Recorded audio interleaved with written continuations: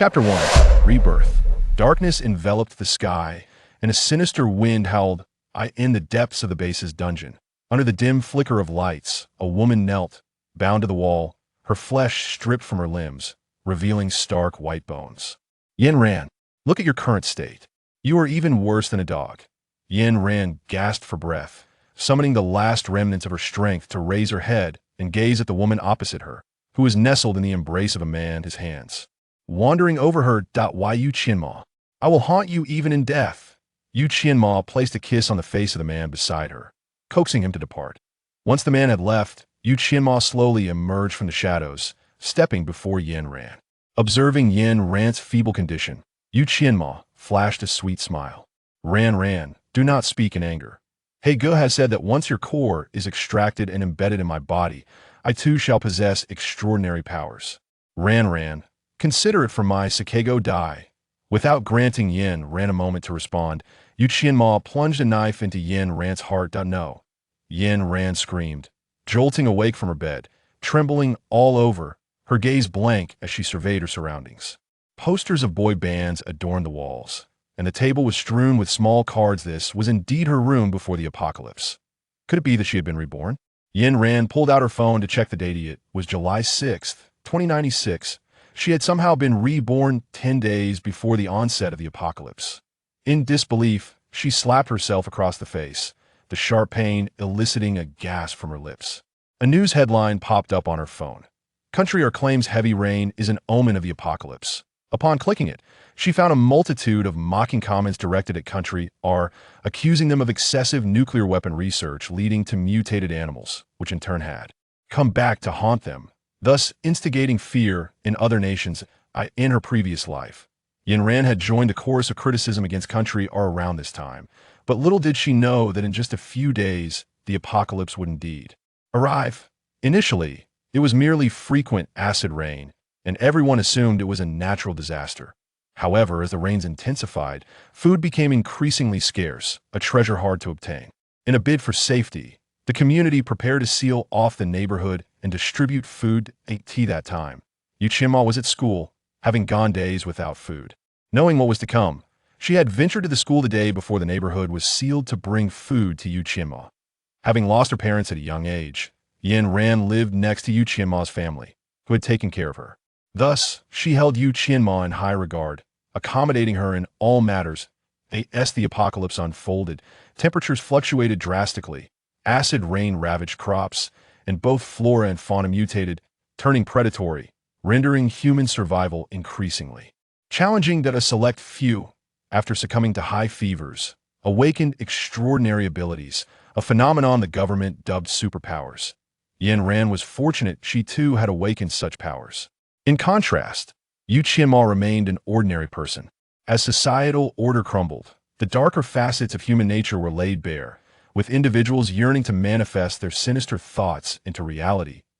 In the second month following the onset of the apocalypse, the government established a base to safeguard the survivors. However, the days of tranquility did not last long. She was ultimately imprisoned and murdered by Yu Qinghong. This thought ignited a surge of fury within Yin Ran. How could she have expended so much effort nurturing a treacherous ingrate? Detecting intense resentment, the Apocalypse live survival system has automatically initiated. The live broadcast has commenced. Before Yin Ran could fully grasp the situation, a screen materialized before her, displaying a flurry of comments. Is this a newcomer? Quite attractive. Is this a live broadcast of the apocalypse? Where are the zombies? How boring. When did our Interstellar broadcasts become so dreadful? Anyone can stream now. Yin Ran glanced at the upper right corner of the screen, noting that there were 5 viewers online. Scratching her head in confusion, she struggled to comprehend the circumstances unfolding before her. She had never heard of any live streaming system. Just as she intended to tentatively greet the online viewers, the doorbell of her home rang. Then came the sound of keys turning in the lock. Only Yu Qinghong possessed a key to her residence. The moment she laid eyes on the man, Yin Ran was reminded that in her previous life, at this very moment, Yu Qinghong had brought her abusive ex-boyfriend, Gu Qinghong, into her home. Gu Qinghong had beaten her and even recorded a video to threaten her. Had it not been for the poor soundproofing of the apartment, which allowed the downstairs neighbors to hear her anguished cries and intervene, she might have been left severely injured or worse. Afterward, Gu Qinghong explained that he had been deceived by Gu Zhichai's flattering words, which led him to bring the man to Yin Ran's home. Seeing Gu Qinghong's tear-streaked face, compounded by his attentive care of Yin Ran in the hospital for a week, softened her heart, and she forgave him. How foolish! Why did you believe anything Gu Qinghong said? Xiao Ran, why did you break up with Zhichai? He begged me to bring him to see you. Gu Qinghong said, dressed in a long gown, her face adorned with an innocent smile. Behind her, Gu Zhichai flashed a sinister grin upon seeing Yin Ran. Ignoring them, Yin Ran glanced at the screen, where comments continued to flood in. The two in front of her, however, showed no reaction, as if only she could perceive this peculiar phenomenon. What the heck? Ancient language. Could these people be Earthlings? Earth has long been extinct. These must be interstellar beings masquerading as Earthlings to attract attention. Why doesn't the streamer refute this? Speak up, streamer, and it'll send an interstellar rocket. Yin Ran found herself bewildered by the comments, questioning what they meant by Earth being extinct. Yet, fearing that her moment of dazed contemplation might raise suspicions from Gu Qinghong and Gu Zhichai, she quickly composed herself. Gu Qinghong's smile faltered for a brief instant before she playfully tapped Yin Ran on the shoulder, saying, "What nonsense are you spouting? Are you jealous?" As Gu Qinghong continued her charade, Yin Ran resolved that she would not partake in this performance any longer. Why, Gu Qinghong, stop pretending. I have mentioned Gu Zhichai to you more than once. Any reasonable person would not bring him to me. Upon seeing Yin Ran's directness, Gu Qinghong gradually retracted her smile. She tilted her head, gazing at Yin Ran. What do you do knowing this? Right now, Zhichai is my boyfriend. Noticing Yin Ran's lack of reaction, Gu Qinghong felt a surge of dissatisfaction and continued to provoke her. Zhichai told me that if I find you, he would give me 100,000 yuan. That's a significant sum. You endured the beatings before. Consider this as doing it for me. Just one more time, all right? Yin Ran, aren't we good friends? Yin Ran let out a cold laugh, staring at Gu Qinghong's approaching face, and struck her with a resounding slap. Chapter 2. During the live stream, Gu Qinghong was taken aback by the blow. She never anticipated Yin Ran would hit her. Yin Ran, you wretched girl. How dare you strike Qinghong? Seeing Gu Qinghong being hit, Gu Zhichai rushed over in a panic. That I want just hit her, ill hit you as well. Yin Ran thought to herself, yet her force remained unyielding as she executed a flying kick to Gu Zhichai's abdomen, followed by a punch to his temple, rendering him unconscious. After the altercation, Yin Ran suddenly remembered she was live streaming. She cast a glance at the glowing screen before her. Let the scoundrels and vixens perish. The host's decisive demeanor is utterly captivating. Hey, race a rocket. Humans from Earth possess such an amusing way of speaking. Hey, race a pair of starry Ferris wheels. The comments praised her for her actions, and various gift effects sparkled across the screen. She tied the two of them to chairs with rope, positioning them side by side. Taking advantage of their unconsciousness, Yin Ran used a small knife to slice Gu Zhichai's clothes, leaving only his underwear intact. Then, with a graffiti pen, she drew a large turtle on Gu Zhichai's body and recorded a video. As for Gu Qinghong, Yin Ran left her to the side, ensuring she would face hardships in the future apocalypse. Subsequently, Yin Ran splashed cold water on both of them to wake them up. As Gu Zhichai opened his eyes, he was met with Yin Ran standing before him, her gaze icy as she casually tossed the knife in her hand. In a state of fright, Gu Zhichai attempted to scream, but his mouth was muffled by a towel, rendering him voiceless. He could only plead with his eyes. So you do understand, that look signifies a plea for mercy. I thought you were oblivious. Yin Ran gripped Gu Zhichai's face, her tone devoid of warmth. She raised the knife, letting it glide slowly up and down against his neck. Whenever Gu Zhichai had struck Yin Ran in the past, this very expression had prompted him to hit her even harder. Gu Zhichai was momentarily stunned, and soon tears and snot streamed down his face. Yin Ran observed his disheveled state coldly, and when his expression neared the brink of collapse, she yanked the towel from his mouth. Gu Zhichai choked out, Yin Ran, I beg you, spare me. Whatever you desire, I can't provide. 1 million, Yin Ran calmly declared as she settled onto the sofa opposite him. 1 million? Have you lost your mind? Gu Zhichai exclaimed, his eyes wide with disbelief. Come now, Guanji, spare me, your pretense your company has already gone public. Besides, even if you cannot come up with the sum, what concern is that of mine? This 1 million you'd better scrape it together, even if it means selling yourself or courting wealthy women. If I don't see the money, I'm capable of anything. Seeing that Yin Ran was unwavering in her stance, Guanji reluctantly acquiesced. He lowered his head, muttering curses under his breath where Yin Ran couldn't see him. As soon as he stepped outside, he would call the police to have Yin Ran arrested, then enjoy tormenting that wretched woman. Whatever thoughts swirled in Guanji's mind, Yin Ran was all too aware, having once been in a relationship with him. She let out a playful whistle, signaling him to lift his gaze. Confused, Guanji looked up, and Yin Ran pointed to her phone with a smile, asking, "Care for a little preview? I recall your company's stock is currently on the rise, isn't it?" Guanji's pupils constricted, and then, feeling deflated, he pleaded with Yin Ran, "Untime me, and I will transfer the money." Gu Qinghong had just awoken, but her mouth was gagged by Yin Ran, rendering her speechless. All she could do was glare furiously at Yin Ran. Yin Ran first untied Guanji, and only after he confirmed the transfer did she free Gu Qinghong. Had she released both at once, Gu Qinghong would undoubtedly have prevented Guanji from sending money to Yin Ran. She valued money above all else, otherwise she wouldn't have entangled herself with the violent Guanji. As Yin Ran had anticipated, the moment she unbound Gu Qinghong, the latter immediately attempted to call the police. While Gu Qinghong dialed, Yin Ran remained unfazed. It was Guanji who grew increasingly agitated, insisting she hang up. "Jichai, how could you possibly send money to this woman? I absolutely must call the police to have Yin Ran arrested." Seeing Gu Qinghong's determination to make the call, Guanji slapped her across the face. "Do you still want to embarrass yourself further? Let's go." With that, he stormed out, leaving Gu Qinghong clutching her face as she hung up the phone. "Yin Ran, I will not let this go." Not long after they left, Yin Ran received a message from Guanji. "I have sent the money. You had better keep that video safe as per our agreement. If it leaks, they'll make sure you regret it." Yin Ran scoffed at the message, swiftly deleting it. After a few months, when the power was cut off, who would still keep that wretched video? Besides, in an apocalyptic world, what use is money? Who would heed Guanzi's words then? Just as she turned off her phone, a voice echoed in her mind. The live broadcast limit has reached 10 minutes. The first trial run has concluded, with results deemed satisfactory. It has automatically bound itself to the host. Please look forward to the next broadcast. That a cold voice echoed, announcing that the host had received a reward for completing the Novice task. A beginner's gift pack containing 100,000 Interstellar coins, a body enhancement serum, and a storage ring. As the words faded, a flash of red light revealed a ring and a vial of an unknown liquid before Yin Ran's eyes.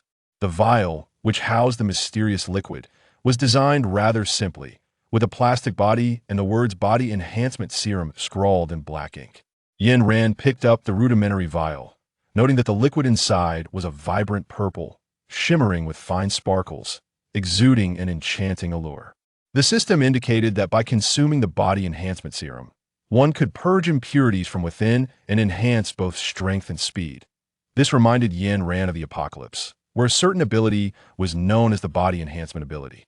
Those endowed with such powers surpassed ordinary individuals in strength, speed, and capability. She had witnessed a gaunt young man, after becoming a body enhancer, effortlessly lifting a stone wall weighing several dozens of pounds with a single hand.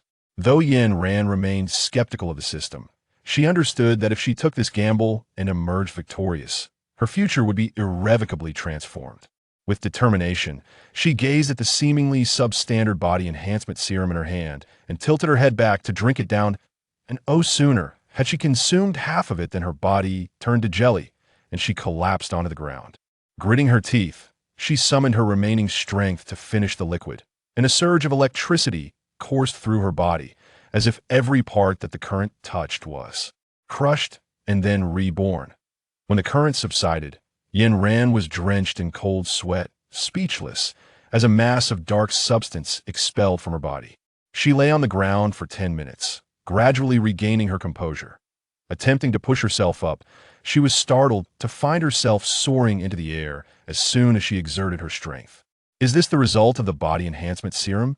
Yin Ran, somewhat incredulous, touched her slender wrist. Then, Tentatively, she lifted a bucket of water with just one hand. My goodness! Unable to contain herself, she exclaimed, as the events of the night unfolded in a whirlwind of wonder, far surpassing her wildest imagination. Chapter 3. Acquiring Body Enhancers? However, Yin Ran then caught a whiff of the unpleasant odor emanating from her body. In her earlier excitement, she had completely forgotten the grime that clung to her. Yin Ran hurriedly dashed into the bathroom, cleansing herself with urgency. During the process of washing, she noticed that the scars from her childhood surgery had vanished, and her skin had transformed to a more radiant and smooth complexion. Her auditory, olfactory, and visual senses seemed to have been enhanced as well. Subtle sounds that once evaded her perception now resonated with clarity.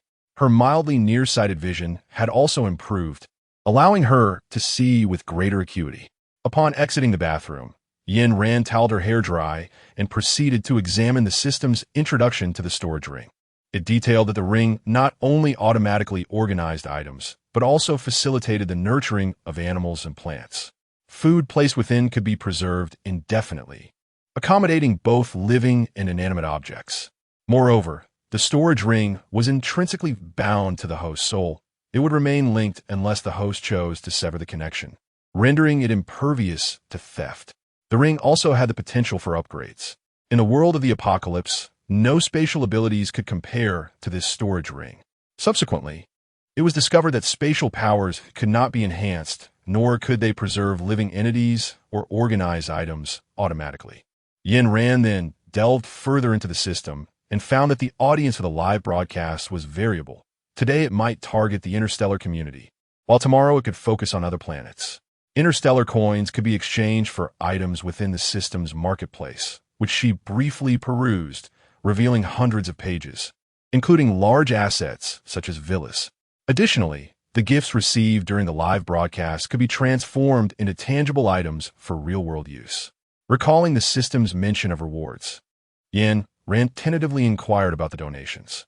The screen illuminated, displaying the gifts she had received during the broadcast, each accompanied by a name. Given the brief duration of merely 10 minutes, the gifts were few, totaling 3 in number. With a swift motion of her hand, only 2 of the items materialized on the floor before her. Upon closer inspection, Yin Ran discovered that the first item was an off-road vehicle resembling the Tank 300. Due to limited space, it could not be displayed directly. Indeed, with her home measuring a mere 40 square meters, various items were piled together, leaving little room for anything else. The vehicle was constructed from the hardest steel in the galaxy, and it boasted advanced technology that could be controlled via voice commands. Its speed could reach an astonishing 600 km/h, surpassing that of the world's fastest cars. Furthermore, the vehicle was impervious to theft, as it was equipped with a binding identification system that only Yin Ran could activate. Should anyone attempt to drive it forcefully, the car would automatically switch to attack mode. With this vehicle, Yin Ran could maneuver freely through the city to stockpile supplies. As for its other features, she found them somewhat perplexing and planned to explore them gradually in the apocalyptic world. The second item was a modified version of a bat-shaped dagger, remarkably compact and easily portable for self-defense. The blade was exceptionally sharp. With a mere flick, it could effortlessly sever metal objects.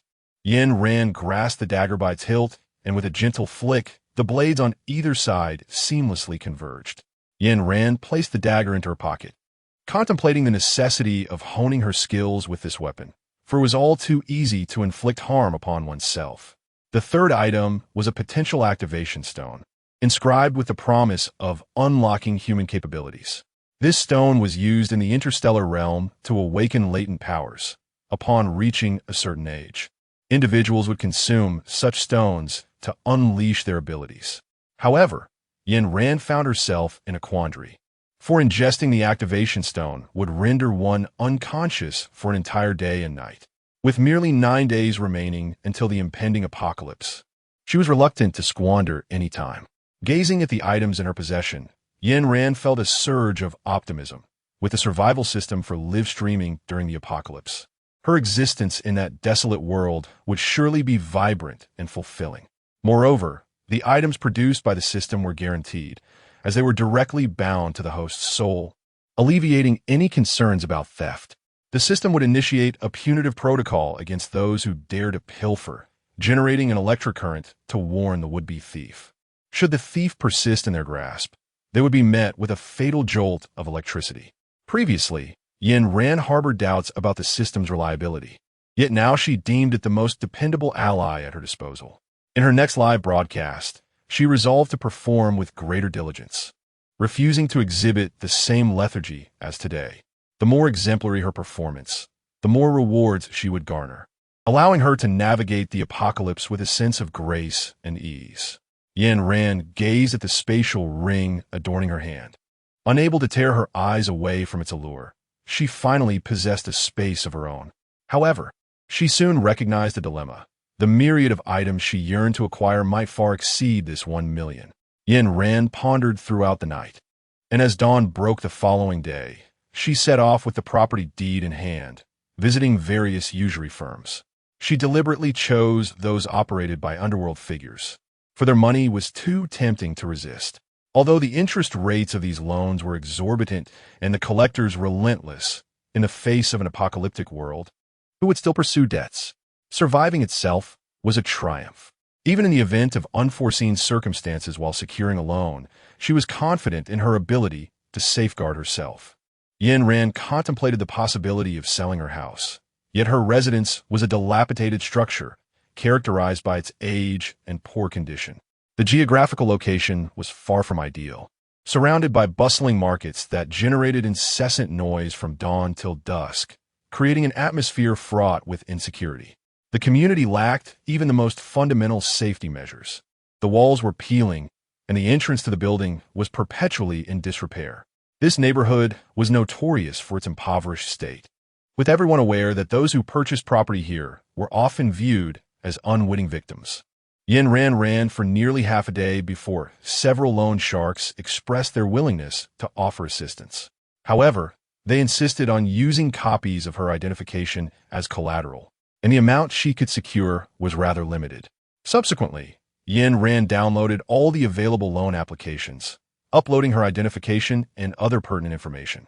With the proper documentation, the disbursement for various platforms was remarkably swift, enabling Yin Ran to successfully obtain 300,000.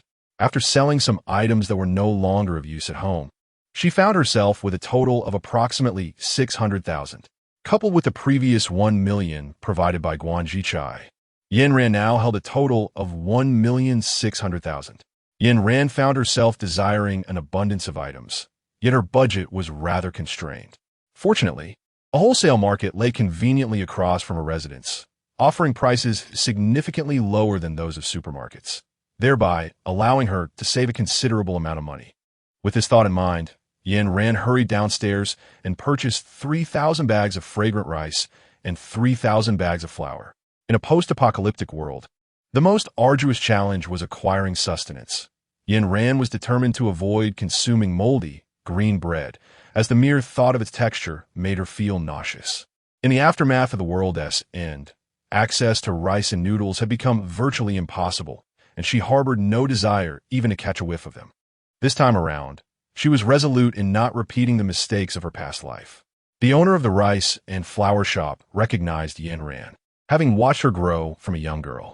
With a playful smile, she teased little Ran, "Why are you buying so much? You young folks should not believe those rumors from our country. How could it possibly be the end of the world?" Upon hearing this, a crowd gathered around, including several market staff members, all casting various curious glances toward Yin Ran. Their expressions suggested that they would not disperse until she provided a satisfactory explanation.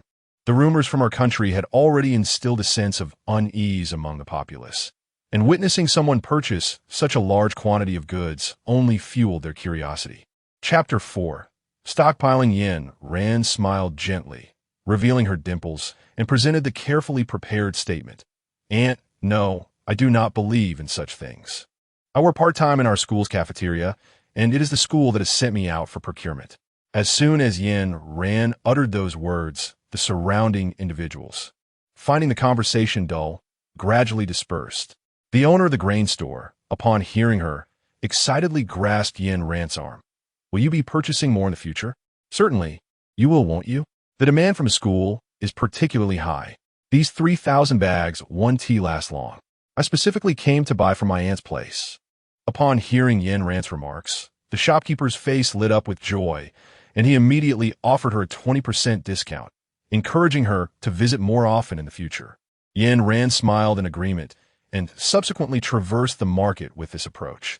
She purchased 100 pounds of vegetable seeds, fruit seeds, an assortment of legumes, and coarse grains.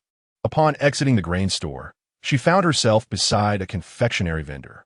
For someone like Yin Ran, who was prone to hypoglycemia, sugar was nothing short of a lifesaver.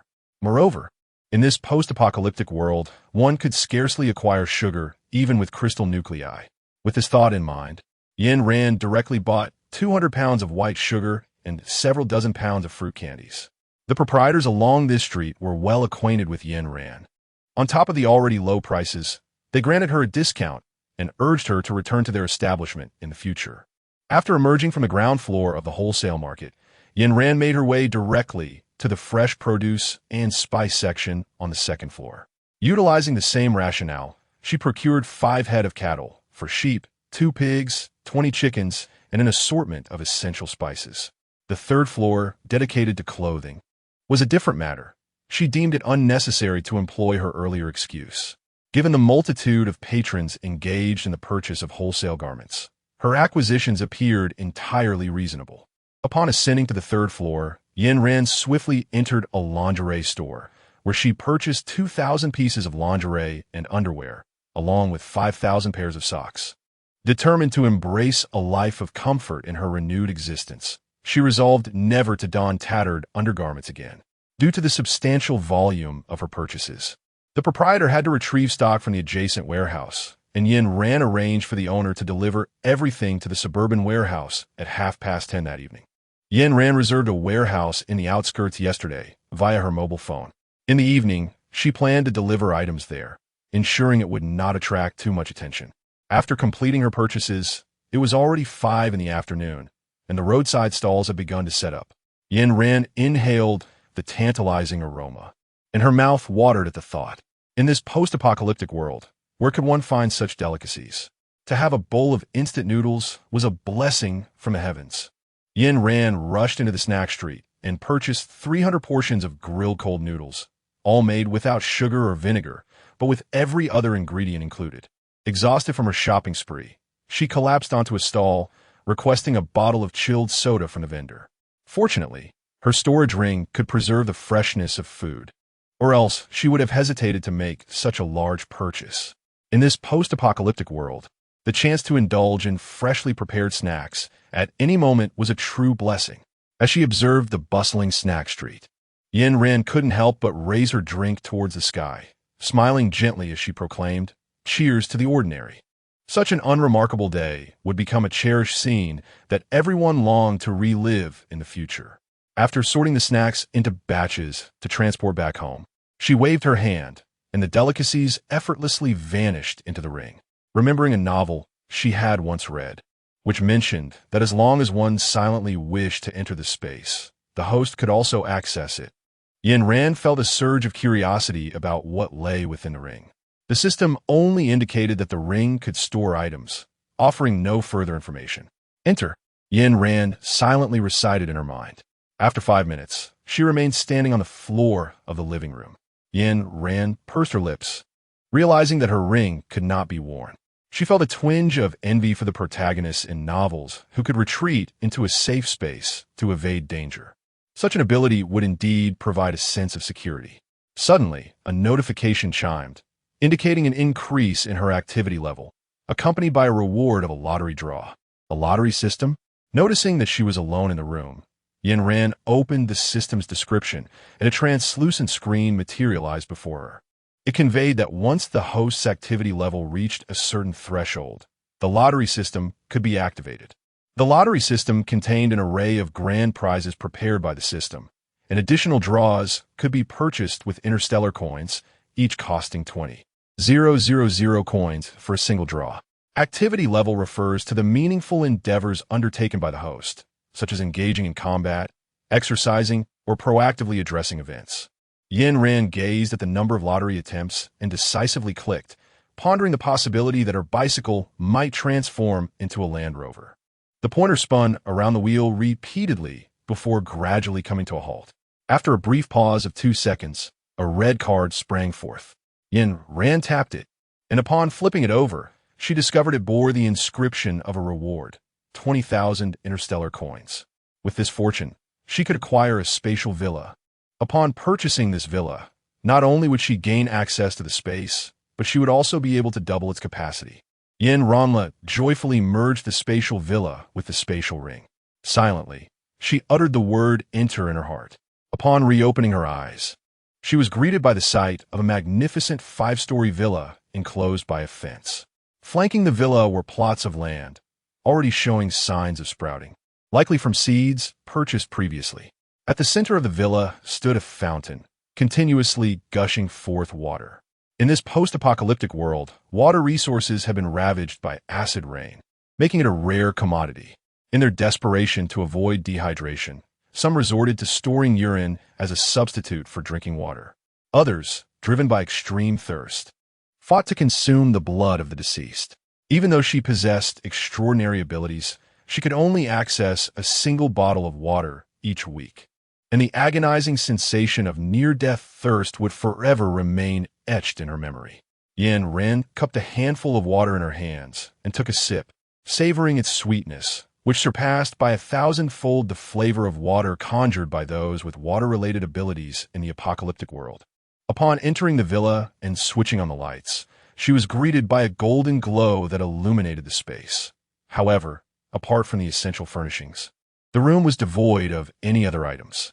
Furthermore, access to the upper floors required interstellar currency for unlocking.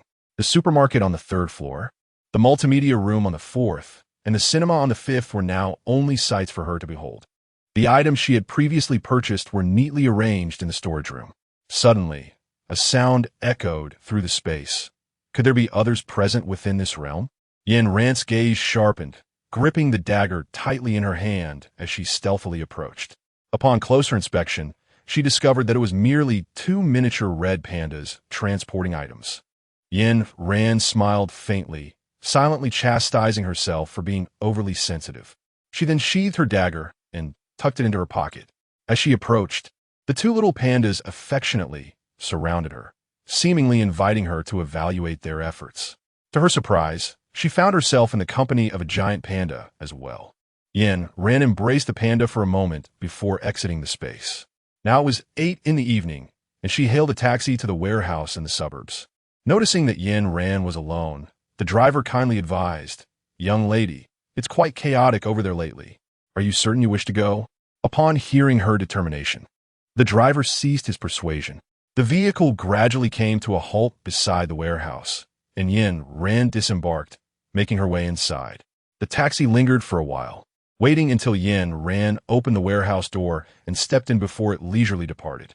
By 10 o'clock, Yin Ran sat within the warehouse, the sound of heavy trucks reverberating from outside. Chapter 5. Do you wish to engage in dark dealings? Is this Miss Yin? The goods have arrived. Open the door. The truck driver spoke with a thick northeastern accent, evoking a sense of nostalgia for his homeland. Yin Ran opened the door, allowing the truck to back in directly. 3 individuals descended from the vehicle. The foremost was a jovial man from the northeast, exuding warmth with his smile. The 2 individuals trailing behind bore furtive expressions, their eyes flitting over Yin Ran as they whispered and gestured, prompting a sense of familiarity in her. The driver handed over a delivery note for Yin Ran to verify. Once confirmed, the 2 young men proceeded to unload the cargo. After everything was placed down, they climbed back into the vehicle and drove to a nearby warehouse. Yin Ran surmised that there would be more loading to attend to the following day. Yin Ran closed the door and checked the inventory once more. Just as she intended to store the items away, she heard a rustling sound coming from the entrance of the warehouse. Yin Ran concealed herself behind the grain sacks at the door, eavesdropping on the 2 young men who had just delivered goods. "7th brother, keep an eye on the girl. It's nearly 11, and there are no vehicles near the warehouse. She must be staying here tonight. Indeed, our elder brother is astute. And what about this woman? It's up to you. She is quite cunning, choosing to deliver at midnight. If I hadn't followed her closely, I wouldn't have found her." As their voices faded, Yin Ran could no longer hear them clearly, likely engrossed in picking the lock. So, it was a case of black eating black. No wonder she felt these two seemed familiar. The elder brother, they mentioned, must be some gangster from the loan sharking establishment, planning to engage in underhanded dealings? Perfect. She was quite fond of that. Yin Ran, clutching a metal rod she had picked up from the corner, concealed herself by the doorway. After the two individuals entered, the shorter one closed and locked the door, likely to prevent Yin Ran from escaping. Fortunately, there were no surveillance cameras in the warehouse, so Yin Ran had no fear of her actions being discovered. In the shadows, Yin Ran observed the two men, a wicked smile playing on her lips. At that moment, they were stealthily making their way into the warehouse. The shorter one whispered, "Seventh brother, where is this woman?" "I can't see her." "Do not fret," replied the taller one, slowing his pace as he retrieved a packet of powder from his pocket. "See this powder? It guarantees that she will not refuse." With that, a lewd grin spread across his face. "You go over there." As the two separated, Yin Ran cast a fleeting glance at the packet of powder, then stealthily approached the taller man from behind.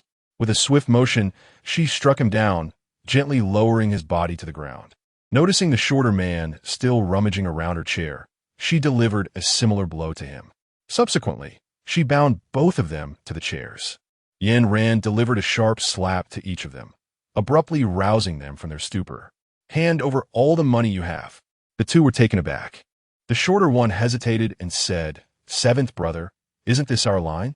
In contrast, the taller one quickly regained his composure and threatened, "Aren't you afraid of my elder brother seeking revenge? Go ahead and try." Yin Ran despised being threatened by others. With a cold chuckle, she retrieved a packet of powder from her pocket.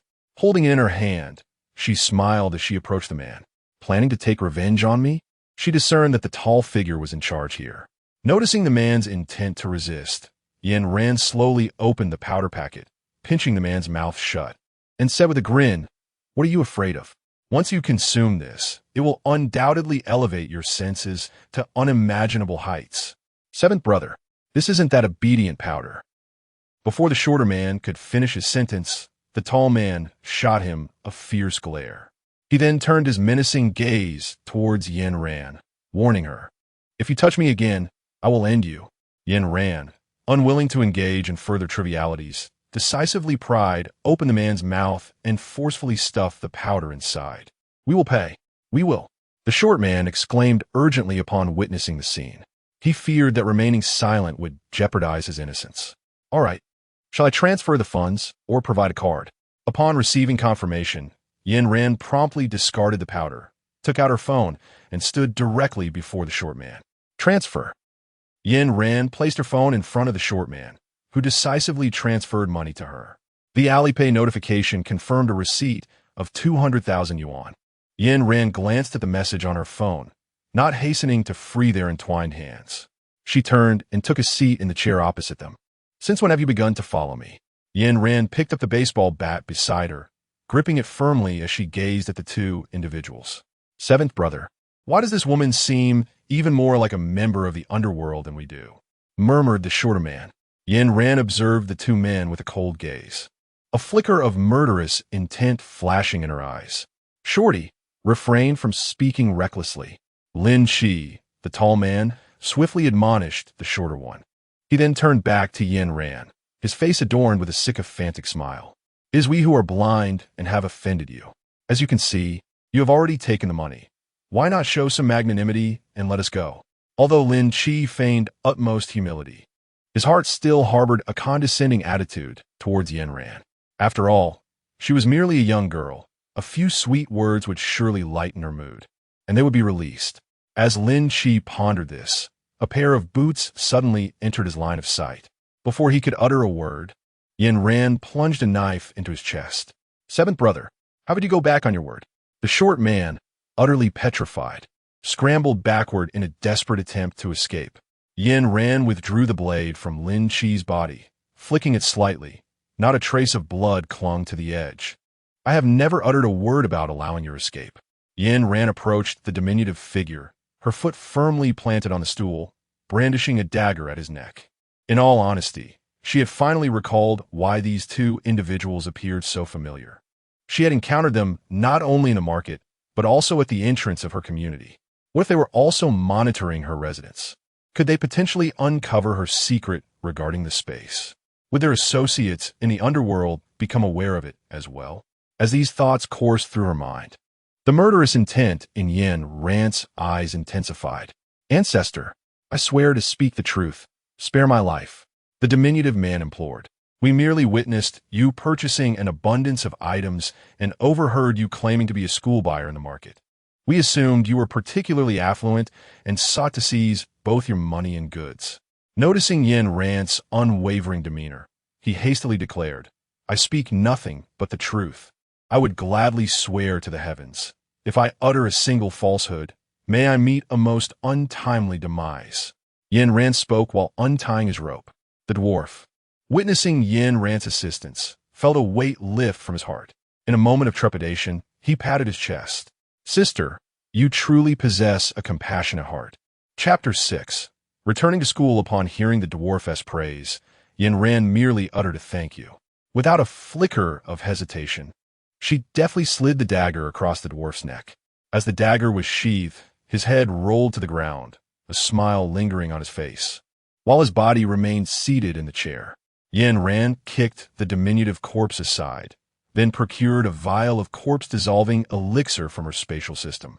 As soon as a few drops of this potion were applied to the body, it would seamlessly transform into dust. Yin Ran dripped the potion onto the two corpses, and within a mere minute, they disintegrated into ash.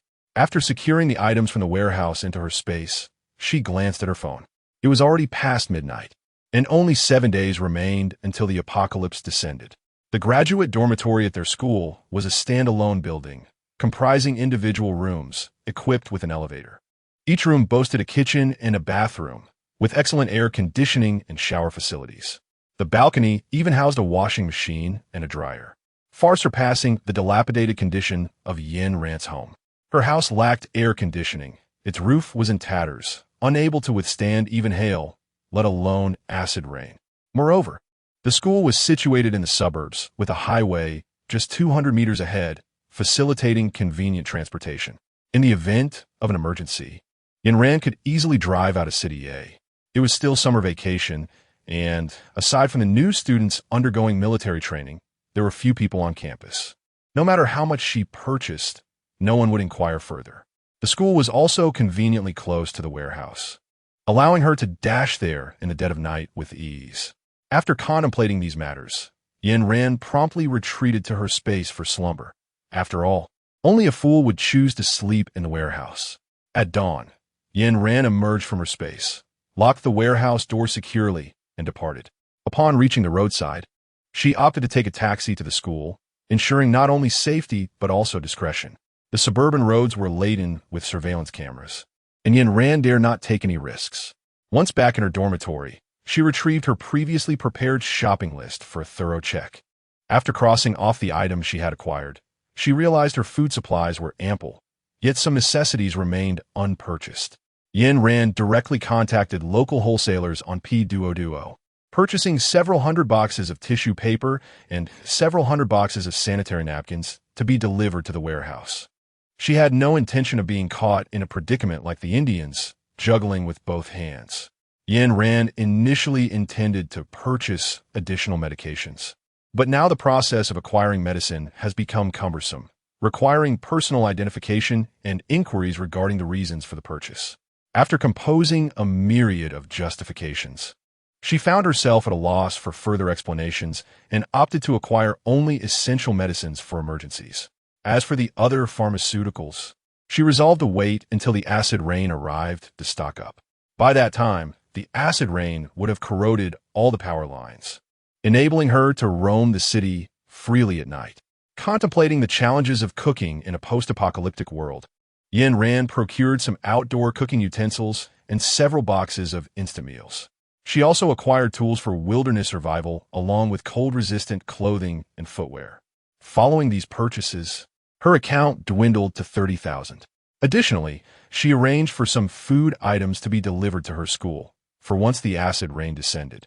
The prices at the school's supermarket would soar, and she would need to feign a rush for supplies to avoid arousing suspicion. As Yin Ran was about to lie down on her bed for a moment of respite, a knock echoed through the dormitory door. Peering through the peephole, she discovered it was their class monitor, Meng Dahai. Yin Ran rolled her eyes in exasperation.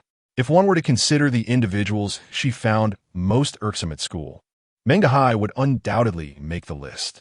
He was notorious for his brazen behavior, often making unwelcome advances towards the female students, and was frequently seen wandering the corridors clad only in his underwear. In her previous life, after being injured by Guanji Tsai, it was he and Gu Qinghong who spread malicious rumors, alleging that she was involved in an affair. Had it not been for her professor's relentless efforts to protect her, Yin Ran would have faced expulsion from the institution. Yin Ran, open the door. I saw you enter the dormitory, he called out. The greatest drawback of the A university graduate dormitory was its mixed gender accommodation. The single rooms were occupied by males, while females resided in the double rooms. This arrangement explained how Meng Dahai was able to approach Yin Ran. Class monitor, is there something you need? I'm feeling unwell with a cold, she replied. Yin Ran stood behind the dormitory door, her voice cold and indifferent. A person of ordinary courtesy would have taken their leave upon hearing her words. Yet Meng Dahai chose not to. He shamelessly leaned close to the peephole of Yin Ran's dormitory. If Meng Dahai had not mentioned it, Yin Ran might have completely forgotten about Gu Qinghong. Yin Ran? Unfamiliar. Noticing that Meng Dahai seemed poised to speak further, she decisively interjected, Class monitor. I wish to rest now. Perceiving her reluctance to continue the conversation, Meng Dahai reluctantly took his leave. At that moment, he couldn't help but ponder why Yin Ran, known for her gentle demeanor and amiable nature, was exhibiting such aloofness today.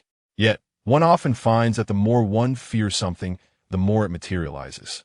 Yin Ran turned her head to see Gu Qinghong. Despite her apprehension towards him, she couldn't deny that Gu Qinghong possessed an exceptionally handsome visage. Dressed in a black trench coat, he strode towards her with a stack of documents in hand. Senior Gu, is there something you need? She inquired. For Gu Qinghong had become one of the foremost experts in the post-apocalyptic world, and she dared not offend him. Why so distant? Yin Ran looked at Gu Qinghong in surprise. They had merely conducted experiments together and were not as familiar as Gu Qinghong suggested. So the notion of being estranged seemed unwarranted. Senior Gu, is there something you need? Despite her inner astonishment, Yin Ran remained courteous on the surface, reiterating her question. She had no desire to offend a potential future superior. All she wished for was to live her life in peace.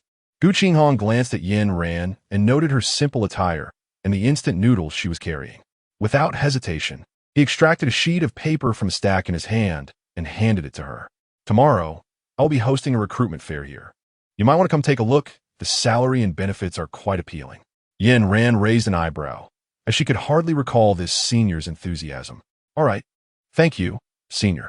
After collecting the paper, Yin Ran bid farewell to Gu Qinghong and departed, as she still needed to retrieve goods from the warehouse. Gu Qinghong remained in place, watching Yin Ran's retreating figure, a hint of a smile gracing his lips. She has indeed changed. Chapter 7. Should the apocalypse be anticipated? Upon storing the items from the warehouse into her space, Yin Ran realized that this warehouse was the largest storage point in City A.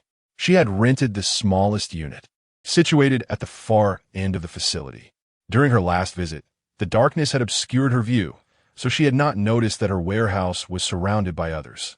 This place was well stocked with necessities, daily goods, and fresh produce. Everything was remarkably comprehensive. All the supplies in the city passed through here. Yin Ran intended to gather all the goods into her space when the acid rain arrived, since she was preparing to live comfortably in the apocalypse. It was undoubtedly wise to stockpile supplies. Perhaps it was due to the body-enhancing potion she had consumed, but Yin Ran felt as though her energy was inexhaustible each day. After leaving the warehouse, Yin Ran hurried towards the school, which was 20 kilometers away. She sought to test the limits of her physical endurance. As she approached the vicinity of the school, she heard a familiar voice exclaim, "Are you attempting to extort me?" Yin Ran blinked and, guided by the sound, stealthily climbed up a nearby tree. Who doesn't relish a bit of gossip? If circumstances permitted, She would have eagerly retrieved some sunflower seeds from her space to savor while listening. Not far away, Gu Qinghong stood with his hands shoved into his pockets, coldly reprimanding the individual before him. Upon noticing Gu Qinghong's ire, the person opposite hastily approached, seemingly attempting to drape an arm around Gu Qinghong's shoulder. The figure appeared to be a young woman. "Qinghong Gij, please don't be angry. I assure you, there is nothing between Guan Jichai and me." Yin Ran was taken aback. Was that not Yu Qianma's voice? Observing their actions, could it be that she and Gu Qinghong shared a more intimate relationship? Before Yin Ran could ponder further, Gu Qinghong forcefully shook off Yu Qianma's hand. It was evident that he exerted considerable strength as Yu Qianma was thrown to the ground. "Yu Qianma, I have repaid my debt of gratitude. Please do not disturb my life any further. Otherwise, do not blame me for being unkind." It seems there exists a complicated history between Yu Qianma and Gu Qinghong. Yin Ran nestled in the tree, thoroughly enjoying the unfolding drama. After Gu Qinghong departed, Yu Qianma lay on the ground, weeping. Yin Ran found it rather dull, so she slid down from the tree and strolled toward the school. Was she looking quite happy? Just as she took a couple of steps, a sinister voice from behind pierced through the air, belonging to Gu Qinghong. Generally, before Yin Ran could utter the word bar, Gu Qinghong's fist came flying towards her. "Senior Gu, what on earth are you doing?" Yin Ran grasped Gu Qinghong's elbow and delivered a punch to his abdomen. Observing Gu Qinghong retreating while clutching his belly, Yin Ran nonchalantly remarked, "Apologies, Senior Gu. I may have hit a bit too hard." Regardless of Gu Qinghong's prowess in the apocalypse, at that moment he was merely an ordinary individual, no match for the physically enhanced Yin Ran. After a brief moment of contemplation, Gu Qinghong inquired, "Are you here to assist Yu Qianma?" Yin Ran, noticing that Gu Qinghong had no intention of pursuing the matter further, turned and walked towards the school. Upon returning to her dormitory, Yin Ran utilized Interstellar currency to purchase a metal door and window coverings from the system marketplace. Subsequently, she secured them with a hammer to the door and balcony, ensuring they were resistant to acid rain and difficult for intruders to breach. After drawing the curtains, she retrieved some supplies from her space and placed them in the wardrobe for easier access. Just as she finished tidying up and lay down, she heard a commotion outside. Approaching the window, she heard someone shout that it was raining. Raining? Yin Ran hurriedly pulled out her phone, which displayed the date as July 11th, with overcast skies. Only 5 days remained until the apocalypse? This cannot be right. In her previous life, the ominous signs preceding the end of the world were heralded by the incessant fall of acid rain, which persisted for 4 consecutive days. Following this deluge, the entire city experienced a blackout as the corrosive rain ravaged vehicles and roads alike. Water sources became tainted, with the liquid drawn from pipes turning entirely acidic. Once the acid rain ceased, the government swiftly issued a notice, announcing the need to repair power lines and roadways, urging citizens to remain indoors. People were left to seek refuge in their homes. Those with provisions might sustain themselves for a few days, while others faced the grim prospect of starvation. However, before any repairs could commence, extreme weather conditions descended upon them, with daytime temperatures soaring above 40 degrees and nighttime plunging to similar frigid lows, leaving the populace in profound distress. Yin Ran clearly witnessed the rain hammering against the trees outside, eroding the leaves until they were rendered hollow. Indeed, the apocalypse had arrived prematurely. Yin Ran cast a glance at the time. It was only 9 o'clock in the evening, and there were still quite a few people outside. Yin Ran's phone buzzed incessantly as messages flooded the dormitory group chat. Yin Ran exited WeChat and, upon checking a post, she discovered that what had been mistaken for torrential rain was, in fact, acid rain. The corrosive nature of acid rain had trapped everyone in various locations. Observing the posts that continued to rise to the top, Yin Ran sighed. Tentatively, she commented, "Perhaps the apocalypse is upon us. We should stock up on provisions." Many in the forum speculated whether the claims from our country regarding the end of the world were genuine, but as soon as the message was sent, it was swiftly censored. During such times of public anxiety, the government would not permit inappropriate discourse to disturb the populace. After reading this, Yin Ran decided to deactivate her account. At that moment, the acid rain was not particularly heavy, allowing her to drive her private car to stock up on supplies. If she waited until the rain ceased, her vehicle would likely be rendered unusable. Taking advantage of the remaining electricity, Yin Ran charged both her phone and tablet fully, then downloaded a few novels and variety shows, preparing to pass the time over the next few days. Yin Ran, aren't you going to the supermarket? The school has issued a notice stating that we will have online classes in the dormitory for the next few days. The voice belonged to her neighbor, Feng Ximin. Yin Ran donned her coat and stepped out the door. During such extraordinary times, failing to stock up would certainly raise suspicions. Yin Ran and her companion made their way to the supermarket under the shelter of an umbrella, only to find it teeming with people. As Yin Ran moved forward with the crowd, she casually collected several bottles of shampoo and body wash, placing them into her basket. After all, this group of people only scrambled for food. The shelves remained fully stocked with other items. Spotting some instant noodles and bread that had been deemed undesirable due to their unappealing flavors, Yin Ran promptly added them to her basket. At this moment, they were still able to choose what to purchase, but once the apocalypse struck, simply having something to eat would be a blessing. After paying, Yin Ran reached the door, where Feng Ximin approached her eagerly. Yin Ran, you are truly remarkable. I couldn't manage to grab anything. Would you mind sharing some of your bounty with me? Feng Ximin pleaded, linking her arm with Yin Ran's. All right, Yin Ran contemplated, feeling a sense of gratitude towards her for having asked her to go out shopping earlier.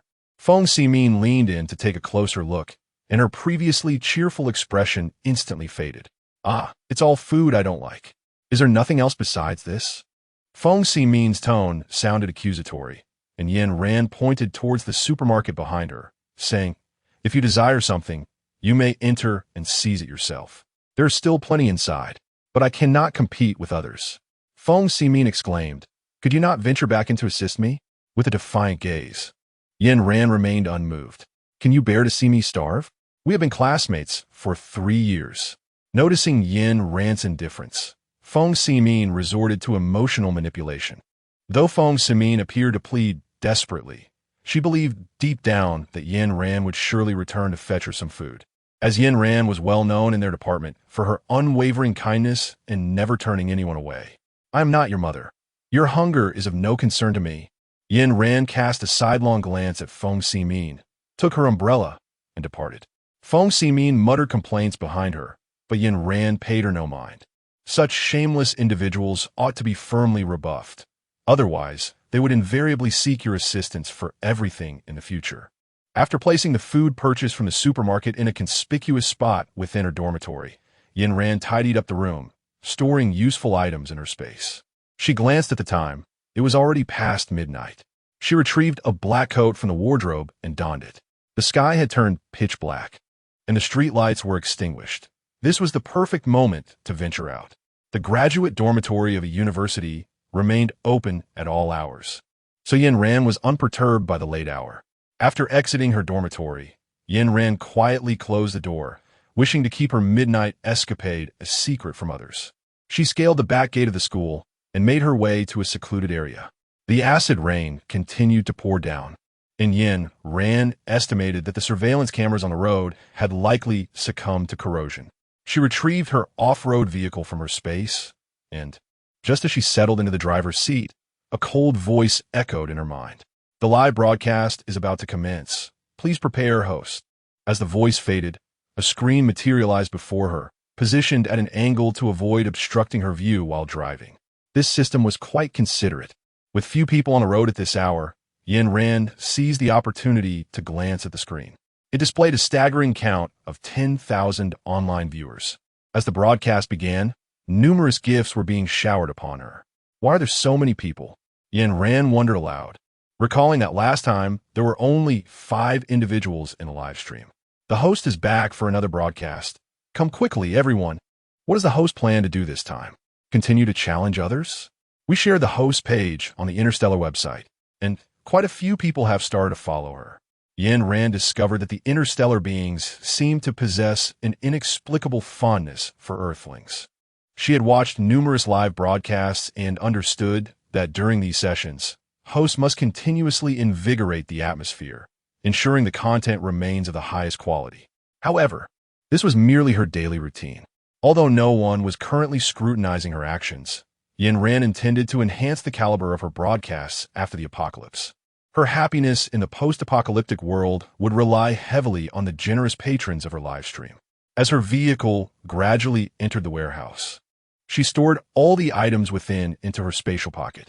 Regarding the existence of this spatial pocket, Yin Ran had no intention of concealing it from her audience. After all, in the interstellar realm, spatial rings were commonplace. Those without one were the rarity. While driving over, she noticed several warehouses still illuminated and sought to seize the opportunity to collect the contents. Although her vehicle was resistant to acid rain, it was impractical to drive around aimlessly, as it could easily awaken the guardians of goods. Observing Yin Ran's prolonged inactivity, the viewers in the live stream began to express their confusion. Why isn't the host gathering supplies? Isn't today supposed to be a supply day? Could it be that the spatial ring is full? Has the host encountered some dilemma? Yin Ran has always been forthright, expressing her thoughts candidly to her interstellar acquaintances. She was contemplating whether there existed garments capable of withstanding acid rain in the marketplace. Regrettably, the system shop offered only a limited selection of everyday attire, devoid of any specialized functionality. Without protective clothing against acid rain, Yin Ran found herself unable to traverse freely in such conditions. After all, the concentration of acid rain was gradually escalating, and an umbrella would provide little respite for long. Reflecting on the gifts previously bestowed upon her by viewers in the live stream, Yin Ran felt a flicker of desire. Without glancing at the barrage of comments in the chat, she retrieved from her inventory the northeastern folk dance outfit she had recently purchased from the system shop. Yin Ran could not comprehend why such attire had been designated as everyday clothing by the system. Yin Ran silently complained to herself. Yet her lips had already begun to sing. The new year arrives in the first month? Oh, it's the first day of the Lunar New Year. While gracefully moving to the rhythm of the northeastern folk dance. To an outsider, the scene would surely appear rather frightening. A woman with disheveled hair, clad in garments of red and green, singing and dancing under the dim light. Fortunately, such a performance still garnered its admirers. The resounding voice in her mind concluded, leaving Yin Ran with only the phrase AI, Yi no Shang, etched in her memory.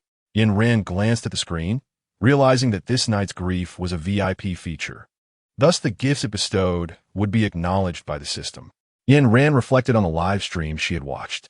Since the benefactors had generously bestowed their tokens, she felt compelled to express her gratitude like those streamers.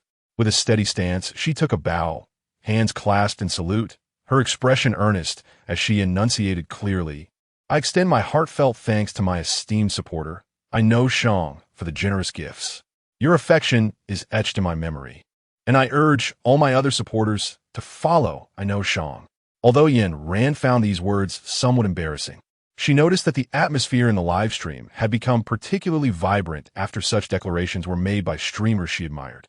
A moment later, the vivid yellow text of I know Shang flashed across the screen, proclaiming, without you, I am nothing.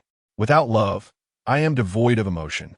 The bold, red letters, accompanied by the auditory effects in her mind, nearly overwhelmed Yin Ran, as if she were being entranced by an alternative subculture. Yin Ran smiled faintly as she opened the gift bestowed by AI Yi no Shang. The description detailed that the versatile attire and adaptable footwear could modify their styles according to climatic changes, and they also possessed fundamental defensive capabilities. Yin Ran felt that with this outfit, she no longer needed to fear the extreme weather that followed the acid rain. She hurriedly donned the attire, which was but a thin layer, and upon wearing it, it transformed its shape automatically. Adjusting her hood, Yin Ran cautiously stepped into the acid rain. Upon realizing that she had not been corroded, she boldly approached the nearby warehouse. The building was labeled as a fresh food freezing storage, and peering through the crack of the door, she discerned not a glimmer of light, indicating it was likely uninhabited. Yin Ran spent 2,000 interstellar coins at the mall to acquire a universal key. She inserted the key, gave it a gentle twist, and the warehouse door creaked open. As the door opened, just a crack, a wave of frigid air rushed forth to greet her. Thankfully, She was clad in her multifunctional attire. Otherwise, Yin Ran would surely have succumbed to a chill. Inside the warehouse, a dazzling array of seafood and a multitude of meats were displayed, many of which she had only glimpsed before, never tasted. Previously, these delicacies had been beyond her means, but now she could indulge to her heart's content. The second warehouse was filled with supermarket goods, clearly serving as the stockroom for the store. Yin Ran picked up a bottle of beverage, its label adorned with elegant English script, exuding an air of luxury. Upon twisting the cap and taking a sip, she found the texture remarkably smoother. Indeed, expensive products possess a superior taste compared to their cheaper counterparts. With a grand flourish of her hand, Yin Ran gathered everything into her spatial pocket. The delicacies she once could not afford are now hers to indulge in as she pleases. She drinks and feasts to her heart's content. Chapter 9. Acquiring Lightning Abilities. Yin Ran busily collected various items from the warehouses, and with the treasure she amassed, she could sustain herself for centuries in a post-apocalyptic world. Fortunately, her storage space preserved everything indefinitely, ensuring that no matter how much she gathered, nothing would spoil. Yin Ran left the 4 occupied warehouses for last.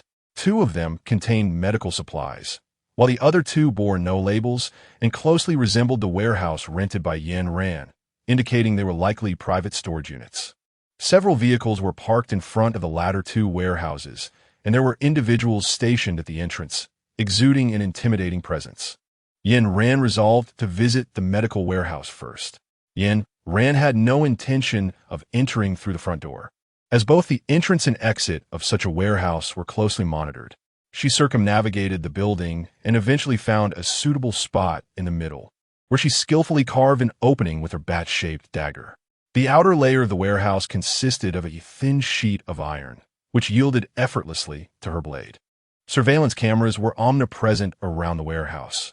Had it not been for the corrosive acid rain that had damaged the circuitry, Yin Ran would not have been able to infiltrate so easily. Yin concealed herself behind the shelves and observed for a while. At the front entrance, there were 2 doors, and at the rear, 2 more. 4 individuals were sprawled across the beds, presumably in slumber. Noting this, Yin decided to leave the medical supplies and instruments near their vicinity intact, while she retrieved the remaining pharmaceuticals along with the shelves into her spatial realm. She also took all the medications from another warehouse, for even if she did not, they would succumb to corrosion from the acid rain once it subsided. The pharmaceutical warehouse was centrally located among all the storages. Thus, approaching Yn's warehouse would inevitably lead her past the 2 private storages. The sight of these 2 warehouses, under the watchful eyes of so many, piqued Yn's curiosity. Viewers in the live stream began flooding the chat with encouragement, showering her with gifts and urging her to investigate the contents of those warehouses. Seeing the screen brimming with gifts, Yn stepped toward the private storages. Whether one deemed her greedy or simply opportunistic, it was undeniable that the allure of wealth was tempting. Earlier, from a distance, Yn had failed to discern the details, assuming merely that someone was watching at the entrance. As she approached, however, she observed that the individuals stationed there wore specialized attire, with masks obscuring their faces and assault rifles slung over their shoulders. This sight unnerved her somewhat, causing her to hesitate. The viewers, sensing her trepidation, responded with another wave of gifts. Fortunately, the heavy rain that fell that night masked the sound of Yn climbing onto the rooftop. With a dagger, she carefully made a small incision to peer inside. The interior was filled with an array of weapons, and several individuals stood in the center, seemingly engaged in conversation. From her distance, Yn could not discern their words, but she clearly recognized one of them as Gu Qinghong, who was clad in a distinctive black trench coat. This revelation puzzled Yn. What purpose could Gu Qinghong have for amassing such an arsenal? His company was dedicated to scientific research, with no apparent connection to weaponry. As Yin Ran glanced again, the conversation seemed to have concluded, and Gu Qinghong had sent away a person who was thoroughly concealed. In the vast warehouse, only Gu Qinghong remained. With a wave of his hand, a significant portion of the weapons in the room vanished. Yin Ran's eyes widened in astonishment. Is Gu Qinghong an individual with spatial abilities? Has he also been reborn? As she lowered her gaze once more, she observed Gu Qinghong still attempting to grasp the remaining half of the weapon, seemingly intent on storing it within his space. Yet, Yin Ran discerned that Gu Qinghong's spatial capacity was limited, marking him as merely an ordinary spatial adept. After several unsuccessful attempts to store the items, Gu Qinghong ultimately departed. Yin Ran was truly grateful for the versatile attire she donned. Otherwise, lying atop the warehouse for 2 hours would have left her completely drenched in the acidic rain. With this thought in mind, she softly called out to the screen, expressing her heartfelt thanks to her dear friend, I know Shang. A gentle kiss to the air for her companion. Noticing the warehouse was unoccupied, Yin Ran stretched her stiff limbs and opened a portal to her space, swiftly collecting the items from above. Since there was still an abundance of goods that Gu Qinghong could not retrieve, she graciously accepted them. Gu Qinghong was known for his meticulous nature. Who could say what he might have hidden within the warehouse? Yin Ran had no intention of taking such risks. As for the contents of another warehouse, she created an opening and glanced inside, revealing only some ordinary provisions. Her own space was already brimming with enough supplies, so she decided to leave these for Gu Qinghong, lest he become irate and dig her out from her hiding place. Upon returning to her dormitory and lying down on her bed, Yin Ran finally felt a sense of true relaxation. After Yin Ran finished her ablutions and lay down on her bed, a series of sounds echoed through the corridor of the dormitory. Yin Ran glanced at the time. It was 4 o'clock in the morning. She lay in bed, covering her head with the blanket. Before she could drift into slumber, a series of knocks resounded on the door. Room inspection. Upon opening the door, she was taken aback to find the principal and Gu Qinghong standing outside. Yin Ran stood calmly at the doorway. She had observed that everyone on this floor had already exited when she opened the door, and Gu Qinghong was not specifically there to seek her out. Junior, I apologize for the disturbance, Gu Qinghong said, his words laced with regret, yet his gaze lingered on Yin Ran. Noticing that Yin Ran appeared to be perfectly fine, he furrowed his brow slightly before turning to walk towards the next dormitory. Yin Ran, do you know Senior Gu? Upon witnessing Gu Qinghong's conversation with Yin Ran, Feng Ximin eagerly grasped Yin Ran's hand. I do not. At this moment, Yin Ran felt exceedingly fatigued. She had no desire to engage with Feng Ximin and simply closed the door, succumbing to slumber. Yin Ran glanced once more at the class group and the dormitory group, where everyone was now immersed in the joy of not having to attend classes. Yin Ran decisively took out the ability activation stone she had previously acquired and consumed it. Although referred to as an ability activation stone, its taste was akin to that of chocolate, rather pleasant indeed. The first consumption would induce a 24-hour coma. Thus, Yin Ran took advantage of her waking moments to thoroughly inspect the doors and windows before succumbing to slumber once more. The ability activation stone was known to awaken one's latent potential and enhance physical strength. When Yin Ran finally opened her eyes again, it was already July 13th. Drawing back the curtains, she was greeted by a dim and gloomy exterior. Upon re-entering the class group chat, she found it ablaze with discontent, as many were vocally expressing their grievances towards the school. Not only was charging their phones impossible, but the air conditioning and kitchen facilities were also rendered inoperable. The cafeteria had ceased to provide meals, leaving students to fend for their own sustenance. After reading through the messages, Yin Ran added her own remarks in solidarity with her peers. Ding! The system has detected that the host has acquired lightning-type abilities. Reward: 1 volume of the Lightning Awakening Manual. Upon hearing the system's announcement, Yin Ran glanced at her fingers with a slight exertion. She produced a crackling sound of electricity at her fingertips. Just as Yin Ran was about to open her book, she heard a notification from her phone. Chapter 10, Enchanted Days. Upon checking, she discovered that Meng Dehai had secretly created a group without the school leaders, and he had also added the freshmen. After everyone was included, Meng Dehai first shared a few inspirational quotes to soothe the group. The freshmen, unfamiliar with Meng Dehai, eagerly commented in agreement.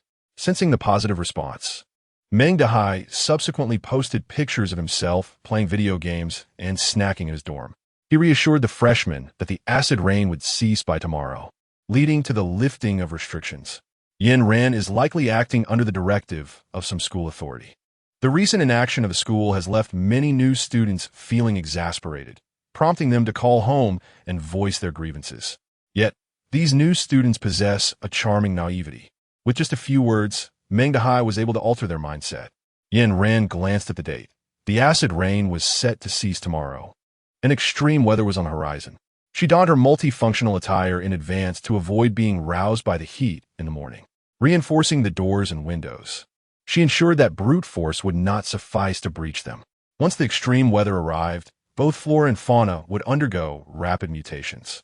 Common mosquitoes, after their transformation, could possess toxicity thousands of times greater than usual. A mere few bites could prove fatal. Moreover, the school was nestled amidst a mountainous region, teeming with an abundance of plants and insects.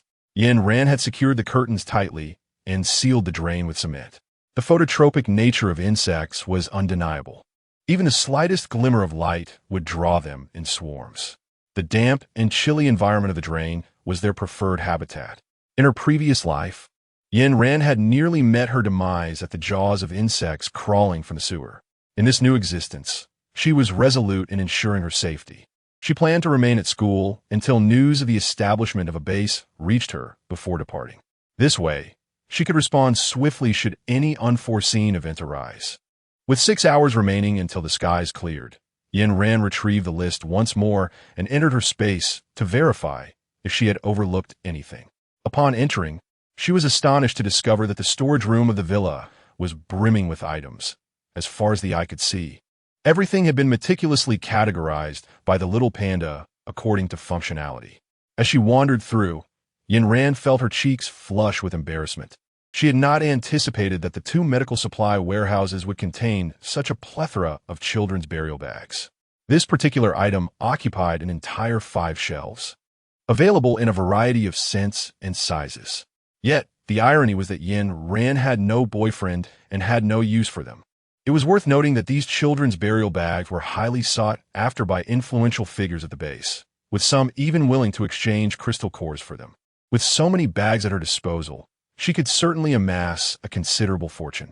Meanwhile, the fruits and vegetables outside the villa had ripened, and the livestock she had previously purchased were now comfortably settled in their pens, plump and healthy. Yin Ran discovered a newly formed small pond behind the fence. However, at that moment, she had not purchased any fish fry, leaving the pond currently unoccupied. She retrieved her outdoor cooking utensils and took out beef and lamb from the storage, meticulously cutting and skewering them before placing them over the charcoal fire to ensure even cooking. Once ready, she sprinkled them with a blend of chili powder and cumin, enhancing the flavors. From the refrigerator, she procured 2 bottles of chilled beer and grilled 2 lobsters. Arranging everything on the coffee table, she savored a bite of the barbecue, followed by a sip of beer.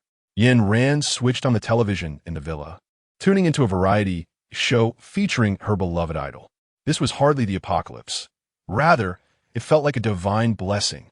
It was an experience far more delightful than any she had previously known. The trash bag was filled solely with snacks purchased from the supermarket, devoid of any other items. Stepping outside, Yin Ran was greeted by a rush of warm air. Pulling back the curtains, she noticed that the acid rain had ceased, and the scorching sun was baking the earth.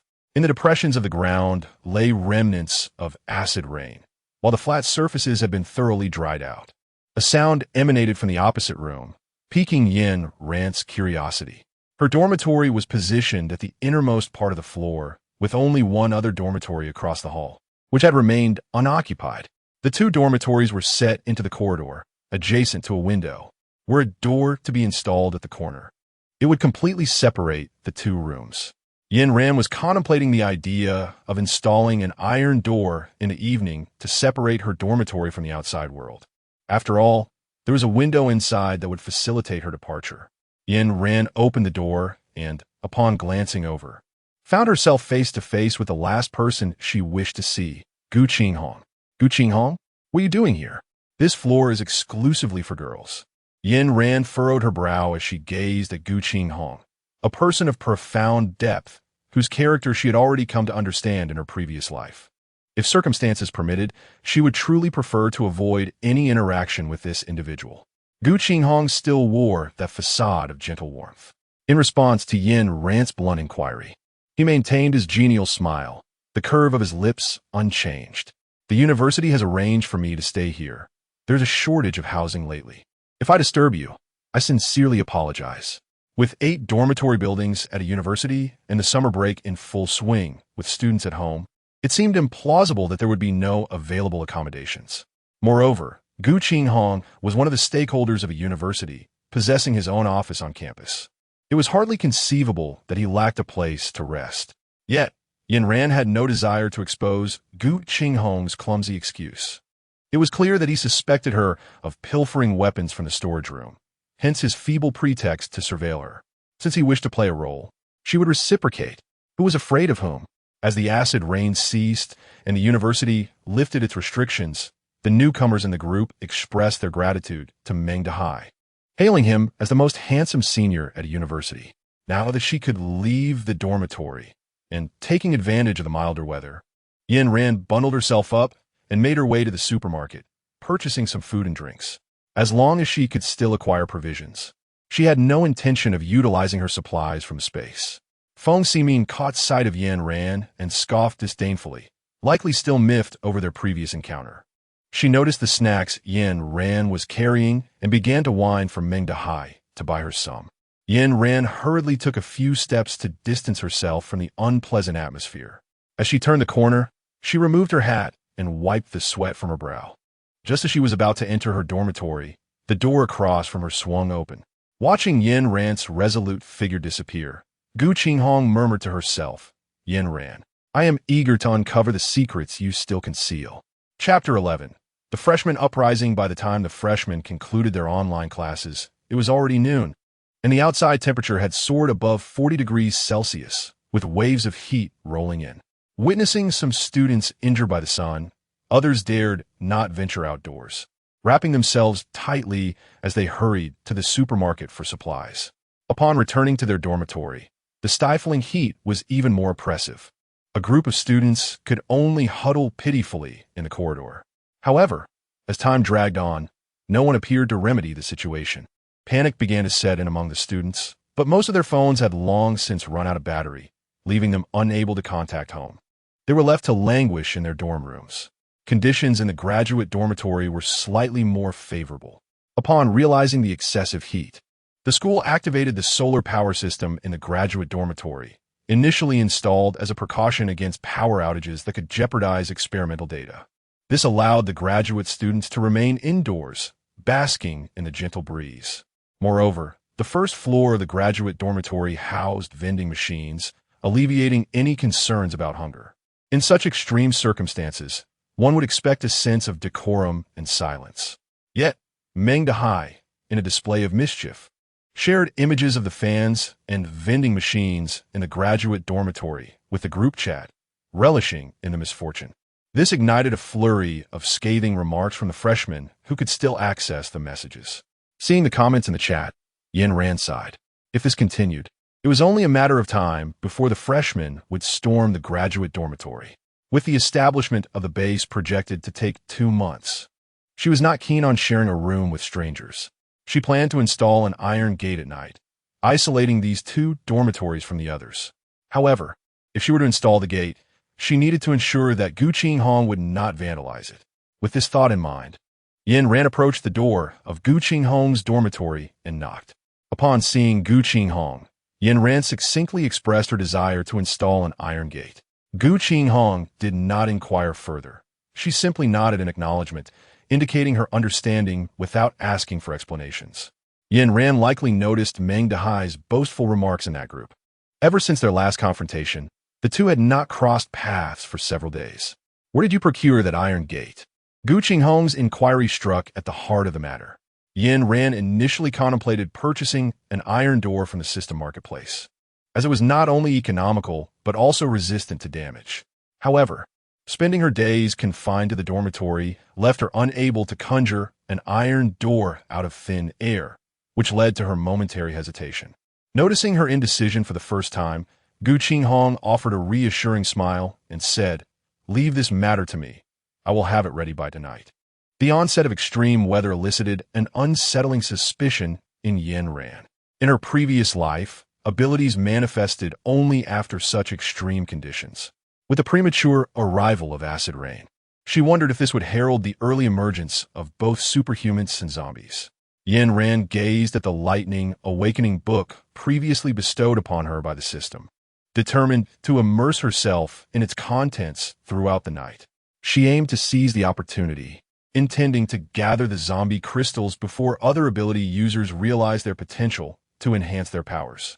Indeed, as Gu Qinghong had mentioned, when dusk fell and she ventured out to dispose of the trash, the iron gate had already been securely installed. Yin Ran felt no curiosity about the origin of the iron door. After all, everyone harbors their own secrets. She simply needed to safeguard her own. As she closed the door, she noticed a key hanging on the dormitory door, adorned with a keychain of her beloved Pikachu. In a previous life, she would have cherished it immensely, but alas, that was not the case now. Yin Ran tore off the Pikachu keychain and casually tossed it into the nearby trash bag. As the door slammed shut, Gu Qinghong opened it, retrieved the Pikachu keychain from the trash, and gently patted it before placing it into his pocket. The unfolding events transpired as Yin Ran had anticipated. The freshmen took advantage of the night to storm into the graduate dormitory. Upon entering, they vandalized a vending machine on the first floor, devouring all the food within. The dormitory's supervisor, upon hearing the commotion, dared not step outside and could only discreetly message the dorm group, urging the graduate students to remain vigilant, lock their doors, and refrain from venturing out. Upon learning of the disturbance, the group erupted in curses directed at Meng Dehai, lamenting his insistence on escalating matters, now rendering the first-floor vending machine non-existent. How were they to secure their meals? Minutes after the supervisor sent the message, the corridor was filled with raucous noise. Meng Dehai found himself thrust forward to address the situation. Only a handful of graduate students returned, vastly outnumbered. The proposed solution mirrored Yin Ran's expectations. The freshmen would be evenly distributed among the graduate dorms. As soon as Meng Dehai voiced this plan, chaos ensued among the graduate students. After all, who would willingly share their meager provisions with strangers? However, confronted with the weapons brandished by the freshmen, they reluctantly acquiesced. The initial distribution proceeded smoothly until 3 girls reached a corner and stumbled upon an iron gate. Confused, they inquired of Meng Dehai, "Why is there an iron gate at the entrance of these 2 dormitories?" As Meng Dehai approached, he recognized the doorplate and realized it led to Yin Ran's quarters. A wave of discontent washed over him as he gazed at the iron gate. Why should he grovel while Yin Ran luxuriated within? Determined, Meng Dehai summoned everyone on that floor, intent on pushing the iron gate open. Hearing the commotion, Yin Ran emerged from her dormitory, her demeanor cold and composed as she leaned against the doorframe. The sight of her calmness irked Meng Dehai the most. It was as if there were no problem she could not resolve. Yin Ran, open the door immediately and let the freshman in, he shouted, bracing himself against the iron gate, his frustration palpable. This is my room. Why should I surrender it? Yin Ran leaned against the door, refusing to budge even an inch. How can you be so selfish? We all vacated our rooms. She added, you should consider the newcomers as well.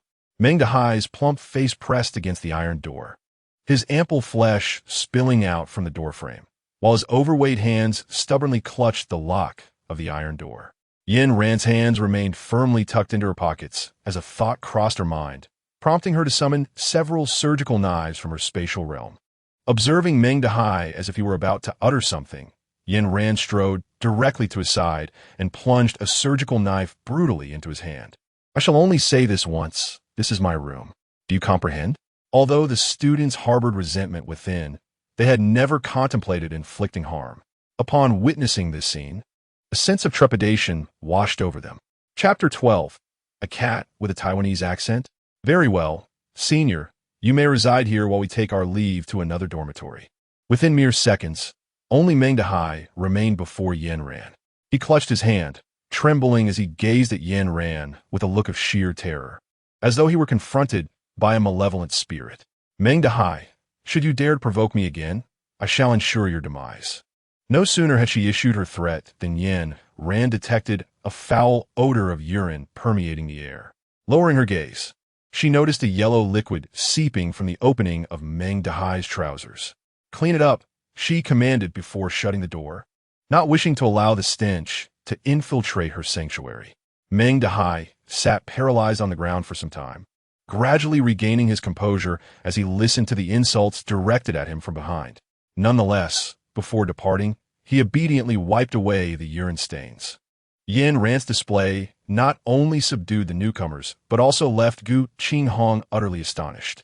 Upon hearing the commotion, Gu Qinghong had contemplated witnessing the spectacle, intending to intervene once Yin Ran found herself at a loss. After all, given Yin Ran's aloof demeanor, Gu Qinghong was quite eager to witness the expression on her face as she sought assistance from others. To everyone's surprise, however, Yin Ran adeptly resolved the predicament on her own. Yin Ran was acutely aware that Meng Dehai harbored a profound animosity towards her. Yet what could be done about it? In the relentless struggle for existence, survival of the fittest reigns supreme. Glancing at the clock, she noted that it was already past midnight, and she had yet to partake of a meal. Earlier, while confronting Meng Dehai, the thought of a delectable dish, roasted pig trotters, had crossed her mind. The mere recollection of their tantalizing aroma made Yin Ran swallow hard. She hastily entered her space, for barbecuing was far more convenient there. Doing so indoors would be suffocating. After thoroughly cleansing the trotters, she singed off the fine hairs with fire and marinated them with spices for half an hour. During this time, Yin Ran skewered several pieces of squid and prawns, placing them over the flames to grill. Once the trotters had absorbed the marinade, she placed them on the charcoal grill, filling the air with an irresistible scent. However, just as she was about to indulge, a familiar voice echoed in her mind. "The live broadcast is being initiated. Please prepare." Host. Upon hearing this announcement, Yin Ran quickly gathered her belongings and exited the space. The live stream could not commence within the confines of her space. Should she fail to emerge by the designated time, the broadcasting system would deem her negligent. Such a lucrative opportunity as live streaming was not one to be squandered. Her viewers were akin to loyal patrons, not only less demanding, but also generous with their rewards. Who wouldn't he cherish that? Nonetheless, Yin Ran found the initiation of the live stream somewhat vexing, pondering if there might be a way to gain control over its commencement. Yin Ran gazed at the barbecued delicacies in her hands, and with a spark of inspiration, she decided to host a live eating show. She arranged the skewers elegantly on the table and thoughtfully acquired a prop from the system marketplace, allowing her Interstellar fans to savor the enticing aroma. How considerate of her! With unwavering confidence, Yin Ran glanced at the barrage of comments. "Oh my goodness, it smells divine. Where are these delicacies? The host is so cruel, knowing we can't partake, just to tease us. Grilled squid, roasted pig's trotters. These are culinary delights straight from the textbooks. How I long to indulge." Her Interstellar fans appeared to be salivating, momentarily forgetting that they could not partake in the feast. As Yin Ran was about to utter a few words, the resonant voice of the system recited a non-mainstream quote in her mind. Raising her head, she indeed found that the esteemed brother I know Shang had returned. On the screen, bold characters proclaimed, "The wounds of rain, a heartbroken transformation. My tears, can they find no grief?" Yin Ran found herself in a quandary. Holding a skewer of grilled meat, uncertain whether to indulge or abstain. Ultimately, she chose to savor it, for she knew it would lose its allure once it cooled. Meanwhile, the viewers in the live stream were salivating, their eagerness to partake evident in the rapid-fire barrage of comments flooding the screen. During the previous broadcast, the audience had been particularly enthralled, especially a user named I Know Shang, who showered her with gifts. As soon as they saw Yin Ran donning that outfit, they anticipated the onset of her singing. Although her disheveled appearance last time had been somewhat alarming, the melody lingered in their minds, unforgettable once heard. This time, upon noticing that Yin Ran was about to sing again, many viewers activated their screen recording. "Ah, my hometown is right here in this very village. I'm a native of this place." As the melody played, complemented by the red handkerchief Yin Ran had purchased, the atmosphere was instantly elevated. Yin Ran had just finished dancing when the echoes of non-mainstream quotes filled her mind. You are happy. The flowers bloom. Be joyful every day. Yin Ran felt that if this continued, it would only be a matter of time before she became a non-mainstream celebrity herself. However, she was untroubled by this prospect, for she could embrace the unconventional, especially since the generosity of brother AI Qinghong was so substantial. The gifts poured in: a body-shaping pill, 20 million interstellar coins, and 500 interstellar crystals. Upon receiving such lavish offerings, Yin Ran believed she was already on the path to becoming a non-mainstream sensation. The audience in the interstellar realm erupted upon witnessing these gifts. Interstellar crystals? Aren't those exclusive to the royal family? Could AI Qinghong be a member of the royal family? I have yet to see any royal personage so unconventional. Perhaps he is a pirate. Let us not be so certain. In light of the viewer's speculations, AI Qinghong chose not to clarify. As he exited the live stream, Yin Ran's broadcast came to a close. Yin Ran examined the gift explanation and discovered that the effects of the interstellar crystal were remarkably akin to that of the zombie crystal core, both capable of absorption to enhance one's abilities. Such a marvelous item, casually bestowed in a quantity of 500, perhaps indicates that AI Qinghong is truly a formidable figure. The body-shaping pill, on the other hand, ensures that no matter how much one consumes, their weight remains unchanged, while also refining one's physique. Just as Yin Ran harbored concerns about gaining weight in the apocalypse, upon reading this description, she promptly popped the body-shaping pill in her mouth, finding its taste surprisingly reminiscent of jelly beans. Yin Ran initially sought to discover any methods for automating the control of her live streaming room. However, upon examining the system, she found no feasible solutions. Nevertheless, she decided not to dwell on it, as the recent system activation times had been quite regular. Just then, a notification chimed. Ding. Enhanced host activity detected. 1 reward lottery granted. She had previously amassed a modicum of activity through stockpiling, and it seemed that she had accrued a bit more just moments ago. Yin Ran discovered that this system had quite the penchant for witnessing people getting slapped in the face. Whenever someone encountered such a fate, the surge in activity was far greater than during any other undertaking. Gazing at the spinning large disc, Yin Ran clasped her hands together and silently chanted, Namo Amidst, Alleluia, Amen. I beseech you. After completing her incantation, Yin Ran squinted her eyes and reached to touch the box that had appeared. Just as her fingers grazed the surface, a blinding white light erupted, gradually enveloping the box. Yin Ran felt an immense sense of relief for having drawn the curtains tightly. Otherwise, the glaring white light would have drawn everyone's attention to her activities. As the brilliant illumination gradually faded, a Devon Rex cat elegantly emerged from the box. Yin Ran embraced the cat, yearning to draw it closer, but with a gentle leap, the feline distanced itself from her embrace, its pair of emerald eyes fixated on her. Why are you like this? It's so annoying. Chapter 13. Transformation? Upon hearing such excessively sweet words, Yin Ran was taken aback. The cat could actually speak. The most astonishing part was not merely its ability to converse, but the unmistakable Taiwanese accent it possessed. Yin Ran cautiously cradled the cat in her arms, and to her delight, it offered no resistance, settling contentedly as it groomed its fur. Indeed, such an adorable creature is irresistible to anyone. Suddenly, a thought struck Yin Ran. Was this feline a tomcat or a queen? She pondered whether there were any facilities nearby for neutering. The system also provided some information about the cat. For now, all Yin Ran knew was that it possessed the ability to speak. Yin Ran gazed at the drowsy feline nestled in her arms and, after a brief moment of contemplation, decisively parted its hind legs. Also, it is a tomcat. Henceforth, you shall be named Beer. In stark contrast to Yin Ran's composure, Beer, startled, leapt from her embrace, hissing furiously at her. This was a manifestation of feline ire. Perhaps her earlier teasing when she spread its legs had provoked its indignation. With its fur bristling, Beer circled Yin Ran, hissing and sharpening its claws incessantly. While she observed the formidable claws, Her concern was not for her own visage being marred, but rather for the unavailability of rabies vaccinations.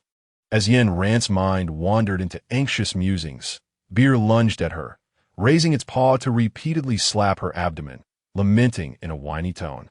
"Why do you have to bother me like this? It's so annoying." Upon hearing that familiar intonation, Yin Ran transformed from an adorable girl into a man, exclaiming, "Do not feign innocence." Yin Ran coldly removed the beer from her person, allowing it to wreak havoc beside her. Subsequently, she took out her phone to search for places that still offered spaying services. "I refuse to go to the hospital for such a procedure. I'm still just a child. I want to be a healthy little kitten. You tyrant."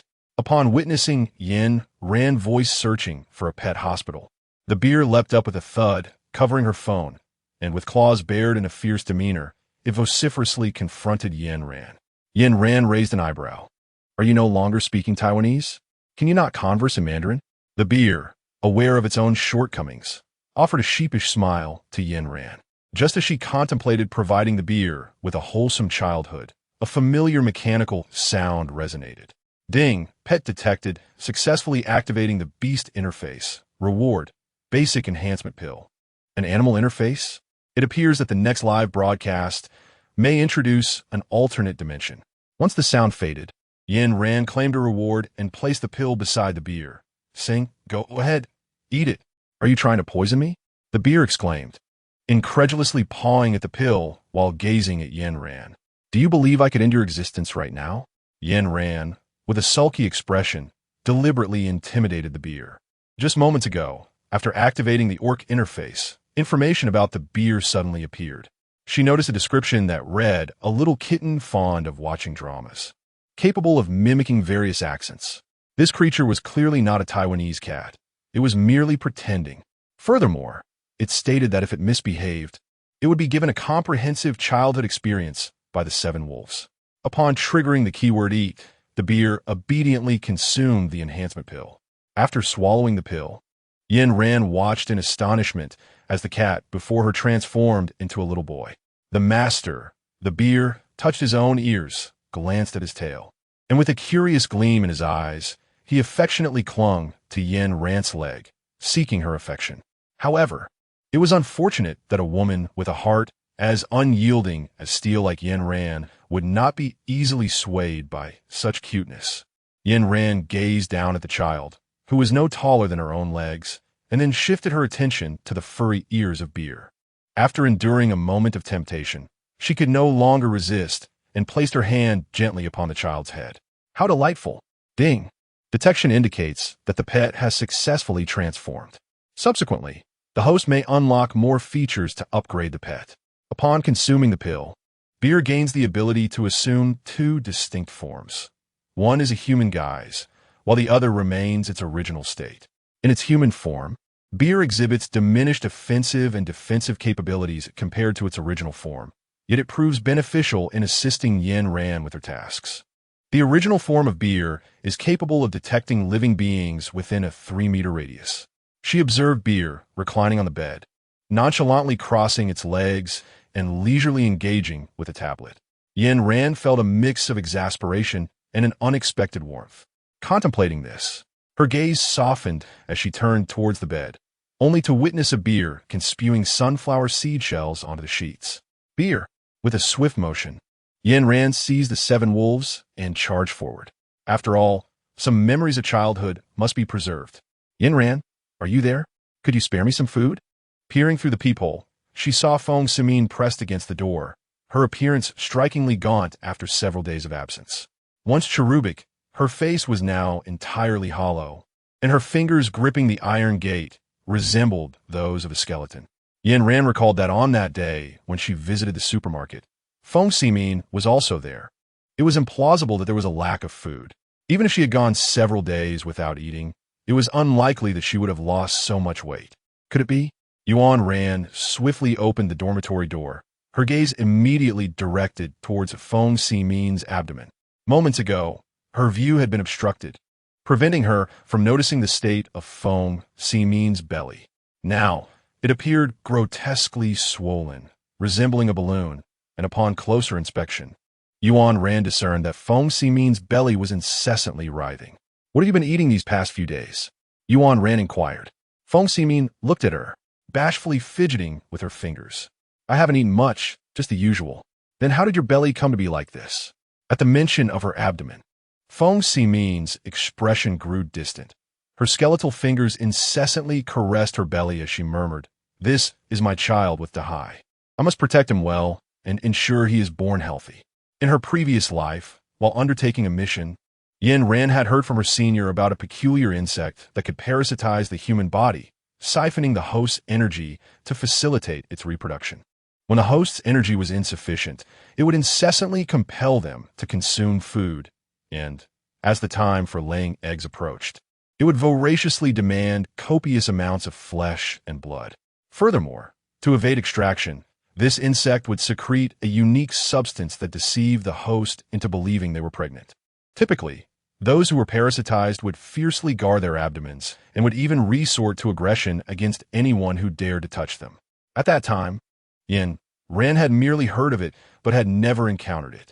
However, judging by Feng Ximin's demeanor, she was likely a host for the parasite. This creature is particularly formidable. Once it erupts, it can systematically consume everyone in the building as if they were mere reserves of sustenance. There exists, however, a means of counteracting it, by eliminating Feng Ximin and thoroughly obliterating her remains. The sole drawback is that in its final moments, the parasite will incessantly shift forms, attempting to bewilder others with illusions to secure its escape. Yin Ran gazed at Feng Ximin, a plan forming in her mind. Chapter 14. Midnight Play. She first offered Feng Ximin a morsel of food, then informed her, "Later tonight, you shall descend, and I shall prepare a meal for you." Upon seeing the food, Feng Ximin, eager and impatient, did not even bother to open the plastic bag. Instead, she opened her mouth wide and bit down. Her gums revealed 2 rows of densely packed teeth. With a gentle bite, the plastic bag tore apart effortlessly, and, without chewing, she swallowed the bread mingled with bits of plastic. Having finished the bread, Feng Ximin's figure returned to its former state, and she gazed at Yin Ran with a glint of greed in her eyes, exclaiming, "You must come tonight." After closing the dormitory door, Yin Ran retrieved several bottles of solvent from her hidden stash and placed them into her backpack. Subsequently, she added lethal sleeping pills into the bread. Once all was prepared, she seized the cover of night and leapt from the window of the iron-gated enclosure.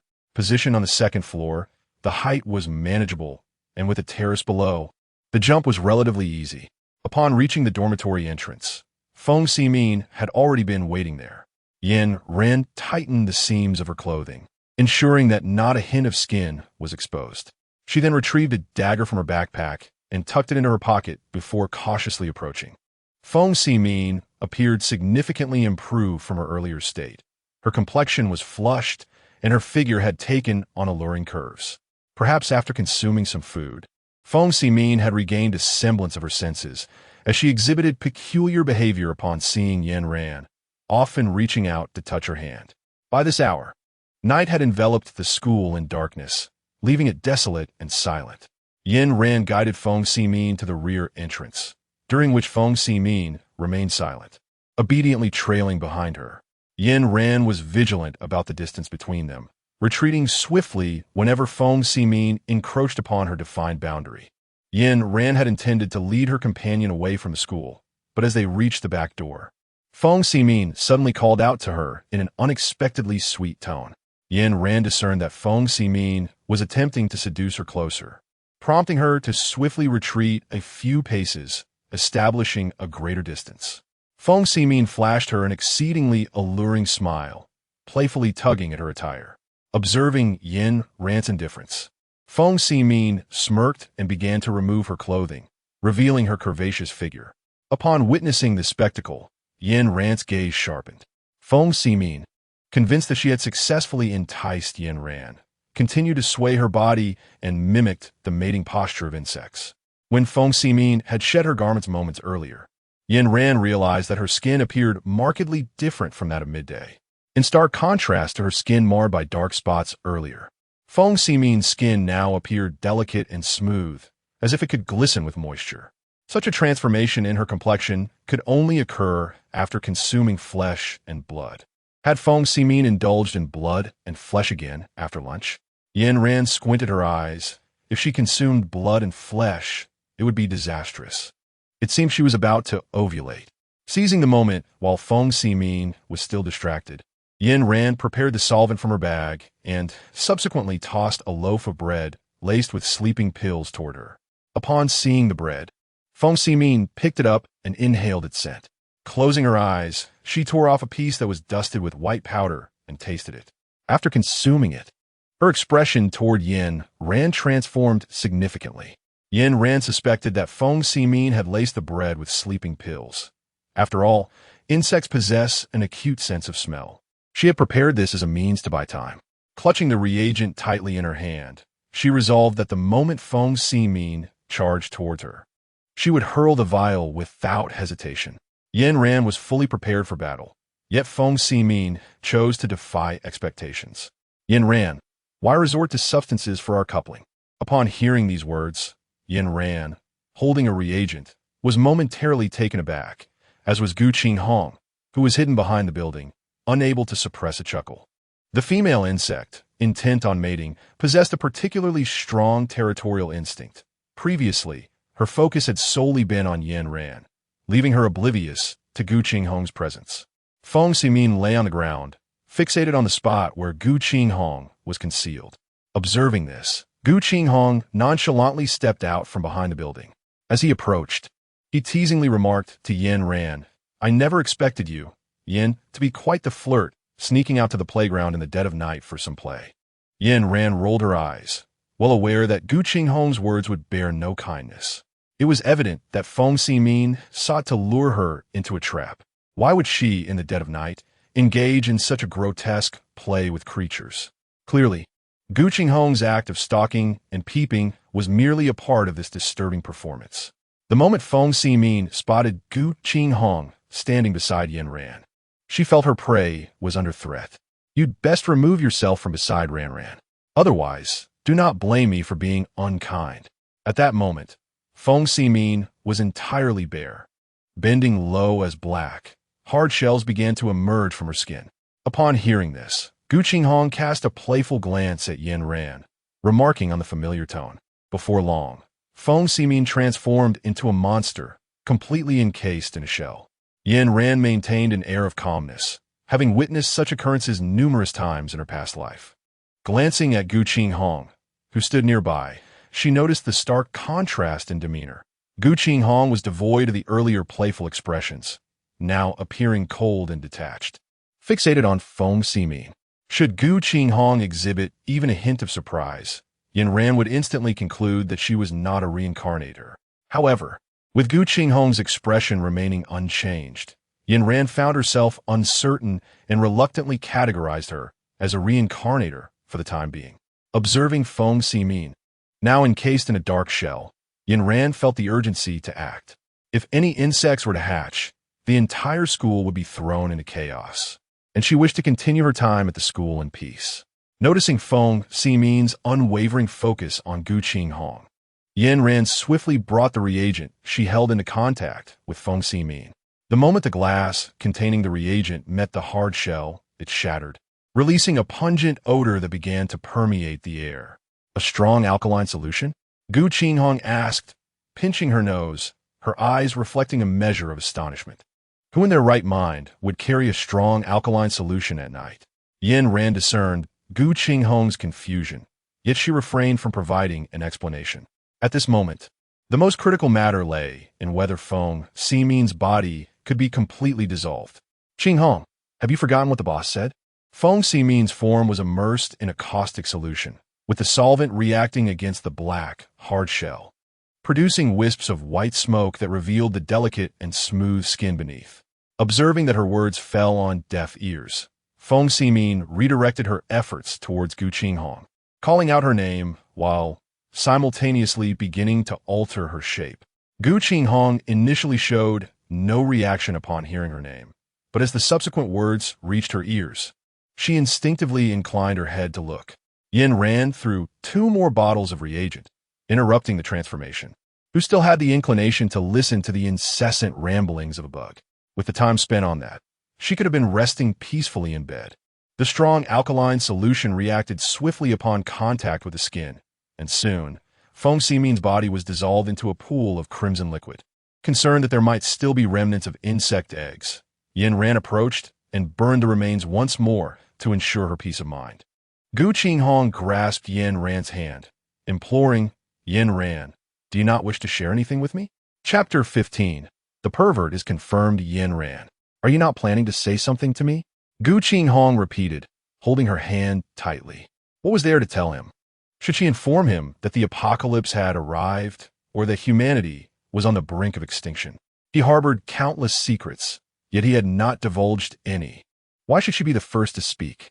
The live-streaming system was Yin Ran's greatest reliance in this desolate world, and she could never casually disclose it to anyone. Moreover, Gu Qinghong scrutinized her closely. Whenever an incident occurred at school, he would immediately suspect her. She was no longer the naive person she had once been in her previous life. Now, she trusted no one. There was nothing left to say. Yin Ran turned and gently grasped Gu Qinghong's hand, leading her towards the dormitory. Gu Qinghong silently followed behind, as an air of quietude enveloped the two. This awkward atmosphere was shattered the moment Yin Ran opened the dormitory door. As Yin Ran opened the door, a figure suddenly darted out and clung to her thigh. Had this occurred in the dormitory, Yin Ran would have found the scene delightful. She would have affectionately picked up the beer and gently ruffled its ears. However, this moment unfolded in the corridor, and although it was night, there was no one else present apart from the person behind her. She stiffly turned her head and met Gu Qinghong's gaze, which unmistakably bore the words pervert in its depths. Gu Qinghong's eyes were fixed on Yin Ran, and her embarrassment was palpable, as if her very toes could carve out a castle. At that moment, her image had transformed from a strong, domineering figure into someone with peculiar, unsettling inclinations akin to a deviant fondness for children. An oppressive silence enveloped the scene. The more profound the silence, the more eager the beer seemed to shatter it. With a sniffle and slightly reddened eyes, the beer approached Gu Qinghong, tugging at the man's sleeve. "You are the little mistress she keeps on the side. Indeed, you are quite charming, far surpassing this yellow-faced woman." It then turned to Yin Ran, wiping its tears with a pitiful expression. "No wonder, my lord. You are fond of him. Even I, the lowly concubine, am moved." Yin Ran swiftly retrieved the beer, awkwardly stating, "This is my younger brother. He isn't quite bright, so please excuse him." Without awaiting a response, or observing Gu Qinghong's expression, she hastily closed the door. "Have I been too indulgent with you lately, beer?" The childhood shadows of beer lingered. After their playful antics, dawn was approaching, prompting Yin Ran to hurriedly retreat to her space for rest. The external weather grew increasingly sweltering, coupled with a lack of food, rendering the students' already fragile emotions even more precarious. In their struggle for survival, many students wrapped themselves tightly, braving the heat as they ventured outside. In stark contrast to the languid students, the vegetation flourished abundantly. A vast expanse of mushrooms emerged from the grass. These wild mushrooms were exceptionally delectable. Those who spotted them joyously plunged into the thicket, gathering them in groups. Upon awakening, Yin Ran was greeted by the sounds of exuberant shouts from outside. A glance out the window revealed throngs of people crouched on the grass, foraging for mushrooms. In such extreme weather, how could mushrooms possibly thrive? Moreover, they were growing not in the shade, but directly under the blazing sun. Yin Ran opened her phone and noticed that Meng Dehai had shared several photographs of mushroom soup in the group chat, tagging all members. Beneath the images, an individual named Love is nothing inquired. "Are these mushrooms poisonous?" To which another replied, "What poison? They are quite delicious. What's there to fear? If we don't eat, we shall starve." Observing that others in the group had already partaken, the individual added, "I will also go foraging," and then fell silent. Upon seeing Meng Dehai's message, Yin Ran was taken aback. She had assumed that Feng Ximin was able to successfully lay her eggs because she had consumed Meng Dehai. But now, Meng Dehai was inexplicably still alive. Whose flesh and blood had Feng Ximin actually consumed? Yin Ran was further perplexed by the fact that this parasitic creature only manifested in the later stages of the apocalypse. Why then did it choose to infest Feng Ximin at the onset of the catastrophe? Feng Ximin spent her days confined within the dormitory. How was she infected? Who was the figure she referred to as the boss? Given Feng Ximin's character, one who cowers before the strong, how could she muster the audacity to approach Yin Ran for food after witnessing her injure Meng Dahai? Each enigma seemed to envelop Yin Ran in a web of confusion. She could distinctly sense that these occurrences were directed towards her. After enduring a week in this sweltering heat, everyone had gradually acclimatized to the oppressive warmth. As the days passed, the arrival of the frigid weather loomed on the horizon. Yin Ran glanced at the forum, noting that the government had issued a new notification aimed at soothing public sentiment. It stated that troops would soon be dispatched to provide support, along with essential supplies of water and food. Once the military arrived, the situation regarding these provisions was indeed alleviated, and the previously disrupted order was restored.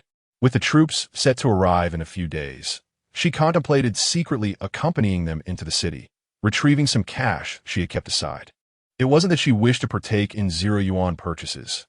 Rather, she understood the necessity of maintaining a low profile. In times of unrest, the state, eager to uphold order, would undoubtedly eliminate a few prominent figures as a means of intimidating the populace. The government's latest announcement reinvigorated the school's loudspeakers, which had previously been stagnant, and the once elusive school leaders resurfaced. They first extended their condolences to the students before conveying the government's message accurately. Today's university students were no longer swayed by the empty promises of the administration. They held little faith in the leaders' words. It was only upon hearing the government's announcement that they felt a sense of relief wash over them. The previously tense atmosphere within the building began to ease. Yet, there was one individual determined to thwart Yin Ran's peace. As night fell, Yin Ran heard the unmistakable sound of someone tampering with a lock outside. She approached the door and peered through the peephole. The corridor was shrouded in darkness, and Meng Dahai, accompanied by several boys, was fiddling with the lock on her door using a piece of wire. One of the boys was familiar to her, a member of the few who openly fawned over Meng Dahai. That wretched Yin Ran. How dare she injure my hand? Once I get in there, she'll know who truly rules this school. Meng Dahai grumbled, his mouth clamped around flashlight. Why is this darn iron door so difficult to open? After struggling for quite some time, he remained oblivious to what lay within the lock. As dawn approached, the group begrudgingly retreated. Before leaving, Yin Ran caught sight of Meng Dahai bending down to affix something to her door. Chapter 16. The arrival of support. Yin Ran opened the door and picked up the items, her brow furrowed. Roses? Such flowers tend to attract spiders, moths, and other insects in daily life. This particular rose was a new variety cultivated in their laboratory. Upon noticing ants crawling out from within, Yin Ran swiftly ignited the rose with a lighter, followed by dispersing the floral scent at the entrance with alcohol. At this moment, the buzzing mosquitoes and ants went unnoticed, regarded merely as insignificant pests easily crushed underfoot.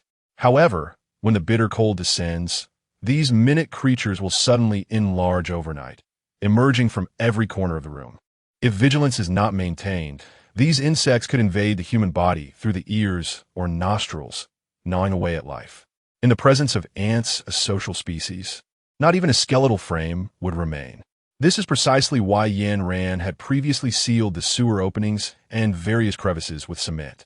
Within these confines lay numerous insect eggs, and when the cold wave strikes, the insects will seek warmth, inevitably crawling up from the sewers. In such a closed environment as the dormitory, there would be no refuge. Meng Dahai was likely unaware of the mutations among these insects. It was merely his ploy to slander Yin Ran, accusing her of sabotaging the laboratory and stealing research outcomes. The experiment conducted by Yin Ran and her team aimed to hybridize rose varieties with other flowers in order to cultivate new breeds of roses. This initiative is a newly proposed project by the school, with the aspiration of developing rose varieties that possess disease resistance. Yin Ran and her companions dedicated 2 years to cultivating this flower, which garnered significant attention from the school. Under normal circumstances, if discovered by the institution, Yin Ran would face the risk of expulsion. However, these are extraordinary times, so who cares? The following afternoon, Yin Ran discerned the reason behind Meng Dehai's decision to discard the flower at her dormitory door. It was because their long-absent counselor, Zhang Futian, had finally returned. Despite a name that may suggest a simple and honest demeanor, his actions surpassed those of Meng Dehai in terms of disturbance. While Meng Dehai's interference was visual, Zhang Futian's was decidedly more intrusive in nature. Yin Ran could scarcely count the number of female students at the school who had fallen victim to Zhang Futian's sexual harassment.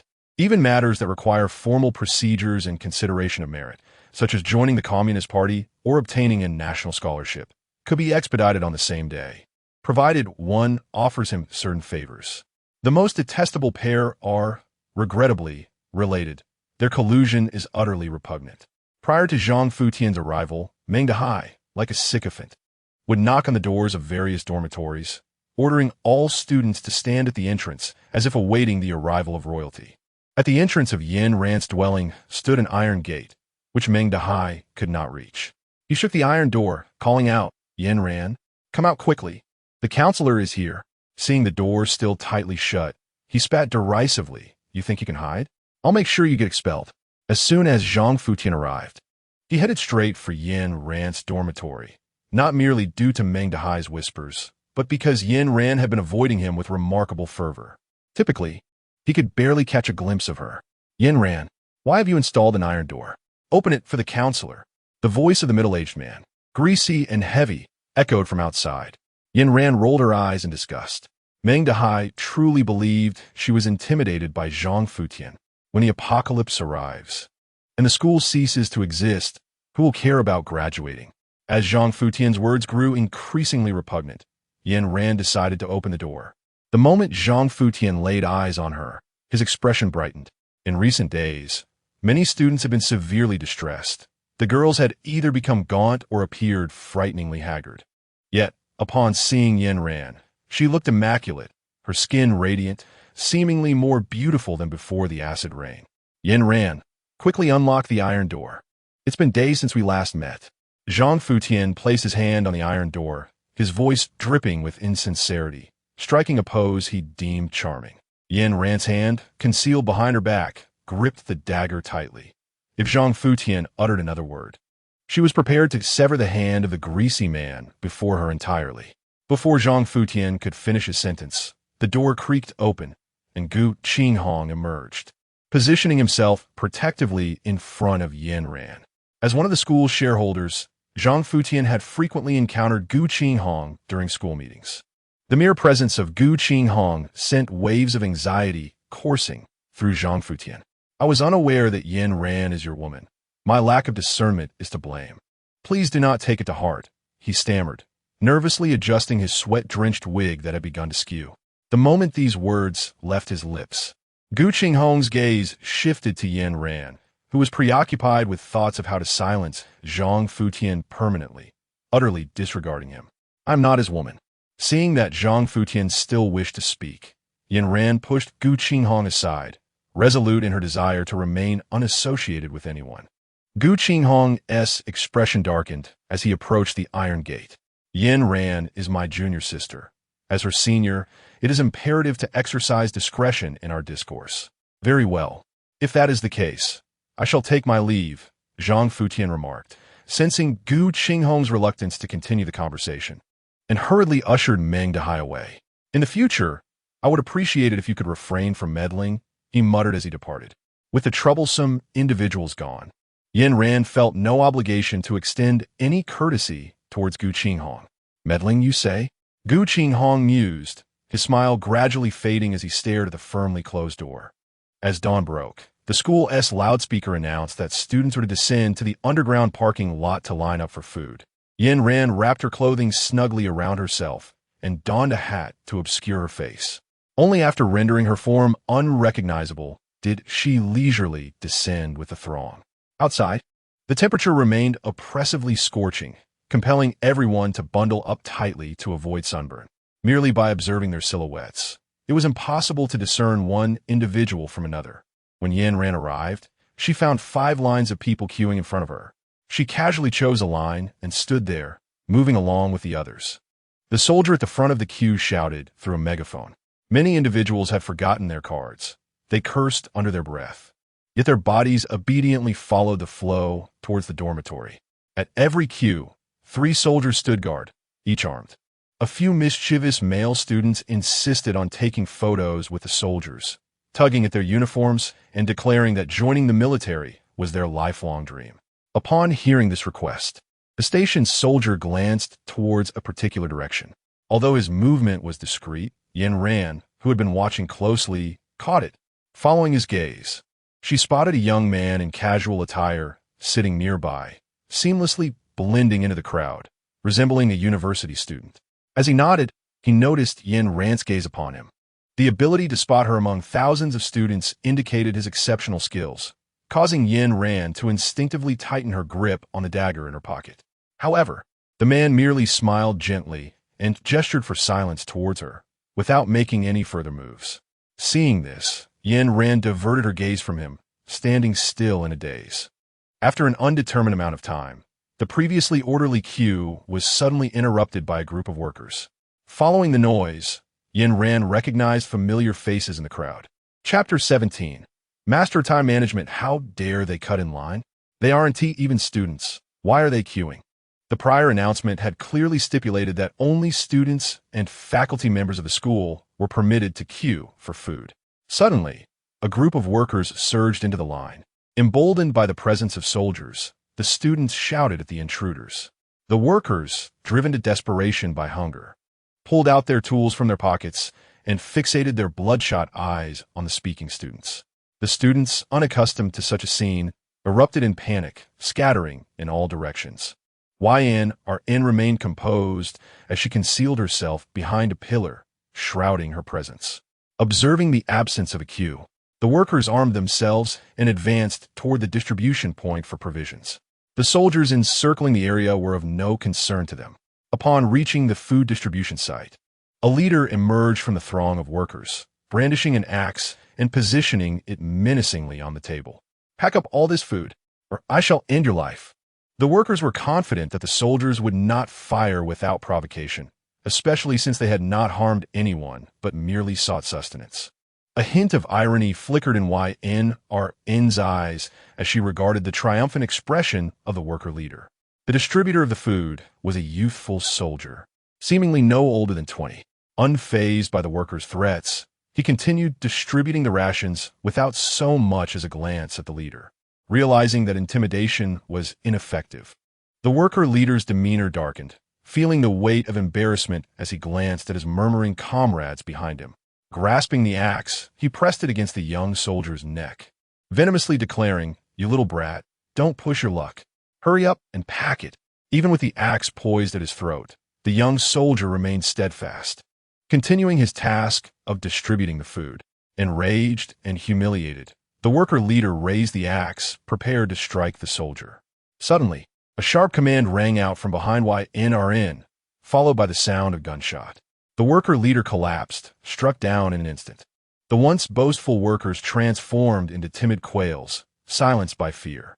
The students, witnessing death for the first time and observing a soldier take a life, fell into a hushed stillness, the earlier noise of the underground parking lot dissipating. They looked with trepidation toward the figure issuing commands. Several angry shouts shattered the silence. "How can you kill them? They haven't done anything wrong." A group of students, previously eager for a photograph, approached the commanding figure with indignation. They merely wanted food. Why not give it to them? "You are trampling on human life. We will report you." Their expressions had shifted from admiration to one of rage and confusion. Yin Ran estimated that the earlier scene had significantly tarnished the soldier's image in the hearts of the students. The students were on the verge of expressing their disdain vocally, yet the soldier remained unfazed, merely casting a nonchalant glance at the group of male college students before gesturing for the uniformed soldiers to suppress them. He cautioned them against harboring any misguided notions, reminding them that bullets do not discriminate. "Here I Muhaidong in the law. Defy my orders, and the only outcome awaits you is death. Do not waste my time with your chatter. Come forth and line up quietly." Upon finishing his command, Mu Haitong signaled, and the soldiers formed into 5 orderly rows. The lifeless body of the worker lay sprawled in the forefront, while the students, despite their agitation, dared not advance. Having witnessed many corpses before, Yin Ran noticed the absence of a queue ahead and took several steps forward, arriving at the very spot where the worker had fallen. Yin Ran obediently extended the student card in her hand. After the young soldier verified it, he handed the food to Yin Ran, his eyes glimmering with a hint of admiration. Noticing that someone had already collected their provisions, the previously hesitant university students quickly formed a line. Yet, they all tacitly left a space vacant for the body. Such commendable courage. Yin Ran turned her gaze towards the sound, where Mu Haitong was smiling warmly at her. Thank you. Upon returning to her dormitory, Yin Ran encountered 2 familiar faces. A person without shame is invincible in the world. Yin Ran gazed at Gu Qinghong, who appeared completely unbothered, feeling a sense of admiration. Just look at her exuberant demeanor. Who could have imagined that they had previously been at each other's throats? Yin Ran pushed aside Yushan Mo, her expression indifferent. Yin Ran, please do not be angry. Previously, I was misled by that despicable man, Guanji Kai. Yushan Mo explained somewhat insincerely, attempting to reach for the food in Yin Ran's hands. Noticing Yin Ran's withdrawal, Yushan Mo pouted. Yin Ran, aren't we good friends? Have you forgotten who took care of you when you were ill? I merely made a small mistake. Please do not act this way. Guanji Kai, are you not together? In the workers' group, Yin Ran observed the interaction between Gu Qinghong and Guanji Chai. At that moment, Gu Qinghong was engaged in a dispute with her, while Guanji Chai remained unwell. Gu Qinghong's eyes flickered with concern as she remarked, Brother Ji Chai has a fever. A wave of realization washed over Yin Ran as she lowered her gaze. Ran, since Guanji Chai is ill, why not part with your food? Once his fever subsides, we shall repay you generously. However, Guanji Chai's ailment held no relevance to Yin Ran. Perhaps it would be better if he succumbed to his illness. Gu Qinghong observed Yin Ran's silence, contemplating a more direct approach to seize the food from her hands. Yin Ran swiftly delivered a sharp slap to Gu Qinghong, exclaiming, if you wish to eat, go stand in line yourself. Do not feign this pitiful demeanor here. Gu Qinghong, also a student of a university, could easily obtain food by queuing, yet she chose to approach Yin Ran for assistance.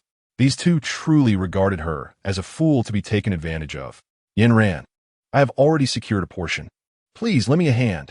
How clever of Gu Qinghong to attempt to barter with Yin Ran's provisions for a favor. Get lost. Do not force me to strike you again.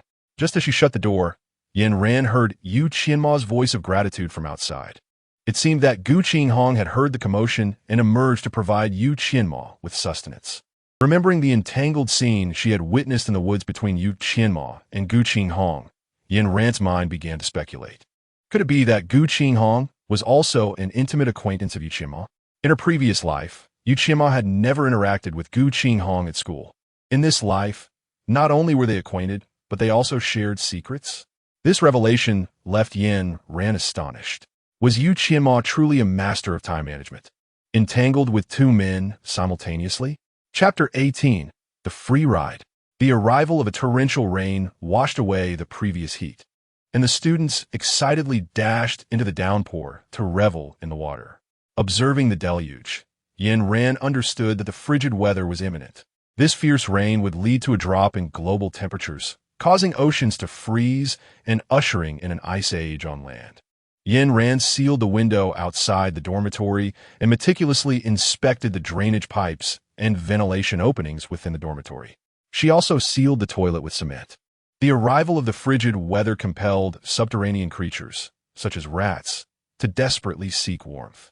Furthermore, this severe cold could lead a small fraction of individuals to develop fevers and mutations, while extraordinary powers would gradually emerge among some. Yin Ran snapped her fingers, observing the crackling lightning that emanated from her fingertips. Leaning against the interstellar crystal generously bestowed upon her by AIES Sorrow, she had absorbed a considerable amount of energy. She was now at the 3rd level of lightning mastery. This evening, after distributing the rations, the troops would depart for the city. Mu Haitong mentioned that there were students wishing to accompany them into the city, and they could ride along. Yin Ran packed her backpack and opened the door, only to see Gu Qinghong emerging from the opposite side. In that fleeting moment, a thought flickered through Yin Ran's mind. If Gu Qinghong could come and go at will, then what was the purpose of this iron gate? Observing the darkening expression on Yin Ran's face, Gu Qinghong felt a twinge of satisfaction and said, Yin Ran, please don't misunderstand.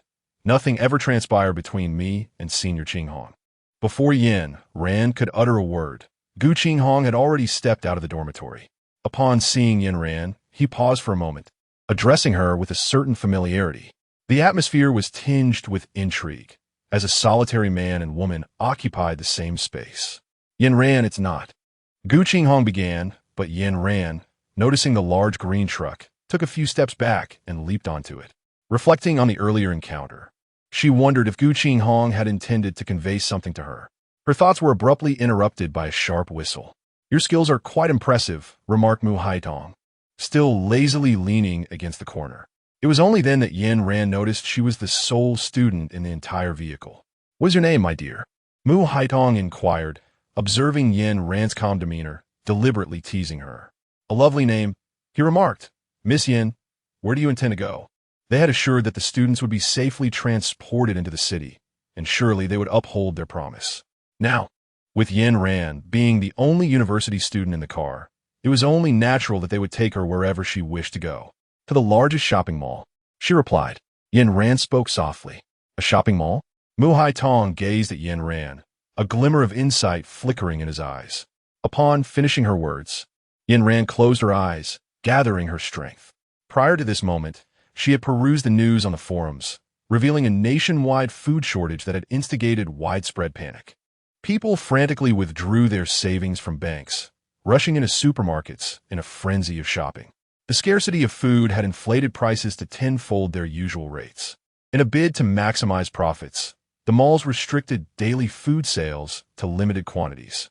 Hospitals were overflowing with patients suffering from illnesses caused by acid rain and allergies, so crowded that it was nearly impossible to enter, with prices soaring to exorbitant heights. Most city dwellers felt the weight of economic strain, and amidst the rampant inflation and market exploitation, a vengeful sentiment toward society began to take root. They understood that disasters predominantly affected the most vulnerable, while those perched atop the societal pyramid felt little to no impact. Previously, during the sweltering heat, they had been forced to seek refuge in the shadows, evading the sun.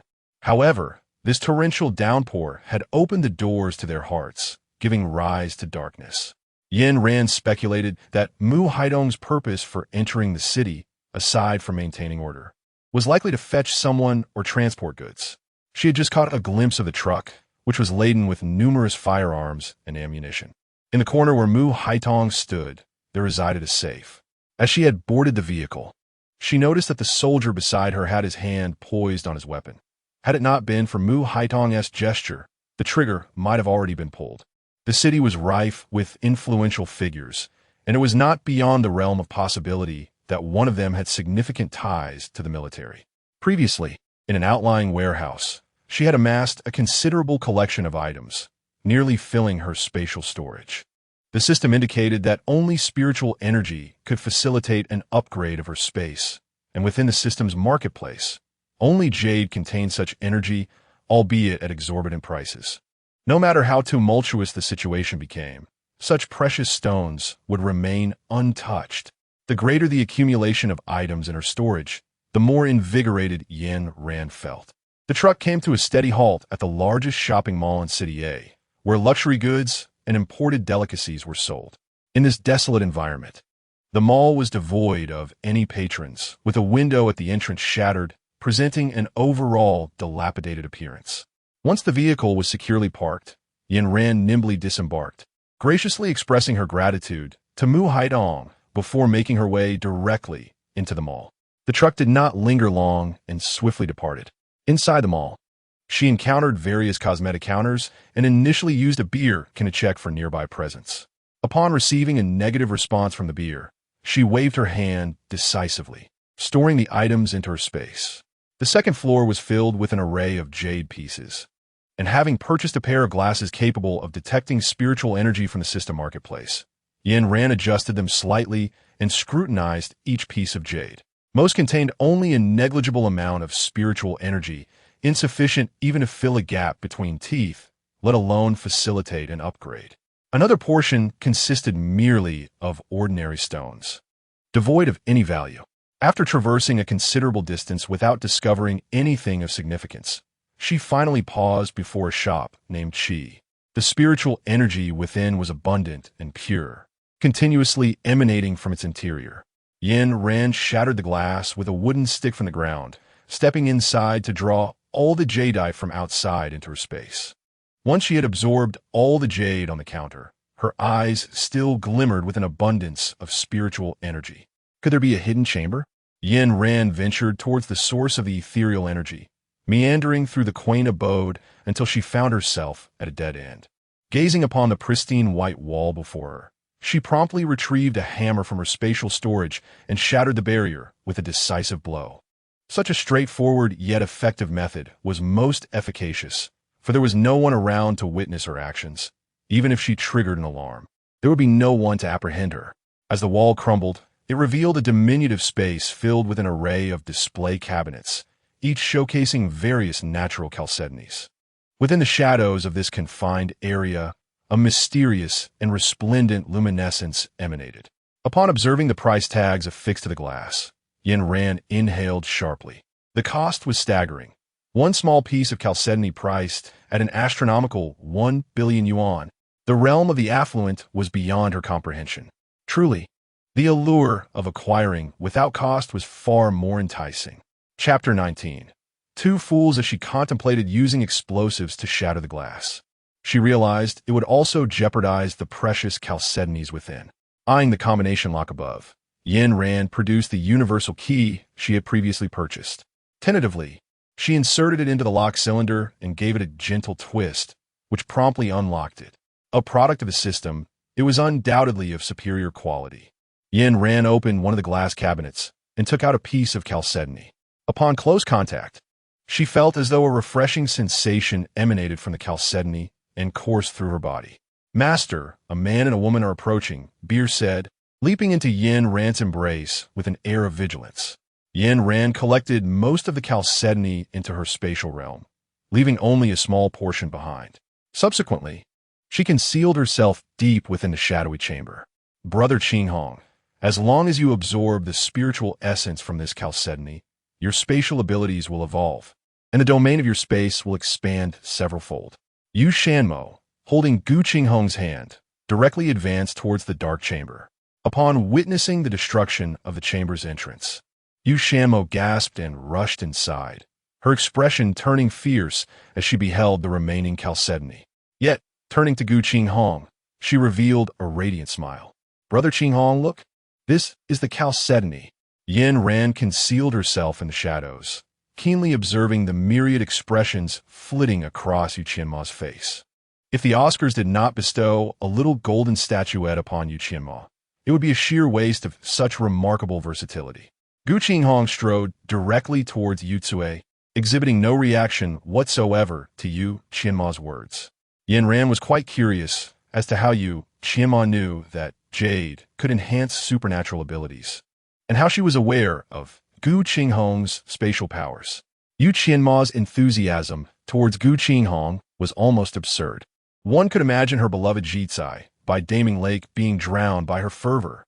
Meanwhile, Gu Qinghong maintained a cold demeanor, as if Yu Qianma owed him a substantial sum of money, only to break into a faint smile upon seeing the jade.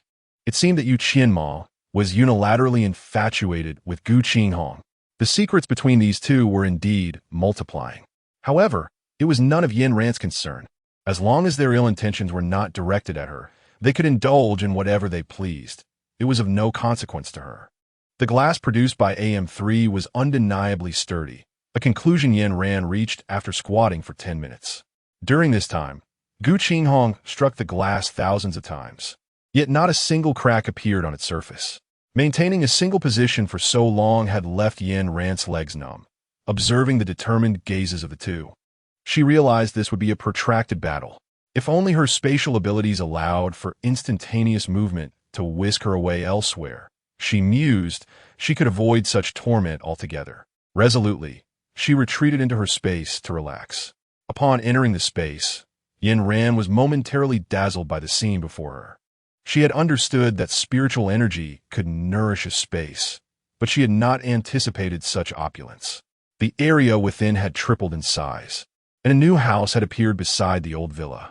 The previously rudimentary cage had transformed into a brick dwelling, adorned with signs indicating chickens, cows, and sheep. The entire space had evolved from a mere villa district into a grand estate. The two little pandas had also grown a bit. Upon seeing Yin Ran, they excitedly rushed over to guide her in assessing the results. Had it not been for Yin Ran's enhanced physique, she would have been knocked over by the exuberant pandas. Stepping into the villa, she noticed additional decor that made the overall atmosphere more elegant, with a once dim area on the first floor now clear and bright. The third floor remained somewhat hazy at night, likely due to insufficient spiritual energy. After spending quite some time in her space, Yin Ran decided to step out and check on the progress of the two. She had only just stowed away a piece of jade. There were still countless other treasures in the market. Seizing the opportunity to explore, she intended to thoroughly peruse the marketplace. Finally, these two stubborn individuals seemed to have remembered to seek out other tools. It had already taken them over 40 minutes just to strike the glass. Yin Ran exited the space and gazed at the unchanged glass, shaking her head. The remaining small pieces of agate no longer held her interest. The space had already undergone an upgrade, rendering these items obsolete. The meager aura they provided was insufficient for Yin Ran to enhance her abilities. She might as well leave them for those two foolish individuals. Upon leaving the agate shop, Yin Ran collected all the gold from the second floor into her space. Although she was clad in a versatile garment capable of transforming into various forms, the sight of the clothing displayed in the mall still captivated her. A woman's wardrobe is often lacking a unique piece that truly belongs to her. Since she felt inspired, she decided to acquire them all. After all, her wardrobe in the space remained empty. Upon encountering an attractive mannequin, Yin Ran's eyes did not waver as she effortlessly stored both the dress and the model. Once she had gathered the garments, she still needed to procure matching bags, shoes, and hats. With great enthusiasm, she ascended the stairs. One should never underestimate a woman's desire to shop.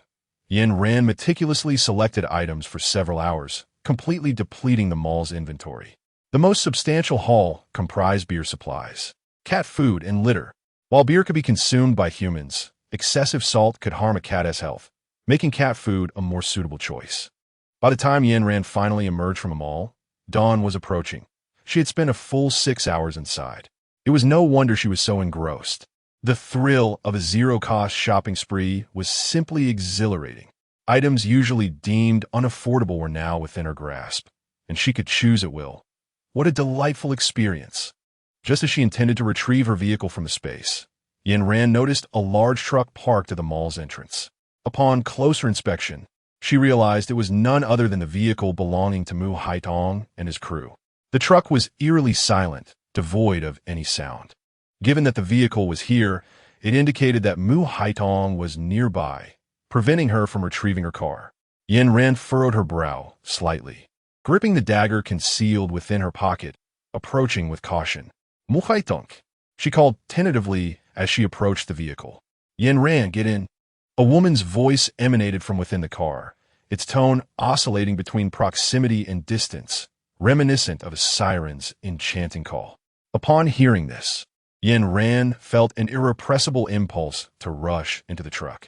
The remnants of her reason tugged at her nerves, while the cold touch of the dagger in her pocket served as a constant reminder to refrain from advancing.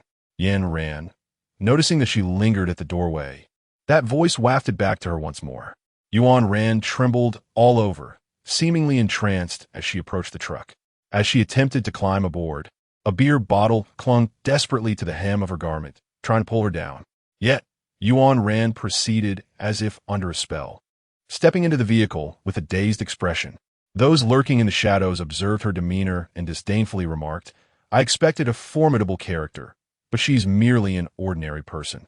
Chapter 20. The Mermaid? Inside the truck lay the lifeless bodies of soldiers, and at the center, a glass enclosure stood tall, emanating an eerie glow. Within the glass, a mermaid, half woman, half fish, was imprisoned. Her upper body was bare, and her expression was vacant, yet her hands waved incessantly at Yuan Ran. Unlike the mermaids of fairy tales, who are depicted with a human upper half and a fish tail, this creature appeared to be a grotesque creation of artificial synthesis, infused with elements of both technology and bloodshed. A tube was inserted into her mouth, continuously feeding her a liquid diet, while her upper body and fish tail were forcibly bound together with metal wires. Up close, one could see the strands of flesh floating within and the already decayed points of connection. As Yuan Ran approached, the mermaid extended her hand against the glass, her body slowly pressing forward. The moment their fingers brushed against the barrier, Yuan Ran felt an overwhelming sense of anguish emanating from the creature. Yuan Ran, come inside. A voice filled with seduction echoed from behind the glass. Clenching her dagger, Yuan Ran's gaze sharpened as she lunged forward. Yet there was nothing in the corner, only a tape recorder emitting the voice. It seemed the person had fled.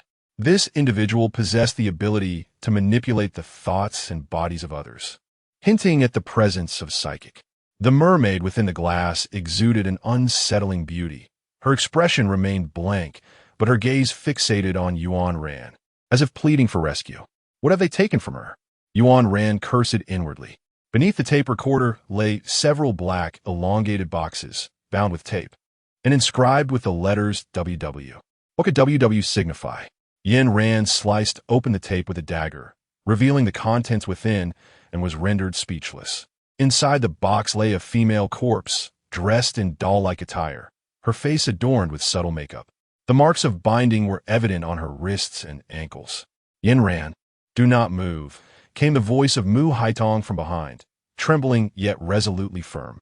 He swiftly approached Yin Ran, resealing the box and draping a black cloth over the glass.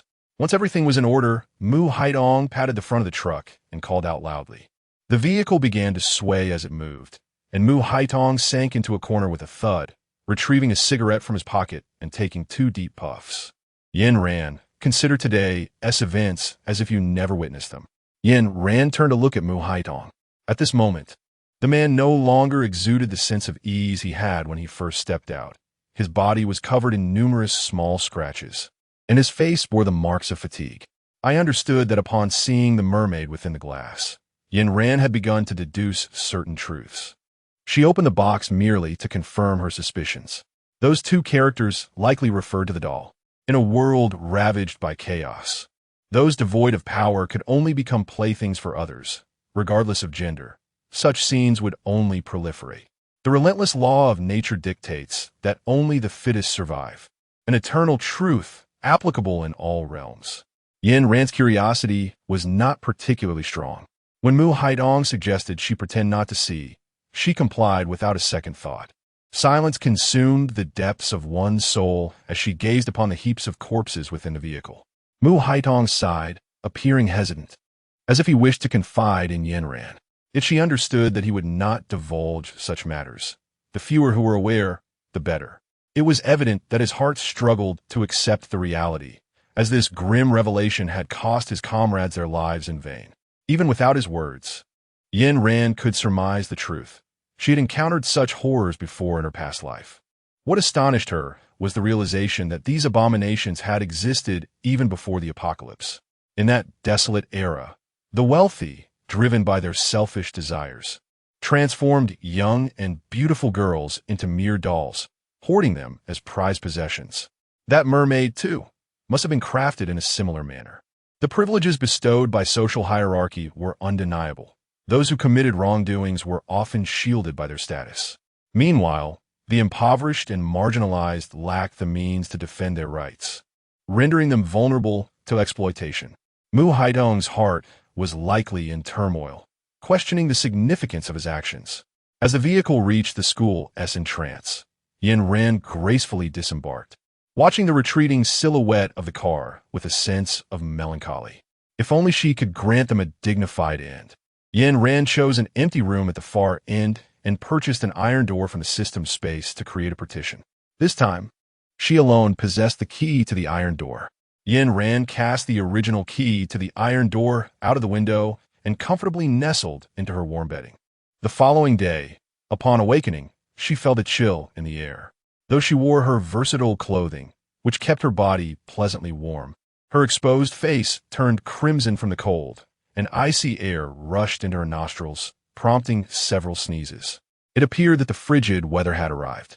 As she drew back the curtains to gaze outside, she discovered that the ground was already blanketed with a thick layer of snow, and the bicycles parked below were completely submerged in it. Standing by the window for just a moment, she felt overwhelmed by the biting wind. In City A, only summer and autumn are experienced, with snow rarely falling. The windows here are single-glazed and offer little resistance to the wind. In such weather, venturing outside to search for food was utterly impossible. With Mu Haitong and the others gone, the school had ceased its oversight, leaving her unable to find any authority figure. In Yin Ran's opinion, the harsh winter was far more arduous than the sweltering heat. The students in this area had never encountered snowy days, and their bodies were ill-equipped to endure such frigid conditions. Moreover, the availability of food would drastically diminish. The mushrooms that were previously found would have long since perished in this biting cold. Yin Ran sought to peruse the forum for the latest news. Just as she retrieved her phone, she discovered it had succumbed to the cold and shut down. Glancing at the leisurely cat, Beer, who was licking itself beside her, she mischievously tucked her phone beneath Beer's belly. With a startled yelp, Beer sprang up, nearly crushing Yin Ran's phone. Despite Beer's repeated protests, it ultimately yielded to Yin Ran's coercive threat, obediently lying atop the phone to warm it up. Upon restarting the device, the forum indeed presented the most recent news. Yet the tone of the announcement reeked of resignation. The government had divulged all the grim realities to its citizens without reservation. The netizens, upon reading the news, erupted in vehement outrage.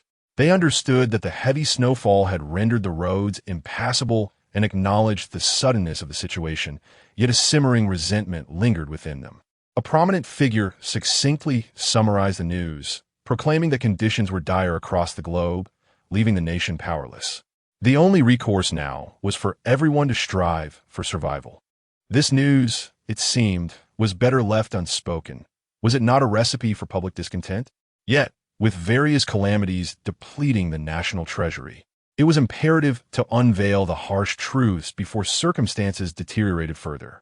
At this juncture, the forum had fragmented into three factions: the neutral, those steadfast in their faith in the government, and the dissenters.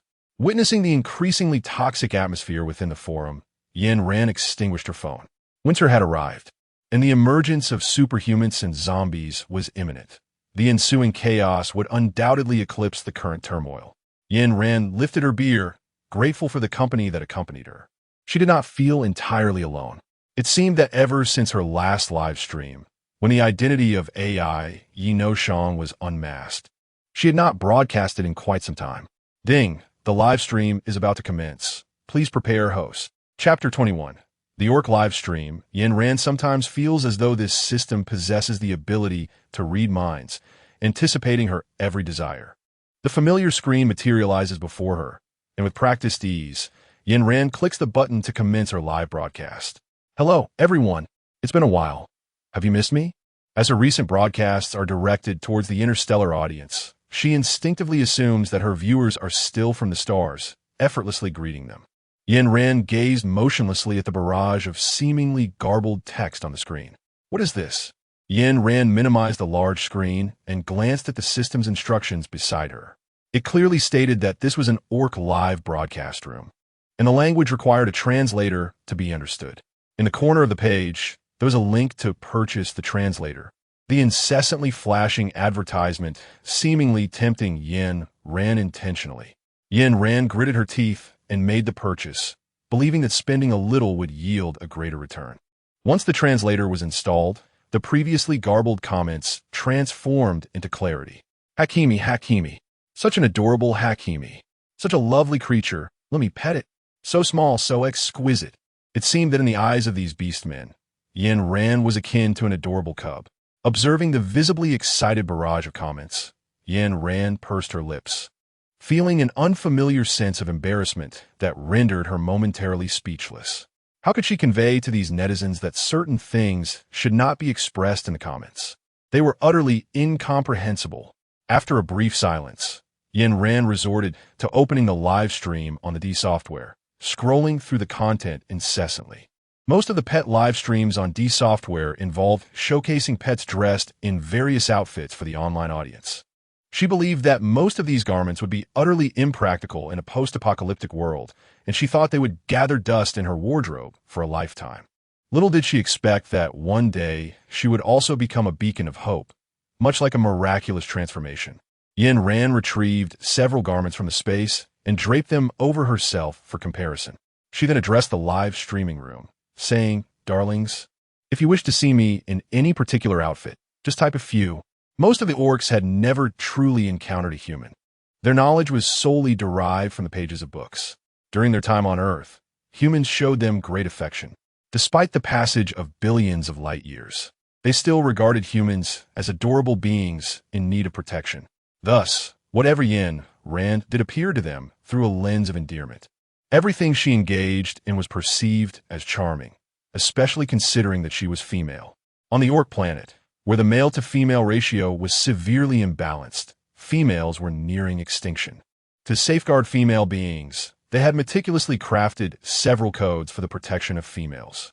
It can be said that in their society, female creatures were inherently meant to be shielded.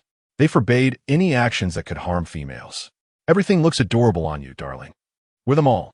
I'll shower you with gifts. Meow woof. I prefer the second one."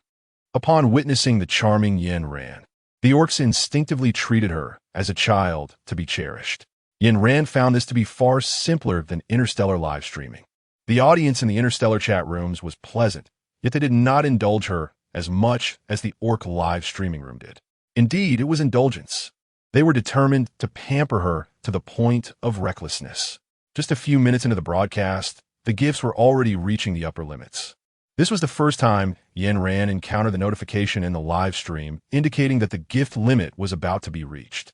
After changing her attire, she found herself a loss for what to do next, so she decided to bring out the beer from her space. She thought to herself, being surrounded by orcs, communication should be seamless.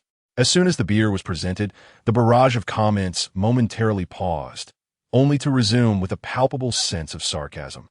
Such a diminutive frame. How could it possibly protect my Hakimi?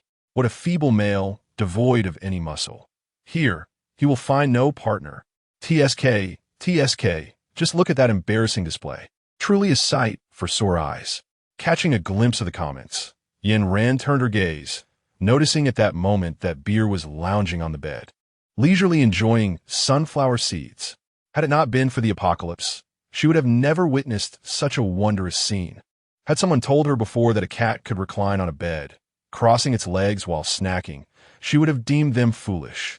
Yet now, she found herself on the receiving end of such ridicule.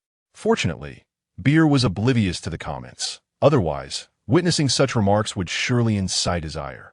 Observing the barrage of relentless mockery, Yin Ran could only silently redirect the camera towards herself. Once beer vanished from view, the comments resumed their fervent chant of Hakimi. Hakimi, as if they had not just been disparaging him moments before. This live stream made Yin Ran acutely aware of the orc's hypocritical nature. Ding! The live stream is about to close, and the rewards have been credited. Yin Ran discovered that ever since she placed the chalcedony into the space, the system seemed to have absorbed spiritual energy, resulting in more concise notifications. Although the beastmen complained about the beer, the majority of the gifts were indeed intended for the beer. Yin Ran's gift consisted of a $20 crystal capable of enhancing supernatural abilities, along with several coats fashioned from the pelts of orcs. It appears that orcs are indeed tough on the outside, yet tender at heart. After administering the crystal to beer, its body instantly swelled to twice its size, and its 4 paw pads became thicker. Its emerald green eyes sparkled with newfound clarity, reminiscent of green agate. "Master, I can hear even further now." Beer wished to leap into Yin Ran's arms as usual, but now, having reached the weight of a small child, this leap nearly caused Yin Ran's back to give way. As Yin Ran examined Beer's profile, she discovered that it had advanced from level 1 to level 2 among orcs. Previously confined to detecting only within their floor, Beer could now encompass the entirety of the dormitory building. Moreover, no minute detail could elude Beer's keen ears and nose. Yin Ran gently patted the head of Beer, feeling a sense of assurance that no matter where they ventured in the future, they would be well protected. Beer, in a playful manner, nudged Yin Ran's hand, but suddenly its ears perked up, fixating intently on the direction of the dormitory restroom. Master, something is crawling up from the drain. Alarmed, Yin Ran recalled that when she had first moved into this dormitory, the drain had yet to be sealed with concrete. The extreme cold had accelerated the evolution of those creatures, compelling even the unhatched larvae to hasten their growth. Yin Ran hurriedly carried the cement purchased from the system, first pouring a bit of oil into the drain to prevent creatures from crawling in, and then emptied an entire bucket of cement into it. As she observed the cement solidifying, the anxiety that had weighed on her heart gradually dissipated. This night was destined to be one of sleeplessness. She retrieved all the essentials for winter from her space. She realized that she had indeed become accustomed to the system's pampering, as even a slight chill in the air could make her nose run incessantly. She needed to adapt to the harsh realities of the apocalypse. Otherwise, no amount of supplies would be of any use. A mere cold could spell her demise. Chapter 22, Dignity. As the frigid weather descended, the solar system in the graduate dormitory became inoperative, though the moon still offered a glimmer of light. The moonlight refracted upon the snow, preventing the night from being completely engulfed in darkness. Fearing a cold, Yin Ran took a dose of cold medicine and curled up under her blankets, feeling drowsy. Outside, the corridor was enveloped in silence, with everyone lost in their dreams. Through the faint glow of the snow outside, a flicker of green light darted past the end of the corridor. At 3 a.m, Yin Ran heard the sound of footsteps rustling outside. Even if everyone in the building had emerged, it could not have been this loud. Yin Ran furrowed her brow as she approached the entrance. And just as she opened the peephole, an eerie green light caught her eye.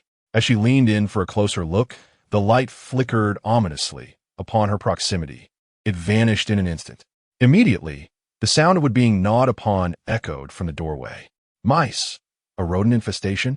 The entire graduate building was elevated, not connected to the underground parking lot. How could there possibly be so many mice? If there were one or two, Yin Ran could comprehend, but an entire swarm? Yin Ran took out her phone and entered the dormitory group chat, where a barrage of messages flooded in. Scrolling to the top, she was struck by a message sent at midnight. There are mice in our school's underground parking lot. I'm starving. I'm planning to catch them. Is anyone willing to join me? Then at 2:50 in the morning, the same student sent a voice message. Classmates run. The mice are attacking. His voice was laced with palpable terror, and the chilling sound of rodents gnawing on bones in the background sent shivers down one's spine. Mice, even before their mutation, possessed a remarkably high intelligence. After their transformation, they seemed almost sinisterly astute. Beer, trembling at the door, was tasked with assessing the number of mice present. Observing its quivering figure, Yin Ran found it utterly bemusing. After all, Beer was a cat. Why was it so terrified of mice? If Beer could read Yin Ran's thoughts, it would undoubtedly unleash a torrent of expletives, declaring that no mouse could rival a cat in size. Despite its fear, Beer remained dedicated, curling up at Yin Ran's feet. Reporting, there are 5 mice at the door. 5? That was manageable. Yin Ran rotated her palm, and a sphere of electricity gradually took shape in her hand. After all, with so many empty dormitories, she wouldn't feel remorse over damaging a single door. As Yin Ran positioned herself at the door, ready to release the electric orb, the sounds of mice gnawing outside abruptly ceased. Following a series of crackling noises, a knock resounded on the dormitory door. Upon opening it, 5 lifeless mouse bodies tumbled in. Yet Yin Ran, unperturbed, deftly sidestepped to avoid contact with the cadavers.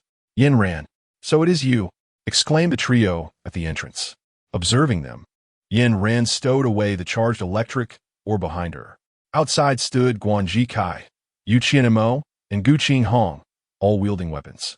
The corpses of mice scattered in the corridor were undoubtedly the result of their handiwork, drawing admiring glances from several students towards the trio. Witnessing the three of them standing together in serene composure left Yin Ran speechless. Guan Jikai and Yu Qianmo shared a mutual affection. Yet Yu Qianmo also exhibited a protective demeanor towards Gu Qinghong. Despite Gu Qinghong's indifferent attitude, he would assist Yu Qianmo whenever needed, never hesitating to lend a hand. In Yin Ran's view, it wouldn't be long before Yu Qianmo successfully captured Gu Qinghong's heart. The entangled relationships among the three were undeniably intricate. Confronted with Yu Qianmo's astonished expression, Yin Ran remained notably aloof. Damn it, can't you even muster a simple thank you? Guan Jikai's fierce voice echoed through the air. Judging by his vigorous demeanor, it seemed his cold had long since abated. At this moment, Yin Ran felt a lingering dizziness as she leaned against the door. Thank you. Since you wish to express your gratitude, why not present all your food? Guan Jichai's boastful demeanor was utterly repugnant. When he suddenly approached, Yin Ran could distinctly perceive the foul odor emanating from his mouth. Guan Jichai was deliberately targeting her. Yin Ran pointed at the mouse on the ground. Here, it's for you. With the support of others, Yu Qianmo approached with an air of arrogance. She looked down at the frail Yin Ran and mocked. Who would eat a dead mouse? What we desire is proper food. If you cannot provide it, do not blame us for being impolite. How audacious! Yin Ran gazed at Yu Qianmo, who was pointing a finger at her, a flicker of coldness flashing in her eyes. Swiftly, she drew a dagger from her pocket and slashed. However, Yin Ran merely grasped the dagger lightly, observing the fallen Yu Qianmo with a detached demeanor. Had it not been for Gu Qinghong's timely intervention, Yu Qianmo would have been left with but 4 fingers. Jichai Gu. Yu Qianmo, startled and feeling aggrieved, sought refuge in Guan Jichai's embrace. Shikaye. Look, it seems my fingernail has been split. You must teach her a lesson. Guan Jichai tenderly took Yu Qianmo's hand, gently blowing on it before caressing it with concern. When he lifted his gaze to Yin Ran, a note of disdain colored his voice. Yin Ran. Kneel and apologize to Qianmo now, and I may go easy on you. Otherwise, today shall mark your demise. Yin Ran remained silent, raising her dagger and extending her middle finger towards Guan Jichai. Since you have chosen to disregard my courtesy, do not blame me for my lack of civility. Guan Jichai declared, retrieving a hammer from behind him and swinging it menacingly at Yin Ran. The hammer was adorned with sharp spikes, and a single blow could very well be fatal. I am no longer the person I once was. Now, with just a hint of force, I can swiftly bring about your demise. He taunted, observing Yin Ran's frantic attempts to evade the hammer's path. As she found herself cornered with no escape routes, Yin Ran turned to face him defiantly. Prepare to meet your end, Guan Jichai shouted, lifting the hammer high and bringing it down with tremendous force towards Yin Ran. With a resounding crash, dust and debris erupted into the air, obscuring Guan Jichai's vision. He fixated on the spot where Yin Ran had stood moments before, his eyes gleaming with the exhilaration of vengeance. Nearby, 2 bystanders heard the commotion. Yu Qianmo smiled, while Gu Qinghong attempted to approach for a closer look, only to be restrained. Is that all? Yin Ran swiftly maneuvered to a position behind Guan Jichai, her dagger ruthlessly severing the tendons of his right hand. She had once thought highly of Guan Jichai's prowess, yet now it seemed he was merely a boastful figure. Yin Ran swiftly flipped and landed directly before Guan Jichai. The blade aimed menacingly at his throat. Guan Jichai. With Yu Qianmo's urgent shout, Yin Ran drew her dagger. It was evident that her cold had impeded her speed, preventing her from delivering a fatal blow to Guan Jichai. As Yu Qianmo approached, Guan Jichai, now devoid of his earlier arrogance, lowered his left hand that had been shielding his neck. At this moment, Guan Jichai bore no resemblance to his former self. His right hand was severed at the wrist by Yin Ran's strike, and his left hand bore a grievous wound, likely compromising his tendons as well. Yin Ran drew a dagger, intending to deliver a final blow to Guan Jichai, when Gu Qinghong rushed over and seized her hand. Let go. Yin Ran, for my sake. Could you spare Guan Jichai? Chapter 23. What nonsense. Your face? Yin Ran let out a cold laugh, mercilessly shaking off the man's hand that restrained her. Who do you think you are? Yin Ran swung her blade behind her, only to strike nothing but air. Gu Qinghong and the other vanished right before her eyes. An extraordinary ability? This was the sole explanation for their sudden disappearance. It seemed that Gu Qinghong had also acquired such powers. Could it be that her rebirth had altered the reality of Gu Qinghong's previous lack of abilities? Yin Ran rolled her eyes, exasperated by the man who clung to her like a piece of chewing gum. Perhaps feeling unwell had made her tone slightly impatient. Get away. Lying in the warmth of her blankets, she felt the dizziness gradually fade away. This bout of cold had made her acutely aware that she needed to reside in the dormitory to better acclimate to the climate. As she drowsily drifted in and out of sleep, she faintly heard a couple of knocks at the door. However, the sound was too faint for her to take notice, and the combination of fatigue and medication soon lulled her back into slumber. When Yin Ran finally awoke, it was midday and outside. A heavy snowfall continued to blanket the ground, with temperatures still plummeting. Fortunately, after taking her medication, her body temperature had returned to normal. The elderly had spoken wisely. One must protect their head, or the biting cold would surely lead to illness. Previously, Yin Ran had often disregarded this advice, thinking herself invincible in her youth. But this cold had instilled in her a newfound respect for the wisdom of age. Henceforth, whenever she opened the door, she vowed to wear a hat to shield her ears and neck. Recalling the knocking she had heard the previous night, Yin Ran opened the door to find several boxes of cold medicine left outside, accompanied by a note. Concealed in the shadows. Gu Qinghong observed this scene with a somber expression. Upon checking her phone, Yin Ran noticed a barrage of notifications, revealing that the school had issued an announcement. Due to the heavy snowfall covering much of the suburban area, some members of the public would be accommodated within the school premises. The school's administration truly had a knack for creating unnecessary problems. In the school's group chat, many students expressed their discontent, yet the administration remained silent. It was not until nearly 7 in the evening that another announcement was made, assuring students that the public would be housed in vacant dormitories without disturbing them. Yin Ran shook her head at the naivety of the administration. If they could not manage the new students, how could they possibly oversee those with extensive life experience? Moreover, the suburban houses were home to laborers, some accompanied by families, while others lived alone. What would happen if incidents occurred in the women's dormitory? The administration condemned the students for lacking compassion, yet they failed to acknowledge the potential dangers involved. Ultimately, silence fell over the group chat, leaving only a heavy stillness. The graduate dormitory was a mere 500 meters from the school entrance, yet everything that passed through the gates was clearly visible from her window. Watching the steady stream of workers entering the school, Yin Ran lowered the curtains. Thankfully, she had installed a metal gate at the entrance earlier, alleviating her concerns. Would the workers really adhere to the administration's constraints? Would they willingly occupy a dormitory that was otherwise empty? Certainly not. Sighing at the messages shared by the dormitory supervisor in the group chat, Yin Ran lamented the foolishness of the school leaders. The food supply was already insufficient, and now they were inviting even more people in. Is this not akin to inviting a wolf into one's home? At 2 o'clock in the morning, Yin Ran was roused from her slumber by the commotion outside. After listening for a while, she discovered that it was an elderly lady's grandson who was hungry. The woman was knocking on doors, one floor at a time, pleading with the students to provide her with food. In such extraordinary circumstances, it is unlikely that anyone with provisions would be willing to share, especially with a stranger. When no one responded to her requests, the elderly woman resorted to throwing a tantrum right there in the corridor. At one moment, she was cursing the nation's youth for their cruelty, and at another, she was banging her back against the dormitory door, lamenting how these university students were bullying a frail old woman who knew nothing of the world. Meanwhile, the little boy who had accompanied the elderly woman remained quietly by her side, clutching a toy car and saying nothing. When the old lady noticed that she was being ignored, she forcefully yanked the boy towards her, pinching him harshly several times.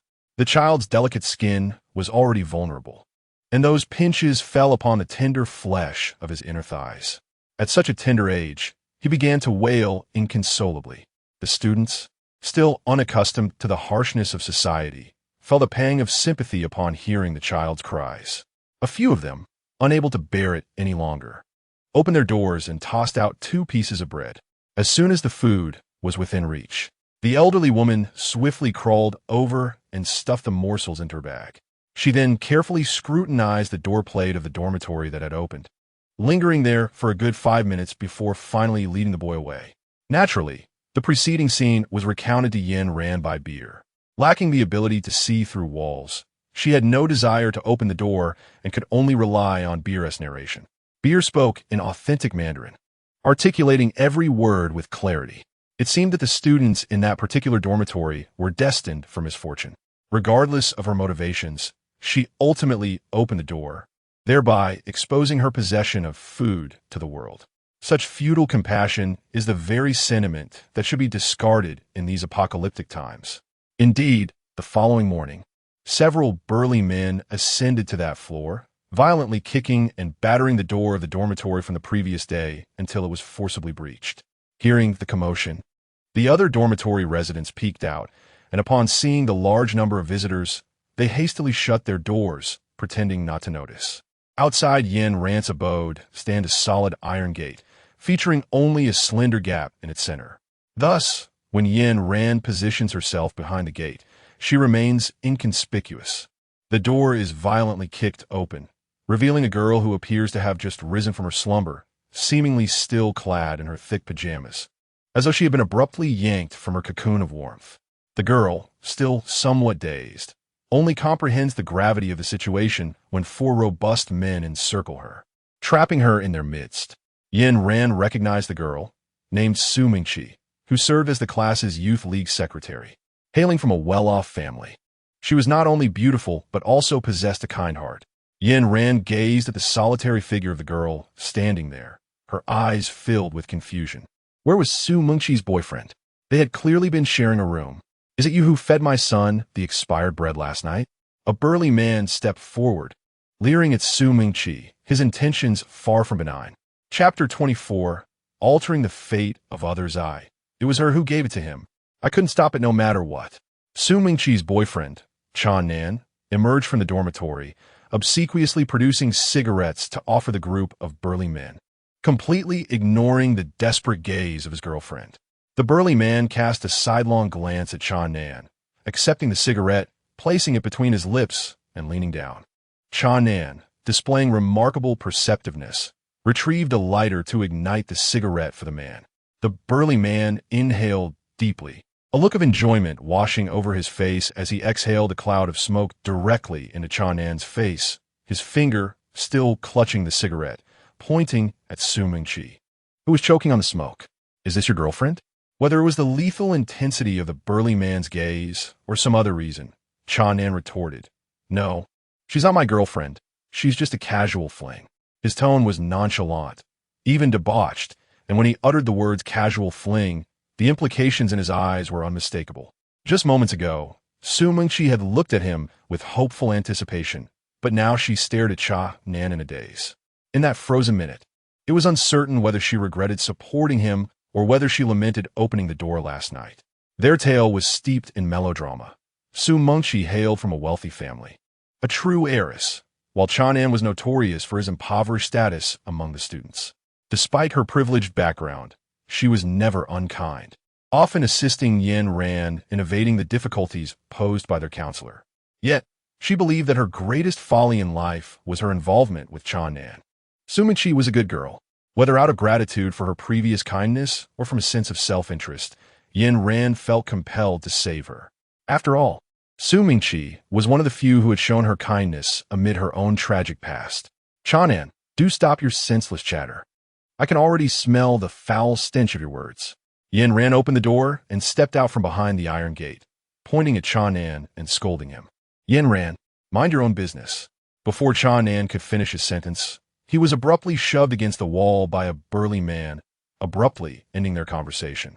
Another beautiful woman emerged, asking, Would you like to join us, brothers? The reaction of Su Mingqi signaled to Yin Ran that she had made the right decision in coming out. This person was indeed worth saving. Yin Ran drew a dagger from behind and, without uttering a word, lunged toward the burly man who had just spoken. The remaining few men behind her grinned foolishly, but their laughter faded when Yin Ran severed the man's head from his body. They had not anticipated that in this so-called lawful society, someone would dare to commit murder. Moreover, the man's size was nearly equivalent to that of 2 Yen Rands, yet she effortlessly decapitated him. Witnessing their leader's demise, the others dared not linger, fearful of meeting a similar fate. "Thank you for saving me," Yen Ran, Su Mingqi declared, freeing herself from Channan's grasp and resolutely stepping beside Yen Ran. Even a well-bred young lady, when brutally betrayed, possesses a temper and is capable of uttering coarse language. Upon hearing her words, Channan's eyes glinted with venomous hatred as he glared at the 2 women before him and departed in frustration. Noticing the despondent expression on Su Mingqi's face, Yen Ran grasped her hand. "Gather your belongings and move to the room next to mine. Consider it a repayment for the kindness you showed in a past life." "Will I cause you trouble?" "Never." Su Mingqi quickly packed her things, finishing in under 5 minutes, and chose the room directly opposite Yen Ran's. Just as Yen Ran was about to close the door, Su Mingqi deftly tossed a bag of food into Yen Ran's room before swiftly shutting the door. Yen Ran gazed at the food, quietly stowing it away in her space, considering it a gesture of goodwill from Su Mingqi to be returned when they departed from the school. After all, Yen Ran's space was brimming with provisions, and she had no need for such trifles. She appreciated Su Mingqi's heartfelt intentions. Ever since Su Mingqi had taken up residence opposite her, she had been knocking on Yen Ran's door daily, always bringing along a morsel or two.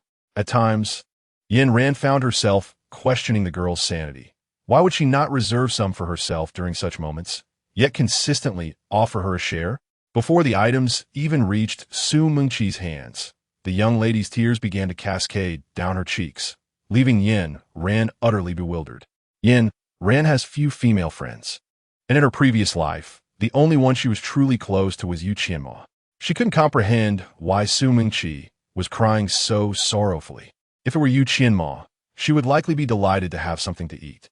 After a prolonged attempt to console her, Su Mingqi suddenly exclaimed, "Do you not want to be friends with me?" Yen Ran replied, "No, I fear you might have nothing to eat." Yen Ran explained helplessly. Previously, she and Su Mingqi were not very familiar. Observing the girl's cheerful demeanor every day, she assumed Su Mingqi possessed a carefree personality. However, now that they had grown closer, she was surprised by how prone to tears she was. After Yen Ran finished her explanation, Su Mingqi stared at her in a daze, then suddenly threw herself at Yen Ran. "You are truly a wonderful person." Receiving such a compliment left Yen Ran with mixed feelings. She had never felt so conflicted when referred to as compassionate. After a brief spell of crying, Su Mingqi leaned in closer and whispered into Yen Ran's ear, "You need not worry about my provisions. Before the acid rain, my father prepared plenty for me." "Your father?" Yen Ran asked in astonishment. "Keep your voice down," Su Mingqi said, covering Yen Ran's mouth and glancing around mysteriously. At that moment, they were in the dormitory with no one else around, so there was little risk of being overheard. "My father also said he would come to pick me up in half a month." Su Mingqi et glim Tiefelin. Yen Ran recalled that in her previous life, a vehicle indeed came to collect Su Mingqi, and at that time, Channan had sat beside her, the two appearing quite affectionate. "Who is your father?" "My father told me not to disclose this to anyone, but I trust you. His name is Su Songjin." "Su Songjin? Is he not a researcher at the Dawn Base?" Upon learning that Yen Ran was also a graduate of a university and coincidentally a classmate of Su Mingqi, Su Songjin expressed his regrets, stating that his daughter had succumbed to depression and taken her own life. Not long after this revelation, news spread that Su Songjin had also committed suicide. Remembering the old man's anguished expression when he spoke of his daughter, Yen Ran felt that his departure was likely in response to the tragedy of his child. As for Su Mingqi's depression, it might have been significantly influenced by Channan. Yet now, watching Su Mingqi play with a kitten beside her, Yen Ran believed that her destiny had already shifted. Chapter 25. Establishing authority. The snow continued to fall heavily, and the scarcity of food began to permeate the school with a peculiar atmosphere. It was merely a spark away from shattering the calm facade. The conversations within the dormitory had shifted from casual exchanges to inquiries about who still had food left. After several days of relentless blizzards, The internal defenses of the students were steadily eroded. The latest news on the forum was from 2 days prior, reporting widespread chaos within the city. Citizens were rampaging through the streets, engaging in indiscriminate violence, merely to alleviate their pent-up emotions. Upon hearing this news, the initial reaction from everyone was disbelief, followed by a prolonged silence. The silence was finally broken by an anonymous user exclaiming, "Finally, one can act without restraint." Yin Ran felt that the school was on the brink of chaos. The previous minor skirmishes merely haunted the hearts of others. However, when slaughter and plunder become commonplace, the situation shifts dramatically. Those who cherish peace become the outliers. Yin Ran, take a look quickly. Everything has descended into utter disorder. Yin Ran opened the door, and Su Mengqi, breathless and leaning against the wall, spoke in a hurried tone. Yin Ran stepped aside to let Su Mengqi enter and then open the school group chat. The group leader had changed. It was no longer Meng Dehai, but rather an unfamiliar WeChat avatar. As soon as this person entered the group, they sent a short video. Upon opening it, the content was rife with violence and bloodshed. Anyone who dared to defy my orders met with such a grim fate. In the early days of the apocalypse, the consciousness of law was gradually forgotten. Those who were once classless sought to establish a hierarchy. Yin Ran. They demanded that every student submit food daily or face death. What shall we do? Su Mengqi looked at Yin Ran anxiously, and then her eyes suddenly brightened. Why don't we give them our food? Let us consider it a token of goodwill. After all, I have some provisions, and I can contribute 2 portions each day, 1 for each of us. No need. We shall not comply. As soon as she uttered these words, Yin Ran felt a pang of unease. She had grown accustomed to a solitary existence.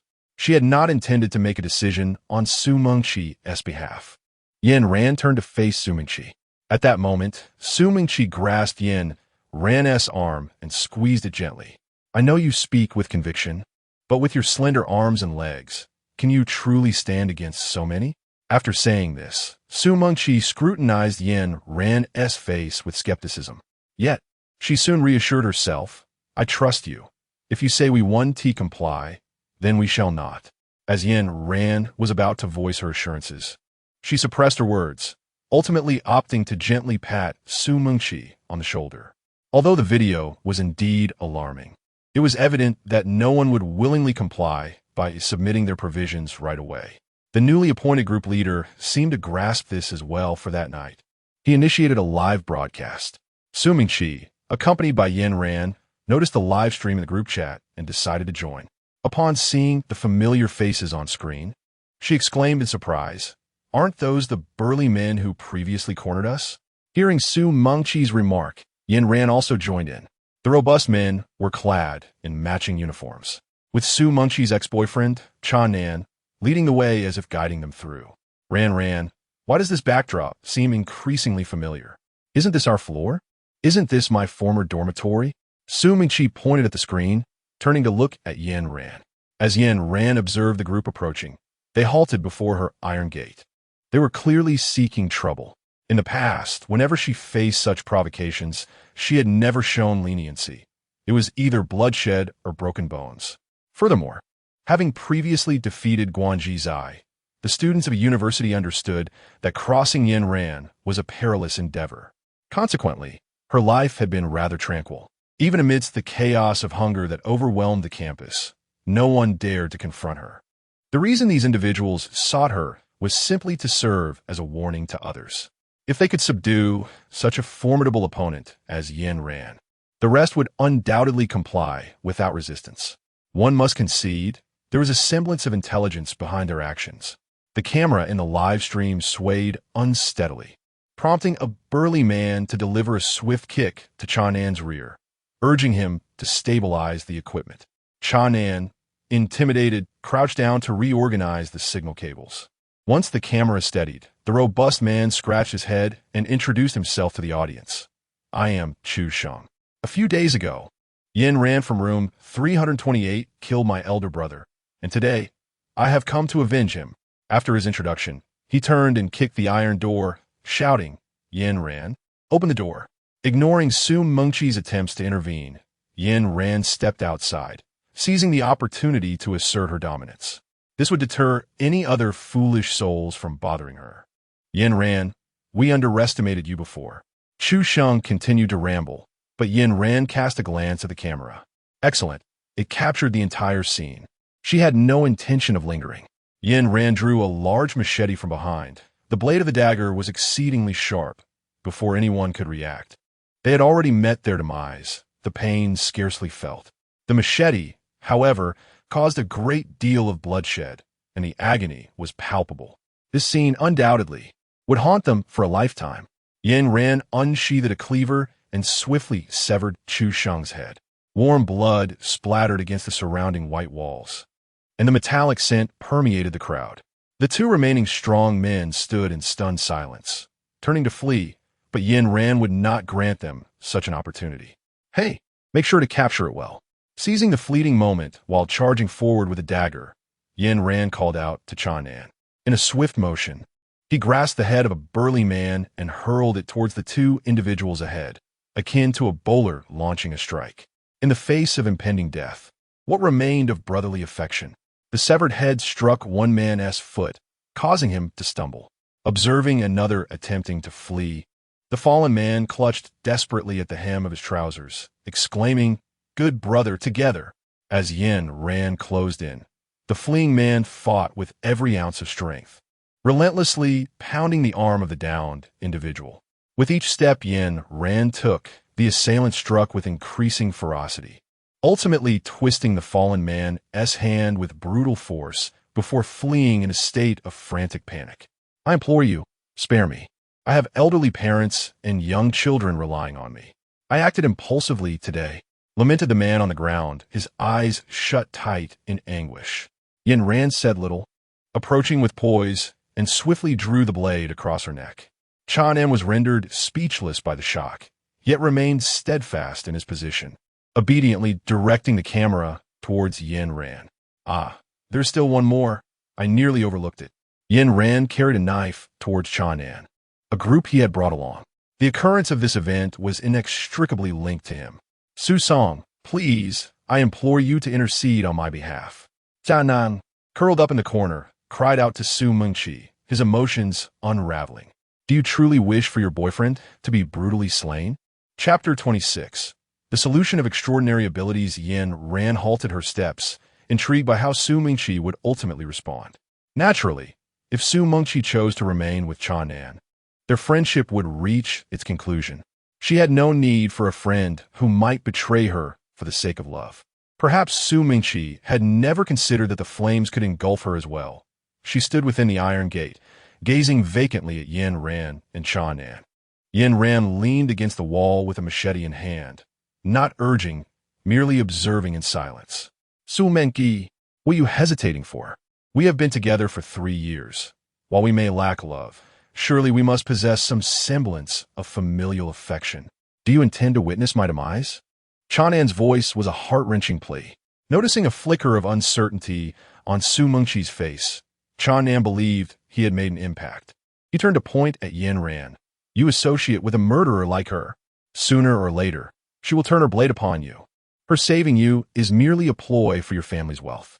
My words yesterday were a mere stalling tactic. How long have you known each other compared to our time together? Reflect on that. Chanan's words successfully plunged Su Mengqi into contemplation. It was truly absurd. Yin Ran thought Chanan had been utterly paralyzed by fear. No matter how he endeavored to sway Su Mengqi, the one with blood on her hands was Yin Ran. Did he truly believe a single utterance from Su Mengqi could halt her actions? She should not overestimate her significance. Su Mengqi, cease your procrastination. Will you allow him to live or condemn him to death? While it appeared to offer Su Mengqi a choice, in truth, whichever path she selected, Chanan's fate was sealed. Chanan, I've always cherished the memories we shared. I once held genuine affection for you. What a fool. Yin Ran inwardly cursed. Buddy, it's me who wants to end you, and yet you dare to provoke me? Have you lost your mind? Did your brain get taken south by a weasel? However, the subsequent words from Su Mengqi sealed Chanan's fate. I utterly detest you now. Hurry up and die. If Su Mengqi hadn't been confined behind the iron gate by Yin Ran, she would have relished the opportunity to personally take a knife and brutally end Chao Nan's life. Despicable man. Who do you think you are begging for mercy here? Yin Ran, fueled by rage, was urged by Gu Qinghong, who winked at her and dramatically drew his thumb across his throat, exclaiming in frustration, "Finish him off." Yin Ran made an okay gesture with her hand, then approached Cha and wielding a knife, plunging it into his chest. Yin Ran, our leader will surely not let you go. You wretched woman with a heart as venomous as a serpent. Cha Nan uttered, his words faltering. Yin Ran rolled her eyes. She had heard such words countless times. Whoever came her way had inevitably met their demise at her hands. Yin Ran opened the iron gate and handed the cleaver to Su Mingqi, instructing her to sever his neck. Su Mingqi accepted the knife, her gaze fixed on the barely alive Cha Nan. Initially, Yin Ran assumed that she might hesitate, considering it was her first act of murder and one typically requires a psychological acclimatization. However, upon witnessing Su Mingqi's face alight with exhilaration as she plunged the blade into Cha Nan 8 times, Yin Ran nodded, acknowledging her swift acceptance. While the act of killing may be exhilarating, the disposal of the body presents a cumbersome challenge. If the corpse were to remain in the dormitory corridor, it would undoubtedly attract a plethora of unwarranted complications.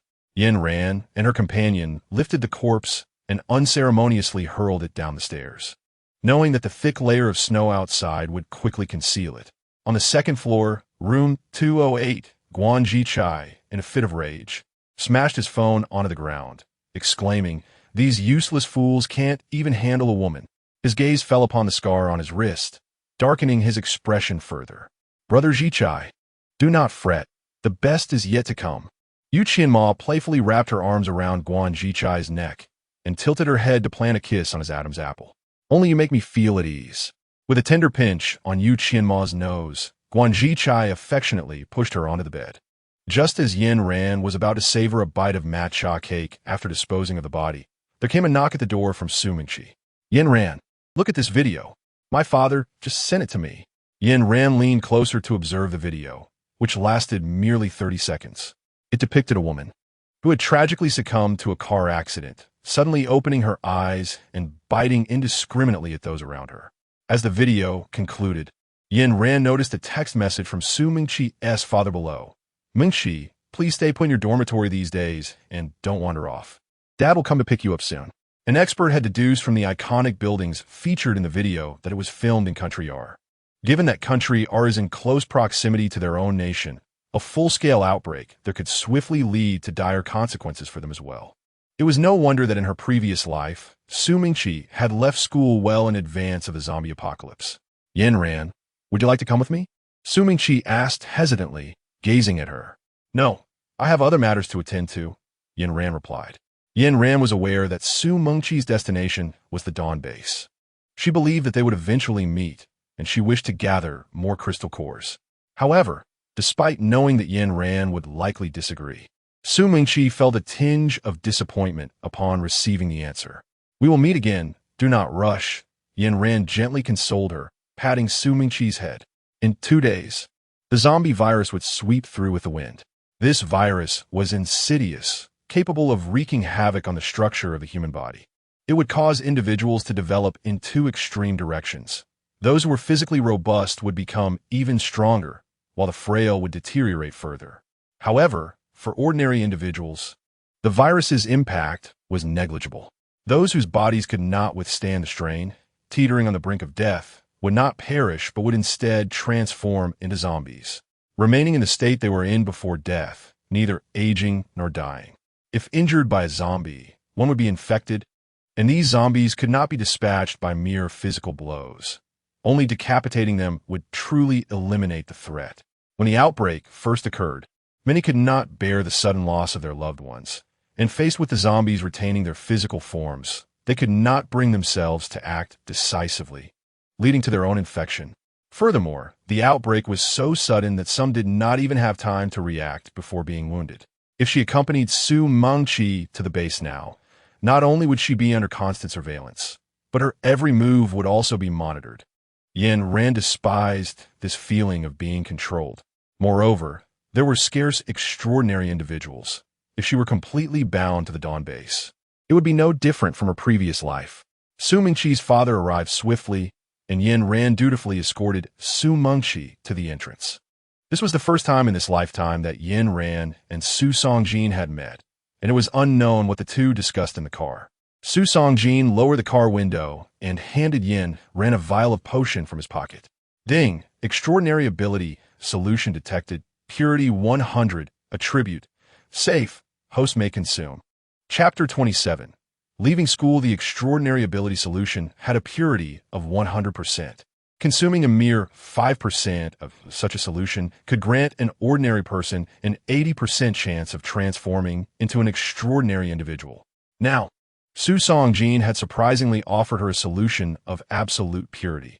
If Yin Ran drank it, she could awaken a second extraordinary ability. Gazing at Su Mingqi, who was waving at her from inside the car, Yin Ran smiled faintly. It could be seen as a case of good deeds being rewarded. Ding! The host can replicate the extraordinary ability solution. Would you like to proceed with replication? Estimated cost, 200,000 interstellar coins. Such a fortuitous opportunity was irresistible to Yin Ran, and she eagerly chose to replicate it. Naturally, even with the extraordinary ability solution in her possession, she had no intention of selling it. Her primary concern was her own peace of mind. Speaking of which, ever since the incident involving Guanji, Gu Qinghong and the others had not made an appearance again. Yin Ran has been pondering whether the incident that transpired previously is connected to the matter concerning Chanan. The boss that Chanan uttered before his demise. Could it be the same individual referred to by Feng Ximin? The words spoken by Feng Ximin to Gu Qinghong before her death confirm that Gu Qinghong must be an informed party. Previously, when Yin Ran sought to eliminate Guanji Cai, Gu Qinghong fiercely protected him. It appears that the relationship among the three is far more intricate than she initially perceived. Moreover, the mysterious disappearance of Guanji Cai further suggests that Gu Qinghong possesses extraordinary abilities as well. Yin Ran pondered for a moment, resolving to venture to the second floor that evening to uncover the truth. Following the mysterious disappearance of Guanji Cai, she had employed her abilities to ascertain the whereabouts of those individuals. Gu Qinghong and Guanji Cai now resided in her former dormitory, while Gu Qinghong occupied the room directly opposite them, still in the same quarters as before. At 10 o'clock that night, the corridor was shrouded in darkness, devoid of any presence. Yin Ran donned the night attire purchased from the system and stealthily approached the iron door. It must be said that Gu Qinghong's door was indeed formidable. No matter the attempts to breach it from the outside, it remained impervious. However, Yin Ran possessed the universal key acquired from the system's marketplace. With the key in hand, this door was rendered inconsequential, a mere obstacle easily surpassed. Yin Ran took out the key and effortlessly unlocked the iron gate. To prevent any noise from the gate opening and closing, she thoughtfully propped it open with a piece of wood. Yin Ran lacked the ability to traverse walls, rendering her incapable of entering the house. However, she possessed beer. By placing the beer in the middle of the two rooms, she could clearly observe the activities of the individuals within. This extraordinary ability had a critical flaw. The user was rendered immobile during its use. This was precisely why Yin Ran exerted considerable effort to accompany the beer on its descent. What were the likes of Qian Mo and others engaged in? Yin Ran leaned close to Beer's ear and whispered. Beer appeared to be hesitant, struggling to articulate her thoughts. Observing Yin Ran's inquisitive demeanor, Beer gradually uttered the remaining 3 words in mating. Yin Ran, with an air of indifference, picked up the beer and turned towards Gu Qinghong's room to observe him. The beer, in its age, was akin to that of a 7-year-old child. Seeing such a scene made Yin Ran feel a twinge of guilt. He was engrossed in reading. Yin Ran nodded. Just as she was about to lift the beer and leave, Gu Qinghong opened the door. The moment the door swung open, Yin Ran swiftly concealed the beer within her night cloak. Both she and her companion crouched in the corner, observing as Gu Qinghong knocked on Gu Qinghong's door. Gu Qinghong, seemingly aware of who had arrived, opened the door without uttering a word and allowed Gu Qinghong to enter. Goodness, how thrilling! But wait, Had it not been less than 2 minutes before Gu Qinghong emerged again? Positioned in the corner, Yin Ran pressed the beer's head against the wall. Master, they are discussing some abilities I can hardly comprehend. Upon hearing the term abilities, Yin Ran, who had been drowsy moments before, instantly became alert. She hurriedly purchased X-ray glasses and a listening device from the system, spending a staggering 100,000 interstellar coins. It pained her. With the glasses on, she could see the two individuals inside the room clearly. She pressed the listening device against the wall and could hear their conversation. Excellent. Yin Ran tucked the beer into her space and focused intently on listening. Inside, Gu Qinghong sat on the bed, her foot sliding along Gu Qinghong's thigh. Gu Qinghong abruptly pushed Gu Qinghong's foot away, coldly stating, "Miss Yu, please conduct yourself with dignity." Gu Qinghong, what pretense of gentlemanly behavior is this? Were you not the one who sought me out first? Gu Qinghong retorted, bringing up a previous encounter. Gu Qinghong pursed his lips, his gaze revealing a coldness. Gu Qinghong, you were the one who promised I could become the foremost expert in the apocalypse. But what of that now? Spatial ability? What use is a pathetic ability that merely carries goods? The weight of Gu Qinghong's words was immense, and Yin Ran covered her mouth, silently absorbing the information. Under direct questioning, Gu Qinghong showed no reaction. She sat arrogantly on the bed and calmly pointed at Gu Qinghong, asking, "I can grant you abilities if you'll kill Yin Ran." Yin Ran? What relation does she have to you? Gu Qinghong rejected the notion without a second thought. Gu Qinghong rose, the hem of her white dress brushing against the wooden floor, and leaned closer to Gu Qinghong, enticingly stating, "Do you not wish to be the foremost expert in the apocalypse? If you kill Yin Ran, I will grant you lightning abilities." Perhaps the temptation was too great. This time Gu Qinghong did not refuse. He took Gu Qinghong's hand, countering with, "Why must it be Yin Ran? There is no reason." Gu Qinghong unusually pulled her hand away from Gu Qinghong, striding to stand by the table. "Feng Ximin has already failed. You must be cautious." Gu Qinghong nodded, wrapping his arm around Gu Qinghong's waist. "I know. Had it not been for me following Yin Ran and being discovered by Feng Ximin, I would have succeeded." "You are the best, Brother Qinghong," Gu Qinghong said, tugging at Gu Qinghong's collar and leaning in to kiss him. Gu Qinghong lowered his gaze at the woman beneath him, slowly closing his eyes. Firstly, all previous incidents had been orchestrated by Gu Qinghong. Secondly, both Gu Qinghong and Gu Qinghong now sought to eliminate her.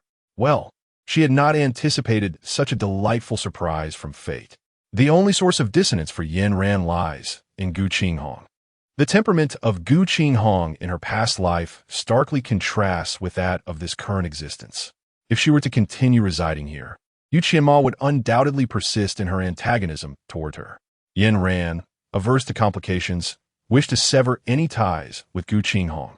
At 3 a.m, with her hands tucked into her pockets, she and Beer, now anthropomorphized, walked side by side, their figures elongating against the snowy backdrop. The snow outside had reached knee height. Yin Ran retrieved her car from the space and invited Beer to join her. Initially, she feared the excessive snow might immobilize the vehicle. Fortunately, her concerns proved unfounded. The car glided effortlessly through the snow, as if traversing a smooth road. At last, she could escape from this distressing place. Chapter 28. The male model of the villa located in the suburbs. The villa was surrounded by trees and winding mountain roads. Ascending one of these paths, a cluster of standalone villas came into view. When she first arrived in her freshman year, she had visited this place with Gu Qinghong. Yin Ran arrived here with two intentions. One was to acquire items at no cost, and the other was to practice her skills by dispatching a few zombies. The villa district was vast and sparsely populated. Apart from the elderly gatekeeper and the security personnel, there were hardly any other souls around. Upon reaching the villa's entrance, Yin Ran stepped out of the vehicle and stored away in her space. Compared to driving, she preferred to walk, as it allowed her body to better acclimate to the environment. The spacious security room was currently devoid of any presence, and the furnishings within remained unchanged as usual. Yin Ran cautiously peered inside while gripping her knife tightly. The greater the silence enveloping the surroundings, the more perilous the situation, a lesson she had learned from her past life. If there were cries for help or the presence of zombies, It indicated that the threat level within did not exceed 2 stars. However, if an eerie stillness prevailed, devoid of any remnants of human existence, it signified that the danger within the house escalated to 3 stars or beyond. Yin Ran pushed open the door to the security room, revealing 3 chambers within. From a central chamber, the sound of bones being gnawed echoed. Peering through the crack of the door, she beheld a Doberman sprawled over a corpse, tearing at the lifeless arm with its teeth. Beside it, a seated border collie licked its blood-stained paws. When confronting such undead canines, one cannot rely on a blade. In a race, humans are undoubtedly outpaced by dogs. Yin Ran retrieved a firearm from her surroundings, gripping it firmly in her hand. Seizing the moment while Dubin was preoccupied with its meal and oblivious to her presence, she swiftly aimed and fired a shot directly into Dubin's head. Bien Mu cast a leisurely glance at the fallen Dubin, then turned its gaze toward Yin Ran. For reasons unknown, she discerned a hint of disdain in its eyes. Bien Mu possessed an exceptionally high intelligence, typically akin to that of a 6-year-old child. But after its mutation, it had likely attained the intellect of a 10-year-old. It remained motionless, having noticed the gun in Yin Ran's hand. Had she entered unarmed, it would have lunged at her without hesitation. This breed of dog was particularly adept at exploiting human sympathy towards animals, skillfully leveraging its appealing appearance. The zombie virus did not alter the intrinsic forms of animals and plants. Rather, it amplified their inherent advantages. Once, humans were several times larger than these creatures before their evolution, instilling a natural fear. However, post-evolution, the advantages of animals began to expand, while the humans they once feared grew weaker, leading them to subconsciously perceive humans as mere prey. Observing Bien Mu, which seemed to extend a friendly gesture, Yin Ran remained unblinking, pulling the trigger for another headshot. Their adorableness was merely a fade, luring one into the abyss. In her previous life, Yin Ran had grown weary of such illusions. Yin Ran tapped the beer, instructing it to excavate the crystal core, while she ventured into the other 2 rooms to investigate. As she opened the door on the right, a white line swept past her head, adhering to the wall. A mechanical voice echoed from above, forbidding any approach from idle onlookers. Yin Ran glanced upward to behold a colossal spider, head resting on the ground. After undergoing mutation, this arachnid had become singularly focused on constructing its lair. It would not attack humans unless they trespassed into its territory, in which case they would inevitably become a source of sustenance. Yin Ran deftly leaped over the strands of silk emitted by the head spider, seizing the opportunity while the creature was preoccupied with its meal. With swift precision, she drew her pistol and aimed at the top of the structure. The head spider possessed merely 2 eyes, rendering it vulnerable once she maneuvered into its blind spot. A bullet aimed at its head would suffice, provided she avoided damaging its body. After perusing the system's description of the head spider, Yin Ran, utilizing the elasticity of the spider's silk, grasped a strand and swung herself behind the monstrous arachnid. With a single shot, she shattered its head, the yellowish brain matter splattering against the wall, accompanied by a hissing sound. Within the body of the head spider lay thousands of spider eggs. Upon breaking it, there would be no need for incubation, as countless head spiders would emerge forth. Yin Ran swiftly extracted the crystal core with her dagger. There was no need for beer to intervene. Any mishap involving eggs sticking to it would certainly complicate matters. In the adjacent room, only a few corpses lay scattered with nothing else of note. Upon exiting the security room, a man was frantically waving at Yin Ran. "Someone has fainted. Please come quickly," he shouted, while 2 girls in uniforms, presumably nannies, lay beside him. Yin Ran stood at a considerable distance from the group, yet her enhanced vision allowed her to perceive the scene with remarkable clarity. Not long after the man shouted, the 2 girls who had previously lain motionless on the ground began to awaken. Upon noticing the pale, grayish hue of their eyes, the man sprinted toward Yin Ran, exclaiming urgently, "Run! They have mutated!" The zombies did not meander slowly as one might expect. Their speed was akin to that of normal humans. As the man reached Yin Ran, he gasped for breath, his voice tinged with relief. "These zombies are rather slow. We must hurry." In disbelief, he uttered a curse, recalling how literature often depicted zombies as sluggish creatures. However, upon noticing the firearm in Yin Ran's grasp, his astonishment deepened. "Which realm do you hail from, my lady?" Yin Ran paid no heed to the man's foolish words, swiftly dispatching 2 zombies with precise shots to their heads. She gestured for Beer to excavate the crystal cores and turned to the man, inquiring if there were any survivors within the villa district. Upon receiving confirmation, she waved him off and ventured deeper into the villas. The man cast a fleeting glance at Yin Ran before hastily descending the mountain. The state of the villas was as she had envisioned. Each house harbored 5 or 6 mutated zombies. With each shot, she effortlessly eliminated them, leaving the bodies for Beer to extract the crystal cores. Yin Ran leisurely explored each villa, collecting any intriguing items she encountered. The owners of these villas were either affluent or of noble descent, and their collections were nothing short of exquisite. As she beheld the gold bars in a hidden chamber, her eyes nearly dazzled, and with a grand flourish of her hand, she summoned them into her spatial storage. The sight of the basement brimming with food brought a smile to her face. She eagerly accepted the bounty, particularly the imported caviar and ham, which were conspicuously absent from the frozen storage. Yin Ran speculated that the owner of this villa must be someone with an obsession for handsome men. Otherwise, the array of 180 male models throughout the house would remain inexplicable. Furthermore, upon examining the instruction manual, she noted that it mentioned certain parts of the male models could be disassembled. Ahem. Yin Ran discreetly covered her eyes, waving her hand to summon an array of male models into the room, ensuring that various replacement tools were not overlooked. In reality, there are scarcely any commendable men, and Yin Ran harbored no illusions that virtuous men would suddenly emerge in a post-apocalyptic world. These male models, in her eyes, far surpassed ordinary men. Chapter 29. The Giant Python. Indeed, they would not deceive her for her crystal cores, nor would they demand her to scurry about. Perhaps their sole flaw was their immobility. Yet, gazing upon their faces, this hardly seemed a significant drawback. With each door she opened, Yin Ran felt her horizons broaden. "Master, someone is approaching." Beer arrived, carrying a sack full of crystal cores, and placed it before Yin Ran. Yin Ran carefully stored the crystal core within her space, then grasped the back of the beer bottle's neck to wash its paws. Yin Ran stood on the second floor of the villa, observing the individuals who entered through the door, all clad uniformly in shirts and suits. "You know what? That old man is a goner.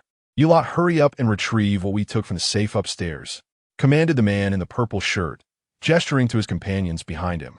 Wasn't this man the same one seen outside the villa moments ago? It seems he is merely a kept boy for the villa's owner. How unfortunate. Regardless, the valuables in this villa have nearly been collected. Yin Ran leaped down from the second floor, beer in hand, and made her way to another villa. The entrance of this villa was adorned with numerous jade snake figurines, their jade eyes reflecting the light of the snow, creating an eerie atmosphere. Could the owner of this villa be a snake enthusiast? Yin Ran mused aloud. Upon pushing the door open, she was met with a profound silence, a wave of heat washing over her. A glance at the air conditioning revealed it was set to a sweltering 26 degrees Celsius. A sense of foreboding enveloped her. The floor of the villa was made of jade, with a sticky liquid spread across its surface. At this point, Yin Ran had deduced that the owner of this villa was indeed a snake lover, likely harboring a considerable number of snakes, as a distinct odor lingered in the air. Utilizing her beer's unique abilities to scan the villa, she discovered that the first floor alone housed a staggering 2,000 small snakes. The second and third floors were densely packed with small rooms, each containing a python. While snakes are generally manageable, simply turning off the air conditioning would induce their natural hibernation. There was little of significance remaining in this house, eliminating the need for further exploration. Under normal circumstances, Yin Ran refrained from employing her beer's abilities, as it could deplete its energy. Yin Ran grasped a beer and headed towards the entrance. Before she could reach the doorknob, a snow-white serpent's tail swept across, forcefully slamming the door shut. Turning around, she beheld a 3-meter-tall white python coiled around the central pillar of the house. Yin Ran turned to look at the beer, signaling with her eyes. Aren't you the one who said there was only a small snake on the first floor? What is this? At that moment, the beer was nearly fainting from fright. If a small snake were to emerge, the beer could still serve as a spicy snack, but this python, thicker than a tree trunk. It would be fortunate to escape unscathed. Seizing the opportunity while the snake was posing, Yin Ran grasped the back of the beer's neck and kicked open the villa door. Fleeing. Who has the time to stare down a snake? Engaging in a staring contest with it, waiting for it to prepare to devour a person before running away? That would be utterly absurd. As long as they could leave this house, Yin Ran was convinced that the snake would not follow them into the freezing cold outside. She hurried along, not daring to pause for even a moment. Even after leaving the villa area, she could still faintly hear the sound of the snake's tail brushing against the snow. Unsure if it was merely a figment of her imagination born from fear, Yin Ran felt as though there were snakes lurking in the snow, poised to pounce. With the slightest relaxation, she feared she would be bitten through the neck. Her instincts warned her that this was not a place to linger. Yin Ran swiftly retrieved her off-road vehicle, pressing the accelerator to the floor and speeding away. As the vehicle passed the security booth, the feeling of dread gradually dissipated. She believed that such fleeting sensations were the most accurate. The night had fully enveloped the sky, making driving on the highway perilous, prompting Yin Ran to secure her vehicle, concealing it among the trees. In the early hours of the morning, Yin Ran sensed a lingering motion beneath her vehicle, though the sensation was faint. Curiosity compelled her to roll down the window and peer outside.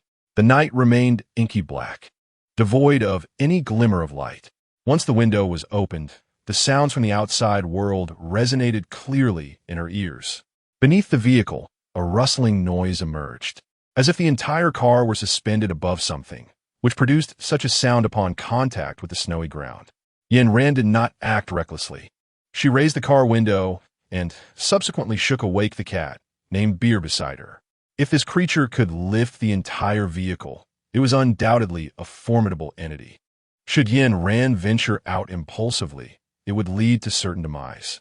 Beer, tasked with surveying the vicinity of the car, was soundly asleep and momentarily disoriented when abruptly roused.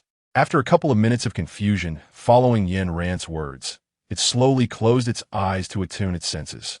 Master, the creature beneath the car is the white python from the villa. Beer exclaimed in a flurry of feline exclamations.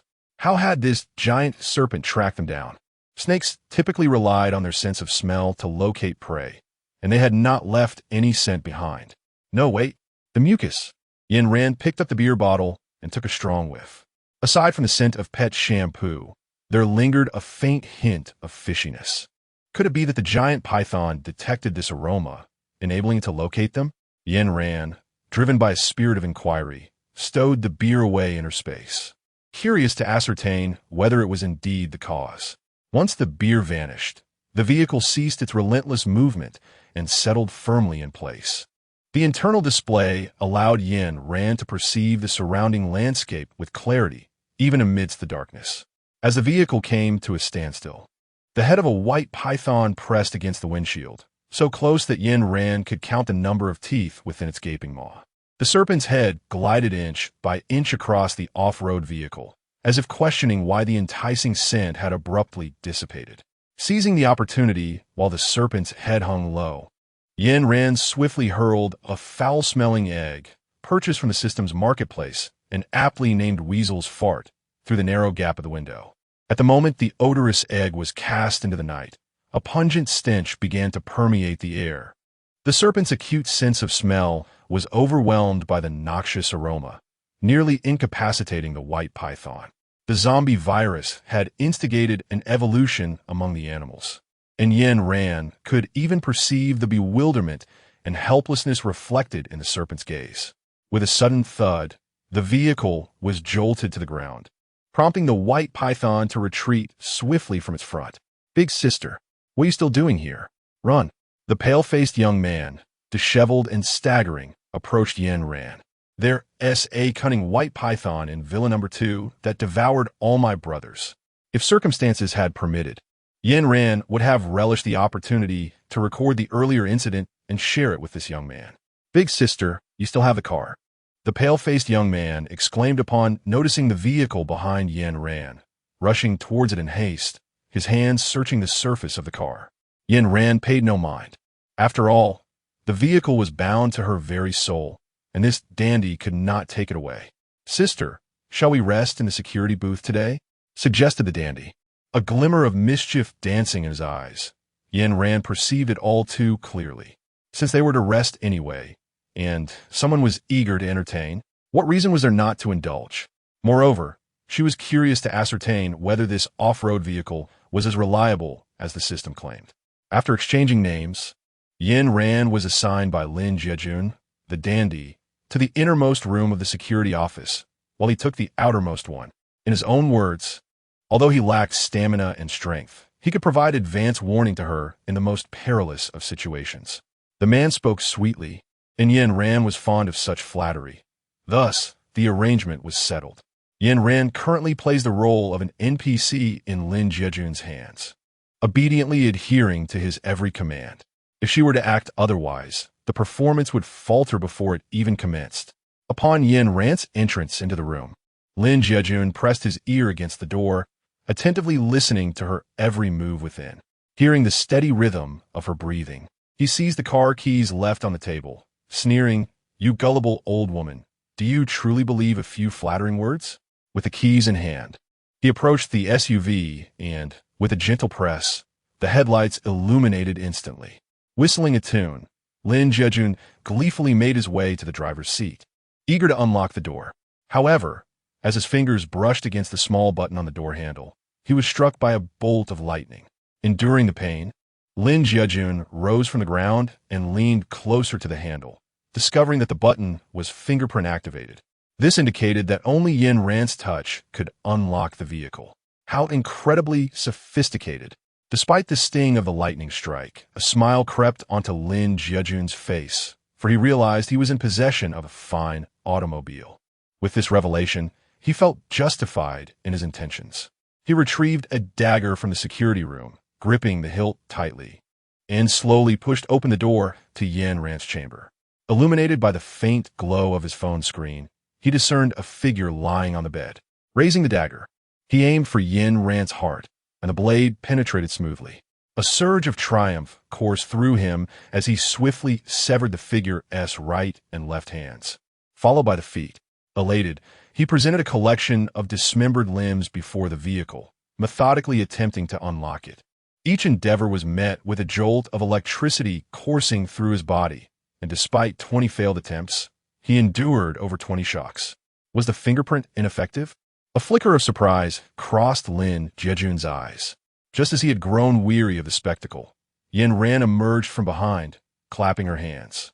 She didn't even require the car keys. As she approached, the door swung open effortlessly. Yin Ran remained silent, yet it seemed as though she had uttered a great deal. Lin Jiejun was visibly shaken. "Did you anticipate that such an event would transpire? Then why did you not forewarn me? You left me to suffer the consequences." This world is indeed rife with shameless individuals. Lin Jiejun, in his frustration, not only sought to commandeer her vehicle, but also reproached her for not disclosing the inherent dangers.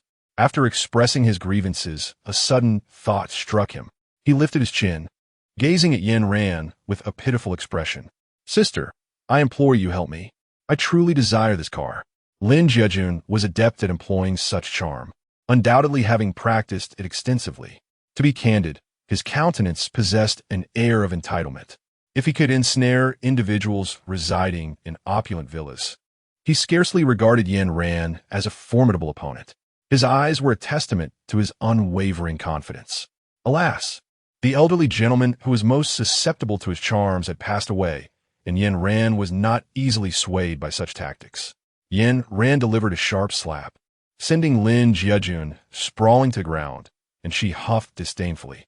"Do not presume to apply your tactics employed on men to me."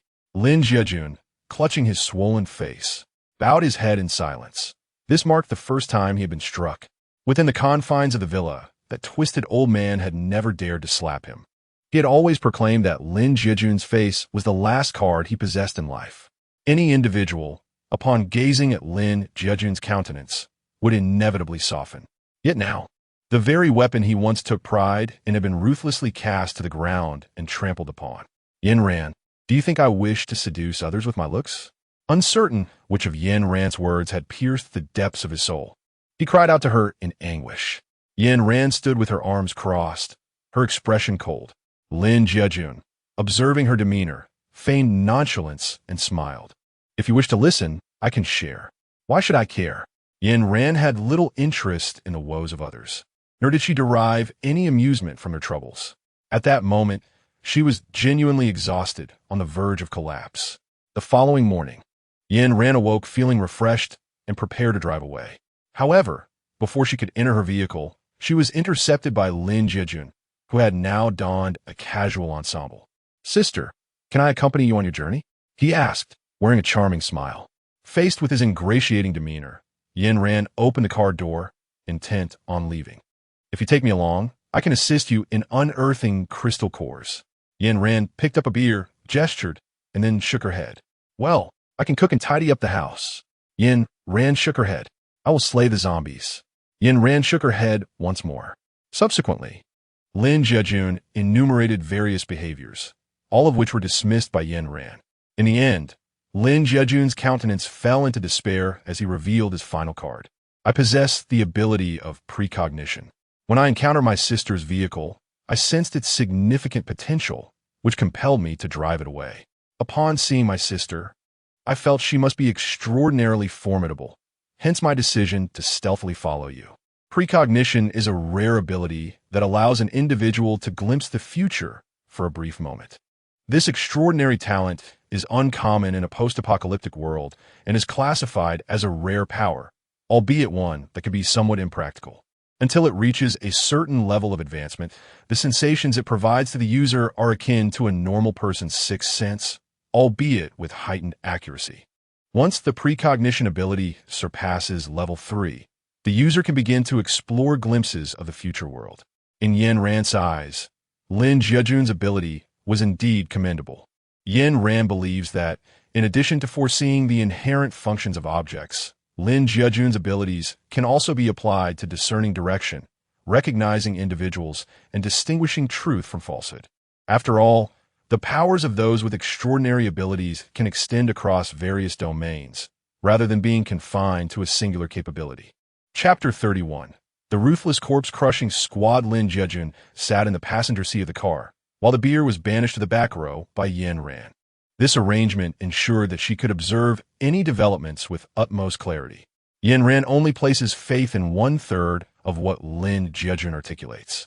She harbors doubts even regarding the authenticity of his name. In Villa 1, those individuals addressed him as Brother Long. She recalls it with utmost clarity, just by observing Lin Jiajun's skillful techniques during the encounter. It is evident that he is far from a mere pretty boy who relies on his looks to make a living. Perhaps he has indeed approached affluent businessmen through his charm, yet his intentions are not aimed at ascending the social ladder, but rather for other objectives. Are you hungry? Yin Ran gently patted Lin Jiajun's shoulder, yet the man remained in a deep slumber in the passenger seat. No matter how persistently Yin Ran tapped, Lin Jiajun showed no sign of awakening. Yin Ran paid him no mind. After all, no one else could drive the car away besides her. She retrieved the picnic supplies from the trunk. To keep her own provisions concealed, Yin Ran had also placed some food inside the vehicle for her convenience. Yin Ran and her beloved beer share a profound affection for hot pot, to indulge in this culinary delight at any time and in any place. She has thoughtfully acquired a protective shield from the system marketplace. This ingenious contraption ensures that the enticing aromas of the hot pot remain contained, thereby facilitating her future culinary endeavors. She places beef tallow into the pot to saw it until fragrant, then adds hot water, followed by an exquisite array of lamb, seafood, and luncheon meat. Gazing at the bubbling cauldron, Yin Ran delicately introduces a platter of lamb into the simmering broth.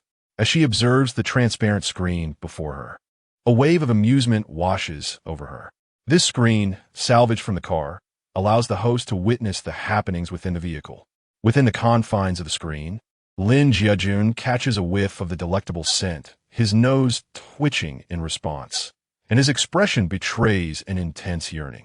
Just as he contemplates exiting the vehicle, he delivers a sharp slap to himself. Casting a furtive glance around to ensure no one is watching, he swiftly shifts from the passenger seat to the driver's seat, intent on driving away. Yet, while imagination paints a picture of freedom and liberation, reality proves to be harsh. Lin Jiajun is once again met with a jolt of electricity. This time, the current is more potent, singeing his hair. According to the system's prior explanations, a single encounter with such a current could prove fatal. Yet despite enduring multiple shocks, Lin Jiajun emerges merely singed. Yin Ran scooped up the lamb, placed it in her bowl, dipped it in a bit of sesame sauce, and savored a bite. It was truly delightful. After all, Lin Jiajun would soon approach her voluntarily. If he failed to speak the truth, she would not hesitate to deal with him decisively. As anticipated, everything unfolded as Yin Ran had envisioned. Lin Jiajun, ruffling his singed hair, emerged from the car and settled beside Yin Ran, offering her a flattering smile. "Sister, your car is truly exquisite. It suits you perfectly." Lin Jiajun, awkwardly touching his head, found himself at a loss for words and attempted to break the silence. To Yin Ran's ears, his remarks sounded like mere prattle.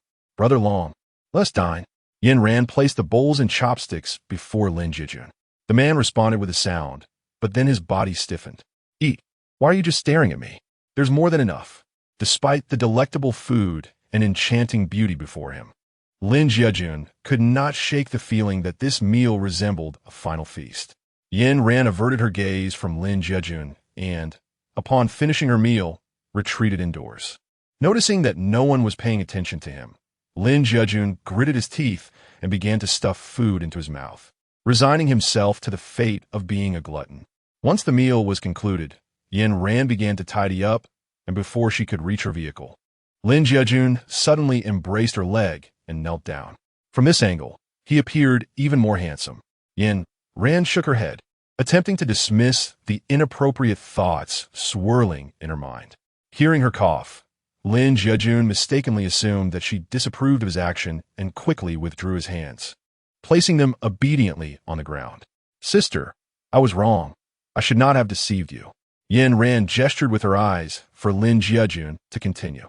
"I truly possess the ability of foresight. This I did not deceive you about, dear sister. However, I am neither a kept man by a wealthy benefactor nor a mere steward. I am, in fact, an assassin, somewhat avaricious. My target this time is that old man, with the intention of killing him and absconding with his wealth. Those individuals were also lured into Villa Number 2 by me. The moment I saw you emerge from Villa Number 2, I knew you were formidable, possessing numerous valuable items, and thus I contemplated thievery." Yin Ran retrieved a lie detector purchase from the system marketplace, observing the readings with a nod of approval. Noticing Lin Jiajun's puzzled expression, she kindly offered an explanation. "This is a lie detector, and it seems you've told the truth over 80 of the time this time." Lin Jiajun wiped the sweat from his brow and cautiously corrected her. "Sister, I was mistaken. I do not possess precognition. Rather, I have the ability of linguistic manipulation. Once I utter my words, people tend to believe them." Seeing that Yin Ran remained skeptical, Lin Jiajun added with a hint of grievance, "It doesn't work well on those with particularly strong willpower. The ability of linguistic manipulation compels those who hear the host's words to unconsciously accept them as truth, leading to their realization." Yin Ran surmised that Lin Jiajun's powers had only recently awakened, rendering them not yet formidable. If he were to reach his full potential, a single word from him could alter the course of the world. "How did you come to know of your abilities?" Yin Ran inquired. "Sister, as a killer, I certainly have my channels. I am well aware of the circumstances within the base." After listening, Yin Ran nodded thoughtfully. She believed that if Lin Jiajun were an ally, he would serve as a source of motivation. However, should he turn out to be an adversary, it would be prudent to eliminate him early on. Yet, Lin Jiajun's capabilities undeniably stirred something within Yin Ran, leaving her in a state of inner turmoil. Ding! The system has detected the host's desire to recruit companions. As long as the other party agrees to expedite the team, a contract can be established. Should any discord arise, termination is permissible. A team?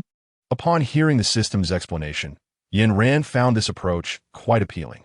She opened the system, which indicated that to recruit allies, she must first create a team. Furthermore, a title was necessary for the successful establishment of the team, enabling the recruitment of companions. Gazing at the blank space for the name, Yin Ran pondered for a moment before inscribing 3 characters. Ding! The team has been successfully created.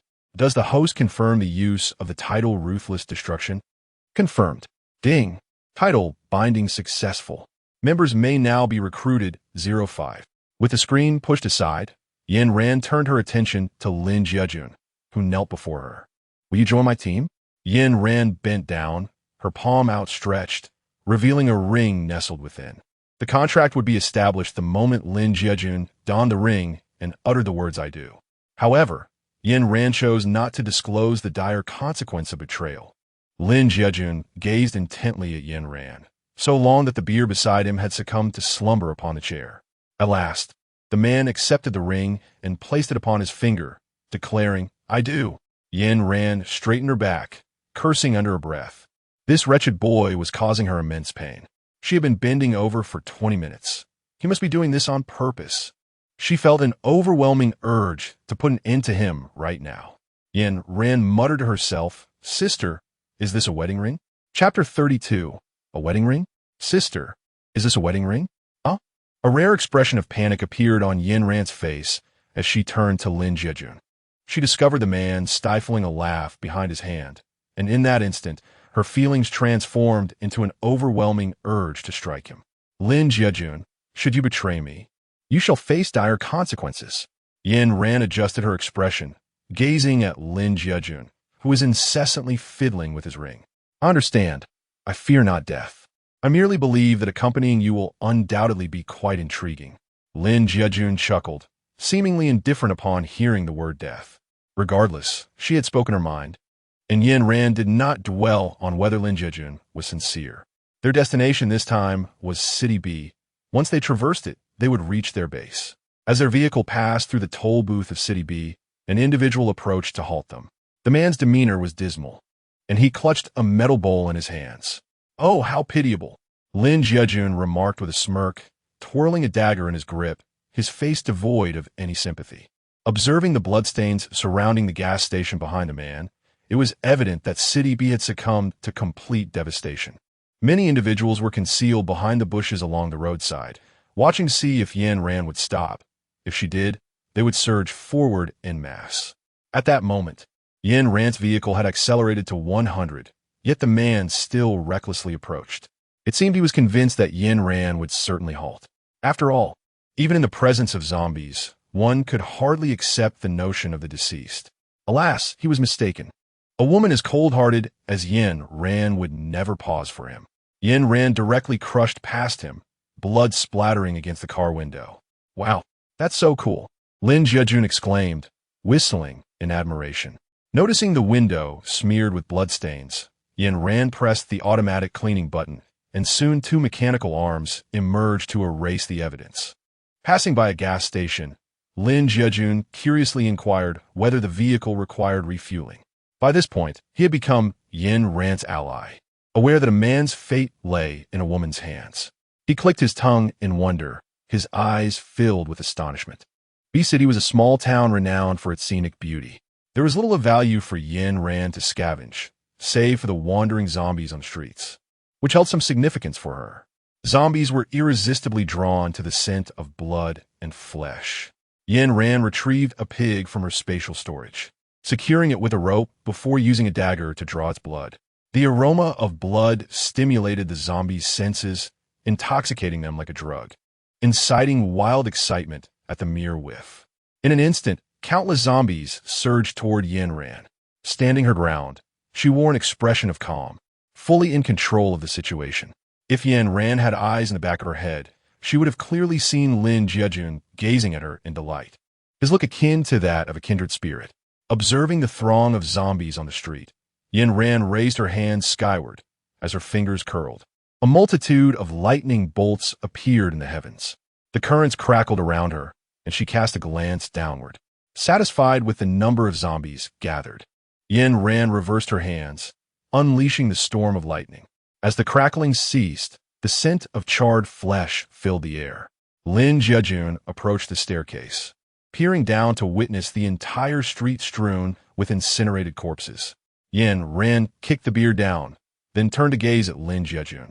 Lin Jiajun, being perceptive, shrugged and leaped down himself. The beer had grown accustomed to extracting the zombie cores, much like the process of prying open a shell to retrieve a pearl. Before long, all the zombies in that section were dispatched. Yin Ran stored the 2 sacks in her space, and now she possesses over 1,000 zombie cores. Lin Jiajun's efficiency is lamentably low. At this rate, it would take him until the year of the monkey and the month of the horse to complete the task. Yin Ran currently finds herself on the 2nd floor of a supermarket, where the shelves have been stripped bare, leaving the space desolate. She retrieves 3 fish from her dimensional space, swiftly prepares them, and places them into a pot for braising. This is the first time Lin Jiajun witnesses Yin Ran's ability to extract items from thin air, but he quickly realizes that she possesses a unique space. Truly, she is remarkable, endowed with 2 extraordinary powers. Lin Jiajun thinks this is the best interpretation, and Yin Ran intentionally allows him to believe so.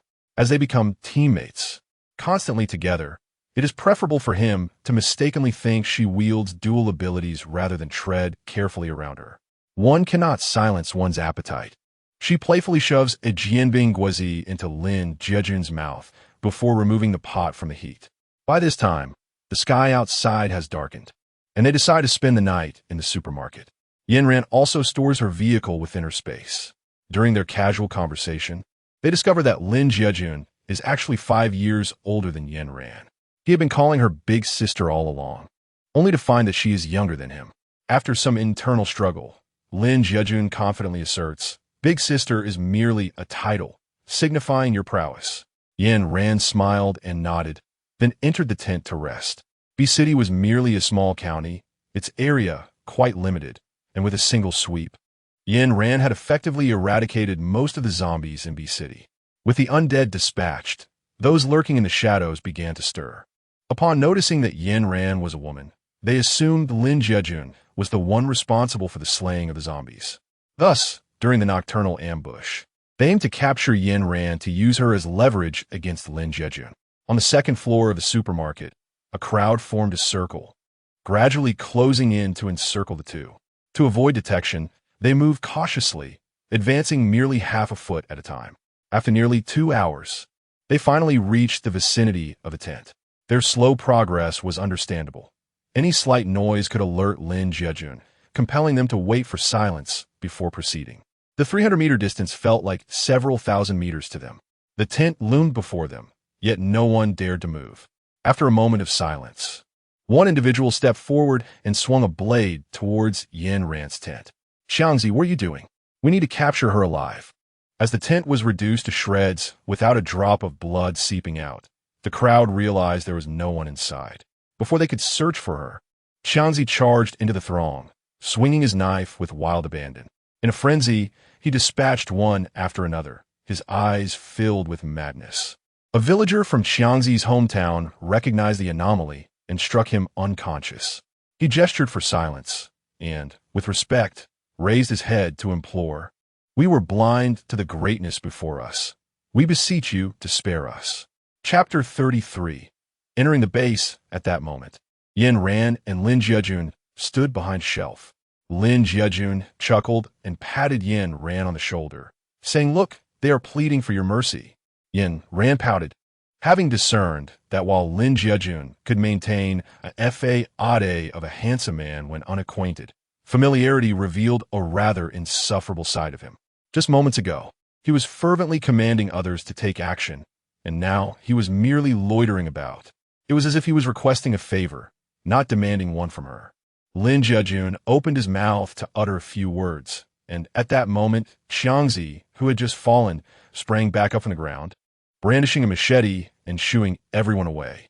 He then took his position at the entrance of the supermarket, wielding the weapon with an air of vigilance, ready to defend his territory like a loyal hound guarding its slumbering master from disturbance.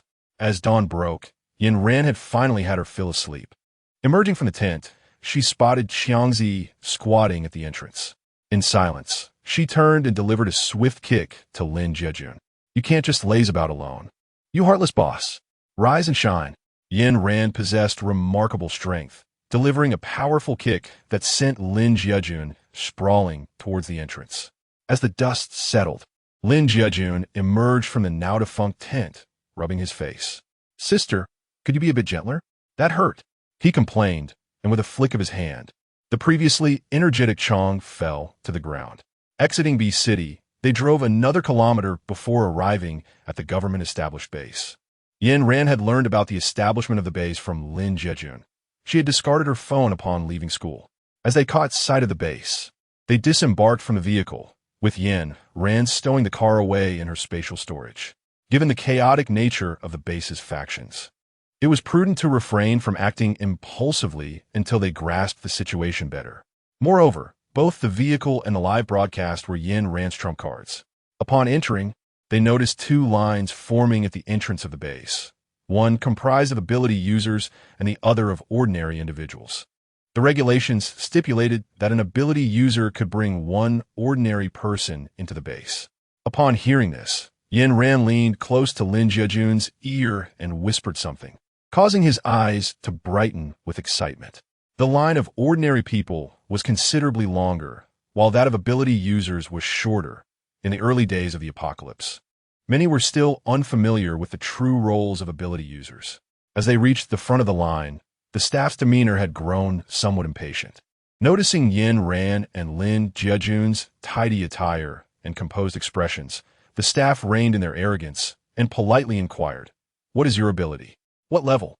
Yin Ran had no intention of concealing her abilities at the entrance of the base. If she presented herself as a pushover from the outset, she would surely suffer once inside.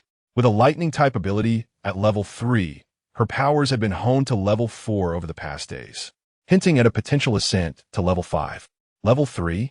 Upon hearing Yin Ran's declaration, the staff member gasped in astonishment, then gestured for her to wait while she made a call inside. Although the details of the conversation remained unknown, the staff member emerged with an exceptionally cordial demeanor. When Lin Jiejun arrived, her attitude softened further, prompting Yin Ran to discreetly squeeze Lin Jiejun's hand and whisper, "This is my brother, and he possesses no abilities." As they stepped through the base's entrance, a throng of individuals rushed toward them, eagerly inquiring whether they required a guide. Lin Jiejun was already well acquainted with the dynamics of the base, deeming the expense unnecessary. Prior to their arrival, he had briefed Yin Ran on the three prevailing factions: the military, corporate interests, and independent ability users. Each faction vied for talent to assert dominance over the base. The emergence of a rare level 3 ability user would undoubtedly make Yin Ran a coveted prize amidst their competition. The staff at the entrance likely belonged to one of these factions. When Yin Ran and Lin Jiejun declined a guide, a bold individual approached, attempting to seize Yin Ran's hand. This was a younger sibling of Captain Liang. They were truly courting disaster. The audacity of this action was bound to provoke consequences. Hearing a familiar accent from her hometown, Yin Ran glanced over, intrigued by the connection. As the portly figure charged toward her, she swiftly delivered a kick to his face, transforming his pancake-like visage into a flattened disc.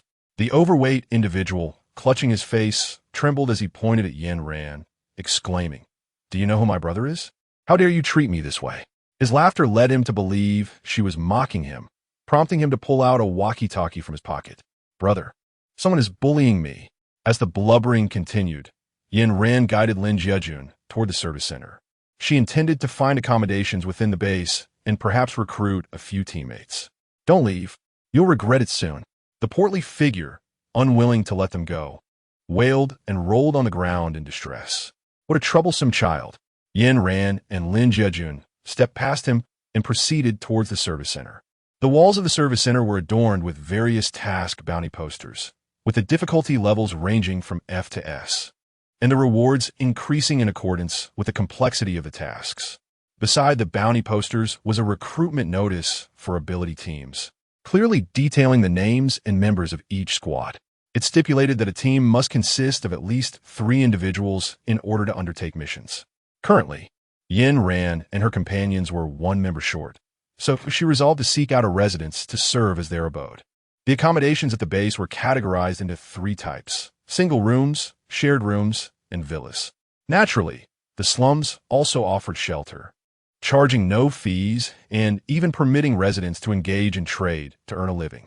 The better the living conditions, the greater the number of crystal cores required. Residing in a shared room necessitated 20 crystal cores per month, whereas a villa demanded 400. The distribution of crystal cores at the base had only recently commenced. Thus, prices had yet to reach the exorbitant level seen later on. When the staff responsible for counting crystal cores noticed that Yin Ran was a young woman of considerable attractiveness, they regarded her with disdain, remarking, "Which miss from the slums is this? Hoping to swap for a villa? How amusing!" The service hall was predominantly populated by men, and upon their entrance, many eyes were drawn towards Yin Ran and her companion. "So, will you change or not?" Hearing the laughter that surrounded her, Yin Ran remained unfazed, and she reiterated her question to the staff member. Chapter 34. Daughter? Yin Ran's patience was wearing thin, particularly in such an environment. As she extended her hand, the staff member continued to question her. "Oh dear, the prostitute is about to strike. How unfortunate."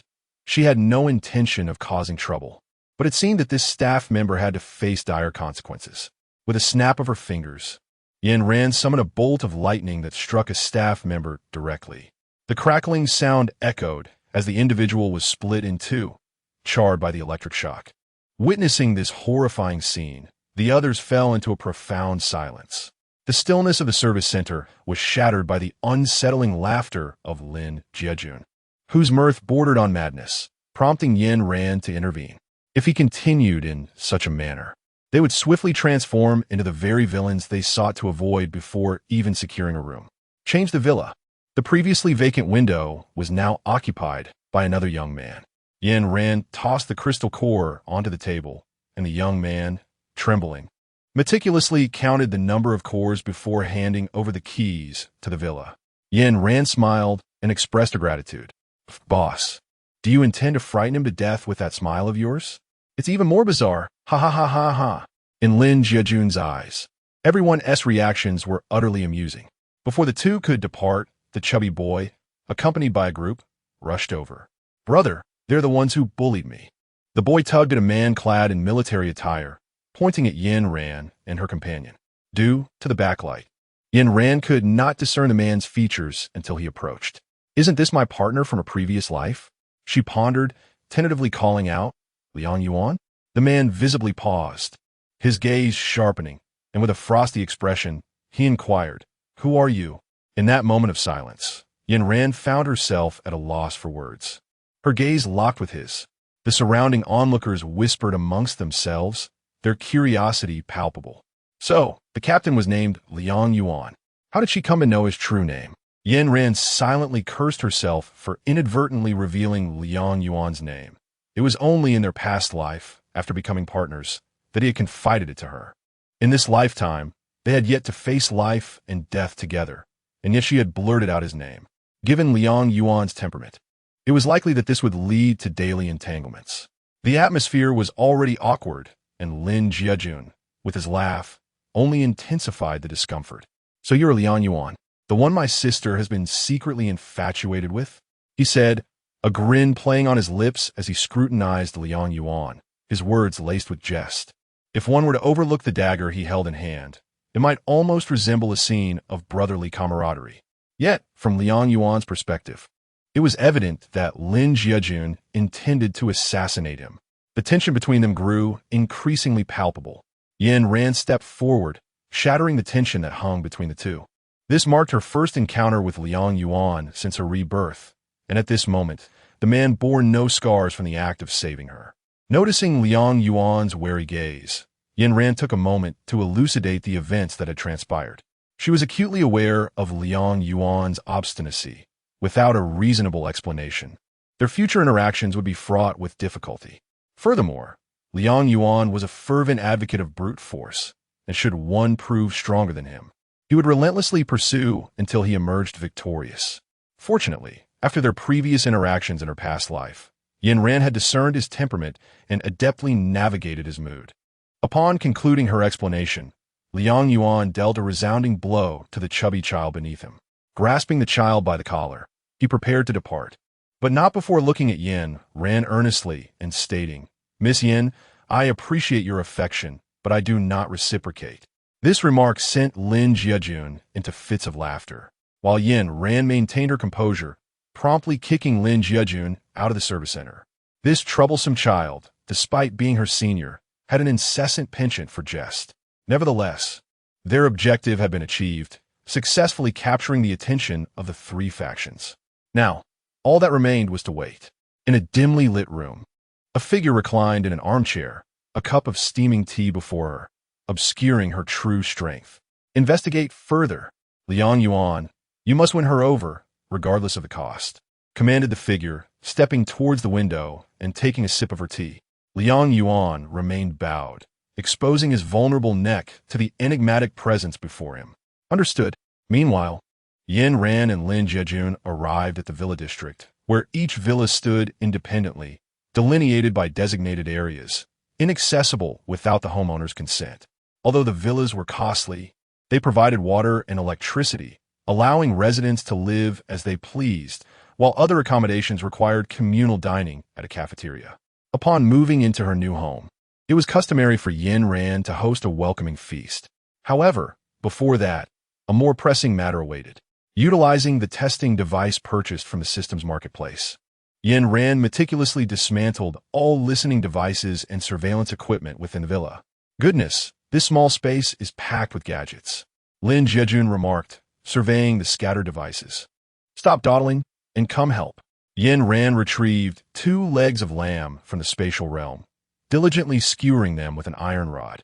Noticing the delectable aroma, Lin Jiajun could no longer pretend to be oblivious. He approached and expertly arranged the lamb legs, skillfully carving intricate patterns with a dagger.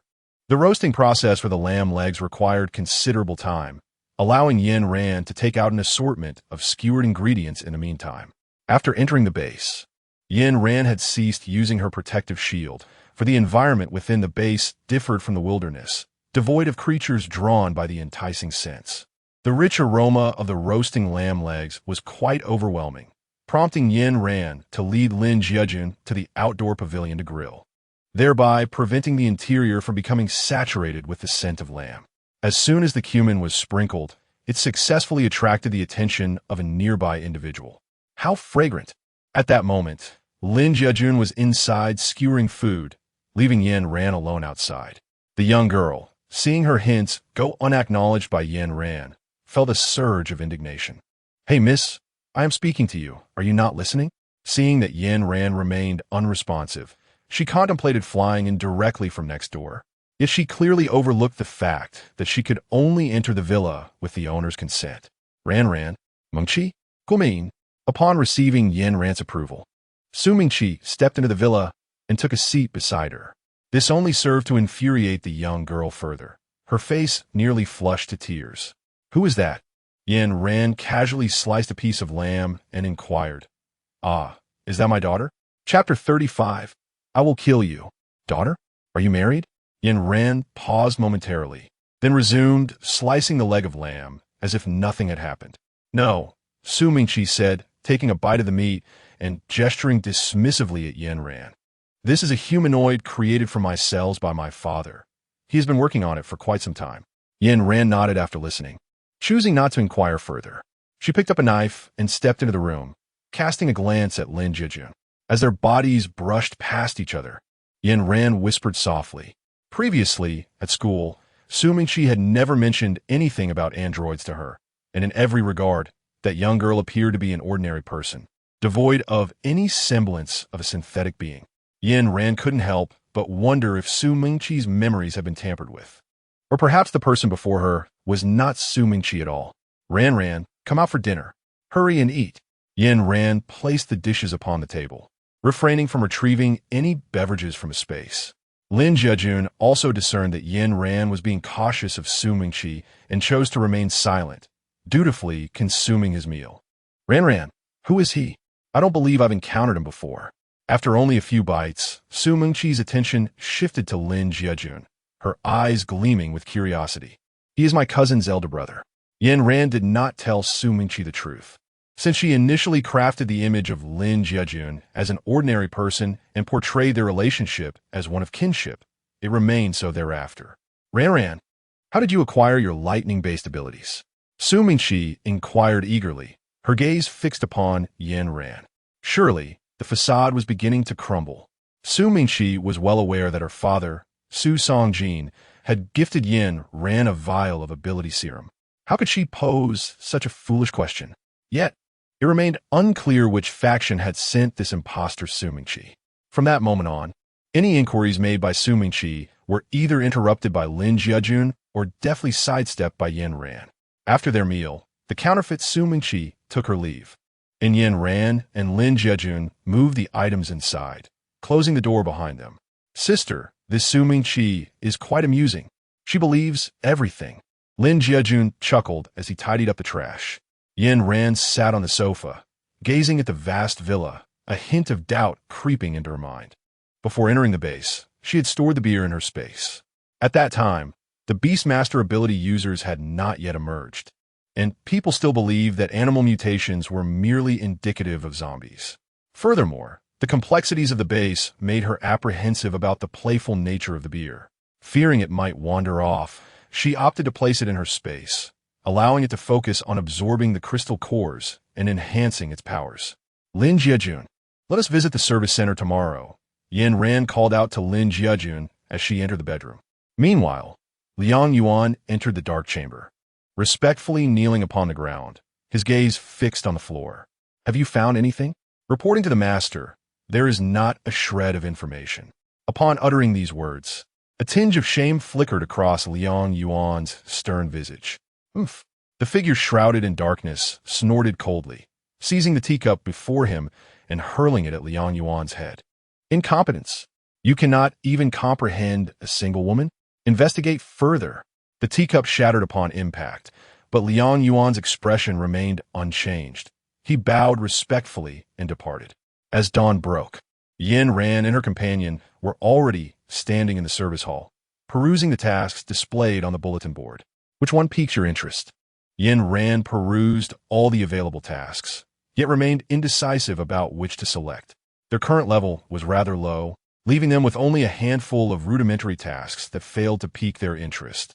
Most options involved collecting herbs or clearing stone piles, which did little to excite Lin Jiejun. Suddenly, an announcement broke through the monotony. Attention, a large number of mutated plants have appeared in the northwest of the base.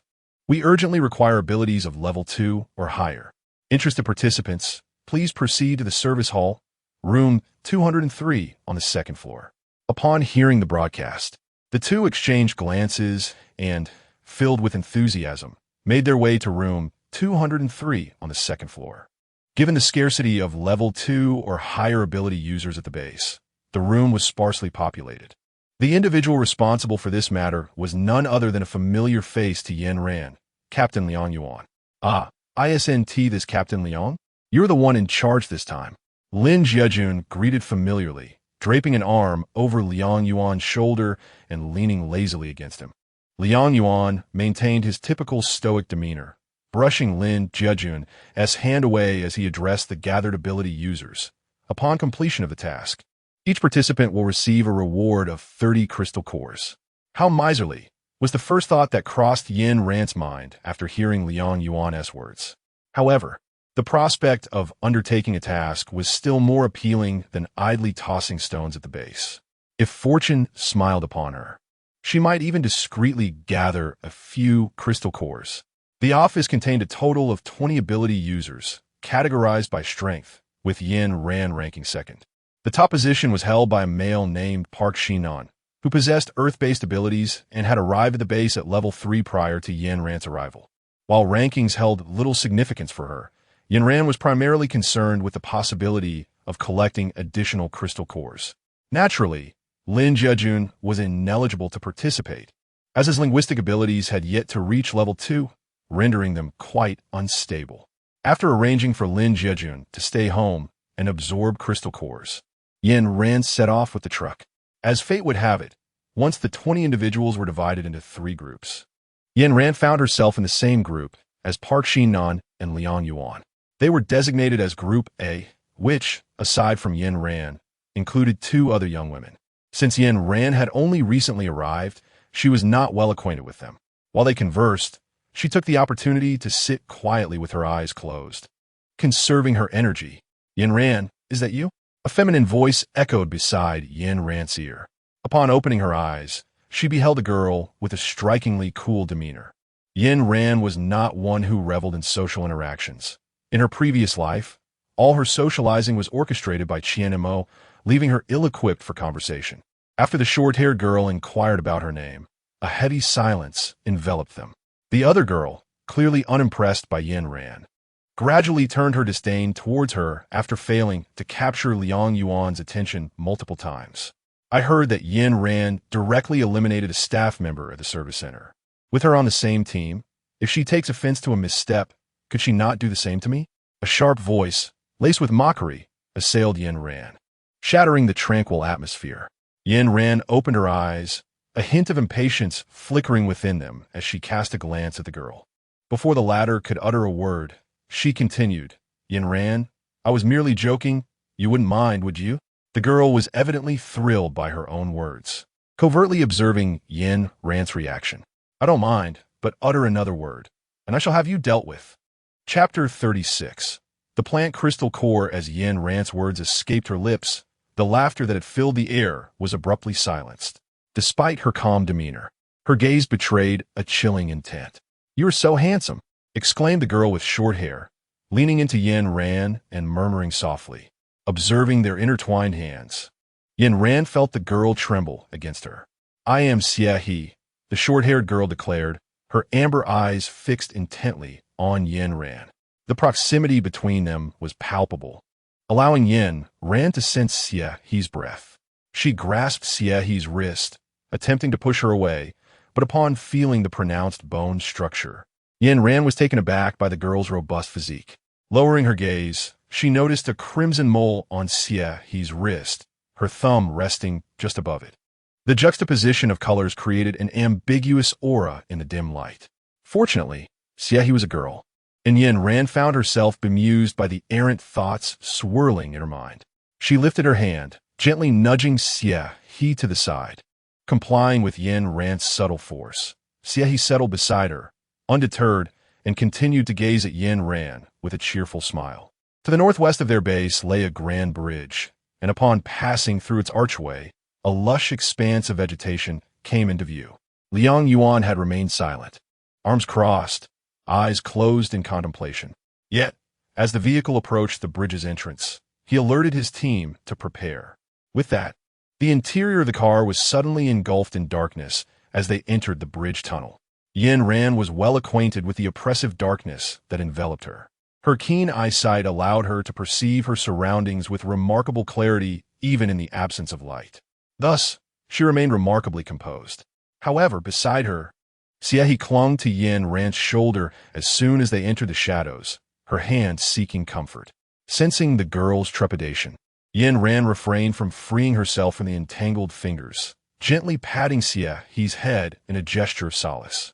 Gazing out at the pitch-black tunnel beyond the window, Yin Ran's mind was preoccupied with thoughts of how to extricate herself from their company and venture forth alone. Suddenly, with a thunderous jolt, the vehicle came to an abrupt halt, plunging them into an eerie silence. After a tense 10 seconds with no one uttering a word, Yin Ran turned to observe her companions, only to realize that unbeknownst to her, they had all succumbed to a deep slumber. Though the cause of their slumber remained a mystery, it felt like serendipity smiling upon her. Gently disengaging Xie He's hand, Yin Ran deftly leapt from the confines of the vehicle. The car was perfectly positioned in the center of the tunnel, the stillness around them punctuated only by the scattered stones that littered the ground. Yin Ran, with her backpack slung over her shoulders, leisurely approached the mouth of the tunnel. Behind her, a figure perched atop a vehicle, observing her silhouette with a concealed smirk. Upon emerging from the tunnel, Yin Ran was once again awestruck by the exquisite craftsmanship of nature. Outside the tunnel lay a botanical base, strikingly reminiscent of the Dawn base where she currently resided. Surrounding this verdant haven were various carnivorous plants, and within their grasp lurked the deadly sandbox tree. Interspersed among these flora were the alluring yet dangerous blooms of the mandrake. Yin Ran now hesitated at the tunnel entrance, contemplating her entry. She could easily evade the man-eating flowers. Yet vigorous movement would inevitably lead to the absorption of a small amount of mandrake pollen, resulting in hallucinations. Conversely, if struck by lightning, the fruits of the sandbox tree would detonate. Given the sheer number of sandbox trees, such explosions would undoubtedly affect the base. Ding! Detected an increase in host activity. Reward: 1 lottery draw. Ah, the system truly was her steadfast companion. Considering its timely appearance, she decided to overlook the previous inability to accumulate attribute points. Encountering the familiar spinning wheel, Yin Ran recited the well-known incantation. Amidst, Amen, Hallelujah, I beseech you. Perhaps due to her prior offering of chalcedony. As the wheel began to spin, she heard the melody in her mind. The grand windmill creaked and turned, showcasing the beautiful scenery around her. Yin Ran felt utterly exasperated, pondering the connection between the spinning wheel and the windmill. A familiar glimmer flickered before her, revealing a diminutive pink trumpet adorned with green polka dots. Gazing at the minuscule instrument in her hand, she adopted a spirit of experimentation and activated the system's introduction. Ding! Plant trumpet. Simply blow into it, and you shall establish a dialogue with the flora.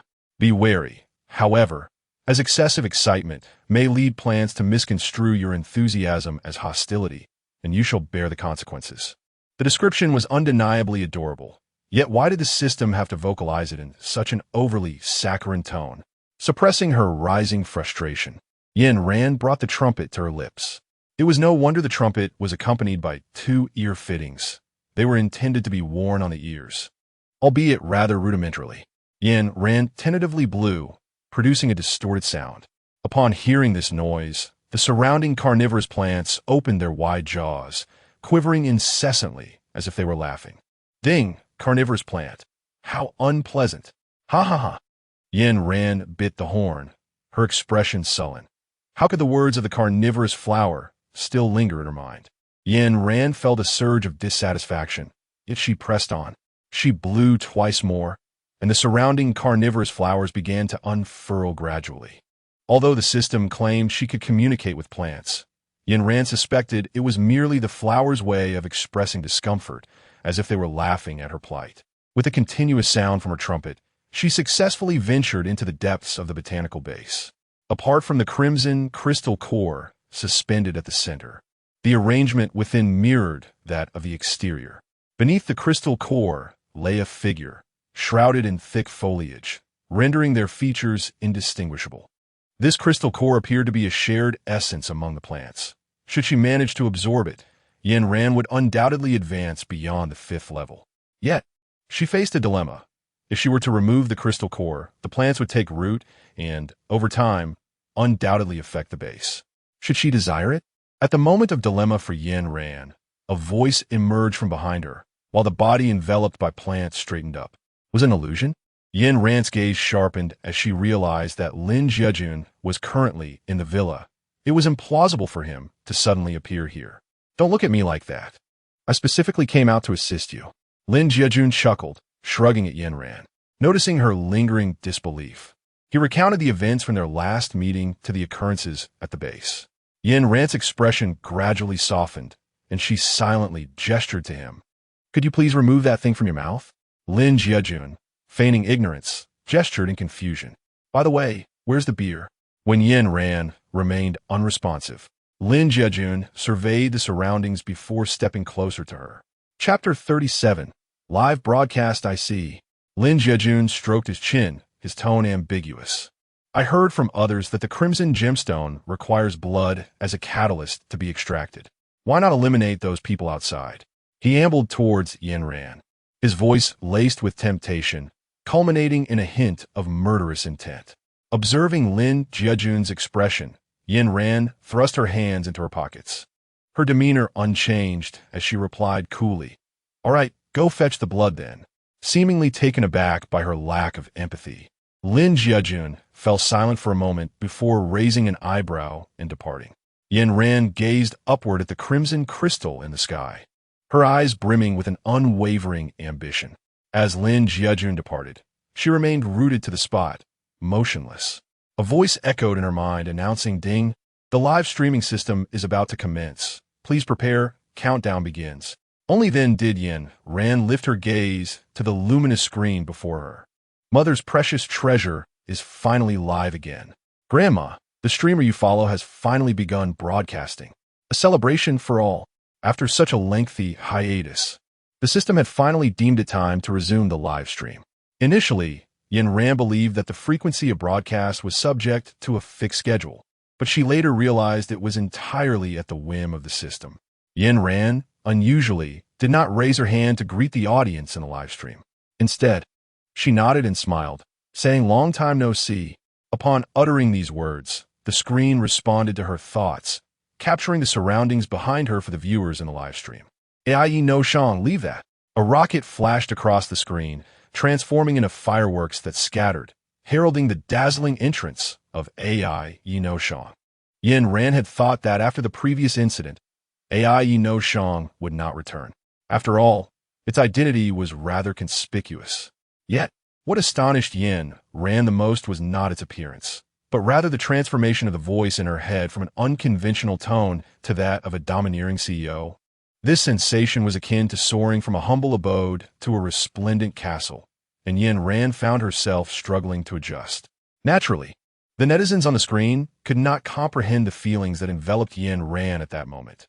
To them, it merely appeared as if she had suddenly fallen silent. "Ai no Shang, leave that place. Obey."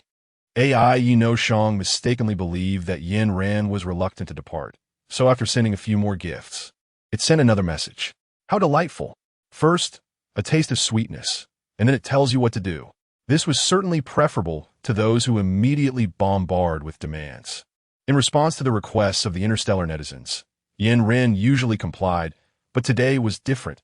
It was not rebellion on her part. She pointed to her current location. "I believe I cannot move right now. It is not that I do not wish to." As she spoke, the screen wisely focused on the area beneath her feet. To her dismay, she discovered that her surroundings were littered with the fruits of the sandbox tree, and the slightest touch would trigger a series of explosions. When she first arrived, a dense fog enveloped her lower legs, obscuring her awareness of the fruits on the ground.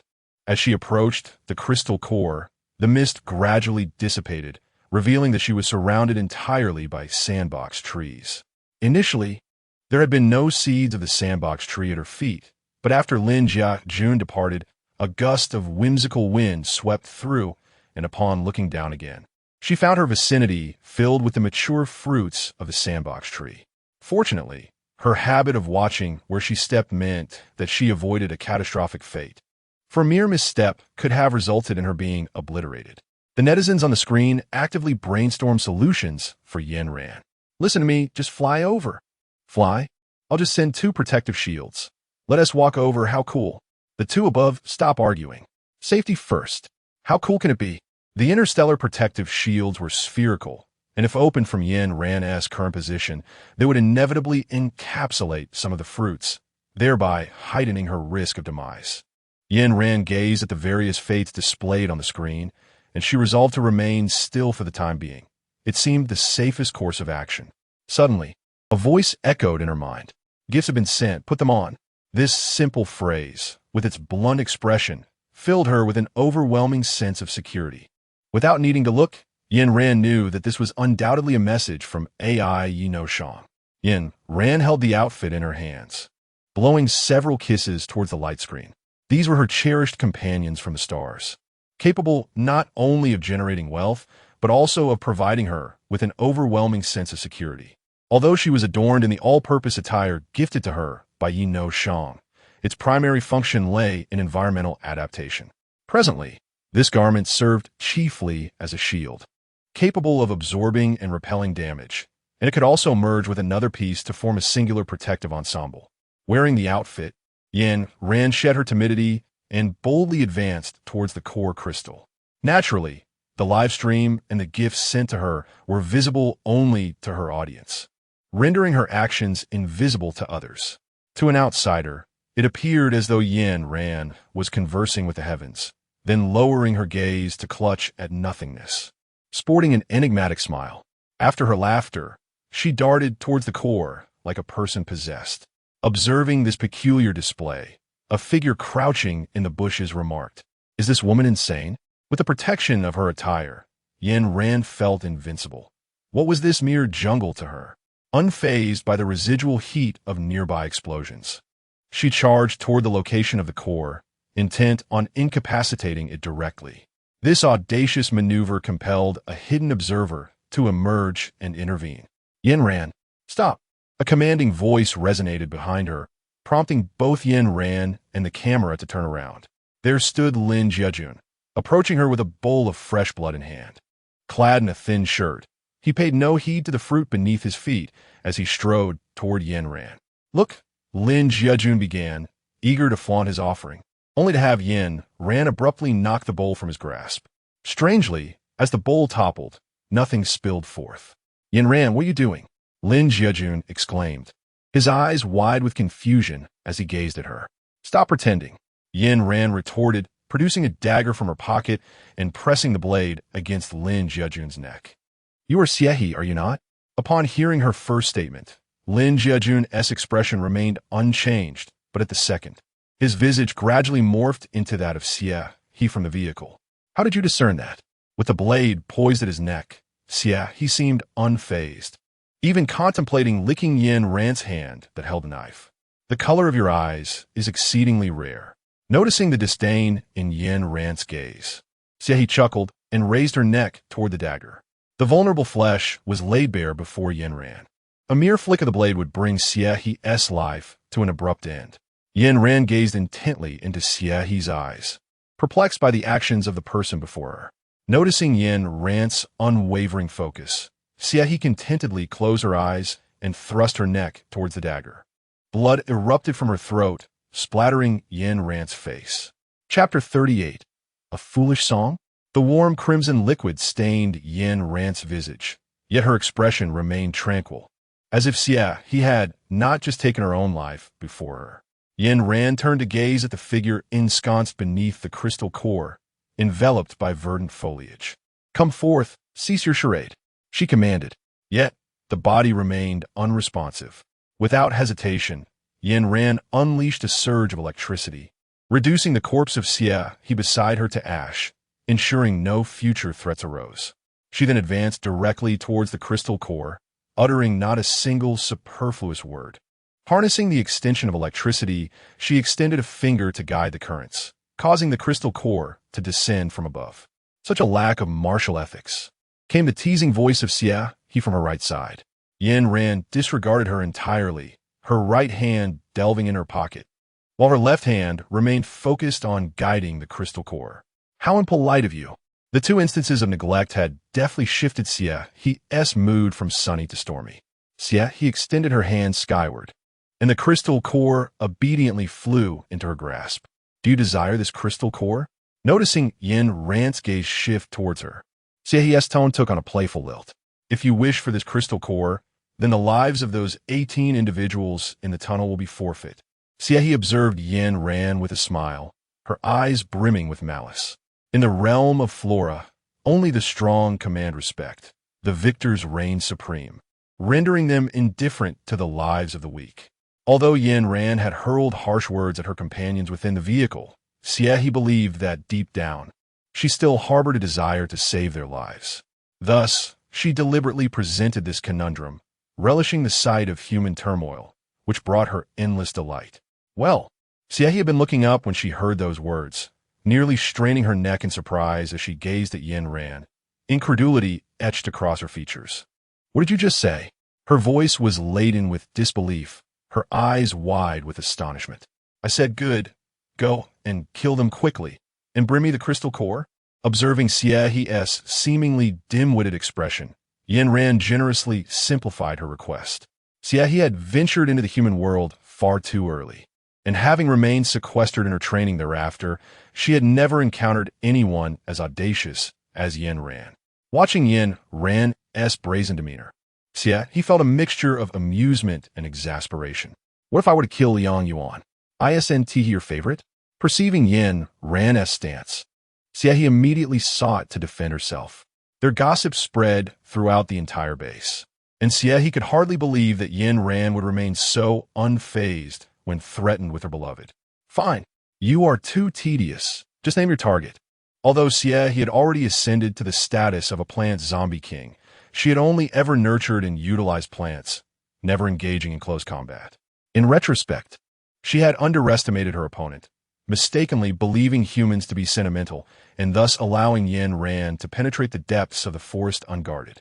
After several skirmishes, Yin Ran discerned that no matter how she inflicted wounds upon Xie, they would heal within 2 seconds. Suddenly, a spark of inspiration ignited within her, prompting Yin Ran to execute a flying side kick, widening the distance between them. She then dashed towards the body ensnared by plants. At that moment, Xie leisurely brushed off the leaves clinging to her, but when she lifted her gaze to observe Yin Ran's actions, the smile faded from her face, replaced by a look of caution. I can hardly believe you discovered it. Stop prattling and toss me the crystal core. Or else Yin Ran's right hand gripped the corpse's neck, and above the body, the skies erupted with thunder and lightning. Yin Ran, what do you intend to do? Xie narrowed her eyes, raising her hand slightly, and a multitude of plants surged forth from the ground. 2 towering carnivorous plants, each 5 stories high, burgeoned beside Yin Ran, their foul-smelling crimson tongues dripping with saliva, while their sharp teeth clashed, producing a jarring sound. Grasping the corpse by its neck, Yin Ran deftly sidestepped the spittle from the man-eating flowers. Calmly, she donned a speaker produced by the system. Suddenly, an eerie melody resonated, momentarily halting the plant's movements. Then, as if reaching out with hands, 2 leaves sprouted from their sides, lunging toward Yin Ran. Damn it, system, why aren't you functioning properly? Yin Ran dragged the corpse with one hand while unleashing lightning strikes at the man-eating flower with the other, all the while attempting to evade its attacks. System. Ding. It has been detected that the melody performed by the host is overly complex for the man-eating flower to comprehend. Please simplify the performance for better understanding. Yin Ran steadied herself, suppressing the urge to chuckle. The situation was urgent, and she could only heed the system's instructions to sound the horn once more. Ba ba ba ba, abba abba. Indeed, as the simple melody resonated, the carnivorous flower clutched its belly and tilted its head back in laughter. Ding. Carnivorous flower. This person is utterly foolish. Ha ha ha ha. Damn. So was an insult directed at her. Yin Ran muttered curses under her breath, while the carnivorous flower bent with laughter. Xie, who could perceive the thoughts of plants, joined in the mirth, doubling over with amusement. Yin Ran tossed the corpse onto Xie, and seizing the moment as Xie fell, swiftly collected the crystal core into her space. She then hurriedly made her way towards the tunnel. It was only upon entering the vehicle that Yin Ran finally exhaled a sigh of relief. The individuals inside the car, upon awakening, bore the appearance of those who had just emerged from battle. As their increasingly absurd conversations reached her ears, Yin Ran closed her eyes, wishing to disregard these fools. Yet, it was evident that someone was intent on interrupting her tranquility. The top-ranked Park Exine then approached her, teasing, "Are you mesmerized by my brother's handsome and dashing figure? Afraid to look at me?" This blend of greasy, superficial, and nauseating remarks nearly caused Yin Ran to regurgitate the lamb she had eaten the previous day. "Your name seems quite fitting," she retorted. If Lin Jiajun were present, he would undoubtedly comment, "Lin Xiao, your insults are truly ruthless." Yet, Park Exine Nan appeared oblivious, wearing an expression that suggested he believed she was infatuated with him. Fearing that Yin Ran might become overly enamored, he lingered for only a moment before turning away.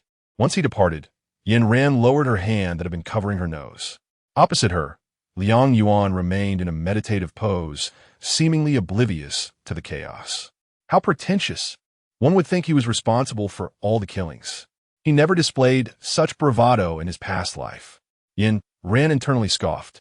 Yin Ran, why don't you wait for me? Chapter 39. New members. Yin Ran, why don't you wait for me? Yin Ran gazed at the hand resting upon her waist, sighed softly, and turned to look at the man beside her. Xie, still alive? Yin Ran was acutely aware that Xie would not take action within the confines of the base. The abundance of supernatural beings posed a significant deterrent, and moreover, his current corporeal form was his true self. Another stab from Yin Ran would mean his demise. "Please spare me," Xie implored, his hands clasped in a mock gesture of reverence, his eyes beseeching. Outside the service center, where numerous onlookers gathered, Yin Ran had already attracted considerable attention with her earlier display. In the brief exchange they had just shared, countless glances had been cast in their direction. It was evident that the exterior of the base was not a suitable locale for conversation. Prompting Yin Ran to grasp Xie's hand and lead him toward the villa district. Upon entering the villa, Yin Ran noticed a familiar silhouette in the opposing villa. Before she could scrutinize it further, the figure vanished. Inside, Lin Jiejun was seated in the living room, sharpening a knife. Upon hearing the door open, he looked up. A smile graced his face upon seeing Yin Ran, but it quickly faded into a scowl as he caught sight of Xie behind her. "Who is this new suitor of my sister's?" He questioned through gritted teeth, jealousy seeping from his words, directed pointedly at the pair before him. Regrettably, only one among them grasped the implication behind his statement. As soon as Lin Jiejun finished speaking, Xie draped an arm around Yin Ran's shoulders, resting his head against her, nuzzling affectionately. To Yin Ran, it seemed that Lin Jiejun was simply misinterpreting the situation and growing envious over a new companion. Consequently, she swatted Xie's arm away and sat beside Lin Jiejun, her tone icy yet laced with an undertone of consolation. "He is not a companion." However, this explanation seemed more detrimental than beneficial, evoking an impression of deepening the misunderstanding. Noticing Lin Jiejun's expression darkening further, she suddenly inquired, "Has there been any news regarding Su Mingqi next door?" Yin Ran's method of shifting the topic was indeed quite deliberate, yet the matter at hand remained of utmost importance. Lin Jiejun suppressed his inner displeasure and adopted a serious demeanor. Su Mingqi did not venture outside daily, yet the young girl by her side visited the central office building of the base every day. The central office building was heavily guarded, with entry and exit requiring fingerprint verification. Furthermore, access to the building was strictly prohibited for those with abilities. Should any ability user appear in the vicinity, they would face immediate execution. Yin Ran recalled that the young girl was indeed a being of extraordinary abilities, yet she could come and go with ease. It was rather peculiar. Whenever you were absent, Su Mingqi would never pay a visit, but in your presence, she would appear at your doorstep, as if she were specifically watching you. Lin Jiejun sharpened his dagger as he spoke. No sooner had he finished his words than there came a knock at the villa's door. Upon activating the visual doorbell, it was unmistakably Su Mingqi standing at the entrance. Yin Ran cast a sidelong glance at Lin Jiejun, remarking, "Your crystal core is clearly not without its drawbacks. It has evolved into a harbinger of misfortune." Lin Jiejun shrugged, adopting an expression that suggested he should not be held accountable. Observing the obediently seated Xie on the sofa, Yin Ran directed a glance his way, prompting him to effortlessly transform his appearance to mirror that of the figure in the car. "Wow!" Lin Jiejun exclaimed in admiration as he approached and opened the door.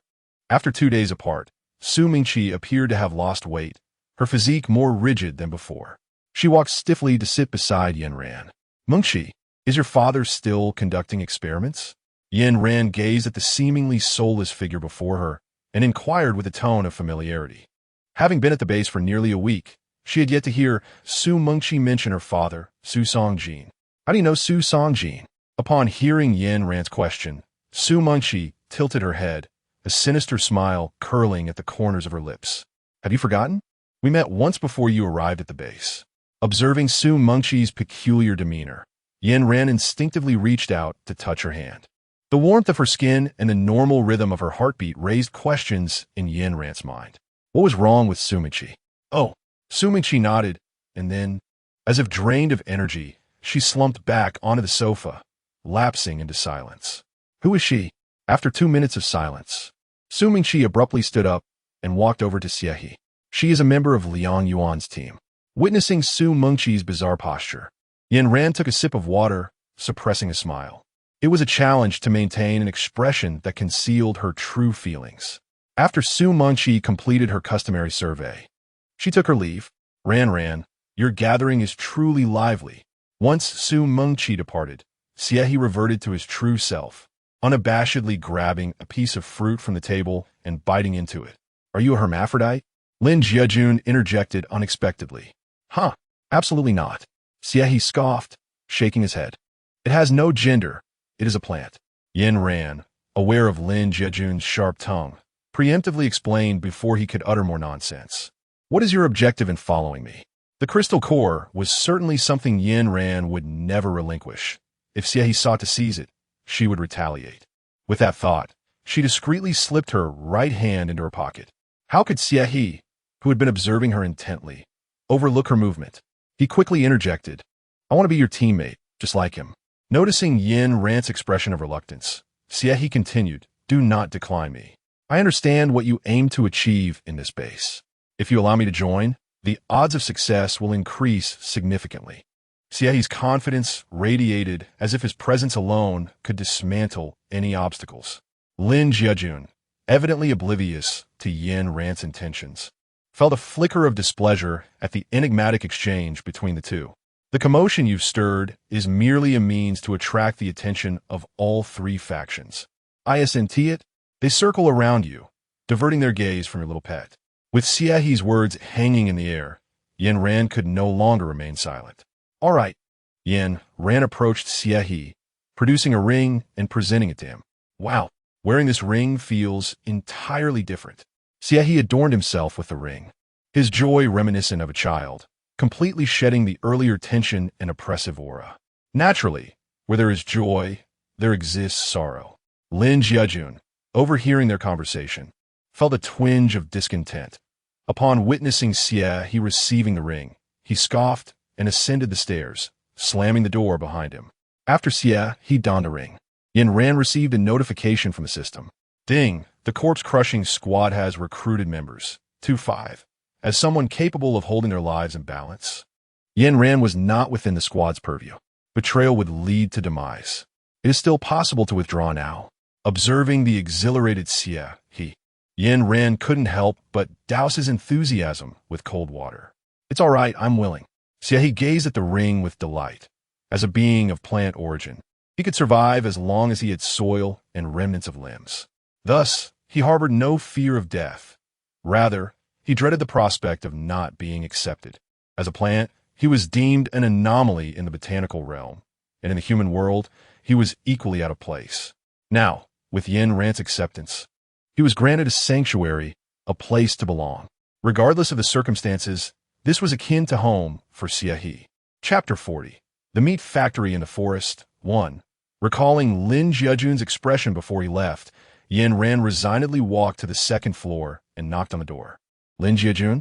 After several attempts, no one answered, leaving Yin Ran puzzled as she called his name. Creak! The door opened, and Lin Jiajun pulled Yin Ran into the room with urgency. Are you hiding something from me? He discarded his earlier indifferent demeanor, fixing a serious gaze upon Yin Ran. Wary of missing any shift in her expression, Yin Ran pressed her lips together, ultimately refraining from voicing her thoughts. Whether it was showcasing her prowess at the base or concealing Lin Jiajun's extraordinary abilities, all of it had been meticulously orchestrated by Yin Ran from the outset. Upon discovering Lin Jiajun's powers in the car, she set this plan into motion. I am merely your pawn. If you choose not to confide in me, then what purpose does this ring serve? Lin Jiajun questioned, gesturing towards the ring on his finger. Yin Ran furrowed her brows, perplexed by the situation. It was her personal affair and had no bearing on Lin Jiajun. As a companion, Yin Ran believed she had fulfilled her role admirably. Observing Lin Jiajun, who was clearly in a fit of anger, she suppressed her other emotions, recognizing that his abilities were still of utility to her, and for the time being, she could not afford to abandon him. Yin Ran remained silent, gripping Lin Jiajun's hand and gazing up at him. Compared to Yin Ran's usual forthright demeanor, Lin Jiajun seldom encountered this expression on her face. Naturally, everyone harbors secrets, and Lin Jiajun understood that Yin Ran possessed many. His frustration did not stem from her reluctance to confide in him, but rather from a desire for his significance in her heart to be amplified. Very well. Let us form a team tomorrow and embark on our mission. This woman, Yin Ran sat on a chair, counting the days. It was now the third week of the apocalypse, and the second week since the establishment of the base. She pondered when the person she longed for would finally appear. Over the past few days, she had employed her mental abilities at night to secretly probe the base, yet she had failed to uncover any trace of him. It seemed that she would have to wait a little longer. As dawn broke, Yin Ran prepared an extraordinarily sumptuous breakfast to welcome the newcomers.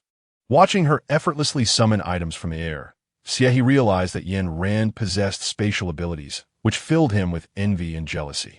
After breakfast, Yin Ran led the two of them to the service center to register as a team. They named their group the Ruthless Corpse Crushers, consisting of 3 members, with a rank of B. As the number of team members gradually increased, Yin Ran felt a growing desire to gather supplies. The group promptly decided to venture to the meat factory for sustenance. Xie had an old Jeep in the base, and since Yin Ran preferred not to use her vehicle, the 3 set off in the Jeep. Outside the base, the queue of people continued to swell daily, with reports that the slums were nearing capacity. The base seemed reluctant to accommodate anyone further, pushing those without abilities out of the line. Consequently, a group of people gathered at the corner, pressing closely against the walls of the base, fervently pleading for help. When Yin Ran and her companions drove out of the base, those who had been cast out perceived them as influential figures within the base, believing that if they could catch up to the vehicle, their lives would be spared. Elderly individuals clutched children in their arms, chasing after the Jeep and crying out, "Please, save us." Even a little food would suffice. Seeing that no one was responding, some even attempted to claw at the car windows. The Jeep's speed was not particularly swift, and a few individuals tried to toss children through the windows. With a cold expression, Yin Ran raised the window. "Drive faster."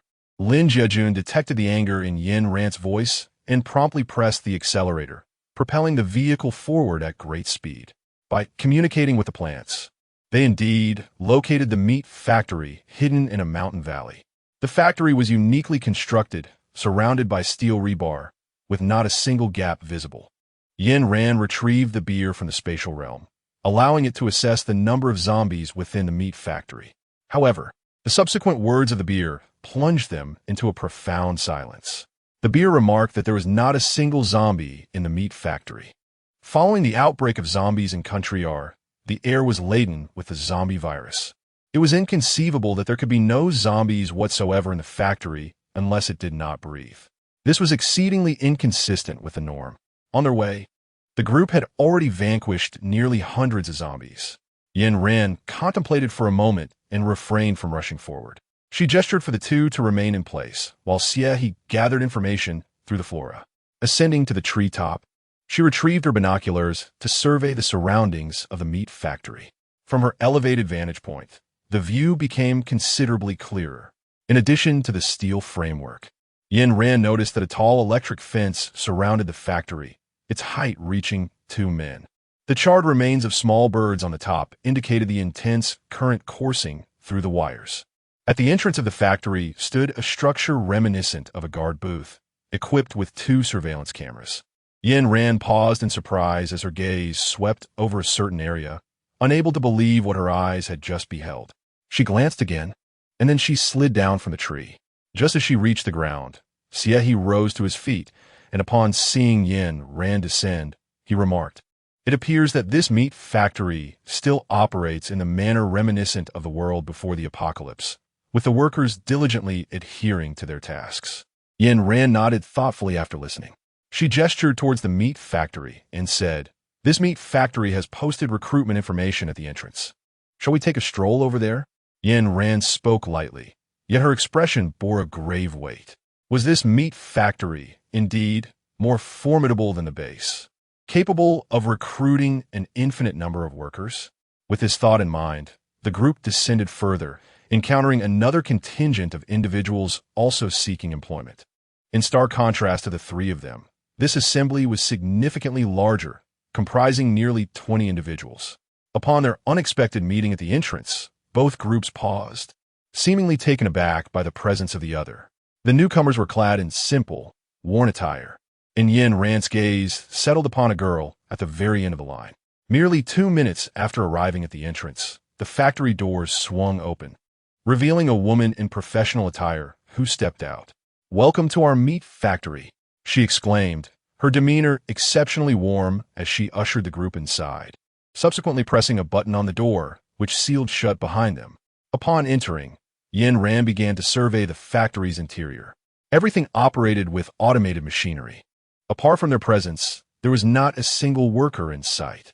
Surveillance cameras were positioned throughout, leaving no corner unmonitored. Yin Ran furrowed her brows slightly, sensing that the situation was rather dire. Chapter 41. The Meat Factory in the Woods. 2. Observing the disarray within the room. Yin Ran concealed her weapons into her pocket space, then exchanged a discreet glance with the two individuals behind her. Lin Jiajun and Xia. He nodded subtly in agreement. Indeed, the ensuing events unfolded just as Yin Ran had anticipated. The woman clad in professional attire introduced herself as Manager Lin of the meat factory. She first selected the women from both teams, intending to escort them to another room. Seizing this opportunity, Yin Ran hastily purchased 3 miniature communication devices from the system marketplace and passed them to the two men, indicating that they should place them in their ears. Following this, Yin Ran and her companions trailed behind Manager Lin into a different chamber. The room was entirely composed of glass, with 2 chairs positioned in the center. Manager Lin retrieved uniforms from a nearby cabinet and placed them on the chairs, signaling for the individuals to change their attire. Yin Ran cast a glance, noticing the absence of surveillance cameras. However, she remained uncertain whether the glass was one-way or two-way. Yin Ran did not give the impression of performing a striptease. Instead, she transformed the versatile garment inside her cotton coat into a long, warm vest and thermal trousers. In such weather, it was perfectly acceptable to wear warm clothing underneath. She simply donned her work uniform over it, and Manager Lin made no objection upon seeing her. Apart from Yin Ran and the girl she had previously noticed, the others were not as fortunate. Their clothes were smeared with mud, and when they prepared to change, Manager Lin stated that everyone in the meat factory must maintain a tidy appearance. No trace of dirt was permitted. Consequently, they had no choice but to remove their filthy outer garments and wear only their undergarments beneath the work uniforms. Once the girls had changed, Manager Lin opened the door and they passed through another disinfecting device before officially entering the meat factory. Through her earpiece, Yin Ran learned that after Manager Lin left, another Manager Li appeared in the men's area. The procedures experienced by Xie He and his companions mirrored those of Yin Ran's group. Upon entering the meat factory, a smile instantly adorned Manager Lin's face. With fervor, she addressed Yin Ran and the others, proclaiming the remarkable benefits of working at the factory. The start of the workday at 8 in the morning and a punctual end at 4 in the afternoon, along with 3 meals a day and accommodation provided. Observing the excitement among the crowd, Manager Lin nodded in satisfaction, but then her tone shifted. Of course, adherence to the rules is paramount. Only then can everyone commence their employment. In the aftermath of the apocalypse, the prospect of a stable life with no concerns for food and clothing, even with certain regulations, was something the workers could accept. Firstly, the factory lights would be turned off at 8 in the evening, and no one was allowed to leave. Secondly, romantic relationships were prohibited within the factory. Any offenders would be dismissed immediately. Thirdly, each employee was required to perform their duties diligently and undergo psychological counseling twice a month. Initially, the workers anticipated an extensive list of regulations, but their expressions shifted dramatically upon hearing that there were only 3. Compared to the trials of the apocalypse, these rules seemed trivial, nothing at all. Such simple stipulations would surely not deter anyone, and the group, brimming with enthusiasm, immediately raised their hands to approach Manager Lin. Observing the throng surrounding Manager Lin, Yin Ran sauntered leisurely at the back. The previous rules had seemed manageable, but the third rule regarding psychological counseling piqued her curiosity. Typically, her indecision would have placed her at the end of the line. However, she soon noticed that someone had taken position behind her, another individual who remained unaffected by the emotional fervor. Turning to look, she recognized the girl she had previously noticed. "Hello, my name is Yin Yun," the girl whispered in close proximity to her ear. Yin Ran nodded gently, introducing her name in a similarly soft voice. After donning their work badges, they officially commenced their employment, and by a fortunate coincidence, Yin Ran and Yin Yun shared a dormitory. Upon entering the factory, Yin Ran marveled at the commendable environment and benefits provided. Employees enjoyed private dormitories, equipped with all necessary utilities. Their sole duty consisted of feeding the pigs daily, alongside tending to the vegetables cultivated on-site. There were no fixed workstations. One could sit wherever they pleased. After the morning shift, Manager Lin would appear to guide them to the cafeteria. It was there that Yin Ran spotted Xie, he, and his companions, but regrettably, they could not congregate for a meal. The dining area was distinctly divided into male and female sections. Holding her tray, Yin Ran joined the queue for food, with Yin closely following behind her. The meal comprised one meat and one vegetable dish, an admirable balance in such an environment. However, as she gazed at the braised pork on her tray, an inexplicable wave of nausea washed over her. She poked at it, completely devoid of any desire to eat. In stark contrast, the girl opposite her gazed hungrily at the pork, as if she had not eaten in ages. Without hesitation, Yin Ran relinquished her braised pork to the woman across from her. Yin Yun, too, ignored the pork and consumed the vegetables with great enthusiasm. Life in the factory was exceptionally monotonous. After 2 days, Yin Ran had gleaned little information. The workers were taciturn, immersed solely in their tasks. The situation among the male workers mirrored that of Yin Ran's group. They adhered to their schedules without exchanging a word with colleagues. Such tranquil existence, once accustomed to, could lead to moral decay. After lights out, Yin Ran stealthily incapacitated Yin Yun with a sedative. Clad in a night outfit, she set forth to explore the factory. With this attire, she could navigate the premises freely, undetected, evading the gaze of surveillance cameras. Upon descending to the second floor, Yin Ran beheld Manager Lin leading a group of men on a tour of the dormitories. They entered and exited, yet the young women within the rooms remained unresponsive. The corridor echoed solely with the sound of footsteps, devoid of any resistance or cries. As the tour concluded, the men dispersed to their chosen dormitories, shouldering the unconscious women as they departed. Manager Lin first escorted them to a large room situated in the center of the second floor.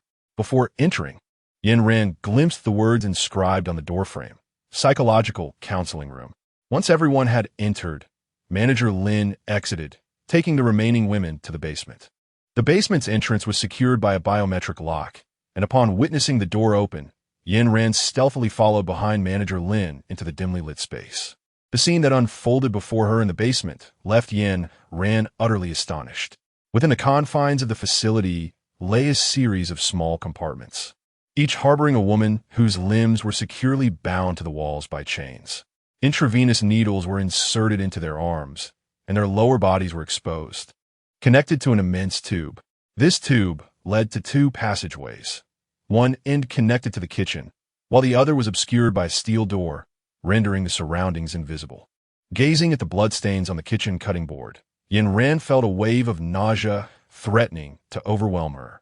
In Chapter 42, The Meat Factory in the Woods, 3, the ensuing half-hour bore witness to the grim process by which the braised pork served in the cafeteria was produced. Manager Lin activated the drug injection switch, and the bodies of the women within the compartments began to convulse. Infants emerged from their lower bodies, while a machine automatically severed their umbilical cords. Subsequently, healthy infants were transported to the sealed room via machine monitoring, whereas frail infants were directly dispatched to the cutting board in the kitchen. Upon detecting weight, the cutting blade above would descend automatically. Manager Lin then placed an unconscious girl into the vacant compartment, gesturing for the male workers to leave. Once the area was devoid of people, Manager Lin approached the sealed room. Yin Ran suppressed her feelings of revulsion and continued to follow. The situation in the enclosed room was even more dreadful. Newborn infants lay on a conveyor belt. Above the conveyor, several zombies were displayed behind glass. A machine extracted blood from the corpses of the zombies and fed it to the infants. At the far end of the machine, there were 2 channels. The infants producing antibodies were further transported, while those transformed into zombies were discarded into the kitchen. After surveying the scene, Yin Ran realized that these individuals were engaged in the production of superpowered beings. By injecting the infants with zombie blood, they initiated mutations from a young age, ultimately leading to training. It was no wonder that this factory required so many workers. Women served as vessels for reproduction, while men acted as breeding stock. The resilient infants would become superpowered individuals, while the unsuccessful ones would become mere sustenance. Upon returning to the dormitory and finding Yun still in a deep slumber, Yin Ran recounted what she had witnessed. After listening, Xie pondered thoughtfully. It was no surprise that the rules explained by Manager Li differed from theirs. He mentioned that there were benefits at night, allowing one to indulge freely. Lin Jiejun concurred, adding that Manager Li claimed those who excelled could enjoy such benefits for an entire month. In a moment of silence, he suddenly interjected, however, one peculiar detail remains. Every night, Manager Li calls one person out, and I have closely observed that those who leave bear marks resembling pinpricks. Yin Ran pondered for a moment before inquiring about the opinions of the two others regarding the destruction of the factory. After all, they found themselves entrenched in the situation. Failing to retaliate would render them, as mere sheep and pigs, vulnerable to slaughter. In response to Yin Ran's question, Xie readily expressed his agreement, while Lin Jiejun remarked, "I will follow your lead."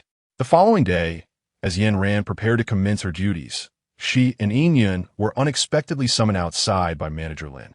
"You two have outperformed everyone else in this group. The boss wishes to meet you tomorrow." Upon returning to the office, Manager Lin publicly commended Yin Ran and Yun in front of their peers. After Manager Lin departed, the girl who had sat across from Yin Ran during lunch gazed at her with envy. "I truly envy you. You get to meet the boss. I wish I could see him too." This marked the first occasion that the girl had spoken to Yin Ran, piquing her interest, and she inquired what the factory owner was like. "The boss is handsome and charming, and he possesses a gentle demeanor. He is simply the perfect man." Observing the girl's infatuated expression, Yin Ran stifled a laugh, but upon lifting her gaze, she noticed similar expressions among the others in the office, which gradually turned her expression serious. Later that evening, as she entered the dormitory corridor, Yin Ran detected an unusual scent and cautiously covered her nose. Soon after, she heard noises from outside, followed by the sound of the dormitory door opening. Recalling the events of the previous night, Yin Ran feigned unconsciousness on her bed. Moments later, she heard footsteps entering the room, but before that person could touch her, Manager Lin's voice echoed, "These two won't do. They are the ones chosen by the boss." "Understood. Lingye, I just want to have a feel." The voice was unmistakably that of Xie. After he spoke, Yin Ran felt something being slipped into her hand. Once the dormitory door was shut, she opened her eyes and looked at the note in her hand, which read, "The boss is not here." "Ah, the boss is not here?" Yin Ran pondered, feeling perplexed. If the boss was absent from the meat factory, then who was the boss that Manager Lin referred to? "Are you curious?" Yin Ran turned to gaze at Yun, who was sitting casually on the edge of the bed with her legs crossed, appearing far from the dazed state one would expect. Noticing the murderous intent in Yin Ran's eyes, Yun playfully twirled a strand of hair around her finger and said, "Do not be hasty. I am not affiliated with the factory. I am from the CN base, dispatched to investigate the meat plant." Yin Ran was aware of the CN base, a facility established by the military, predominantly inhabited by soldiers possessing extraordinary abilities. Unlike the Dawn base, the CN base is characterized by a singular power structure governed solely by the military, thereby maintaining order. What is there to investigate?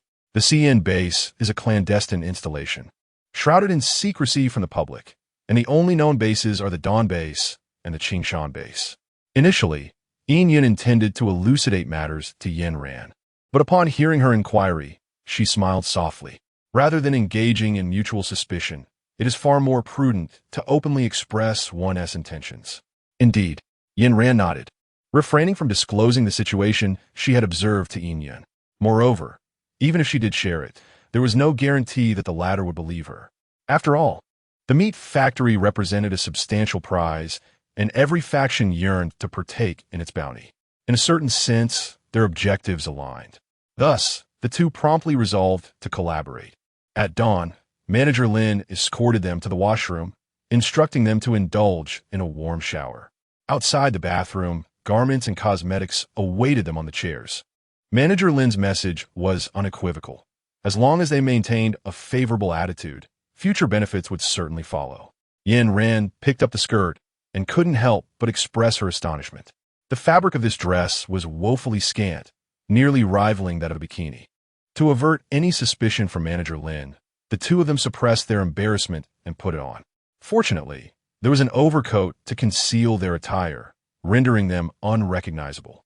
After they donned their garments, Manager Lin appeared at the door, leading them through a series of turns down a long corridor until they reached a room.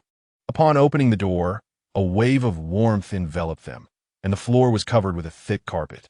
A coffee table was adorned with an assortment of fruits and cakes, while soft music played in the background. Manager Lin guided them to the sofa and gestured for them to indulge in the delicacies. Once the arrangements were made, she took her leave. The fruits on the table were freshly picked, still glistening with droplets of water. After waiting for 20 minutes in the quiet room, the two grew increasingly restless. Yet they had to maintain a facade of shyness. Time passed slowly, and Yin Ran found herself nearly dozing off. Chapter 43. The Meat Market in the Woods. 4. Apologies for the delay. A man's deep voice resonated from the doorway, accompanied by a mist that seemed to envelop the room. Although Yin Ran felt a twinge of drowsiness, the peculiar scent that suddenly filled the air made her cover her nose with her hand, leaning back to steal a glance at Yin. At that moment, Yin displayed an uncharacteristic bashfulness, her face alight with joy as she gazed toward the entrance. As the door creaked open, a portly middle-aged man emerged, shrouded in smoke, resembling a pig stepping through a portal of effects. Observing his appearance, Yin Ran could almost detect the heavy scent of sweat emanating from him. Her eyes filled with disdain. In stark contrast, Yin appeared exhilarated, practically yearning to rush forward and embrace this so-called boss. Recognizing Yin's reaction, Yin Ran realized that this mist likely had hallucinogenic properties, allowing Yin to see the person she most desired. Though she felt a sense of revulsion, she knew she had to allow the man to enter. Noticing the man's wary gaze, Yin Ran suppressed her disdain and immediately adopted an expression of eager anticipation. The two alluring women, clad in provocative attire, posed enticingly on the sofa, leaving no man impervious to temptation. As he discerned no imminent threat, he stepped further into the room. Good heavens, as he emerged, Yin Ran beheld the entirety of the man's visage. If he had merely resembled a pig before, he now appeared as a mass of jiggling flesh, with rolls of fat cascading over his waist. Due to his corpulence, his movements were notably sluggish, taking nearly 10 minutes to fully exit the doorway. Watching the man gasp for breath, Yin Ran felt her eyelids twitch. If one were to plunge a knife into him, surely oil would ooze forth. Once the man finally settled into a chair, devoid of any chance of retreat, Yin Ran no longer felt the need to feign her disinterest. The man's body odor is so overpowering that it nearly suffocates her. Yin Ran struck Yin with a single palm, rendering her unconscious to prevent any actions that might hinder their progress. Subsequently, she produced a protective shield, isolating Yin from any communication with the man. Yin Ran's movements flowed like water. Before the man could even react, he found himself bound to the chair. Yin Ran did not stab him with the knife, as she still held a deep affection for her blades. She placed the weapons and firearm she had retrieved from Yin onto the table. Rather than inquiring, Yin Ran felt compelled to first relieve her irritation by plunging the knife into the rotund man twice, thus extracting her blade. She deftly targeted the tendons in his arms and legs. The man, clearly unaccustomed to such direct aggression, contorted his face in agony, his intended words stifled by the searing pain. "Please, stop stabbing me. I will tell you whatever you wish to know," he pleaded, revealing a desperation that suggested he had never before endured such torment. His demeanor was not at all indicative of a factory owner. If Yin Ran had previously been unclear about the implications of His words, she now comprehended fully. How could someone incapable of controlling their own actions possibly wield authority over a vast factory? Yin Ran's thoughts turned in an instant. She comprehended that the individual before her was utterly useless.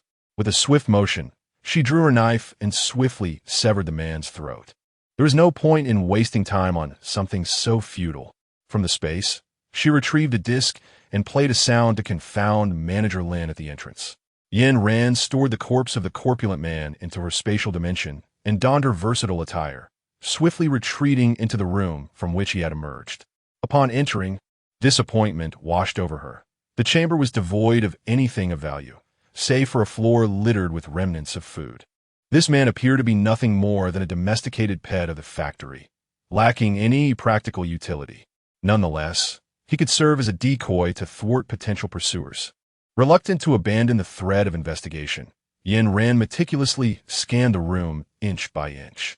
At last, in a cramped corner, she discovered a familiar mark that tugged at her memory, though she could not immediately recall its origin, prompting her to capture it with her camera. It seemed that the individual stationed at the entrance had noticed the silence within, and a thick fog was released.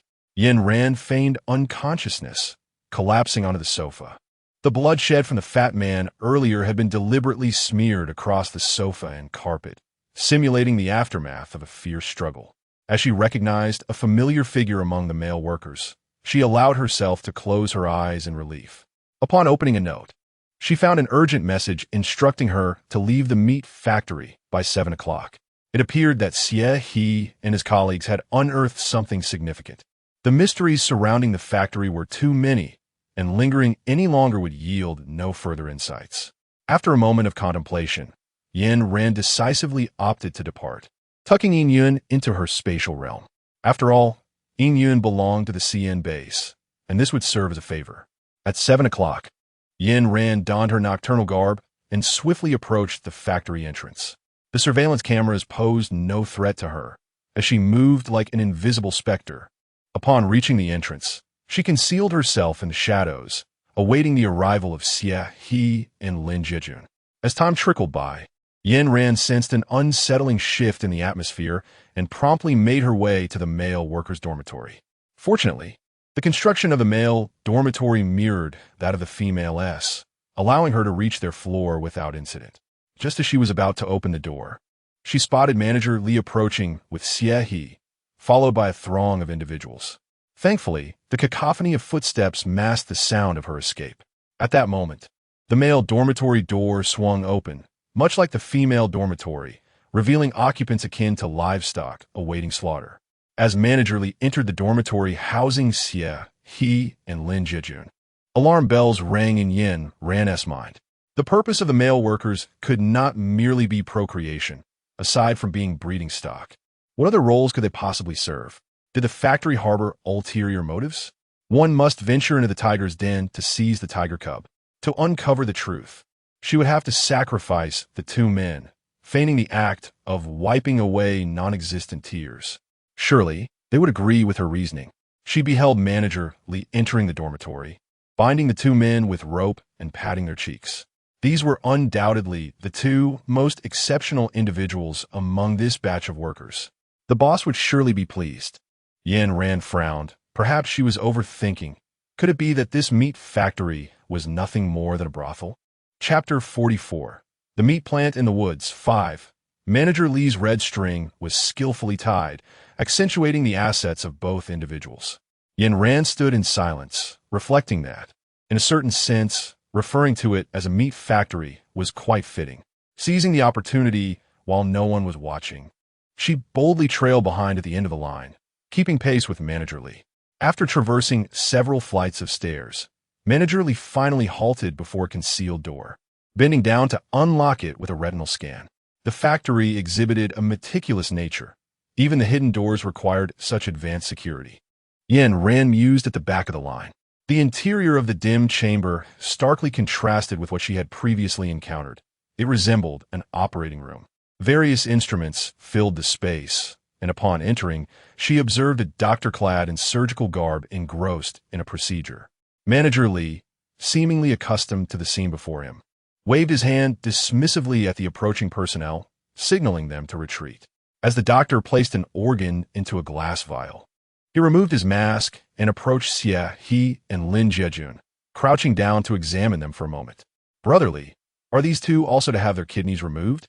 If sold, the wealthy would surely fight over them. The man's tone was laced with a frenzied desire for wealth. Goodness, this is a post-apocalyptic Myanmar. Yet, events did not unfold as Yin Ran had anticipated. Manager Lee shook his head. No, these two are prepared for the boss. The doctor nodded in acknowledgement, refraining from further conversation. Manager Lee led the group deeper into the facility, but the anticipated spectacle failed to materialize, leaving Yin Ran with a sense of disappointment as she followed. Exiting the operating room, they entered another chamber, resembling the first dim room, filled with individual cubicles. Each cubicle housed a man, with robots tirelessly extracting blood using syringes. The drawn blood was scrutinized by the robots. If it appeared clear, it was injected into a pipeline, coursing deeper into the facility.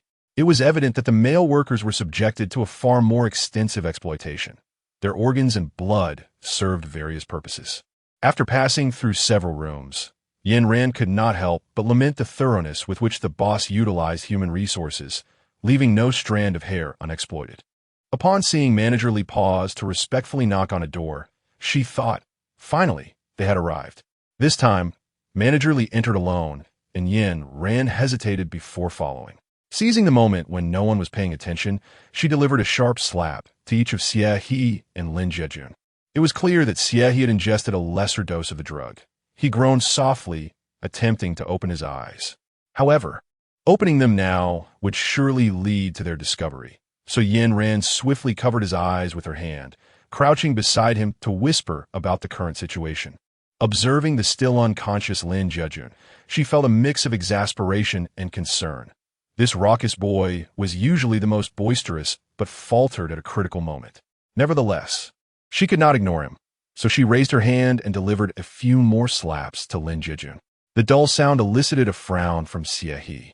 Had it not been for the prolonged mechanical sounds masking the slapping, they might have been discovered. Fortunately, her efforts proved effective. Lin Jiejun's eyelashes fluttered, and he began to awaken. After briefly outlining the situation, Lin Jiejun nodded slightly, returning to his previous demeanor. After a while, Manager Lee emerged from the door, clapping his hands to summon everyone closer. Today marks a momentous occasion, as our esteemed boss, Mr. Bai, is finally awakening. As he spoke, Manager Lee pulled Lin Jiejun and another individual closer, lifting their faces with his hands. Let us all familiarize ourselves with these faces, for they shall belong to our boss from this day forth. The workers displayed little interest in the boss's revival, merely glancing with indifference when prompted to recognize the faces. Manager Lee, unfazed, continued, stating that the forthcoming surgery is of paramount importance. Should it succeed, every individual would be entitled to benefits. Upon hearing the word benefits, the workers' expressions shifted, brimming with excitement. Initially, Yin Ran assumed these benefits merely involved the selection of women at will, but she soon grasped the true meaning after overhearing a worker's musing. The worker exclaimed in awe that they could finally attain immortality. Yin Ran was indeed aware of the secret to immortality. Every zombie outside seemed to embody this concept. However, the expressions of the workers conveyed excitement rather than fear, indicating their understanding that immortality did not equate to becoming a zombie. Could it be that someone truly possessed the ability to extend the lifespan of ordinary individuals? The mysteries surrounding this factory were multiplying, and they were utterly fascinating. Just moments ago, Manager Lee had mentioned surgery, suggesting that the so-called boss required a surgical procedure to attain rebirth. At present, Yin Ran was not familiar with the form of the boss, nor did she intend to take action prematurely. It was not her style to venture into the unknown recklessly. She preferred engaging in chaos within her capabilities. She relished decisive and efficient actions, yet that did not imply she was a fool charging ahead without thought. As she observed the workers meticulously preparing the surgical instruments, a thought crossed her mind, prompting her to lean closer and whisper a few words into the ears of two individuals nearby. Perhaps inspired by the notion of benefits, the workers displayed remarkable enthusiasm, completing the preparation of all necessary items within half an hour. Once the items were ready, Manager Lee commended the group and dismissed them. Now, only Manager Lee, the doctor, and Xie He remained in the room, along with Yen Ran and the boss, who was crouched within the confines of the building. Manager Li surveyed the area, and upon confirming that no one else was present, he secured the door to the hidden chamber. He nodded to the doctor before opening the door and retrieving the boss. Yes, you read that correctly. He cradled the boss in his arms. Remarkably, the boss was merely a brain encased in a glass jar. The surreal nature of the scene rendered Yen Ran momentarily speechless. As Manager Li placed the brain upon the operating table, he turned back into the room to extract a male cadaver. The brain, evidently possessing self-awareness, began to observe Xie He and Lin Jiejun wriggling within its jar. After a moment of contemplation, it settled closer to Lin Jiejun. Upon witnessing this, Manager Li positioned Lin Jiejun on the operating table. The doctor, recognizing the situation, brought forth a machine. With this device, the consciousness of the brain could be transferred into the cadaver, thereby reviving Mr. Bai. Brotherly, we are finally on the verge of success. The doctor's words elicited a discernible displeasure from Manager Li, yet he refrained from voicing any objections, merely adjusting the position of the machine. Their unwavering loyalty to Mr. Bai, who was reduced to nothing but a brain, was indeed touching. However, gazing at the brain within the glass jar, Yen Ran found herself yearning for some braised brain delicacy. Yen Ran wiped the drool from the corner of her mouth. Chapter 45. The Meat Factory in the Woods. 6. Watching the doctor place the instrument upon Lin Jiejun's head, Yen Ran remained unperturbed. She approached Xie He and severed the red string binding him. Manager Li donned his gloves, reverently cradling the brain as he extracted it from the glass jar and placed it upon Lin Jiejun. The brain, Mr. Bai, evidently held a profound fondness for Lin Jiejun's appearance, excitedly crawling over him and leaving a trail of slime in its wake. Observing the path the brain took, Yen Ran's heart sank. Was it aiming for Lin Jiejun's face? Before Yen Ran could free Lin Jiejun from the ropes restraining him, she witnessed the brain ascend to his visage. At that moment, Lin Jiejun remained conscious, acutely aware of the sensation of slime gliding across his face. Should he open his mouth, the viscous substance would flow down his throat and into his body. Ever since the incident at the villa, Yen Ran had discerned Lin Jiejun's deep attachment to his own face. Moreover, after spending so long together, he would daily request that she apply a facial mask for him. It appeared he was truly on the verge of losing his temper. The slimy mass lingered on Lin Jiejun's face for no more than 5 seconds before he tore it off with his hand and flung it aside. Manager Li, standing closest, witnessed the most esteemed Mr. Bai being discarded and landing in the corner, where it squirmed a few times before falling silent. Mr. Bai, the mass lay in the corner, coated in dust. Manager Li lifted the heap, a look of impending tears on his face. Yet upon surveying the surroundings, a hint of disdain flickered in his eyes. The dream of eternal youth had been shattered, and Manager Li was evidently incensed. He hurled the brain to the ground and stomped on it with force. Damn it! A failure in every aspect. After his outburst, Manager Li shed his earlier pretense, tearing at his uniform with a grotesque expression. The doctor had never seen this side of Manager Li and trembled behind Lin Jiejun. What have you done to provoke him? It seemed that Manager Li was the true mastermind behind the scenes. Observing this, Yen Ran also dispelled her invisibility and revealed herself. Xie glanced at Yen Ran and freed himself from his bonds, standing tall. The doctor, nearly paralyzed by the sudden appearances, stared blankly at Yen Ran and Xie. Handing over a wet wipe, Lin Jiejun wiped his face, gradually softening his previously dark expression. So that's why there have been so many strange occurrences in the factory. It was a lot. Manager Li scanned the room, his physique expanding and bursting through his clothing. Green scales enveloped his arms and back, and a tail as thick as a tree sprouted from behind him. He rubbed his face, his skull stretching as if made of rubber, and his pupils transformed into a deep green. Oh, a Godzilla! Yen Ran let out a whistle. With such power, what need was there for the pursuit of immortality? Fortunately, the space within the dark room was sufficiently vast, and Manager Li did not breach the ceiling. Otherwise, everyone would have been crushed by falling debris. Aside from the monstrous figure before her, only the doctor was privy to the truth. Recalling the patterns she had previously discovered, An instinctive sense told Yin Ran that this matter was far from ordinary.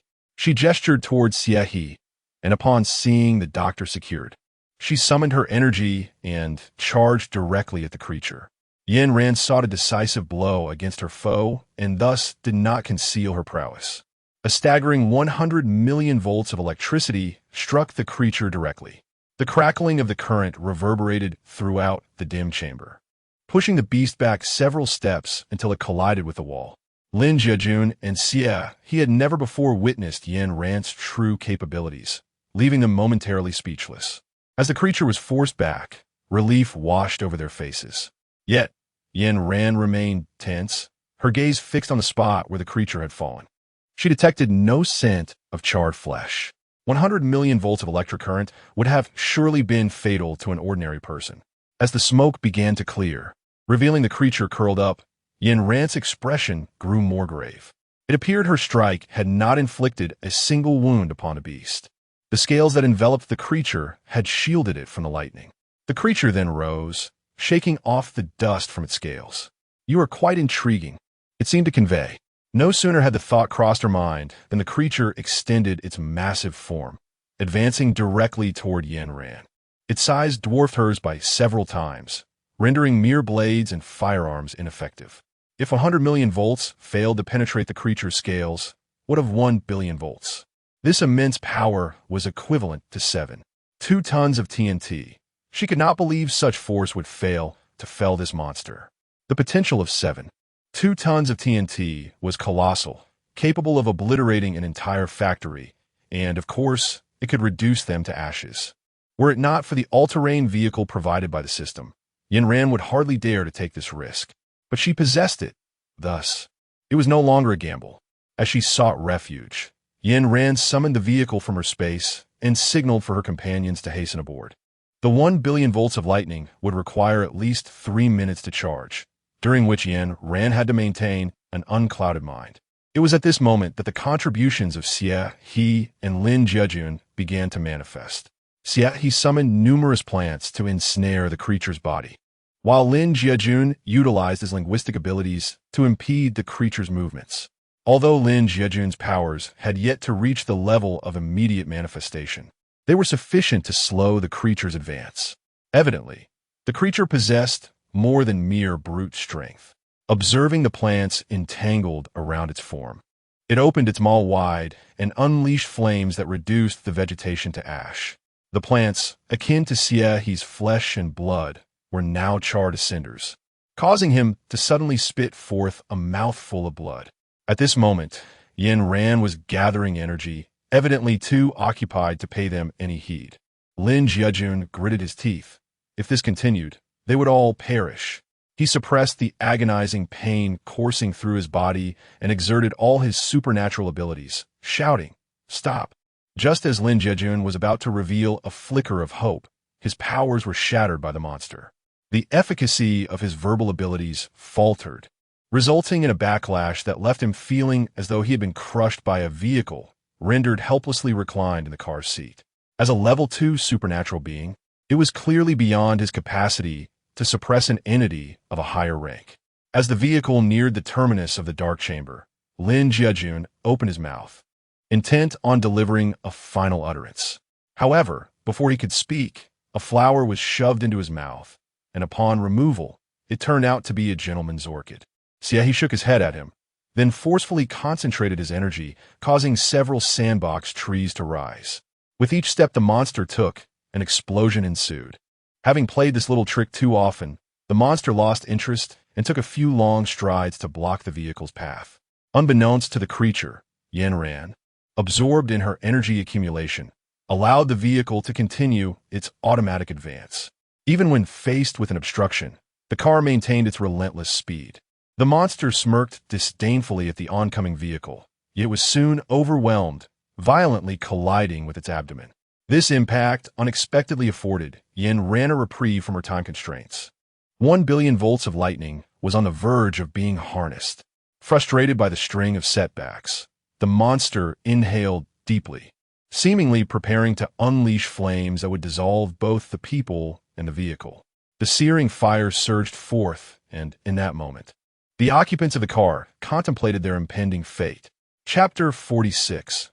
The Butchery in the Woods, and the doctor clutched the car door, screaming in despair. Li Gu, I'm on your side. Li Gu. Lin Jiajun and Xia, he were already gasping for breath, lacking the strength to attend to the doctor.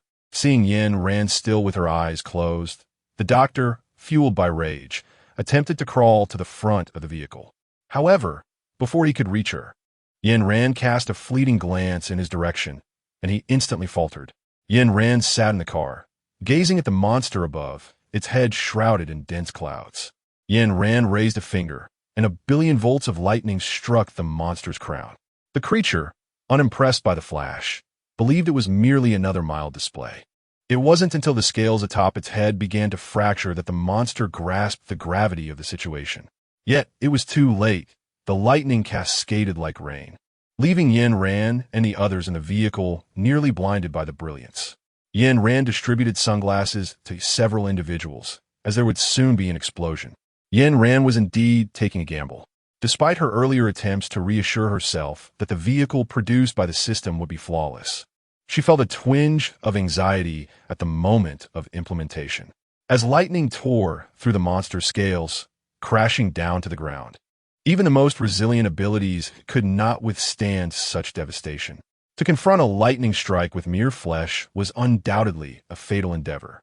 The remaining bolts struck the earth, and even from within the vehicle, Yin Ran and her companions could feel the ground tremble beneath them. Ding! An explosion has been detected near the vehicle. Automatic transformation initiated. Upon hearing the voice inside the car, Yin Ran's restless heart gradually found solace. It seemed her gamble had paid off. After the announcement faded, a transparent protective shield enveloped the vehicle's exterior, while safety devices emerged from the seats, firmly securing the occupants in place.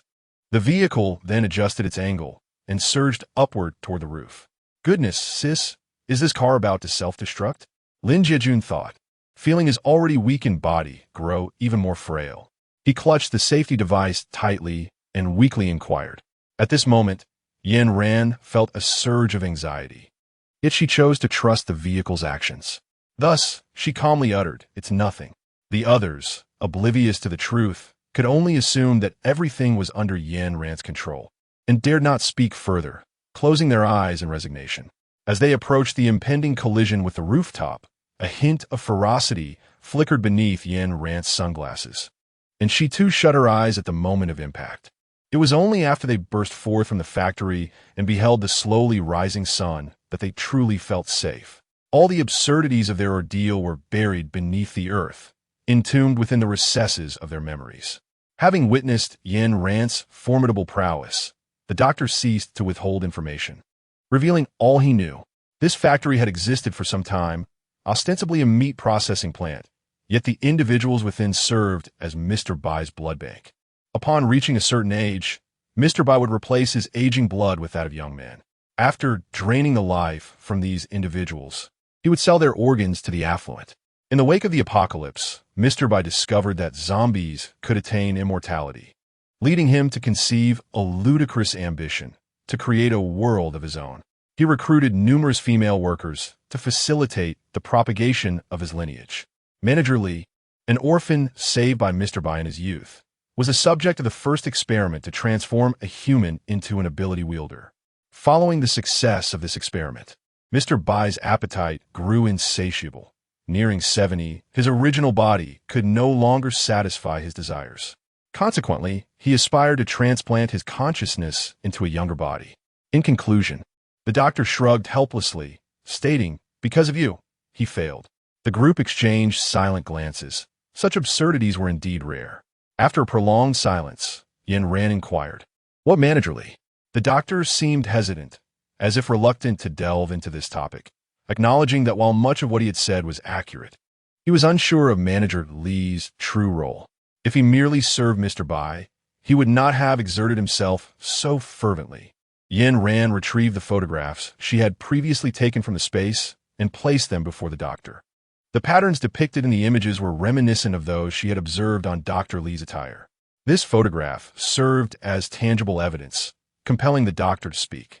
The narrative bore similarities, Yet the leader of the factory had transformed from Mr. Bai to Manager Li.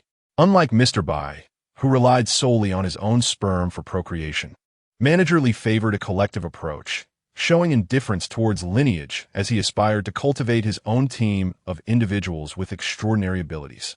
As for the photograph, it bore the emblem of the Dawn Base. The doctor sighed deeply. The Dawn Base was familiar to Yin Ran and her companions, for it was their current stronghold. Following the successful development of a batch of extraordinary infants, an individual claiming to be from the Dawn Base arrived, seeking Manager Li. Since then, this leader made regular visits every few months, always shrouded in secrecy, obscuring his visage. I did, however, notice a tattoo of an eye on his left arm during a medical examination. Each time he visited, he brought an assortment of crystal nuclei from Manager Li, but the nature of their transactions remained unknown to me. With that, the doctor exhaled a breath of relief.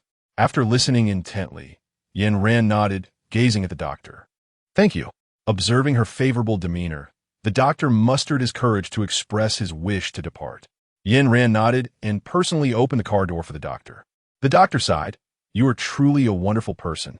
In response to the praise, Yin Ran smiled, her eyes curving with delight. Lin Jiajun and the other person observed Yin Ran's actions with little reaction. After the doctor exited the vehicle, he made a point to bid farewell to the group, then turned to walk into the forest. The moment he stepped into the woods, Yin Ran's expression grew cold as she drew her handgun and shot him in the head. Yin Ran would not leave any potential risks. Once she has extracted the last vestiges of value from a person, she would eliminate them without hesitation. "TSK, you resemble a killer even more than I do." "Hiss, the wounds have healed, and the pain has been forgotten," Lin Jiajun remarked with a hint of sarcasm. Crystals of this nature are not exclusive to zombies. They can also be found among those with extraordinary abilities. Following a tremendous explosion, the factory was reduced to rubble, and people turned to dust. Observing the scattered crystals, Yin Ran cast a glance at them, and the two instantly understood, obediently gathering the crystals into their sacks. Yin Ran picked up the crystal core from Manager Li's mind, a red gem, sparkling and translucent. Absorbing this would solidify her extraordinary abilities, allowing her to conserve energy for future endeavors. After absorbing hundreds of cores, Xie and his companion's complexion began to improve. As they were all injured, Yin Ran signaled them to lie down, then retrieved Yin Yun from her spatial realm. Fearing that Yin Yun might awaken in the space, she instructed the panda to strike if there was any sign of consciousness. They had spent considerable time battling monsters, and Yin Yun was still clad in her previous, alluring attire. The fabric was so thin that Yin Ran could discern the paw prints left on Yin Yun's skin. It seemed the panda had struck rather firmly. Yin Ran then removed the garment covering Yin Yun and transformed it back into the enticing outfit, feigning unconsciousness on the ground. Yin Yun's eyelashes fluttered as she rubbed her head and regained consciousness. Chapter 47. Water Element Ability Yin Ran. Yin Yun murmured softly upon seeing Yin Ran collapsed beside her. After surveying her surroundings, she suppressed the discomfort and rose to her feet. As she stood, a chill enveloped her. Lowering her gaze revealed an uncomfortable expression on her face. She then retrieved 2 sets of clothing from her spatial realm, donning one while placing the other beside Yin Ran. Noticing Yin Yun approaching, Yin Ran quickly shut her eyes. "Yin Ran, wake up!" When Yin Ran was roused from her slumber, she was in a daze, merely complying with whatever Yin Yun instructed her to do. Prior to feigning her unconsciousness, Yin Ran had advised both Xie and Lin Jiajun to remain silent and heed her commands. The matters entangled within this meat processing facility were far too intricate, and her encounter with Yin Yun was merely a coincidence. Yin Ran would not disclose everything to her. Moreover, she and her companions had reaped considerable benefits from this ongoing conflict. Once both of them had donned their garments, Yin Ran pretended to notice Xie and Lin Jiajun, hastily making her way over to awaken them. Observing the tearful embrace shared by Yin Ran and her companions, a flicker of doubt crossed Yin Yun's eyes. "Yin Ran, what has transpired? What happened after I fainted?" Yin Ran had already anticipated that Yin Yun would harbor suspicions. After all, Anyone who awoke to find a meat factory transformed into a flat expanse would surely be astonished. Yin Ran did not believe in Yin Yun's previous statements. The situation at the meat factory was far too intricate. How could the CN base merely be there to gather food? Surely, there were ulterior motives at play. After he lost consciousness, I too was rendered unconscious. Upon regaining my senses, I found us lying upon the operating table. Fortunately, my two companions arrived just in time to rescue both you and me. Yin Ran sniffed, her fingers gripping the fabric of her clothing tightly. Before we could make our escape, Manager Lee caught sight of us. With his extraordinary abilities, he rendered us unconscious, and when we awoke, this was the situation we found ourselves in. Yin Ran's words, a blend of truth and falsehood, left Yin unable to discern any flaws in them based solely on the clues at hand. As a member of the CN base, she inherently possessed a certain pride, despite having previously initiated the collaboration. In Yun's mind, Yin Ran was inferior to her in terms of both strength and other aspects. This conviction was precisely why Yin Ran was certain that Yun would not pursue any further inquiries. After hearing Yin Ran's explanation, Yun nodded, indeed refraining from asking more questions. After expressing her gratitude to Yin Ran and the others, she turned to leave, promising that if Yin Ran and her companions visited the CN base, she would extend her utmost care. This journey had proven quite fruitful. Once Beer confirmed that the vicinity was devoid of any onlookers, Yin Ran retrieved her vehicle and headed toward the base. As she drove through the main gate, the staff nearby engaged in casual conversation. Have you heard? There's a new female captain at the base. Her surname is Yu, and she possesses third-level abilities. Is that so? It seems our base will be just fine during this zombie tide. The gate opened swiftly, and Yin Ran caught only those two lines, the rest of the conversation fading into obscurity. Yin Ran sat alone on the sofa, contemplating the conversation she had overheard at the door. She recognized the identity of the extraordinary individual, yet her curiosity lay with the zombie tide. The Dawn base was situated between two populous provinces, which were not unfamiliar with a substantial number of infected individuals. What perplexed her, however, was why the horde of zombies was making a beeline for the Dawn base, and how the base had acquired this alarming information. Furthermore, although the CN base was located in a remote area, it too was nestled between these two provinces. Yet the relentless swarm seemed intent solely on the Dawn base. It was truly baffling. Yin Ran absent-mindedly twirled her fingers. She realized that during their brief absence from the base, other events must have transpired. However, dwelling on it would yield no fruitful results. Thus, Yin Ran resolved to absorb the crystal core. With Manager Lee's crystal core in her possession, she intended to return Xie core to him, for they were now teammates, and she did not wish for him to lag behind. Without the crystal core, Xie would be limited to only a fraction of his abilities. Yin Ran's execution ability was remarkably strong. Without hesitation, she ascended the stairs to return the crystal core to Xie. The two exchanged little in the way of words after Yin Ran departed. Xie gazed at the ring in his hand, a subtle smile gracing his lips. Upon returning to her room, Yin Ran absorbed Manager Lee's crystal core. As it transformed into powder, her extraordinary abilities ascended to level 5. This level had been far beyond Yin Ran's reach in her previous life. Within the ranks of her team at the base, any acquired crystal cores were to be surrendered for the captain's distribution. At that time, acquiring a crystal core had proven to be a formidable challenge for her, hindering her advancement. Yet now, her capabilities had reached the pinnacle once held by Gu Qinghong. In her eyes, Gu Qinghong was no longer a formidable force, but rather a mere triviality. Encountering the live-streaming system was, in Yin Ran's estimation, the most fortunate event of her life.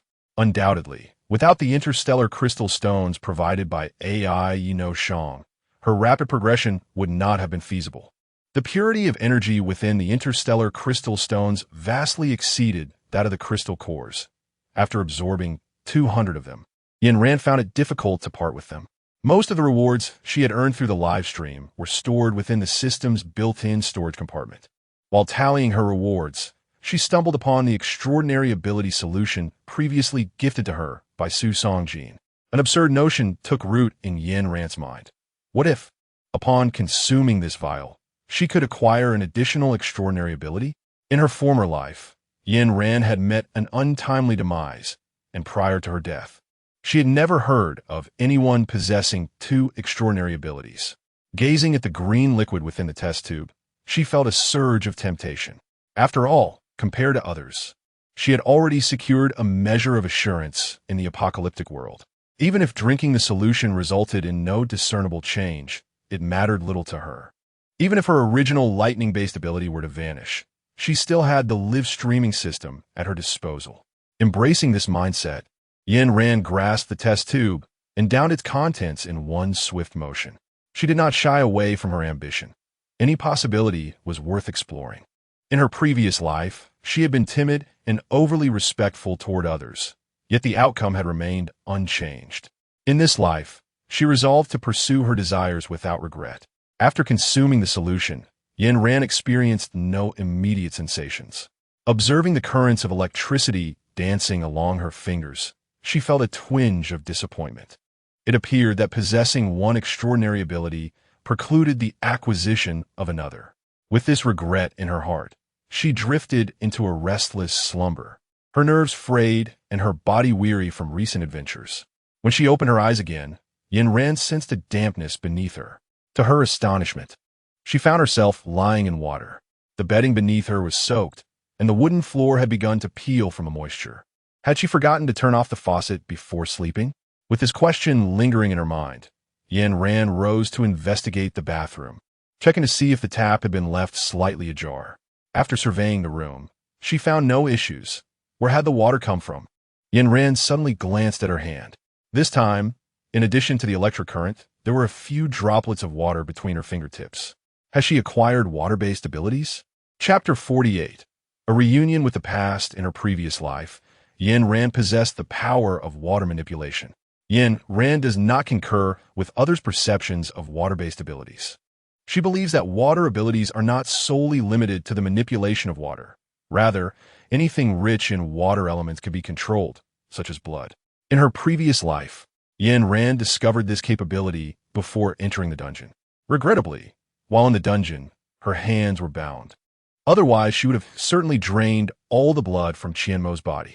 Before Yin Ran could continue her musings, the doorbell of the villa rang. The visitor was not Su Mengqi from next door, but rather the captain of the base, Liang Yuan. Upon hearing from the doctor at the meat factory that someone at the Dawn base was making deals with Manager Li, it was clear that had Liang Yuan not desperately saved Yin Ran during a moment of peril, she would have harbored no fondness for such a teammate. The base issued a notification that a wave of corpses was imminent, and all ability users must assemble before 8 o'clock tonight to discuss strategies. Liang Yuan, with an air of professionalism, did not even step inside the villa, but stood at the door to read the base's announcement. Given Liang Yuan's diligent demeanor, one could easily imagine him as a favored figure beside the emperor in ancient times. Yin Ran and the others nodded in acknowledgement. Compared to the demeanor of other extraordinary individuals, Yin Ran's attitude was far from amicable, bordering on dismissive. Liang Yuan opened his mouth to speak, but ultimately refrained, turning away in silence. Given that they had been notified right at their doorstep, Yin Ran and her companions could not feign ignorance. The abilities of Lin Zhejun were unknown to the base, and Yin Ran had no intention of disclosing them. However, Xiehe's capabilities were duly recorded by the base, necessitating his attendance at this meeting. As they departed from the villa, Xiehe found amusement in Lin Zhejun's woeful expression, glancing at Yin Ran beside him. How could this not be considered a date? In comparison to previous occasions, the number of extraordinary individuals at the base had steadily increased.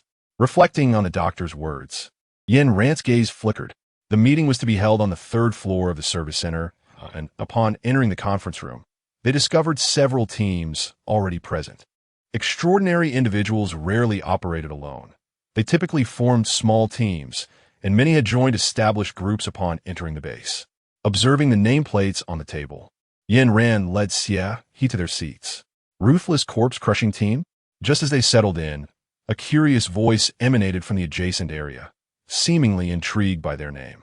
Had it not been for Liang Yuan's visit to their villa to deliver the notification, Yin Ran would have had no desire to participate in such an event. With her already reluctant disposition, she was unlikely to display any amiability. Noticing her silence, the individual beside her chuckled and playfully patted her shoulder. "What's the matter? Don't you recognize me?" Yin Ran turned her head to look, and there sat Mu Haitong, still embodying that carefree demeanor, waving at her from his chair. Mu Haitong. At this moment, the man was no longer clad in camouflage, but donned ordinary attire. Originally part of the military, Mu Haitong should have been stationed at the CN base. How could he possibly be at the Dawn base? Yin Ran pondered with curiosity. Alone, Mu Haitong sat beside Yin Ran, with no one behind him. In this meeting room filled with squads, the two of them could be considered outliers. Mu Haitong was a lone warrior, while Yin Ran's team was considerably undersized. "You've changed so much," Mu Haitong remarked, gazing at Yin Ran with admiration. Upon entering the Dawn base, he had heard numerous rumors about her. Even during their school days, Yin Ran had surpassed most of her peers, displaying a calm demeanor and a keen sense of propriety. At this moment, she had clearly become a distinguished figure. Had it not been for their past acquaintance, Mu Haitong would have hesitated to approach her. As Mu Haitong observed Yin Ran, she too scrutinized the man before her. Among the multitude of ability users in this base, only a select few had their names placed on the conference table to ascend to such a position through sheer merit. Mu Haitong's skills must be exceptional. Moreover, the proximity of their seats suggested that Mu Haitong was likely a level 3 ability user. Although Yin Ran had achieved level 5, she was reluctant to disclose this to the base. In her previous life, she had been ensnared within the confines of the base, meeting her demise in its dungeons. This time, she had no desire to entangle herself with the Dawn base.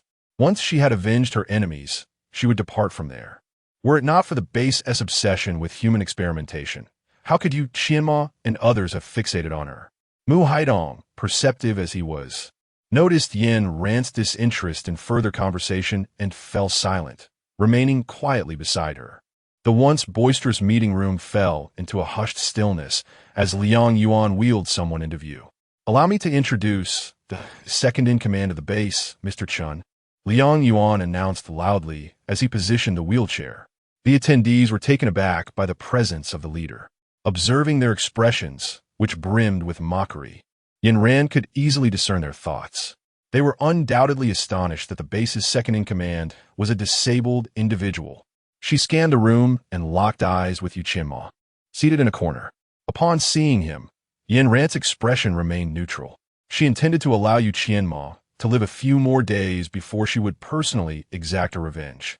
Initially, Yin Ran had considered that if Gu Qinghong lacked abilities, she would ensure he received his just deserts in the apocalypse. Yet now, not only did Gu Qinghong possess abilities, but he had also ascended to the role of captain. Yin Ran is a person of petty nature. She cannot abide the thought of her adversaries thriving better than herself. However, she holds no objections to them faring well in the depths of hell. Today, it is evident that the leader's health is not well, as he has already coughed several times upon speaking. Beside him, Liang Yuan maintains a steadfast posture, his expression grave, and upon hearing Mr. Chen's cough, concern flickers in his eyes. It seems that as soon as Mr. Chen utters a word, Liang Yuan is prepared to act on any matter. Liang Yuan's demeanor towards Mr. Chen intrigues Yin Ran. While Liang Yuan is known for his stubbornness and cold demeanor, he is unwaveringly loyal to Mr. Chen. If Liang Yuan is indeed a traitor in a meat factory, could it be that Mr. Chen is the mastermind orchestrating the dealings from behind the scenes? Yin Ran shook her head. Mr. Chen's health was indeed quite poor. He coughed while speaking and had issues with his legs. Moreover, he had sat there for half a day without uttering anything of substance. The influence within this base was exceedingly vast, and although Liang Yuan shared a close relationship with Mr. Chen, Yin Ran still dared not assure herself of the accuracy of her suspicions, silently questioning them. Chapter 49.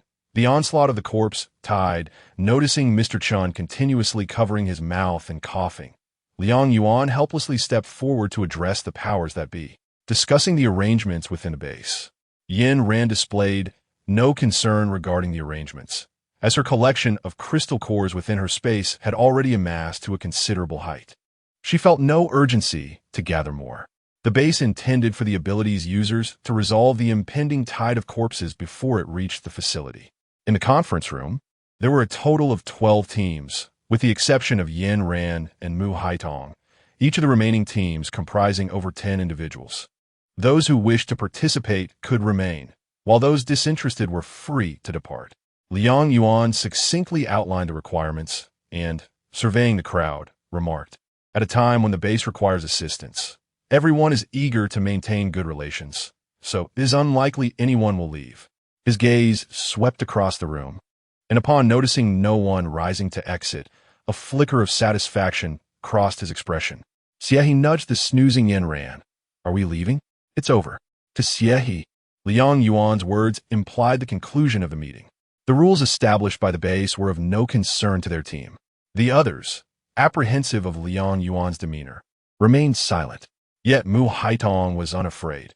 He was inherently flamboyant and preferred to act as he pleased.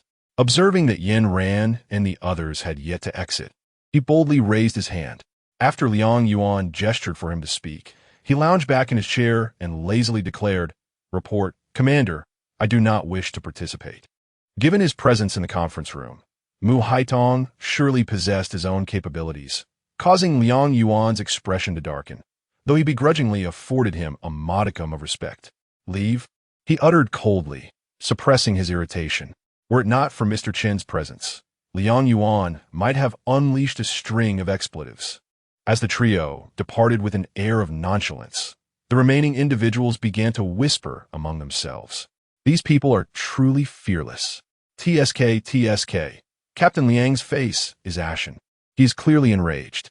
In a corner, Yu Qinghong absent-mindedly ran his fingers through his hair, lost in thought. Upon stepping out of the service center, Yin Ran and Xie, he hummed a tune, relieved to have escaped the troublesome situation. This base is truly greedy, attempting to monopolize all the crystal cores from the corpse tide. If they acquiesce, it would be sheer folly. Yin Ran, Mu Haidong, whom Yin Ran considered only an acquaintance from a few encounters at school, approached with unexpected enthusiasm, causing her to ponder his intentions. "What is it?" Yin Ran harbored suspicions in her heart, yet maintained a facade of politeness. Mu Haitong, possessing a straightforward disposition and disliking ambiguity, looked directly at Yin Ran and candidly stated, "I wish to join your team. I shall offer you all the crystal cores obtained from this wave of corpses as a demonstration of my sincerity."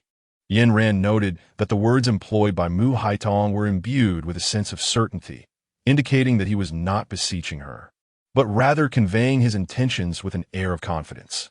She lowered her gaze, pondering for a moment. During the early days of the apocalypse were exceedingly rare. Should Mu Haidong join them, her small team would boast 3. The greater the number of formidable allies within their ranks, the more security they could anticipate in the uncertain days ahead. Such a favorable proposition was one that Yin Ran was undoubtedly inclined to accept, especially as she harbored a curiosity regarding Mu Haidong's ulterior motives. Within the villa, Lin Jejun was engaged in tidying up when he was taken aback by the swift arrival of Yin Ran and her companions. "So soon?" Noticing the unfamiliar face behind Yin Ran, he remarked, "It seems we should recruit 2 female teammates."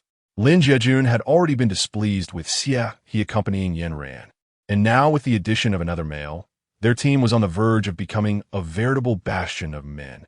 Aside from Yin Ran, the other 2 individuals discerned the jealousy flickering in Lin Jejun's eyes.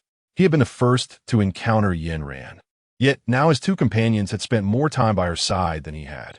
Lin Jejun looked up at Yin Ran with a sense of grievance. At this moment, Yin Ran remained deep in thought, resolutely deciding that her next companion must possess healing abilities. Regarding the gender of her teammate, she found herself utterly indifferent. Whether male or female mattered not, as long as they held sound principles and were fundamentally decent individuals, coupled with formidable skills.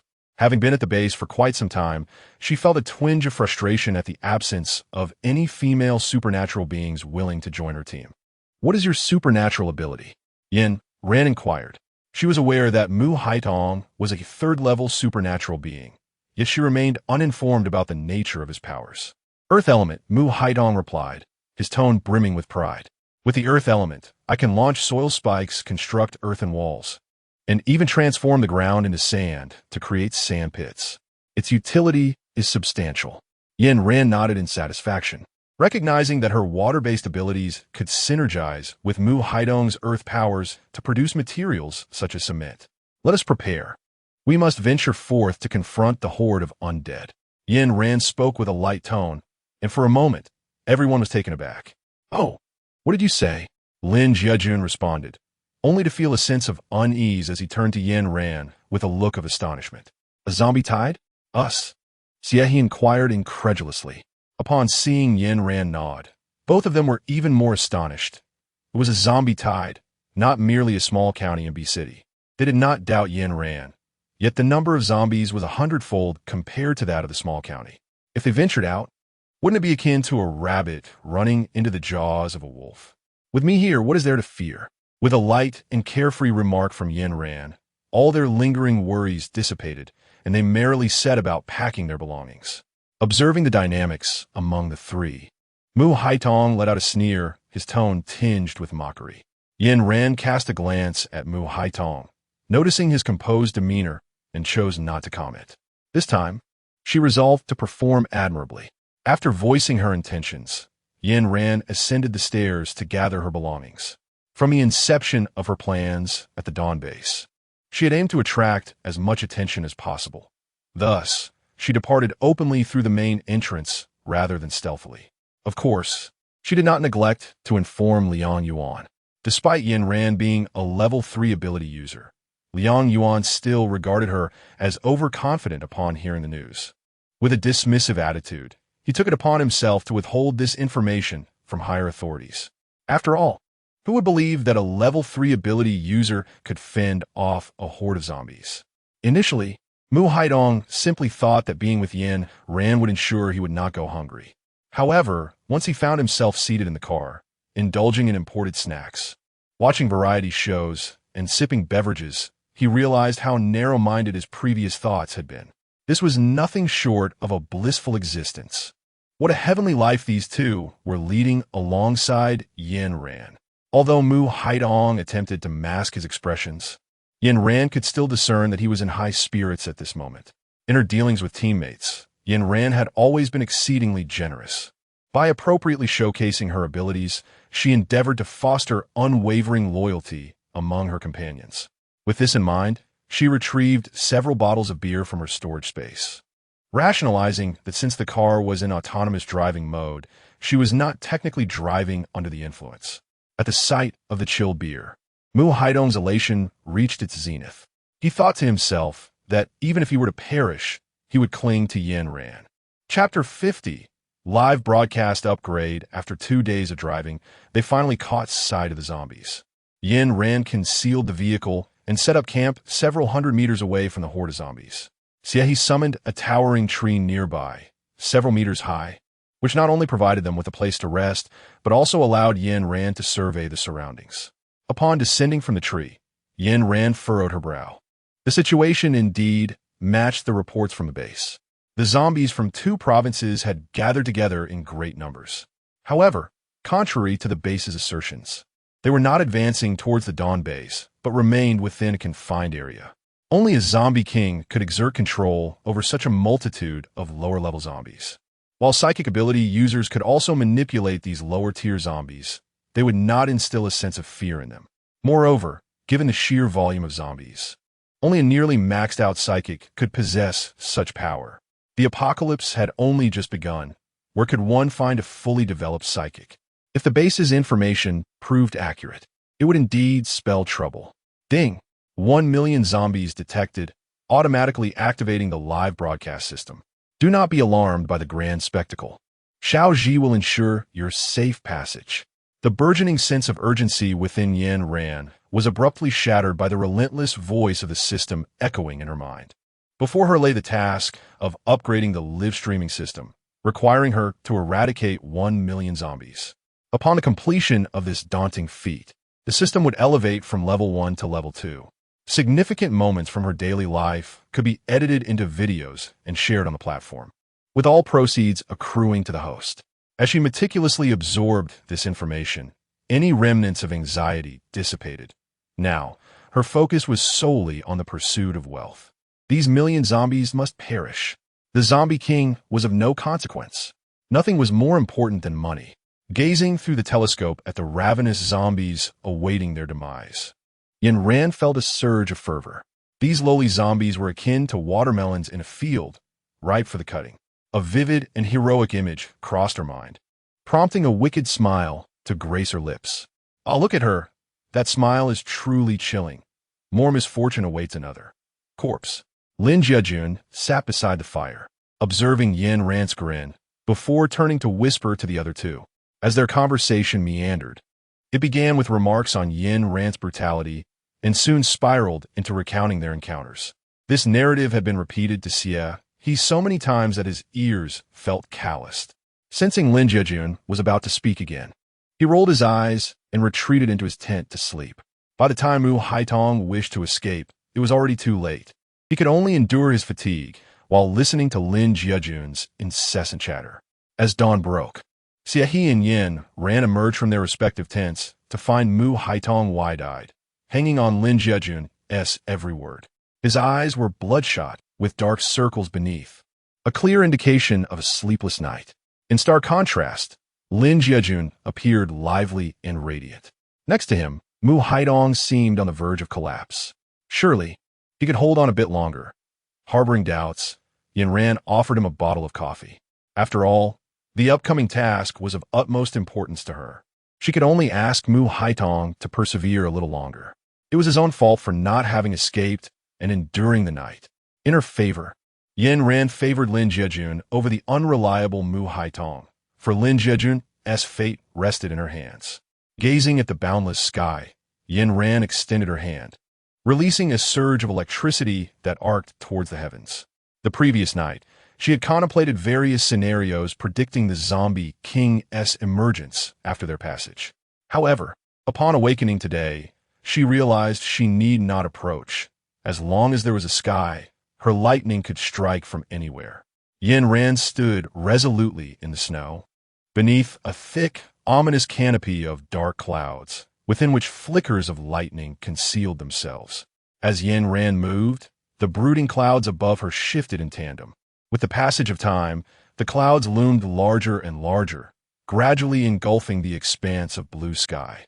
As the final vestiges of azure were swallowed by the encroaching darkness, Yin Ran knew that her battlefield was set. "Lin Jiajun," Yin Ran coldly remarked.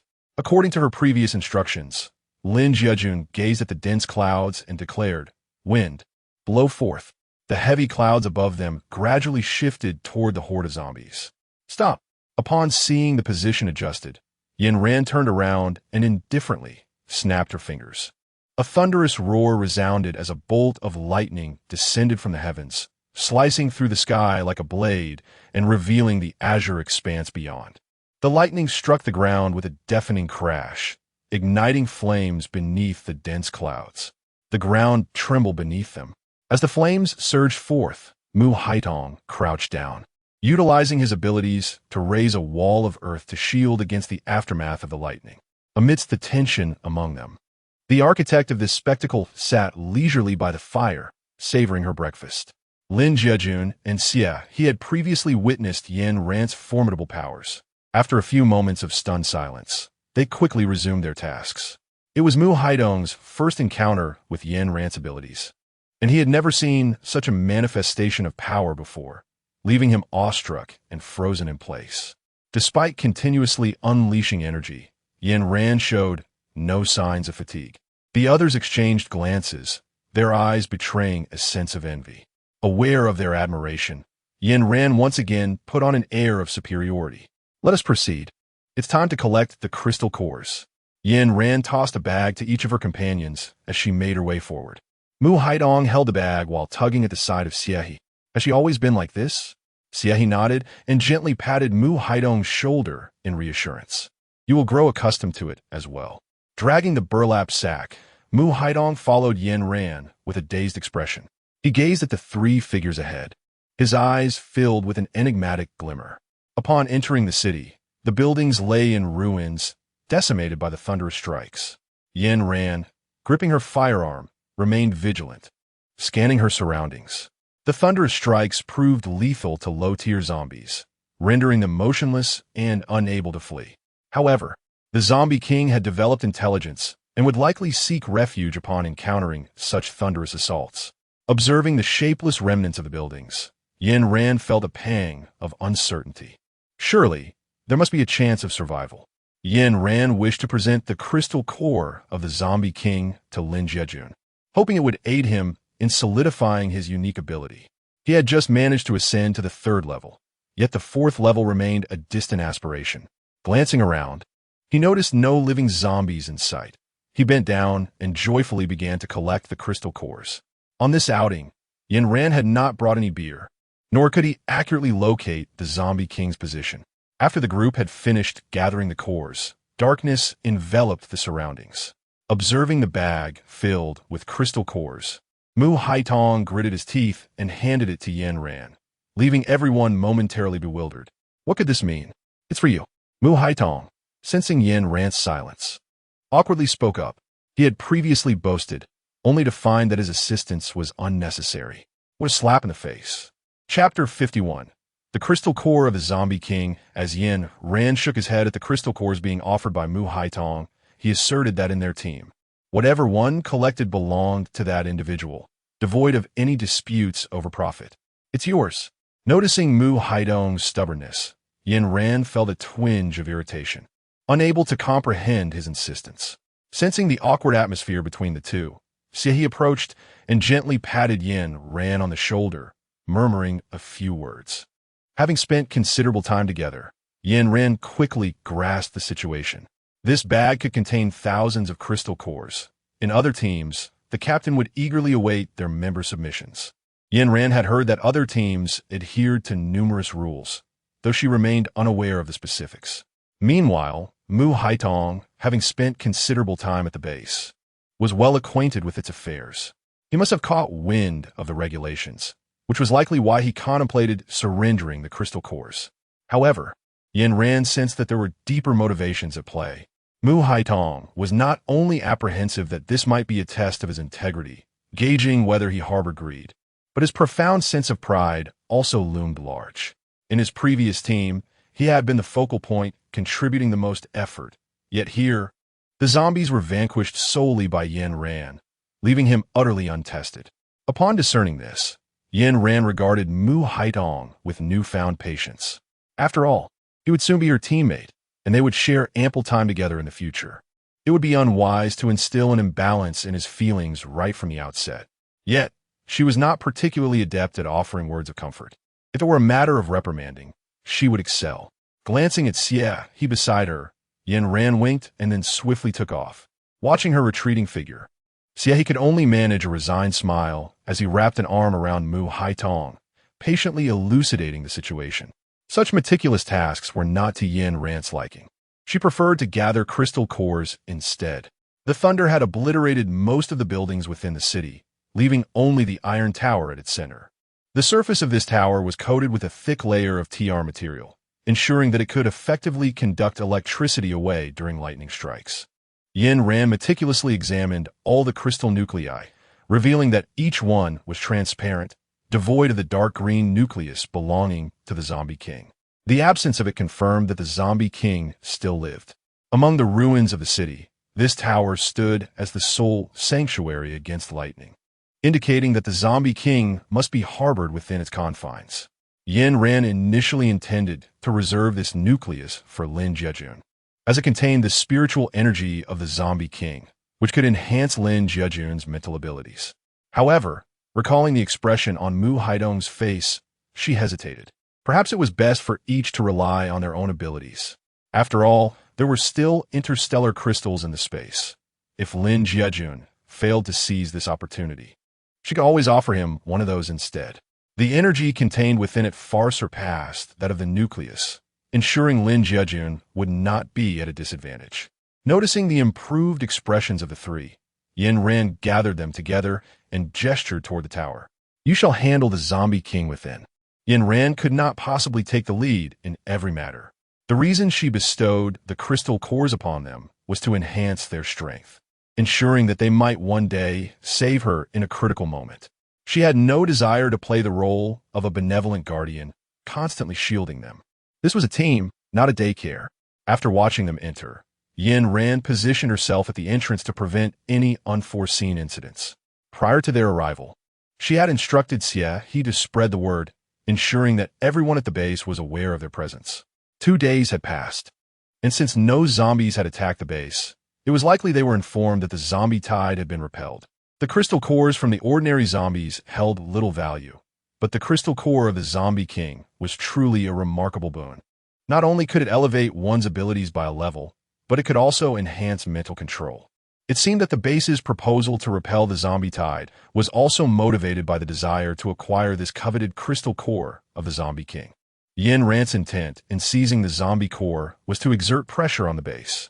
Since her arrival at this facility, she has consistently acted with audacity, determined to proclaim herself as the most formidable and uncontrollable force within the entire base. Whenever the subject of human experimentation arises, she wishes to be the first name that comes to mind. The darkness of the dungeon was stifling. Alongside Gu Qinghong, she stood shrouded in shadows, unable to discern the man's features. All she knew was that Gu Qinghong referred to him as Brother He. Though the information was scant, it was evident that anyone bold enough to abduct individuals for experimentation must hold a prominent position within the base's hierarchy. Thus, upon entering the facility, she dispatched Beer to investigate the towering structure at the heart of the base where the core personnel resided. Yin Ran initially intended to don her nocturnal attire for exploration. Yet the presence of devices monitoring superhumans posed a significant obstacle. These devices would emit an alarm and launch automatic attacks upon detecting any superhuman in proximity. During a previous livestream with the Beastmen, a gift of beer included a pill capable of concealing one's aura. Were it not for the fact that this pill was exclusive to the Beastmen, Yin Ran would have eagerly consumed it to infiltrate the building. Outside, she sought to divert the attention of the base, ensuring all eyes were fixed upon her. This diversion would allow her companion, Beer, to act more discreetly. However, during her previous inquiries, Beer had reported the absence of the individual within the edifice, leading Yin Ran to doubt her deductions. Suddenly, the sound of approaching vehicles echoed in the distance, heightening her vigilance. To her surprise, the base had acted with such swiftness. It had only been 10 minutes since Xie He and his companions had entered, and their fate remained uncertain. A white vehicle surged through the debris, coming to a halt before Yin Ran. Yin Ran remained motionless at the entrance of the Iron Tower, resolutely guarding the threshold against any intruders. No matter what transpired, she was determined to ensure that no one else could enter. As the vehicle doors swung open, 5 men and 1 woman disembarked, one of whom was a familiar face to Yin Ran. Upon seeing her seated at the entrance, Gu Qinghong wore a complex expression, unusually refraining from his customary taunts. Following him, Gu Qinghong gazed at Yin Ran with a mixture of admiration and envy, exclaiming, "Who would have thought that you few could manage to quell the zombie tide?" After such a long separation, Yin Ran found herself pondering the significance of Gu Qinghong's presence. Was this truly the same world as in her past life? If so, how could the personalities of these individuals differ so radically from before? In her previous existence, Gu Qinghong was known for his courteous demeanor and his compassion for the underprivileged, earning him widespread respect. Yet in this life, he seemed solely driven by the pursuit of power, dismissing all matters beyond that. Contemplating various possibilities, Yin Ran shook her head. Aside from their personalities, everything else remained unchanged from her past. Could it be that her previous weakness had prevented her from perceiving their true natures? The thought struck her as amusing. Yet as she chuckled, a chill crept into her heart. Though reluctant to acknowledge it, this was likely the truth. In her former life, she had been far too feeble to deserve any understanding of their true selves. Casting a glance at her wristwatch, she noted that 15 minutes had passed since their arrival. Given the capabilities of the group, they should have resolved the situation by now. Observing her check the time, Gu Qinghong spoke up. "Yin Ran, where's the crystal core of the Zombie King? Hand it over quickly." The emblem of the base was emblazoned on Gu Qinghong's vehicle, indicating that she had come as a representative of the base. Yin Ran was eager to create chaos, wishing to promptly make the base aware of her uncontrollable nature. With a frigid tone, she declared, "I don't know." Chapter 52. The traitor don't know? Gu Qinghong scoffed, and an icy blade materialized in the air, aimed directly at Yin Ran. Upon witnessing the blade, Yin Ran felt no fear. Such a level of ice was beneath her concern. Back at school, Gu Qinghong had previously utilized her powers to save Guanji's eye. Now, she wielded her ice abilities once more. Could it be that this individual possessed two distinct powers? Fate indeed favored Gu Qinghong, Yin Ran thought with a disdainful snort, sidestepping the icy blade that lunged toward her. Seeing Gu Qinghong employ her powers, Gu Qinghong silently readied his weapon, attentively observing the movements of the two. Gu Qinghong demanded, "Yin Ran, I shall ask you once more, where is the crystal core? If you cannot produce it, the base will not spare you." With the base as their backing, they had begun to provoke her. It seemed they had forgotten their previous timid selves at school. Today, she would reinforce the lesson that she, Yin Ran, was not someone to be trifled with. Gazing at the two before her, Yin Ran scoffed, "With your abilities, you cannot contend with me." Her tone was resolute, brimming with confidence. Gu Qinghong, proud and unyielding, would never permit anyone to trample upon her, especially not this person before her. Maintaining a stern expression, multiple ice blades ascended from her form, hurtling toward Yin Ran with relentless speed. Yin Ran stood in place, extending her hands as a whip forged from electricity materialized in her grasp. Yin Ran swung her whip, shattering the ice blades with the aftershock, the whip darting towards Gu Qinghong's face. Gu Qinghong, who had been standing aside with a gun, rushed forward anxiously to shield Gu Qinghong. Gu Qinghong was utterly unfazed by Gu Qinghong's actions. As the whip lashed out, she made no attempt to evade, standing firm and gazing at Yin Ran with a look of triumph. It was as if she were proclaiming, "No matter how much you may cherish him, he still rushed to my rescue." Any girl witnessing such an expression would likely feel anger, yet it was evident that Gu Qinghong had misjudged the situation entirely. Yin Ran's expression remained unchanged as she deftly twisted her wrist, causing the whip to arc around the man and strike the face of Gu Qinghong behind him. The whip, infused with a jolt of energy, struck Gu Qinghong, tearing her clothing and eliciting a piercing scream. Yin Ran, Gu Qinghong turned to face her, his eyes brimming with disappointment. Observing the man's expression, Yin Ran almost burst into laughter. How could he be so self-absorbed? When had she ever professed affection for Gu Qinghong? He clung to her like a piece of chewing gum. This display of disappointment. Who was he trying to impress? Two fools. Regrettably, the whip missed Gu Qinghong entirely, merely grazing her. Yin Ran felt speechless as she glanced at her watch. It had been over 30 minutes since those individuals entered. Logically, they should have emerged by now, yet there was not a hint of movement. Noticing Yin Ran's repeated checks of the time, Gu Qinghong discerned something amiss, and her gaze shifted. Surely the zombie king still resides within this tower. With this revelation, Gu Qinghong understood as well, and was consumed with a frenzied urge to dash into the tower. However, Yin Ran would not permit him to have his way. She lashed out, sending Gu Qinghong sprawling to the ground. When brute force proved futile, Gu Qinghong began to feign weakness. "Yin Ran, I implore you. The zombie core inside is of utmost importance to me. Given your formidable prowess, would you not consider allowing me to take it?" The humility in his kneeling posture was profound, and his expression was rife with beseeching longing. Yin Ran never anticipated that the foremost expert of her previous life would find himself on his knees, pleading before her in this one.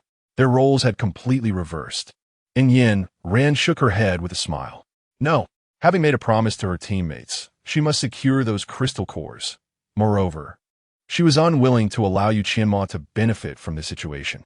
"Yin Ran, you have truly changed. You are so cold-blooded that I scarcely recognize you." The words dripped with irony, and had it not been for the circumstances, Yin Ran would have found it hard to believe they had come from Gu Qinghong. Observing Gu Qinghong behind him, she thought how one's company could greatly influence behavior. Gu Qinghong's plea clarified her understanding. They were not representing the base, but rather acting out of personal desire. In light of this, further discussion would be futile. "Gu Qinghong, stop with the idle chatter. Just charge in. Do you not aspire to be the best? Initially, Gu Qinghong's words were laced with seduction, but upon witnessing Gu Qinghong's stance, her tone shifted to one filled with exasperation.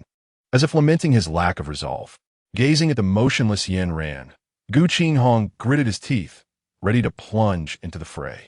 This time, Yin Ran made no attempt to dissuade him, as she believed that the others would soon reach their conclusion. Observing someone rush forward, Gu Qinghong shed her earlier aggressive demeanor. She turned her gaze to Yin Ran, her eyes brimming with barely contained animosity. Had her abilities matched those of Yin Ran, she might have charged forward to eliminate her. Yin Ran felt a surge of nausea. What were they all doing here? They were clearly her teammates, and moments ago, she had received word through her earpiece that they had secured the zombie core. With the objective achieved, she was eager to depart. Just as she was about to leave, Gu Qinghong unexpectedly called out to her, "Yin Ran, your good days are coming to an end." At the sound of those words, Yin Ran paused, showing no reaction. When she saw Xie He and the others descending, she led them away. Mu Haidong trailed behind, nodding at Gu Qinghong before they left. It was Mu Haidong who had vanquished the zombie, and the core had been entrusted to him. Lin Jiajun conveyed the situation from the tower to Yin Ran, his tone heavy with disappointment. Yin Ran nodded and subsequently handed him a piece of interstellar crystal. Upon receiving the crystal, Lin Jiajun's previously dull eyes sparkled with newfound brightness.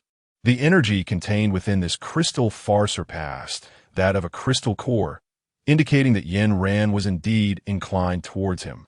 As the group descended the stairs, upon spotting Yin Ran, Xie He pointed toward his ear. The two exchanged a silent glance. Yin Ran, it seems you have yet to present me with a ring. Mu Haidong's remark was rather abrupt, as the topic of rings had never been broached by the group before. Yin Ran turned her head, her expression filled with confusion. Rings? Our team has never had any rings. Xie He chimed in, indeed. What did you hear that our team possesses rings? After a moment of silence, it could only be concluded that there was a mistake in memory. As night fell, Mu Haidong opened the villa's door and stepped outside. At the instant he closed the door, the villa's lights illuminated brilliantly, revealing Yin Ran and the others neatly seated on the sofa. What disgrace! Lin Jiajun exclaimed, feeling somewhat indignant. Within the entire base, it was impossible to find a team that received better treatment than theirs. Mu Haidong had previously spoken so eloquently, professing his unwavering dedication to the team, yet now, has he not betrayed them?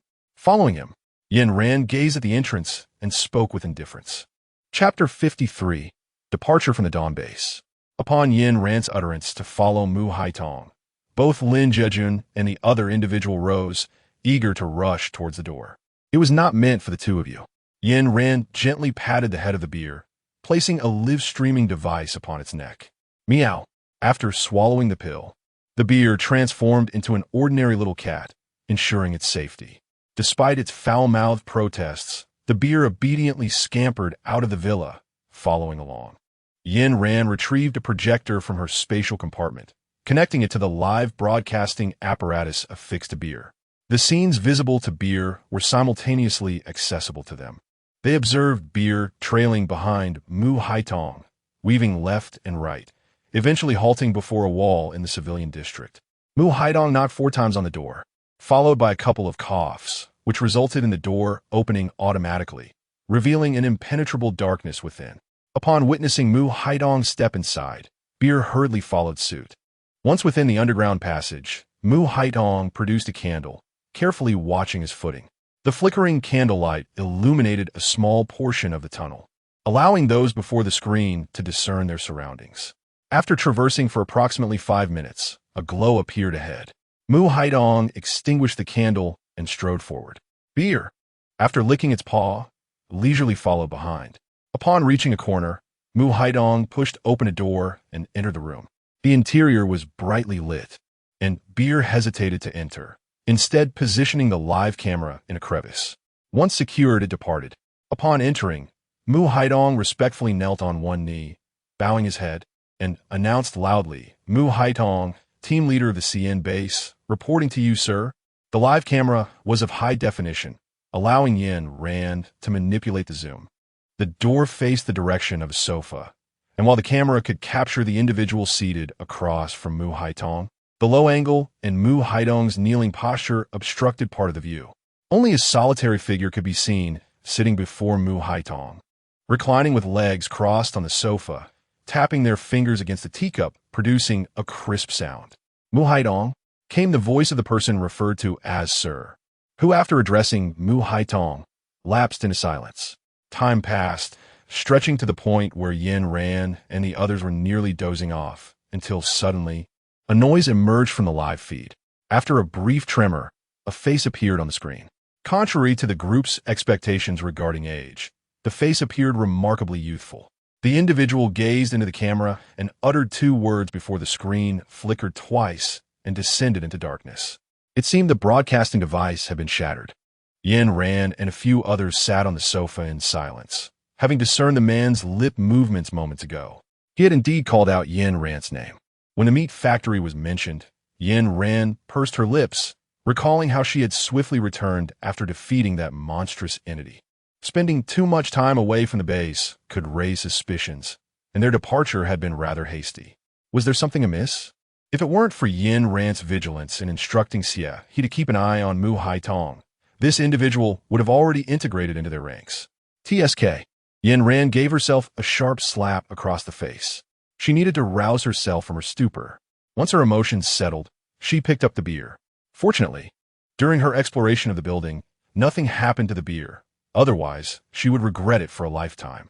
Yin Ran shook her head, reflecting on her previous lack of clarity and rationality. It was indeed foolish to think she could single-handedly turn the base upside down. The revelation she faced tonight served as a harsh awakening, instilling in her a sense of vigilance. The intricate web of relationships within the base was far too complex for her to untangle in a short span of time. After a moment of contemplation, she resolved to depart from the Dawn base. Her current abilities were insufficient, and even with all her strength, locating the person she sought might still prove elusive. Instead, it would be more prudent to slay more zombies and enhance her prowess. The strength of her team remained inadequate.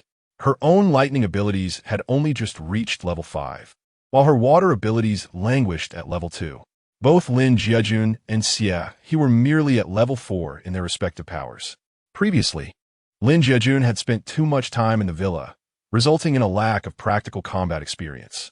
Although he possessed the skills of an assassin, he could not compete with seasoned ability users. The 3 of them, when pitted against all the ability users in the base, would not necessarily stand chance. Despite Yin Ran's fervent desire for revenge, she had to acknowledge their disadvantage. To leave or not. With renewed determination, Yin Ran looked steadfastly at Lin Jiajun and Xie He and declared, "We must go." Having made her decision, she prepared to set off. Given that they had been discovered, exiting through the front door would be impossible. The best course of action was to fly out directly. Her off-road vehicle was perfectly suited for such an escape. "Get in," she urged, aware of the urgency. There was no time to spare for the belongings left in the villa. After all, she had everything she needed in her spatial storage. Yin Ran maneuvered the vehicle into the air, subsequently pressing the accelerator and hurtling towards the rooftop. This scene felt remarkably familiar.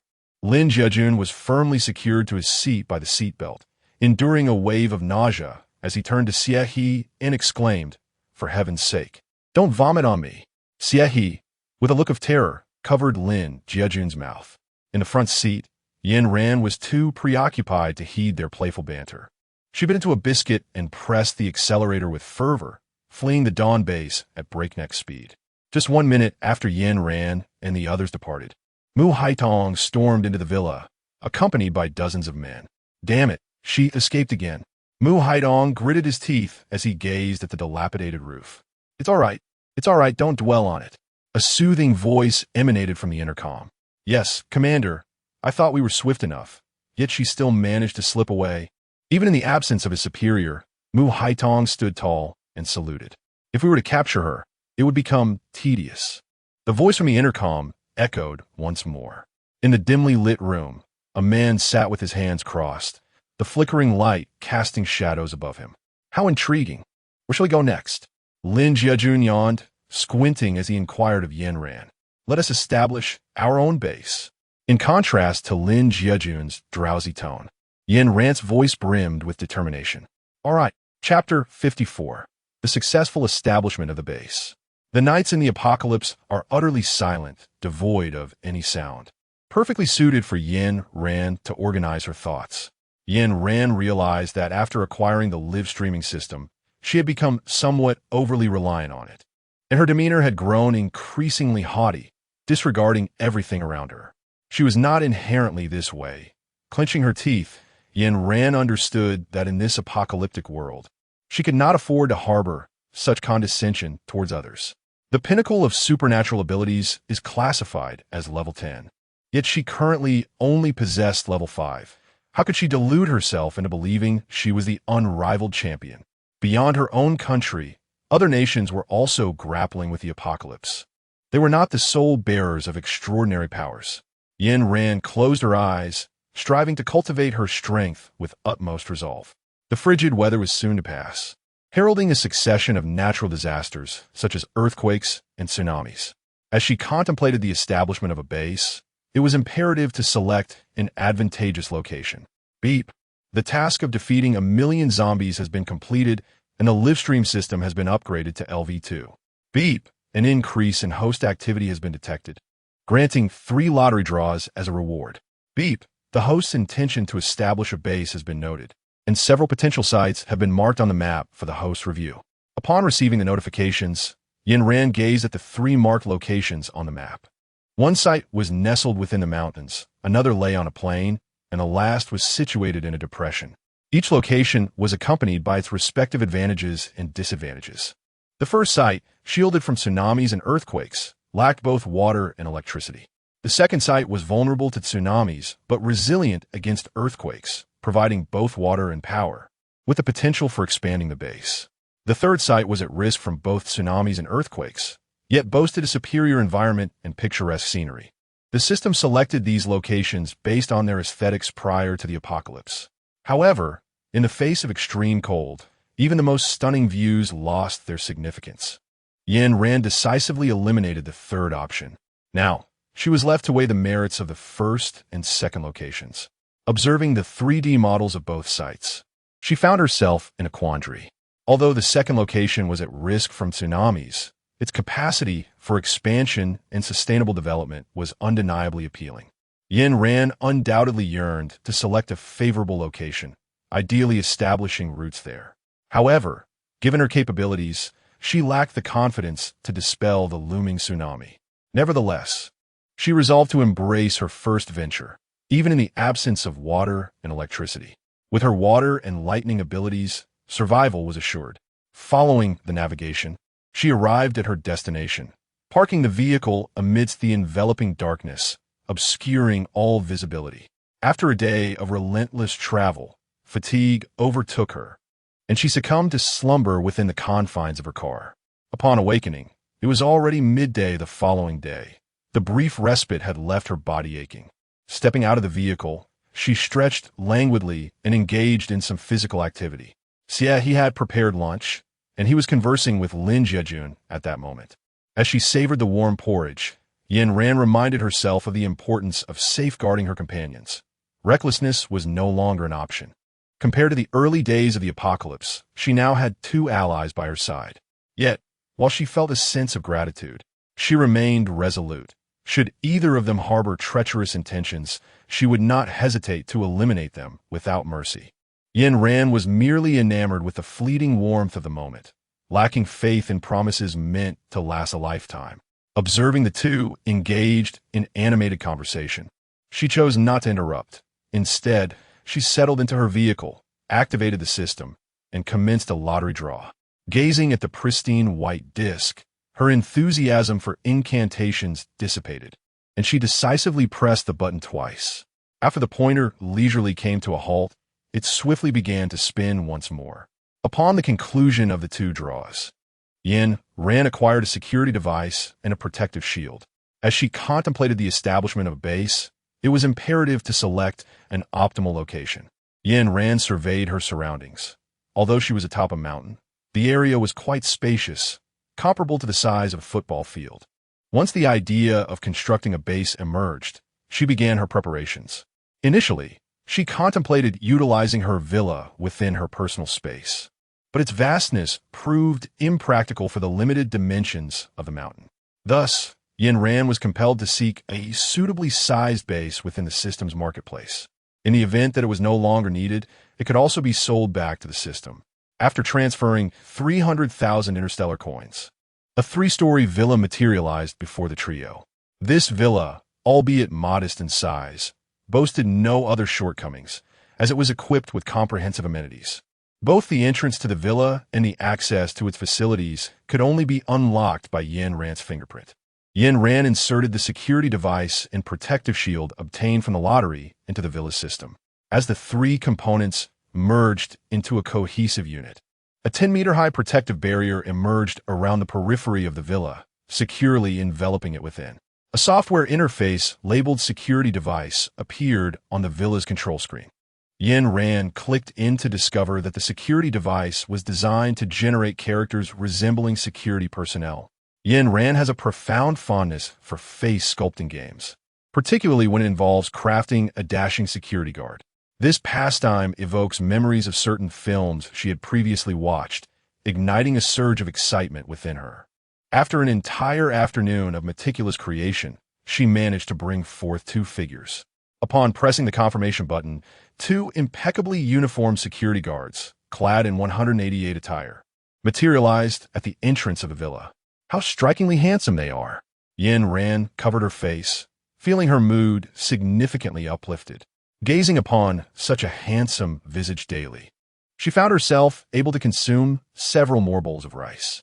However, the appearance of the security guard also aroused the vigilance of Xie He and his companion, leaving them puzzled as to how these 2 individuals had suddenly materialized. Yin Ran was perched by the window, gazing at handsome men, when she noticed Xie He and another individual stealthily approaching with sticks, intent on attacking the security guard. Fortunately, the guard possessed a certain level of combat skills, allowing him to instinctively evade danger.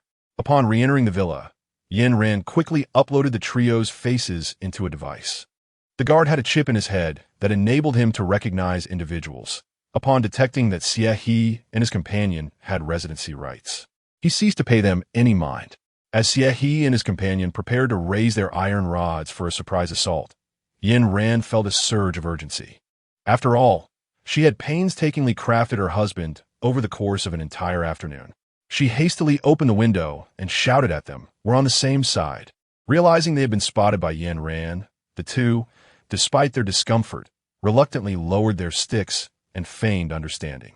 Given that the villa lacked a water and electricity supply, Yin Ran made her way to the water storage room, where she unleashed her water-based abilities, filling the reservoir. As for electricity, the villa had no means of storing power. After much contemplation, she spent 30,000 interstellar coins to purchase an automatic power supply device, which she installed in the villa. This way, as long as Yin Ran supplied a bit of energy, the machinery would automatically generate electricity, allowing the villa's appliances to function normally. However, there was a limit to the power available, preventing multiple large appliances from operating simultaneously. Once the base was established, Yin Ran began studying the map, eager to lead Xie He and his companion in slaying monsters to gain experience. Pointing to a location on the map, she declared, "Let us go here first." Following her, the duo realized she was indicating a storage facility in the Northwest region. Chapter 55. The Divine Canine. The Northwest region not only boasted an abundance of grain, but was also rich in energy resources. Among these, Yin Ran was particularly drawn to the mechanical manufacturing and chemical industries flourishing in the area. With its wealth of resources and advanced research, if she could seize these materials, her future would be further secured. The calamities wrought by the apocalypse would erode the earth bit by bit. Possessing these resources would at least afford her the opportunity to escape to other planets before the Earth's demise. Although it might seem a fanciful notion, Yin Ran believed that having them on hand would inevitably prove beneficial one day. After a few days of organizing in the villa, Yin Ran and her companions packed their belongings and prepared to embark on their journey. The chemical industry in the Northwest was a veritable treasure trove, filled with essential equipment and materials necessary for conducting experiments. Yin Ran was not greedy. She contemplated that upon arrival, she would gather materials for crafting aircraft and collect a modest portion of other items, leaving the majority for the other bases. Their team lacked anyone skilled in chemical experimentation, and taking everything would be rather unfair to the other bases. It would be unfortunate if it hindered the diligent researchers conducting experiments. The journey from the base to the northwest region would take a full 3 days. Fortunately, the vehicle was equipped with an automatic system. In the event of an emergency requiring manual driving, there was no need for concern, as the car would emit an alarm until the host was fully alert and seated in the driver's position.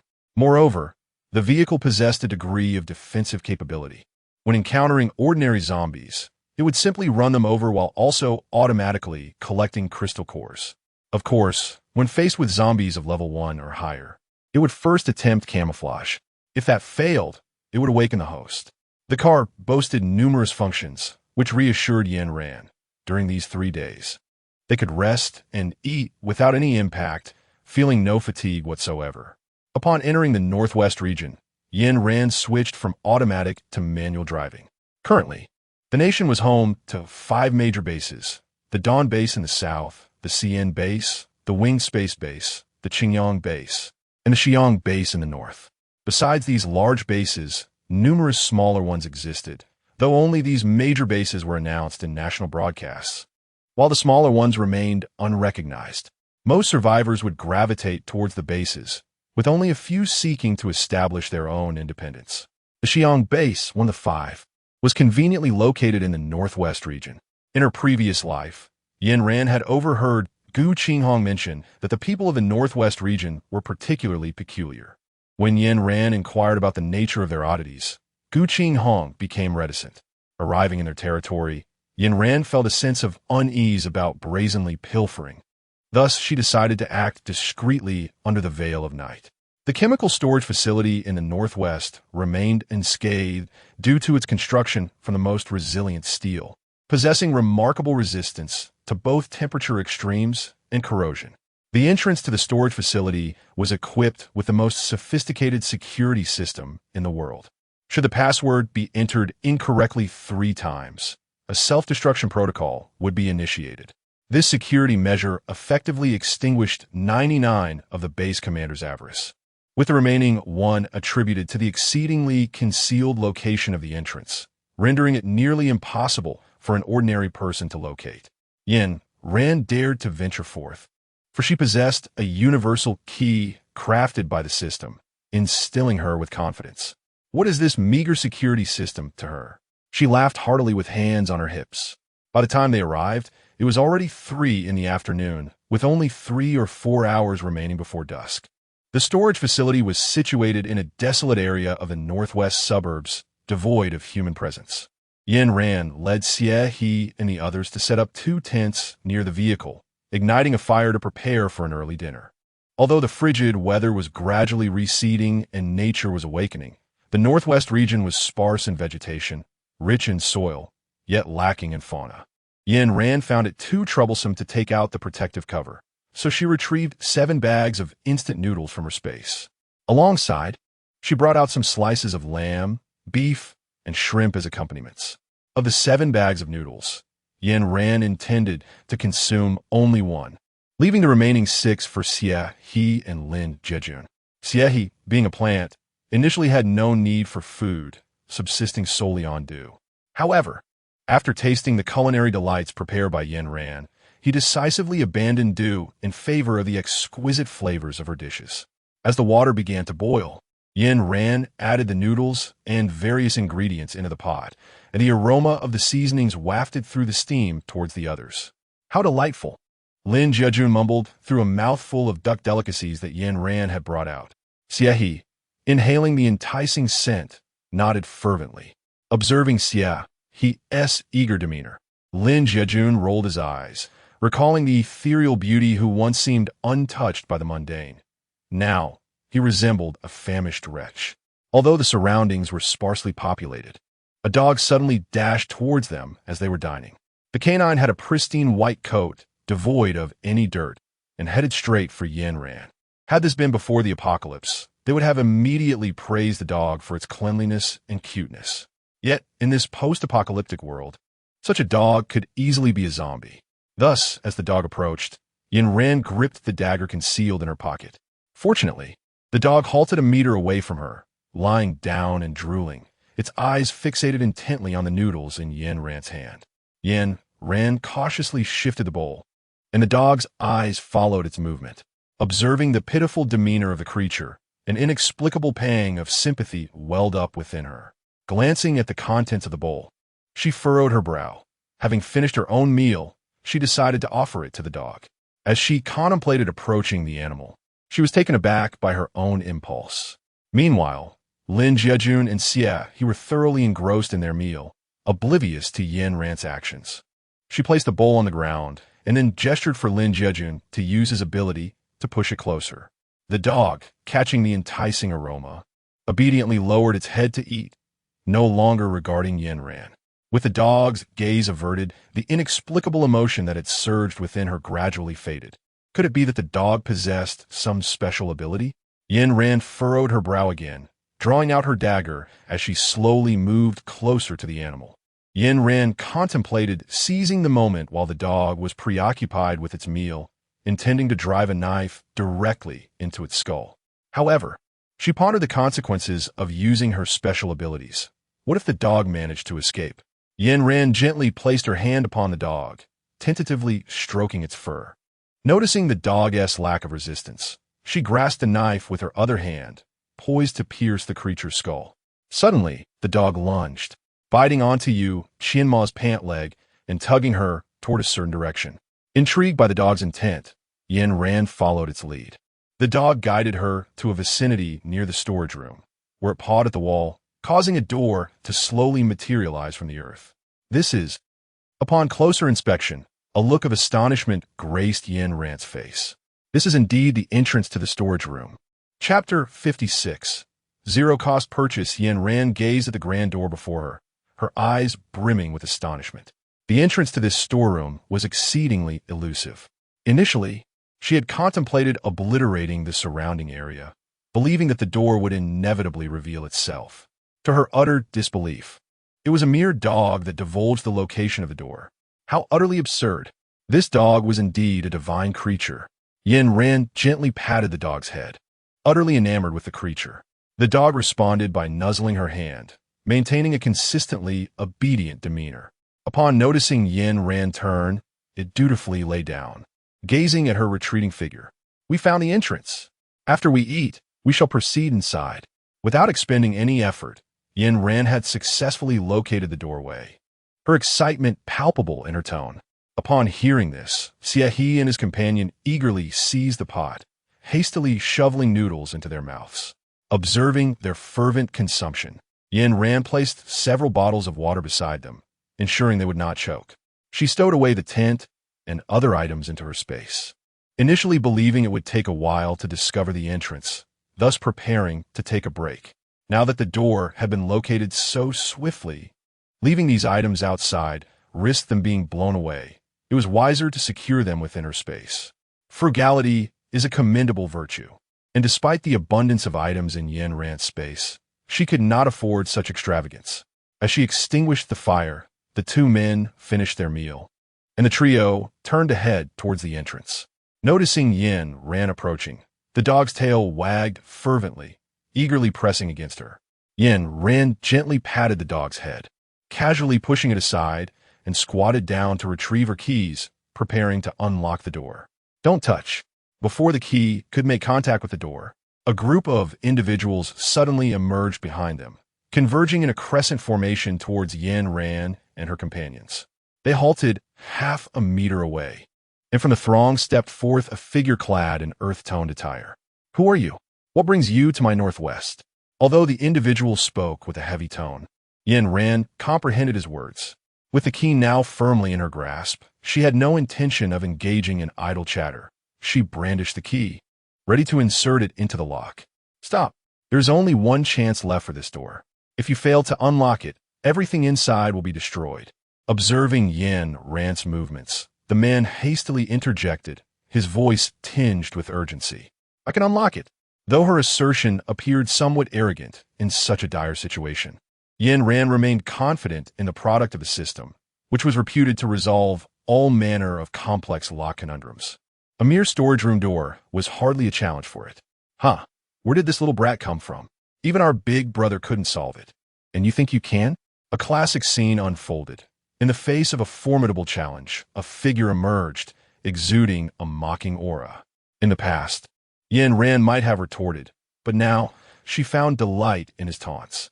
He was, after all, bestowing her with a buff. The more he derided her, the higher her chances of success became. If he were to praise her instead, that would be cause for concern.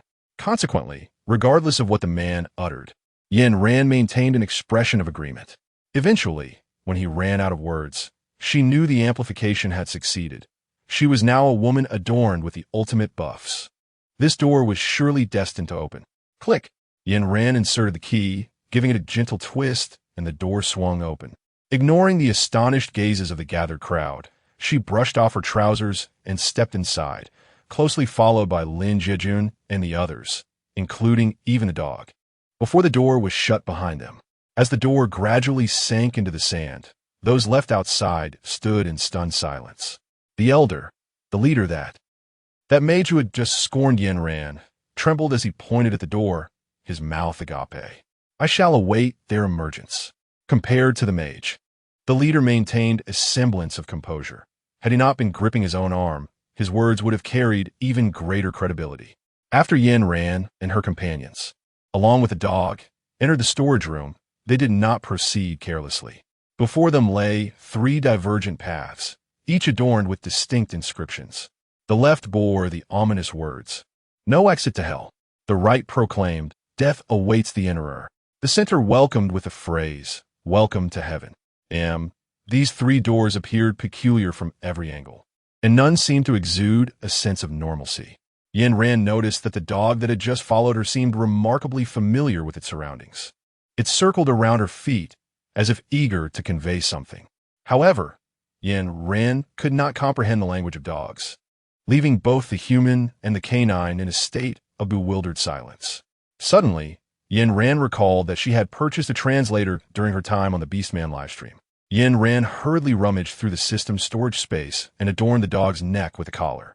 Subsequently, she signaled the dog with her gaze to speak. "Oh, finally, we can communicate." What relief. The dog's response was infused with a genuine northeastern accent, evoking both amusement and a sense of nostalgia within Yin Ran. Before her parents' passing, she had been raised in the Northeast, where everything instilled in her an overwhelming sense of longing. The few happy memories she cherished all unfolded in that region. "Hey, don't dawdle. Come with me." Noticing Yin Ran lost in thought, the dog barked a few times and headed straight for the door on the far right. Yin Ran and her companions hurriedly followed, pushing open the door to reveal an expansive scene before them. To their right was a room filled with a variety of weaponry, while to their left stood a series of individually sealed small chambers, likely containing an array of chemical apparatus. To preserve the ecological balance within, Yin Ran cautioned Lin Jiejun and the others against disturbing the sealed rooms on the left. During her graduate studies, she had spent considerable time conducting experiments, well aware of the arduous nature of such endeavors and the dedication required from researchers. After securing the weapons from the room on the right, they caught up with the figure of Dog Brother ahead. "Sister, this place houses those aerial vessels. Feel free to take what you wish. We are not outsiders. After all, we are family." Dog's words, though warm, carried an oddly peculiar undertone. Yin Ran extended her hand, gathering all the items within into her pouch. Advancing further, she encountered objects made of glass and metal. Yin Ran did not have a particular need for these items. Thus, she only took a small portion, should it prove insufficient. She could always replicate them using the system. Such items appear to be more suitable for experimentation, so it would be best to leave them for those outside. At the very front of the storeroom, a variety of foods were stored. Through the door, one could see heaps of corn kernels, jujubes, apples, and more. In the realm of Yin Ran's space, an abundance of food awaited her, alongside a considerable stock of seeds she had previously acquired.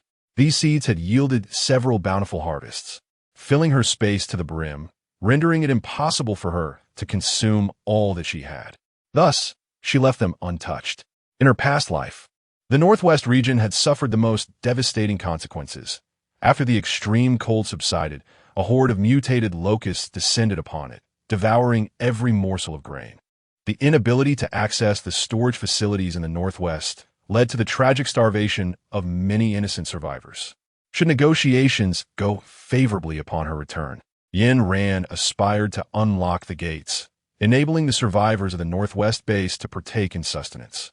After all, in the future, they remained citizens of a unified nation, bound together in solidarity, capable of rallying against external threats. Chapter 57. Hope. Once they had stored their belongings within the space, the group, guided by Dogbrother, exited through a different door of the storeroom. The sight that greeted them was overwhelming, an immense throng of people. As Lin Jiajun stepped outside, he was taken aback by the sea of flames before him. The crowd that had initially appeared as a crescent had multiplied exponentially, each individual wielding a torch. Upon hearing the sounds of Yin Ran and her companion's emergence, they turned in unison, their gazes fixated upon them with an intensity that was unforgettable. Yin Ran could perceive within those eyes a profound longing and an unwavering resolve. In that moment, her sense of impending peril surged to its zenith. Although she had initially harbored the intention to assist them, the unblinking stares of so many rendered her somewhat anxious. "Is there something you need?" Despite the turmoil within her, Yin Ran maintained an outward demeanor of calm. "Oh, esteemed one, we beseech you, could you impart the base's password to us? Our base is utterly devoid of food, and countless lives depend on it. We implore your compassion."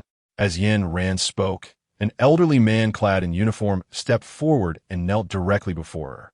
With his gesture, countless others followed suit, witnessing the fiery spectacle cascading down like waves upon the shore. Since the onset of the apocalypse, many had knelt before Yin Ran. Yet none of those experiences could compare to the profound impact of this moment. It was no wonder that Gu Qinghong remarked upon the peculiarity of the Northwest base. Unlike the hierarchical system of the Dawn base, the individuals here united in a common purpose, collaboratively addressing challenges. How truly remarkable! In her previous life, Yin Ran had remained within the confines of the Dawn base, firmly believing that the apocalyptic environment mirrored that of her surroundings. She assumed that the outside world was rife with treachery, where individuals of her status were destined to serve their leaders. Yet, upon stepping outside, she realized her narrow-mindedness. Curiously, it was not the self-serving individuals who were the anomaly at the Northwest base. Rather, they should be the norm. "Please, rise," she urged. As an elderly man with silver hair knelt before her amidst the crowd, his heart and gaze filled with devotion to the base. This sensation, Yin Ran knew, would remain etched in her memory for a lifetime. Yin Ran hurriedly approached to help the elderly man to his feet. Before she entered the base, the Northwest base had already attempted the password twice. The region was desolate, and having endured acid rain and extreme weather calamities, the land had been rendered nearly barren, incapable of yielding any crops. Had it not been for the dire scarcity of food, the Northwest base would never have turned its gaze towards the storage facility.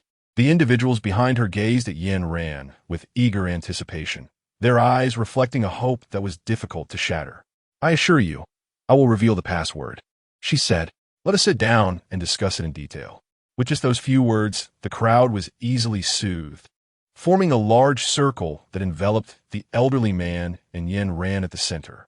Yin Ran assisted the elderly man to take a seat and then calmly stated, "My purpose for coming here is not entirely altruistic. I am also here for supplies, so do not regard me as a saint." Upon hearing her words, the old man's face turned pale, and the young individuals surrounding him immediately advanced, casting fierce glares at Yin Ran. "I have not touched the food stored within the laboratory. My sole interest lies in the aircraft housed there. If you have technicians capable of assembling the aircraft, I shall provide you with the key." Yin Ran remained utterly unfazed by the influence of the young man moments earlier, calmly completing her statement. Indeed, the storage facility contained aircraft, specifically those requiring manual assembly, a skill set absent among the members of Yin Ran's team. Yin Ran also perused the system, which contained instructions on assembling interstellar spacecraft. Yet these proved to be of no relevance. Moreover, Yin Ran lacked the materials necessary for constructing such vessels within her domain. Thus, she could only place her hopes on the aircraft instead. Thank you, dear child. I, Zhou Jing, on behalf of the base personnel, express our gratitude to you. We shall expedite the assembly of the aircraft. Constructing an aircraft is not a formidable challenge, especially considering that the Northwest thrives on its chemical and mechanical industries. Yin Ran's request was akin to asking a chemistry student to recite the periodic table. Such a simple demand surely deserves a commendation for being a good child. After a brief negotiation, Leader Zhou invited them into the base, followed by a group of individuals brandishing torches. Upon entering the base and observing the environment, Yin Ran realized that her decision was indeed the right one. In the Northwest base, there was no distinction between residences for ability users and ordinary people. Everyone was treated equally, living and striving together. Ability users did not exhibit arrogance due to their powers, nor did they look down upon ordinary individuals. Instead, they utilized their abilities to contribute more to the base. Conversely, ordinary people did not wallow in self-pity, but did their utmost to help build the foundation. This scene resembled a paradise amidst the apocalypse, leaving Yin Ran in disbelief. Perhaps sensing the astonishment of Yin Ran and her companions, Leader Zhou explained, "Most of the members in the Northwest base are local residents and station soldiers. Those who are fleeing from disasters disdain to come here, perceiving us as impoverished and lacking food. No wonder." Yin Ran nodded, understanding that these individuals had long grown accustomed to such a lifestyle. "This is the house prepared for you. It is the best we have to offer." Upon hearing that you would be coming, Xiaomin even specially changed the bed linens. Observing the shy child hiding behind Leader Zhou, Yin Ran smiled and gently patted her head, retrieving a bag of candies from her pocket and offering it to her. Upon seeing the candies, Xiaomin hesitated, glancing at Leader Zhou first. Only after receiving a nod from him did the little girl smile and eagerly take the treats, bouncing off to share them with the other children. Yin Ran turned to survey her surroundings. The dwelling before her was modest in size, yet ample enough for the three of them. The interior was adorned with a cozy ambience, impeccably clean, and a bouquet of artificial flowers, vibrant in color, graced the center of the table, evoking a profound sense of home. "Leader Zhou, you are being too polite. This environment is already quite splendid." After exchanging a few pleasantries, Leader Zhou took his leave, and Yin Ran and her companions stowed their luggage in the cabinet.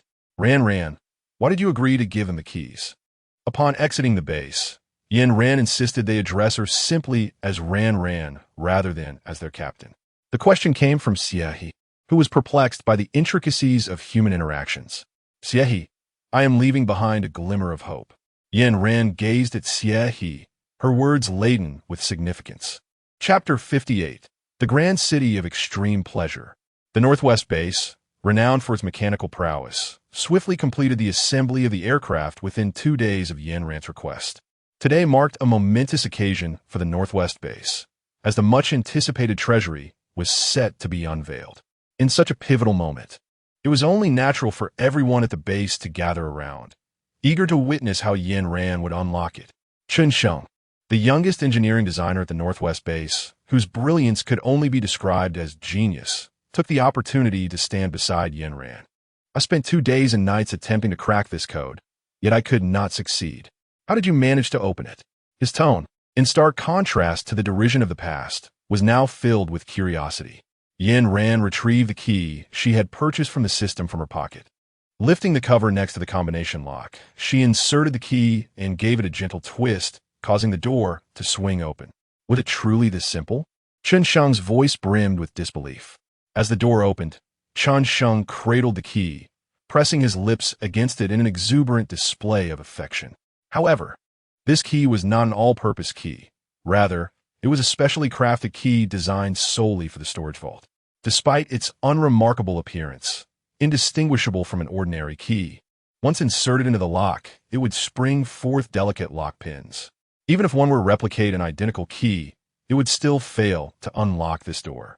This particular secret was known only to Yin Ran, Director Zhou, and Qinghong. In Yin Ran's eyes, Qinghong possessed a kind heart and a genuine concern for the base, so she trusted that he would not divulge this information to others. As the door swung open, tears of joy streamed down Director Zhou's face, compelling him to lead the others in bowing in reverence to Yin Ran. Yin Ran, a junior, felt overwhelmed by such grand gestures and quickly stepped aside.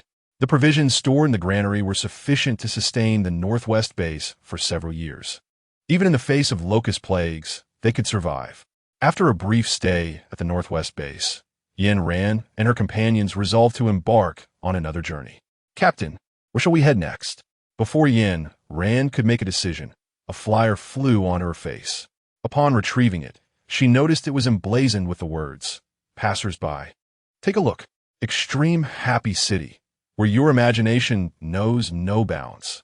Present this flyer to enjoy VIP treatment upon entering the city. After reading the front, Yin Ran frowned and flipped it over. "Here, everyone is equal without distinction. Come to Extreme Happy City and indulge in a life of happiness. For inquiries, please call 1544. The flyer also contained a map leading to Extreme Happy City. Noticing Yin Ran's prolonged gaze on the flyer, Lin Jiajun curiously leaned in for a glance. Extreme Happy City is utterly foolish. The entire nation's phone lines are down. How could anyone even make a call? Lin Jiajun's comment struck Yin Ran as peculiar. She retrieved a mobile phone from her spatial storage and, glancing at the number, dialed it. The phone rang twice before connecting, and a melodious female voice greeted her. "Hello. Thank you for calling Extreme Happy City. How may I assist you today?" Taken aback by the voice, Yin Ran hesitated for a moment before silently disconnecting the call. Merely judging by the images on the flyer, she had no intention of visiting Extreme Happy City, until an event later transformed her perspective. Yin Ran gazed at the map, realizing that they had departed from the northwest and journeyed southeast for an entire day. Just as she was about to drive further in that direction, her vehicle was unexpectedly halted by an individual. "Are you also heading to Extreme City?"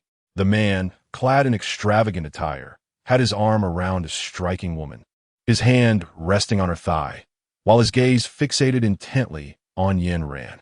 "No." Sensing Yin Ran's disdain, Lin Jiajun interposed his hand to shield the man's view. "Ah, I assumed you were all bound for Extreme City as well. I am Lin Hao. Let us befriend each other." Lin Hao leaned casually against Yin Ran's car, speaking in a nonchalant manner. When he received no response, he remained undeterred, continuing cheerfully, "You see, I hail from Qinghong Base, where I toil endlessly yet possess nothing. Upon discovering this flyer for Extreme City, I resolved to give it a try. Initially, I was skeptical of the claims made therein, believing it to be a mere ruse." As Lin Hao concluded his remarks, noticing the lack of reaction from the group, he absent-mindedly touched his lips, poised to remain silent. Unexpectedly, Yin Ran turned to Lin Hao and inquired, "How many individuals have departed from Qinghong Base?" "Quite a number," Lin Jiajun remarked in surprise. "Qinghong Base has a mere 100,000 inhabitants. To incite such a multitude is indeed impressive." "Well, it's not just Qinghong Base. Numerous others have ventured forth as well, including that so-called Dawn Base. I've heard tales about someone from there, now flaunting their prowess in Extreme City. Quite the spectacle." Lin Hao spoke with bravado, though a hint of disdain lingered in his expression. "Do you not admire her?" Lin Hao was taken aback by Yin Ran's perceptiveness. He chuckled heartily, exuding a sense of camaraderie. "I do not hold her in high regard. She flaunts her power through Black Brother and previously bullied my wife." At this, Lin Hao affectionately caressed the woman nestled in his arms. Upon hearing the mention of Black Brother, Yin Ran's gaze sharpened. No wonder they could not locate anyone at Dawn Base. It turned out they were affiliated with Extreme City. "Very well, thank you. We shall also venture to Extreme City." With swift resolve, Yin Ran decided to investigate the matter further. Lin Hao welcomed their intention to proceed to Extreme City with enthusiasm, grinning as he addressed Yin Ran. "Follow me, and I shall guide you." Yin Ran rolled up the car window and followed behind Lin Hao's black vehicle. The road leading to Extreme City was particularly convoluted, with scarcely any straight paths winding throughout the journey. Upon noticing Lin Hao's car come to a halt ahead, Yin Ran also stopped her vehicle and opened the window. What's the matter? A waterway? Is Extreme City actually built on water? Seeing Lin Hao retrieve a paddleboard from the back of his car, Yin Ran mimicked him, pretending to take out a paddleboard from her trunk. Oh my, your gear is quite comprehensive, Lin Hao exclaimed, his eyes lighting up at the sight of the paddleboard in Yin Ran's hands. I have a fondness for outdoor sports. I purchased this previously, never expecting to put it to use. Lin Hao's car was parked openly beside the waterway, the key still in the ignition, exuding an air of nonchalance regarding theft. While he seemed unconcerned, Yin Ran needed to secure her vehicle. Fortunately, she still had Xie's car in her possession. Seizing the moment when they were distracted, Yin Ran stealthily moved her car to a concealed spot, subsequently executing a clever switch. Observing her actions, Lin Hao jested. Inside is filled with luxury cars. Just swap one out later. Chapter 59. Extreme City. 2 Yin Ran unfurled the lifeboat and placed it upon the water as several individuals cautiously took their seats. Mindful to prevent the vessel from capsizing, Yin Ran grasped the wooden raft aboard the vessel, and before it could venture deeply into the water, a white figure darted from the shore and leapt into the boat. In that fleeting moment, Yin Ran instinctively raised her right hand to shield her head, tilting her body in preparation for a potential capsizing. Fortunately, the boat merely swayed a few times before stabilizing firmly at the water's edge. Xiaobai. Lin Jiejun opened his eyes, surprised to see the vessel steady. Xiaobai was the dog they had encountered at the Northwest base. Had it not been for that serendipitous meeting, they would not have accessed the storage facility so swiftly. Remarkably, within just a day of mentioning it, they were reunited with Xiaobai once more. Xiaobai tilted its head, gazing at Yin Ran, barking several times. Though the group did not comprehend canine language, they could discern a tone of reproach in Xiaobai's barks. Ran, it's complaining about you for abandoning it. Xie, he was the first to react, playfully patting Yin Ran's shoulder with a sense of schadenfreude. It seemed there existed an innate connection between animals and plants, and Xie, he had a deeper understanding of Xiaobai's sentiments than the others. This was a trait Yin Ran had discovered while in the storage facility. After equipping Xiaobai with a Beastman translator, only she could grasp the nuances of its tone. Yet, when Xiaobai vocalized, Xie's ability to respond was markedly quicker than Yin Ran's. Initially, she felt a twinge of resentment, but after several instances, she found herself waiting for the translator while Xie, he had already taken action. Ultimately, she could only attribute this peculiar ability to Xie's innate talent. Do you wish to accompany me? Upon hearing Xie's words, Yin Ran pointed to herself and inquired of Xiaobai. Woof. Yin Ran gazed at the Samoyed before her, pondering whether acknowledging Xiaobai as her teammate would lead the system to recognize its existence. The thought flitted through her mind, soon followed by the system's frigid voice. Ding. The host's thoughts have been detected. A teammate can be any creature. As long as the host extends an invitation and the counterpart agrees, the teammate agreement takes effect. Following the upgrade of the live streaming system, the benefits increasingly favored Yin Ran.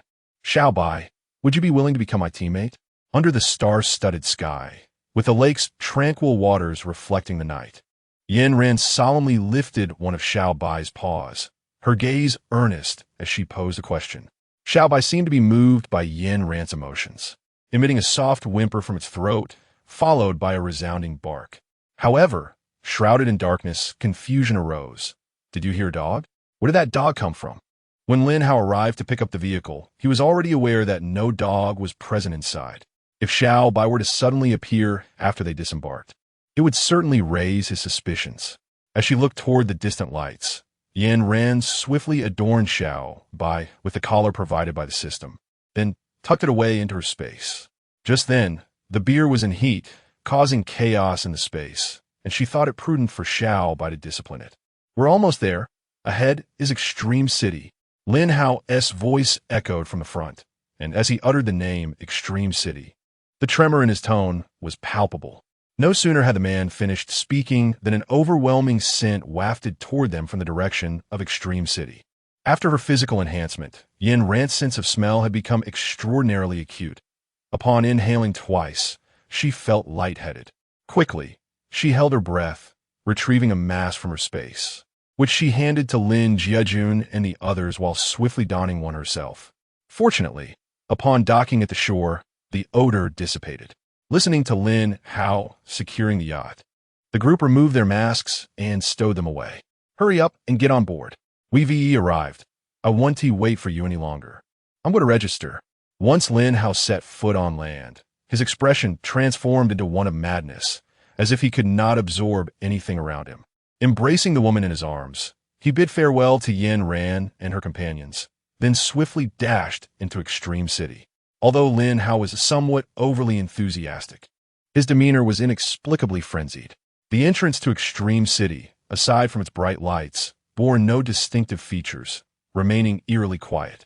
A massive clock hung above the gates, with the hour hand pointing to 7 and the minute hand to 12. A tremendous clamor erupted from the clock.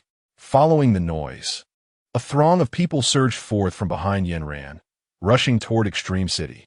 The gates swung open, revealing a procession of elegantly dressed women emerging from within. In stark contrast to the ecstatic expressions of those around them, the countenances of Yin Ran and her companions could be described as indifferent, rendering them utterly incongruous with the fervor of Extreme City. Yin Ran and her companions were not in a hurry to enter. They lingered at the entrance for quite some time, and only after ensuring no one was around did they saunter towards the doorway. Upon noticing Yin Ran and her group, the elegantly dressed young lady at the entrance greeted them with a smile and inquired, "Are you newcomers?" As she spoke, she began to rummage through something, maintaining her cheerful demeanor throughout the process, her lips curving upwards even as she looked down. "Dear esteemed guests, I shall introduce you to the benefits of our grand resort. Please follow me. I am number 035. During the introduction, feel free to command me as you see fit." Throughout her speech, number 035 retained her smile. But as she delivered the final words, the expression on her face took on a more suggestive quality. Yin Ran furrowed her brow, feeling a profound discomfort at the scene before her. Even though the being designated as number 35 was merely a robot, its utterances unsettled her. As number 35 pushed open the door, its physique was sculpted to perfection, epitomizing the coexistence of a slender frame and ample bosom. The first stop at the Extreme Amusement Park was ominously dubbed the Death Train, where visitors could whimsically select a piglet to partake in a perilous challenge. Among the 8 seats on the train, 5 were faulty. To occupy one of these doomed spots meant certain demise, while the fortunate seats promised survival. All attractions within Extreme Amusement Park were exclusive to members, and Yin Ran and her companions were not privy to such privileges, relegated to observing from the entrance. Despite the signage referring to piglets and the decor featuring a pig, an unsettling premonition lingered in Yin Ran's mind. Besides the familiar patrons, numerous newcomers trailed behind the robot. As they journeyed to the second station, the number 35 robot was abruptly commanded by a man to undress. His gaze was lecherous as he fixated on the robot. The emblem of the Extreme Amusement Park was etched upon his arm, indicating he was a regular visitor. Number 35 conducted a scan of the man's entire body, her eyes momentarily flickering before she turned to Yin Ran and her companions, saying, "Please wait a moment. I shall return shortly." Having stated this, number 35 followed the man to a secluded corner. What transpired there was all too clear. 10 minutes later, the man emerged from the corner, trousers in hand, while number 35 maintained her signature smile, albeit with her attire torn, failing to conceal her form. Throughout their visit, Lin Hao had repeatedly cautioned them against utilizing their abilities within the park, warning that discovery would spell certain doom. Thus, since their arrival, Yin Ran had refrained from uttering a single word, her expression inscrutable. Witnessing the unfolding scene, she tapped Xie, prompting him to remove his jacket and drape it over number 35. The onlookers regarded their actions with incredulity, as if witnessing folly. Upon seeing Xie's gesture, number 35 paused momentarily, scanning the area with her eyes aglow in blue light. It was evident that such conduct had not been registered within the robot's chip. The journey continued. Yin Ran's visage is embedded within the chip designated as number 35. Thus, whenever she speaks, number 35 will instinctively comply. Here, adherence to the rules is imperative, as inscribed upon the sign outside room 35. Although labeled as a robot, Yin Ran perceives the design of these guiding automatons to be remarkably sophisticated. They exhibit no discernible mechanical traits. Even when Xie draped a garment over number 35, he remarked upon the absence of any telltale signs of machinery upon her back. Moreover, the texture of number 35's skin is exceedingly supple, akin to that of an ordinary human. The second mandatory stop in the extravagant amusement complex is the pet playground, where it is stated that VIP clients may acquire 3 animals each month, irrespective of gender. Any issues arising with the pets are the responsibility of the park, allowing clients to solely relish the joy these companions bring. The pet playground is evidently far larger than the previous attraction, its entrance thronged with eager patrons. Upon arrival, No. 35 thoughtfully remarked, "Miss Yin, you may wish to visit the pet playground. The animals here are gentle and affectionate, and I believe you will find them delightful." Observing the male and female robots stationed at the entrance, Yin Ran remained silent. The third attraction is the arena, where patrons can bring their pets to engage in competitions. The victorious party is rewarded, while the defeated, along with their owner, faces consequences. Standing at the threshold of the arena, one can hear the roars emanating from within. Non-VIP users are limited to 3 recreational activities, beyond which number 35 is unable to provide further details. Gaining membership to this extravagant amusement complex is straightforward. One need only don a collar emblazoned with the emblem of the establishment to unlock all experiences. Yin Ran pondered for a moment before embracing Xie and another, whispering a phrase into their ears. Subsequently, the trio resolved to become members. The collar was not as substantial as they had envisioned. It resembled a choker, akin to an exquisite adornment. Upon receiving the collar, Yin Ran held it delicately. Scrutinizing it closely, she noticed a small hole at the back, suggesting it could be unfastened. With her omnipotent key in hand, Yin Ran could unlock anything that bore a hole. Once the 3 donned the collars, they were transformed into members of the Extreme Pleasure City. It was only after their membership that they discovered it was merely the most basic tier within this realm. Naturally, newly registered guests were entitled to a complimentary 7-day experience of the privileges granted to higher-tier members. Within this establishment, there were also hierarchical distinctions among members. Higher-tier members could unconditionally command lower-tier members, who were obliged to comply. Yin Ran was not captivated by the wonders of the Extreme City. Within the span of 7 days, she could traverse the entirety of it. Once she grasped the rules, number 35 escorted Yin Ran and her companions to the presidential suite of the hotel. Esteemed members enjoyed all the privileges of Extreme City, and this presidential suite was merely the most elementary among them. Upon entering the suite, Yin Ran beheld 4 men on the floor, each adorned with a collar around their necks. "Miss Yin, this is a special benefit bestowed upon you by Extreme City. These pets are clean and ready for your consumption," number 35 indicated towards the men on the ground while introducing them to Yin Ran.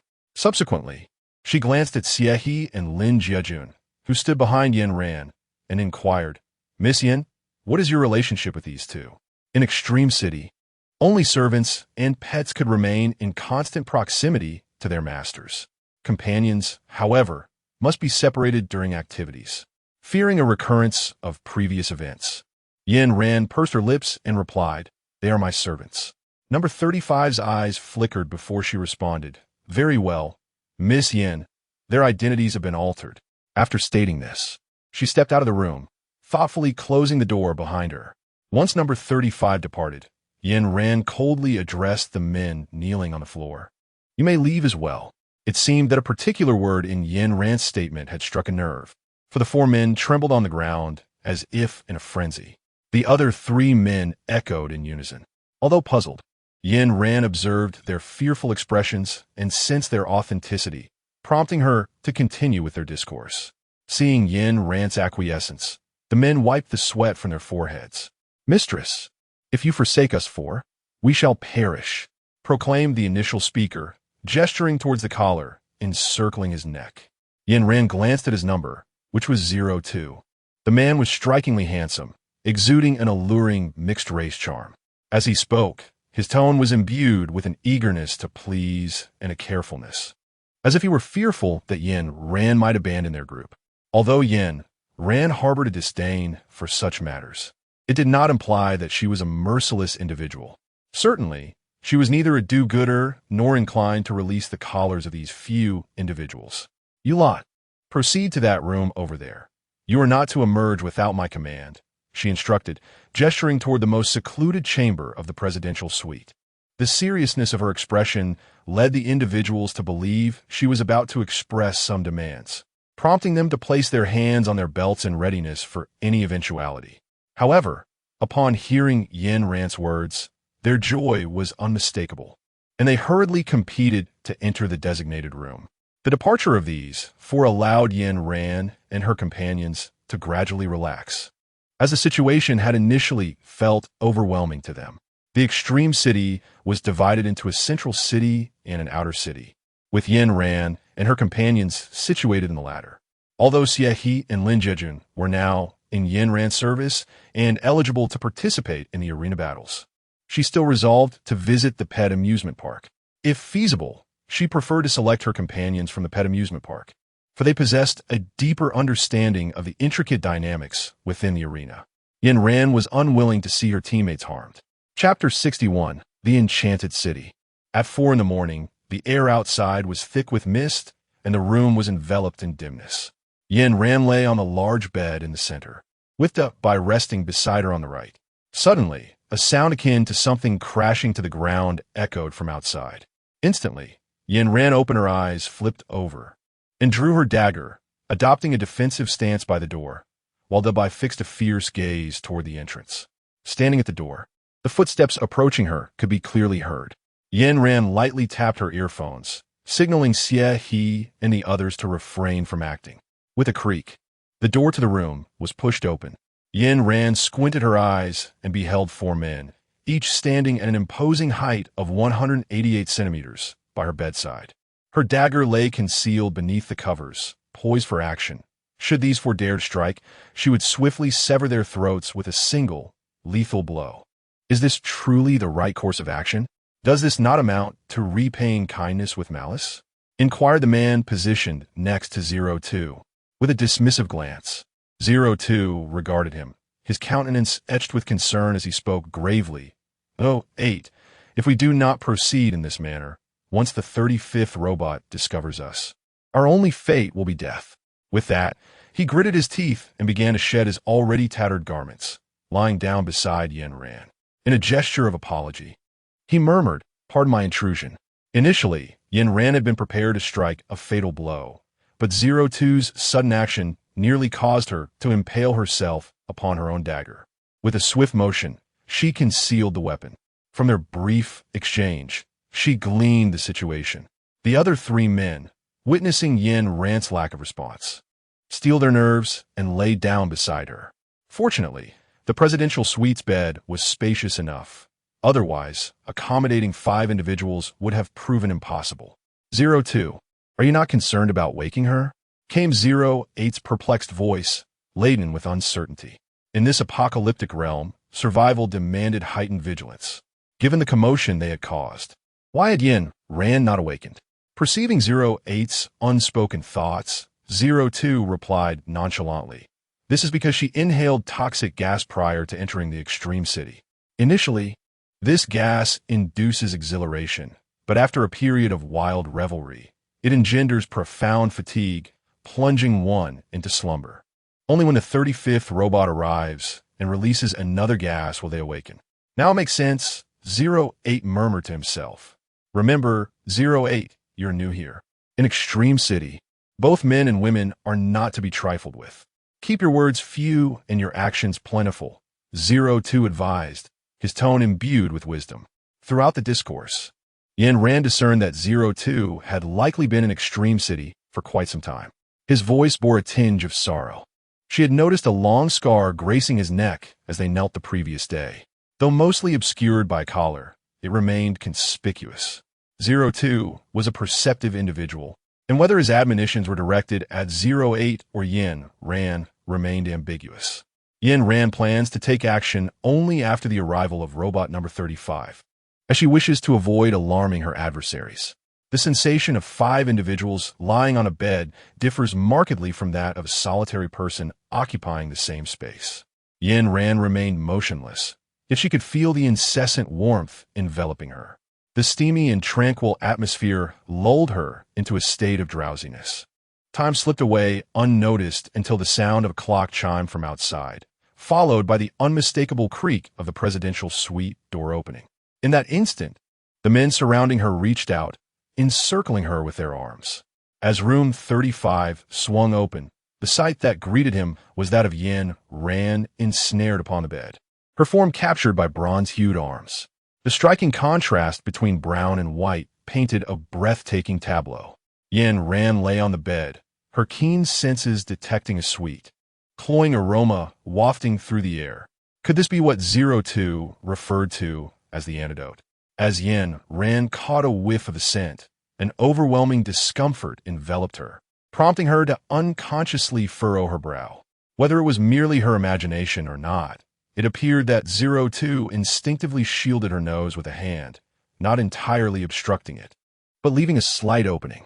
Concurrently, a faint sound reached her ears, emanating from 02.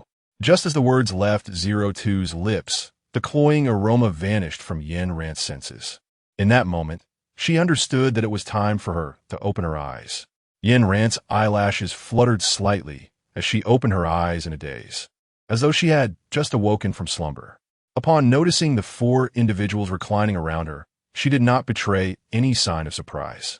"Miss Yin, could you kindly provide a detailed evaluation of the services rendered by these individuals?" As he spoke, No. 35 produced a sheet of paper from within his garment and handed it to her. Each question inscribed upon it sent a shiver through Yin Ran, for they were all of an exceedingly provocative nature. Yin Ran cleared her throat twice, and to Unit 35. This appeared to be a sign of satisfaction after a night's rest. Only a few, privy to the truth, understood that Yin Ran was feeling rather embarrassed. Filling out the form carelessly could endanger the lives of these individuals. With a serious demeanor, Yin Ran meticulously completed the form and then handed it to the Unit 35 robot. "Thank you, your evaluation has been received," responded Unit 35 as it tucked the form into its clothing before advancing to inspect the collars around the necks of the 4 individuals. "Thank you." With the upgrade of the live streaming feature, scenes from Yin Ran's daily life could now be recorded and shared online. Given the explosive nature of these moments, Yin Ran was eager to share them with the Interstellar and Beast Folk communities. As the words sent successfully appeared on the screen, Yin Ran marveled at how convenient it all was. After joining the team, he had inquired whether Yin Ran suffered from any mental ailments. Yin Ran certainly shook her head in denial, and then he proceeded to recount all of Yin Ran's behaviors. Once the label of mental illness was affixed, it appeared that no matter how Yin Ran tried to explain herself, her words fell short. It was during that time that Yin Ran came to understand that although the public could not see the live broadcast system, nor comprehend what was transpiring, her every action was visible to all. Any excessive speculation from onlookers could pose a problem. Fortunately, this issue was resolved following the system upgrade. After dressing appropriately, Yin Ran and her companions decided to explore the pet amusement park. Their ultimate goal was to gain access to the inner sanctum, with this arena serving as their entry point. Once they became members, they could simply scan their faces at the entrance to enter the pet amusement park. The park was divided into 3 levels. The first floor featured real animals, each well cared for and peacefully resting in their cages. The staff consisted of robots who, upon the trio's arrival, only introduced the pets on the first floor to Yin Ran. It was only when she produced the black card given by Robot No. 35 that the staff activated the elevator, allowing her to ascend. As mere servants, Xiehe and Lin Jejun were not permitted to interfere with their master's choice of pet.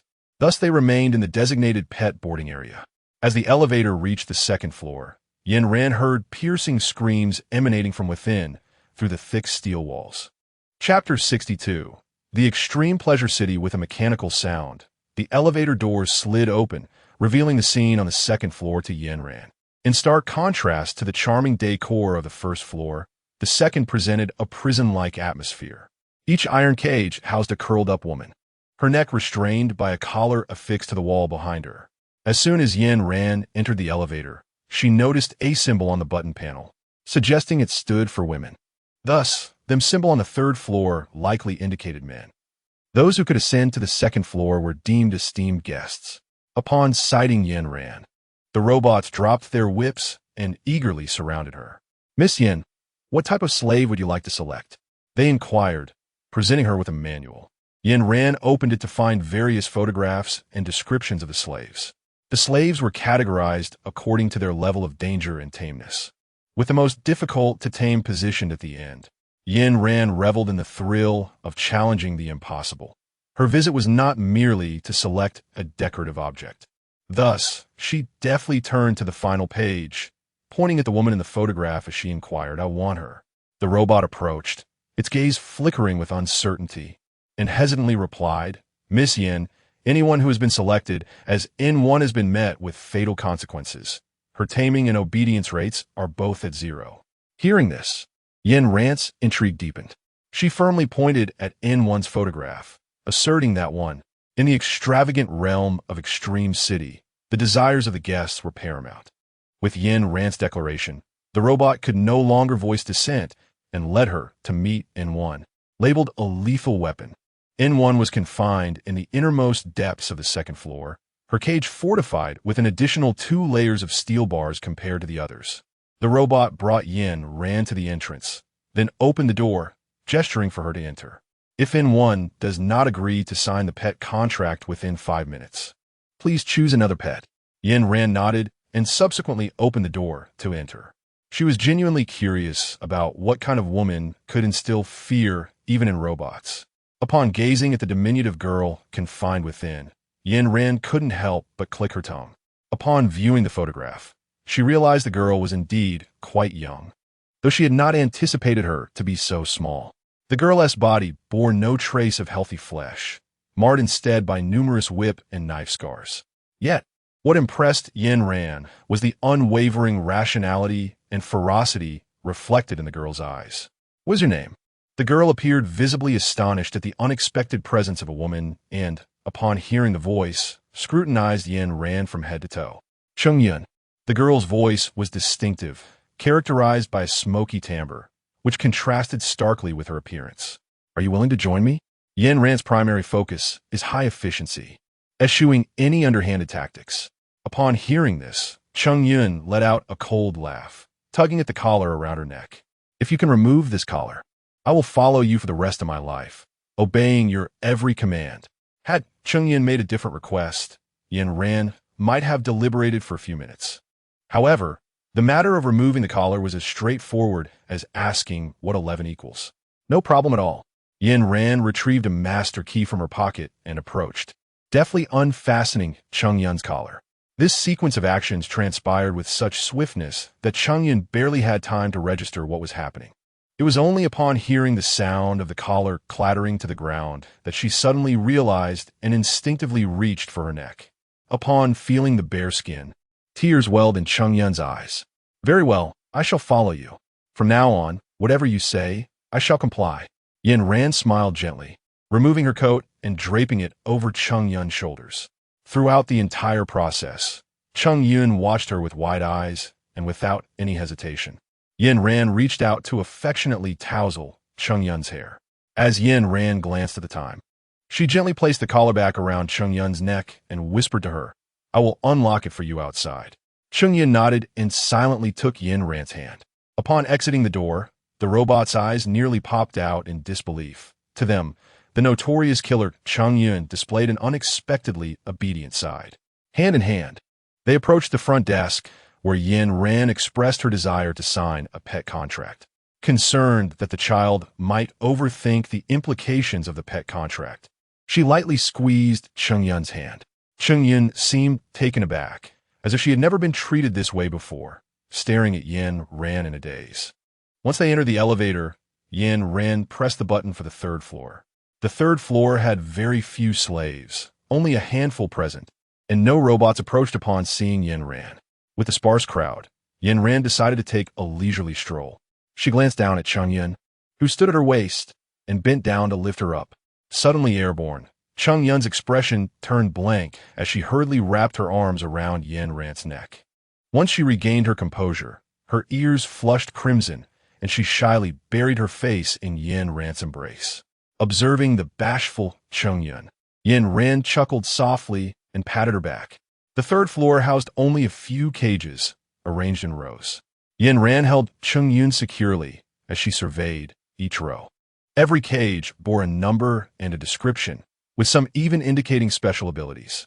After inspecting all of them, Yin Ran found herself particularly intrigued by the one numbered 58, who, in addition to being a doctor, possessed dark powers. "Hey, would you like to come with me?" Yin Ran's demeanor towards men starkly contrasts with her gentleness towards women. She forcefully kicked the cage, her voice cold as she inquired. The impact of her foot against the cage resonated loudly. At that moment, no. 58 was kneeling on the ground. Upon hearing the noise, he lifted his gaze towards Yin Ran, filth obscuring his face, leaving only his eyes visible to her. The two locked eyes for a full minute, after which number 58 glanced upwards at Cheng Yun, nestled in Yin Ran's embrace. "Good," he uttered, his voice deep and refined.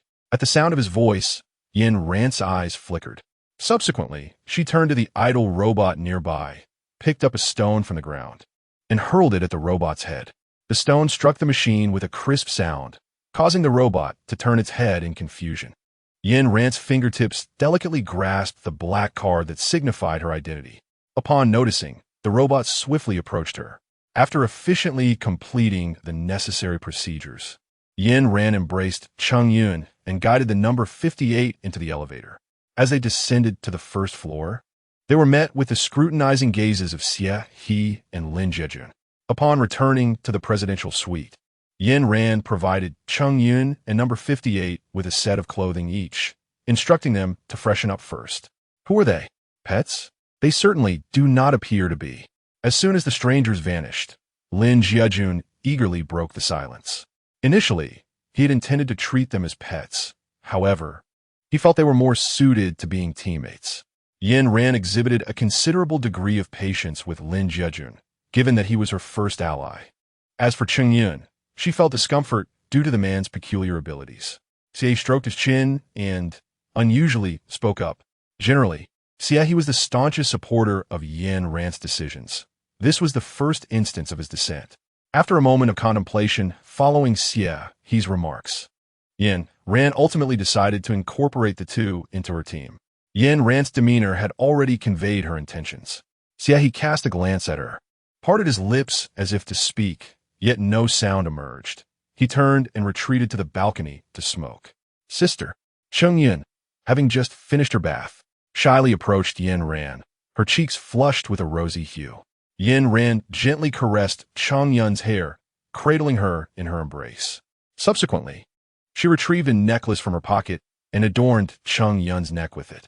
"This is the emblem of our team. You must safeguard it diligently." After being pressed by Mu Haitong regarding the ring at the Dawn base, Yin Ran conferred with the system overnight to alter the team's insignia. After submitting several tens of thousands of interstellar coins, the system transformed the original ring into a randomized selection. Should additional teammates join, the system would generate complementary accessories based on their characteristics. Following the nullification of the original ring, Yin Ran instructed Xie, He, and another to draw new items. If they were to draw identical items once more, Yin Ran would begin to suspect that the interstellar coins had been squandered. Fortunately, the two drew distinct items. Xie obtained a pair of earrings adorned with skull motifs, exuding a striking coolness, while Lin Jiejun drew a different style of ring, which he happily wore on his finger. Yin Ran transformed her ring into a bracelet, adorning her right wrist. When number 58 emerged, each individual in the living room was engrossed in their own pursuits, with not a whisper exchanged, creating an eerily tranquil atmosphere. The man, feeling out of place, tugged at the hem of his garment before approaching Yin Ran's side. At this moment, Yin Ran was styling Cheng Yun's hair when she noticed No. 58 approaching and casually inquired, "What is your name? What is your ability level? How familiar are you with Extreme City?" A barrage of questions flowed from Yin Ran's lips, resembling an interrogation.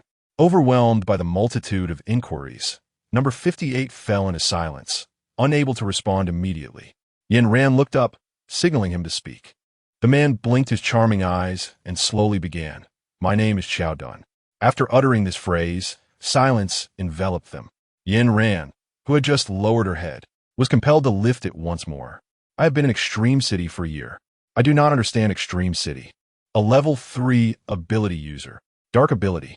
Xiao Dun's words came out in fragments. After every few words, he would pause to gather his thoughts before continuing. Dark ability was something Yin Ran had never encountered in her previous life.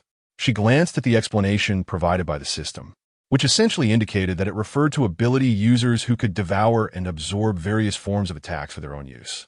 If developed further, this ability could indeed be formidable. Yin Ran cast a satisfied glance at Xiao Dun and then inquired, "Do you wish to join my team?" Individuals possessing such extraordinary abilities as Xiao Dun pose a significant threat as they develop. Joining my team would be advantageous. Should he be unable to join, it would be prudent to take advantage of his vulnerability and eliminate him. Yin Ran gently arranged Cheng Yun's hair, a flicker of coldness passing through her eyes. All right, Xiao Jun replied slowly. Upon hearing Xiao Jun's agreement, Yin Ran exchanged a glance with Xie He, who stood on the balcony. Then, Yin Ran turned her head, retrieving a watch from her pocket and handing it over. The emblem of the team, keep it safe. Xiao Jun accepted the watch, examining it before fastening it around his wrist. Ding! The number of members in the Ruthless Corpse Disposal Team has reached 5, leveling up to LV2. Rewards have been sent to the host's mailbox. Please collect them in a timely manner. With Xiao Jun and Cheng Yun consenting to join the team, along with the previous 2 members and a dog, the Ruthless Corpse Disposal Team was officially at full capacity. Yin Ran open her mailbox, where it was stated that after the team's upgrade, the host could determine the life and death of all team members through the accessories they wore.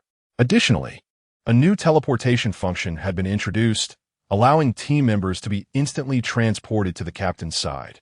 These accessories were indestructible and, once donned, would remain permanently affixed to the team members unless Yin Ran assisted them in removing them. Among the 5, only Xie He was aware that the accessories could be lethal, while Lin Jiejun dismissed Yin Ran's earlier remarks as mere jest. Upon seeing Xiao Jun donning a watch, Xie He's unease gradually subsided. His discomfort was not rooted in Xiao Jun's dark abilities. Rather, he feared the possibility of betrayal. The incident involving Mu Haidong had severely humiliated them, and Xie He was determined to prevent any similar occurrences within the team. Shall we go for a stroll? Suggested Yin Ran. Every evening at 7 o'clock, the Extreme City would automatically resonate with a melody. The cessation of the music signified the opening of Extreme City. During the day, the place was desolate, devoid of any souls. After wandering for an entire day without discovering anything, the group decided to defer their explorations until nightfall. Very well, the others expressed their agreement, having no objections. In Extreme City, most individuals traveled in pairs, and it was uncommon to see 5 people walking together. Moreover, it seemed rather peculiar for 5 individuals to walk side by side. Yin Ran divided the team into 2 groups based on gender. While doing so, she discreetly squeezed Xie He's finger. Lin Jiejun, in his boisterous manner, urged him to attend to his tasks, but Yin Ran felt a sense of unease. Xie, with his meticulous mind, possessed the unique ability to communicate with plants. Thus, any task entrusted to him was unlikely to go awry. The gesture of squeezing his finger was subtle, and Yin Ran assumed it would go unnoticed. However, as soon as they stepped outside, Cheng Yun blinked and inquired, Sister, do you have feelings for brother Xie? Despite Cheng Yun's cold demeanor, he was still in essence a child. Children should not speak indiscriminately. Yin Ran gently ruffled Cheng Yun's hair, realizing that she had forgotten about Cheng Yun's limited height. Subsequently, Cheng Yun uttered a statement that left Yin Ran momentarily speechless. If Sister doubts Xiao Dun, I can help you kill him. The girl's words were both innocent and cruel, and upon observing Cheng Yun's expression, Yin Ran understood that she was speaking the truth. Although Cheng Yun was just a child, there were not a few who had met their demise by her hands. She was far from naive. Yin Ran smiled gently, patting Cheng Yun's cheek. If that day ever comes, my dear sister will surely tell you. Upon hearing Yin Ran's promise, Cheng Yun beamed with delight. Yin ran, clutching a black card, led Cheng Yun into the arena. Having heard the rules of the arena from number 35, her curiosity was piqued, and she had longed to witness it for herself. As the crimson drapes were drawn aside, 2 cages shrouded in dark cloth were revealed in the vast expanse of the arena. Yin Ran and Cheng Yun occupied the VIP seats, positioned in the front row, with no obstructions before them.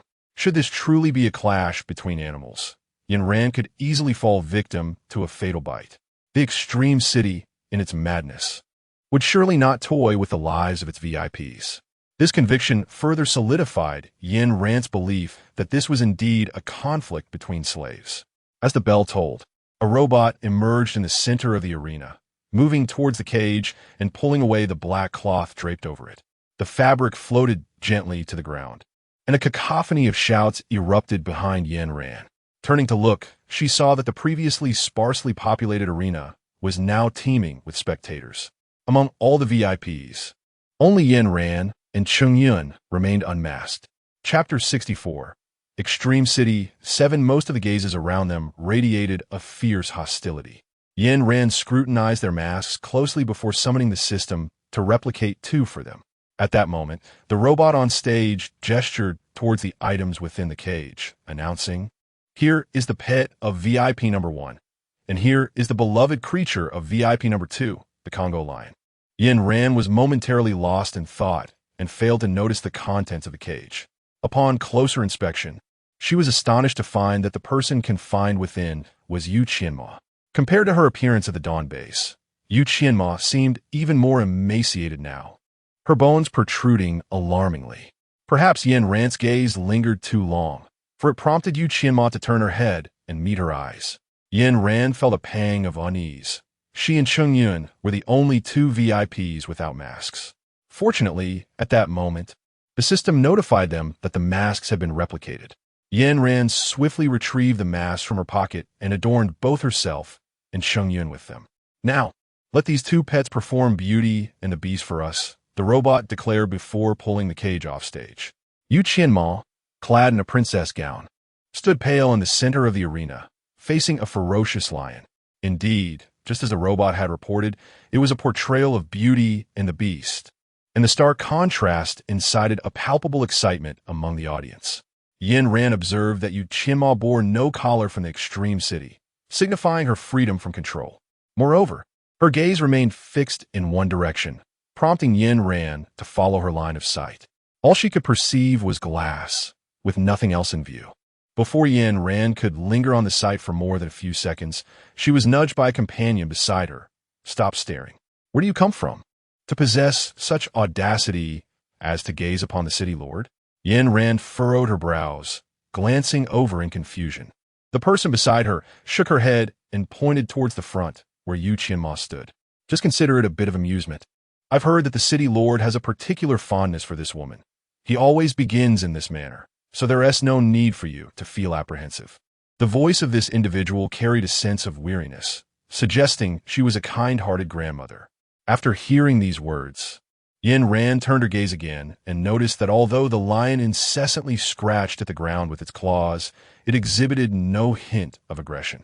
Well, after all the fuss, it turned out they were all part of a performance. However, Gu Qinghong truly was remarkable. In such a short span, she had managed to captivate the city lord. Was she collecting stamps in this post-apocalyptic world? One might easily mistake her for possessing a system of her own. Yin Ran shook her head and, upon glancing back at the arena, noticed that Gu Qinghong had already been assisted off the stage. Only a lion remained in the arena. The robot continued, "Prepare to be enthralled by the magnificent performance of pet number 1. Today is the 19th, a day of benefits for this month. Are you all excited?" Before the robot could finish, the arena erupted with enthusiastic cheers. Sensing that Yin Ran was new among them, a nearby spectator patiently explained. Benefit Day entails randomly selecting an audience member to confront the lion. If successful, they earn the privilege of entering the inner city. Failure, however, leads to certain death. For Yin Ran, this benefit indeed held a significant meaning. The voices of Yin Ran and those around her were far from subdued, and Cheng Yun heard every word clearly. Noticing Yin Ran's unwavering gaze fixed upon the lion, she tugged at Yin Ran's sleeve. "Sister, do you wish to slay that lion?" The thought, once spoken, resonated within Yin Ran, prompting her to nod instinctively. Witnessing this affirmation, Cheng Yun removed her mask and brandished a dagger from her pocket, charging forward. The sudden appearance of Cheng Yun left the crowd momentarily stunned, but soon a cacophony of shouts erupted. Before Yin Ran could intervene, a transparent barrier rose before her.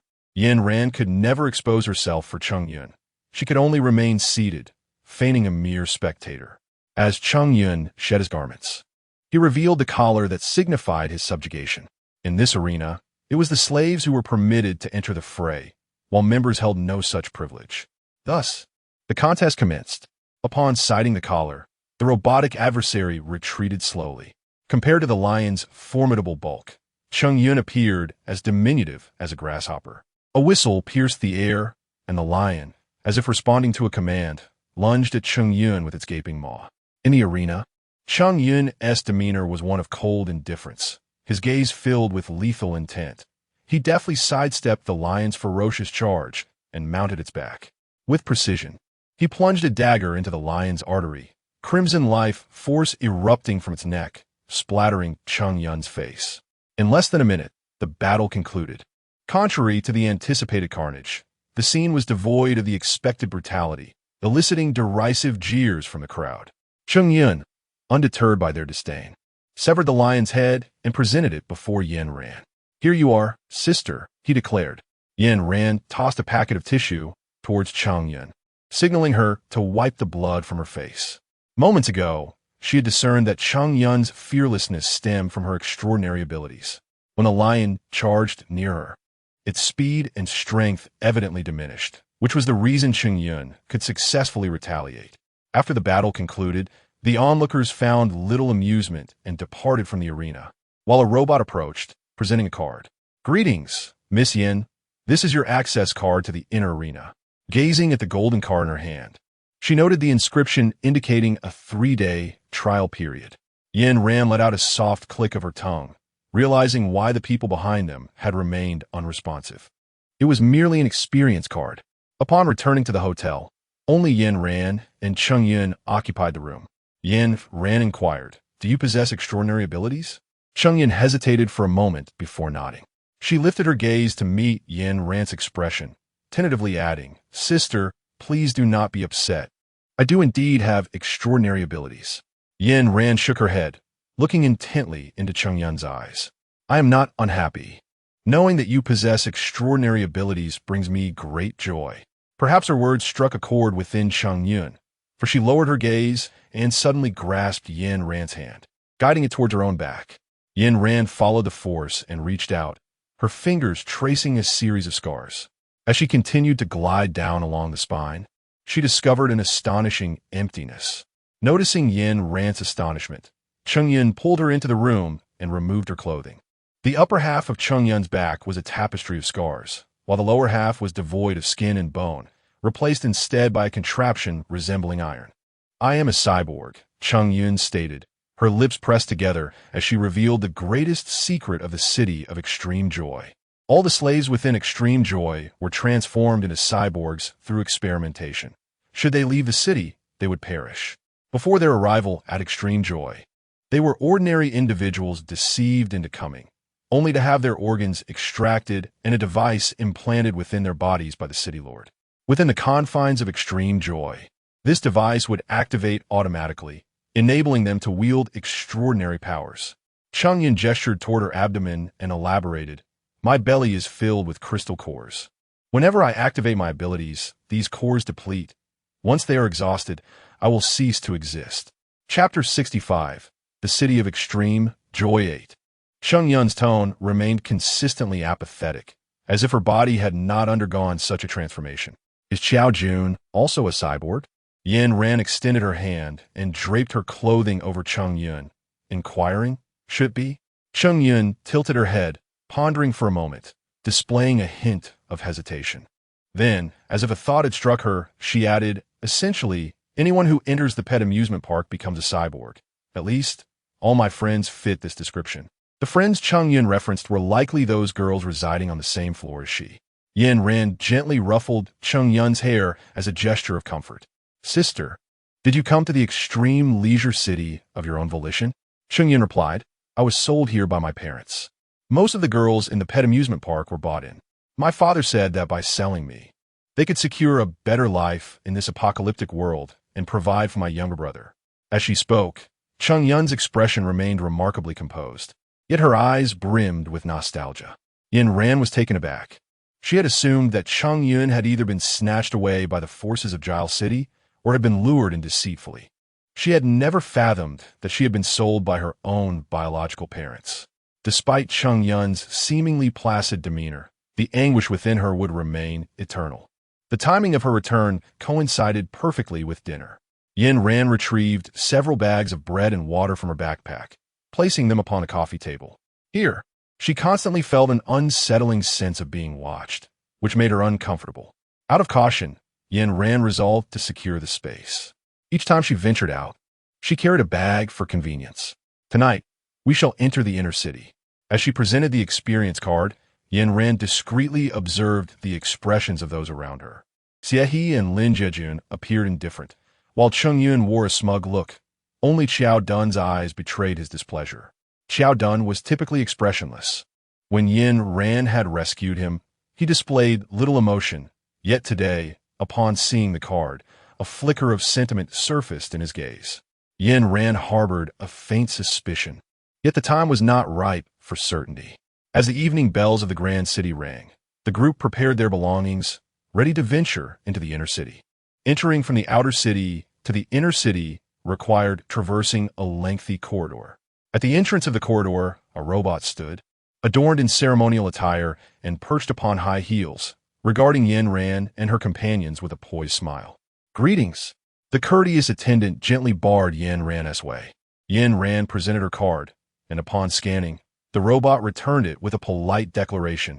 Only the cardholder may enter the inner city. Others are not permitted. With that, the robot graciously stepped aside. Xiao Jun and Cheng Yun exchanged glances before following the two into the corridor. As only one remained at the entrance, the robot opened the door, permitting Yin Ran to enter. Although the door was transparent, allowing a glimpse of the corridor beyond upon stepping inside, Yin Ran felt her vision clouded, as if enveloped in a haze. Rubbing her eyes did little to clear the obscurity that lingered. Yin Ran furrowed her brow as she gazed into the pitch-black corridor. She quickly halted her steps and purchased a night vision device from the system marketplace. Placing it over her eyes, the moment she donned it, the surroundings became vividly clear. Before Yin Ran loomed a menacing infrared laser. Should she take but 2 more steps forward, she would be reduced to mere fragments. To her left, a button awaited, capable of halting the deadly beam.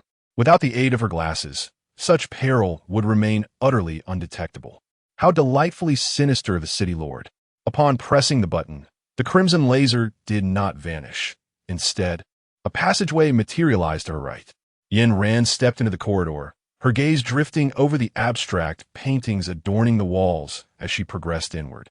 Each visage depicted bore scars, lending an unsettling quality to the artwork.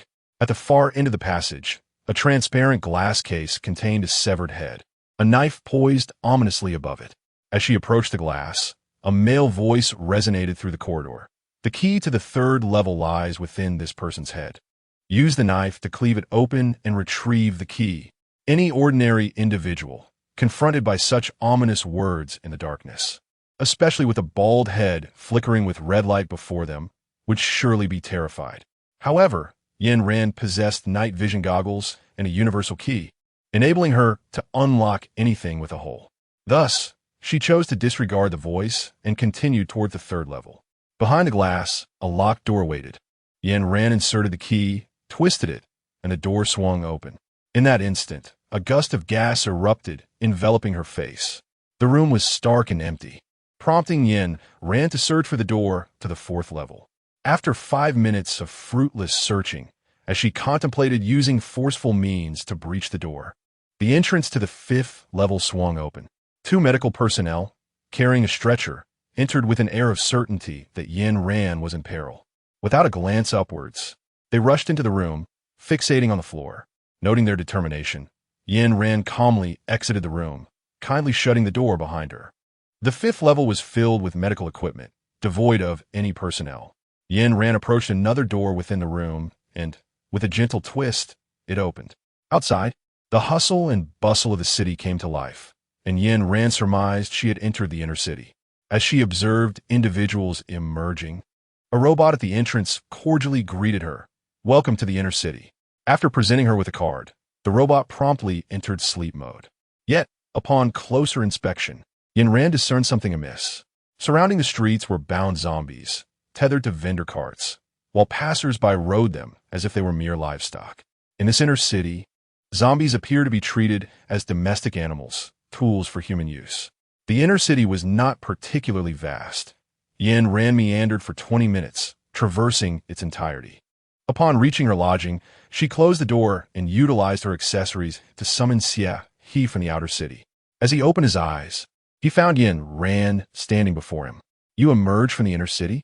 Yin Ran shook her head, then guided Xie He to the window, gesturing for him to look outside. Upon witnessing the scene beyond, Xie He comprehended that she had indeed brought him into the inner city. Has Qiao Dun made any moves? Chapter 66. The Ultimate City 9. As you surmised, after you arrived in the inner city, he ventured out at night. I instructed Lin Jiajun to follow him. So rest assured. Yin Ran nodded and then raised her head to inquire, "What about Qingyun?" Xie He pondered for a moment, hesitating slightly before responding. "She has been staying in her room. I am uncertain as to what she is occupied with." After hearing this, Yin Ran was engulfed by an unsettling premonition, prompting her to furrow her brow and offer a warning. During the tumultuous events at the arena, Qingyun's actions struck her as exceedingly abrupt. Yin Ran believed that their bond had not yet reached a level where one would willingly sacrifice their life for the other. Moreover, ever since their first encounter, Qingyun had exhibited an inexplicable dependence on her, which led Yin Ran to doubt the notion that someone so cold and unfeeling, as described by others, could so readily open their heart. Yin Ran possessed no extraordinary abilities herself, and since their departure from the arena, Qingyun had continuously indulged in self-pity. Furthermore, her words often seemed crafted to subtly instigate Yin Ran's suspicions regarding Qiao Dun. If Yin Ran were to genuinely believe Qingyun's assertions, then it would imply that all the creatures in the pet amusement park were, in fact, modified beings, their innards and backs altered. Upon learning of this troubling notion, Yin Ran promptly inquired with Xie He about the normalcy of Qiao Dun's condition. After receiving an affirmative response, Yin Ran comprehended that Qiao Dun was not a modified being, thus contradicting Qingyun's claims. Yin Ran contemplated the interactions of the past few days, noting how Qingyun had persistently clung to her, openly expressing her thoughts in an attempt to forge a closer bond between them. In stark contrast, Qiao Dun remained silent and withdrawn, having spoken no words since the day they joined the team. Logically, one would naturally grow closer to those they frequently engage with, while feeling averse to the unfamiliar. However, Qingyun overlooked a crucial fact. Whether they were augmented beings or pets from a recreational facility, both should harbor animosity towards the city lord and this so-called paradise city. Upon encountering the cards within the inner chamber, their immediate reaction ought to be one of resentment. Among the two, only Qiao Dun's emotions were justified. How could Qingyun's expression be one of pride? Abandoned by her parents, who indulged in the comforts of the inner chamber while she remained outside, her feelings should be filled with even greater hatred than Qiao Dun's. Of course, all of this remains merely conjecture for Yin Ran at present, necessitating further events to substantiate her thoughts. Yin Ran retrieved the communicator she had previously used at the meat processing plant. "Where are Lin Jiajun and Xiao Jun now?" she inquired, not pausing as she switched to another channel. "Are Xie He and Qingyun at the hotel?" Yin Ran sat on the edge of her bed with the communicator in hand. After a brief wait of 2 minutes, Xie He's voice came through. "Yin Ran, Qingyun is not in the room." "Understood." She glanced at her watch. It had been 5 minutes since she inquired about Lin Jiajun. Yin Ran could hardly contain her impatience. She swiftly utilized the accessories to transport Lin Jiajun and Qiao Dun into the room. As soon as they materialized on the floor, Yin Ran anxiously rushed over. Lin Jiajun lay sprawled on the ground, drenched in blood, while Xiao Dun clutched his abdomen, lying nearby. What had transpired? Yin Ran bandaged Lin Jiejun while coldly inquiring about Xiao Dun. It is Cheng Yun. She led a group of robots intending to capture us and transform us into cyborgs. Xiao Dun, clutching his abdomen, spoke in a feeble voice. After listening, Yin ran through the medicine to Xiao Dun and opened the system to summon Xie, he using an accessory. Upon seeing Yin Ran again, Xie was no longer astonished. Just as he was about to approach her, he noticed the two injured individuals on the ground. What transpired here? Xiao Dun reiterated his previous words. Cheng Yun. Xie clenched his fist, seething with rage. How did Cheng Yun injure you? And Lin Jiejun. At first, she approached us without arousing our suspicions, then suddenly brandished a knife and stabbed me. Had it not been for Lin Jiejun rushing in to save me, I would have met a fatal end. When Lin Jiejun and I attempted to utilize our abilities, it felt as though we were ensnared by some force, rendered incapable of using our powers. Those robots were armed and directly inflicted injuries upon us. Until Lin Jiejun regains consciousness, Yin Ran remained skeptical of Xiao Dun's words. Yin Ran's gaze was icy. Observing Xie, whose expression was tinged with shame, Xie's voice gradually diminished until it ultimately faded into silence. Do not let this happen again. Yin Ran massaged her temples, feeling a throbbing sensation in her head. Fortunately, the medication in the space was quite effective. Lin Jiejun's hands trembled slightly before he gradually opened his eyes. As soon as he saw Yin Ran, he turned his head away, evading her gaze. Yin Ran understood that Lin Jiejun felt embarrassed. She glanced at Xie, urging him to inquire. Xiao Dun indeed spoke the truth. The circumstances described by Lin Jiejun were precisely as he had mentioned. However, Lin Jiejun spoke in broken phrases, summarizing the situation before losing consciousness again. They were currently in the inner city, and at least Cheng Yun would not arrive too swiftly, which Yin Ran found reassuring. Before anyone could muster a smile, a knock resounded at the door of Yin Ran's room. Soon after, Cheng Yun's voice echoed from the entrance. Sister. Upon hearing Cheng Yun, Yin Ran swiftly concealed the others within her space. Fortunately, she had just wiped away the blood. Otherwise, it would have been quite challenging to explain. Afterward, Yin Ran adjusted her attire and calmly approached the door, opening it. Outside stood only Cheng Yun, with no one else in sight. Upon seeing Yin Ran, Cheng Yun hurried into the room. Wow, the rooms in the inner city are indeed different. How cozy. She certainly had a flair for dramatics, Yin Ran thought to herself. Though she agreed aloud, it is indeed quite cozy. Sister, what is that blood in the bucket? Just as she relaxed, Yin Ran heard Cheng Yun's bewildered voice and turned to see her holding a blood-stained piece of paper, regarding Yin Ran with suspicion. Cheng Yun, what do you intend to do with that filthy thing? Despite feeling anxious and fearing that Cheng Yun might uncover the truth, Yin Ran blushed and walked over to dispose of the paper in the trash bin. Seeing Cheng Yun still puzzled, Yin Ran leaned closer and whispered 3 words into her ear. Though Cheng Yun was young, she grasped the meaning and felt a bit embarrassed, shyly heading off to wash her hands. Cheng Yun, how did you manage to enter the inner city? Yin Ran inquired with a hint of perplexity. It is the lord of the city who specifically requested my presence to accompany my sister. At the mere mention of the lord of the city, a flush of embarrassment adorned Cheng Yun's countenance. Yin Ran understood the situation clearly, noticing that Cheng Yun wore no adornments around her neck. She pondered for a moment before approaching with the collar that Cheng Yun had previously worn. Cheng Yun, it would be wise to put the collar back on. It wouldn't be prudent for the city lord to see you without it.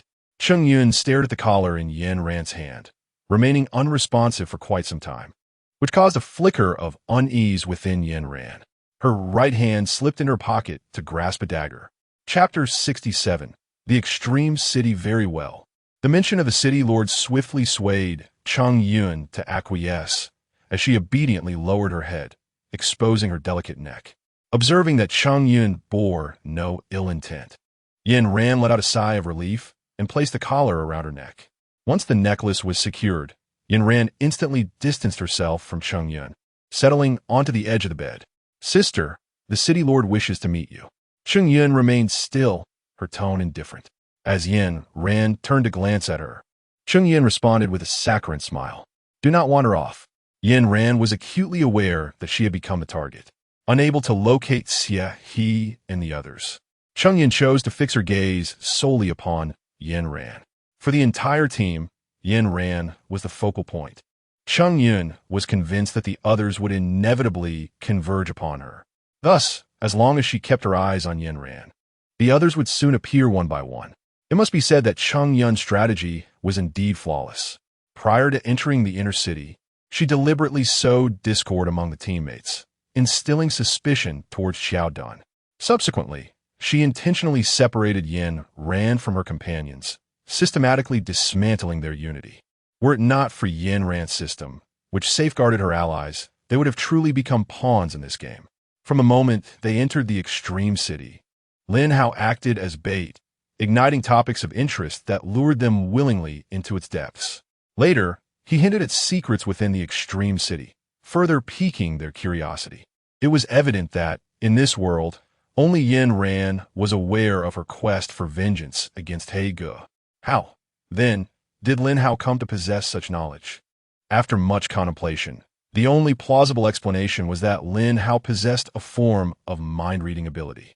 Alternatively, it could be that the organization behind Extreme City had taken an interest in Yin Ran and her companions long before their arrival. Every encounter they faced from the moment they entered appeared to be a meticulously crafted trap laid by Extreme City. However, what was the ultimate goal? Yin Ran furrowed her brow.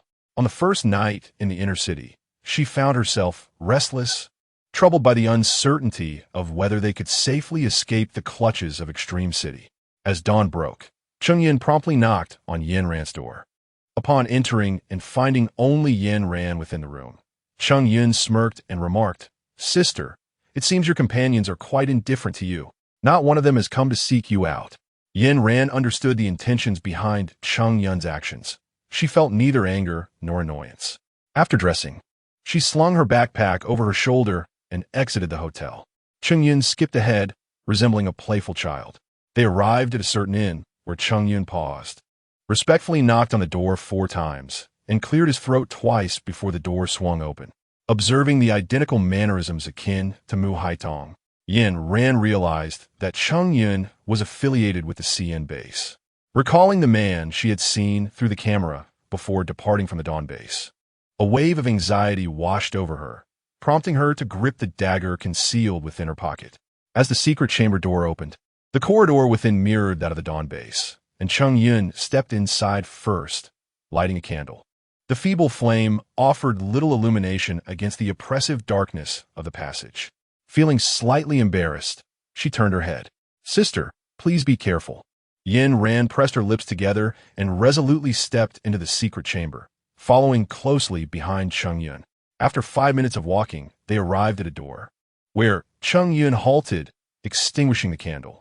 She pointed towards the door and said, "Sister, only you can enter." With that, Chung Yun squatted at the entrance, picking up a small stick to draw on the ground. Yin Ran contemplated fleeing, yet her body dutifully pushed open the door and stepped inside. The scene was unchanged. The same table remained, and the figure in uniform lounged with crossed legs. The only difference was that the person standing before the man had shifted from Mu Haitong to Yin Ran. Yin Ran initially anticipated a fierce confrontation upon entering, having already drawn her dagger. To her surprise, the man remained composed, seated on the sofa, and calmly gestured for her to take a seat as she entered.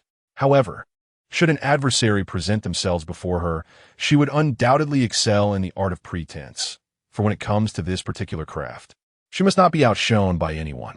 Yin Ran tugged at her coat, held her head high, and confidently took her place beside the man. As she settled down, she audaciously crossed her legs.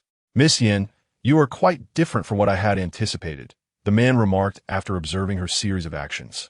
After speaking, he lifted his teacup and took a sip. "Oh, in what way am I different?" Yin Ran found herself devoid of tea, so she could only lean against the sofa, gazing up at the man. Yin Ran's actions were surprisingly juvenile, prompting the man to chuckle softly before introducing himself. "I am Zhuang Ximian, the lord of the magnificent city of Jile." Yin Ran lifted her gaze to him. "Aren't you the commander of the CN base?" Zhuang Ximian, holding his teacup, placed it on the table beside him upon hearing Yin Ran's inquiry. But I'm no longer, he replied. What brings you to seek me?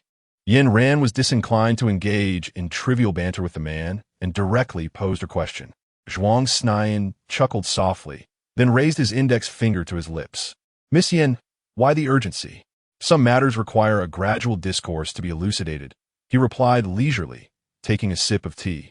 The individuals drawn to my extreme city are largely consumed by greed and desire, deserving of their fates. Yet you, Yin Ran, are different. I must apologize for allowing Lin how to access your thoughts.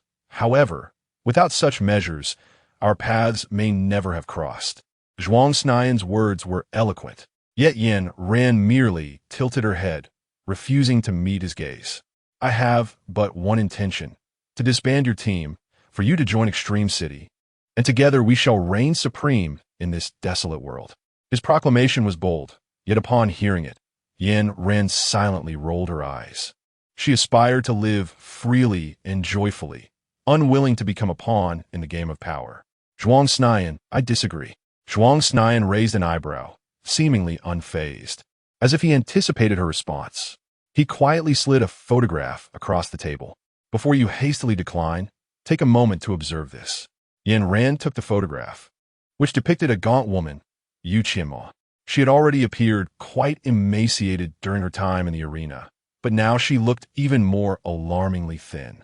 Yin Ran and Gu Qinghong's discord was well known at school, hardly a secret. Even at the Dawn base, there were whispers about their animosity. Could it be that Zhuang Xian intended to exploit Gu Qinghong to gain her consent? Yin Ran pondered. After you left the Dawn base, she sought me out, Zhuang Xian remarked, gripping a photograph with a tone of disdain.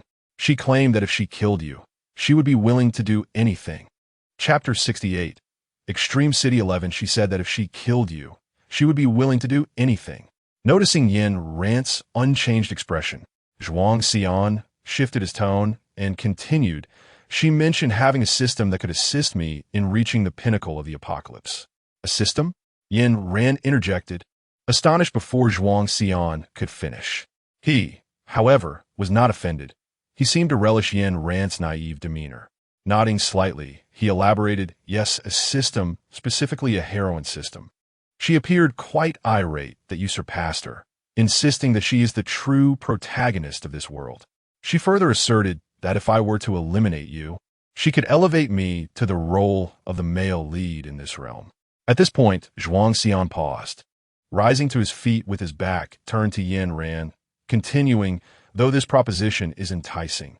He elongated his words, pivoting to point at Yin Ran, declaring, in this world, no one can threaten me. During Zhuang Xian's moment of frenzy, Yin Ran meticulously pieced together all that had transpired. Realizing Gu Qinghong possessed a system clarified the previous inconsistencies. No wonder, in the early days of the apocalypse, Feng Ximin was infested by parasites, and Gu Qinghong's personality diverged from her previous life. All of this was orchestrated by Gu Qinghong. Despite Gu Qinghong's possession of a system, Yin Ran deduced that she likely had not experienced rebirth. If she had, she would not interfere with Gu Qinghong's development nor engage in foolish actions. Noticing Yin Ran's daze, Zhuang Xian let out a cold chuckle, stepping closer to her and lifting her chin with his hand. Yin Ran, do you recall the incident at the mall in City A?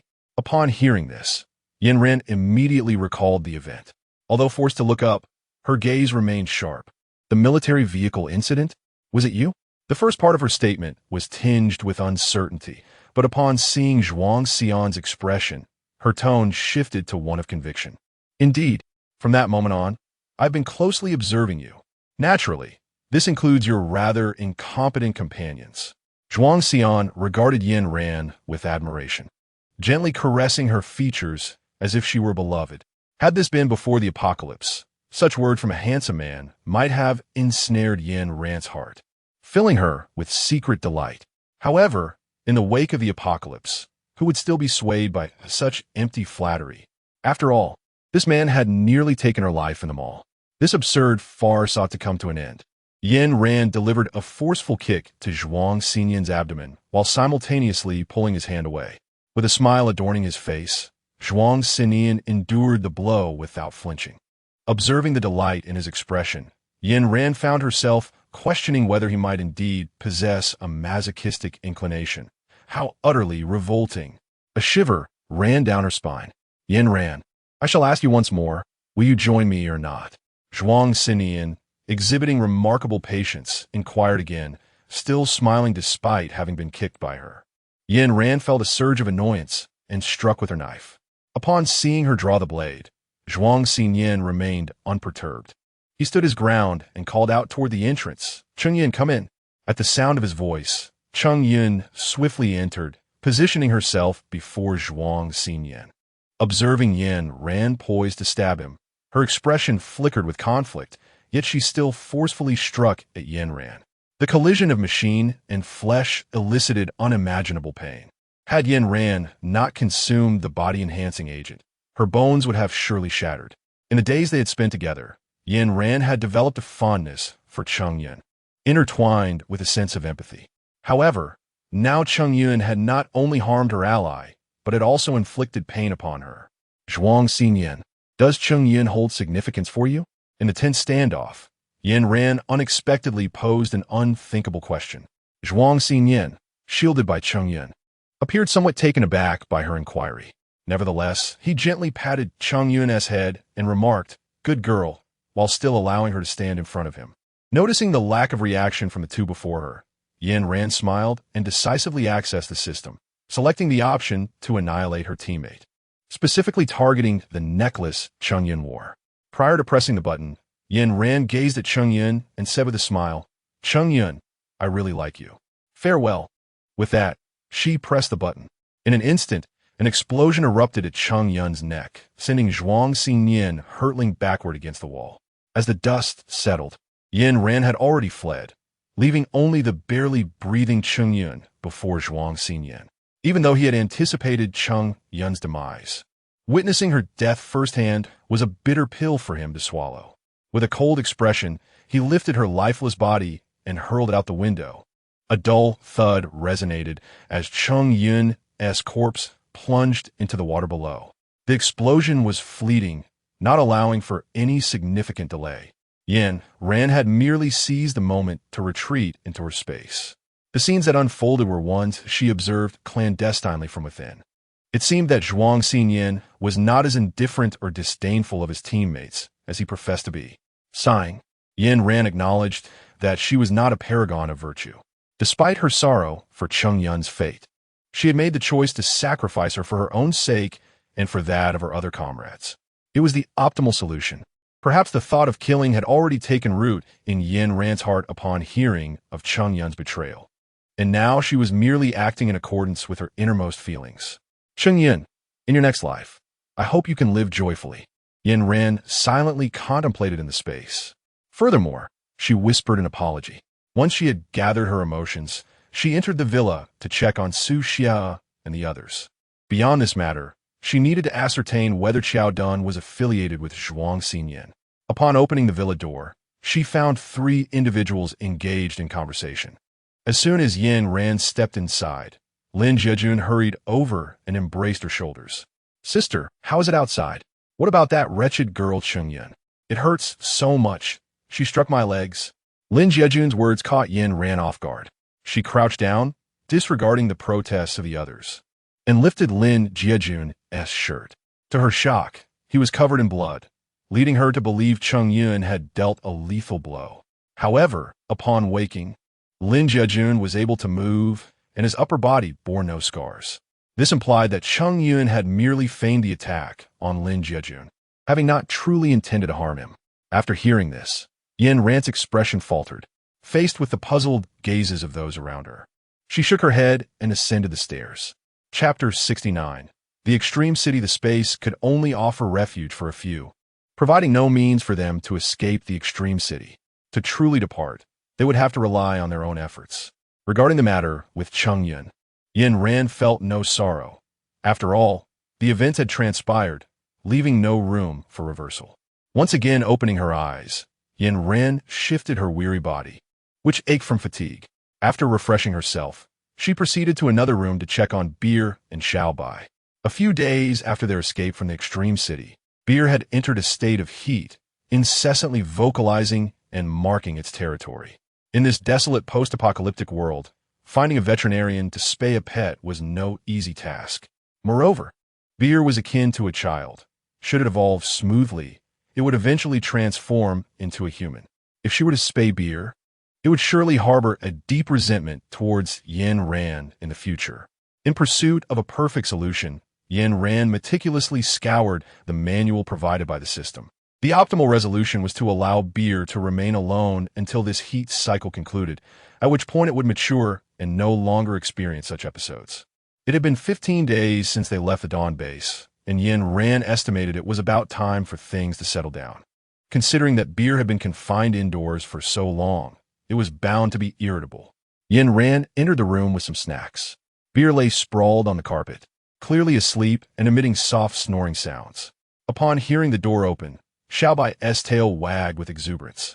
Yin Ran petted Xiaobai and then offered it some tasty treats. Noticing that beer remained fast asleep, she realized it was unlikely to be of any help. Originally, Yin Ran had intended to utilize beer's detection system to ascertain whether anyone was present outside in the space. Lin Jiajun's leg was injured, preventing him from walking much, while Qiao Dun could only lie down. According to Lin Jiajun's earlier remarks, Zhuang Xinyan possessed the ability to suppress others' powers, compounded by the fact that he himself was a mental ability user. To completely vanquish Zhuang Xinyan would prove challenging for both Yin Ran and Xiehe. Yin Ran only has confidence in her own abilities. If she were truly compelled to abandon her powers to confront a military academy graduate, she would harbor doubts regarding her physical skills. Moreover, Zhuang Xinyan possesses formidable mental strength. Relying solely on herself would leave her with little chance of escape. With the addition of Xiehe, Yin Ran felt even less assured of her ability to retreat unscathed. Thus, she resolved to depend on herself, especially since she had a system that provided her with greater certainty. Donning the versatile attire gifted by AI Yino Shang, Yin Ran took a deep breath and stepped out of her space. As soon as she entered the room, she sensed a sound behind her and swiftly pivoted to evade it. Indeed, Zhuang Xinyan uttered 2 words, then drew a dagger, gripping it in reverse as he charged towards Yin Ran. Yuan Ran retreated repeatedly, creating distance as currents surged in her palms. Noticing the man advancing towards her, she raised her hand, unleashing several orbs of electricity directed at Zhuang Xinyan. Zhuang Xinyan did not rely on his powers. It was Yuan Ran who did. In this moment, notions of fairness or righteousness held no weight. The only truth was the imperative to survive. When the electric currents struck Zhuang Xinyan, they encircled him, coursing through his entire being. Withstanding tens of thousands of volts of electricity with mere flesh, Zhuang Xinyan remained utterly silent. As the smoke dissipated, he stood unscathed, gazing down at Yuan Ran with disdain. "Is this all you are capable of?" With that, Zhuang Xinyan observed his fingers, which flickered with electric light, licking his lips in contemplation. This lightning-based ability was rather intriguing. As he uttered these words, his gaze hungrily fixated on Yuan Ran's head. That look sent a shiver down her spine. It felt eerily familiar. It mirrored the gaze of He Gu, who had stood beside Yu Qianmo in her previous life. Noticing Yuan Ran's awareness, Zhuang Xinyan chuckled nonchalantly, adjusting his glasses. "Fear not. Your abilities are formidable, and you won't feel a thing. Once the experiment succeeds, you shall become a robot in the extreme city. How splendid that would be, no longer enduring this wretched apocalypse." With each word he spoke, Yuan Ran's disdain deepened. Such a desire to control another's life was despicable. "I see your powers are quite impressive as well. How about lending them to me for a while?" With an expressionless visage, Yin Ran uttered these words before rushing forward with a cold smirk, brandishing her knife. Her speed was astonishing. Within 2 seconds, she stood before Zhuang Xinyan. Noticing his lack of reaction, Yin Ran raised her hand and struck with the blade. Subsequently, the area where the knife had passed began to gradually dissolve, and Zhuang Xinyan's entire form twisted and vanished into thin air. An illusion. In an instant, the 2 characters appeared in Yin Ran's mind. She cautiously surveyed her surroundings, fearful of missing even the slightest detail.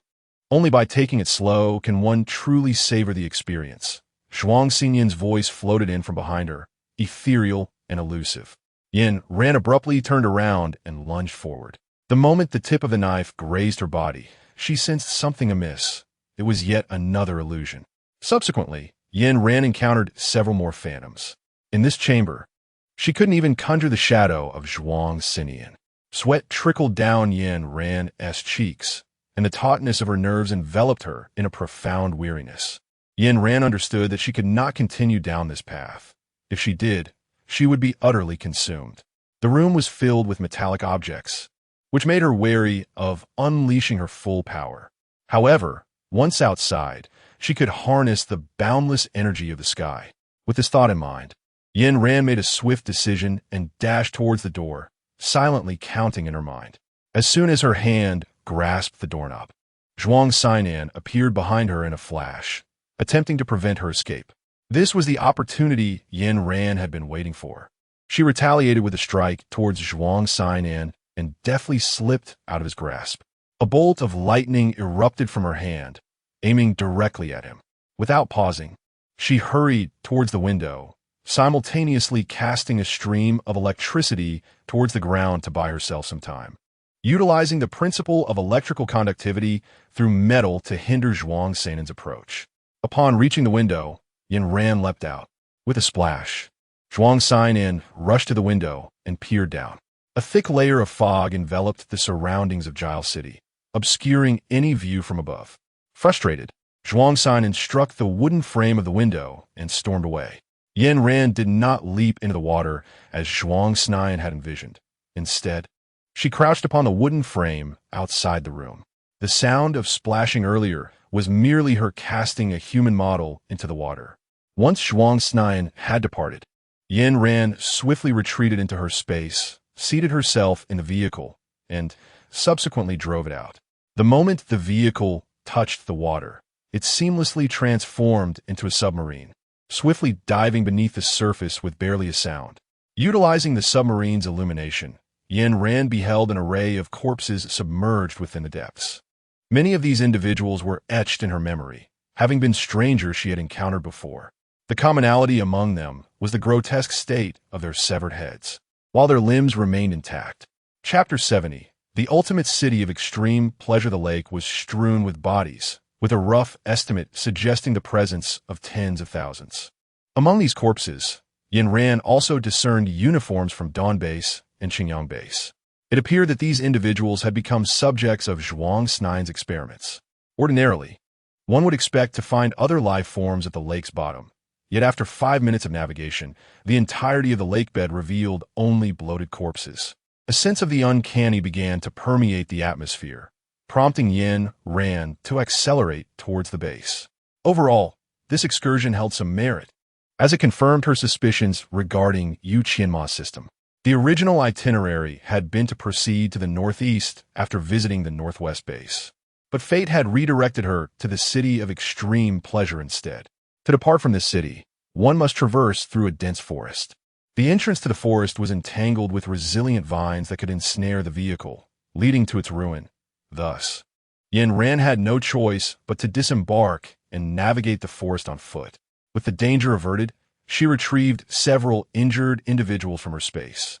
In areas abundant with vegetation, insects proliferated, prompting Yin Ran to tighten the cuffs of her sleeves to prevent them from infiltrating her clothing. The four of them, dressed in casual attire suitable for the trek, found themselves at ease moving through the wilderness. As they entered the forest, Yin Ran noticed figures ahead, and, simultaneously, those individuals spotted them. "Who goes there?" A woman clad in a black training uniform stepped forward, her brow furrowed in inquiry. "Just passers-by," Yin Ran replied. Given that all major bases held disdain for the city of extreme pleasure, anyone emerging from its confines would undoubtedly be scrutinized with suspicion. The woman appeared unconvinced. Advancing a few steps closer, before exclaiming in surprise, "Yin Ran?" Upon hearing her name, Yin Ran lifted her gaze, and upon recognizing the woman, her eyebrows arched in recognition. Yin? Neither had anticipated encountering the other in such a setting, particularly Yin, whose expression revealed an awkwardness she attempted to conceal. Yet Yin Ran saw through her facade. Yin Ran understood the situation well. It was merely a matter that remained unspoken, and she chose to feign ignorance. After a more in-depth conversation, she learned that Yin Yun had come here to accomplish a specific task. When it came to discussing this task, Yin Yun cast a somewhat bashful glance at Yin Ran, her tone tinged with a plea. Yin Ran, could you assist me? Yin Yun's impression of Yin Ran was still rooted in their past encounter at the meat factory. She believed that Yin Ran had previously offered her help merely to win her favor, or perhaps to curry favor with the CN base. She assumed that any request she made would be met with Yin Ran's willingness to assist. To Yin Ran, Yin Yun's inquiries seemed more like demands, delivered with a remarkable sense of entitlement. What is the reward? Yin Ran inquired. It is the ability-enhancing solution, a serum capable of unlocking one's latent potential. The phrase ability-enhancing solution echoed in Yin Ran's mind. She still possessed the solution that Su Songjin had gifted her earlier, and thus, she felt no urgency to acquire more. Is Su Songjin at your base? The sudden question caught Yin Yun off guard, prompting her to look at Yin Ran with curiosity. Professor Su and his daughter have always been at our base. Yin Ran murmured softly, realizing why she initially thought Su Mingqi from the Dawn base might be an imposter. She had feared that Su Mingqi could have been controlled or modified. With the accurate information now in hand, she felt a sense of relief. As for the ability-enhancing solution that Yin Yun mentioned, Yin Ran had plenty already, so she remained unmoved by Yin Yun's proposal. However, when she turned to leave, Yin Yun urgently called out, "We are set to battle a level 4 giant python. I can offer you the crystal core." The mention of a level 4 giant python piqued Yin Ran's interest, as such creatures were not found near her base. "Very well," she replied eagerly. Yin Ran turned around and nodded. Then she added, "Everyone must listen to me." Yin Ran's demands were not excessive, and Yin Yun nodded in agreement. However, some of the team members behind her were less than pleased. What show? A mere woman trying to assert herself. The person in question, upon hearing these words, remained unfazed. After all, individuals like that tend to meet their demise swiftly. Why should she allow herself to be angered? Instead of wasting time on such trivialities, she would be better off resting well. Yin Ran turned and patted Xia He, prompting him to commence his task. The man, seeing Yin Ran's lack of reaction, became increasingly vulgar, his words dripping with disdain for Yin Yun. TSK, TSK. In the end, it's still all about relying on men. Truly, they are nothing. Captain, don't heed her words. As the man became emboldened, Yin Yun refrained from intervening, while Lin Jiajun spoke up directly. Your hand. His voice resonated with an ethereal quality, akin to a sacrificial chant, and the man's hand was severed, eliciting anguished cries. As Yin Ran began to take action, Yin Yun finally attempted to mediate. Calm down. Let's all calm down. Why stoop to their level? They are merely newcomers, lacking in sense. As she spoke, Yin Yun affectionately patted Yin Ran's shoulder, embodying the essence of a supportive sister. Observing the woman's demeanor, Yin Ran merely patted her own shoulder in silence. In this vast forest without Yin Ran, Yin Yun and the others will be unable to locate the great python. After all, she was not in a hurry. It was others who were anxious. Noticing Yin Ran's indifference, Yin Yun's expression darkened, only to be replaced with a semblance of resolution as she pressed the man forward. Apologize. The man maintained a contemptuous expression, feigning ignorance even in the face of Yin Yun's command. Seeing this, Yin Yun spread her hands, adopting an expression of helplessness. Truly, he was someone who did not know how to appreciate kindness. With a swift motion, Yin Ran struck, sending Yin Yun crashing to the ground. Witnessing their captain's downfall, the team members behind Yin Yun swiftly armed themselves, directing their weapons at Yin Ran. In that moment, Yin Yun suddenly realized that Yin Ran had no intention of flattering her and harbored no fear of the CN base. The rumors circulating within the base might indeed hold truth. Yin Ran was undeniably formidable. Despite this revelation, Yin Yun felt compelled to inquire, seeking confirmation of her own thoughts. Did you truly escape successfully from Zhuang Xian? Upon hearing the name Zhuang Xian, the individuals behind Yin Yun froze, their faces etched with fear. Although Yin Yun's question seemed perplexing, Yin Ran nodded and gestured with her fingers, indicating a 2. What does that mean? Yin asked in confusion. Twice, Yin Ran clarified. I have escaped from Zhuang Xian on 2 occasions. Yin Ran's voice was calm, yet the people across from her seemed to be in a state of chaos. After listening for a while, Yin Ran understood that Zhuang Xinyan, the leader of the Xian base, was akin to a deity. Not only was he the youngest commander, but he also possessed 2 extraordinary abilities.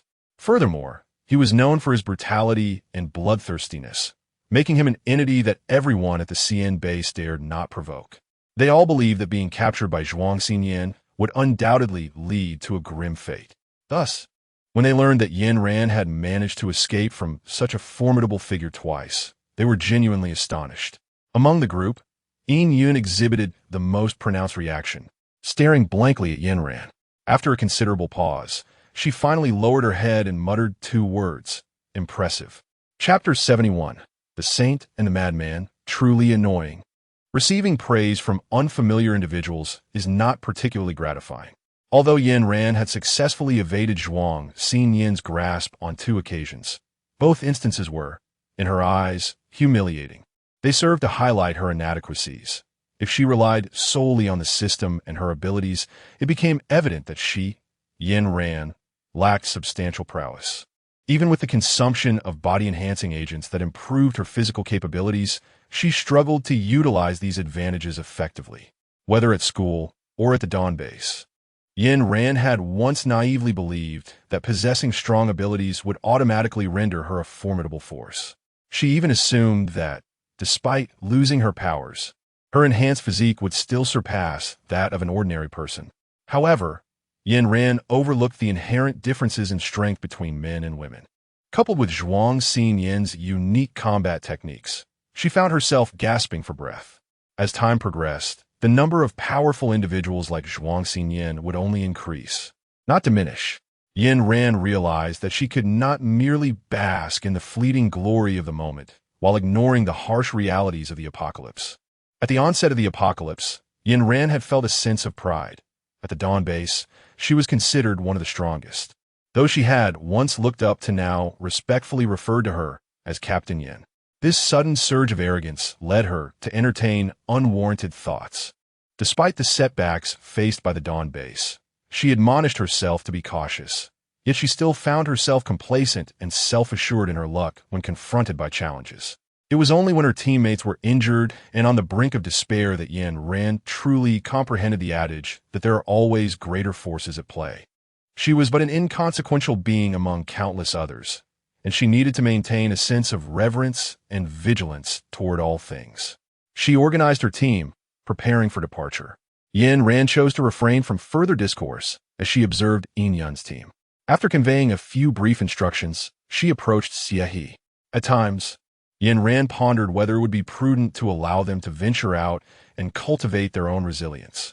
Remaining perpetually sheltered beneath the protective wing of others would surely hinder their growth. Suppressing this thought deep within, she leaned against a tree to rest. However, as the liquid continued to cascade from above, she opened her eyes, puzzled, and looked up. To her astonishment, she discovered several large hornets swirling above her. The liquid that had fallen was not water, but rather the sap that the hornets were extracting from the tree. Everyone, bow your heads and remain silent. Yin Ran urged softly. Hornets will decide whether to attack humans based on the perceived level of threat, and their vision and sense of smell are remarkably acute. If targeted, escape would be futile. The only recourse would be to leap into the water. The team led by Yin Ran was remarkably obedient. Whatever she commanded, they executed without hesitation. Conversely, Yin Yun's group, having just experienced a frightful encounter, had also become considerably compliant. Initially, they refrained from making any sudden movements, choosing to wait patiently until the wasps finished their feast on the tree sap before resuming their activities. However, an unexpected turn of events transpired when the man who had previously displayed arrogance towards Yin Ran suddenly stood up, stretching his limbs and gazing intently at the wasps above. He shouted, "Damn it, a bunch of cowards! It's just 2 wasps. My legs are numb." As gunfire erupted, Yin Ran muttered a curse under her breath, swiftly grabbed Lin Jiajun, shouted for them to run, and turned to flee. "Coward! The man scoffed as he observed Yin Ran's retreat. Little did he know, Wei glanced back up. The previously clear sky was now filled with a swarm of ominous black dots. Wasp swarm, run quick!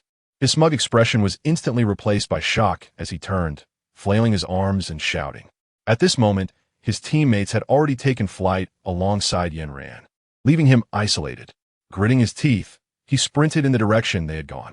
The wasps, already swift in their natural state, had become even more formidable after their mutation.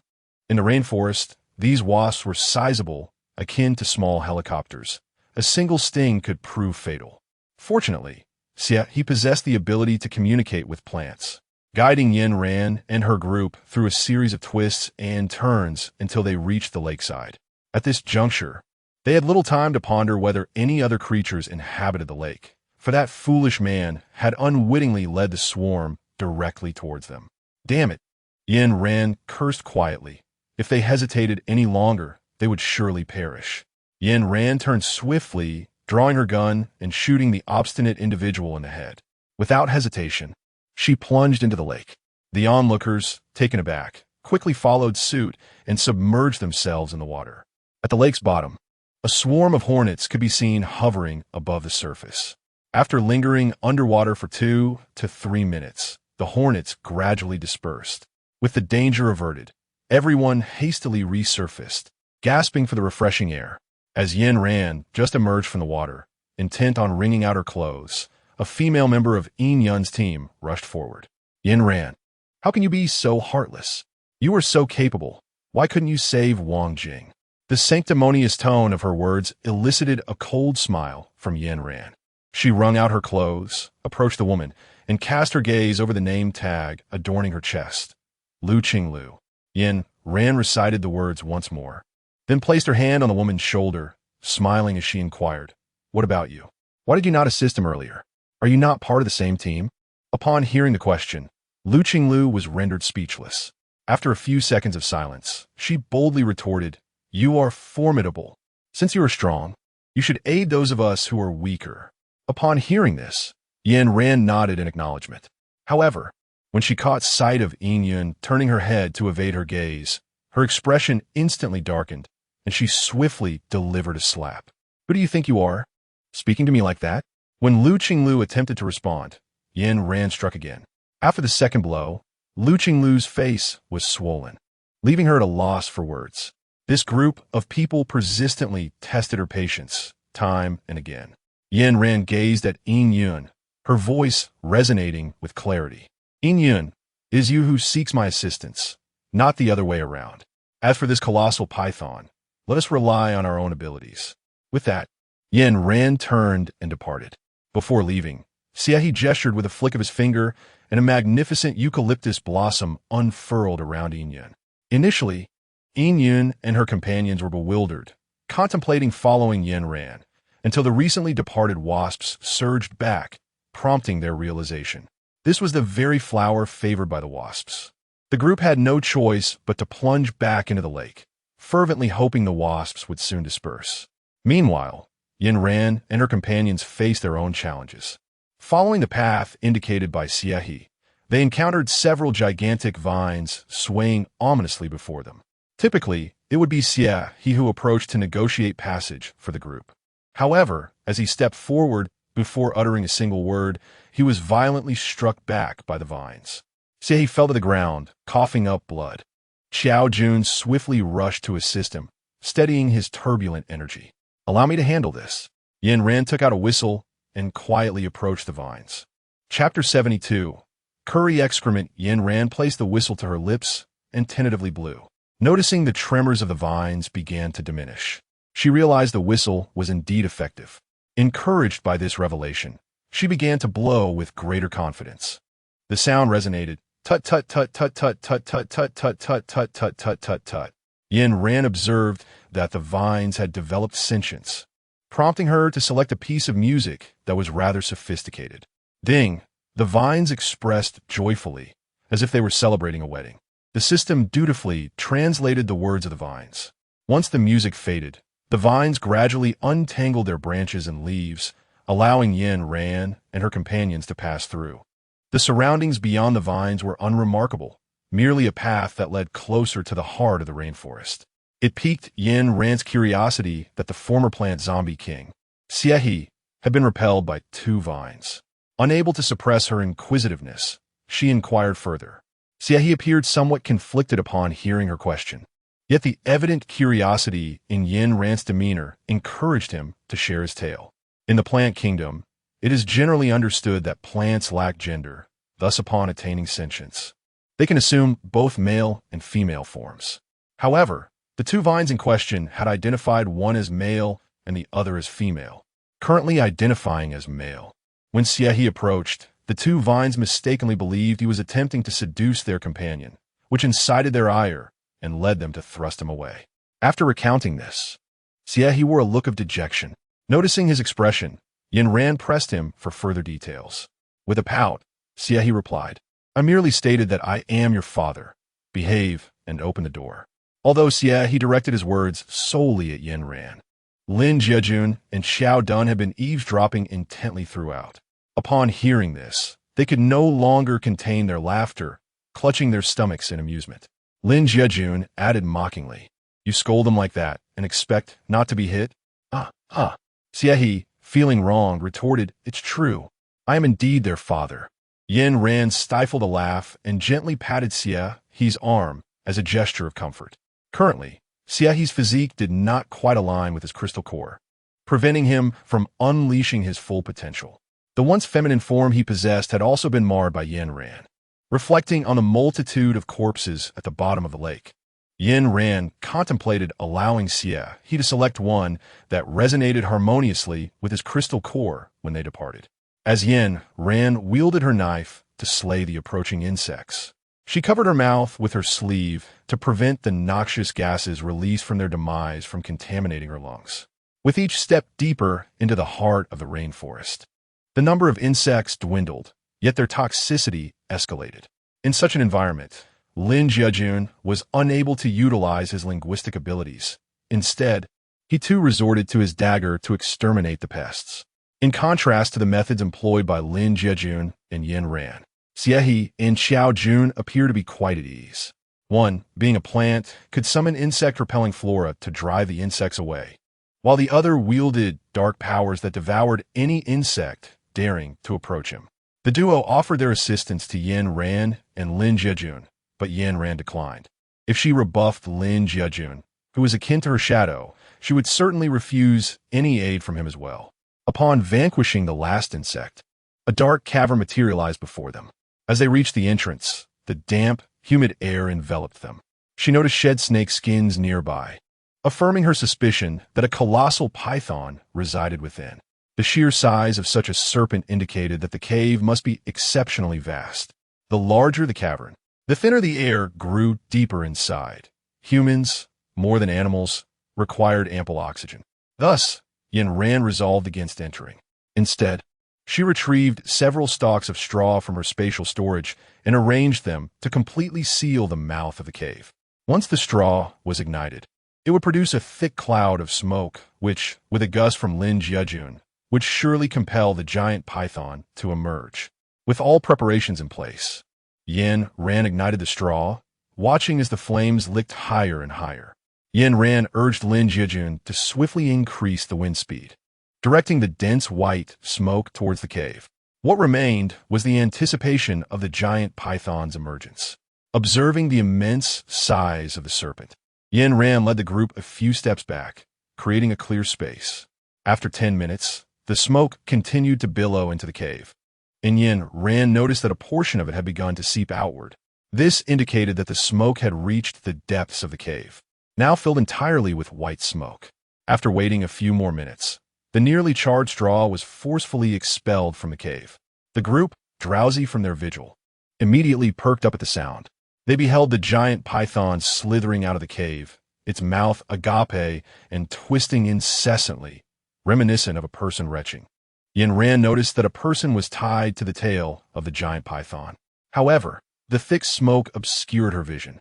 Seeing the giant python in distress, Yin Ran urged the crowd to take advantage of the situation and aim directly at its vulnerable spot. This was not a matter of disregarding martial ethics. Rather, it was a clever strategy. Such a person as she, who disregarded moral principles even when compared to others, would certainly not hesitate when it came to a mere python. Upon Yin Ran's call, the gathered individuals unleashed their respective abilities, while she seized the opportunity to gather her strength, directing a bolt of lightning toward the serpent's vulnerable spot. After a tumultuous struggle, the colossal python lay there, gasping for breath, its eyes the only part still animated, while the rest of its body remained motionless. Observing this, Yin Ran felt a tinge of disappointment. She had anticipated a far more formidable adversary. It seemed, however, that the creature was not as impressive as she had presumed. Had the giant python been privy to Yin Ran's thoughts, it would surely have been infuriated, for who would dare to commence with such a smoky assault? It nearly became a barbecued snake.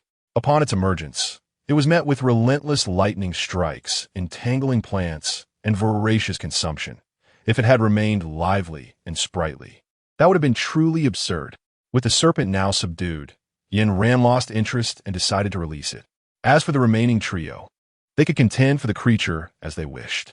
She approached the python's tail and freed the person who had been ensnared. After tossing them into the lake for a thorough cleansing, Yin Ran discovered that the individual was in fact a young girl. Realizing this, she promptly and gently pulled the girl from the water, for had she delayed any longer, the girl might have drowned. Once dried, she dressed the girl in some clothing and left her to fend for herself. Yin Ran and her companions kindled a fire, and it was evident that the snake was not suitable for consumption. From her storage, Yin Ran retrieved beef and potatoes, preparing to concoct a delightful curry. For their staple, they opted for steamed buns, which were conveniently pre-stashed by Yin Ran prior to the apocalypse, eliminating the need for any laborious preparation. When dining in the wilderness, Yin Ran always donned a protective covering to prevent the aroma of their meal from wafting away and attracting an unwelcome swarm of insects, as well as to deter certain individuals who might be lured by the scent. As the broth began to bubble, the enticing fragrance of the curry gradually permeated the air. The protective covering was filled with the rich scent of curry, and Yin Ran ladled out just enough for 4 generous bowls. The combination of curry and steam buns was absolutely delectable. In a corner where the 4 were oblivious, the previously unconscious young girl slowly opened her eyes, gazing at them with a look of bewilderment. "Why are you eating feces?" Chapter 73. Mischievous children, how annoying. Yin Ran and her companions were enjoying their meal when they heard the girl's remark. Initially, they had no immediate reaction, but as they glanced down at the curry in their bowls, a wave of nausea washed over them. They exchanged knowing glances and shared a collective gag. Yet they lifted their bowls once more.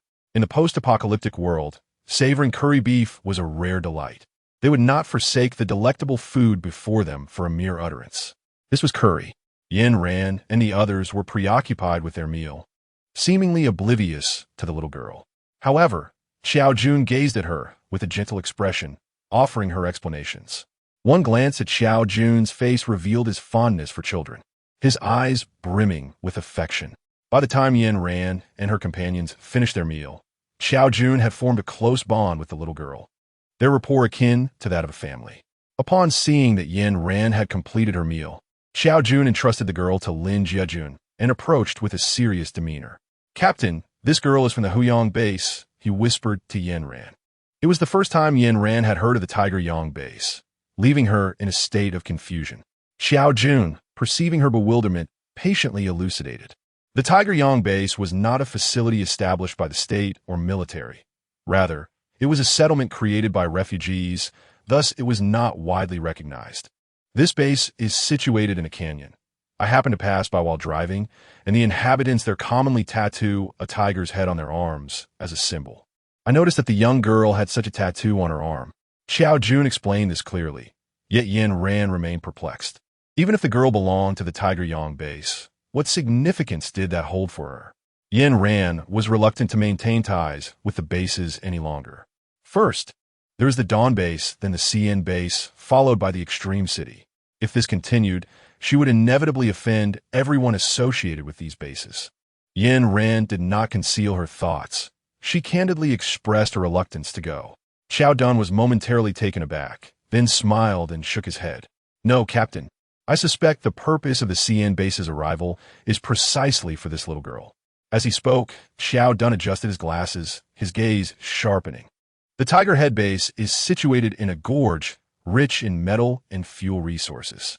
If the CN base intends to construct weapons, they will undoubtedly require these resources. However, with Zhuang Xingyan's departure, the combat effectiveness of the CN base has significantly diminished, compelling them to redirect their efforts elsewhere. Xiao Dun's reasoning was sound, and Yin Ran nodded, subsequently posing a straightforward question. "How do you know this?"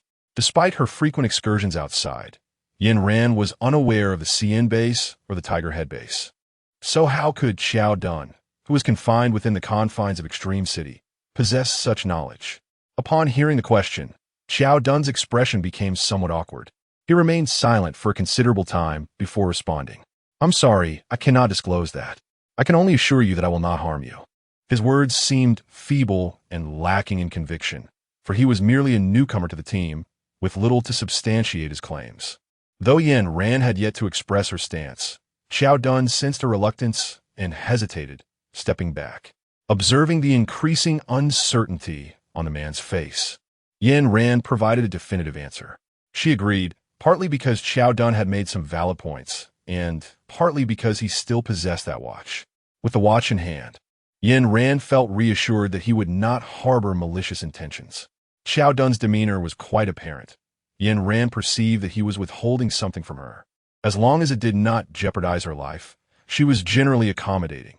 After all, she had her own secrets. In her case, the only thing she could not reveal was the live streaming system. Upon Yin Ran's agreement, Xiao Dun's eyes glimmered with gratitude. After securing the valuable items from the giant python into her space, Yin Ran led the group in preparation for departure.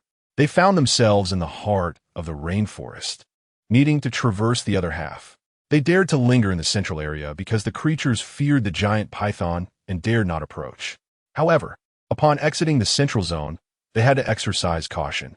Noticing Xiao Dun's concern for the girl, Yin Ran retrieved a set of clothes from her space and handed them over. The girl was still clad in the nightgown Yin Ran had carelessly taken from her space earlier. With the abundance of mosquitoes in the rainforest, relying solely on that nightgown would surely leave her covered in bites. Previously, insects as small as grains of rice had grown to a meter in length since the apocalypse, with beaks akin to enormous syringes. One bite could drain all the blood from a body.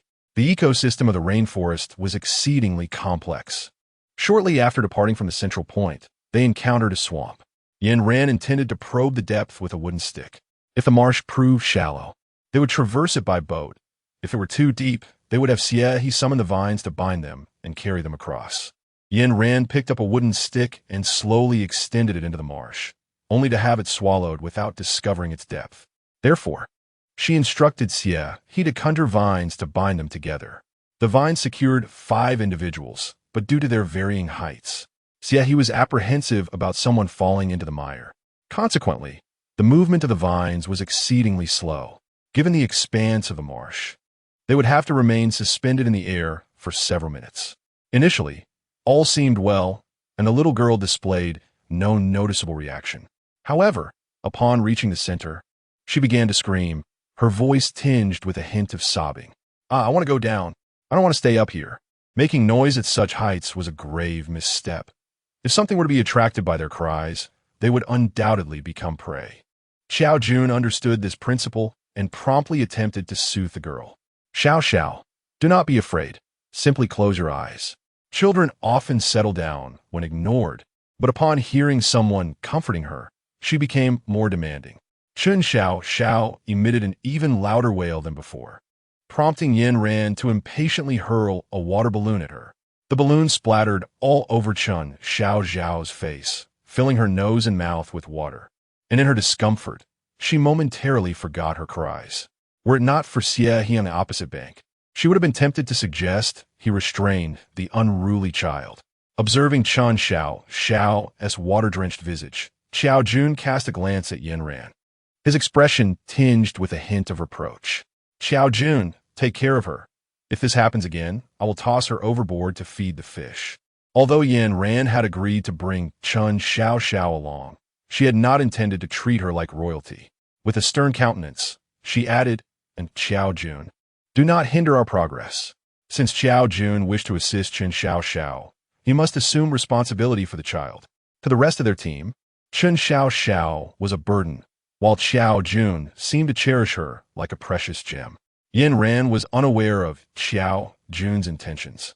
Yet she resolved that should there be another occasion, she would certainly eliminate Chen Xiao. Had Chen Xiao's voice attracted the zombies and compromised the vines, their fate would have been sealed. Chapter 74. The zombie sister Xiao Jun was acutely aware that Yin Ran never jested. She was a woman of her word. Assisting Chen Xiao stemmed entirely from Xiao Jun's selfish motives. Had he not intervened, Yin Ran would never have guided Chen Xiao away. Yin Ran warned him, and it was for his own good. Fortunately, until they emerged from the rainforest, Chen Xiao remained silent, obediently following behind Xiao Jun. Upon exiting the rainforest, Xiao Jun led Chen Xiao to bid farewell to the others.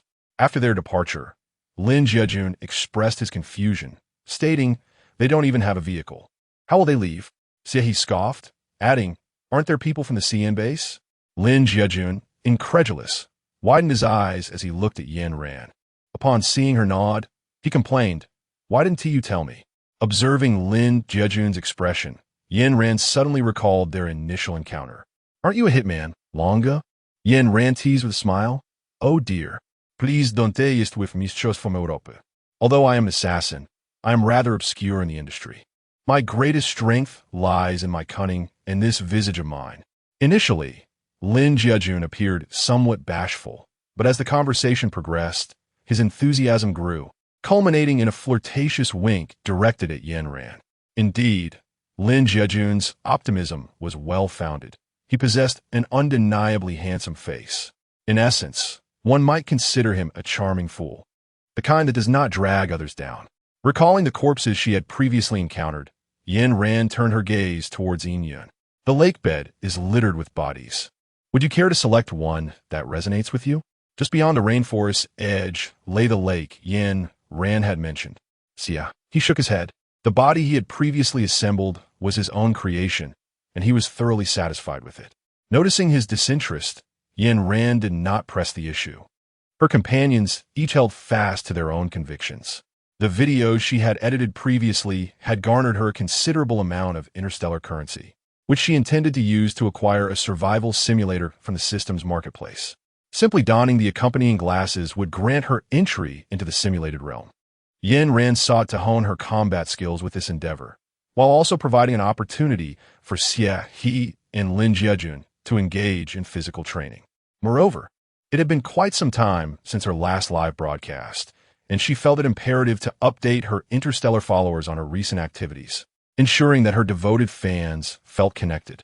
However, before she could enter, she noticed a large crowd gathered at the entrance of her base.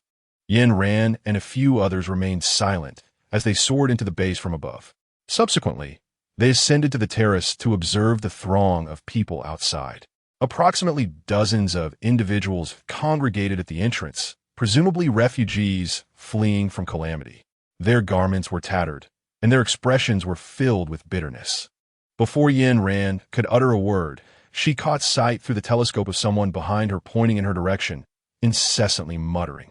Within the villa's surveillance room, equipped with speakers and monitors, she could easily activate the audio to hear the voices outside, while those outside could also hear her. Where had that woman gone? Why had she vanished again? A man among the crowd slammed against the transparent barrier, vociferously cursing. "This villa is so splendid. How dare she claim it? Even zombies can be inside. Why won't they let us in? Open the door. Let us in." The one shouting the loudest was an elderly lady, her face a mask of malice. Observing their agitated demeanor, Yin Ran remained silent, eagerly watching this farce unfold. In this post-apocalyptic world where boredom reigned supreme, this spectacle was a rare source of amusement. She decided to watch until she had had her fill. Among this group, only 2 individuals wearing hats maintained their silence, in stark contrast to the others who clamored loudly. The cacophony persisted for over 10 minutes, during which their shouts attracted a few zombies, sending them into a panicked uproar. It was the two hat-clad figures who dispatched the zombies, allowing the crowd to regain their composure. Damn it, let us just smash the door down. After this fright, they were no longer inclined to feign restraint, eager to break through the barrier and storm into the villa. Through the monitor, Yin Ran could clearly perceive the avarice etched on each face. Just as she had reached her threshold of amusement, she raised the speaker. "Who are you? What do you want?" The broadcast above the villa amplified Yin Ran's voice with clarity. Upon hearing a female voice, the crowd erupted once more, revealing a number of agitated men. Although Yin Ran was baffled by their sudden emotional outburst, it was evident that they were genuinely enraged. They began hurling insults at the men in the base for their silence, then directed their ire towards Yin Ran, claiming a woman should tend to children, labor, and not reside in such a villa. They accused her of lacking propriety, of disregarding respect for the elderly and love for the young. Yin Ran delights in amusement, yet she harbors a distaste for being the subject of such merriment. Speak swiftly, or else the undead shall be unleashed. Yin Ran did not indulge them and retorted sharply. Had it not been for the system indicating that increasing the number of personnel at the base could expand its scale, she would not have wasted her breath. Her clear voice resonated at the entrance, and upon hearing it, the two individuals who had just donned their hats instantly lifted their heads, drawing forth the broadswords from behind them. Yin Ran then noticed that the two individuals were a pair of twins. One of them seemed to utter something, but the surrounding noise rendered Yin Ran unable to hear clearly. The individual appeared to sense this as well, and after a brief exchange of glances with her sister, they swiftly eliminated the others. "We wish to join the base." With the cacophony diminished, Yin Ran could now clearly discern the sister's request. "Let's conduct a test." Yin Ran was not in a hurry to speak. She allowed the system to conduct its examination first, to ascertain if it met the necessary criteria. Ding, detection in progress. After a brief pause of 2 seconds, the system promptly generated a list. Yin Ran glanced over it and lingered on a particular item for 2 seconds before tapping her fingers on the table. "Are you zombies?" The two individuals outside exchanged glances and nodded in unison. "We noticed the presence of zombies in your courtyard, which prompted us to seek to join you. This place is different from others," the slightly taller girl remarked softly. Yin Ran nodded. She was indeed not a rigid individual. Once the zombies attained consciousness, they would no longer resort to cannibalism. Having zombie companions in this apocalyptic world proved to be quite exhilarating. Yin Ran opened the barrier and the villa's grand entrance. "Welcome." The two sisters exchanged a glance and strode confidently towards the villa. As Yin Ran descended the stairs, her two sisters were already seated on the sofa, indulging in snacks. Were it not for the system's surveillance, one might hardly discern their true nature as zombies. Their appearance mirrored that of humans, albeit with slightly paler lips. Now that they had become members of the base, it was only fitting that they donned accessories. Yin Ran presented them with 2 matching necklaces. The sisters exchanged glances, a silent understanding passing between them, and adorned themselves without uttering a word. After they introduced themselves, Yin Ran led her elder sister, Huang Ruxuan, to the kitchen to prepare a meal. With newcomers in their midst, a welcoming ceremony was in order, leaving the younger sister, Huang Muling, in the living room to snack. Huang Ruxuan was taken aback by the abundance of food in the kitchen. Despite being a zombie, she was well aware of the devastation wrought by the acid rain. Witnessing Yin Ran's ability to store such a bounty only solidified her faith in her. Chapter 75, Survival Simulator.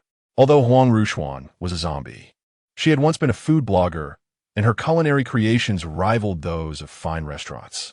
The aroma of the dry pot duck heads made Yin Ran's eyes sparkle. Although her space was filled with various edibles, she lacked the skill to cook, often resorting to rudimentary hot pot dishes. With Huang Ruxuan's arrival, the potential of her stock supplies could finally be realized. Who were they? As Xie descended from upstairs, towel in hand, seeking a respite from the heat. He appeared bare-chested, clad only in sleep shorts. Yin Ran showed little reaction to this sight, having long discarded any worldly desires. In stark contrast, Huang Muling, a former college student, had never witnessed such a provocative scene. She instinctively shielded her eyes with her hands, yet her fingers splayed open, allowing her to surreptitiously gaze at Xie's abdomen. Typically, when he perspired, he would remove his shirt without a second thought. Yin Ran and Lin Jiejun usually paid him no mind, but with two new girls in the base, she set down her ingredients and shot Xie his stern look. Put on a shirt. Under Huang Muling's watchful gaze, Xie hastily grabbed a towel to cover himself, and upon hearing Yin Ran's command, dashed upstairs to dress. Wow, Sister Ran, what a splendid life you lead. Huang Muling, more vivacious than her sister Huang Rushuan, delighted in jesting. Yin Ran understood that children harbor no malice, and she playfully remarked, "From now on, let us live our lives to the fullest together." After speaking, she gazed at Huang Muling with a smile in her eyes.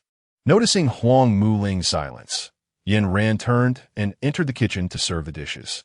Behind her, Huang Muling shyly covered her ears as she watched Yin Ran. Sister Ran, how charming.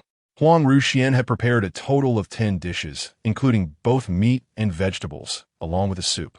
This spread could be considered extravagant, whether in the pre-apocalyptic world or the one that followed. Once everyone had gathered, Yin Ran invited them to briefly introduce themselves by name. Yin Ran candidly revealed the identities of the two sisters without any concealment. Within the entire team, Xie could be regarded as a distinct form of zombie. Thus, the members exhibited a remarkable capacity for acceptance. After finishing their meal, everyone busied themselves with their respective tasks, demonstrating a commendable sense of propriety. Yin Ran's ability-enhancing elixirs are down to 9 bottles. Although Huang Rushuan and Huang Muling possess formidable skills, neither of them possesses any supernatural abilities. If their exceptional physical prowess were to be complemented by such abilities, they would undoubtedly become paragons in the apocalyptic world. Yin Ran produced 2 vials of extraordinary ability solution and handed them to the 2 individuals. Following this, she offered a brief explanation regarding the function of the solution. Upon confirming their understanding, Yin Ran allocated the largest room on the 2nd floor to them. Yin Ran contemplated that once the 2 sisters awakened their abilities, she would allow them to hone their combat skills. The activation of their powers would take a day, and Yin Ran, unwilling to squander time, entered the training room, retrieved a long blade, and donned a pair of simulation goggles. Once she put on the goggles and opened her eyes, a damp cave materialized before her. Yin Ran gripped her long blade tightly, her senses heightened as she surveyed her surroundings. The sound of a tongue slithering across the ground emerged from behind her, prompting her to sidestep swiftly. Clutching the weapon firmly, she turned to confront a grotesque creature before her. Massive in size, its flesh exposed and writhing.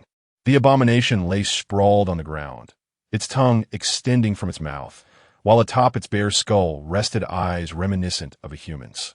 Yin Ran had never encountered such a creature before. She had spent her previous life confined within the Dawn base.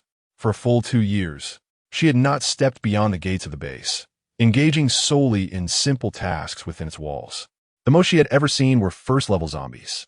This grotesque and rugged being was a sight she was witnessing for the first time, causing her to feel a wave of nausea. The system seemed to recognize her unfamiliarity with this creature and kindly provided an introduction alongside it. Slurper, utilizing its tongue to capture prey. It possesses exceptional climbing ability and explosive power. It cannot walk upright, moving only by crawling, with its weakness located in the head. Important, upon encountering such a creature, please resolve the situation swiftly, as this species is gregarious. If she relied on her psychic abilities and firearms, Yin Ran could easily eliminate it. However, her aim was to push her physical capabilities to their utmost limits. Thus her only weapon was a long knife. After perusing the introduction, Yin Ran held her breath, gripping the long knife firmly, and deftly aimed for the slurper's head. Although the sound was minimal, it was still detected by the slurper, which immediately extended its tongue several meters towards Yin Ran. With keen eyesight, she could discern the barbs and suction cups adorning its tongue. In midair, Yin Ran pivoted to strike at the tongue, yet it proved as resilient as rubber, refusing to be severed. as the tip of her knife made contact with the tongue. The slurper's hand was already hovering above Yin Ran. Yin Ran felt a pang of anxiety and swiftly swung her blade upwards while retreating a few steps, narrowly evading the tongue of the liquor. Observing the tongue that extended several meters, an idea crossed her mind, and she smiled slyly. Seizing the moment as the liquor's tongue lunged towards her, she deftly circled around its body, allowing the tongue to ensnare it briefly. The moment the liquor retracted its tongue, it would smoothly withdraw back into its mouth. Completely unwinding the entanglement would take 3 seconds, a window during which Yin Ran plunged her knife into the creature's head. Having succeeded once, she was emboldened to attempt again. Utilizing the liquor's tongue to ensnare its body once more, she drove the blade into its skull. Before she could even muster a smile, she was struck hard, darkness enveloping her vision. When she opened her eyes again, Yin Ran realized she had exited the simulator. Just as the system had indicated, the liquor was indeed a social creature. It was merely the first level of the survival simulator, with numerous unfamiliar beings yet to confront. She suddenly comprehended that Zhuang Xinian had been toying with her. Had he unleashed his abilities, she would undoubtedly have been trapped within the extreme city. This revelation fortified her resolve to train diligently, vowing that one day her physical prowess would reach its zenith. Thus, regardless of possessing abilities or not, she would have the means to safeguard herself. After motivating herself, Yin Ran enthusiastically placed an order for an array of training equipment. Chapter 76. Training. After purchasing the training tools, Yin Ran wasted no time letting them gather dust. Before dawn, she rose early and completed 10 laps around the base as a warm-up, followed by a rigorous session in the gym to strengthen her muscles. She practiced until 8 o'clock, then ascended to wash up before leisurely descending to have breakfast. Huang Ruxuan and Huang Muling, having stayed up late the previous night watching a television series, appeared haggard, while Yin Ran's complexion glowed with vitality. Curiously, they inquired, "Sister Ran, what time did you wake up?"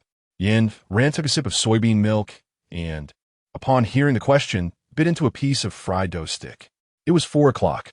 Yin Ran has always adhered to an early-to-bed, early-to-rise routine at the base, believing it conducive to maintaining her health. Of course, she does not impose her lifestyle upon others, for everyone possesses their own way of living. Nevertheless, each night before she drifts into slumber, she can hear the jubilant cheers resonating from the living room. "Sister, you're only 23. Why have you begun to focus on wellness? How is a 26-year-old like me supposed to carry on? Young people should revel in life." The most vocal of the 4 was Lin Jiajun, while the other 3 merely stood in astonishment. Lin Jiajun, scratching his head in confusion, wore a baffled expression. "Sister Ran, are you really my age? And you're even 2 years younger than my sister? Did you skip a grade?" Huang Muling inquired, lifting her soy milk in surprise. Huang Ruxuan, noticing her sister's reaction, took a sip of soy milk, her ears flushed to alleviate the awkwardness. It is worth mentioning that the personalities of Huang Ruxuan and Huang Muling are entirely distinct. Huang Ruxuan embodies the gentle older sister archetype, while Huang Muling is the whimsical and quirky type. Regardless, the 2 sisters are undeniably charming. Yin Ran had already known their ages and information, but what did it matter? They resided in her house and addressed her as sister. What of it? She could bear it. Have they consumed the ability-enhancing solution? Yin Ran dined leisurely, wiping her hands with care. When it came to serious matters, Huang Ruxuan and Huang Muling straightened their expressions. "I possess Earth-type abilities, while Muling has healing powers." "Healing powers?" Yin Ran's gaze shifted to Huang Muling, who nodded in affirmation, prompting Yin Ran to return a satisfied nod. Healing abilities are far more effective than those of a doctor. With such powers, any ailment can be cured. All right, let us take a few days to recuperate, and then we shall venture to confront the zombies. After finalizing their plans, Yin Ran eagerly anticipated sparring with her sisters. Last night, she had once again faced a liquor unarmed, and as before, she had met with dismemberment.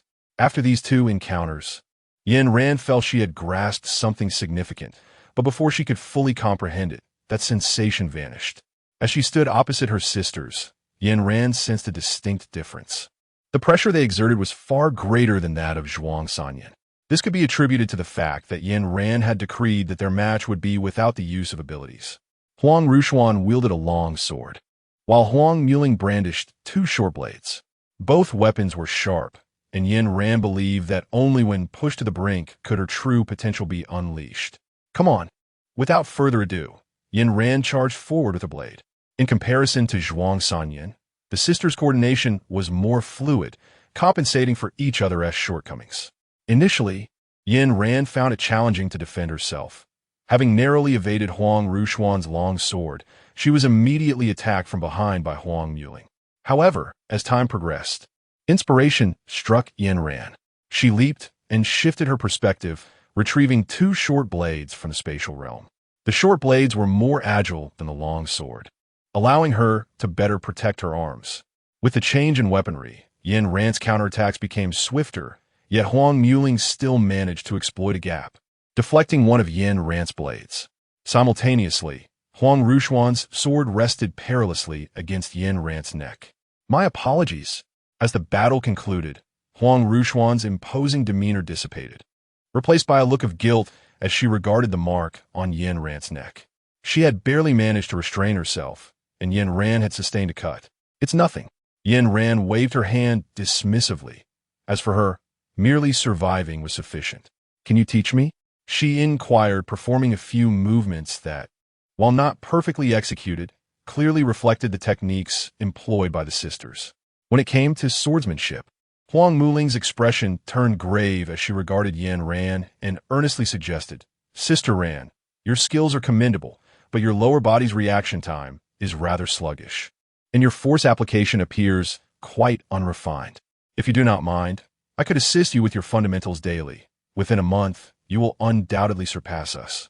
Huang Muling's sincerity resonated with Yin Ran, who was not one to disregard sound advice, and thus the two amicably resolved to practice their basics together each day. Otherwise, they risked being eliminated in this apocalyptic world. With a decisive flourish, Yin Ran mandated that everyone engage in daily training.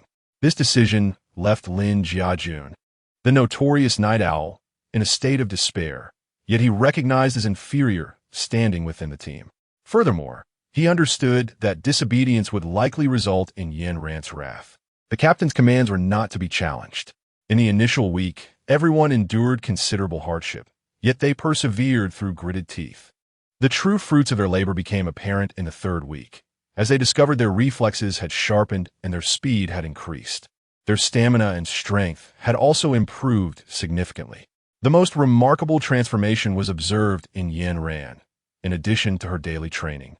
She also engaged in simulations to combat the lickers. By the fourth week, as the group completed their training, Yin Ran had successfully vanquished a licker. Before they could celebrate their metamorphosis, Xiao Jun appeared at the entrance of the villa. To be frank, over the past month, Yin Ran and her companions had scarcely thought of him. Upon seeing him, Yin Ran raised an eyebrow. Initially, Xiao Jun had mentioned visiting the Tiger Yang base, but he had not indicated he would be gone for an entire month. Moreover, he bore numerous knife wounds, clearly indicative of severe mistreatment. Ordering the zombie guards to drag Xiao Jun into the courtyard, Yin Ran summoned several water spheres to cleanse the grime from his body. Xiao Jun, what has transpired? She inquired. The icy liquid coursed over Xiao Jun's nerves, and as he regained consciousness, he frantically clutched Yin Ran's legs. Yin Ran, I implore you, save my wife. As Yin Ran was about to crouch down to listen intently, Xiao Dun fainted, losing consciousness. They carried him into the living room. Yin Ran instructed the zombie security guard to carry Xiao Dun inside, and then she summoned Huang Muling to perform a healing spell on the man. A gentle white light gradually mended Xiao Dun's injuries, easing the furrowed brow that had previously marked his face. Let's leave him be for now. We shall address matters once he awakens. Yin Ran waved her hand, signaling everyone to ascend the stairs and rest. Chapter 77. The second challenge when Xiao Jun awoke. It was already the afternoon of the following day, and the room was devoid of any presence. Struggling to rise from the sofa, he faintly heard the sounds of a scuffle outside. Dragging his weary body to the door, he discovered Yin Ran single-handedly holding back the weapons of 4 assailants. Awake? Among the 5, It was Yin Ran who first noticed Xiao Jun. She wielded her blade, deftly disarming the attackers, and with a graceful somersault, she landed nimbly beside Xiao Jun. Upon seeing Yin Ran approach, Xiao Jun clutched her ankle tightly, repeating the words he had spoken the day before. I implore you, save my wife. With the strength he currently possessed, Xiao Jun was utterly unable to restrain Yin Ran. As she lifted her foot, his grip faltered and fell away. Bring him inside. Yin Ran wiped the sweat from her forehead, her voice languid. When Xiao Jun saw Yin Ran again, she was leisurely sipping water. Noticing the man's gaze, she glanced at him and spoke. Let's begin with the story of Giles City. Upon hearing the name Giles City once more, Xiao Jun's expression grew haggard. He lowered his head, his voice heavy with sorrow. Xiao Jun's tale could be likened to a farce. He was once a doctor at the provincial hospital in City C. Following the onset of the apocalypse, due to his exceptional skills, he was assigned to accompany the troops to the CN base. There, he encountered his beloved Guanxi. Guanxi, an officer at the CN base, was kind-hearted. In the third month of the apocalypse, she informed Xiao Jun of her intention to embark on a mission. At the time, he thought little of it, believing it to be a simple task. However, Guanxi was gone for a full 3 months without a word. Unable to remain idle, Xiao Jun sought out Guanxi's superior, Zhuang Xinyan. Zhuang Xinyan promised to reveal Guanxi's whereabouts if Xiao Jun provided him with the key to his laboratory. Though a doctor, Xiao Jun harbored his own ambitions and yearned for a reckless venture. Thus he relinquished the key to Zhuang Xinyan. However, the outcome was utterly contrary to his expectations. After obtaining the key, Zhuang Xinyan wreaked havoc at the CN base and subsequently abducted Xiao Jun, turning him into a slave at Giles City. Upon arrival at Giles City, Zhuang Xinyan finally revealed the truth to Xiao Jun, and he still recalled the man's chilling words. Your wife, Guanxi, has long since perished.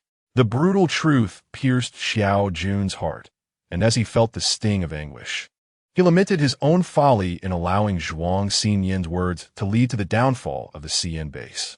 Until that fateful rainy day, Xiao Jun's tone shifted, rising slightly in pitch. The people from Huyang base informed me that my wife, Guanxi, is at their base. They also tasked me with locating the mayor's missing daughter. As he spoke, he pulled a photograph from his pocket. It is because of this photograph that I recognized the girl in the cave as someone from Huyang base. Yin Ran picked up the conversation.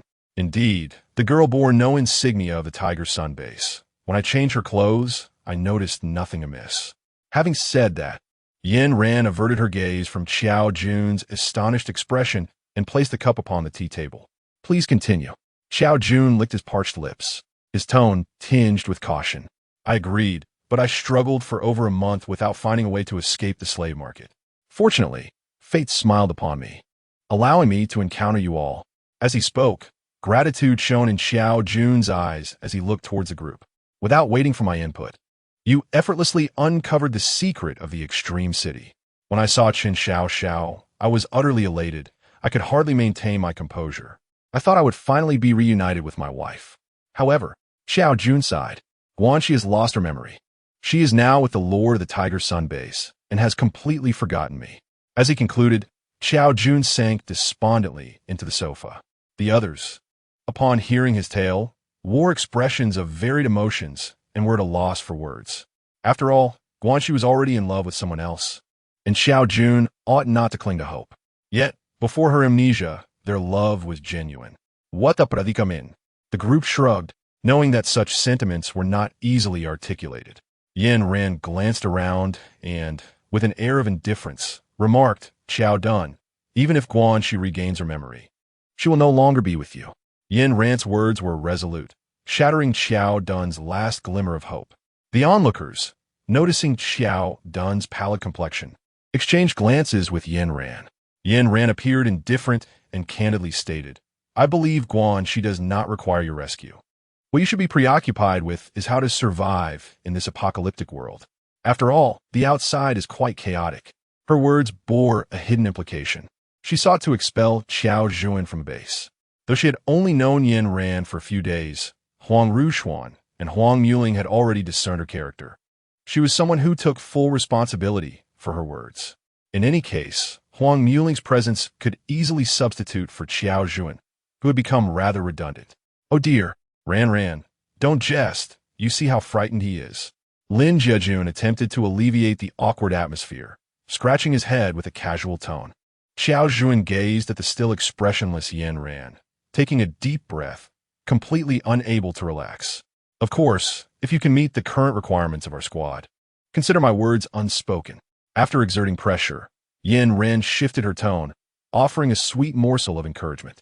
The dark powers were indeed a rather unique ability, and Yin Ran had no desire to miss out on them. As she spoke, her expression conveyed a sense of concern for his well-being. Though somewhat manipulative, Yin Ran genuinely did not wish for a love-struck teammate. She found it perplexing that before the apocalypse, she could not encounter a single love-struck man. Yet in this new world, such feelings appeared to flourish. "Understood, Captain." Qiao Jin nodded obediently, and after taking his medication, he complied and lay on the sofa to recuperate. "All right, everyone disperse. Go about your business." With that, Yin Ran made her way to the training room. She was currently enthralled by the sensation of her growing strength. The first challenge was the liquors, but what lay ahead for the second? Upon entering the training room, Yin Ran eagerly donned the survival simulator. Ding! Congratulations to the host for successfully reaching the second level. Celebrate! Celebrate! Accompanied by a surge of exhilarating music, when Yin Ran opened her eyes once more, she found herself submerged in the deep sea. Instantly, a primal fear surged within her, awakening her instincts as she struggled to swim upward. After a few meters, she realized she was not drowning. It seemed the system had activated a shielding mechanism. Ding! Please remain vigilant at all times. The shielding ability will become ineffective upon the appearance of prey. The system seemingly detected Yin Ran's thoughts and offered a timely reminder. Although she did not feel the sensation of drowning, the pressure of the deep sea was palpable from all directions. After swimming for a few seconds, she needed to pause for a moment. Prey is currently being generated. Please prepare, host. Chapter 78. A long-awaited live stream as the system's voice faded. A creature with a human upper body and a serpent's tail appeared before Yin Ran. Its upper half was covered in gills and scales, densely packed and ominous. Yin Ran cast a fleeting glance and felt the onset of her claustrophobia. The description beside the creature read, "A leviathan of the deep, a monstrous being with a serpentine tail, endowed with extraordinary speed and a terrifying bite. Its sole weakness lies in its aversion to fire." A critical reminder: should one encounter such a creature, it is imperative to cleave it in two before its demise, lest it lay a multitude of eggs that will rapidly grow upon contact with water. Silently contemplating the creature's attributes, Yin Ran regarded the knife in her hand and then glanced at the beast's vulnerability before resolutely turning upstream. Suddenly, a stern voice echoed within her mind. Warning: evasive behavior detected.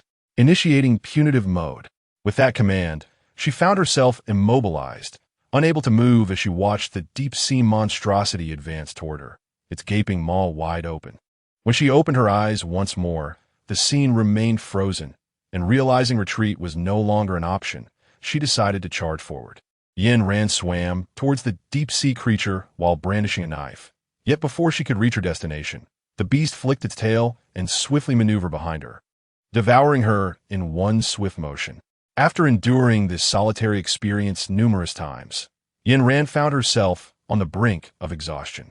She removed the survival simulator from her eyes and, gasping for breath, sank into the chair. The survival simulator comprised 10 levels, inscribed with the promise that those who successfully completed the challenge would receive an additional reward. Ah, how arduous it is! Yin Ran collapsed onto the ground, rolling in a desperate attempt to vent her frustrations.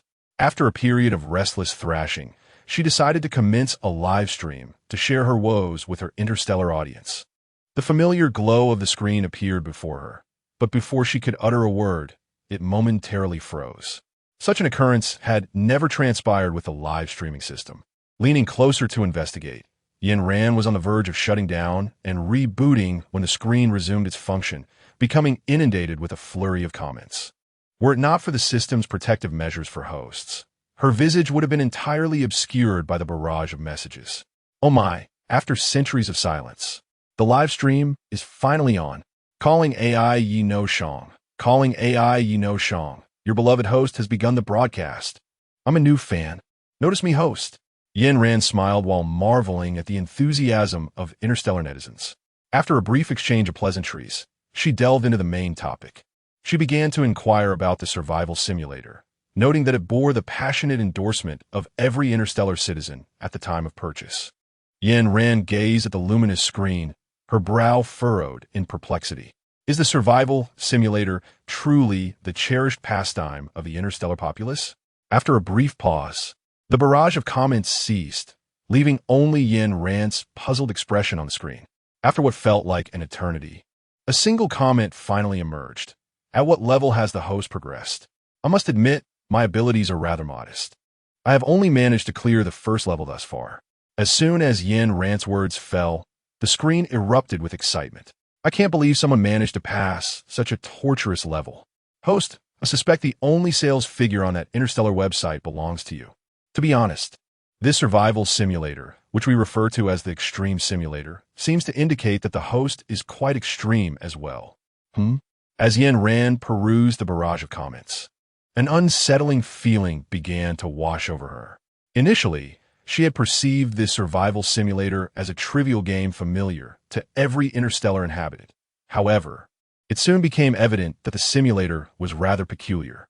Suddenly, a jarring melody resonated within her mind, accompanied by a dragon swooping across the screen. Following the upgrade of a live stream, the accompanying music had taken on an increasingly ominous tone. Upon the appearance of AI Yi No Shang, a considerable amount of interstellar currency was spent, an amount so substantial that it would prompt Yin Ran to privately refer to him as father. AI Yi No Shang's gentle yet opulent voice echoed in her mind, soothing her frayed nerves as he declared, "Do not heed their baseless chatter. You are remarkable. The survival simulator is indeed beyond human comprehension." A few scattered comments began to inquire about Yin Ran's strategies for overcoming the first level. How did you navigate the first stage, dear streamer? Did you wield an interstellar gun or an interstellar cannon? Indeed, how did you surpass the initial challenge? Please elaborate. Yin Ran, upon witnessing this, began to recount her journey of overcoming challenges. Yin Ran spoke with utmost seriousness, not neglecting even the usual training sessions. As the discussion unfolded, the attention of the audience gradually began to diverge. Wait, only using a knife? My goodness, the streamer is truly an interstellar being, while I feel utterly inadequate. Inadequate 10086. Yin Ran gazed at the barrage of comments on the screen, simply smiling without uttering a word. While interstellar netizens could engage in self-deprecation, she could not afford to belittle them, as their modest contributions were essential for her sustenance. Perhaps her earlier words had even intimidated AI Yi No Shang. It was only when Yin Ran was about to conclude her broadcast that the prominent figure began showering her with gifts. The system alerts you. AI Yi No Shang has transferred 2 million interstellar coins to you, along with several interstellar guns, a multitude of interstellar cannons, and 1 interstellar sword. Once the system had finished announcing the gifts in her mind, Yin Ran promptly ended the live stream. The moment the screen dimmed, she relaxed her body and languidly reclined on her bed. With these 2 million interstellar coins, she could procure more items to enhance her base. As she gazed at her balance of interstellar coins, satisfaction washed over her, and she closed her eyes, feeling like a bona fide wealthy lady. Yet a moment later, she opened her eyes in distress, realizing she still had not discovered how to pass the second level. Observing the pitch-black sky outside, Yin Ran resolutely shut her eyes once more, opting for slumber. Meanwhile, on Blackthorn Star, a man reclined on the sofa, his right hand gently caressing the face of the woman on the screen. After a while, he downed a glass of red wine that sat on the table. "Marshal, the mission has been accomplished," a cold voice resonated behind him. The man nodded and then sauntered to the window. What was her reaction? She seemed quite pleased. After hearing this, the man lowered his head and manipulated the screen for several minutes. "I have increased the quota. Next time, I shall gift her double." He gazed out at the desolate landscape, his eyes filled with regret. The vast expanse of land held nothing. "It's up to you now, before dawn." Yin Ran was stirred awake by the cacophony outside her door. Approaching the window, she peered out to find a throng of zombies crowding beyond the screen. Yin Ran rubbed her eyes once more, ensuring it was not an illusion, and excitedly called everyone awake. The money has arrived. Hurry up. Observing the few still lost in slumber, she approached and gave one a nudge, dragging them to the window to witness the horde of zombies outside. There are quite a few. It's reminiscent of that incident in City B, Lin Jiejun remarked. Let's go. No time for nostalgia. The captain is on a rampage. Noticing Lin Jiejun's reluctance to engage, Xie shoved him towards the throng of zombies. If we don't hurry, there won't be any left. Chapter 79. Ambushed after extensive training, Yin Ran wielded a single knife with remarkable agility amidst the undead. To her, the zombies moved as though in slow motion. Sister Ran, save some for us. Huang Muling exclaimed, hastening forward with her knife, snatching several zombies from Yin Ran's grasp. Compared to the creatures in the survival simulator, these ordinary zombies seemed almost angelic. A multitude of zombies lay sprawled before the entrance of the base, and before the group could begin harvesting crystal cores, a sudden swarm of people burst forth. These zombies belong to us. How dare you seize the crystal cores of our Tiger Yang base? Are you courting death? A bald man shouted, pointing accusatorily at the zombies. Without waiting for a response, he rallied his companions to start hauling away the corpses. Being robbed at the base's entrance felt like a humiliation, a slap in the face. Before Yin Ran could interject, Huang Muling brandished her knife and severed the bald man's arm. What audacity, daring to cause a scene here, she admonished coldly. The sight of his severed limb left the bald man terrified, clutching his wound, and he fled back into the crowd in panic. Once among his peers, the bald man regained his bravado. You dare to provoke our Tiger Yang base. I will inform my boss and have him eradicate you scoundrels. With that proclamation, he hastily ignited a firework. As the crimson sparks lit up the sky, another faction emerged at the base's entrance. At the forefront stood an individual clad in the uniform of Tiger Head Base, flanked by two women. One was Chun Xiao Xiao, whom Yin Ran had encountered in the rainforest. The other, unfamiliar to her, but given the close proximity to the base leader, was likely Guanxi. The location of the Yin Ran base is exceedingly remote. Known only to them, no one else is aware of it.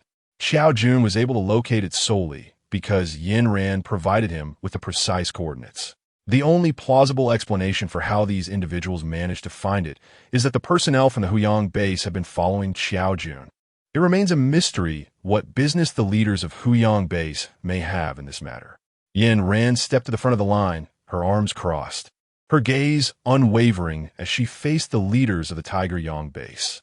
The leader, a middle-aged man, exhibited a look of disdain upon noticing Yin Ran emerge from behind.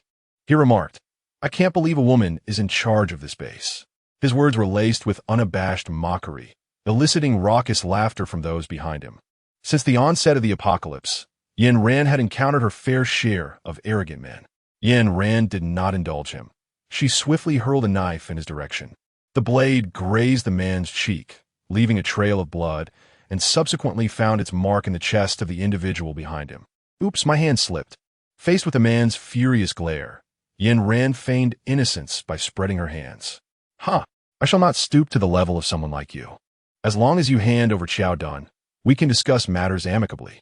This sermon-like tone irked Yin Ran greatly. However, upon mention of Xiao Dun, she patiently inquired, if you wish to take someone from my base, you must at least provide me with a reason. Though a smile graced her lips, her grip on the short knife at her side tightened. A reason? Does the Tiger Yang base require justification for wanting someone? The man arrogantly waved his hand, pulling Guanxi closer into his embrace. As the woman nestled against him, she shyly lifted her gaze towards him. Oh, is that so? Yin Ran let out a cold laugh, raising her right hand as her dagger was unsheathed. The glinting tip of the blade flashed past the man's eyes. By the time he turned his gaze back to Yin Ran, her knife was already poised against his throat. Now allow me to inquire, do you value your life, or do you desire to leave in safety? Yin Ran's voice was devoid of emotion, cold and indifferent. Noticing the man's lack of response, she pressed the blade down forcefully. The edge of the knife penetrated his neck, blood oozing from the wound and slowly dripping down. Blame me for my ignorance, for not recognizing your stature. Have mercy and let me go. The man, who had been so arrogant moments before, now cowered like a quail under the threat of the knife at his throat. Had it not been for the depth of Yin Ran's blade, he might have even knelt and clung to her legs. Seeing the man she cherished in peril, Guanxi's anger ignited. With a cold expression, she withdrew a handgun from her pocket, loading it and aiming it at Yin Ran's head. This fluid motion left Xiao Dun, who was crouching behind the villa's window, stunned. He repeated in disbelief, "So you Haven T lost your memory." The act of loading the gun was executed with an exceptional precision, distinct from the rough methods of others. Yin Ran did not interfere with Guanxi's movements. She was aware that Guanxi posed no real threat to her, and she also wished for Xiao Dun to witness the unfolding scene. As Guanxi's finger pressed down on the trigger, Yin Ran did not flinch, not even granting her a glance. Realizing Yin Ran's disdain, Guanxi gritted her teeth and furiously pulled the trigger. Before anyone else could act, Xiao Dun unleashed his abilities within the room. Suddenly, an extraordinary sight materialized before them. Guanxi's gun vanished into thin air. Observing this, Yin Ran raised an eyebrow. It seemed Xiao Dun had comprehended the situation. With the base leader's throat at knife point and the leader's wife's weapon confiscated, the others at Huyang base dared not move, hiding like quails behind the scenes. Sensing Xiao Dun's resolve, Yin Ran no longer held back and swiftly severed the man's throat. Witnessing her decisive action, the others joined the fray, unleashing a violent onslaught. In the end, they all tacitly avoided Guanxi, leaving her to Xiao Dun. The stench of blood was sure to attract zombies, so as they cleared the bodies, they discreetly exchanged gossip. "Why?" Xiao Dun leaned on his cane, looking down at Guanxi. "Why do you even ask? What can a mere doctor bring me in this apocalypse? I desire supreme power. I yearn for reverence and respect." As he spoke, Guanxi's gaze shifted to him. "What can you, a simple base doctor, offer me? Your love?" Her voice gradually faded, becoming a mere whisper. With the sound of a gunshot, Guanxi fell lifeless in the villa's courtyard. Having already stirred trouble with Huyang base, they resolved to eradicate everyone associated with it without hesitation. Yin Ran sat on the sofa and casually proposed a plan, her tone light, as if discussing an inconsequential matter. However, when the captain issued a command, there was no room for dissent. After a moment of surprise, the group began to gather their belongings, preparing to head to the Tiger Yang base. Chapter 80. Dark Abilities. The path to Tiger Yang base was remarkably easy to navigate. Within a day, they arrived at its entrance. As a small facility, Tiger Yang base housed very few individuals, and a portion had already fallen to Yin Ran and her companions.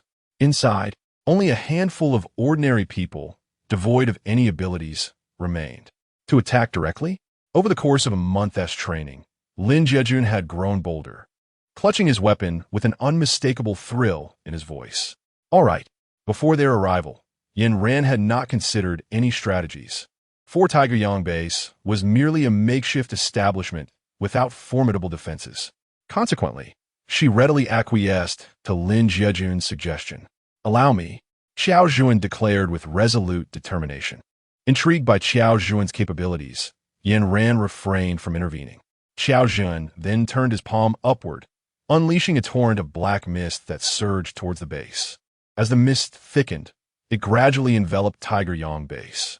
The fog resembled a black hole, devouring everything in its path, leaving no trace behind.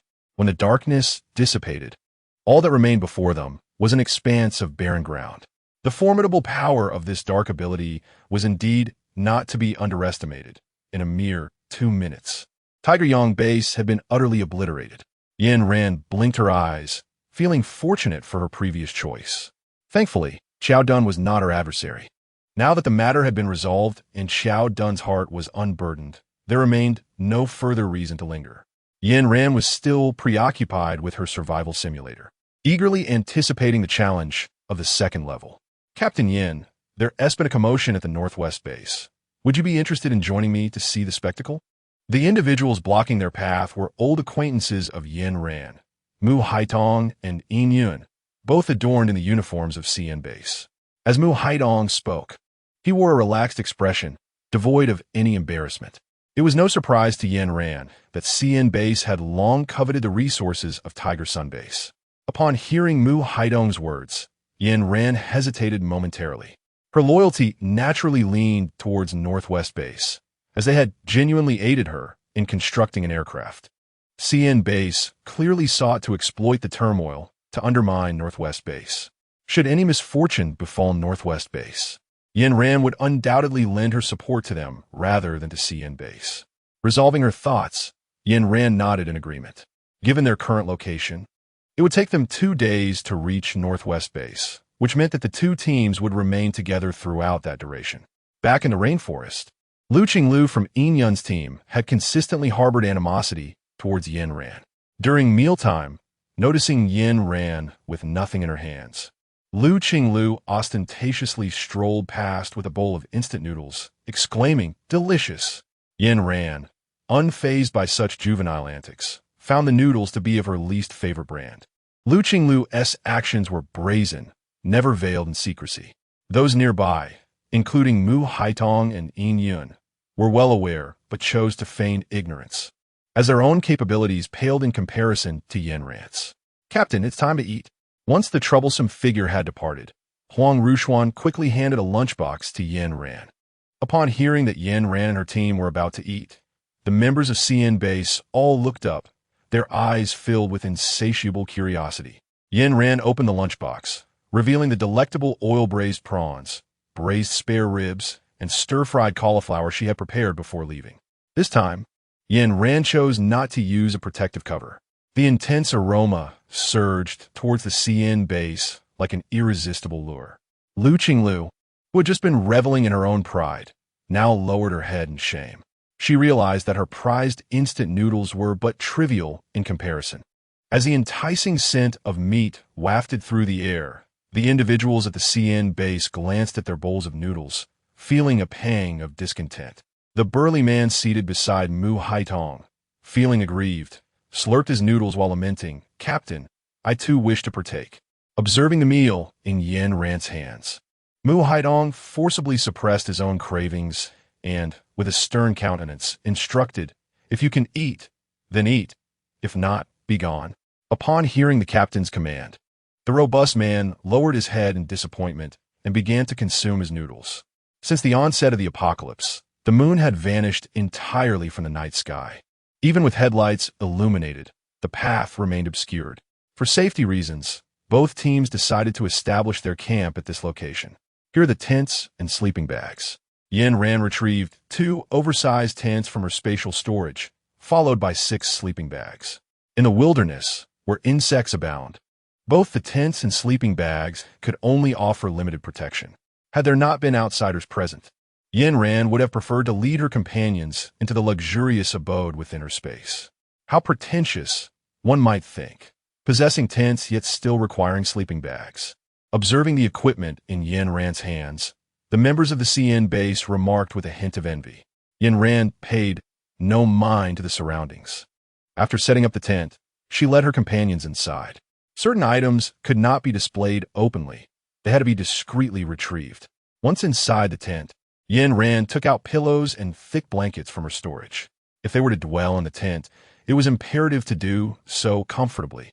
Once everything was secure, the only sound that remained was the crackling of burning wood outside. Yen Ran sat wrapped in a blanket on a chair, staring blankly at the sky. "Is it just you keeping watch for your team?"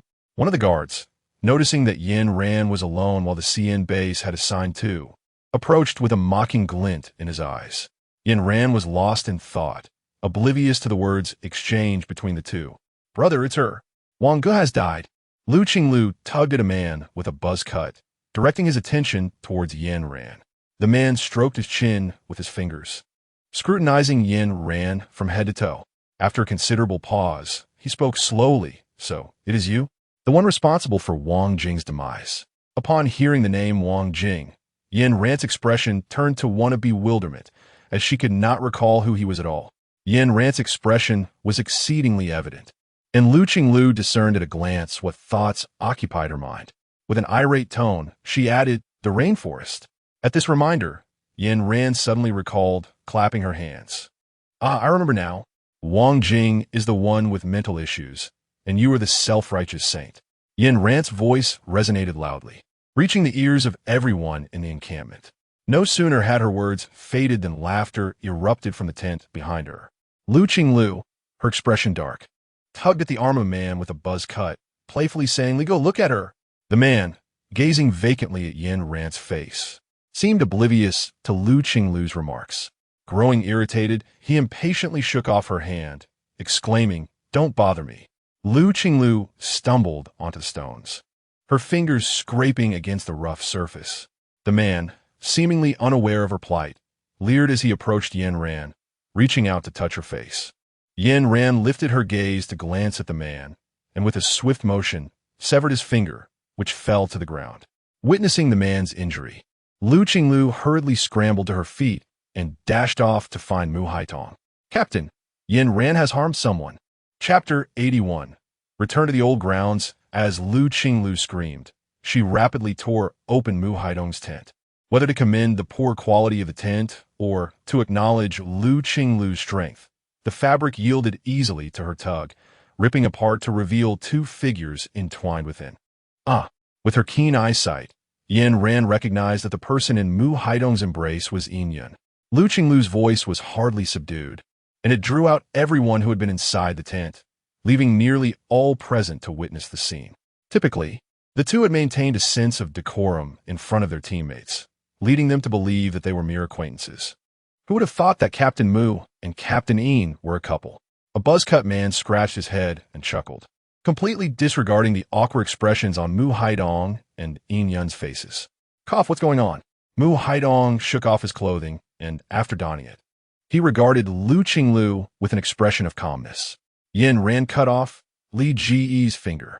Lu Qinglu's voice trembled, fully aware of the trouble she had stirred. Her tone was faint, and upon hearing this, Mu Haitong frowned, casting a glance at the man still standing before Yin Ran. "Leo, come here." Having spent so many years in the CN base, Mu Haitong comprehended the situation immediately. His voice was laced with evident fury, yet Leo remained motionless, fixated on Yin Ran. Blood dripped from the severed finger, pooling on the ground, but the man appeared oblivious, his gaze vacantly fixed on Yin Ran. Yin Ran furrowed her brows and shifted her body, while the man remained rigidly gazing in the direction he had been, a foolish smile adorning his face. Yin Ran and Mu Haitong both sensed something amiss. Yin Ran kicked the tent behind her, summoning Lin Jiajun and the others. Meanwhile, Mu Haitong brandished his handgun, vigilantly watching Leo. The rest also detected the tense atmosphere, swiftly drawing their weapons in Leo's direction. Observing the group's actions, Lu Qingluo wore a look of confusion as she pointed at Leo, exclaiming in distress, "That is Leo. How can you point your weapons at a teammate?" In the past, Lu Qingluo's actions went unnoticed by her companions, but today was different. It was clear that Leo had fallen under some sinister influence. Suddenly, Mu Haitong recalled that Lu Qingluo had been standing quite close to Leo moments ago. He raised his weapon, directing it towards Lu Qingluo, and coldly commanded, "You step forward too." Normally, as the leader of the squad, all would heed Mu Haitong's orders. However, Lu Qingluo was an exception. Upon hearing his command, she looked at Yin Yun with a look of dismay. Sister, faced with the gazes of her companions, Yin Yun felt a wave of embarrassment wash over her. The earlier scene had already been mortifying enough, and now Lu Qingluo was making things worse. Not receiving support from Yin Yun, Lu Qingluo's temper flared again. She pointed an accusatory finger at Yin Yun, her face radiating arrogance, as if to say, "What can you do to me?"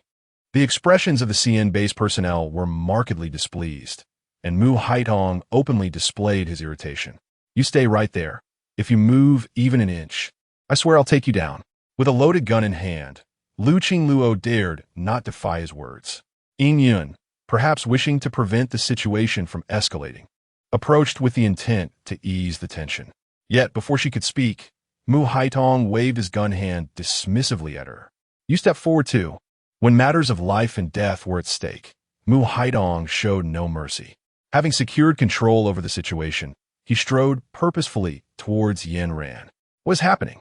Although the two had previously been at odds, When confronted with a pressing issue, they would unite against external threats. There is something inside him. Does your team possess fire abilities? Burn out directly.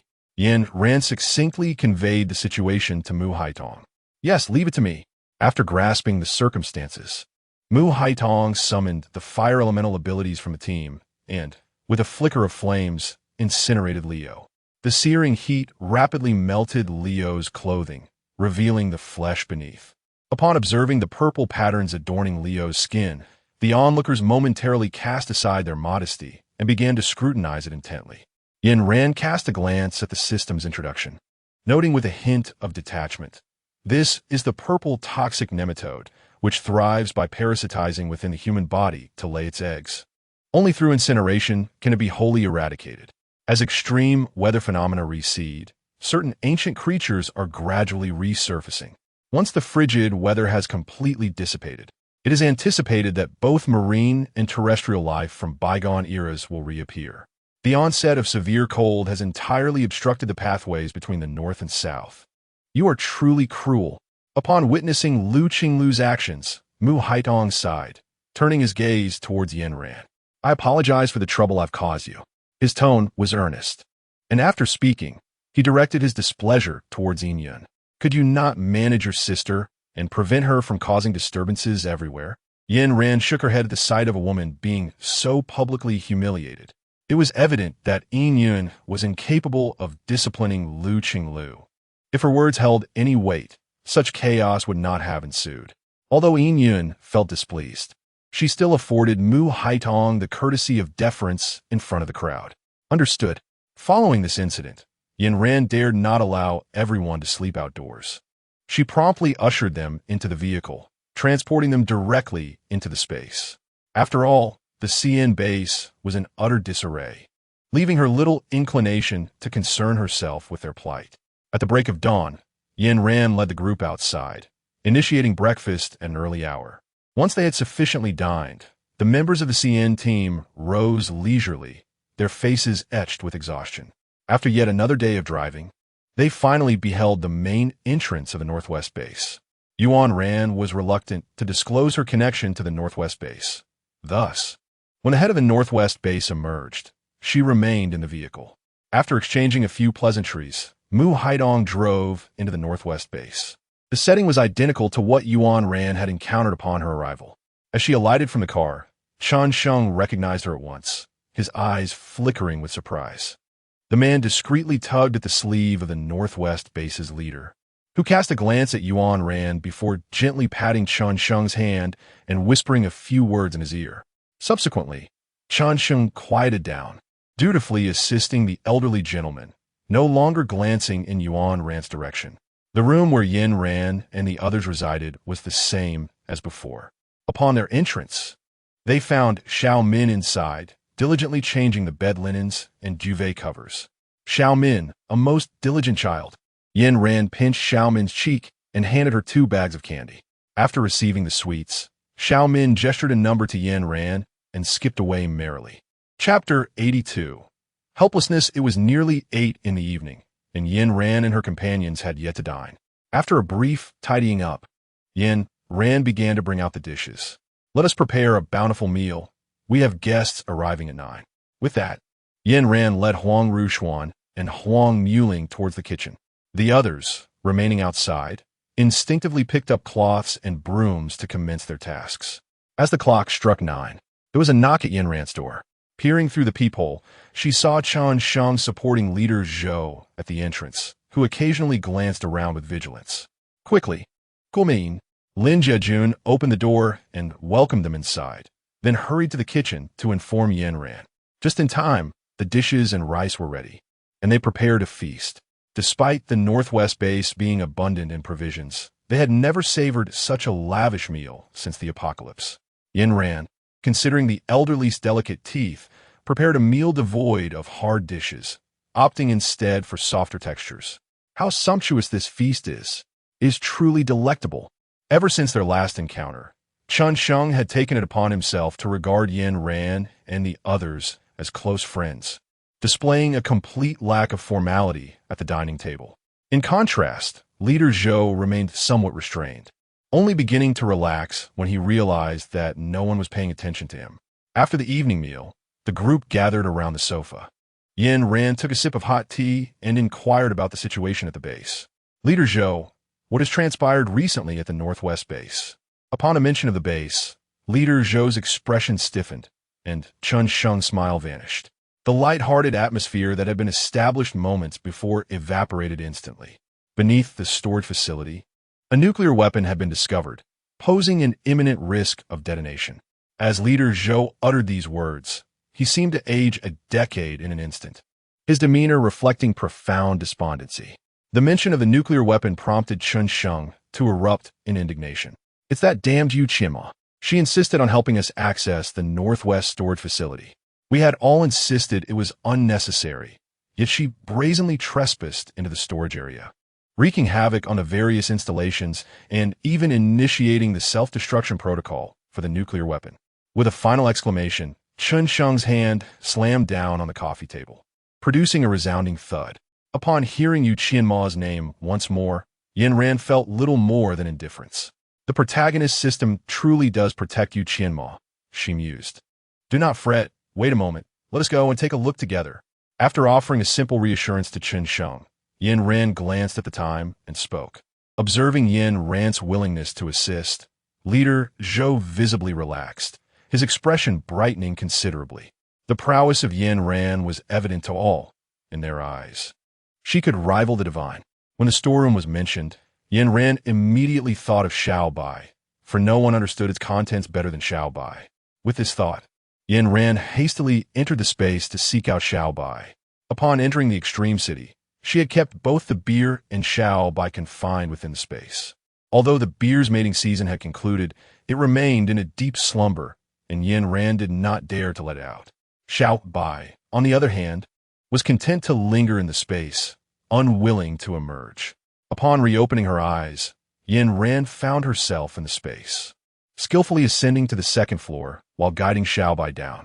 After explaining the situation, Xiao Bai lazily nodded, reluctantly agreeing. When Zhou, the leader, saw Xiao Bai again, he was utterly astonished, unable to recognize the creature before him, resembling a rotund pig. What a hefty little thing, Zhou exclaimed, giving Xiao Bai's back a gentle rub. Both humans and animals relish compliments and shun criticism. Upon hearing Zhou's words, Xiao Bai's tail drooped instantly, and with a plaintive bark, it trotted over to Yin Ran's side, looking quite pitiful. As the clock struck 12, Yin Ran and her companions made their way towards the storeroom. Since Team Cien was also at the Northwest base, Yin Ran did not take many with her. Aside from Xiao Bai, she brought only Qiao Jun along. Upon reaching the storeroom door, Yin Ran skillfully inserted the key. After unlocking the door, Xiao Bai sniffed the air a couple of times before darting inside. The remaining individuals followed closely behind, calling out for Xiao Bai to halt. After a series of twists and turns, Xiao Bai suddenly stopped in its tracks, refusing to budge. Noticing this, Yin Ran examined the area closely and discovered a hidden door. Spotting a keypad lock on the door, before Chun Sheng could retrieve his decoder, Yin Ran deftly inserted the key, and the door swung open. As expected of Sister Yin, Chun Sheng thought, quietly stowing away the decoder. Once the door was opened, Xiao Bai darted inside, revealing a long flight of stairs that descended into a dimly lit environment, obscuring visibility. Concerned that Leader Zhou might struggle with the lengthy stairs, Yin Ran whispered to Qiao Jun, "You carry Leader Zhou."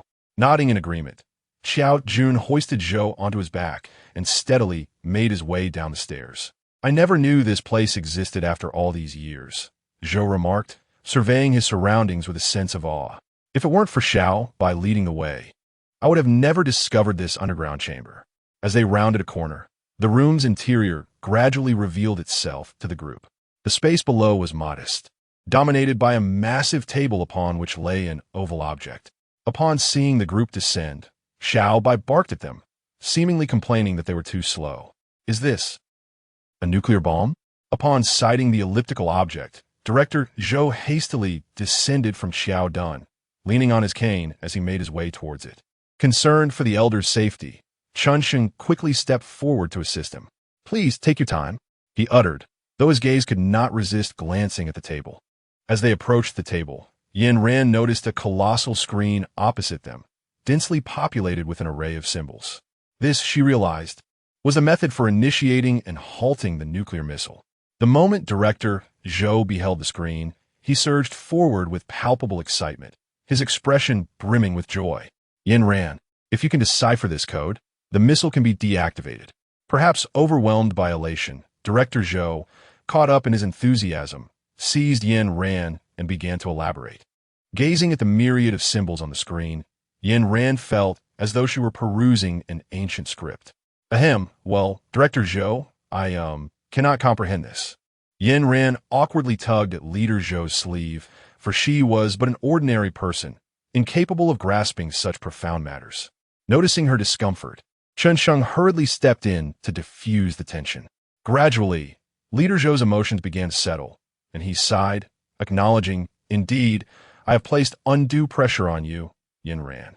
Please do not take it to heart." With the shattering of his illusions, Leader Zhou leaned on his cane and, trembling, moved aside to take a seat in silence. Xiao Jun, can this nuclear bomb be consumed? Although the dark powers could engulf all things, Yin Ran remained uncertain whether Xiao Jun could resolve the predicament at hand. No. Xiao Jun hesitated for a moment before shaking his head quietly. The power of the nuclear bomb is too great. If it were to explode after being consumed, I would perish as well. Upon hearing Xiao Jun's words, Yin Ran contemplated her options. She gestured for Xiao Jun to remain silent, and then turned to Leader Zhou and the others, her tone laced with apology. I am truly sorry, Leader Zhou, but we cannot assist you with this matter. Chapter 83. Sister, you are a celestial being. Leader Zhou understood that controlling a nuclear bomb was no simple feat. Yet when Yin Ran bluntly rejected his hopes, shattering his final shred of optimism, the elderly man slumped to the ground, devoid of his usual composure and calm. He struck his thigh, exclaiming, "What a calamity!" It was clear that Leader Zhou was a perceptive individual, recognizing that when Yin Ran proclaimed there was no solution, it was indeed the truth. However, Chen Sheng was reluctant to accept this, perhaps due to the profound impression Yin Ran had left on him previously. He forced a smile, his expression pained, and looked at Yin Ran, asking, "Sister Yin, did you not say I have a special buff? Can I say a bit more today?" As he reached the end of his jest, Chen Sheng could no longer maintain the fade, his face contorted in a grimace. Seeing their expressions, Yin Ran smiled. She calmly helped Leader Zhou to his feet and reassured him, "Do not fret. I only stated that I could not resolve the nuclear bomb issue, not that I cannot save you." Yin Ran's words are akin to a ray of sunshine in winter, breathing new life into the withered, yellow leaves. You said, sensing the unfinished sentiment in Yin Ran's tone, Director Zhou eagerly urged her to continue.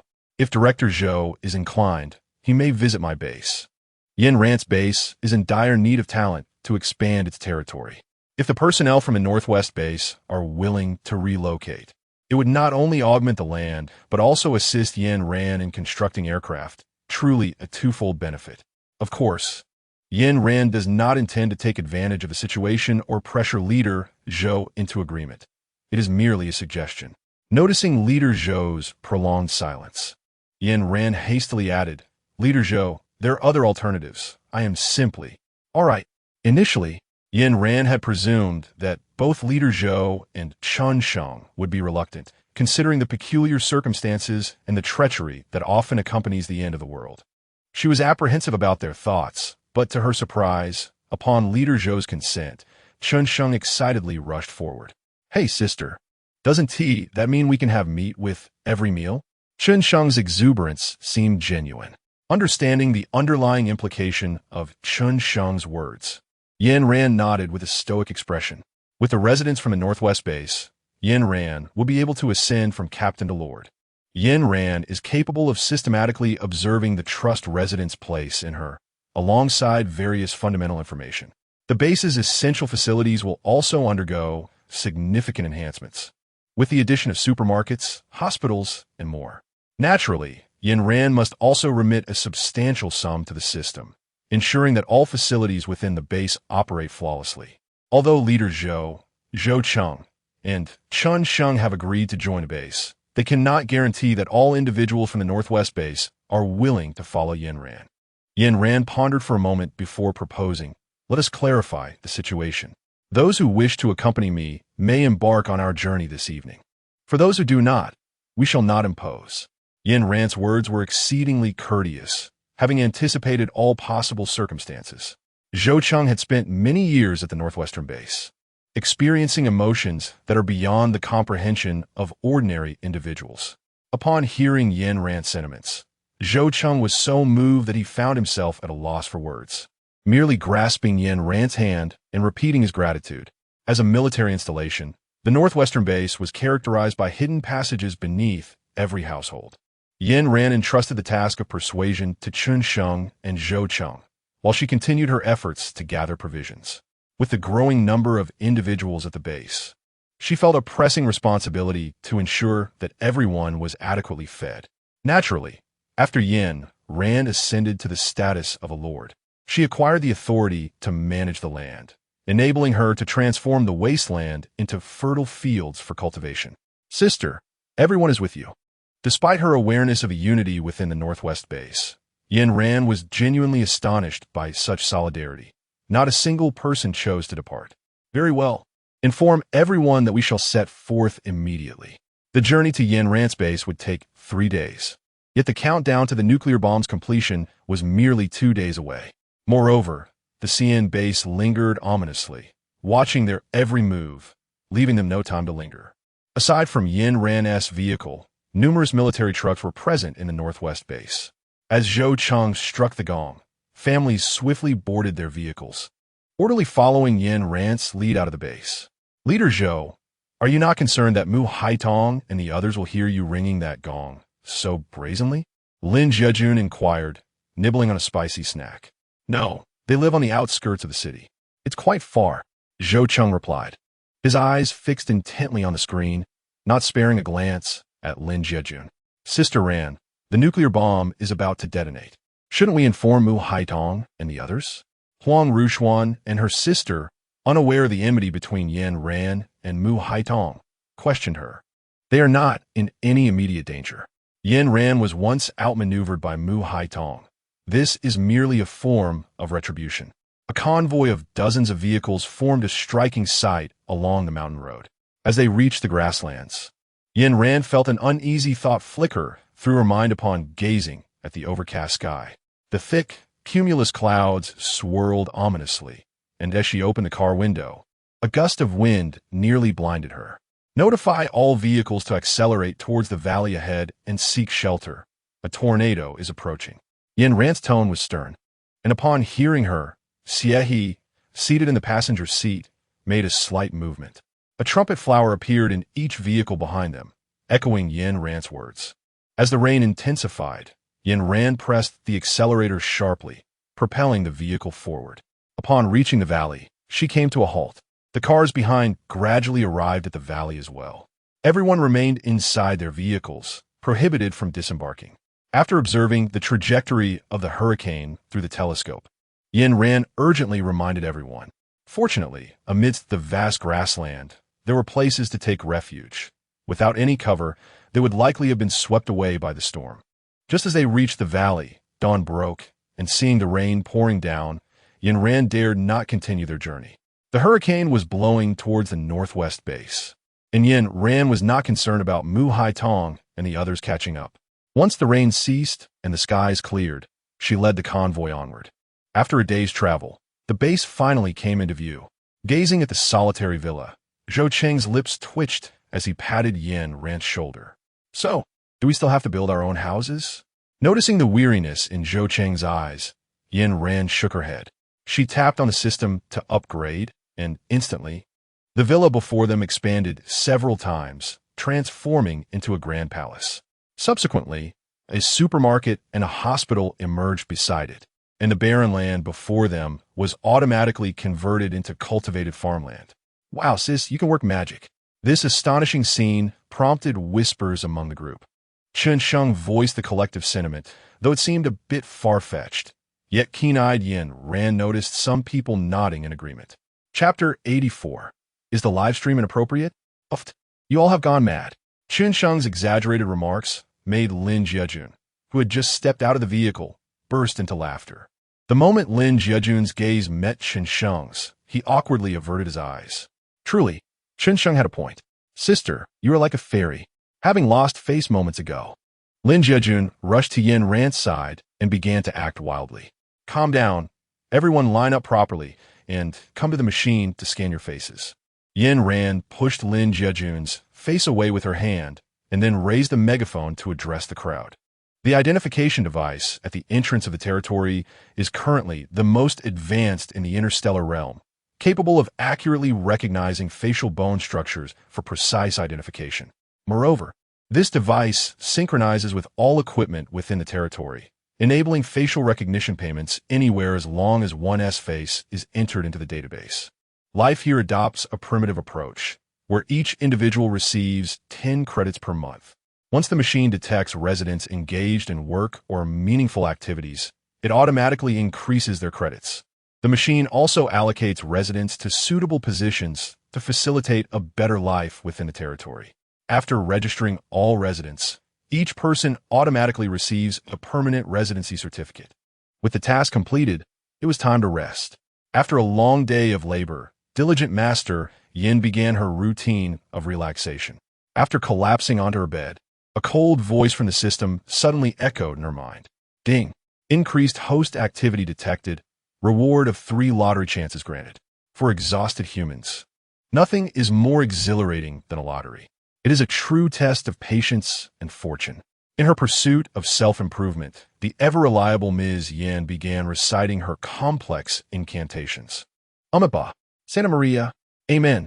Although Yin Ran recited quickly, her loyalty was unwavering.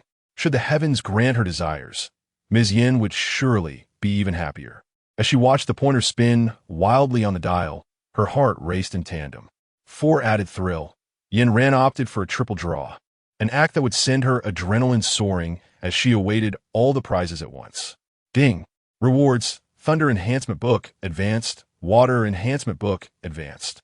Mastery of Beast Language, Advanced. Gazing at the 3 books laid before her, Yin Ran promptly closed her eyes and feigned unconsciousness. Why, oh why is it not money? My precious money. Yin Ran lay on her bed, overwhelmed and crying out in despair. No matter how loudly she shouted, the chance of winning a prize had slipped away. After wallowing in her emotions for a while, she suddenly sprang up and rushed to the training room, determined to continue her challenges. You wretched monster. I shall make you pay. Fueled by her frustrations, Yin Ran resolved to unleash her anger upon the creatures. Yet, despite her bravado, once she truly descended into the depths of the ocean, she found herself unable to conquer her primal fear. Yin Ran has fled once more, and the inevitable conclusion is that she has been shocked again. After yet another setback, she resolved to host a live stream to alleviate her sorrowful emotions. Of course, her intention was not to solicit donations. The previous gift of 520 interstellar coins from AI Yi No Shang had left her the subject of playful ridicule among interstellar netizens for several days. Remembering their remarks, a smile crept onto Yin Ran's face, not out of joy, but rather out of frustration. Thus, she opened the Orc live stream. Conveniently, following an upgrade to the live streaming system, a new section had been added featuring touchable templates. This meant that Yin Ran could engage in one-on-one interactions with randomly selected fortunate viewers. This new section was introduced as a reward for the Orc viewers whose generous donations had exceeded the previous limits during the last broadcast. Thinking of the soft and charming Hakimi, Yin Ran resolved to diligently study the Orc language.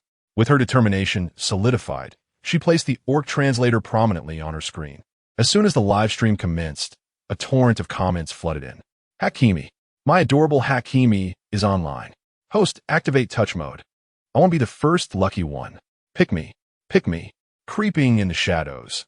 Observing the enthusiastic response from netizens, Yin Ran activated the selection mode, wherein the system would choose one fortunate viewer from those currently online. Naturally, during the one-on-one process, others would not have viewing privileges, which was the primary reason for the Orc's fervor. Who wouldn't want to spend solitary moments with their beloved Hakimi? As another notification appeared on the screen, indicating that the gift limit had been reached, Yin Ran beamed at the screen and blew several kisses. Due to the overwhelming number of participants, the system's automatic selection took nearly 5 minutes. Done, done, done. Let us congratulate the viewer with the ID Yin Ran is my wife. After several announcements by the system, all others were automatically ejected from the live stream, leaving only Yin Ran and the orc bearing the title of her husband. Whether out of shyness or embarrassment, this fortunate individual kept the live camera off. Hello, husband? As time ticked away, Yin Ran tentatively inquired. For her, the viewers in the live stream were her patrons. Such casual titles did not induce embarrassment, as they were merely part of her professional duties. A working individual, with the spirit of labor, works among the elite. In her professional demeanor, Yin Ran remained devoid of sentimentality. Although she was indifferent, the title successfully activated the camera on the other end. The moment the camera turned on, Yin Ran's eyes lit up. It was none other than a cat-eared young boy. Ahem! While it may seem somewhat peculiar, Yin Ran couldn't deny that the individual opposite her perfectly aligned with her preferences. Who wouldn't adore this cat-eared youth?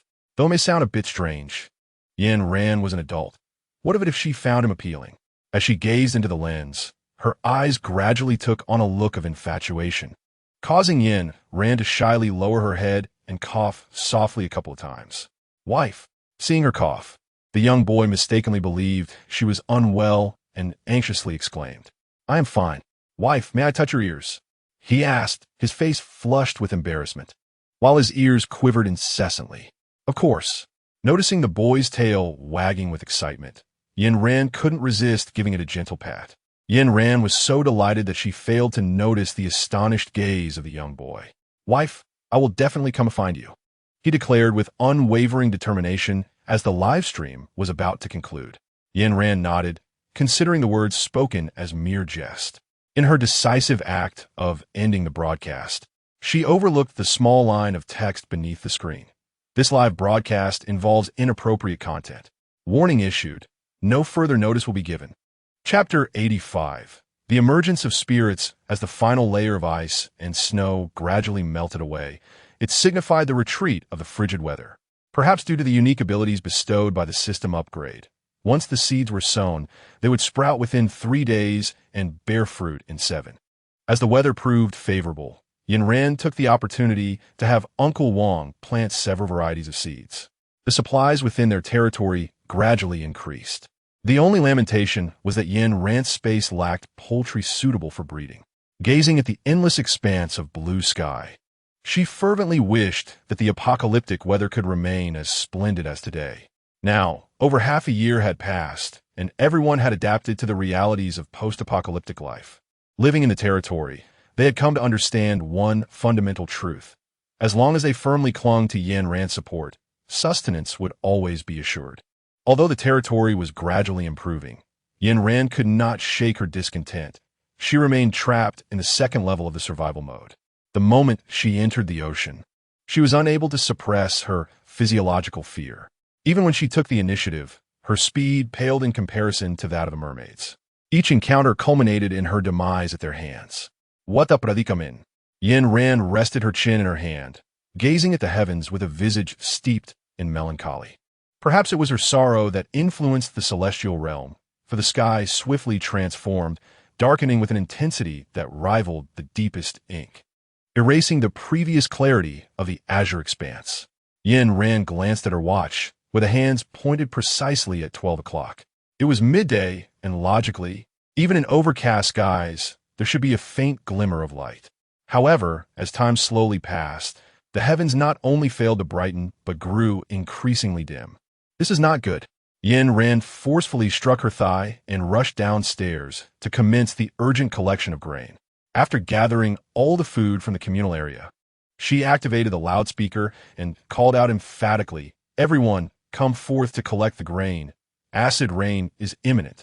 I shall repeat, everyone, come out at once to gather the grain." The sound of Yin Ran's trumpet was resoundingly loud, and upon her first call, nearly all the residents emerged to begin harvesting the grains from their modest plots. By the time she announced the second call, the remaining few had also joined. The residents' fields were quite small, merely a scant patch of land adjacent to their homes. Once the vegetables had been completely gathered, Yinran promptly instructed everyone to remain indoors. This downpour was peculiarly dark. As it descended from the heavens, it fell like fine needles, striking the ground with such force that it created small craters. Sister ran. The shed to the west has been punctured by the rain. Sister, the house to the east is leaking. The western shed housed nothing but an assortment of obsolete tilling tools, rendering repairs irrelevant. The eastern house was also unoccupied, merely an empty structure. No need to worry about it. The rain had arrived abruptly, likely linked to the recent nuclear detonation at the northwestern base. Although the two bases were distant from one another, the air is in constant motion, and it was certain that the rain carried traces of radiation. Whether it clung to the skin or was inhaled into the lungs, this rain posed an exceedingly grave threat to human health. The residences at the Yinran base are equipped with advanced air purification systems, ensuring that the air within is pristine and devoid of any harmful radiation. This is precisely why Yinran has repeatedly insisted that everyone remains indoors. Although her plans are meticulously crafted, there are always those who disregard her counsel. Initially, Yinran intended to observe from the window whether the land surrounding the base had suffered any degradation. As she approached the window, she noticed two children playing in the water outside. Perhaps due to their tender age, the children seemed oblivious to any danger, joyfully splashing in the puddles. Siehi, whose children are those outside? Why are they still out there? Having previously issued a warning against venturing outdoors, Yinran assumed that the negligence lay with the parents of the children, and her tone inadvertently grew sharper with irritation. Siehi, upon hearing the presence of children outside, was also taken aback. Peering through the window, he wore a look of astonishment. Ran, those are the two children from Wang Er's family who have passed away. Following the expansion of their territory, Siehi, due to his exceptional abilities, had been appointed by Yinran as the head of the residence committee. His daily responsibilities involved addressing and resolving the concerns of the inhabitants. Consequently, upon hearing Siehi's revelation, Yinran felt astonished rather than skeptical. She had never encountered tales of the deceased returning to the realm of the living. After a moment of silence, Yinran pinched Siehi. Upon his exclamation of surprise, she instinctively pinched herself as well. Yinran pinched herself with great intensity, causing her face to quickly swell and redden. Instead of immediately rubbing her face after the act, her first instinct was to glance downwards once more. The two children below continued to play joyfully in the water. After observing for a while, Yinran pointed towards the corner of the courtyard and exclaimed in astonishment, Siehi, is there someone over there? Yin pointed to a corner of the base, where an assortment of jars and bottles lay scattered, a place typically shunned by all. Had it not been for the peculiar circumstances they had just encountered, Shi-H would have certainly deemed Yin to be unhinged. However, they had just witnessed a ghost. Shi-H felt a wave of uncertainty wash over him as he looked in that direction, and indeed, he beheld a semi-transparent figure hovering above the collection of containers. The apparition lacked feet, floating effortlessly in the air. Yin, are we hallucinating? Shi-H rubbed his eyes and glanced again, finding the figure still suspended in place. In that fleeting moment of shared gaze, both recognized the skepticism reflected in each other's eyes. To confirm they were not losing their sanity, Yin retrieved a walkie-talkie and urged everyone in the territory to look outward. The responses they received were unanimously identical to theirs. Rather than entertain the notion that the entire base had succumbed to madness, Yin preferred to embrace a more extraordinary possibility, the manifestation of spirits. Although this notion seemed utterly implausible, it was in fact reality. Once the rain had ceased, Yin ventured outside, cautiously reaching out to touch the bodies of two children playing in the yard. The instant their bodies intersected, Yin's hand passed right through them. Though physical contact was impossible, communication with these two spirits was attainable. The children, irked by Yin's interruption of their play, responded with a series of mischievous faces, embodying a delightful childishness. Yin curled her lips, for as an adult, she had no intention of stooping to the level of two mere children. Of course, Her attempt to make faces at them would have been far more convincing had she refrained from such antics. Concerning the manifestation of spirits, Yin Ran felt indifferent, perceiving it merely as a byproduct of nuclear fallout. However, Zhou Cheng held a contrasting perspective. He believed that perhaps the apocalyptic world was indeed the realm in which spirits resided, and that they, as living beings, were the intruders. Chapter 86. Not my concern. Despite Zhou Cheng's expression lacking any hint of jest, the others remained skeptical. They had always placed their faith in science, dismissing such supernatural notions. Chun Sheng, as Zhou Cheng's direct disciple, was particularly convinced that his master was merely joking. He scratched his head, laughing heartily. "Master, please, no more jokes." Noticing his disciple's disbelief, Zhou Cheng let out a sigh. "I am not here to propagate superstitions. The so-called spirits have always existed. They merely inhabit alternate dimensions, rendering them invisible to our naked eyes." Observing the confusion among the crowd, Zhou Cheng continued to elucidate. The extreme weather phenomena we encounter in this apocalyptic era may lead to the intersection of two entirely different planes.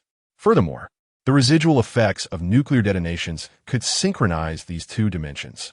After taking a sip of water, Zhou Cheng cleared his throat. "Now that we have witnessed the presence of these spirits, it serves to substantiate my hypothesis. As time progresses, the day will arrive when the two dimensions fully merge, and the spirits shall once again walk among us." Though Zhou Cheng's assertions carried a degree of logic, the group regarded them as mere theoretical musings, unlikely to materialize into reality. Moreover, no nation had ever experienced such phenomena. Chun Sheng maintained that this could not be taken seriously. With his conjecture dismissed, Zhou Cheng remained unperturbed, calmly observing as everyone expressed their opinions. Among them, only Yin Ran remained silent, initially sharing the group's sentiments and finding Zhou Cheng's remarks utterly absurd. However, as he posed his questions, she felt a tightening in her chest as thoughts of a live-streaming system crossed her mind. During her broadcasts, she could effortlessly traverse between the two realms and communicate with individuals from both. Noticing Yin Ran's persistent frown, Zhou Cheng kindly inquired, "What troubles you, my child?" Although she felt conflicted inside, Yin Ran had no intention of revealing the existence of a live-streaming system to anyone, so she feigned indifference and shook her head. Yin Ran chose not to speak, and Zhou Cheng did not press further. In his perspective, having a place to settle amidst the apocalypse was a stroke of fortune. Once the apparitions vanished without a trace, others ceased to mention the incident, dismissing it as mere jest.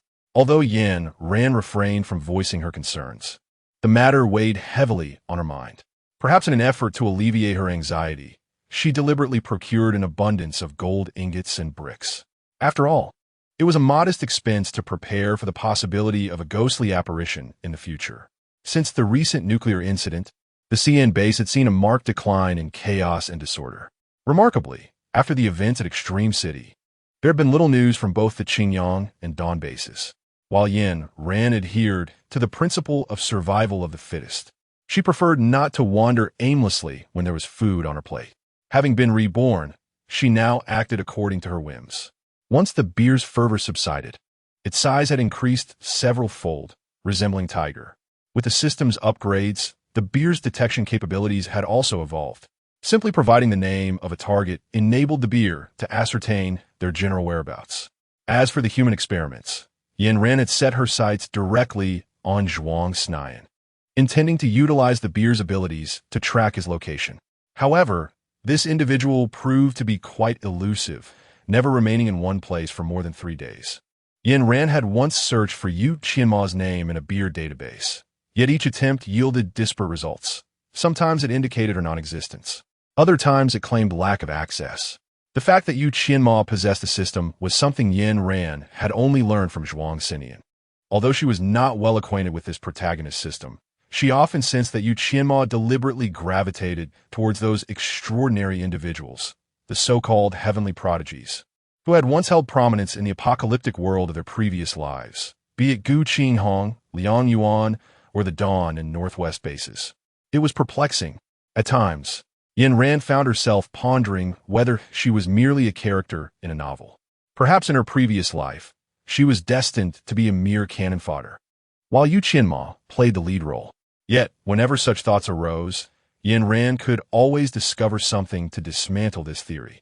After all, in this life, she too could emerge as the protagonist. She possessed the same advantages as any leading character and had like-minded companions. She garnered respect and affection from others. However, there were moments when Yin Ran questioned the significance of this so-called protagonist. In the narrative of each individual life, was she not the leading figure? Were supporting characters merely destined to serve the protagonists? If, as Zhuang Xinian posited, she, Yin Ran, was the antagonist while Yu Qianma was the heroine, then the man who vanquished the antagonist could indeed be deemed the hero. Such a narrative seemed overly simplistic. Could it be that if Yin Ran were to eliminate Yu Qianma, she too could assume the role of the heroine? All the characters in this tale appeared to be mere figments of the system's imagination. Yin Ran genuinely believed that it was not Yu Qianma targeting her, but rather the so-called protagonist system that had set its sights on her. How absurd! What merit did she possess to warrant such focus? Just when Yin Ran thought Yu Qianma would not appear before her, the woman materialized once more, accompanied by 3 men, Guanji Zai, Gu Qinghong, and Liang Yuan. Perhaps the system had assigned Yu Qianma yet another peculiar task, as the tenderness in her gaze towards Yin Ran was strikingly pronounced. At times, Yin Ran genuinely feared that Yu Qianma might be on the brink of a mental breakdown. The tasks issued by the system were indeed bizarre, oscillating between directives for Yu Qianma to kill her and then to develop affection for her. "Miss you. Do you require anything?" Yin Ran stood at the entrance of her territory, her impatience evident as she inquired. Upon seeing her, the 3 men beside Yu Qianma inexplicably grew wary, as if the mere movement of Yin Ran's hand would provoke them to unleash a barrage of gunfire. Ran, why do you seem so distant? Aren't we good sisters?" Despite the several meters separating them, Yu Qianma maintained a feigned smile, pretending to complain. "Let's get to the point. Spare me the pleasantries." Yin Ran rubbed her temples and closed her eyes in irritation. If it weren't for Liang Yuan approaching her under the pretext of a discussion on behalf of the Dawn Base, she truly had no desire to meet these individuals. However, Liang Yuan's letter was replete with elaborate descriptions that piqued her curiosity. Very well, Yu Qianma grimaced and reluctantly began recounting the events. After the extreme cold weather dissipated, the bases in the north and south commenced their migration towards the central region, intending to delineate areas and establish bases. The concept itself posed no issue, provided the divisions were made judiciously, as the various bases would not interfere with one another. Yet, unexpectedly, after the areas were delineated, the bases in the north and south abruptly reneged, desiring to merge and share resources. Following the reluctance expressed by both the Dawn Base and the Qinghong Base, the northern and southern bases conspired to exert control over the central bases. Upon finishing her tale, Yin Ran raised an eyebrow. "What does this have to do with me? You convened without our participation. You may handle this matter as you see fit." Chapter 87. A devastating blow after speaking. Yin Ran turned to close the gates of her territory. Observing Yin Ran's indifferent demeanor, Yu Qianma gritted her teeth and abruptly lunged forward, placing her hand against the closing gate. The sight elicited concern among the men present, as they could almost envision the forthcoming turmoil. Yu Qianma braced herself for tears, discreetly rubbing her eyes as the tears began to fall. Yin Ran observed the actions of the 4 individuals with a sense of helplessness, covering her eyes to shield herself from the sight of their eccentric behavior. "Hey, Yu Qianma, this door is fully automatic." Yin Ran's words exploded in the ears of the few present like a thunderclap. Once they regained their composure, the anticipated outcome failed to materialize. Yu Qianma's hand was not ensnared by the heavy iron door. Observing the tears streaming down Yu Qianma's face, even the most oblivious of men sensed something amiss. In contrast to the empathy etched on Guanji Chai and Gu Qinghong's faces, Liang Yuan exhibited no reaction whatsoever, calmly hiding behind the 2. At the Dawn Base, he had encountered numerous insincere women, and Yu Qianma's act was truly antiquated. Yet, despite Liang Yuan's reluctance, he felt compelled to feign concern. In a letter, He had apprised Yin Ran of the current state of the Dawn base. It was a far cry from its former self, and Liang Yuan wielded little real power. To survive, he was left with no choice but to comply.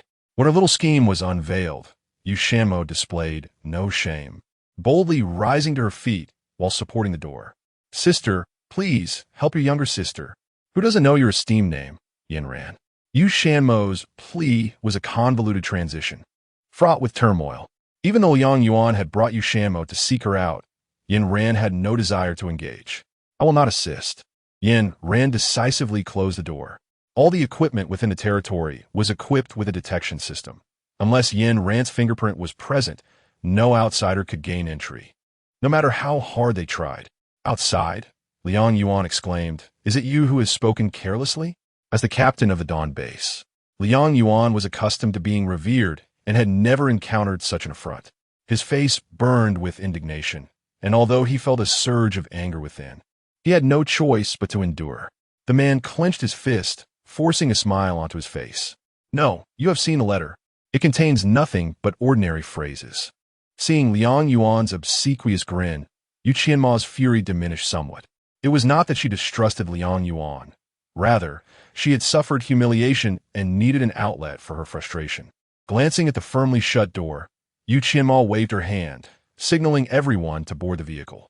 As the villa receded into the distance, she gritted her teeth and murmured, "Yin Ran, this is your own doing. Don't blame me for not warning you." There were only a few people in the vehicle, and Yu Qianma did not bother to lower her voice. Liang Yuan, overhearing her words, felt a flicker of concern in his eyes. Yu Qianma released her hold on Gu Qinghong's lips, her gaze dreamy as she looked at Liang Yuan's serious countenance, playfully tapping his lips with her fingernail. "I see." When she realized she was not going to elicit any amusement from him, Yu Qianma turned away and began to flirt with the two men in the back seat. Noticing the others enjoying themselves, Liang Yuan discreetly scribbled a note, folded it into the shape of a crane, and tossed it out of the car window. Having read the note in her hands, Yin Ran immediately burned it. "Is it Liang Yuan again?" Qiao Yun, Evelis Toots, quickly deduced that the crane was Liang Yuan's handiwork upon sensing Yin Ran's discontent. "He claims that Yu Qianma will incite the northern and southern bases to attack us. But what's the rationale behind it?" Xiao Jun furrowed his brow, questioning how the northern and southern bases could be so easily persuaded to strike. Noticing his confusion, Yin Ra smiled at Qiao Yun. "Some matters require no justification." With that, Yin Ran exited the room, leaving Xiao Jun to ponder in silence. It was merely a case of the clam and the heron contending, with the fisherman reaping the benefits. If Yu Qianma aspired to be that fisherman, she must first consider whether she possessed the requisite capability. Moreover, as events had yet to unfold, the roles of hunter and prey remained uncertain. However, beyond Yu Qianma's situation, Yin Ran was more preoccupied with another concern. The migration of the northern and southern regions resulted from locusts decimating their food supplies. To survive, the bases in these areas were compelled to move towards the central region. Unlike the bases situated on plains, Yin Ran's base was nestled in the mountains. Locusts, as creatures, did not ascend mountains to feast on crops. They were deterred by low temperatures and high altitudes. For these reasons, Yin Ran harbored no worries regarding food shortages. Her sole concern was the natural disasters that might ensue following the locust's passage. The ability of animals to foresee impending disaster surpasses that of humans by several folds. Upon sensing danger, they instinctively begin to migrate. This instinct for survival is deeply ingrained in their nature. In the face of natural calamities and man-made catastrophes, even the most advanced measures cannot safeguard human lives. Consequently, Yin Ran found herself pondering whether to cultivate additional grains for storage. Her domain could readily absorb supplies into a spatial realm. Yet food is not something that can be consumed instantaneously. Nonetheless, with her space possessing preservation capabilities, there is no fear of spoilage, regardless of the quantity stored. Given the substantial population in her territory, it is undoubtedly prudent to stockpile provisions. Once her resolve was firm, Yin Ran immediately set her plans into motion, undeterred by the weather, diligently tending to the fields. She maximized the potential of her land. Simultaneously, to alleviate the residents' concerns. She openly shared her suspicions, deciding to enter a phase of extreme food storage. In her previous life, when natural disaster struck, Yin Ran had been dispatched to a remote island to undertake a mission. Despite the island's small size and its isolated location, it remained unaffected. As the mission drew to a close, they received news that their base had suffered a catastrophic disaster. Following the onset of the apocalypse, countless lives were lost, and the population dwindled from billions to mere millions. This calamitous event further reduced the populace by 900 million, leaving only 100 million. Such a cataclysm was not confined to their nation, but rather impacted the entire globe. Reports indicated that during the disaster, tectonic upheavals shook the ground, the sky turned crimson, and seawater surged inland. In the aftermath of this calamity, the remaining survivors were relocated to that small island by the Dawn base. Yin Ran had only heard tales of the scenes that unfolded during disasters. She had never witnessed them firsthand. The small island where she found herself was situated at the very edge of the earth, a pristine sanctuary untouched by human exploitation, rich with natural resources. Upon her arrival, she was utterly enchanted by the island's breathtaking scenery. Its remote location and lack of inhabitants meant that the zombie virus had not spread to this haven. However, it was a lamentable reality that in her lifetime, Yin Ran had never been able to locate that island on any map. Indeed, it was not a mere oversight. Throughout her life, she had been unable to find that island's coordinates. This unfortunate fact implied that when calamity struck, she could not lead the residents of the base to safety on that island. Initially, she was taken aback by her inability to locate it. Yet, when even the advanced technology of her system failed to reveal its existence, she was compelled to accept the disheartening truth. That island was a mere figment of a world that no longer existed. In truth, when she had glimpsed that island in her previous life, she had genuinely believed it to be the ethereal paradise depicted in literature. A place so astonishing that it seemed impossible for such a sanctuary to exist amidst a world ravaged by the rampant zombie virus. In hindsight, the most prudent course of action was to ascend to higher mountains. Should the waters begin to recede, the basins and plains would inevitably succumb to the sea, while the heights might still offer a glimmer of survival. If the waters were to reverse their flow, it would take at least 15 days to return to normalcy. This meant Yin Ran needed to stockpile provisions for no less than 15 days to ensure that her fellow residents would have sustenance. Although her storage was ample, she was reluctant to deplete her reserves, preferring to keep them as a contingency. Yin Ran has already selected the lofty mountain. Once the grains are sown, she can lead her residents to M Mountain. Upon discovering that her territory could be teleported, Yin Ran was astonished. After the initial surprise, relief washed over her, grateful for her live streaming system. However, Yin Ran is not one to neglect her responsibilities. In a few days, she plans to convey messages of potential disasters to various bases. Regardless of the circumstances, they are all citizens of the same nation, and Yin Ran sincerely hopes that more lives can be preserved. In any case, she has delivered the message. Whether they choose to believe it is entirely up to them. Yin Ran had been occupied with farming lately, neglecting her time in the survival simulator. On the day after the harvest, Gu Qinghong led hundreds of individuals to her base. Yin Ran, hand over the food at once, or do not blame us for being impolite. Gu Qinghong, resembling a princess, was perched on the shoulders of two men. Flanking her were two men and two women, all clad in distinct uniforms, faces unfamiliar to Yin Ran. Upon hearing Gu Qinghong's declaration, the four individuals glanced towards the villa. Their expressions varied. Noticing their intense gaze fixed on Xie, Yin Ran realized these four were the leaders from the northern and southern bases. In the central region, nearly everyone was aware of Yin Ran's appearance. After all, in the Central Territory, it was nearly impossible to find anyone more audacious and proud than Yin Ran. Provoking the Dawn base, obliterating the Extreme City, crushing the CN base, and annexing the Northwest base. These were all feats accomplished by Yin Ran. While some may have exaggerated her prowess, each incident was astonishing in its own right. The crucial point was that despite causing such turmoil, Yin Ran could potentially emerge unscathed. which only heightened the admiration others held for her. Though the four individuals were unfamiliar with Yen Ran, they had heard whispers that she was a woman. When he stepped out from the entrance, all four were taken aback. One of them turned to Gu Qinghong and whispered, "Isn't Yen Ran a woman? Why does this look like a man?"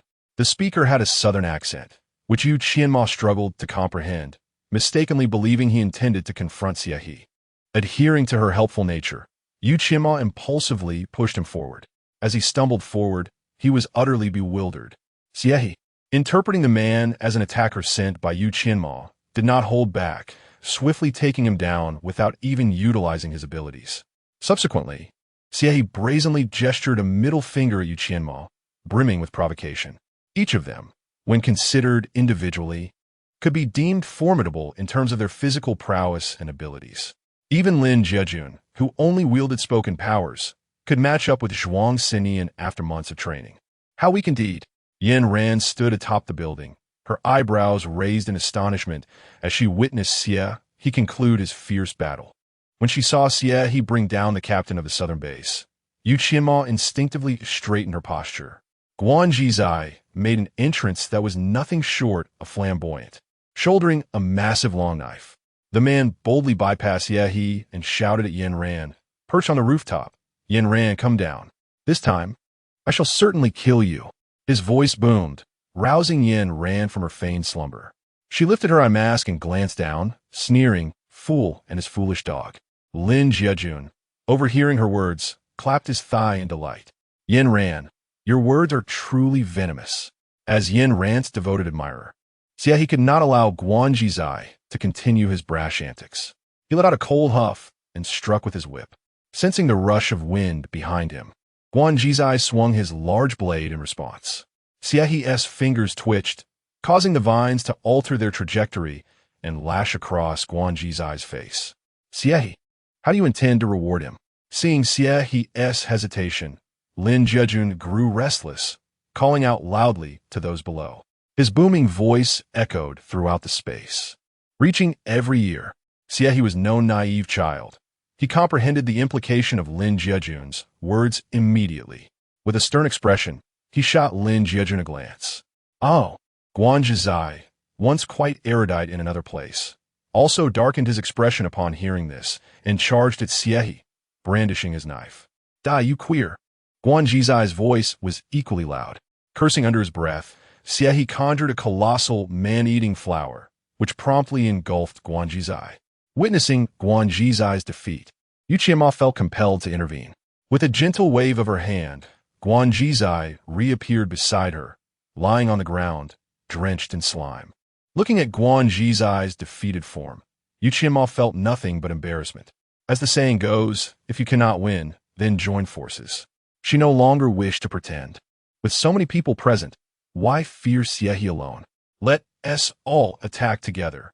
With her command, her followers surged forward. Seeing hundreds charging at Xie, Gu Qinghong would not stand idly by. He leapt down from the top floor. "Get lost!" As his ethereal voice rang out, those of lower rank were hurled backward, crashing heavily to the ground. "How about that? ISN to your brother, handsome?" Lin Jiejun boasted, playfully nudging Xie. Though Xie's face displayed disdain, a glimmer of amusement flickered in his eyes. "Useless. All of you are useless." As she watched her adversaries sprawled on the ground, Gu Qinghong shouted in frustration. She had brought forth the ability users from both the northern and southern bases. How could they still be unable to prevail? With a glance at Lin Jiejun and Xie, Gu Qinghong's expression shifted, her tone turning seductive as she spoke. Chapter 89. The Leading Lady? "Brothers, please stop fighting. We concede." As she spoke, Gu Qinghong deliberately approached Lin Jiejun and Xie. Upon hearing her voice, Lin Jiejun rolled his eyes in annoyance and glared at Gu Qinghong. He barely managed to utter a sound before falling silent. Xie, who had been looking elsewhere, turned his head in confusion when Lin Jiejun ceased speaking. Upon meeting Xie's gaze, Gu Qinghong sauntered over with a flirtatious look, their eyes locking momentarily. After this exchange, Xie's expression gradually dulled. "Now, bring Yen Ran down to me." Once she had successfully gained control over the two, Gu Qinghong smiled while wiping away her tears, her eyes gleaming with an unyielding ambition. The group that had been subdued by Lin Jiajun now regarded Gu Qinghong with a hint of trepidation. They had initially perceived her as a delicate, ineffectual vase reliant on men. However, they were taken aback as this seemingly fragile vessel effortlessly subdued two formidable opponents. Typically, Lin Jiajun would have eagerly engaged, but today, he bypassed Huang Muling entirely and marched directly towards Yan Ran. His unusual demeanor did not escape Yan Ran's notice. Before he could speak, she swiftly slapped him. Pain, indeed, proved to be an effective remedy. The strike jolted Lin Jiajun from his reverie. Sister, with Yan Ran so close, Lin Jiajun felt a flush of embarrassment. What are you doing? Observing Lin Jiajun's flushed expression, Yan Ran delivered another slap. Subsequently, Lin Jiajun sat in a corner, munching on duck delicacies, his clarity restored. Having dealt with one, Yan Ran approached Xie, wielding a stick. The plant summoned by Xie, he had been thoroughly subdued by Yan Ran countless times, their power appearing to her as trivial as a child's play. She deftly dodged the tendril's assault and, wielding her weapon like a flowered sword, struck Xie on the head. Awake now?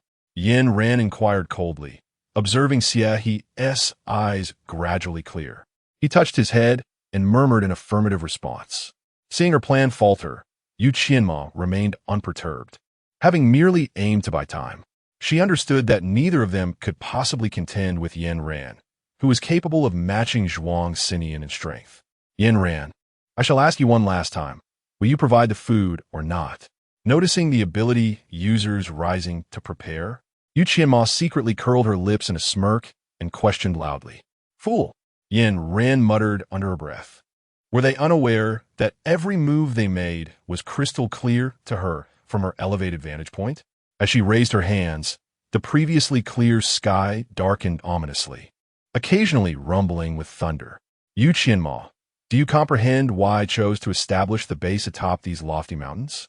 Despite the cacophony surrounding them, Gu Qinghong could distinctly hear Yan Ran's voice. Witnessing the furious lightning in the sky, Gu Qinghong furrowed her brow and urgently called out, do not heed her words. Unleash your abilities. Quickly, ignoring her own dignity, Gu Qinghong's voice trembled on the brink of breaking. The ability users below, upon seeing this, hastily began to demonstrate their powers. Yan Ran observed the myriad of extraordinary abilities below and calmly snapped her fingers. No! At her command, a bolt of lightning descended from the heavens, shattering the defenses of the crowd and striking them down. In comparison to Lin Jiajun's powers, Yan Ran's abilities were evidently more lethal. With a single blow, she toppled everyone to the ground, rendering them incapable of rising. Captain Yu, we must take our leave. Witnessing the significant losses, the northern and southern bases, despite Gu Qinghong's entreaties, were unwilling to remain and quickly bid farewell before fleeing. Gu Qinghong had relied heavily on the resources of the northern and southern bases for her ascent to the mountain, as she had not brought many individuals with her. Now, with their departure, only Gu Qinghong and a few of her ability wielders remained. Outnumbered and in a dire situation, Gu Qinghong began to play the victim, believing that her dignity was inconsequential as long as she could survive. Unfortunately, Yan Ran was no longer inclined to indulge Gu Qinghong's antics. After all, Gu Qinghong had repeatedly tried to undermine her. Yan Ran was busy and had no time to entertain her. Now that she had brought the confrontation to Gu Qinghong's doorstep, there was no reason for her to let it slide. Having already severed ties with Zhuang Xinyan, Yan Ran would not spare Gu Qinghong, even if she invoked Zhuang Xinyan's name. As Yan Ran approached her step by step, Gu Qinghong felt a surge of panic and began to retreat. She regretted not having followed the others. You all, hurry up, kill her. Seeing Yan Ran draw her dagger, Gu Qinghong cried out in terror to Guan Zhichai and Gu Qinghong. If it had been earlier, Yan Ran might have entertained Guan Zhichai's presence, but today, she was resolute. Tossing the daggers sheathed to the ground, Yan Ran forcefully propelled herself forward. With a blade piercing Guan Zhichai's neck, he fell lifelessly to the ground. Having been provoked time and again, Yan Ran's patience had worn thin.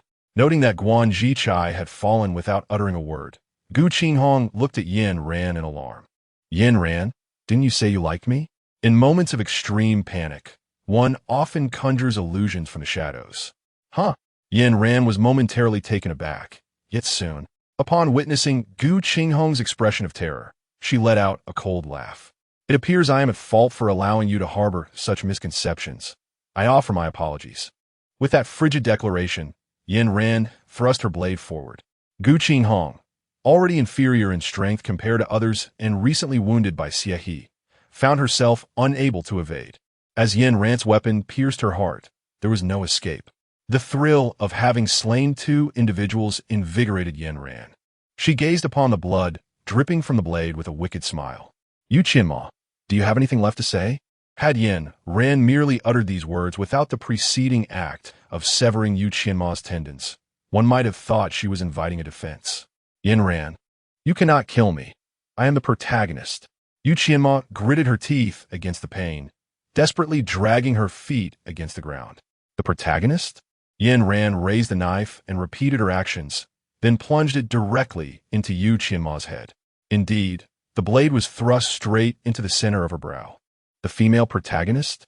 I am still the captivating enchantress." Yin Ran withdrew the blade, a cold smile gracing her lips as she flicked the blood from its edge. "If you truly are the heroine, where is the hero to rescue you?" Yin Ran mockingly spoke in a chilling tone, casually kicking the lifeless body of Yu Qianma. Chapter 90. Altering the Future. As soon as Yin Ran's voice fell, a chilling sound resonated within her mind. "Ding! The female lead system has been detected.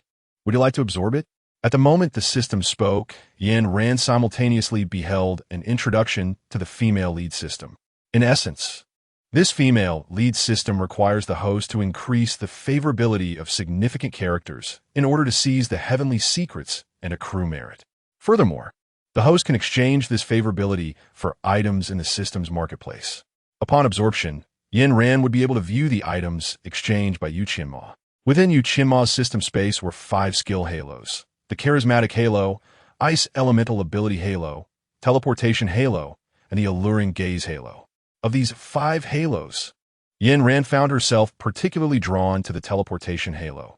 She deemed the others rather inconsequential. Aside from the halos, there lay a book within the system space. Its cover featured Yu Qianma alongside 5 men, titled End of the World's Sweet Pet. The goddess captivates all. In this narrative, Yu Qianma is the protagonist, while Yin Ran assumes the role of a supporting character. The text describes Yu Qianma as a captivating heroine, one who ensnares powerful men with a mere glance.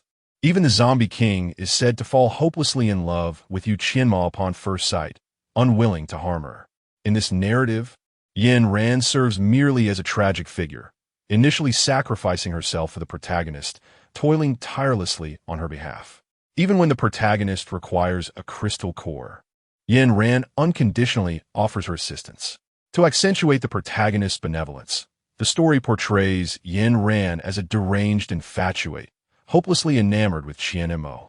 After Yin Ran's demise, Qian Mo even goes to the extent of crafting a coffin for her, placing it in water for her spirit to wander. Following a hasty conclusion, Yin Ran slams the book down on the table, exclaiming in disbelief, "What a ridiculous tale." Upon finishing the book, the previously silent protagonist's system suddenly whispers enticingly, "Do you wish to become the main character? I could grant you a halo." The system's voice is notably youthful, reminiscent of a child's. Taken aback by this second voice in her head, Yin Ran retorts, "Did you not absorb it? How can it still speak?" After a brief silence, the livestream system coldly responds, "Absorption does not entail the capture of its will, only its abilities." Following this statement, the livestream system falls silent again. Perceiving Yin Ran's disinterest, the protagonist's system plaintively suggests, "I can provide you with energy. I am far superior." Dismissing the childish remarks, Yin Ran counters, with the protagonist gone. Does the male lead still exist? The protagonist's system hesitates, then softly clarifies, "Without the female lead, the heavenly order will designate another." The world you inhabit is also a narrative. Seemingly revealing too much, the protagonist's system emits a panicked cry before falling silent once more. Another tale within a tale. Yin Ran let out a cold laugh. After all, it was merely a novel, and in her case, she could certainly be deemed a villain. Upon hearing that the Heavenly Order would still send forth the female protagonist, she retrieved a lighter from her pocket and set ablaze the corpses of Gu Qinghong and the others. In a few months, it would mark a year. Perhaps it was a portent of impending calamity, for the zombies had seemingly vanished without a trace. Estimating the time, after dispatching messages to various bases, Yin Ran teleported the base to Mount M. Before the seawater inundated, she meticulously distributed provisions to each household. They were to remain indoors for 15 days until the waters calmed. During the disaster's onset, the ruthless corpse-crushing base had entered a state of dormancy, with everyone dutifully staying inside, untouched by the turmoil. You defied the narrative.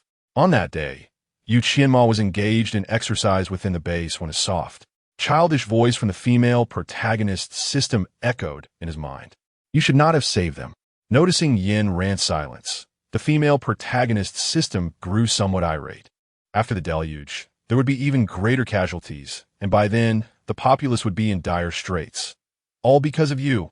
A barrage of accusations resounded within Yin Ran's mind, causing her to furrow her brow without uttering a word.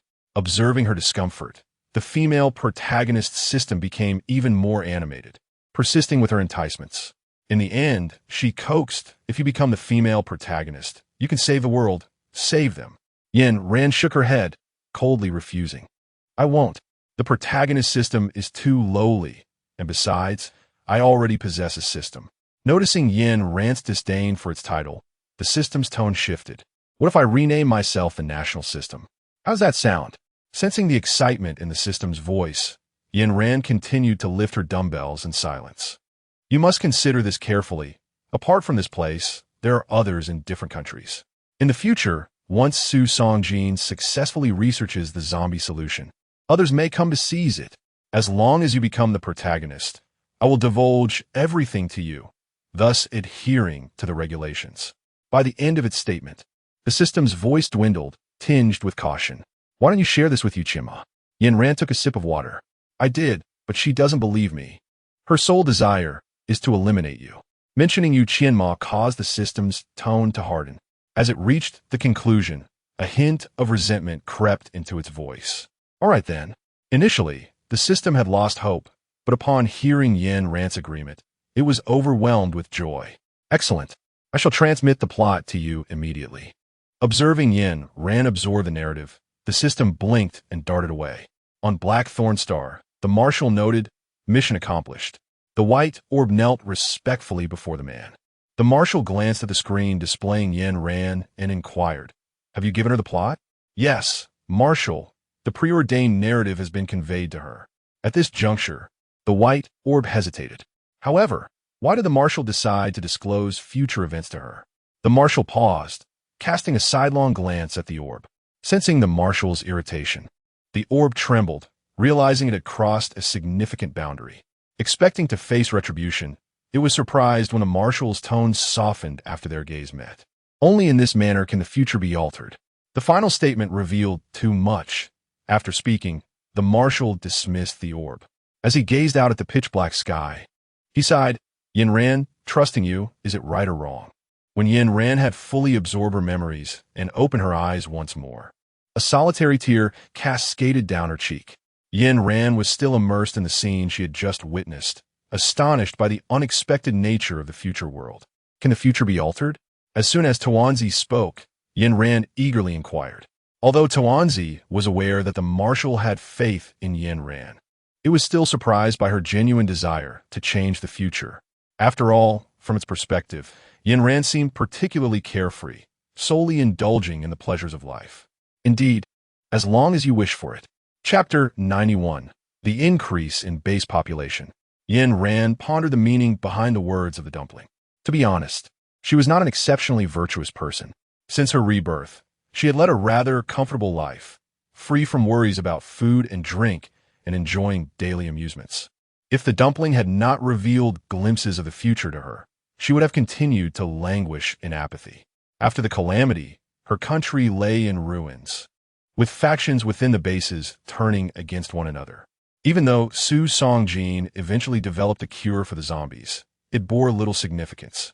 The population of their nation had dwindled drastically, rendering them incapable of standing against other countries. The inevitable outcome was national annihilation. In that so-called future, Yen Ran did not see her own reflection. According to the dumpling, what she witnessed was merely a scene from a novel, and her absence was due to her character's early demise within its pages. However, reality diverged drastically from fiction. She, Yen Ran, was not only alive but thriving. She was the singular anomaly in this world. Her foremost objective was to restore her nation. After reviewing the future narrative, Yen Ran realized she must unite the various bases. Only through solidarity could they direct their efforts toward a common goal. The dumpling decided to compose a letter to Liang Yuan of the Dawn Base. Observing Yen Ran's swift planning, the dumpling felt a surge of trepidation. It appeared the martial strategy had succeeded. The dumpling sighed, having presumed that humans were inherently greedy. Yet it had encountered an exception. Both it and the streaming system were products of the stars, tasked by the Marshal to select hosts from Earth to fulfill their mission. Initially, the streaming system had fixed its sights on Yen Ran, while the dumpling, in its self-perceived nobility, hesitated to choose. When its energy was nearly depleted, it was reluctantly claimed by Gu Qinghong as a host. Among the systems, there existed a small circle, and, as the streaming system continued to garner accolades, the dumpling felt a twinge of discontent, wishing to urge its host to complete the task post-haste. Yet, Gu Qinghong was solely focused on pursuing Min and Yen Ran, resolutely avoiding the mission. After fretting for so many days, the dumpling finally found solace in the prospect of idling. Much like the streaming system, Yen Ran is a person who swiftly executes her thoughts. In her perspective, the significance of individuals will only amplify in the future. Therefore, she harbors no grudges from past conflicts. Her intention is to save as many people as possible, while also discerning a select group. Fortunately, the surveillance camera at the entrance of her territory aids in assessing individuals' loyalty levels. Those with a loyalty score below 50 will be promptly dismissed. Upon receiving Yen Ran's message, Liang Yuan was the quickest to respond, leading a group of people towards her. Mount M, situated in the northern central region, is within a half-day's journey for them. With only 2 days remaining before the seawater inundation, she hopes these individuals will seize the opportunity and not squander her efforts. Observing the multitude of vehicles trailing behind Liang Yuan, Yen Ran raised an eyebrow. Are they relocating their entire household? Liang Yuan, surveying the not particularly expansive base, felt a twinge of hesitation and glanced back at the crowd, grappling with a sense of regret. Yen Ran immediately discerned Liang Yuan's thoughts. Without uttering a word, she reached for the list of the Dawn Base. After a brief glance, she placed her hand on the button at the entrance of the base. With a swift motion, the entire base expanded instantaneously, doubling in size and incorporating amenities such as a cinema and sports facilities for leisure and entertainment. Wow! The scene before Liang Yuan was utterly surreal, prompting an involuntary exclamation from him. All right, let us have everyone line up one by one. Just to be clear, some individuals may not pass through and will have to wait outside. In an effort to prevent Liang Yuan from becoming upset upon seeing the results, Yen Ran felt it necessary to clarify the potential consequences. With a wave of his hand, Liang Yuan expressed his complete agreement with Yen Ran's decision. After all, a small faction within the Dawn Base disregarded his authority, making it an opportune moment to utilize this machine to filter out those lacking sincerity. Curiously, Liang Yuan stood beside Yen Ran, both of them observing the screen together. As each individual passed through, their basic information and loyalty levels instantly appeared on the display. Yen Ran glanced at the loyalty level, 95. This indicated that this individual could undertake more confidential missions within the base. In this apocalyptic world, human nature is inscrutable. Within a fleeting moment, one can conjure a myriad of thoughts. Yen Ran's actions were motivated by a desire for reliability. Moreover, once they entered the base, they would benefit from its advantages. What harm could it do to pass through the gate? After a few hundred individuals had successfully entered, the remaining group suddenly rebelled, protesting vehemently against passing through the machine gate. The individuals at the front were Liang Yuan's trusted followers, and seeing their own people proceeding, Liang Yuan chose not to intervene with those at the back. During the last visit, Liang Yuan had discerned that following Yin Ran would surely lead to a prosperous outcome. Lin Jiejun's face had grown rounder since then. Witnessing the commotion from behind, Yin Ran decided to cease further efforts, closing the gate and dismissing the remaining individuals. Once the gate was shut, the once boisterous crowd fell silent, realizing that Yin Ran no longer desired their presence. "What shall we do, boss? This woman clearly means business and will not show us any mercy," a thin man in the crowd inquired under pressure as dusk began to settle. "Damn it, then let us not blame me for going independent." The leader spat out a mouthful of phlegm onto the ground, speaking fiercely. "We swear to follow you to the death. Big brother," they chanted, attempting to intimidate the base with their fervent cries. The surveillance cameras at the entrance captured the commotion, briefly focusing on them before shifting away, ignoring the disturbance. "Boss, the cameras." As the crowd that had just shouted noticed the cameras turning in their direction, they instinctively fell silent, believing they had instilled fear in their adversary before leaving Mount M. Inside, Liang Yuan gazed hungrily at a table laden with delectable dishes. "Goodness, had I known it would be like this, I would have pledged my allegiance to you long ago." Although Liang Yuan's subordinates remained silent, they observed the rapidly increasing loyalty on the screen, and Yin Ran smiled, raising her glass. "Welcome, newcomers." After Liang Yuan and his trusted followers joined the base, the number of individuals in the ruthless base surged from 2,000 to 3,000. Those wishing to cultivate the land could do so, and those inclined to fight zombies could engage in that as well, emphasizing a philosophy of unrestrained choice, rather than imposing constraints. Yin Ran preferred to allow everyone the freedom to choose. Only in this way could they avoid feeling oppressed and, in the future, refrain from rebellion. Chapter 92. The third barrier. The message had been conveyed. If others chose not to believe, there was little Yin Ran could do. She would never shamelessly approach another S base and beg for their faith in her. As her territory expanded day by day, as the Lord, Yin Ran was endowed with numerous capabilities. With time slipping by, disaster was on the horizon. Gazing at the clear sky and feeling the gentle breeze, Yin Ran sensed that few would believe a calamity was imminent. Now, that Liang Yuan was also part of the base, to enhance his sense of involvement, she entrusted him with some fundamental tasks. After the notification was dispatched, it took no more than 10 seconds for the base to empty. In Yin Ran's domain, no one dared to question her commands. After noon, the sky began to darken gradually, with ominous clouds enveloping the heavens. At this moment, the major bases finally realized the veracity of Yin Ran's warnings. They commenced a frantic packing of their belongings, preparing to journey to Mount M. However, time was of the essence. The power of the encroaching seawater was an overwhelming force against which the land could not contend, especially in the plains. Some astute individuals proposed the idea of utilizing Earth-based abilities to construct a protective canopy. While the concept seemed straightforward and accessible, reality often proved otherwise. Erecting a shelter capable of withstanding the sea's onslaught would necessitate hundreds of Earth manipulators. Perhaps only through the combined efforts of the various bases could such a structure be realized. Yet, some bases clung to foolish hopes, believing that Yin Ran might come to their rescue. It was only when the water surged above their heads that they comprehended the true nature of the impending disaster. Conversely, there were other wise bases that, although not aligning themselves with Yin Ran, discreetly relocated to the foothills of Mount M, relying on its presence to fend off the invading waters.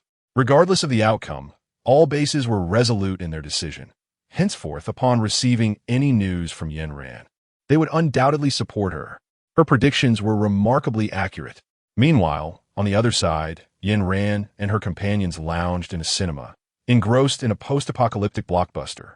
Captain Liang Yuan reclined in a massage chair, exuding an air of laziness, with an assortment of snacks laid out beside him. "Captain Liang, do not consume all the points." Yin Ran gazed at the towering pile of snacks before Liang Yuan and kindly cautioned him. In this base, without points, one could accomplish nothing. Hearing Yin Ran's words, Liang Yuan nodded, continuing to swiftly indulge in his morsels. Yin Ran glanced at her watch and promptly rose to make her way to the training room. Recently, she had grasped a new technique, and deemed it an opportune moment to practice against the mermaid creature. Whereas the captain gone? At that moment, as the film was about to commence, Liang Yuan turned to inquire the others upon noticing Yin Ran's departure. Off to train, came the reply. The rest had long since become accustomed to Yin Ran's routine. Whenever the hour struck, she would head to the training room to hone her skills. After months of this, they all admired her unwavering determination. Sometimes, a little respite can be more beneficial to one's health, Xiao Jun remarked nonchalantly after sipping his tea. While this statement held some truth, it nonetheless sounded like a convenient excuse for idleness to Liang Yuan, who crunched on his snacks. Why should I overthink it? He mused, reclining comfortably. Upon reopening his eyes, he found that Yin Ran had already plunged into the depths of the ocean. This particular level had been her battleground close to 10,000 times. Compared to before, she could vaguely match the character's speed. Yet, she always found herself drained of stamina in the water, unable to land the final blow. Today, Yin Ran intended to try a different approach. She knew that the creature would spawn at the last moment before its demise. If she could sever the mermaid creature's tail first, she could weaken its power and prevent it from spawning. In the past, her initial strike had always been her strongest. Thus, when the mermaid creature appeared, she charged forward with excitement, swiftly slicing off its tail. As the tail fell away, the mermaid creature attempted to flee. However, relying solely on its arm strength, its speed was greatly diminished. Sensing the possibility of victory, Yin Ran lunged beside the creature and delivered a decisive blow, severing its head.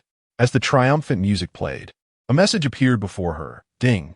Level 2 has been cleared. The third level will soon commence.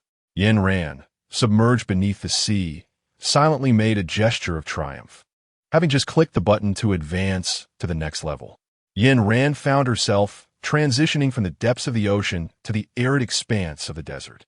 The stark contrast from the frigid sea to the scorching sands momentarily overwhelmed her, causing her to collapse onto the ground.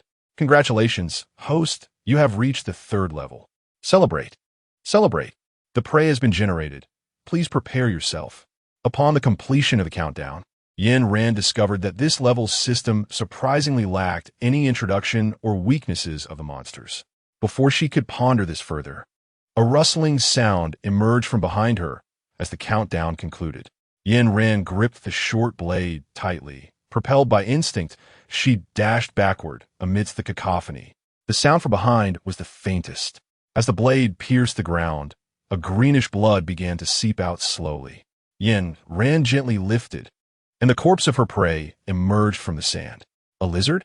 Ding! Congratulations, host, on discovering prey 110. Desert lizard, a creature that thrives in arid landscapes. It revels in the heat and delights in feasting on cacti. It is adept at concealing itself. Remember, do not allow the desert lizard to come into contact with your skin, for it will instantly drain you of life, leaving you a mere desiccated husk. Yin Ran noticed the number 10 within the parentheses, indicating the existence of 10 organisms in this arid desert. The desert lizard she had just encountered was merely one among them. Observing the sand around her continuing to emit a soft, rustling sound, she swiftly retreated. Once at a safe distance, Yin Ran retrieved several throwing knives from her pocket and hurled them toward the spot where she had earlier detected movement. As the blades pierced the sand, the ground was stained crimson. It seemed she had indeed struck a target, she thought, pulling on the fine line attached to her rope with force. A creature, as large as a dog, emerged from beneath the desert sands. Ding! Congratulations, host, on discovering prey 410, horn viper, highly venomous and adept at concealment. Weakness, moves slowly in sunlight. Remember to flee if you encounter a horn viper at night. The ears of the fennec fox are remarkably sharp, and it moves with great speed. Weakness, prone to seduction.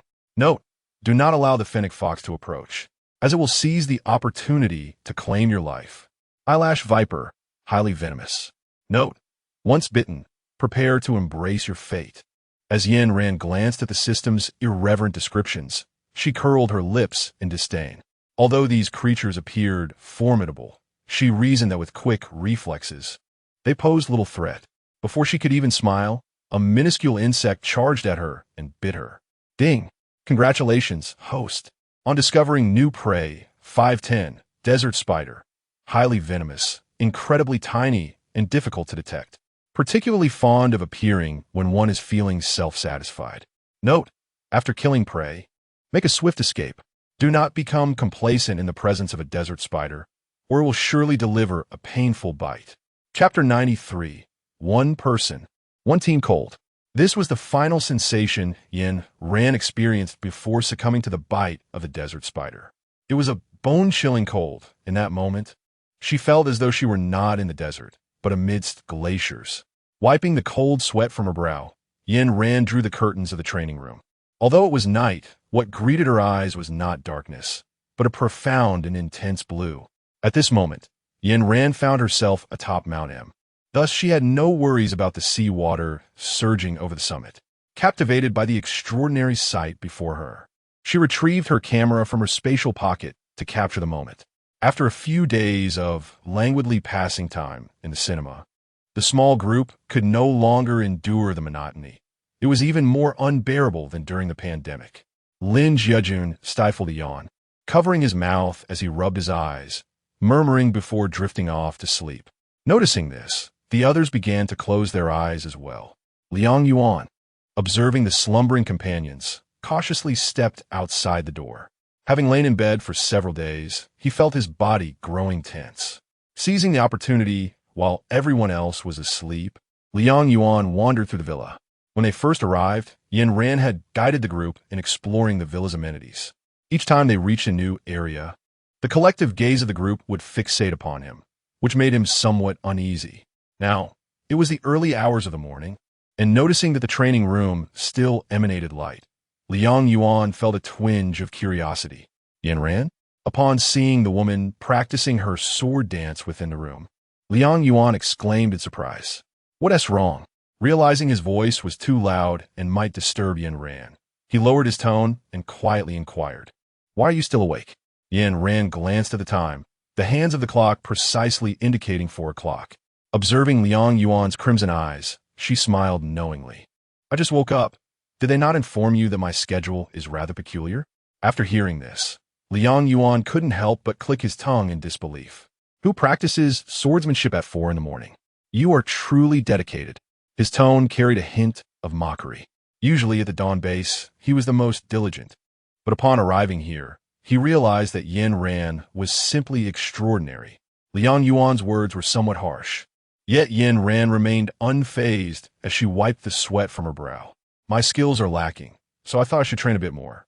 As Yin Ran's words hung in the air, Liang Yuan's head shot up abruptly.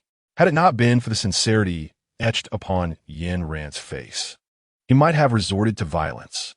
Provoked by her, Liang Yuan's pleasant demeanor evaporated, and he exited the training room with a frigid expression.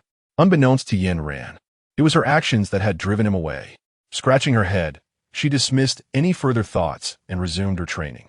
In the days leading up to the influx of seawater, Yin Ran had imposed no demands on her companions, allowing them the freedom to indulge in leisure. After all, who could resist the allure of a barbecue and a large television amidst the apocalypse? After a week of unrestrained enjoyment, Yin Ran began to impose some discipline. As the termination of the seawater surge signaled an impending enhancement of the creatures outside. At this juncture, all individuals within the base had abilities exceeding level 5, while levels 1 through 5 could be attained through the consumption of crystal nuclei. Progression beyond level 5 resembled a hollow abyss, seemingly unattainable. Fortunately, thanks to the interstellar crystal nuclei bestowed by AIES Shang, Yin Ran successfully elevated both of her abilities to level 7. With diligent daily practice, she steadily ascended to level 8. Today, she could confidently assert her status as one of the foremost powers in this desolate world. Upon witnessing her companions resume their training, Yin Ran proposed a duel, eager to gauge the current state of her abilities. Gesturing for the 6 individuals lined up before her to come forth, she issued a challenge. Provoked, they swiftly drew their weapons and charged forward. Liang Yuan, having never participated in such a confrontation before, hesitated momentarily, finding himself lagging behind the others. Noticing this, he licked his lips, eyes gleaming with excitement. Back at the Dawn base, He had yearned for a chance to spar with Yin Ran, but fate had denied him that opportunity. Now, with the moment finally at hand, he brandished a metal rod and advanced. In that instant of charging, Liang Yuan, underestimating his opponent, presumed that while Yin Ran's abilities were formidable, her physical prowess and technique were rather average. He had observed her in battle during their time at the Dawn base, where she relied heavily on her powers, exhibiting little movement. Although he had witnessed her training the previous night, his subconscious still led him to believe that her skills had not significantly progressed. Thus, with confidence brimming, he lunged forward with the metal rod. However, Liang Yuan was soon met with a harsh reality. As he launched an attack, Yin Ran deftly stepped back with her left foot and bent slightly to evade the strike. In a fluid motion, she wielded her sword sheath, delivering a powerful blow aimed at Liang Yuan's head. Seasoned by countless battles, Liang Yuan quickly recognized the assault and adjusted his stance, attempting to seize Yin Ran's sword sheath to thwart her advance. Yin Ran let out a light laugh, seemingly amused by Liang Yuan's naivety. Although Liang Yuan grasped the sword sheath, the sword was firmly in Yin Ran's possession. With a swift motion, she held the sheath, drew the long sword with her left hand, and, reversing her grip, struck towards Liang Yuan's head with the hilt. As Liang Yuan attempted to block with an iron rod, Yin Ran's right foot landed squarely on his chest. With a resounding thud, Liang Yuan, still clutching the sword sheath, was sent sprawling to the ground. The current Yin Ran was no longer the ordinary person she had been at the Dawn base. "Sister, your skills have improved at an astonishing rate." Observing Liang Yuan's disorientation from the kick, Lin Jiajun stepped over his legs and approached Yin Ran, applauding her. "Indeed, it is hard to imagine that just 2 months ago, you were an individual without any martial prowess." Huang Rushuan and her sister were equally astonished, for it was known that reaching Yin Ran's level of skill typically required at least a decade of dedicated practice, if not more, 20 years for some to achieve such mastery with the sword. In response to their compliments, Yin Ran could only smile modestly. Beyond her diligent training, the greatest contributor to her progress had been the physical enhancers provided by the system. The more she trained, the more she appreciated the efficacy of the enhancers. "All right, in a few days, the influx of seawater will come to an end. We should resume the foundational training for the ability users." At this point, Yin Ran paused briefly before continuing. "The crystal cores in the base are also running low. Once the disaster subsides, each team will need to venture out to combat the zombies. While the ability users at the base are advancing rapidly, their progress has been artificially inflated by the crystals, which cannot be compared to those who have honed their skills through combat. Therefore, I wish to take the opportunity after the disaster to lead the ability users out to practice their skills, to prevent being overshadowed by those of lower levels in the future. Siehe, organize the ability users into several teams based on their powers. You, Huang Muling, and Liang Yuan will each lead a team, while I will lead one on my own." Yin Ran instructed. Chapter 94, The Abnormal Offspring. Today marks the conclusion of the seawater inundation, and Yin Ran rose early. She gazed out the window and beheld a mass of dark figures clustered at the entrance, scrambling up the protective barrier of the base. Given that the base is under constant surveillance by machinery, Yin Ran had not arranged for patrolling personnel. Even disregarding them, these entities could not penetrate the barrier. They could only persistently ascend its surface. However, it so happened that Yin Ran felt compelled to train the base's superhumans. And upon the first sight of these creatures, she activated the alarm. An urgent announcement was made. "All superhumans, don your gear and prepare for battle." After 2 notifications, the superhumans stood in neat rows, gazing up at Yin Ran. At her command, they all lifted their eyes toward the protective barrier above. The barrier was densely covered with a swarm of dark entities. "Now, step outside and prepare for combat." After giving her instructions, Yin Ran opened the base's protective barrier and allowed them to exit in an orderly fashion. Observing the creatures above, Yin Ran discerned that they were evolved cockroaches. Before their evolution, these creatures were already known for their taste for human flesh. Now, they had grown to the size of turkeys. It was likely that the seawater inundation had caused these animals to undergo a secondary mutation. Gazing at the cockroaches, now as large as chickens, It was inevitable that some among the crowd would be consumed by fear. Yet, Yin Ran had previously granted them the autonomy to choose before entering the base.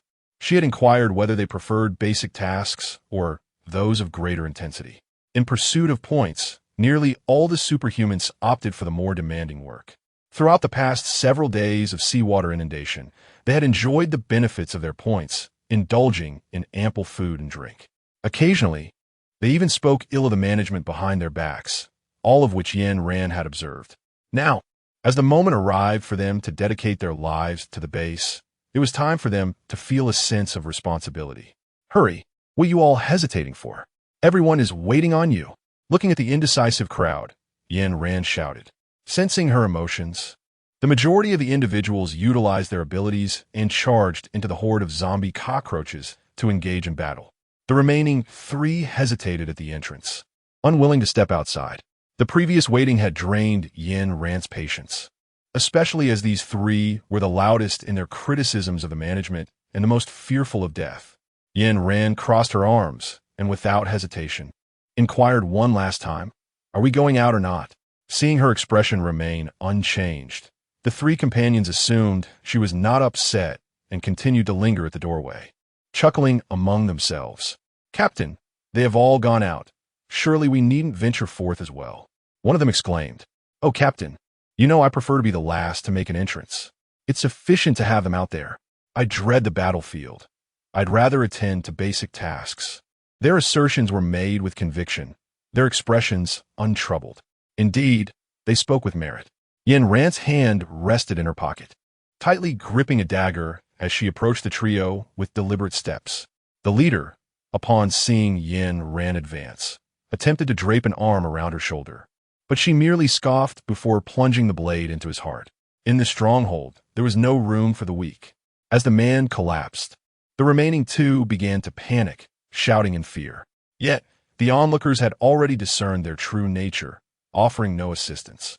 As the 2 attempted to flee, bolts of lightning erupted from Yin Ran's hand, transforming into 2 ropes that ensnared them and flung them aside.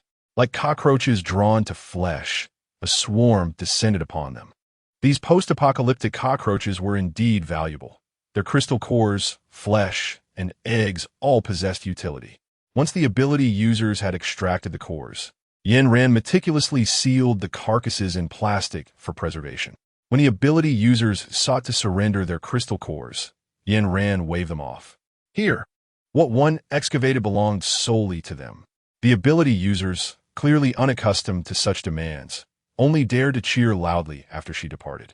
Reflecting on the scenes she had witnessed earlier, Yin Ran resolved to bring Su Mengqi and Su Songjin over. The environment here was pleasant, lacking nothing, and equipped with all necessary instruments. She refused to believe that Su Songjin would suffer the same fate as in the future, starving to death. However, what Yin Ran could confidently affirm was that Su Songjin possessed the capability to develop an antidote that could save all of humanity. Such a monumental contributor was someone she intended to secure and nurture carefully, lest these 2 wander aimlessly with others in the outside world. With an improved quality of life, Yin Ran was certain that the potion would be developed ahead of schedule. Yin Ran departed, and the 2 appeared to be at the CN base. After packing her belongings, Yin Ran temporarily entrusted the management authority of the base to Xie. Yin Ran did not disclose her departure to everyone, only informing Xie. After all, her presence at the base provided a sense of stability. Without her, chaos might ensue. Under the cover of night, Yin Ran drove straight to the CN base. With fewer passengers in the car, she activated flight mode, soaring directly above the base en route to CN. However, due to the encroaching seawater, she could not ascertain if the CN base remained in its original location, leaving her to rely on fortune. Upon arriving at the entrance of the CN base in merely half an hour, she was met with the sight of the shattered facility. Hurriedly exiting the vehicle, she searched for any signs of life. After scouring the entire base, she found no traces of human existence, and her anxious heart gradually eased. It appeared that the CN base had been evacuated. This posed a dilemma. Seated in her car, Yin Ran furrowed her brows. In this vast world, how was she to locate the 2 individuals? Glancing at the search system in her vehicle, an idea struck her. Indeed, during the previous upgrade of the beer, she had utilized its locating function to find the whereabouts of Gu Qinghong and Zhuang Xinian. Recalling this, Yin Ran swiftly entered the space and commanded the beer to search for the name Su Songjin. It was not that she wished to keep the beer confined. Currently, it was as ferocious as a tiger, and she felt helpless. The results indicated that Su Songjin was in a hospital in Mountain City. Mountain City was several 100,000 kilometers away from the CN base, prompting Yin Ran to frown as she then instructed the beer to search for Su Mengqi. The outcome revealed that Su Mengqi was situated at the foot of Mount M. Yin Ran was somewhat taken aback. Had she known that Su Mengqi was beneath her feet, she would not have come running. However, in comparison to Su Mengqi, Su Songjin was evidently of far greater significance. After a moment of contemplation, she activated her walkie-talkie and informed Liang Yuan of Su Mengqi's whereabouts, before resolutely deciding to venture to Shansheng in search of Su Songjin. If her memory served her correctly, that area was abundant with wildlife. Following the influx of seawater, a secondary mutation would undoubtedly occur, placing Su Songjin in considerable peril. Furthermore, Su Songjin was currently situated in the Shansheng Hospital. The inundation of seawater meant a resurgence of the dead. The hospital had also collected various malformed infants. Should Su Songjin encounter misfortune, what recourse would they have? Chapter 95. A commanding rescue decades ago. Shansheng was invaded by foreign foes who exploited the goodwill of its citizens to conduct numerous inhumane experiments. They even took advantage of the geographical peculiarities of Shansheng to carry out various tests involving chemical weapons. Consequently, after vanquishing the invaders, the soldiers unearthed many deformed corpses from the laboratories. During that grim period, local pregnant women bore children who were all monstrous in form. Although it was a horrific reality, these malformed infants could not survive in a normal environment and were confined to the sterile confines of the hospital. As time passed, the doctors of the hospital were astonished to discover that these deformed children did not age. They remained perpetually in the guise of infants. If Su Songjin were to encounter these mutated anomalies within the confines of the Shansheng Hospital, her fate would be sealed. Yin Ran was incredulous. A researcher who spent all day conducting experiments could hardly outrun a swift and agile mutant. Moreover, Su Songjin was already in his 50s, and his physical capabilities had undoubtedly diminished. Setting aside other possibilities, Yin Ran could only brace herself for the worst. Su Songjin's survival was a monumental boon, both for her and for the world. In her haste to reach the Mountain City Hospital, Yin Ran pressed the accelerator, propelling the vehicle to its utmost speed. Meanwhile, Liang Yuan, upon receiving Yin Ran's message, led a small team rushing towards their destination. Whether it was Yin Ran's audacity that influenced Liang Yuan, he blasted open the rudimentary gate of the CN base without a second thought. It is worth noting that Liang Yuan possessed the unique ability to transform any part of his body into a weapon. Captain Liang? What is the meaning of this? As the smoke dissipated, Mu Haitong and Yin Yun emerged from the entrance. Mu Haitong's expression faltered upon seeing Liang Yuan, seemingly bewildered by the current circumstances. After all, Mu Haitong had previously shared a cordial relationship with Liang Yuan. Liang Yuan brushed the dust off his hands with a disdainful expression, pointing at Mu Haitong with an arrogant tone. Hand over Su Mengqi. Despite their previous camaraderie, Liang Yuan's actions ignited a spark of anger within Mu Haitong. Liang Yuan, don't get carried away just because I called you Captain Liang. Do you really think you're that impressive? Mu Haitong, particularly concerned about his pride in front of the CN base, shot back. As soon as he uttered these words, a chorus of jeers erupted from behind him. Liang Yuan's teammates, witnessing the scene, were eager to charge in and defend their leader.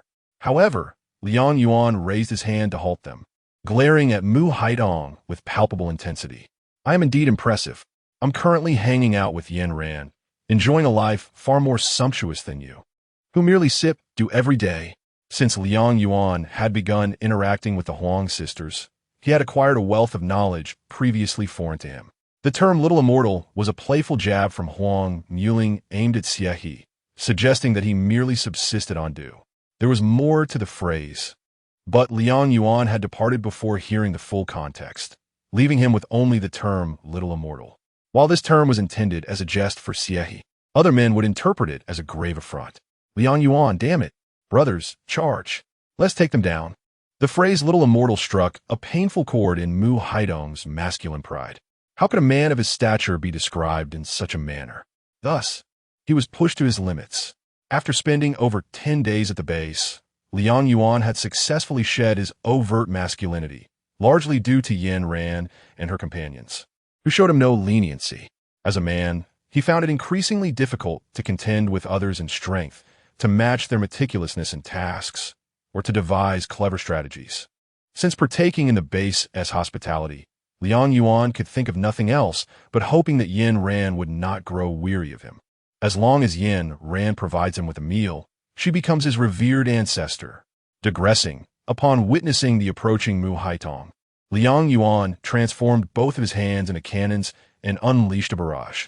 Observing the incoming projectiles, Mu Haitong cursed under his breath, attempting to cover Liang Yuan's cannon with earth. With a mere touch, his right hand morphed into a machine gun, relentlessly firing upon the CN base. Lacking any form of cover, the individuals at the CN base became akin to live targets.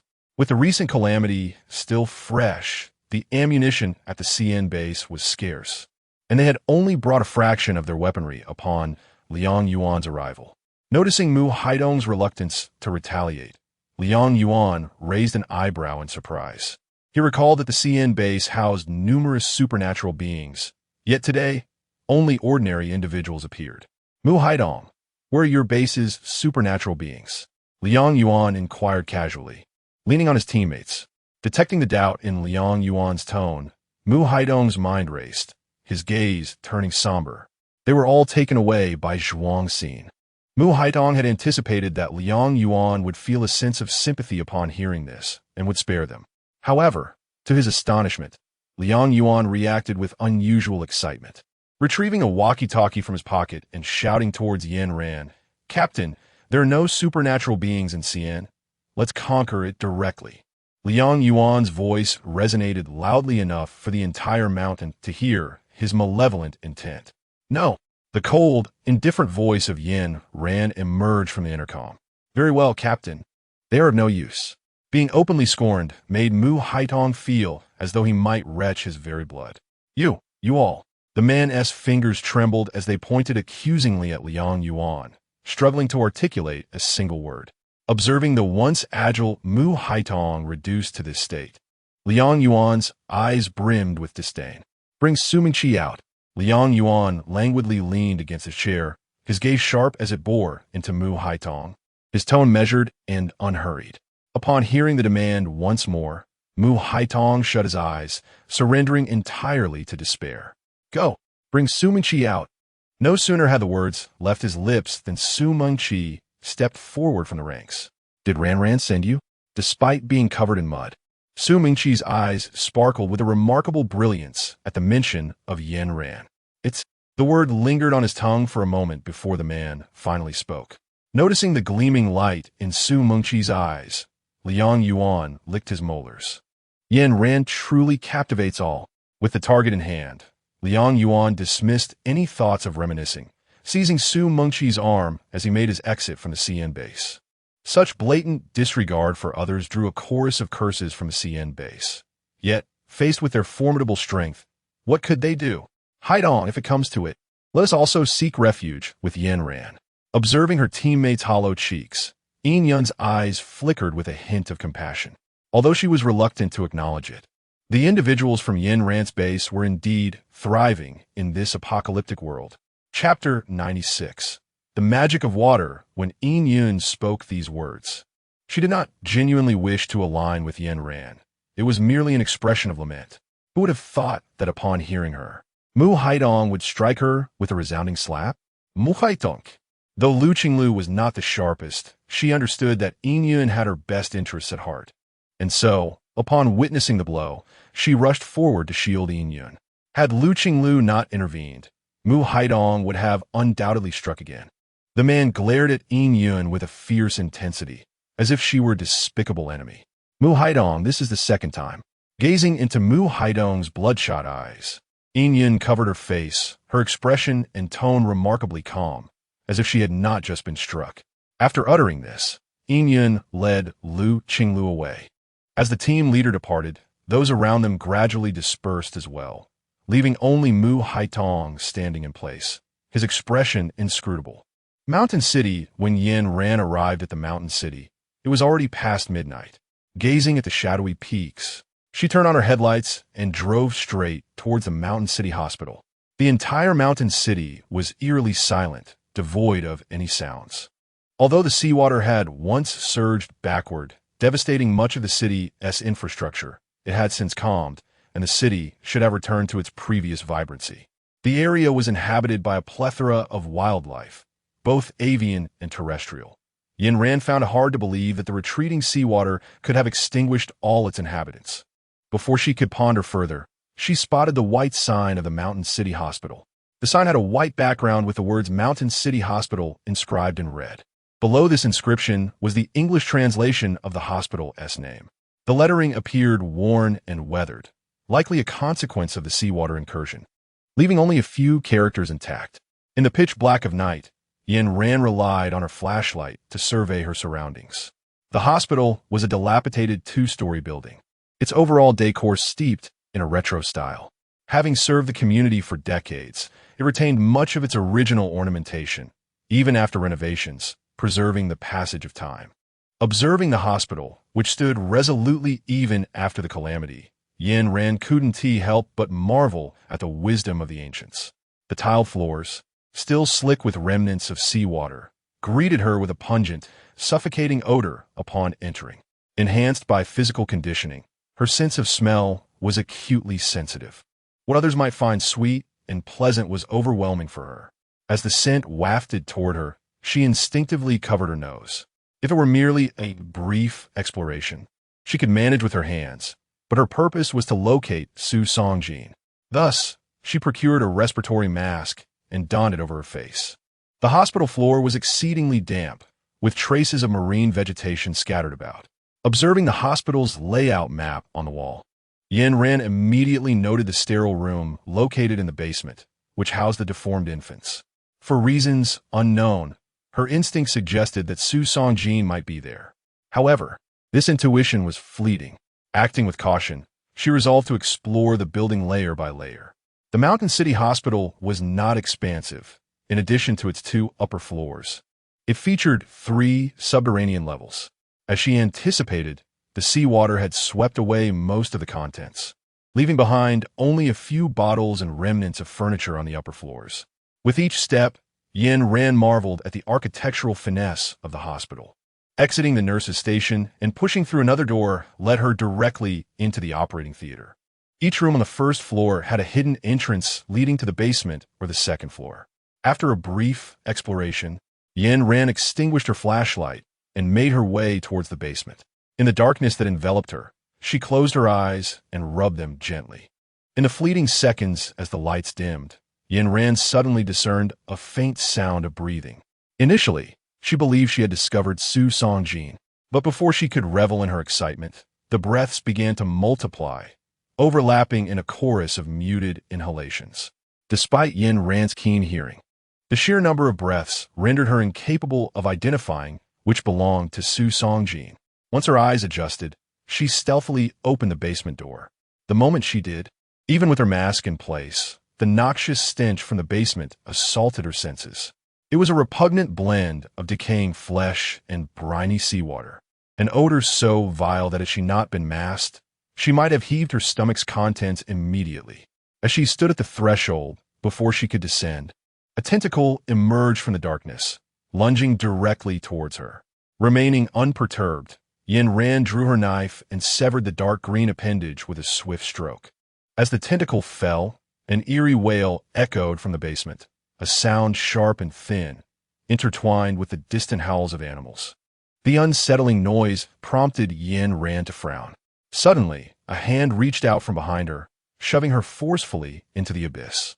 As the sensation of weightlessness enveloped her, Yin Ran pondered whether her vigilance had waned. With Yin Ran thrust downward, the darkness erupted in high-pitched laughter and tentacles surged forth. Faced with the writhing appendages, she recalled the second level of the survival simulator. Drawing upon the speed she had honed in the ocean, Yin Ran adjusted her stance using the tentacles as leverage. Gripping her long knife tightly, she executed a swift pivot, causing the tentacles to plummet from the air like slices of sashimi. Though certainly not as expertly prepared as one would find in a restaurant, Yin Ran landed steadily on the ground. Upon raising her gaze, she beheld a wall embedded with an infant possessing only a head and a torso, its limbs replaced by writhing tendrils.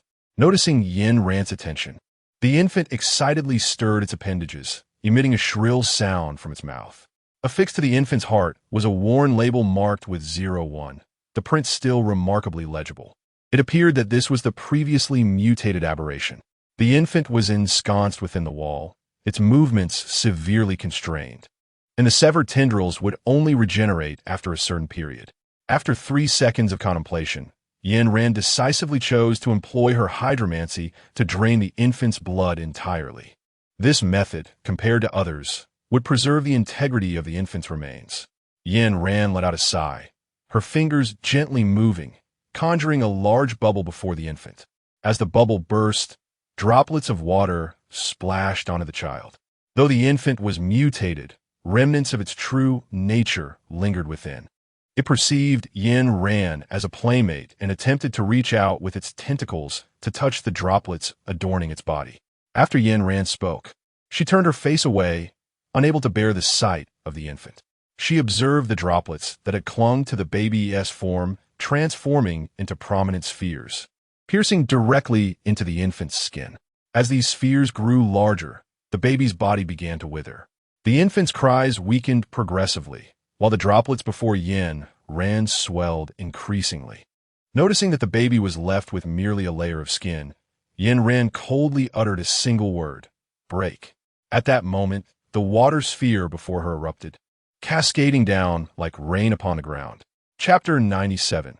Experiment subject number 8. The droplets fell to the ground and evaporated into gas, dissipating into the air. Gazing at the baby's skin embedded in the wall, Yin Ran sighed. The unexplored areas of the basement were far too numerous, and she dared not set the infant's skin ablaze with a torch. Moreover, she had yet to locate Su Songjin. Currently, she was situated in a small room on the 3rd level of the basement, with 2 more floors beneath her. Yin Ran stood in the pitch-black basement, holding her breath as she attentively listened to the sounds outside the room. Whether it was a stroke of fortune or misfortune, the silence beyond was eerily profound. The faint breath she had just heard seemed almost like a figment of her imagination. Her intuition told her that this hospital harbored numerous unknown entities. It was exceedingly rare for anyone to approach her silently and give her a nudge. Moreover, footsteps in the corridor would undoubtedly produce some sound. Even the most muted of steps would create a subtle echo against the hospital's tiled floor, perhaps a faint splashing sound. Yet, that entity had made no noise at all, save for the quiet breathing. All signs indicated that the force that had pushed her was monstrous in nature. Before opening the door to venture outside, Yin Ran tightened the mask over her face. The odor in the basement was overwhelmingly pungent. Remaining in one room for too long was evidently unwise. As time passed, a sense of agitation welled up within her. Yet, as she approached the iron door, unease began to creep into her heart once more. Yin Ran gritted her teeth, gently pushed the door open, and casually tossed the flashlight outside. This flashlight was military-grade, exceptionally sturdy and durable.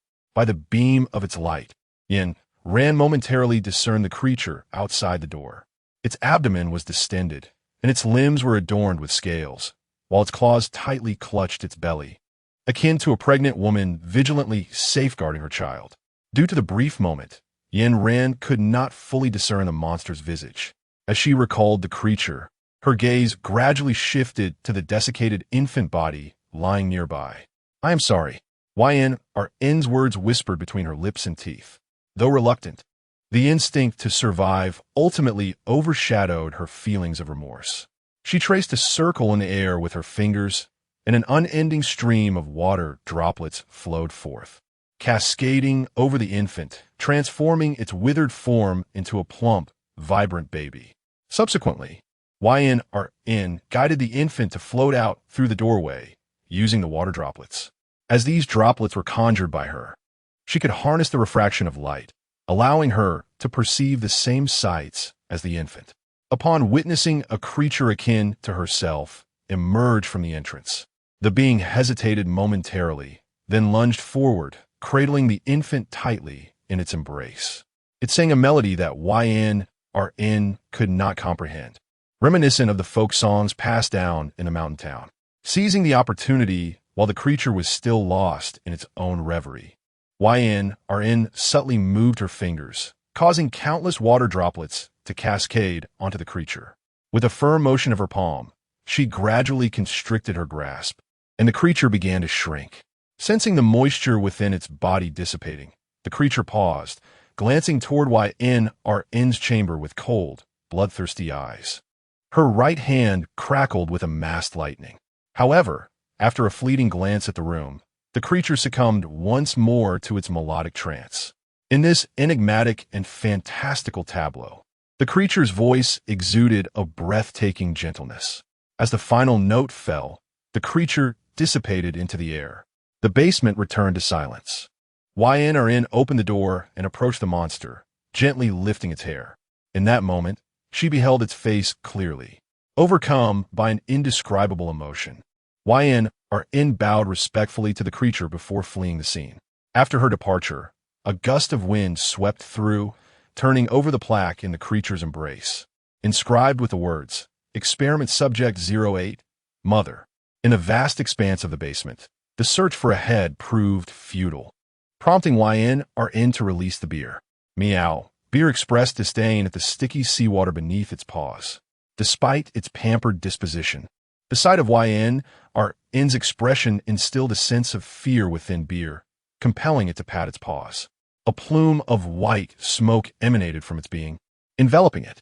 As the smoke dissipated, a youthful figure, standing at 172 centimeters, materialized before YN, gazing at Beer's innocent visage. YN felt a measure of relief wash over her.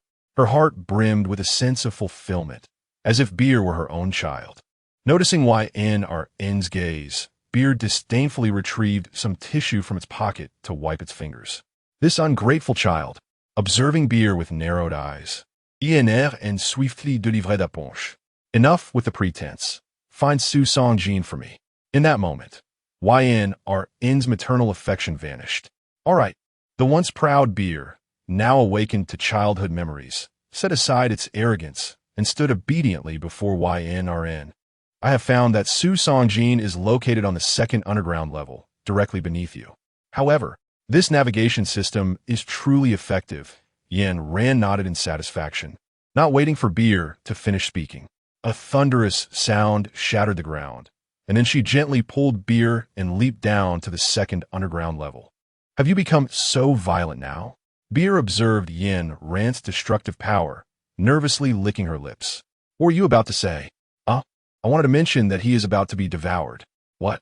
Ran was so astonished that her voice nearly broke.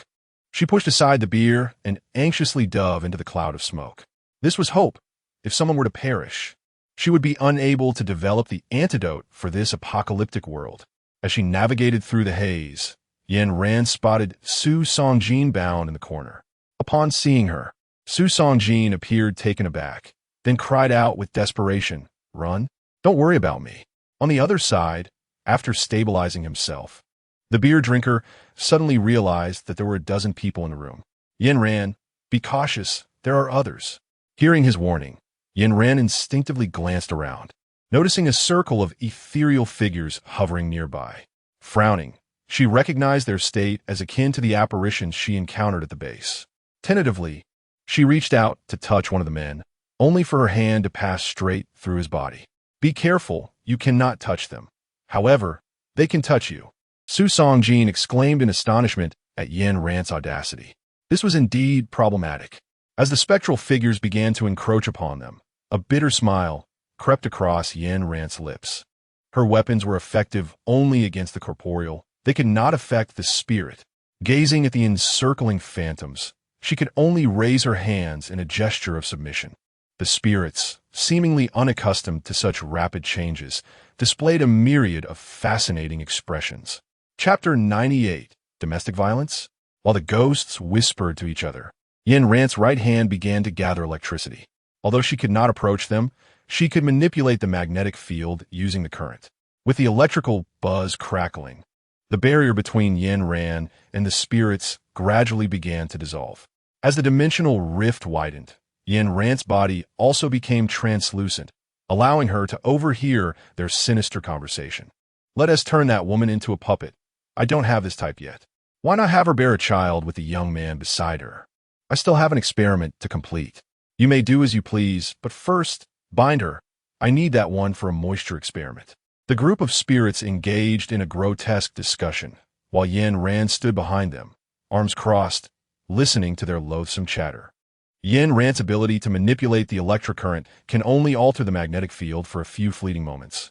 It is not a permanent power. As time inexorably ticks away, the individuals before her seem to ramble on endlessly, causing her to feel an increasing sense of urgency. She reaches out and jabs the arm of the person in front of her. Stop your incessant chatter and pay attention to me. With that, she delivers a swift punch. How dare you? Which team do you belong to that you would treat an officer in such a manner? I am your grandfather, you little rascal. Yin Ran paid no heed to them. After a few laps, those individuals collapsed. As the spirits could not perish, they would automatically fall into a state of unconsciousness when harmed. Thus, Yin Ran did not pursue them. Instead, seizing the opportunity while they were incapacitated, she embraced Su Songjin and the beer, boarding the vehicle and soaring into the sky. Yin Ran gazed down at the Shanshang hospital from the vehicle, remaining silent for 2 seconds. Subsequently, she retrieved gasoline and a lighter from her surroundings and cast them downwards. As she beheld the flames engulfing the hospital, she also unleashed a few bolts of lightning, causing the structure to collapse. Let these remnants vanish forever. Fixated on the ruins, Yin Ran pressed the accelerator and surged forward. Just as the car ascended into the air, the voice of Liang Yuan echoed through the intercom. Captain, Yin has brought a group of individuals who wish to join the base. What do you propose we do? Upon hearing Yun's name, Yin Ran raised an eyebrow. After providing a brief directive, she switched off the intercom. Who are you? A classmate of Meng Qi? Since boarding the vehicle, Su Songjin had been intently observing Yin Ran. Noticing her lower the intercom, he inquired with urgency. Yin Ran glanced at Su Songjin through the rearview mirror, her tone calm and imbued with a soothing quality. Yes, we have encountered each other once at the entrance of a university, and Meng Qi is currently at my base. Upon Su Songjin menting Su Mengqi. Yin Ran also brought up Su Mengqi. Very well, very well. The elder repeated the phrase thrice, clearly reassured. On the other side, at the ruthless base of the deadly hands, Liang Yuan surveyed the group before him with a flippant demeanor. Yun, upon hearing his words, stiffened momentarily, but soon wore a smile.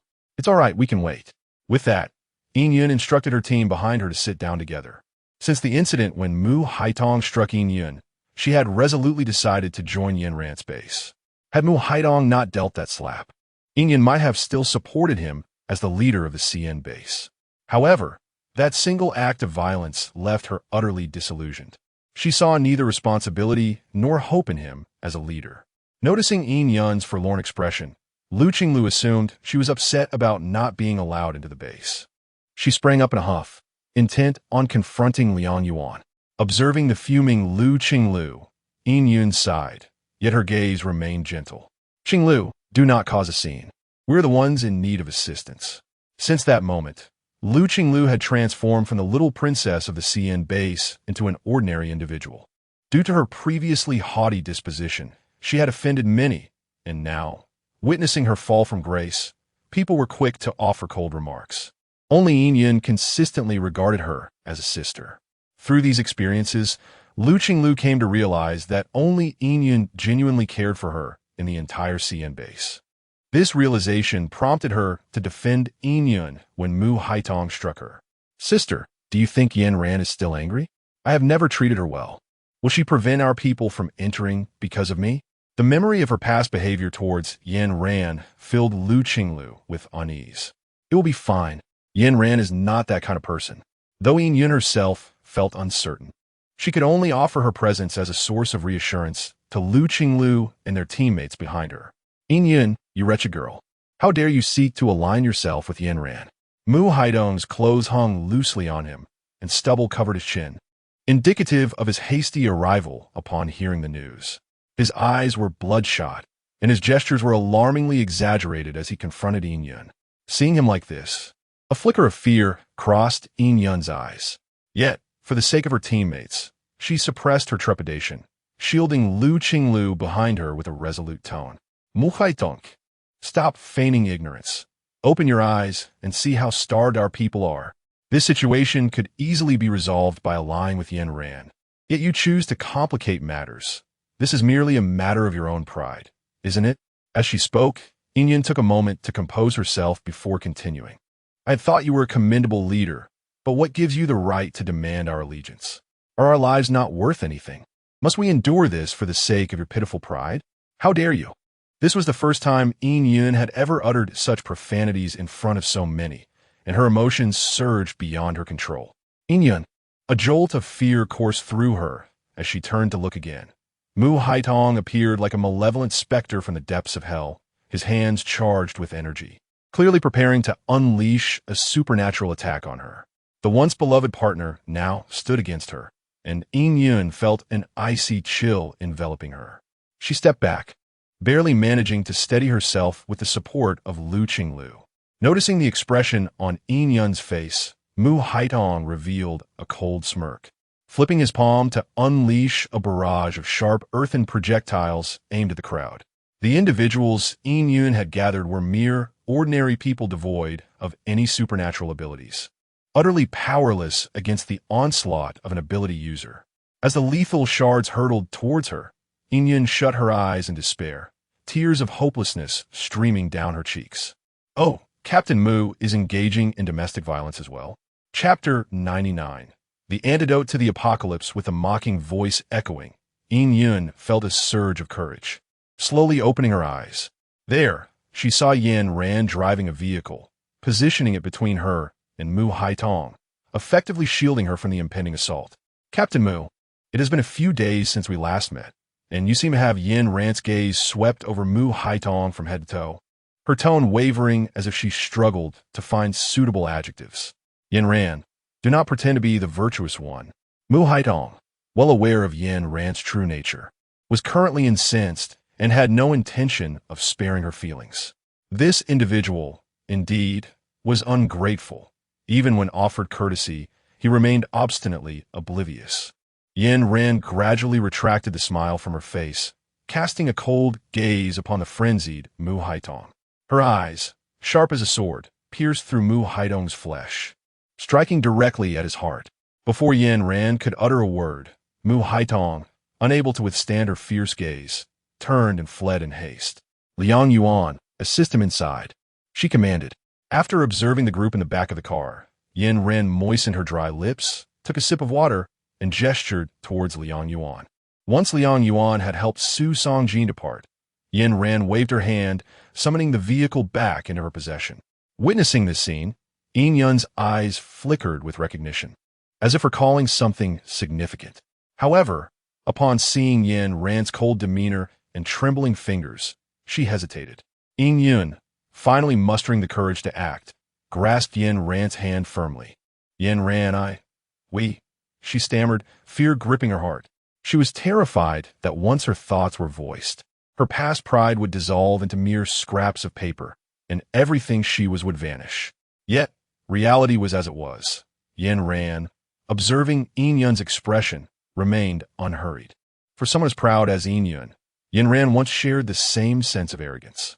The thought of seeking assistance from those she once looked down upon often led to her overthinking.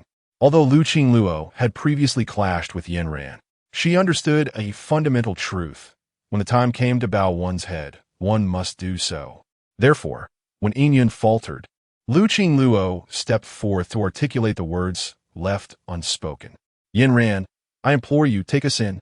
In that moment, Yin Ran found herself puzzled by the complexities of thought. Sometimes, it sufficed simply to vocalize one's desires. Very well. Form a line, one by one, to pass through this gate. Although the individuals Yun brought along were ordinary citizens of Cien, they were all former soldiers. Their physical prowess and combat skills far surpassing those of the common populace.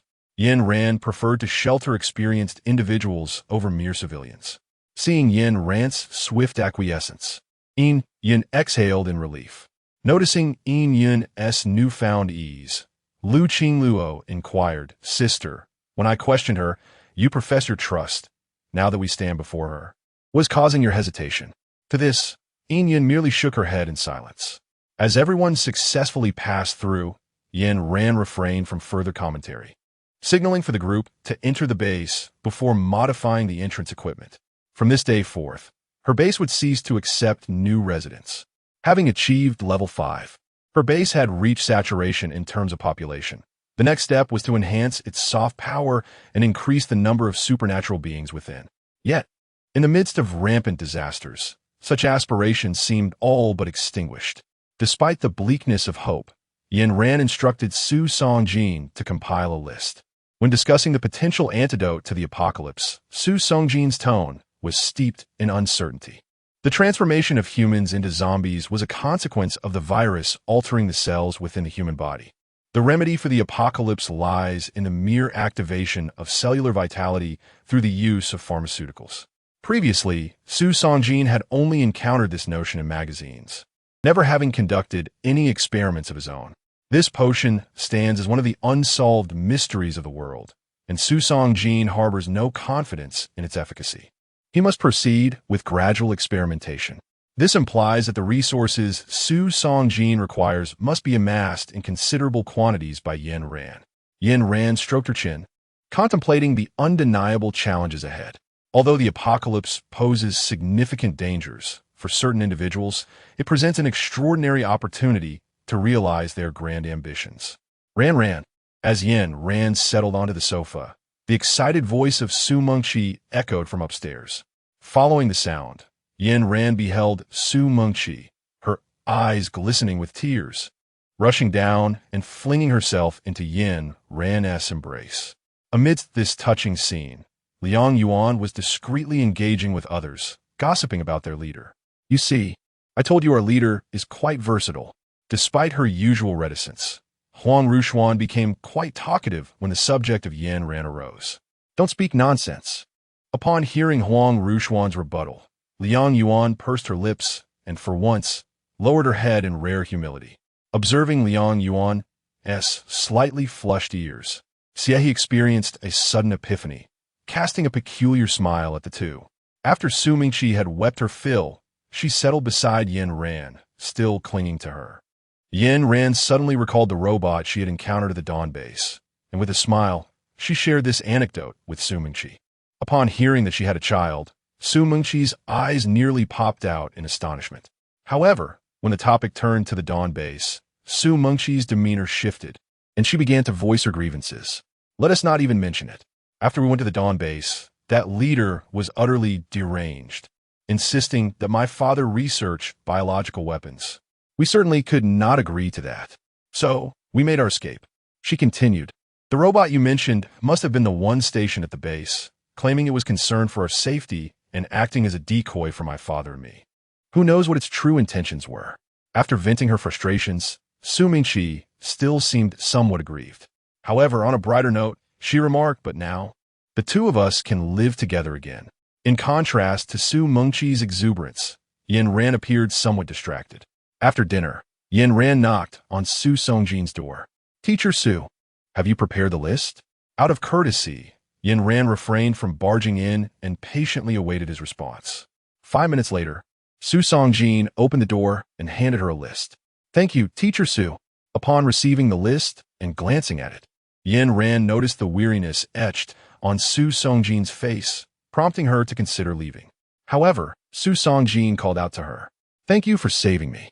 No matter how Yin Ran attempted to assist him, Su Songjin stubbornly refused to rise, insisting on bowing 3 times. After completing his bows, he gracefully stood up and closed the door behind him. What a peculiar situation. Chapter 100. A contest of handsomeness upon returning to her room. Yin Ran fell into a deep slumber, clutching the note tightly in her hand. Meanwhile, Yun sat vacantly on the sofa, gazing at her surroundings. After a considerable time, she lowered her gaze and repeatedly inscribed the name Yin Ran on the table with her fingers. Through a beer search system, Yin Ran discovered traces of several medicinal herbs and marked them briefly. Subsequently, at the morning meeting, she apprised the team leaders of her findings, expressing her intention to lead her teammates in search of the herbs. "Boss, take me with you." As Yin Ran's words fell, Lin Jiajun immediately raised his hand, wearing an expression as if to say, "If you do not choose me, I shall weep." The others, though their eyes glimmered with anticipation, remained obediently seated in their chairs. Yin Ran surveyed the surroundings before selecting a few individuals: Lin Jiajun, Huang Muling, Xiao Dun, and Yin Yun. Upon hearing her name, Yin Yun's expression shifted to one of astonishment, and she subsequently turned her gaze towards Yin Ran. However, at that moment, Yin Ran was engrossed in a conversation with Xie He regarding the conditions of the base, thus failing to notice Yin Yun's glance. Naturally, even if she would have remained silent. After entrusting the base to Xie He, Yin Ran led the group away. In any case, her space contained all they needed, rendering backpacks unnecessary. Their journey would take them to two destinations: the border city of S and the coastal city. Noticing Yin Yun's discomfort, Huang Muling and the others settled into the back seats, leaving the co-pilot position open for her. As she took her place beside Yin Ran as a teammate, Yin Yun's heart raced uncontrollably. Yin Ran retrieved 2 handguns and a box of ammunition from the space, handing them over with a measured grace. "Thank you," Yin Yun replied, her body rigid as she accepted the firearms, her lips twitching slightly as she awkwardly uttered the words. Before departing the base, Yin Ran had specifically instructed them to refrain from engaging in any unnecessary actions and to avoid overly accommodating Yin Yun, advising that everything should proceed as usual. Thus, noting the peculiar atmosphere between the two, those in the back row feigned ignorance. The geographical location of City S is exceedingly remote, plagued by fierce sandstorms. Flying there poses the risk of being engulfed by swirling sands. In contrast, traveling by car allows for a more effective search for medicinal herbs. The drive from the base to City S, with the accelerator pressed to the floor, requires 3 days. Furthermore, this journey entails traversing the infamous Death Highway, desolate zones, and marshy lakes, all of which are essential passages to City S. The AH-64 highway was notorious even before the apocalypse, primarily due to its labyrinthine routes that increased the likelihood of accidents and its alarmingly high mortality rate, with whispers of its unclean nature circulating among the populace. As Yin Ran arrived at the national highway, darkness had already enveloped the surroundings. Observing the winding road ahead, she resolved against taking unnecessary risks and opted to depart from the highway, intending to settle for a brief respite. While Yin Ran and her companions rested, 2 wobbling trucks, seemingly on the verge of breaking down, rumbled past. As they passed Yin Ran, one of the occupants disdainfully shouted a derisive remark from the open window, "Coward." Noticing the man's brash demeanor, Yin Ran suppressed the instinct of her companion, Yin Yun, who had already chambered a round in her firearm. There was no need to engage in a futile argument with the fool. With that, Yin Ran retrieved a leg of lamb and some skewers from the trunk of her vehicle. In such weather, one ought to indulge in something befitting the scene. As she disembarked, the man approached them with purpose. "Hey, roast the lamb leg and pass it over," he called out, his words punctuated by a cigarette dangling from his lips.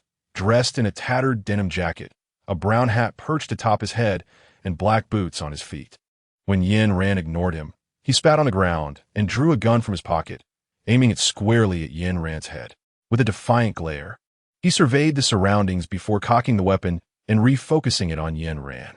"Hey, are you listening?" In contrast to the man's aggressive demeanor, Yin Ran and her group remained unperturbed, tending to their own affairs with calm detachment. Seeing that no one was paying him any mind, the man licked his back teeth, seemingly ready to pull the trigger. "Morong Jia, put the gun away." A deep voice resonated from behind him before he could act. Morong Jia rolled his eyes, a flicker of resignation crossing his features, yet as he turned, a sycophantic smile adorned his face. "Oh, isn't this brother Yuan? It was all a misunderstanding, really." Murong Jie casually hooked his gun on his thumb, elongating his tone with a teasing lilt that was quite melodious. Noting Pang Yuan's gaze, he pivoted and draped an arm around Yin Ran's shoulders. The man's tone was carefree, imbued with a unique cadence that was undeniably charming. Yin Ran cast a sidelong glance at Murong Jie's arm, and with a gentle twist, she deftly maneuvered it behind his back. Observing Yin Ran's skillful moves, Pang Yuan's eyes brightened, a smile playing at the corners of his mouth. With a sudden pull, he dislocated Murong Jie's arm, executing a swift turn to free himself from Yin Ran's grasp. Quite impressive. Noticing the altercation, Pang Yuan hurried over to support Murong Jie. My apologies for the trouble caused. Although Pang Yuan uttered these words, his gaze remained fixated on the lamb leg before Yin Ran. Yin Ran immediately discerned that one of the two individuals was playing the role of the antagonist while the other assumed the role of the protagonist. After a brief glance at the pair, she directed her attention to the others who had gathered, and they commenced their meal, leaving the two in silence. Observing the sullen expression on Pang Yuan's face, Murong Jie could hardly contain his amusement, patting the man's shoulder. Trying to appear serious, have you failed? Just watch me. With that, Murong Jie licked his molars and drew a dagger from his pocket, preparing to strike. As Murong Jie approached, Yin Ran nudged Lin Jiejun, signaling him to join in. Reluctantly, Lin Jiejun set aside his lamb, retrieving his dagger from his pants pocket to engage. Interrupting someone's meal, may the heavens strike you down. Brother. Noticing that his opponent was merely a pretty boy, Murong Jie displayed a look of disdain. Hey, pretty boy, have your companion step forward. This is no challenge. Under normal circumstances, Lin Jiejun would remain unfazed by such taunts, but today was different. Having been dragged into a fight before finishing his meal, his mood was sour, and he struck with greater force upon hearing the provocation. After exchanging several blows, Murong Jie, feeling somewhat defeated, retreated to stand beside Pang Yuan. This isn't working, brother. You take over. He then thrust the dagger into Pang Yuan's embrace and sidled away to watch the spectacle unfold. Seeing that the two had no other intentions, Yin Ran chose not to intervene. As Lin Jiejun's movement slowed, she coolly remarked, "Hurry up, or the skewers will be gone." The voice of Yin Ran was reminiscent of the spectral allure of the white impermanence from the depths of hell. Upon hearing her voice, Lin Jiejun's fleeting thought of idleness vanished instantly. Gripping his dagger tightly, he launched a fierce assault. In a matter of moments, he had sent Pang Yuan sprawling to the ground. Chapter 101. The psychic zombie. As the skirmish concluded, Murong Jie slumped into a chair, belching contentedly. I must say, what you've roasted is truly delectable. Following the sound, Pang Yuan turned to see Murong Jie seated beside Yin Ran, his mouth glistening with grease. Murong Jie. A sinister voice echoed as Pang Yuan approached. Upon recognizing him, Murong Jie flashed a conciliatory smile. Finished eating? If you're done, get up. Lin Jiejun cast a disapproving glance at the sparse meat skewers on the table, delivering a firm kick to the stool beneath Murong Jie. A mouthful to the hungry makes for a short arm to the giver. With a full belly, Murong Jie felt a twinge of guilt at the thought of angering anyone. So he patted his stomach and plopped down onto the ground. What brings you all here? Having sufficiently feasted, curiosity piqued in Murong Jie regarding Yin Ran and her companion's purpose. Kid, hasn't anyone told you not to meddle in others' affairs? Huang Muling lightly slapped Murong Jie's cheek, her tone laced with frost. Noticing the unfriendly expressions on their faces, Pang Yuan struggled to rise from the ground, swiftly pulling Murong Jie away from Yin Ran's faction before making a hasty exit. Observing their departing figures, Yin Ran revealed a mysterious smile. Shall we pursue them? While the others conversed, Yin Ran's gaze remained fixed upon the vehicles belonging to the departing duo. Xiao Dun, sensing her keen interest, inquired while his hand began to permeate the dense black mist. With a mere word from Yin Ran, he could render those two utterly oblivious to their fate. As the two vehicles swiftly vanished into the night, Yin Ran shook her head, her dagger slicing into the leg of lamb with ferocity. Noticing the pink flesh within, she cryptically uttered, "Wait." After they had dined, Yin Ran did not permit the group to rest in the desert. Having experienced the third challenge of the survival simulator, she harbored a deep-seated fear of desert spiders lurking in the sand. Regardless, the members of the base were well aware of Yin Ran's spatial abilities, leaving no reason for her to conceal them. Moreover, this space was bound to her soul, impervious to theft by any other. Gazing at the desolate surroundings, Yin Ran waved her hand grandly, transporting herself and her companions into the spatial realm. Before them emerged a grand villa, prompting Yin Yun to pinch herself sharply. Even as she lay upon the bed, Yin Yun struggled to regain her composure, feeling an overwhelming sense of restraint while glancing at Yin Ran, who lay beside her. The villa was enveloped in profound silence, amplifying every movement Yin Yun made. As she turned for the third time, Yin Ran propped herself up on one elbow, her gaze piercingly fixed upon Yin Yun. "Can't sleep?" Compared to her earlier indifference, there was a hint of weariness in Yin Ran's voice now. A bit. Observing the visibly anxious Yin Yun before her, Yin Ran's lips curled into a subtle smile, and she gently placed her hand over Yin Yun's. The moment their skin touched, Yin Ran distinctly sensed Yin Yun's body tense up.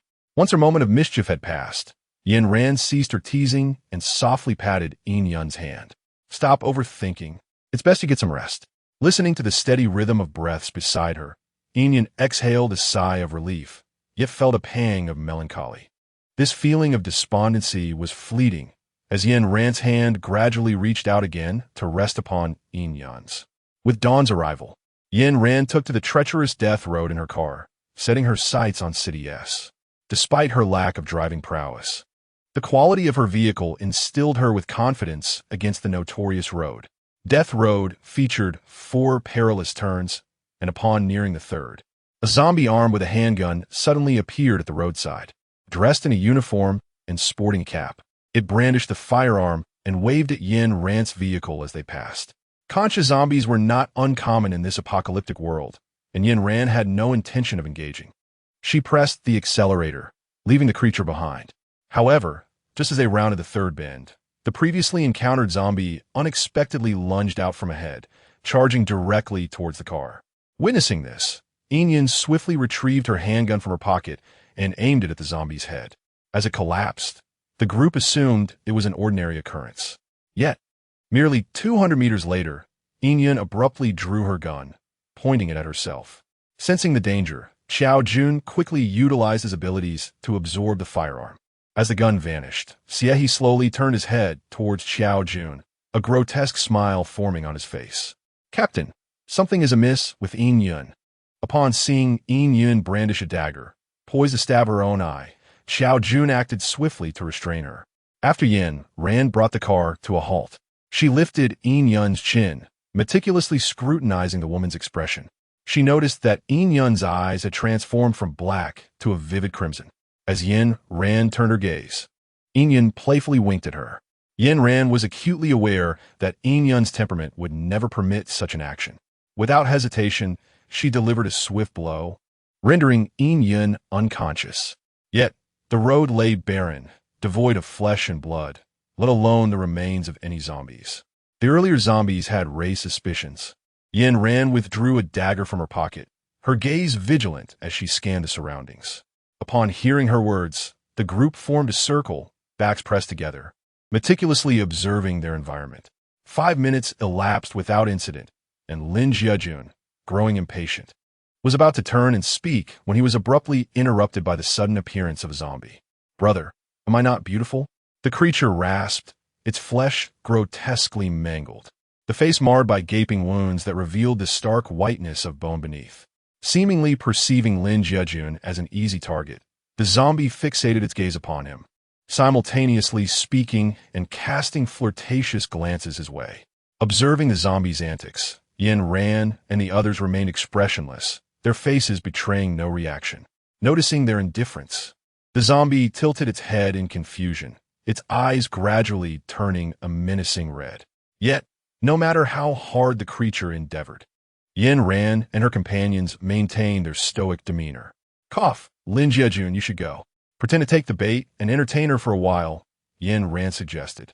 It was unclear how she discerned the creature's sense of defeat from its bloodied visage, but she nudged Lin Jiajun, signaling him to approach. Yin Ran was also curious to ascertain the limits of the zombie's abilities. The crystal core would serve to enhance Lin Jiajun's mental strength. As Lin Jiajun approached, the zombie mistakenly believed its powers had taken effect. It sauntered towards him with a feline grace, its claws gradually elongating and sharpening with each step.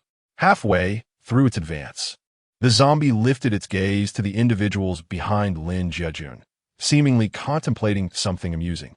"Brother, how about you eliminate the people behind you?" The tone of the zombie was laced with seduction. Lin Jiajun, maintaining a stern expression, turned his head to signal Yin Ran with his eyes, inquiring how they should proceed next. Yin Ran cast him a glance that seemed to say, "Just pretend." Lin Jiajun sighed, then waved his sleeve, prompting everyone to fall down in unison. Observing the group sprawled on the ground, Lin Jiajun rolled his eyes in exasperation. What a commotion! Chapter 102. The lethal quagmire. Although he inwardly grumbled, Lin Jiajun understood that everyone intended to offer him the crystal core. When the zombies saw the others collapse, they commanded Lin Jiajun to end his own life. Realizing the zombies had lost their formidable capabilities, Lin Jiajun swiftly severed the zombie's head with a decisive stroke. You all were not swayed by my persuasion?" At the moment the head was severed, the zombie, witnessing the others rise, realized it had been deceived. But it was too late. Lin Jiajun deftly extracted the crystal core from the zombie, just as the group intended to board their vehicle and leave. The ground began to tremble violently, and a black tentacle erupted from the sandy earth, heading straight for the car. Seeing the tentacle about to make contact, Yin Ran crouched down, steadying herself as she stored the vehicle in her spatial realm. Upon losing its target, the tentacle hesitated for a moment before abruptly veering towards Yin Ran. As the tentacle lunged toward her, she steadied herself while moving in the opposite direction of the others. "Spread out," Yin Ran urgently shouted as she noticed the group attempting to cluster together. The recently gathered individuals, upon hearing her command, quickly dispersed once more. Xiao Jun hoisted Yin Yun onto his shoulder and ran towards Yin Ran's direction. It seemed that the simultaneous movement of so many objects caused the tentacle to become momentarily suspended in midair. For anyone suffering from a fear of clusters, a mere glance at this scene could induce fainting spells. Truly grotesque. Control the tentacle, blind its eyes. Lin Jiajun, malevolent spirit, destroy its vision. Now is the time. Once the vicinity of the highway regained its tranquility, the group placed Yin Yun in the vehicle and continued their journey. Upon reaching the fourth perilous curve, Peng Yuan and Murong Jia arrived in a large truck, blocking Yin Ran's path. Frowning at the dozens of men behind the truck, Yin Ran declared, "Hand over the vehicle and all your supplies." Murong Jia, brandishing a handgun, pointed it directly at Yin Ran's window. Annoyed by the intense scrutiny of the men, Yin Ran slammed the accelerator, charging forward. "Those fools, that's a large truck. My little clunker won't stand a chance," she thought. Observing Yin Ran's actions, Murong Jia wore a look of incredulity, while Peng Yuan shook his head in resignation, clearly unimpressed by their lack of experience with daunting situations. As the SUV broke through the truck's blockade and safely reached the other side, Murong Jia stood in utter disbelief, pointing at the vehicle, rendered speechless. The expressions of Peng Yuan and the others beside him mirrored his astonishment. Following their surprise, a wave of relief washed over them. Once everyone lay on the ground, Yin Ran fired a few additional shots, ensuring that none remain alive. When Yin Yun awoke, she was met with the sight of Yin Ran brandishing a submachine gun and firing at others. Witnessing Yin Ran's expression left Yin Yun feeling dizzy, causing her to faint once more. "Sister, you have frightened Yin Yun into unconsciousness," Lin Jiajun quietly remarked, pointing at Yin Yun while in the vehicle. "TSK." Yin Ran's gaze swept over Yin Yun's pale face, and she inwardly shook her head. After leaving the national highway, the road became increasingly muddy. Observing the mud caked on the wheels, Yin Ran could only helplessly signal for everyone to disembark. The vehicle was reliable in every regard, but when confronted with stubborn mud, Yin Ran found herself at a loss. Fortunately, not far ahead lay the Marsh Lake, a nationally protected scenic area near City S. which they had never been able to approach closely before the apocalypse. Watching the bubbles rising incessantly from the lake, Yin Ran blinked. For the first time, she felt that she should have brought Xiehe along. Without Xiehe's vines, they were left to paddle across in a kayak. Among her teammates, Xiehe was one of the more sensible individuals, and Yin Ran felt a measure of reassurance in trusting the base to him. If it were someone else, she would be consumed by worry around the clock. At that moment, it was 2 o'clock in the afternoon, typically the hottest time of day. Yet, as they sat in the kayak, they felt not warmth, but a creeping chill. Gazing at the fragile kayak, Yin Ran kept a vigilant watch on the murky depths of the marsh, gripping her short knife tightly. With every inch the kayak drifted away from the shore, her heart tightened. The others shared her apprehension, cautiously observing their surroundings. Gradually, the kayak glided deeper into the marsh, countless tiny bubbles appearing around them. As the bubbles multiplied, Yin Ran clenched the oar, urging them to paddle faster toward the shore. Hurry! Noticing distinct signs emerging in the marsh, she lowered her voice and instructed Qiao Jun and Lin Jiejun to accelerate with her. Just as they were a mere step from the shore, a massive maw erupted from the water, heading straight for Yin Ran. Yin Ran! Lin Jiejun cried out in desperation. Chapter 103. Unspoken affections confronted with the crocodile so close at hand, Yin Ran leaned back slightly and then plunged her dagger down fiercely. As the blood spread through the marsh lake, the crocodile's lifeless body began to sink, eventually vanishing beneath the surface. Once the kayak steadied, Yin Ran nimbly leaped onto the shore, where Lin Jiejun immediately enveloped her in a tight embrace. You scared me to death.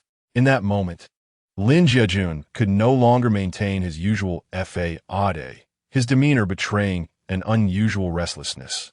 From Lin Jiejun's perspective, it had been a hair's breadth, a mere 0.1 millimeter, between Yin Ran and the crocodile's teeth when she struck. Given such proximity, he feared for her safety and repeatedly checked her for injuries. I'm fine. Yin Ran gently patted Lin Jiejun's head, akin to soothing an agitated puppy. Observing the teasing glances from those around, Lin Jiejun composed himself, feigning nonchalance as he released Yin Ran. However, as he beheld her unwavering calm demeanor, a flicker of melancholy crossed his eyes. Emerging from the marshy lake, they now faced the expanse of a desolate wasteland ahead. Yin Ran retrieved hats, sunglasses, masks, and other items from her space and distributed them to the group. Let us proceed. After ensuring everyone was appropriately attired, Yin Ran took the lead. Gazing at the yellow sands beyond the warning sign, the group understood they had entered the uninhabited zone. The terrain in this desolate region was exceedingly rugged, with varying climates dictated by the altitude. Here, the temperature could fluctuate by as much as 40 degrees.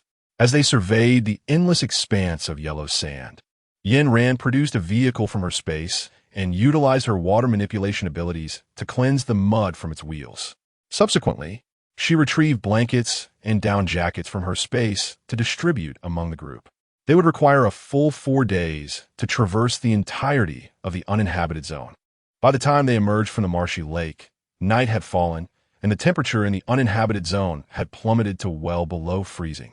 In this desolate expanse, navigation was unnecessary. The sun was their true guide. Observing the pitch-black sky, the group resolved to rest for the night. Beneath the sandy soil of the uninhabited zone lurked a myriad of insects. Although they had parked the vehicle outside the desert, Yin Ran harbored concerns that tiny insects might infiltrate the vehicle through its crevices while they slept. Therefore, after their evening meal, she wrapped the vehicle in cloth. In truth, Yin Ran could have stored both the vehicle and the group within her space, but with only a few hours remaining until dawn, she preferred not to exert herself further. Following a physical enhancement, Yin Ran felt invigorated, and after a brief half-hour of rest, her fatigue gradually dissipated. Observing her companions sleeping soundly, she took out an advanced treatise on beast language from her space and began to study.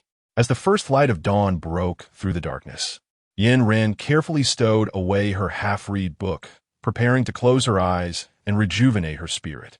As Yin Ran gently closed her eyes, Yin discreetly nudged her. "Captain, there is some commotion outside the car." While saying this, Yin cautiously gazed out the window, seemingly eager to open the door and investigate. The moment Yin leaned closer, Yin Ran awoke. Upon hearing her words, Yin Ran activated the vehicle surveillance system. The camera flickered momentarily before revealing the scene on the right side of the car. As they beheld the multitude of spiders outside, Yin Ran and Yin exchanged a glance, both gasping in astonishment. The appearance of these spiders was strikingly identical to those Yin Ran encountered in the third level of the survival simulator. This posed quite a predicament. Yin Ran still remembers the buzzing sound emitted by the spider as it crawled within her mind. As for the elements from the previous 2 stages, she felt confident of her victory. Yet this spider, Yin Ran clenched her teeth, feeling a profound uncertainty. As she gazed at the various buttons within the vehicle, she tentatively pressed a circular one. Instantly, a thin film enveloped the car, creating a barrier between it and the spiders. Before Yin Ran could exhale in relief, Yin pointed at the spiders behind the vehicle, exclaiming, "Two have escaped." The positions of those 2 spiders were particularly cunning, nestled precisely in the crevices of the car. Thus the film had failed to dislodge them. TSK. Observing the spiders lingering beside her vehicle, Yin Ran unleashed 2 delicate currents of electricity from her fingertips. Once the currents slipped through the crevices, they surged directly toward the spiders. Given that the spiders harbored thousands of eggs within them, Yin Ran refrained from obliterating them with electricity. Instead, she cast them outside the protective film. Witnessing the alarming proliferation of spiders, Yin Ran pressed the accelerator and sped away. The sun had already risen, and even with the covering on her vehicle, she felt no fear. The sudden jolt propelled the 3 passengers in the back seat into the air, and they landed heavily against their seats. What on earth?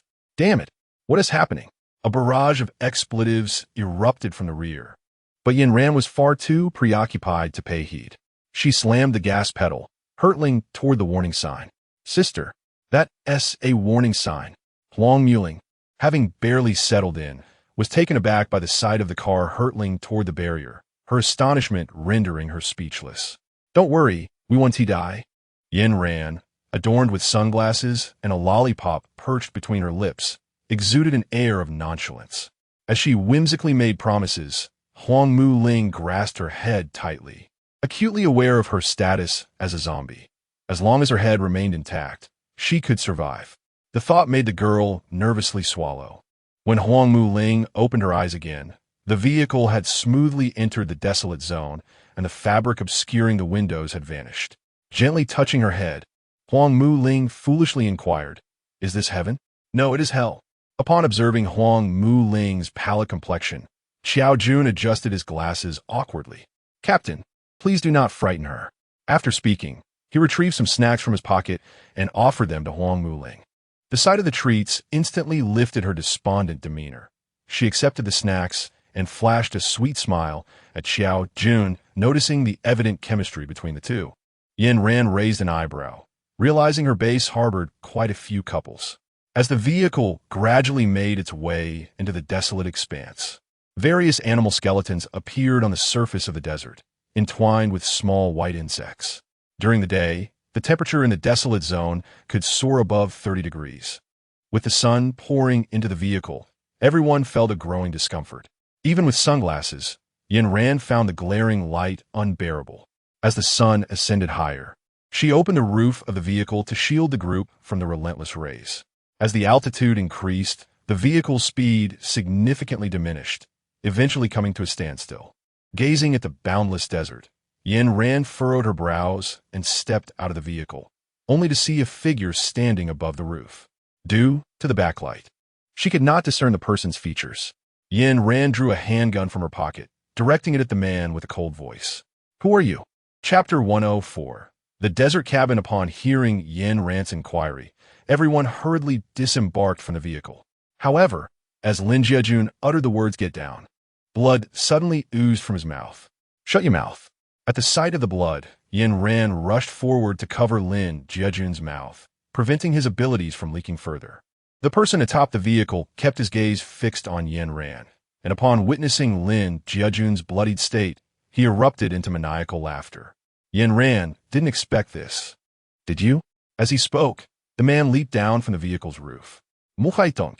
Upon hearing the familiar voice, Yin Yun exclaimed in surprise. Mu Haitong landed on the sandy ground, now exposed to the sunlight, allowing Yin Ran and the others to finally see his face.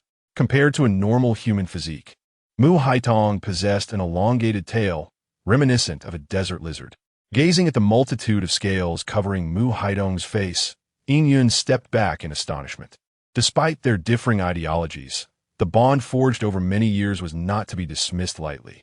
Faced with this transformed Mu Haitong, Yin Yun found it difficult to accept. Yin Yun, you traitor. Yin Yun's furtive movements did not escape Mu Haitong's keen observation. The look he cast toward her was laced with a gradual malice, as if he intended to devour her whole. Yin Ran meticulously scanned Mu Haitong's skin, her keen eyesight enabling her to discern the numerous cuts and scars adorning his body. If this were a case of secondary mutation, such an array of wounds would be implausible. With her arms crossed, a bold hypothesis blossomed in her mind. Could this be the result of surgical synthesis? Before she could articulate her thoughts, Mu Haitong unleashed his special abilities, creating a sand pit in a bid to bury everyone alive. Fortunately, Yin Ran's position was near the vehicle. She grasped it with one hand while channeling her water-based powers towards the sand pit. Although water and sand would separate upon contact, it would at least mitigate the rate at which everyone sank. Once they managed to stabilize themselves, a massive black hole erupted from beneath Xiao Jun's feet. The four figures gradually vanished into the sand pit, only to reappear beside Yin Ran. You possess dual abilities? Mu Haitong, encountering Yin Ran's water powers for the first time, was momentarily taken aback. However, astonishment quickly morphed into fury as his plans were thwarted. Yin Yun observed the dramatically transformed Mu Haitong before her, suppressing the emotions stirring within her. She retrieved a handgun from her pocket, aiming it squarely at Mu Haitong's head. Bang! As the bullet hurtled toward him, Mu Haitong's gaze remained fixed on Yin Yun. Upon witnessing her pull the trigger, he slowly closed his eyes. When he opened them again, his irises had transformed into a deep green. His icy stare swept over the others before charging directly at Yin Yun. This is bad. Currently, Lin Jiajun was unable to speak, and Xiao Jun had just utilized his powers. Yin Ran signaled Huang Mu Ling. Then she suddenly unleashed a bolt of thunder towards Mu Haitong. After a cacophony of sounds, Huang Mu Ling's blade pierced into Mu Haitong's body.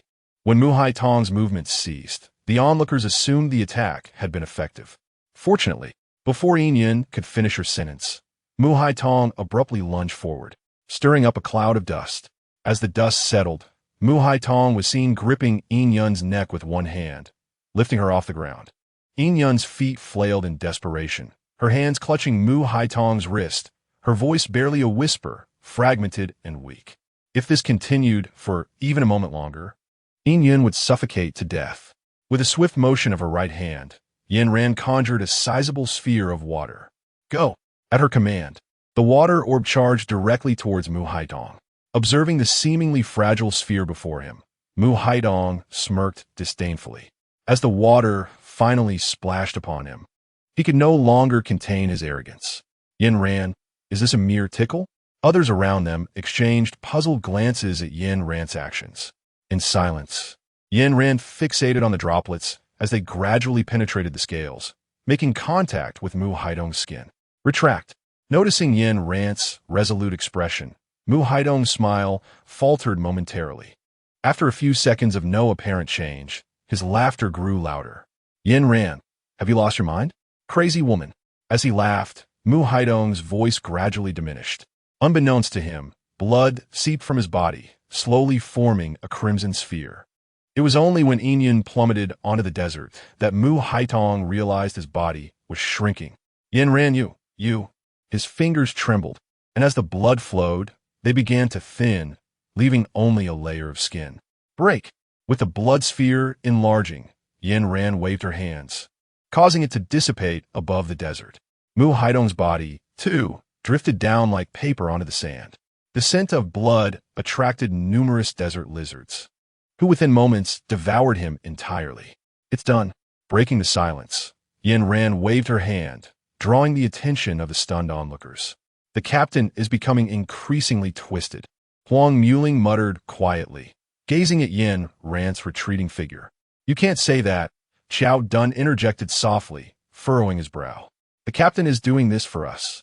Huang Muling had initially jested, but upon hearing Qiao Dun's admonishing tone, she frowned and shot him a look filled with disdain. As they boarded the vehicle, Yin Ran noticed Huang Muling occupying the front passenger seat, having relocated Yin Yun to the back. Had they broken up? Yin Ran assessed the stern-faced Qiao Dun and the visibly displeased Huang Muling, concluding that a budding romance had indeed wilted. Yin Ran shrugged her shoulders. As she navigated towards the heart of the desolate region, she spotted a decrepit wooden cabin beside the arid desert. The structure appeared remarkably dilapidated, with several desiccated corpses ominously hanging from it. The side of the cabin was eerily reminiscent of a haunted house. In comparison to the rundown shelter, Yin Ran felt it was far more preferable to remain in the vehicle. Just as she thought this, an elderly couple emerged from the cabin, seemingly alerted by the sound of the car. Their excitement was palpable as they approached, eagerly reaching out to touch the skin of Yin Ran and her companions. Perhaps it was merely her imagination, but Yin Ran couldn't shake the feeling that the couple's touches were imbued with an insatiable hunger. Moreover, the elderly pair appeared intent on using their lips to make contact with their skin. Yin Ran possessed a cherubic visage that, at first glance, resembled that of a docile high school student.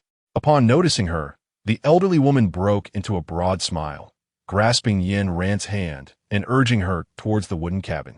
Come in quickly, come in children. Chapter 105. Danger. The old woman's hands were remarkably coarse as she tightly gripped Yin Ran's wrist. Observing the redness forming around her wrist, Yin Ran furrowed her brows, attempting to withdraw her hand from the elderly woman's grasp. What is it, child? Sensing the wariness in Yin Ran's eyes, the elder subtly masked her own gaze, regarding Yin Ran with a benevolent expression akin to that of a kindly grandmother concerned for a child. It's nothing. Yin Ran suddenly smiled, her demeanor softened with a touch of gentleness. She grasped the old woman's hand and led her into the house. The woman's transformation was astonishingly swift. The elder stood in momentary astonishment before breaking into a cheerful smile and following Yin Ran's guiding hand into the dwelling. The captain chuckled, aware that the unpredictability of life and death loomed large. The remaining four, observing Yin Ran's beaming countenance, felt a tightening in their chests. Among them, Lin Jiajun reacted most intensely. Yin Ran's demeanor evoked memories of the 40-odd times he had been electrocuted. It seemed evident that misfortune awaited someone. The four shared an oddly unanimous sentiment. Before they reached the threshold, Yin Ran detected the pungent scent of blood and decay wafting from within. Peering through the crack of the wooden door, she glimpsed several young individuals bound inside. The elderly woman, observing Yin Ran hesitating at the entrance, felt a surge of urgency to push her inside. Yet, after exchanging a glance with the old man beside her, she inexplicably relinquished that notion. Instead, she released her hold on Yin Ran and, moving aside, retrieved several bottles of water to offer her. The four accepted the water but did not twist off the caps. They collectively turned their gazes toward Yin Ran. Yin Ran twisted open the bottle cap, gazing at the white powder within. With a cold smirk, she poured the water onto the ground. What are you doing, child? Why waste water? The elder, witnessing Yin Ran's actions, immediately felt tears welling up in her eyes. Her tone was laced with reproach yet tinged with a hint of indulgence, as if Yin Ran were a wayward child. Observing the elder's feigned demeanor, Yin Ran withdrew a handgun from her pocket and pressed it directly against the elder's head. Upon seeing the weapon, the elder ceased her pretense, letting out a chilling laugh, her expression morphing drastically. Before anyone could react, a gust of wind swept through, clouding their vision. In that instant, as the elder sneered, Yin Ran calmly donned her sunglasses. Through the lenses, she discerned the true form of the elder. The old woman's head blossomed like a grotesque flower, its petals revealing a multitude of jagged teeth. A slimy leech writhed from the center of this floral monstrosity. Noticing Yin Ran's composure, the creature let out a thunderous roar. Its split skull writhed as if alive. while translucent winged larvae emerged from the leech's maw. Disgusted, Yin Ran wrinkled her brow at the sight of the minuscule insects, then snapped her fingers. Lightning erupted like fireworks, incinerating the flesh worms. The creatures, stripped of their wings, lost their momentum and were swept away like dust in the wind. What on earth is that? Even the typically gentle Yin Yun could not suppress her expletive as she beheld the creature with its gaping maw. It resembled a meticulously crafted model from a game, unnaturally displaced into reality, a beauty not of this world. Feigning shock, Yin Yun drew her handgun and aimed with steely resolve at the leech within the creature's mouth. Upon receiving a heavy blow, the leech emitted a piercing scream. The others instinctively crouched down, covering their ears. Yet, the scream resonated with an unsettling clarity, piercing through their defenses. As the wails faded, Yin Ran suddenly realized she could neither hear nor see the commotion outside. Her senses felt as if veiled by a thin membrane. Watching Yin Ran fall into silence, the four companions exchanged anxious glances. "What have you done?" The leech, hearing this, twisted menacingly. "Stop conversing with it. Kill it." They exchanged determined looks and charged forward, weapons in hand. Despite the creature's massive size, it moved with remarkable agility, effortlessly evading their strikes. Xiao Jun observed the leech's trajectory, gathering his strength to conjure a large black hole beneath it. Just as the creature was about to step into the abyss, the previously silent elder made her move. A silken thread darted before the group, yanking the creature back from the void. Subsequently, another thread, propelled by fierce winds, surged towards Xiao Jun's head. Drawing a dagger from behind, he slashed at the thread. The moment the blade made contact, his expression shifted dramatically. Without waiting for his reaction, another strand of silk split from the original, ensnaring Xiao Jun. This silk, seemingly delicate, was impervious to blades and projectiles. Lin Jiajun was about to speak when the silk instantly shot forth, smearing a viscous white substance over his mouth. Huang Muling cast a glance at Yin Yun, gritting her teeth as she dashed toward Yin Ran. In her view, Yin Yun had not undergone any training and was no match for the two monstrosities. Only if Yin Ran regained consciousness could they hope to escape this infernal place. Otherwise, they would all be doomed to wait for death. Listening to Yin Yun's anguished cries, Huang Muling tightened her nerves and quickened her pace toward Yin Ran. Yin Ran turned her head in confusion, yearning to seek out the monster, yet found herself unable to discern anything, as everything before her was shrouded in haze. It felt as though she had plunged into darkness, enveloped by an eerie silence, with only the sound of her heartbeat resonating in the stillness. Thud, thud, thud. In such an unsettling environment, Yin Ran instinctively began to panic, fearing for her life. She closed her eyes and silently called out to the live streaming system. System. After 2 calls, the system remained silent, offering no response or guidance. Yin Ran's heart began to betray the tranquility it had just maintained, and she anxiously grasped the hem of her garment. Remain calm, Yin Ran. You must stay composed. She had an unsettling feeling that something had been overlooked. A flesh-eating insect? Yin Ran furrowed her brow as she contemplated the notion that the flesh worm, after being struck down by her, had been carried away by the wind. The wind? Indeed, it had not ceased its relentless blowing.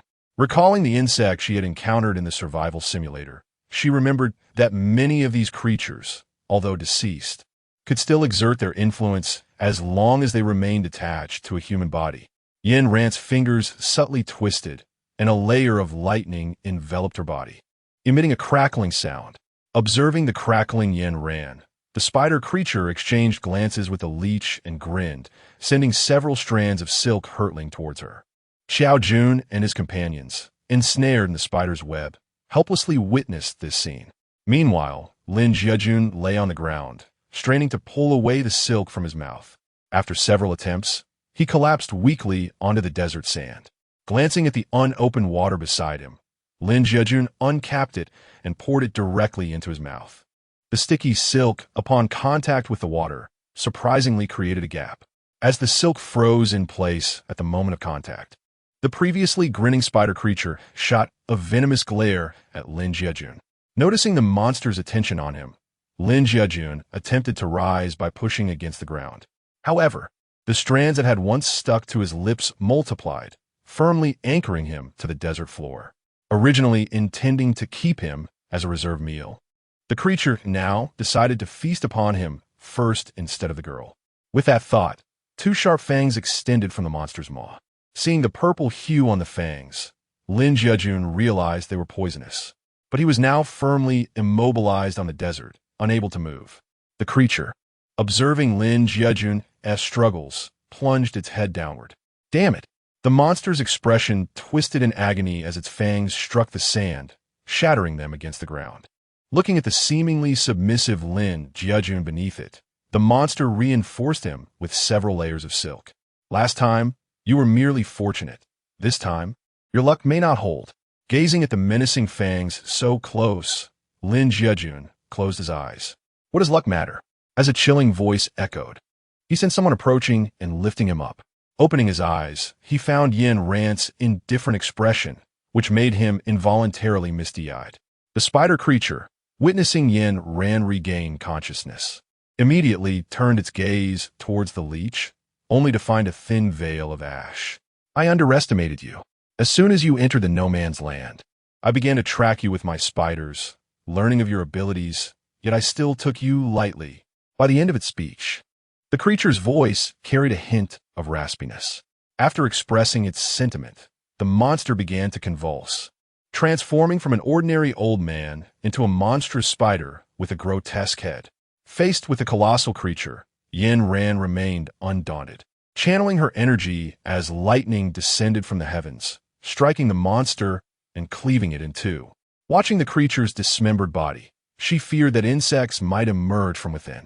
Subsequently, she employed her water manipulation abilities to drain the remains into a desiccated husk. Apologies. Just before its demise, the creature uttered, writhing its mouth. Upon concluding its words, it transformed into droplets, dissipating into the air. With the monster's death, the intricate web it had spun lost all potency. Yin Yun and her companions found themselves on the desert floor, struggling free from the strands of silk. With the creature vanquished, it was certain that those within the wooden cabin could now exit unimpeded. Yin Ran led the group in an attempt to leave, but before she could utter a word, Yin Yun dashed into the wooden cabin. Observing Yin Yun's meddlesome behavior, Yin Ran let out a sigh.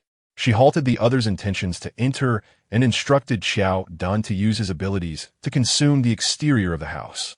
It was not that Yin Ran was overly cautious, but rather that the odor emanating from the cabin made her feel nauseous. As the cabin vanished, the group finally discerned what Yin Yun was engaged in. Before her stood a strikingly handsome man, and the two seemed to be engrossed in lively conversation. Yin Yun, you must leave. Noticing Yin Yun's evident enchantment, Yin Ran interjected. Yet, as the words escaped her lips, she immediately regretted it. Not only did Yin Yun turn her gaze towards her, but the gentleman also glanced in their direction. Upon seeing Yin Ran, the man narrowed his eyes and subsequently approached alongside Yin Yun, witnessing Yin Yun's intention to pull the man into the vehicle. A flicker of impatience crossed Yin Ran's eyes. Although Yin Yun had joined their base, it did not grant her the freedom to bring others in at will. The others shared Yin Ran's sentiment. Within this team, all actions must be communicated with one another. Observing Yin Yun's unilateral decision, Yin Ran coldly swatted away her hand as she reached for the passenger door. Who is he? Yin Ran's demeanor was frosty. Had Yin Yun been more attentive, she would have certainly discerned the impatience lurking within Yin Ran's gaze. This is Chuan Bai. He too intends to journey to City S and will accompany us. Yin Ran introduced, though Yin Yun had initially wished to address Yin Ran as captain. Upon noticing the warning glint in Yin Ran's eyes, she swiftly corrected herself, uttering Yin Ran's name instead. As she introduced Yuan Chuan Bai, a distinct flush of embarrassment graced Yin Yun's cheeks, rendering her akin to a bud poised to bloom. During this outing, Yin Ran had explicitly instructed her companions to refrain from referring to her as captain. The moment that title was uttered, it would inevitably reveal their affiliation with the base, leading others to speculate about their actions and potentially complicating their endeavors. Yin Ran was incredulous. It was hard to believe that in such a brief span of days, Yin Yun could commit such a fundamental error. Moreover, She found it implausible that Yun would so swiftly change her heart. Just moments ago, they had eliminated her former boyfriend, Mu Haitong. Yun, have you forgotten what I told you? Hurry and get in the car. Huang Muling, sharing the same gender, exhibited a bit more patience and whispered her counsel. Indeed, I am starving. Let us depart quickly. Lin Jiajun harbored no fondness for this unexpected individual, rolling his eyes at her presence.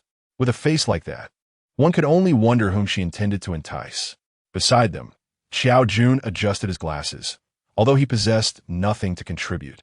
His stance clearly indicated his allegiance to Yin Ran. Noticing the dissent among the group, Yuan Chuanbai lowered his gaze and grasped the edge of Yin Yun's garment. It's fine. I can manage on my own. Do not worry about me. You all should leave swiftly. His expression was convincingly earnest, and his words were perfectly timed. What a beautiful white lotus, Yin Ran mused inwardly. The more he behaved in this manner, the more he could amplify Yin Yun's feelings of guilt and moral obligation. As the first to recognize him, Yin Yun had already subconsciously categorized the man as part of her protective territory. Should she voice any objections, it would likely provoke her rebellious spirit. Thus it was decided. Yin Ran raised her hand, interrupting the conversation among the crowd. She regarded the two with a cool demeanor and said, Since Yin Yun, you have reservations about him, why not take a separate vehicle? With that, Yin Ran retrieved a motorcycle from her space, placed the keys and helmet on the bike, and led everyone to board without allowing Yin Yun a moment to respond. It was only after Yin Ran had driven off that Yin Yun finally reacted, gazing at the receding motorcycle with pursed lips, a twinge of dissatisfaction blossoming within her. Subsequently, she signaled Yuan Chuanbai to get on.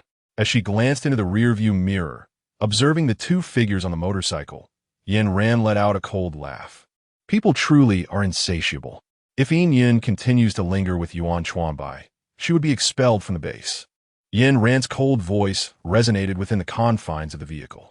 Upon hearing her, the remaining three responded with faint acknowledgments. Throughout their journey, it became apparent that Yin Yun was a considerable hindrance. Recognizing her ineffectiveness, they felt no need to retain her, as she not only proved useless, but also lacked discernment. It was truly disheartening. Chapter 107. The White Lotus has fled the desolate expanse, stretched nearly 2,000 kilometers. Even after traversing half the distance, over 1,000 kilometers remained, rendering escape on a solitary motorcycle impossible. Moreover, the stark temperature fluctuations in this region posed a grave threat. Without shelter, the two would succumb to the bitter cold. Gazing at the elusive vehicle just within reach, Yin Yun discerned that Yin Ran was issuing a warning. After enduring 3 hours of frigid winds, Yin Yun's mind began to clear, and she regretted her previous actions. Just as Yin Ran halted the motorcycle by the roadside, a flicker of hope ignited within her, prompting her to accelerate in pursuit. As she prepared to apologize, Yuan Chuanbai unexpectedly grasped her hand. Startled by the sudden contact, Yin Yun instinctively looked up, locking eyes with Yuan Chuanbai. His gaze, reminiscent of a fox, glowed a vivid crimson, akin to a blood moon. As she beheld those eyes, her rationality began to wane, her thoughts dissolving into a haze. Yinjia, please do not quarrel with Yinjia. Let us communicate calmly. The man spoke softly, his tone gentle. All right. Upon hearing his words, Yin Yun gradually regained her composure. Her expression, however, remained rigid. After a brief response, she turned and approached Yin Ran and the others. Observing her stiff silhouette, Yuan Chuanbai lingered by the motorcycle, his gaze flickering with uncertainty. Meanwhile, Yin Ran and her companions busied themselves with a fire, preparing a meal.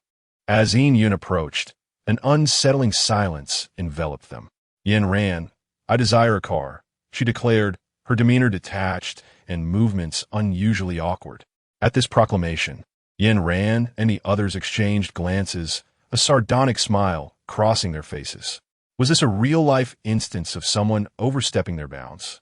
In the stillness of the atmosphere, only the crackling of wood being consumed by flames broke the tranquility. By the flickering light of the fire, Yin Ran gazed intently at Yin Yun.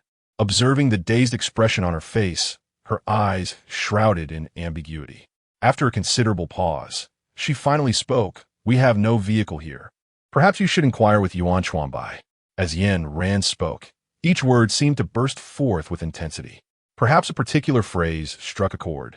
For Yin Yun's expression instantly transformed into one of furious rage, her limbs flailing wildly. When she drew a handgun from her pocket, the eyes of those present filled with a palpable sense of menace. However, out of consideration for Yin Ran's silence, none dared to act impulsively. After all, Yin Yun was still a member of the ruthless team, known for their merciless ways. While the others focused their gaze on Yin Yun, Yin Ran's attention remained fixed on the approaching Yuan Chuanbai. As their eyes locked upon his arrival, a subtle smirk graced Yin Ran's lips. Suddenly, she sprang to her feet, pulled out her gun, and shot Yin Yun squarely in the head. It was only when the blood splattered upon them that the realization dawned. Yin Ran had indeed killed Yin Yun. Ranjia? Yin Ran.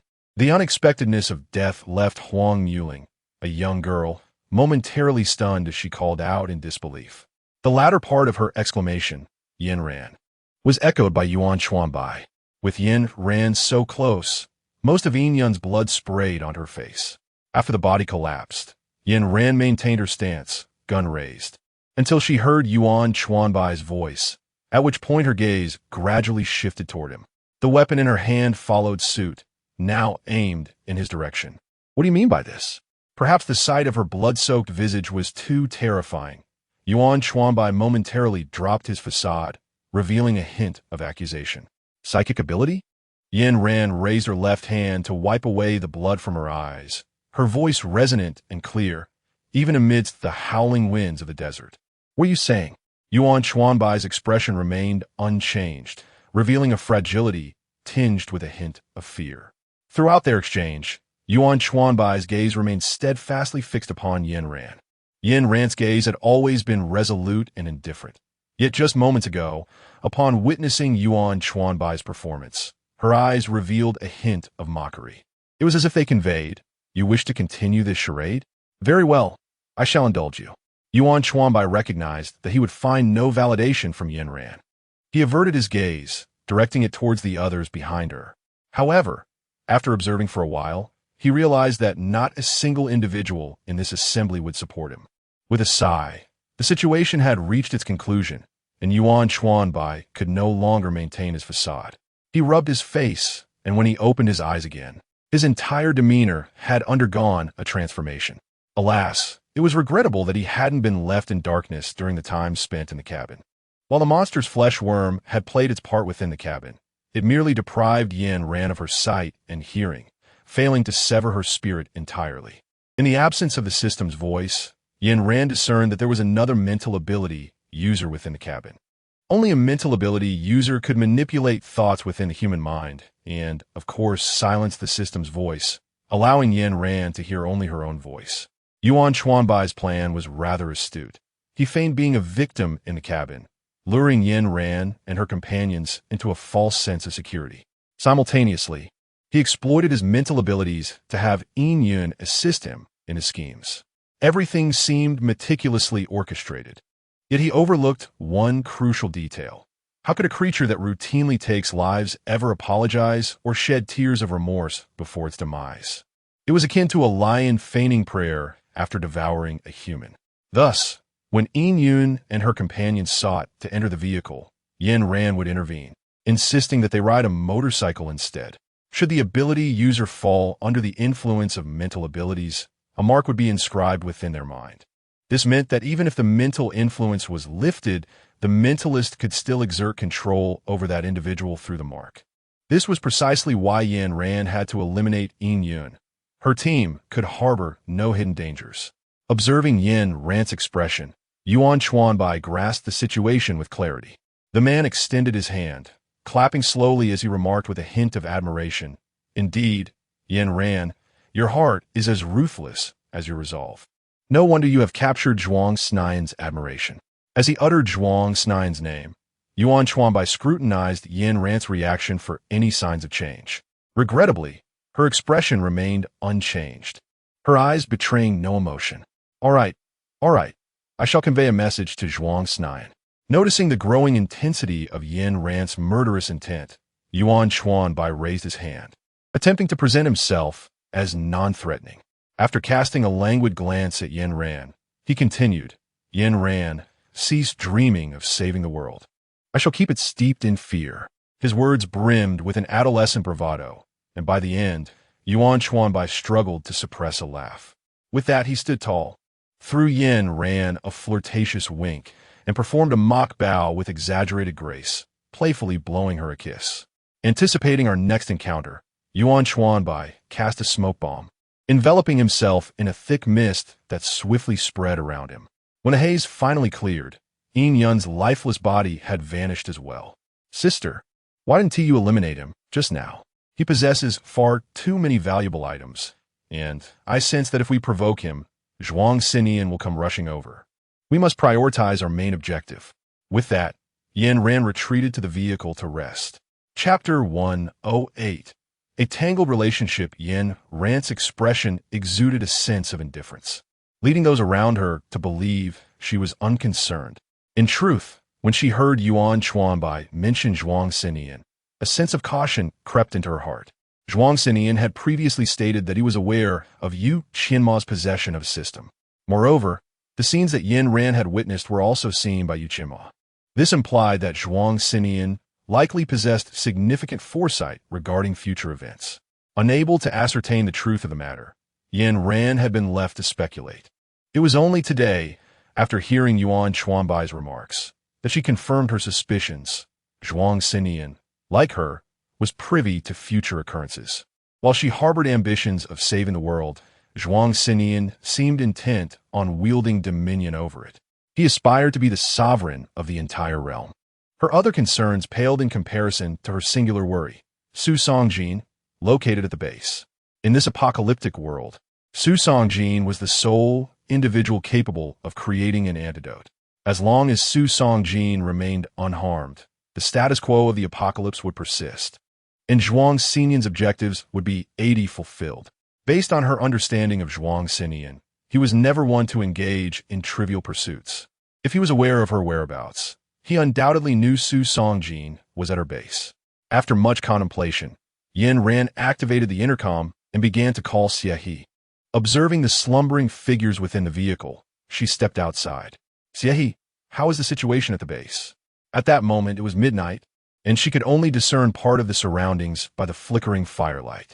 Everything is fine at the base. Please do not worry. A low, gravelly voice emanated from the intercom, accompanied by crackling static. Understood.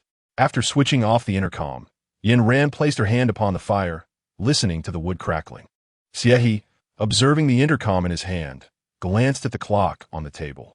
Before he could close his eyes, a sudden beeping emanated from his wristband.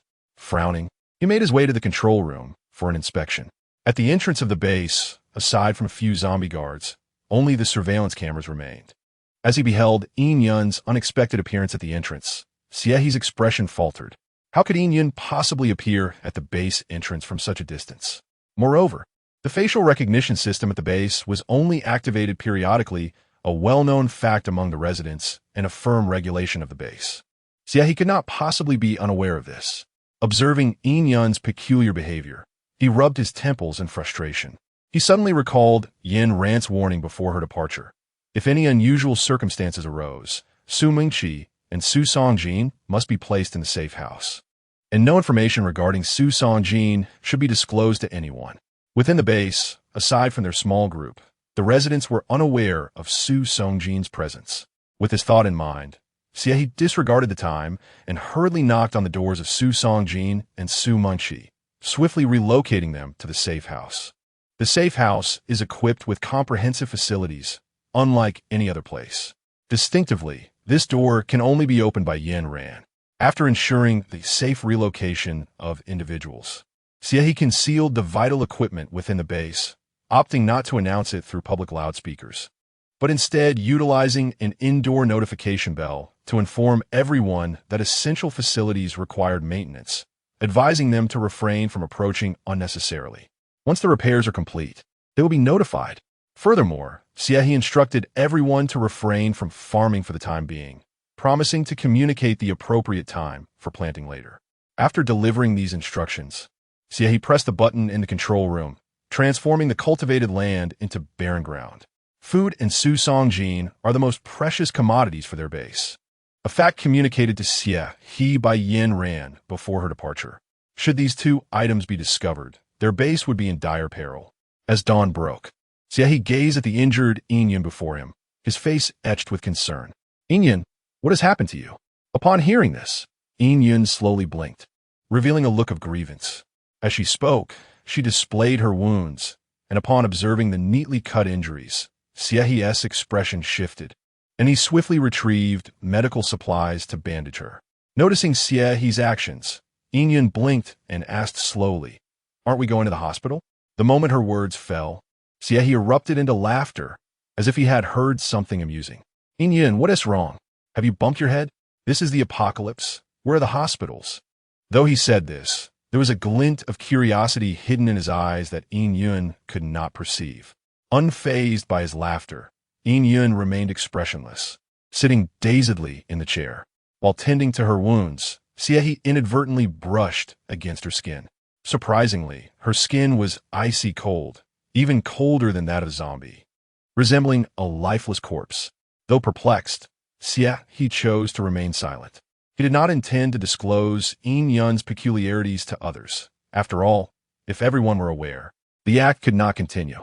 Observing the two in solitude, Liang Yuan paused momentarily, abandoning his intention of entering the room. He swiftly concluded his remarks and proceeded elsewhere. Since joining the base, Liang Yuan had exhibited an air of mystery, leaving others to wonder if he had overeaten, causing his peculiar demeanor. Xie He had long since grown accustomed to his fiery disposition, yet for Yun, it appeared to be her first encounter. Even after his figure vanished, she continued to gaze blankly at the door. Yun's oddities were manifold, and Xie He averted his gaze, choosing to ignore them. His current mission was to ensure that the secrets of the base remained undiscovered. In an abundance of caution, he resorted to the same headphones they had used during their time in the forced meat factory. However, no matter how much he inquired, there was no response from Yin Ran. With the headphones on, Xie He pondered quietly. Meanwhile, Yin Ran, observing the scene before her, struggled to maintain her composure. As anticipated by Xie He, Yin Ran indeed found herself ensnared in a predicament, a rather chaotic entanglement of romantic relationships. Chapter 109, The House of Angels. Just as she emerged from the desolate wasteland, a man and a woman suddenly appeared in front of Yin Ran's vehicle, calling out to her as mom.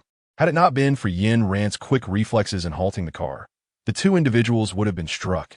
The emergence of two adults from a visual blind spot was astonishing enough, but upon hearing their address to Yin Ran, the occupants of the car were left even more bewildered. Yin Ran was merely in her early 20s. How could she possibly bear such large children? Moreover, the boy and girl appeared to be of similar age to Yin Ran herself. What kind of madness had spawned this? Lin Jiajun swung open the car door, his tone somewhat brusque. Upon noticing the presence of individuals in the vehicle, the two figures visibly grew excited, retrieving two children from behind and cradling them in their arms. They positioned the children upright, their gaze fixed intently on Lin Jiajun, and in a dazed manner, urged, "Call him Grandpa. Call him Grandpa." Initially, Lin Jiajun's attention was captivated by their actions, but upon hearing their words, he glanced at the children in their embrace with a sense of displeasure. What he beheld sent a chill down his spine. The children, with their eyes tightly shut and their bodies a deep shade of purple, were unmistakably lifeless. Furthermore, upon closer inspection, there were evident signs of gnawing on their small forms. Various bite marks marred their limbs and cheeks, some so severe that bone was exposed. Excluding the areas where decay had set in, it was evident that fresh bite marks marred the children's bodies. The two individuals, noticing Lin Jiajun's horrified gaze, exchanged eerie smiles before, in front of onlookers, they opened their mouths and began to bite down, tearing at the flesh with fervor. Despite Lin Jiajun having grown accustomed to the horrors of cannibalism in this apocalyptic world, witnessing such an act firsthand still sent a wave of icy dread through him. As the man entered the car, Yin Ran promptly secured all the switches surrounding them. She then started the vehicle, intent on maneuvering past the two figures. Emerging from the desolate area, they were greeted by an expanse of forest, its dark branches shrouding the sky. as the vehicle's headlights swept over the two individuals, illuminating the road ahead. They remained motionless, continuing their gruesome act until the car had distanced itself. Once they entered the forest, the atmosphere grew even dimmer without the headlights. The surroundings were nearly indistinguishable. Yan Ran glanced at her watch. It was still morning. The environment here starkly contrasted with the outside world, where one could at least discern the passage of time in the wilderness. However, in this place devoid of light, there was little one could accomplish. The visibility was exceedingly poor, compelling Yan Ran to refrain from exceeding a speed of 40 miles per hour for fear of colliding with unseen obstacles. Typically, Lin Jiajun would relish the opportunity to remain glued to the car, reluctant to move an inch. Yet under such sluggish speed, the journey felt laborious, far slower than walking. After much hesitation, Lin Jiajun finally spoke up, suggesting, "Let's park the car and proceed on foot. The pace is far too leisurely." Once they had stowed the vehicle, each person grasped a flashlight and walked side by side. The humidity was palpable, accompanied by an odd, unpleasant odor. Huang Muling, observing the droplets of water forming on her hand, lamented in a playful tone. Upon encountering a sudden fork in the path, the group hesitated momentarily before deciding to split into two teams. Yin Ran and Lin Jiajun opted for the right side, while Xiao Jun and Huang Muling chose the left path. There was something. Yin Ran raised a finger to her ear, indicating the need for communication. This earpiece was remarkably discreet, no larger than a grain, making it difficult for others to detect. To facilitate contact with these individuals, Yin Ran switched to a different earpiece, discarding the previous one into her spatial compartment. Every 20 minutes, she would lightly tap her ear to confirm safety. After imparting these simple instructions, the group dispersed. As Yin Ran embarked on this path, it initially appeared exceedingly narrow, making it quite arduous for two individuals to traverse side by side. After approximately 5 minutes of walking, the pathway gradually widened, and wildflowers began to bloom along the sides. At the end of the road, an unexpected sign suddenly materialized, inscribed with the words "Angel's Home." This sign was rather rudimentary, crafted from wire mesh. Adorning the sign were numerous pairs of shoes, each differing in size and style. Upon encountering this sudden marker, Yin Ran exchanged a glance with Lin Jiajun, lightly tapping her ear to convey the information to the other two before proceeding onward together. The environment behind the sign starkly contrasted with the previous forest setting.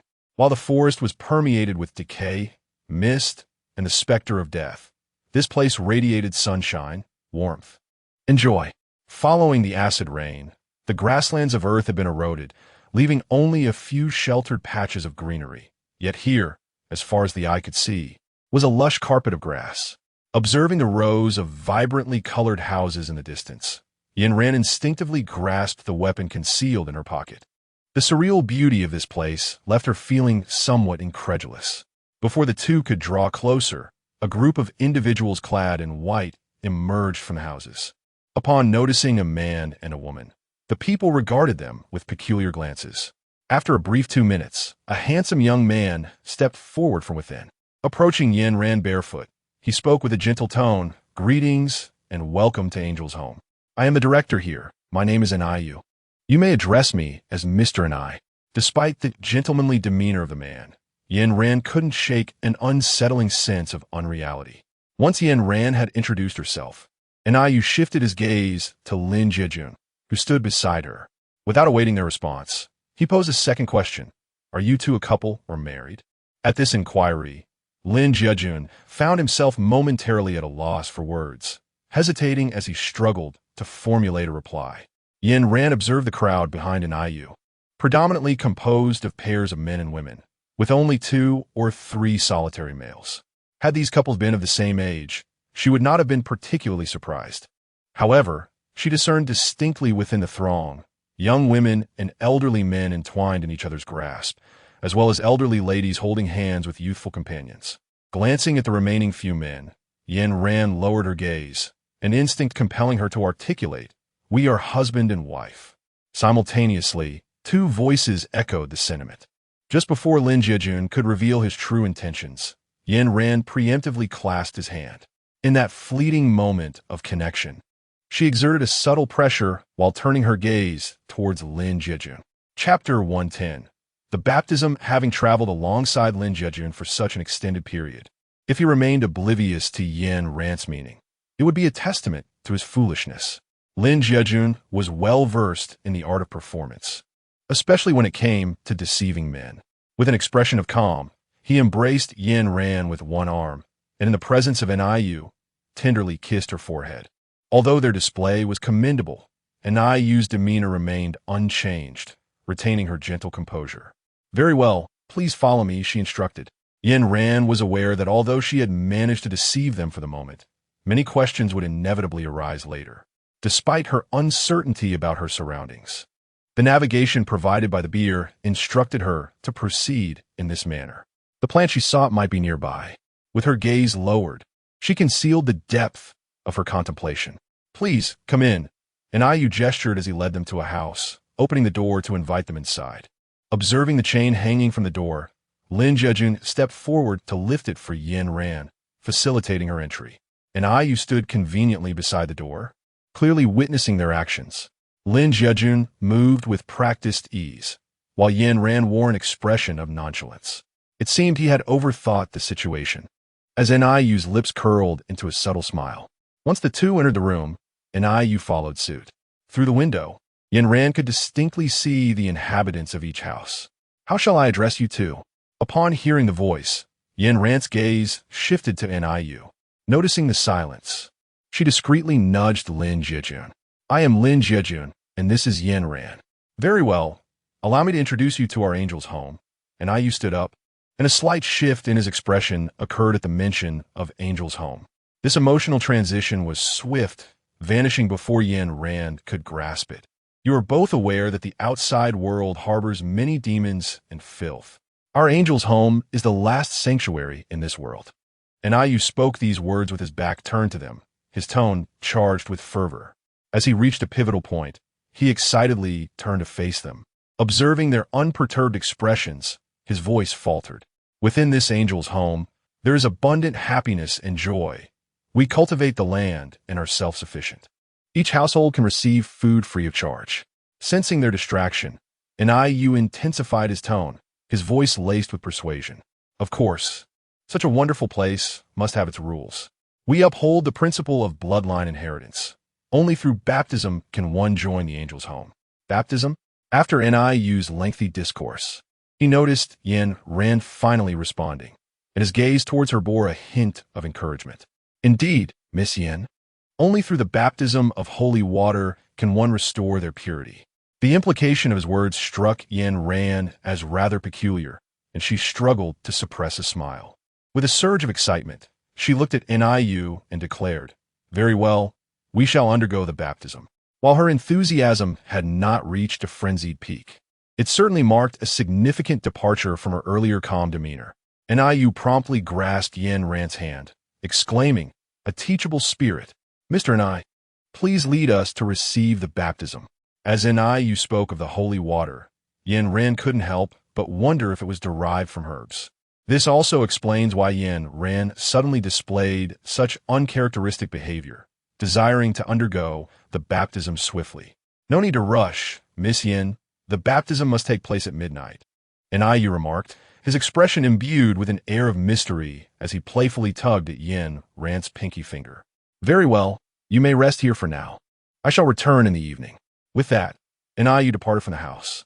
Once the bothersome presence had vacated, the two refrained from conversation, instead seizing the opportunity under the guise of exploring the architecture of the residence. The layout of the rooms was remarkably simple, with all the furniture and walls adorned in a pristine white hue. The building was a modest two-story structure.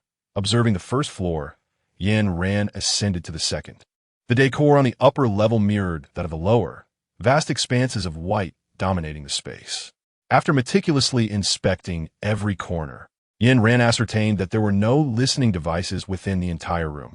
With several hours still remaining until midnight, it became evident that they must not act impulsively. They could only proceed one step at a time. The lack of personnel rendered any rash moves suspect, particularly since they had yet to confirm the presence of their target. Sister, there is a cave over here. It appears to be empty. Should we investigate? Hearing Huang Muling's voice through her earpiece, Yin Ran pondered for a moment. Their understanding of the angel's home was too scant, and the influx of visitors would hinder their actions. Moreover, their acting skills were not particularly refined, making them prone to exposure. Meanwhile, at the ruthless base for disposing of corpses, upon realizing he could not reach Yin Ran, Xie remained unfazed. Every element within this base relied upon Yin Ran. Should any misfortune befall her, the base would inevitably collapse. Neither Liang Yuan, Lu Qinglu, nor Huang Rushuan possessed knowledge of the base's secrets among them. At times, even Xie himself was uncertain about the operational mechanisms of the base. Whether it be the hospital or the cinema, there were too many enigmas. He understood that this was Yin Ran's secret, and he firmly believed she would not betray them. Furthermore, it was Yin Ran who had rescued him from a mundane existence. Therefore, whatever she requested of him, Xie would willingly comply. Xie, could you accompany me for a walk? Observing Yin Yun, who hesitated at his door, a flicker of annoyance crossed Xie's eyes. Yet, for Yin Ran's sake, he could endure. Upon opening his eyes, Xie returned to his usual demeanor, smiling at Yin Yun as he said, "Of course. Where would you like to go? Didn't the doctor advise you to rest more? What brings you here so unexpectedly?" Xie rattled off a series of inquiries, leaving Yin Yun at the threshold, her expression stiffening. After a prolonged silence, she closed her eyes, feeling a sense of resignation wash over her. I miss you." The smile on Xie's lips faltered. He could hardly contain himself. Did this person not take the time to gather intelligence before going undercover?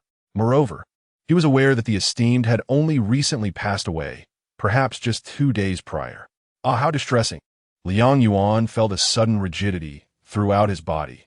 Casting a glance at the two individuals, he displayed an expression of mutual understanding before hastily fleeing. Xie, somewhat exasperated, pressed his forehead with his hand, admitting inwardly that he was struggling to cope. Chapter 111.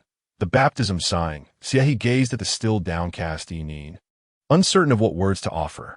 After a prolonged silence, a clever idea struck him to evade the situation.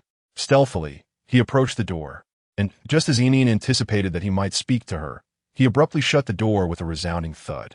Yin, the spirit of Yuan Chuanbai, residing within Yin, furrowed his brow. He recalled that the girls who had previously pursued him had behaved in a similar manner. Could it be that he had not learned their ways adequately? At this moment, Yin Ran and Lin Jiejun had donned the garments of the House of Angels.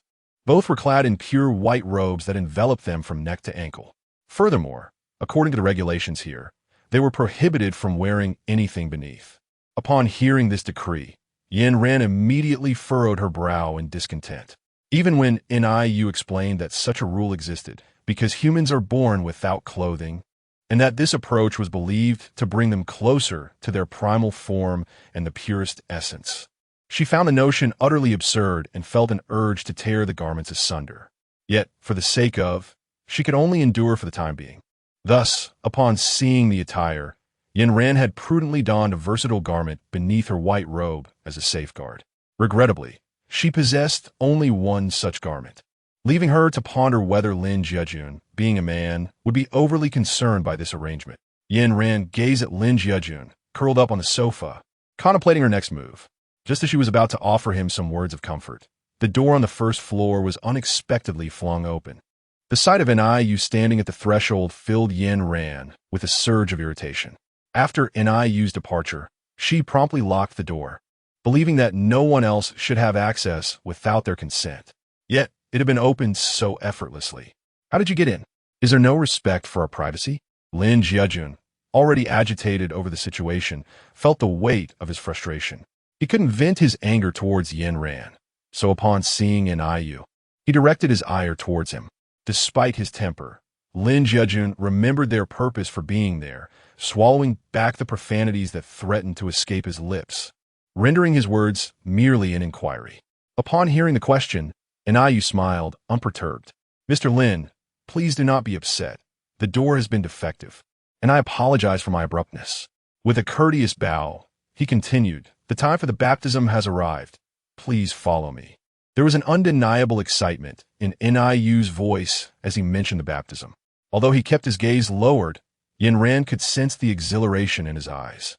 "Gulme, follow me," Niu urged, rising to his feet, his demeanor once again gentle.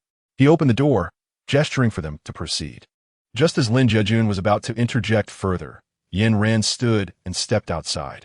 With their leader moving forward, Lin Jiajun had no choice but to abandon his complaints and hurriedly followed suit. Niu, standing at the doorway, observed everything within the room, noting the subtle hierarchy in their movements, yet he chose to remain silent. Once they stepped outside, Niu led them barefoot onto the grass. As the sun dipped below the horizon, the warm scenes of the day transformed into something else entirely. The sensation of the damp grass beneath her feet struck Yin Ran as more viscous than mere dew. In the enveloping darkness, Niu navigated effortlessly, guiding them forward with a hand on each of their backs. After walking for about 5 minutes, he halted and gave them a gentle push. "This is it." No sooner had he spoken than a dazzling array of sparks illuminated the sky, resembling fireworks as they ascended. Having been in the darkness for so long, the sudden brightness left Yin Ran and Lin Jiajun momentarily blinded, instinctively shielding their eyes. When they finally opened them again, the illumination revealed their surroundings. They stood within a circular wooden structure, encircled by several residents clad in white robes. At the center of the circle sat a woman, her face ashen, bound to her chair. The fiery display seemed to agitate her, eliciting low growls from her throat. It was evident that this woman was lifeless. The man tilted his head back, his hands clasped over his chest, murmuring incantations. Observing Niu's actions, those around him reverently mirrored the gesture, their hands folded in prayer. Once the supplication was complete, Niu raised his gaze to the two individuals, his tone grave. "This marks the initial step of the baptism. You are to offer your blood to the zombie before you." Niu stood at the junction of the wooden framework, the flickering flames casting an intermittent glow upon a man's face. Noticing their hesitation, Niu smiled, a gesture that appeared both encouraging and mocking. Blood, after all, can be easily manipulated. Regardless of Niu's intentions, they would never willingly allow their blood to touch the lips of the creature before them. Fortunately, the space was filled with ample red ink. With a mere thought, Yin Ran conjured a bottle of it into her hand. The sleeves of her white robe conveniently concealed her hand, ensuring that no one noticed the extra vial of red ink. Should she simply let it drip? Yin Ran gently restrained Lin Jiajun, who was about to question her. In the fleeting moment when their fingers intertwined, she placed the ink into Lin Jiajun's hand. Yin Ran's inquiry was hardly surprising. Upon hearing it, Niu nodded to the person behind him. Shortly thereafter, an individual emerged from the shadows, presenting 2 bottles and a dagger. Yin Ran and Niu exist on the same plane, parallel to one another, which implies that Yin Ran and her companion can effortlessly exploit the visual blind spots to pour ink into the container. Furthermore, it appears that Niu exudes a great deal of confidence, showing no inclination to search them. Yin Ran placed the container on the grass, then, concealed by her white robe, pretended to injure her finger. She squatted on the grass, pouring red ink into the small container, careful not to fill it too much. Lin Jiajun mimicked her actions, adding ink to his own container. Once it had reached its limit, the two poured the ink into the zombie's mouth. The scent of the red ink was far from pleasant, and after consuming it, the zombie displayed a look of confusion, followed by a series of biting sounds. Upon hearing the gnashing, Niu mistakenly believed that the aroma of their blood had awakened the zombie's instincts. After they finished pouring, Yin Ran stored the remaining red ink in her space and deftly made a small cut on the hands of both herself and Lin Jiajun. As Niu approached, he could clearly see the wounds on their hands, and thus he had no reason to suspect any deception. Observing their swift passage through the first trial, Niu's expression softened noticeably. The purification ceremony consisted of 3 trials, and this was merely the first. With that, Niu extended his hands towards them, signaling for them to place their hands in his. Chapter 112. Joining the House of Angels after exchanging glances, the pair switched positions, offering their uninjured hands to Niu. Once he grasped their hands, A brilliant white light emanated from the man, and two enormous white wings sprouted from his back, perhaps due to the dim light. Enhancement did not obscure their view. Initially, in a shadowy environment, Yin Ran believed the wings were genuine. However, as they ascended, she found herself positioned directly in front of Enhanced's wings, allowing her to see the writhing white worms that comprised them. It was then that she realized these were not feathers, but rather a grotesque assembly of insects. Disgust overwhelmed her as she turned her head, retching involuntarily. Uncertain whether it was confidence or ignorance, Enhanced assumed Yin Ran was merely suffering from acrophobia, unaware of the true source of her distress. He glanced down at her and offered gentle reassurances, stating they would soon arrive. With that, he quickened their ascent into the sky. As his speed increased, Yin Ran found herself unintentionally drawn closer to his wings, intensifying her discomfort and prompting several more retches. Just as she feared she might come into close contact with the insects, Enhanced guided them back down to the ground. "We've arrived." Observing her distress, Lin Jiajun stepped forward and patted her back. Enhanced stood still, watching the affectionate exchange between them, a flicker of discontent crossing his gaze. After a few moments of retching, Yin Ran regained her composure and turned her head, only to be greeted by the sight of a glass house. As Enhanced pushed open the door, the scene within the glass structure came into view. The design of the glass chamber is exceedingly simplistic, containing various compartments, each housing an infant. However, the most chilling aspect is that these infants possess identical faces, as if they were mere copies of one another. At the far end of the glass enclosure lies a large bed. This is the second stage. You are to choose one of the children and feed your blood to the child. After Enhanced spoke, he stepped outside, leaving the space for the two. Blood again? Yin Ran furrowed her brow, contemplating why both trials demanded blood. This inevitably reminded her of the rumors she had previously heard. It was said that among those with supernatural abilities, there existed a power that utilized blood to control others, with the controlled individuals referred to as blood slaves. The faces of the infants before her bore an uncanny resemblance to the one outside. Enhanced, seemingly identical, as if they had been copied and pasted. This resemblance stirred her imagination. Initially, she intended to lift the infant for a closer examination, but upon witnessing Enhanced's actions outside, she hurriedly fed the baby red ink, feigning the appearance of having just completed the feeding.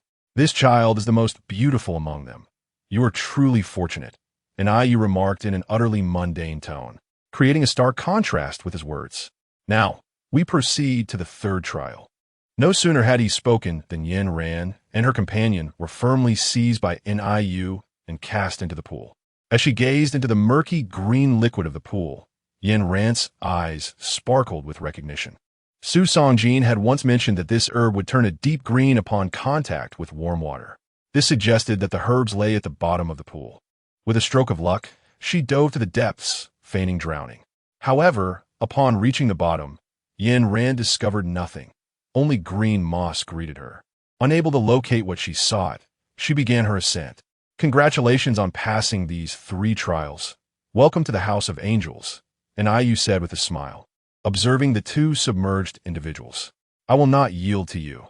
I possess my own dignity," echoed the thoughts of Xiaohe, as he sensed the familiar sound of footsteps approaching. In recent days, the rumors surrounding Yin Yun's actions had spread throughout the base, and nearly everyone was aware of the entangled emotions between Yin Yun and Xiaohe. Under ordinary circumstances, Xiaohe would have promptly clarified the situation. But this was a unique circumstance. He couldn't simply assert that Yin Yun was not who she claimed to be, lest he be deemed mad. As he opened the door, Yin Yun's pale, wan face appeared before him. "Xiaohe, what more do you want from me? My heart is on the verge of shattering into a million pieces. Do you expect me to literally lay my heart bare for you to believe that I truly love you?" Xiaohe maintained a stoic expression, offering little in response. Truth be told, he could surmise Yin Yun's intentions. She merely wished to cultivate a favorable relationship with him to extract the secret of leaving the base. Why not just state her desires plainly? Why torment him daily? "Yin Yun, if you have something to say, just say it directly. No need for circumlocution." Xiaohe frowned, considering whether to confine Yin Yun in another safe room. Prolonging this charade was detrimental to both of them. Oh, come now, what can a girl like her possibly say? Can't you take the initiative? Yuan Chuanbai mimicked Yin Yun's demeanor, feigning shyness. Enough, follow me. Xiao He was eager to move on. He hadn't been in contact with Yin Ran for several days. In recent days, the concealed base's facilities have consumed considerable effort. With winter approaching and the harvest yet to be completed, he could not afford to delay the entire base for the sake of Yin Yun alone. He escorted Yin Yun to a safe house, unceremoniously pushing her inside before closing the door. This safe house was unlike the typical ones. In addition to restricting physical movement, it possessed the capability to manipulate one's mental state. Unbeknownst to He, Yuan Chuanbai was attached to Yin Yun. The reason for bringing Yin Yun to this particular safe house was that there were only 2 such havens in the entire base. One had been assigned to Su Songjin, leaving him with no choice but to bring Yin Yun here. After securing her inside, He exhaled in relief and restored all the base's facilities. He then activated the intercom to notify everyone to resume farming. As Liang Yuan passed by the office, he was taken aback to find He alone and inquired, "Where is Yin Yun? Didn't she come looking for you today?" For the past few days, every time he passed the office, Yin Yun had been glued to He's side. No, she's on a mission. Realizing that elaborating would serve no purpose, he simply told a white lie. Oh, I see. With no excitement to witness, Liang Yuan deemed it uninteresting and left after closing the door. Once Liang Yuan departed, He promptly retrieved the intercom, attempting to call Yin Ran. This led him to suspect whether Yin Ran had again stowed the headphones away. However, after 2 beeps from the intercom, it ceased functioning. Yin Ran. Chapter 113. Mermaid Zombie. Before leaving, you had uttered a cryptic warning. Do not venture outside at midnight. After saying this, without comprehending its significance, you turned and departed. When a matter is repeatedly prohibited, it often incites rebellion, particularly in such perilous environments. Following NIU's admonition, Yin Ran developed a sense of defiance. Although they had successfully passed the tests and joined the House of Angels, the 2 had outsmarted the system by not truly dripping their blood into the mouths of the child and the zombie, which implied that their secret would eventually be exposed. With time pressing and her patience waning, Yin Ran was unwilling to languish in the room. Moreover, she felt uneasy about Yuan Chuan by having taken Yin Yun's body before his departure, suspecting he harbored ulterior motives. After advising Lin Jiejun to contact her if necessary, Yin Ran donned her night gear and stepped outside. The weather was refreshingly cool, and as she stood on the stone at her doorstep, she could feel the brisk breeze. However, before her feet touched the grass, she noticed a layer of white liquid coating the ground. Recalling the slimy sensation from before, she crouched down for a closer inspection. As she bent down, she discerned that this white substance was not merely slime, but rather writhing white worms. These creatures bore a striking resemblance to the insects on NIU's wings. The grass is teeming with insects. She had previously walked barefoot upon it. The sensation beneath her feet can only be the remnants of the insects she trod upon. How revolting! Yin Ran covered her mouth, retching soundlessly. She extended her foot, torn between stepping forward and hesitating. Gazing at her black sneakers, she gritted her teeth and, without much mental preparation, stepped down resolutely. Relying on her prior memories, she accurately made her way to the location that had undergone its initial trial. At this moment, only bare wooden stumps and a solitary chair remained on the grass. From a distance, these stumps resembled the shape of eyes, an eerie sight indeed. Yin Ran inspected the area within the wooden stakes and found nothing of significance. Gazing at the chair in the center, she attempted to lift it, only to discover that it was firmly secured in place. Since lifting was not an option, perhaps twisting it would suffice? Yin Ran tentatively turned and then caused everything around the chair to rotate completely. As she grasped the chair with both hands, she too was flipped onto the ground. Following this upheaval, the grass gradually returned to tranquility, and the chair slowly rose back from the earth. Everything reverted to its original state, as if nothing had transpired. When she opened her eyes once more, Yin Ran found herself lying in a damp cave, awakened by the incessant drips of water falling from above. Yin Ran propped herself against the glass, gradually rising to her feet. As she surveyed her surroundings, she realized she was ensconced within a cylindrical enclosure composed entirely of glass. Outside, a throng of zombies pressed against the transparent barrier. Gazing at the glass before her, Yin Ran raised an eyebrow, feeling immensely grateful that she had fallen into this protective cocoon. Otherwise, she would have been rendered blind and devoured by the ravenous undead. The zombies outside were of a lower tier, hardly a cause for concern, and with a single, thunderous strike, she dispatched them to the ground. Yin Ran summoned Xiao Bai and Beer to assist her in excavating the crystal cores, while she meticulously surveyed her surroundings. The location she found herself in resembled an artificially constructed cave, adorned with numerous transparent, cylindrical structures. Most of these cylinders had been deliberately shattered, leaving only a few intact, containing remnants of white bones. Here, the crystal cores, Beer approached with a bag in hand, presenting it to Yin Ran, his expression tinged with a hint of pride. Yin Ran stowed the bag into her space and then led a young boy and a dog forward. They had scarcely traversed a few meters when Yin Ran heard the sound of water ahead. An underground river? Beer murmured, and Yin Ran glanced at him without uttering a word. The city, renowned for its aridity, had seen the implementation of the South to North Water Diversion Project. Yet she was still astonished that there could be an underground river. With a skeptical mindset, Yin Ran hastened her steps to the front. Upon closer inspection, she realized that it was not the underground city they had surmised, but rather a large vat from which the sound of water emanated. What benevolent soul would arbitrarily place a vat underground? Surely, there must be something else at play in recent years. Perhaps alerted by the footsteps of Yin Ran and her companions, the sound of water within the vat gradually diminished until it vanished entirely. "Sister, have you come to see me?" A tender voice called out from behind Yin Ran. Almost simultaneously with the voice's emergence, she drew her pistol from her pocket, aiming it at the mermaid within the vat.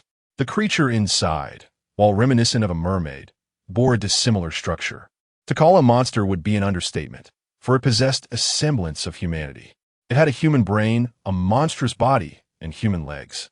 In summary, it was an odd amalgamation. As Yin Ran turned, the creature sprang from the vat with a sudden leap. Although it called out "sister," saliva dripped incessantly from the corners of its mouth as it gazed at Yin Ran. "Delicious! Truly delectable!" the creature exclaimed, expressing its delight as it raised its head in rapture.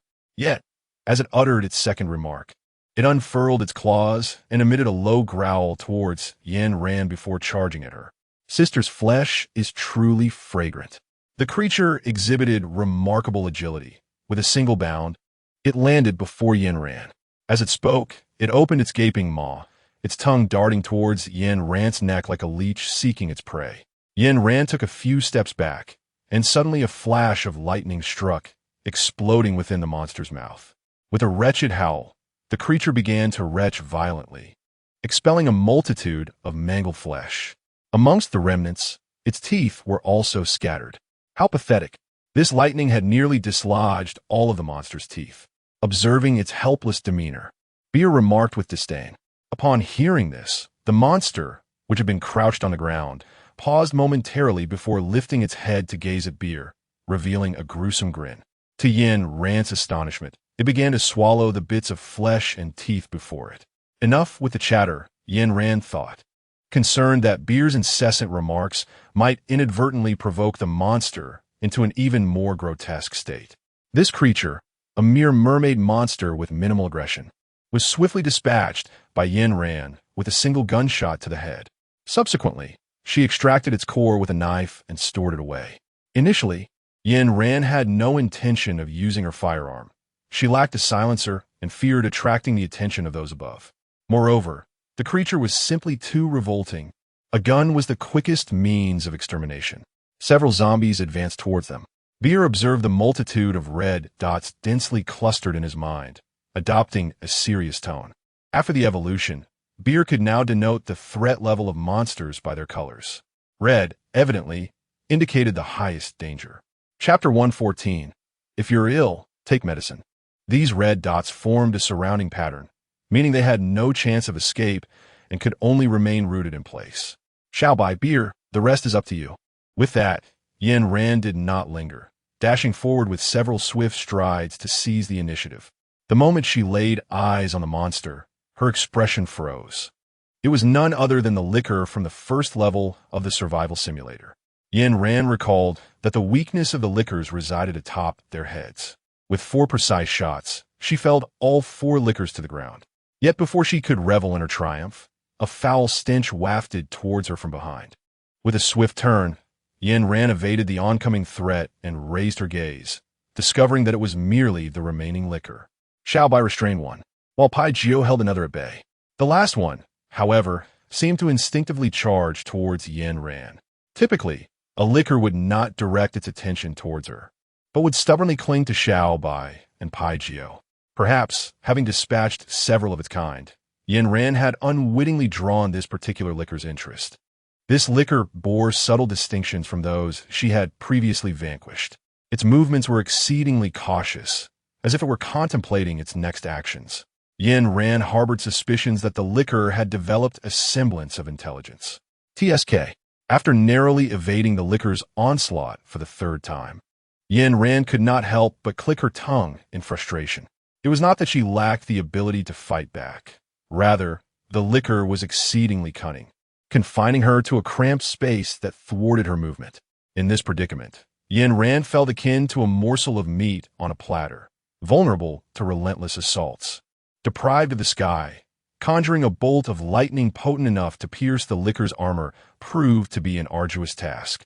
Furthermore, as the liquor was a social creature, prolonging the encounter risked attracting additional liquors. With this thought in mind, Yin Ran swiftly retrieved a heavy weapon from her spatial inventory. Shouldering a compact rocket launcher, she aimed it at the liquor. As a thunderous roar erupted, the liquor collapsed, causing the ground beneath it to give way. A deluge of earth mixed with grass rained down heavily upon Yin Ran and her companion. Had the liquor's body not absorbed the brunt of the falling debris, they would have certainly been crushed. As the earth collapsed through the newly formed opening, Yin Ran glimpsed the glass chamber, the second trial she had previously faced alongside Lin Jiejun. At that moment, however, what captivated her attention was not the glass chamber itself, but rather the swaying vegetation behind it. Yin Ran recognized that it was the medicinal herb she needed. At that moment, she felt an extraordinary surge of energy coursing through her. She first stowed her white shoes and beer into her spatial pocket, then donned the hood of her stealth attire, stealthily making her way to the rear of the glass house. Observing the plants within, Yin Ran promptly gathered them all into her spatial pocket. Satisfied with the barren land before her, she nodded in approval, feeling justified in her late-night excursion. Just as she was about to leave, she heard voices emanating from the glass house ahead. It sounded like a conversation between a man and a woman, their words drifting in a haze. And Yin Ran could not discern much. After closing the door, before she could even exhale in relief, she sensed something amiss within the house. Lin Jiejun was not lounging on the sofa in the living room, and the entire house was enveloped in an eerie silence. Clad in her stealth attire, Yin Ran quietly approached the corner, cautiously peering around. To her dismay, she saw Lin Jiejun sprawled on the floor, surrounded by a group of individuals intent on extracting blood from his body. It appeared that her presence had been compromised. Yin Ran contemplated as she employed her invisibility skill to draw Lin Jiejun into her space, simultaneously opening the door in her desire to depart from the House of Angels. Yin Ran anticipated that they would be exposed, but she never envisioned that their revelation would occur so swiftly. Yin Ran's sole consolation at present is that she did not heed NIU's advice to remain in the room. The abode of Yin Ran was in close proximity to the entrance, and as she stepped out, she made her way directly towards the gate. At that moment, she remained oblivious to the crimson footprints that marred the grass beneath her, a testament to her passage as the sun ascended. Just as Yin Ran was but a step away from the gate, she was intercepted by NIU. Gazing at the blood before her, Yin Ran delicately pivoted on her toes, retreating several paces. With each step back, she became aware that her presence on the grass left behind those ominous red marks. Consequently, she swiftly relinquished the advantages of her dark attire. Miss Yin, quite the skilled one, NIU remarked, teeth clenched, as he observed Yin Ran emerging slowly. Yin Ran understood that any word spoken now would be futile. She chose to abandon all pretense and boldly declared, "I no longer wish to join the House of Angels. Mr. Nye, may I take my leave?" In that moment, as the words escaped her lips, she was struck by her own shamelessness. Yet, there was little she could do. Reality had coerced her into this stance. With this thought, the scant guilt she felt dissipated.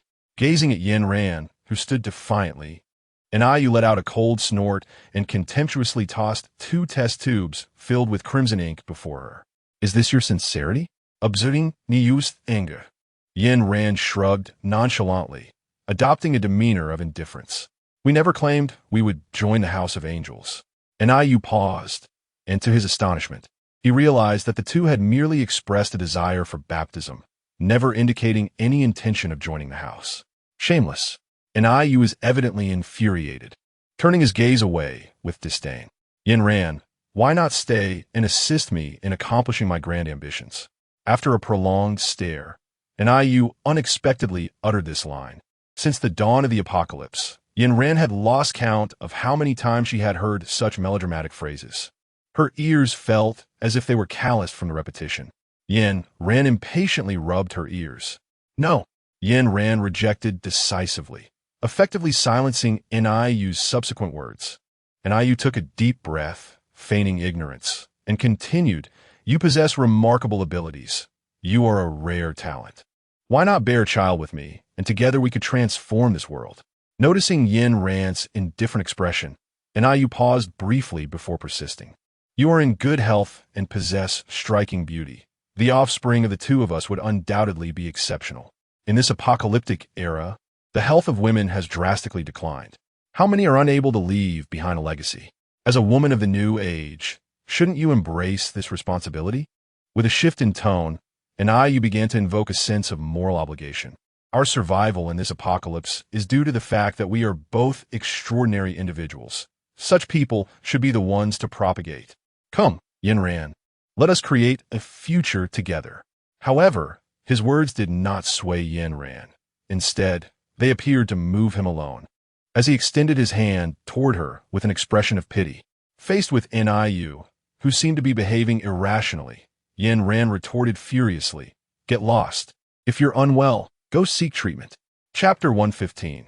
Returning to the base, Anayu lowered his hand, spreading his wings, and implored, "Yin Ran, you cannot be so selfish. This is for the sake of the entire world." Such grandiose nonsense. Yin let out a cold snort, her hands crackling with electricity as she launched a direct assault on Ny's wings. The ferocious strike sent Y hurtling several meters away, dislodging the maggots that clung to his wings. In an instant, the sky was filled with a flurry of white larvae. As the maggots fell, Yin swiftly conjured a shield of water to protect herself. The residents trailing behind Ny, clad solely in white robes, were ill-equipped to withstand the onslaught of insects. The white, wriggling creatures became indistinguishable from the robes, and the sensation of them crawling across their skin provoked a profound sense of revulsion. Although the populace revered Ny, at that moment, fear eclipsed their faith. Chaos ensued as people scrambled away from his side. Observing the disarray among his followers, Ny's expression darkened, not only from the embarrassment of losing face before Yin, but also due to the fact that his devotees could not bear the sight of the vermin upon him. Ny stepped aside. Yin Ran, brandishing a short sword and poised for attack, fixated her vigilant gaze upon Anayu. "Miss Yin, you have transgressed several taboos.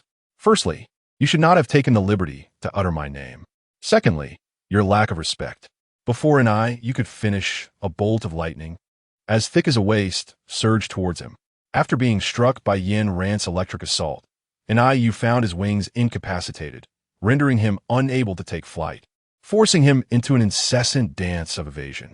Yet, this was no ordinary lightning. It was a relentless force that pursued him with an unyielding determination, refusing to relent until it made contact. After a few evasive maneuvers, Anayu discerned the unique nature of the lightning. In a moment of desperation, he bit into his fingertip, allowing a few droplets of blood to ascend into the air, where they fell upon the brows of his followers. As Anayu completed his incantation, The previously panicked followers stood before him like puppets, shielding him from harm. Despite the electric shocks they endured, these puppets remained steadfast, resolutely protecting Niyu. Observing the charred skin of his followers, Yin Ran felt vindicated in her earlier suspicions. Indeed, Enhancement was a blood-based supernatural being. Such entities possess the ability to manipulate the thoughts and minds of others through their blood. The so-called baptism was merely a guise for Enhancement to acquire blood. Whether it was bestowed upon zombies or infants mattered little. What held significance was the vessel he had provided during the initial trial. Blood, inherently viscous, invariably leaves residue at the bottom of any container, regardless of how it is poured. While perusing the system's description, the most grotesque aspect of blood-based supernatural beings became apparent. To exert control over another, they must either consume the individual's blood or compel them to ingest their own. Naturally, extracting blood from the skin can also achieve control, albeit with less efficacy. Fixating on Yin Ran's composed expression, Enhancement revealed a chilling smile. "I have underestimated you." He bit into his tongue, letting the blood pool in his mouth before spraying it onto his followers. Subsequently, he smeared the blood onto his forehead. Manifest. With that command, the ground began to tremble as if something were striving to break free from beneath the earth. Noticing the quaking earth beneath her feet, Yin Ran wasted no time. During Niu's incantation, she retrieved her vehicle. After all, when others were escalating their efforts, only a fool would linger idly. At the moment the vehicle soared into the air, a colossal devourer emerged from the grasslands. As the devourer appeared, it swiftly engulfed a blood-stained follower in one gulp. The fetid odor that permeated the air caused Yin Ran to furrow her brow. She promptly closed the car windows and directed her vehicle towards the locations of Qiao Dun and Huang Mu Ling, observing the dark vehicle in the sky. Enhancement scoffed, leaping onto the back of the devourer and pointing towards the car. "Devour it." Upon receiving the command, the devourer opened its gaping maw and charged at Yin Ran's vehicle. In response, she elevated the car to a considerable height, ensuring it remained beyond the reach of the beast. "You two, remain here and do not move." Yin Ran utilized her vehicle to draw the attention of the lickers and Enhancement, and with the trees providing cover, she leapt down from the car. After emerging from the House of Angels, the forest path was exceedingly narrow. Even though the lickers possessed great strength, they could not disturb the vast expanse of the woods. Upon locating the two, Yin Ran directly employed the car's remote control feature to summon it before them. Once inside, she dare not linger, pressing the accelerator and speeding away. The reason for not flying when she first arrived in S-City was to avoid missing out on the herbs. Now that the herbs were secured, they had no further reservations. By the time Enhancement realized that this was a ruse set by Yin Ran, she had long since driven away. "Yin Ran, do not let our paths cross again." Enhancement shouted furiously, standing atop a licker as he called out her name. "Do you wish to find her? I can assist you." The sudden appearance of a man before him caused Enhancent's expression to darken instantly. Clad in a black trench coat and adorned with gold-rimmed glasses, he bore the air of a refined rogue. Observing the man sitting calmly atop the licker, Enhancement understood that his prowess was not to be underestimated. After all, this individual had been beside him for quite some time without him sensing his presence at all. "Who are you?" Compared to Yin Ran earlier, Enhancement was evidently far more apprehensive of this man before him. In Yin Ran's gaze, there was no complete intent to condemn him to death. However, the man before him exuded an aura that suggested disobedience could lead to fatal consequences. "I am Zhuang Xinyin, but you may call me Brother Zhuang." Within the dim confines of the base, the man's countenance bore a pallor of deep discontent. Upon hearing a sound, he furrowed his brow and, with an air of impatience, opened his eyes. The moment he realized the source of the sound was the intercom. Xie's demeanor shifted from despondency to fervor as he snatched the intercom with urgency. "Yin Ran." The excitement in his voice momentarily stunned the recipient on the other end. "Captain Xie, this is the hunting team. We request the shield to be activated." "Understood." "Very well." Xie acknowledges. As he caught sight of his own sallow visage reflected in the mirror, adorned with a scruffy beard, Xie averted his gaze in distaste. The memory of Lin Jia Jun's youthful, fair face only served to amplify his dissatisfaction with his own appearance. Chapter 116. The grand performance begins as the vehicle came to a steady halt at the base's entrance. Xie approached before the others could disembark. Before he could utter a word, he was struck by a wave of shock, staring blankly at Lin Jiajun cradled in Yin Ran's arms. Lin Jiajun's face was ashen, his eyes tightly shut, with crimson liquid trickling from the corner of his mouth. Xie had prepared himself for a myriad of confrontations, yet he never anticipated this harrowing sight. The playful companion he was accustomed to had transformed into this pitiful state, leaving Xie at a loss. What has happened? His voice, dry and strained, escaped his lips as he observed Yin Ran's grave expression, which only heightened his anxiety. Before Yin Ran could properly tend to the inebriated individual, she noted the astonishment in Xie's eyes, which mirrored the gravity of catastrophe. It's nothing. He merely drank too much. As Yin Ran's voice faded, the previously tense Xie, he slapped Lin Jiajun on the back with a resounding thud. Already feeling unwell, Lin Jiajun, upon receiving the blow, immediately retched, expelling the contents of his stomach onto Xie. Gazing at the mess upon himself, and then at the crumpled form of Lin Jiajun on the ground, Xie squeezed his eyes shut, enduring the moment before raising his foot to strike Lin Jiajun. Those surrounding them, repulsed by the sight of the vomit on Xie, instinctively recoiled, none daring to intervene.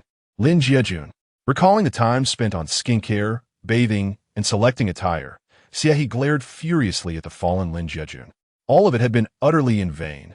After expressing his frustration, Xie resignedly dragged Lin Jiajun towards the base. By the time Xie had finished his ordeal, it was already the following day. With a sullen expression, he approached Yin Ran's door. The doorknob at Yin Ran's entrance was crafted from metal, and as Xie caught a glimpse of his own pallid visage in its reflection, he remained expressionless. He extended his hand to rub his face, attempting to disperse the lifeless expression. Subsequently, a faint smile graced his lips as he gently rapped on the door. Kumin, upon opening the door, Xie beheld Yin Ran seated on a chair, drying her hair with a towel. The moment the door swung open, a delightful fragrance enveloped Yin Yun's face. Observing the dazed Xie, Yin Ran inquired, "What is wrong?" "Nothing." Xie cleared his throat and succinctly briefed Yin Yun regarding Su Songjin's situation. When Yin Ran learned that Yin Yun was confined in the protective room, she couldn't contain her delight. How splendid! Xie had indeed stumbled upon something akin to a cat catching a mouse. All right, I understand. I shall go take a look. With clarity in her intent, Yin Ran tied her hair back and donned her coat before heading towards the protective room. Initially, her purpose in constructing the protective room was to create a sanctuary in the event of a calamity. At that time, the number of individuals at the base was limited, so she had not built many chambers.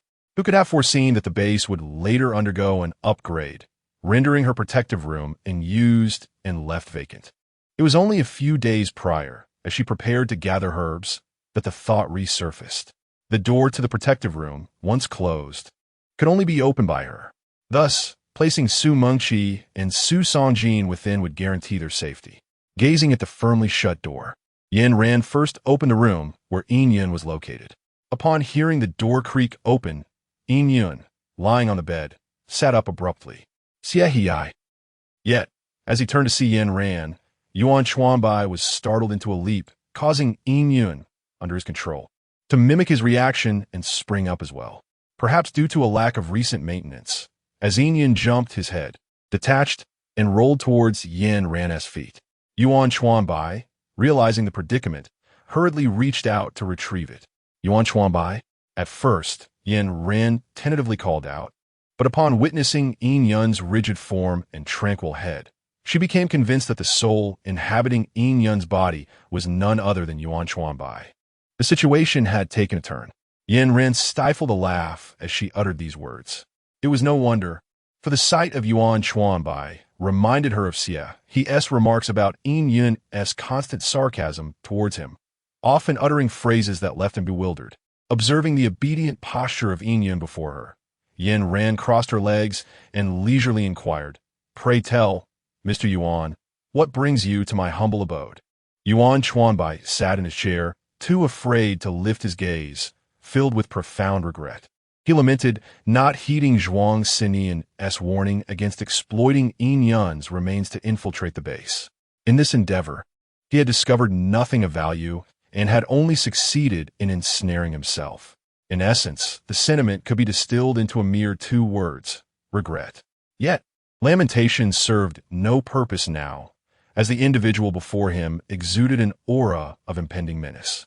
I merely came to observe," he stammered, attempting to ingratiate himself with a smile while controlling Yin Yun's decaying form. This grin, however, was far from reassuring. The grotesque visage of a rotting corpse, smiling coyly, was enough to instill fear in anyone.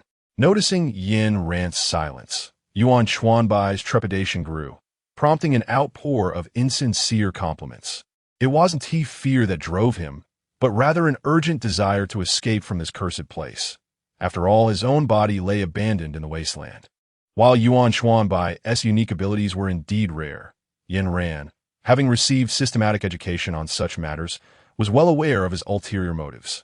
Mere moments ago, she had contemplated dragging Yuan Chuanbai to his demise, yet gazing at the kneeling figure before her, an insidious idea struck her. What could be more terrifying than the thought of one's closest ally plotting their death? The enemy of my enemy is my friend. Yin Ran blinked her eyes and subsequently exchanged a small bomb and a talisman from the system marketplace, placing them upon Yuan Chuanbai's soul. The items purchased from the system marketplace could be arranged at will. Even if Yuan Chuanbai were to depart from Yin Yun's body, they would remain with him. Once the arrangements were complete, Yin Ran began her performance. "You may leave." With those words, she opened the door to the protective chamber. Upon hearing her statement, Yuan Chuanbai initially remained skeptical, yet he could hardly afford to wait. He cautiously maneuvered Yin Yun's body toward the door. Noticing Yin Ran's stillness, Yuan Chuanbai expressed his gratitude, saying thank you. Before departing, gazing at the fallen form of Yin Yun, Yin Ran enigmatically remarked, "The real show has yet to begin. Why thank me so soon?" Chapter 117. The Strange XP of the Base. A no-man's land in the pitch-dark cave, a wounded man began to convulse from his abdomen. After 5 minutes of violent spasms, Yuan Chuanbai sprang upright, spitting out a mouthful of blood. Observing his mud-streaked hands, he felt no anger. Instead, he stretched his neck and moved his body. As he stood, he noticed Zhuang Xinyan sharpening a knife beside him. Rather than feeling fear at the sudden appearance of his companion, Yuan Chuanbai felt gratitude for Zhuang Xinyan's vigilance in guarding his body. A smile graced Yuan Chuanbai's lips as he approached, intending to embrace Zhuang Xinyan's shoulders. "Hey, brother Zhuang." Before Yuan Chuanbai could finish his sentence, Zhuang Xinyan thrust the knife directly into Yuan Chuanbai's body. Staring at the blood seeping from his wound, Yuan Chuanbai was rendered speechless, unable to fathom why his dearest brother would suddenly turn against him. In stark contrast to Yuan Chuanbai's disarray, Zhuang Xinyan maintained his indifferent demeanor, relentlessly using the dagger to carve into Yuan Chuanbai's flesh. As he unearthed a miniature bomb from the depths of Yuan Chuanbai's body, Zhuang Xinyan's eyes remained unblinking, raising the knife as if to slice open Yuan Chuanbai's throat. At that moment, Yuan Chuanbai was still oblivious to the gravity of the situation. He looked at the unexpected bomb, floundering to explain, "I don't know how this thing ended up in my body. It has nothing to do with me." In his haste to clarify, Yuan Chuanbai failed to notice the increasingly frigid gaze of Zhuang Xinyan. Only when the dagger lunged toward him did the truth dawn upon him. Better to betray than to die. This was Yuan Chuanbai's final thought before his demise. Just as the blade was about to pierce his throat, he fled. As Zhuang Xinyan gazed upon the fallen body, his finger hesitated for a moment before he plunged the knife in deeper. Yin ran very well. In a mere 5 minutes, the recently fallen Yin Yun stood once more. Yin Ran was aware that it was her actions that had triggered the response. Yet she still wore a look of astonishment. Whether it was due to Yin Ran's remarkable performance or Yuan Chuanbai's lack of discernment toward her, it was unclear. The moment he laid eyes on Yin Ran, Yuan Chuanbai, controlling Yin Yun's body, lunged forward. The grotesque visage of decay was repulsive, and as Yin Ran evaded this nauseating fervor, she distanced herself from Yin Yun. Fortunately, the protective space was ample, Otherwise, she would have surely been overwhelmed by the corpse. The chase ensued for 5 or 6 minutes, and Yin Ran, weary of circling the room, performed a swift somersault onto the table, gazing down at Yin Yun. "Just remain there and do not approach," she commanded. During this brief interlude, Yuan Chuanbai had also come to a realization. Zhuang Xinian intended to eliminate him, and only Yin Ran could offer salvation. Taking a deep breath while controlling Yin Yun's body, he spoke with newfound composure. "Firstly, I wish to join your base, and I will provide you with any information regarding Zhuang Xinian at no cost. Secondly, I desire a body that resonates with my soul." As he spoke, Yin Yun's body incessantly licked its lips, the gaze wandering, deliberately avoiding Yin Ran's eyes. It was evident that Yuan Chuanbai understood the precariousness of his position. During this silence, Yin Ran busied herself browsing the system shop, contemplating which model to procure for Yuan Chuanbai. She could not permit him to threaten her base members. They were all living souls. The zombies outside were also beginning to decay, leaving him with little time. Observing the quiet Yin Ran, Yuan Chuanbai wrestled with his thoughts, questioning whether she disdained him or was reluctant to allow him into the base. "Very well. I can also disclose Zhuang Xinian's whereabouts." Their voices resonated in unison. Yin Ran squinted her eyes, fixed on the woman before her who was covering her mouth. I told you. Yuan Chuanbai, manipulating the decaying corpse, offered a charming smile. With a thud, a piece of rotting flesh fell away. "Here, take this body."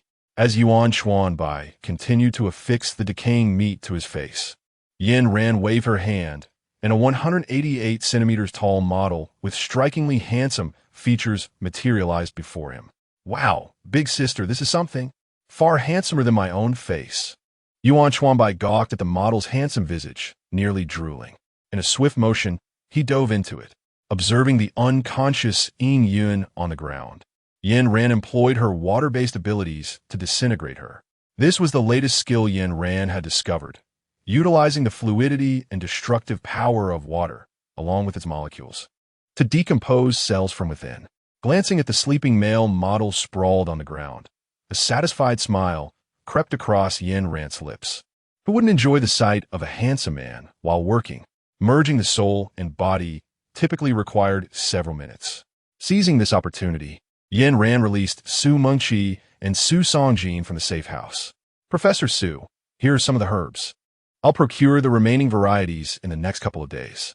Yin Ran respectfully handed over the herbs, expressing her reverence and respect for Su Songjin, who could save the world. "Thank you for your hard work, my child," Su Songjin said, nodding appreciatively at the bag of herbs. After exchanging a few pleasantries, Yin Ran closed the door of the safe house once more. The safe house, sprawling like a small football field, was equipped with all the necessary amenities. Yin Ran was not concerned that Su Songjin might find it mundane. "Big sister." As Yin Ran turned her head, she beheld a creature whose limbs were disjointed and awkward. Dismissing the notion that a monster could infiltrate the base, she took a second glance, only to realize it was merely Yuan Chuanbai, struggling to adapt to his own body. Alas, her hopes of admiring a handsome figure were dashed. Yin Ran took a deep breath to calm her emotions. "Let us go." With that, she led Yuan Chuanbai into the base. At this moment, the sun had already set, and the sky was shrouded in darkness, illuminated only by the faint glow of the base.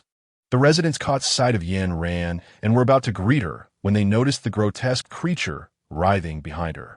Yin Ran, in a state of confusion, gently touched her face, pondering whether something was amiss. The following morning, Xie abruptly burst into Yin Ran's room, his voice laced with urgency. "Captain, why did you sneak out in the middle of the night to chase a monster?" Each word uttered by Xie was comprehensible to Yin Ran, yet when strung together, they resembled a long-extinct language, leaving her utterly bewildered. "Chase a monster?" Noticing Yin Ran's perplexed expression, Xie took the time to elucidate the rumors circulating within the base. The mystery unraveled when Xie laid eyes on Yuan Chuanbai, revealing the truth effortlessly. It turned out to be a person. Observing Yuan Chuanbai's contorted limbs, Xie sighed in resignation. "All right, enough of the banter. Pack your things.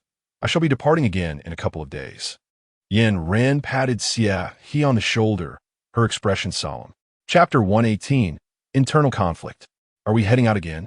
The moment the words escaped his lips, Xie sensed something amiss and cast an awkward glance at Yin Ran. All right, I will inform everyone immediately. With that, Xie pushed the door open and departed. Observing his flustered demeanor, Yin Ran could only shake her head in resignation. The location of the herbs was situated in the glacier. Yet as days passed, the climate began to grow increasingly unstable. Mornings could be sweltering, while nights plummeted to a chilling -20 or 30 degrees. Upon encountering the liquors, Yin Ran realized that the previously dormant zombies were nearing the completion of their evolution. The entire world was on the brink of descending into darkness once more. After their evolution, the difficulty of locating the herbs would significantly escalate. Moreover, the likes of Zhuang, Xin Yin, and others would pose further obstacles during the search for the herbs. Never mind. Yin Ran shook her head, deciding not to delve deeper into the matter. Rather than waste time pondering, she would be better off seeking herbs sooner. Observing the lineup of individuals before her, she felt a sense of conflict. Although she wished to lead them out for training, the abilities of certain individuals were ill-suited for the frigid conditions of the glacier. Firstly, she excluded Xie, whose plant-based powers could not possibly thrive in such an extreme cold. Next was Lin Jiejun. His physical stamina was too feeble, making it more prudent for him to remain at the base. The third was Xiao Dun. The rationale for keeping him behind was more favorable than the previous two. Yin Ran was concerned that, upon her departure from the base, there might be an assault, and thus wished to leave Xie with a companion for protection. Very well. Aside from these three, the rest may accompany me. Before Yin Ran could finish her words, Lin Jiejun interrupted her with a hint of irritation. Why is it that this monster can accompany you, yet I cannot? Lin Jiejun pointed at Yuan Chuanbai, who had yet to fully develop his limbs. Everyone present understood Yuan Chuanbai's identity and grasped the intention behind Yin Ran's actions. Yin Ran gazed at Lin Jiejun, incredulous that this man, once a killer, could truly comprehend the gravity of their situation. Given the unusual circumstances, she felt a surge of impatience within her. She initially endeavored to explain a few points with calmness, attempting to persuade Lin Jiejun in a gentle manner. Yet, this man, oblivious to her efforts, insisted on testing her patience. It was precisely because Lin Jiejun was her teammate that she had shown him such forbearance, but witnessing his aggressive demeanor only further strained her resolve. Yin Ran swiftly delivered a slap. Lin Jiejun, cease your pretense.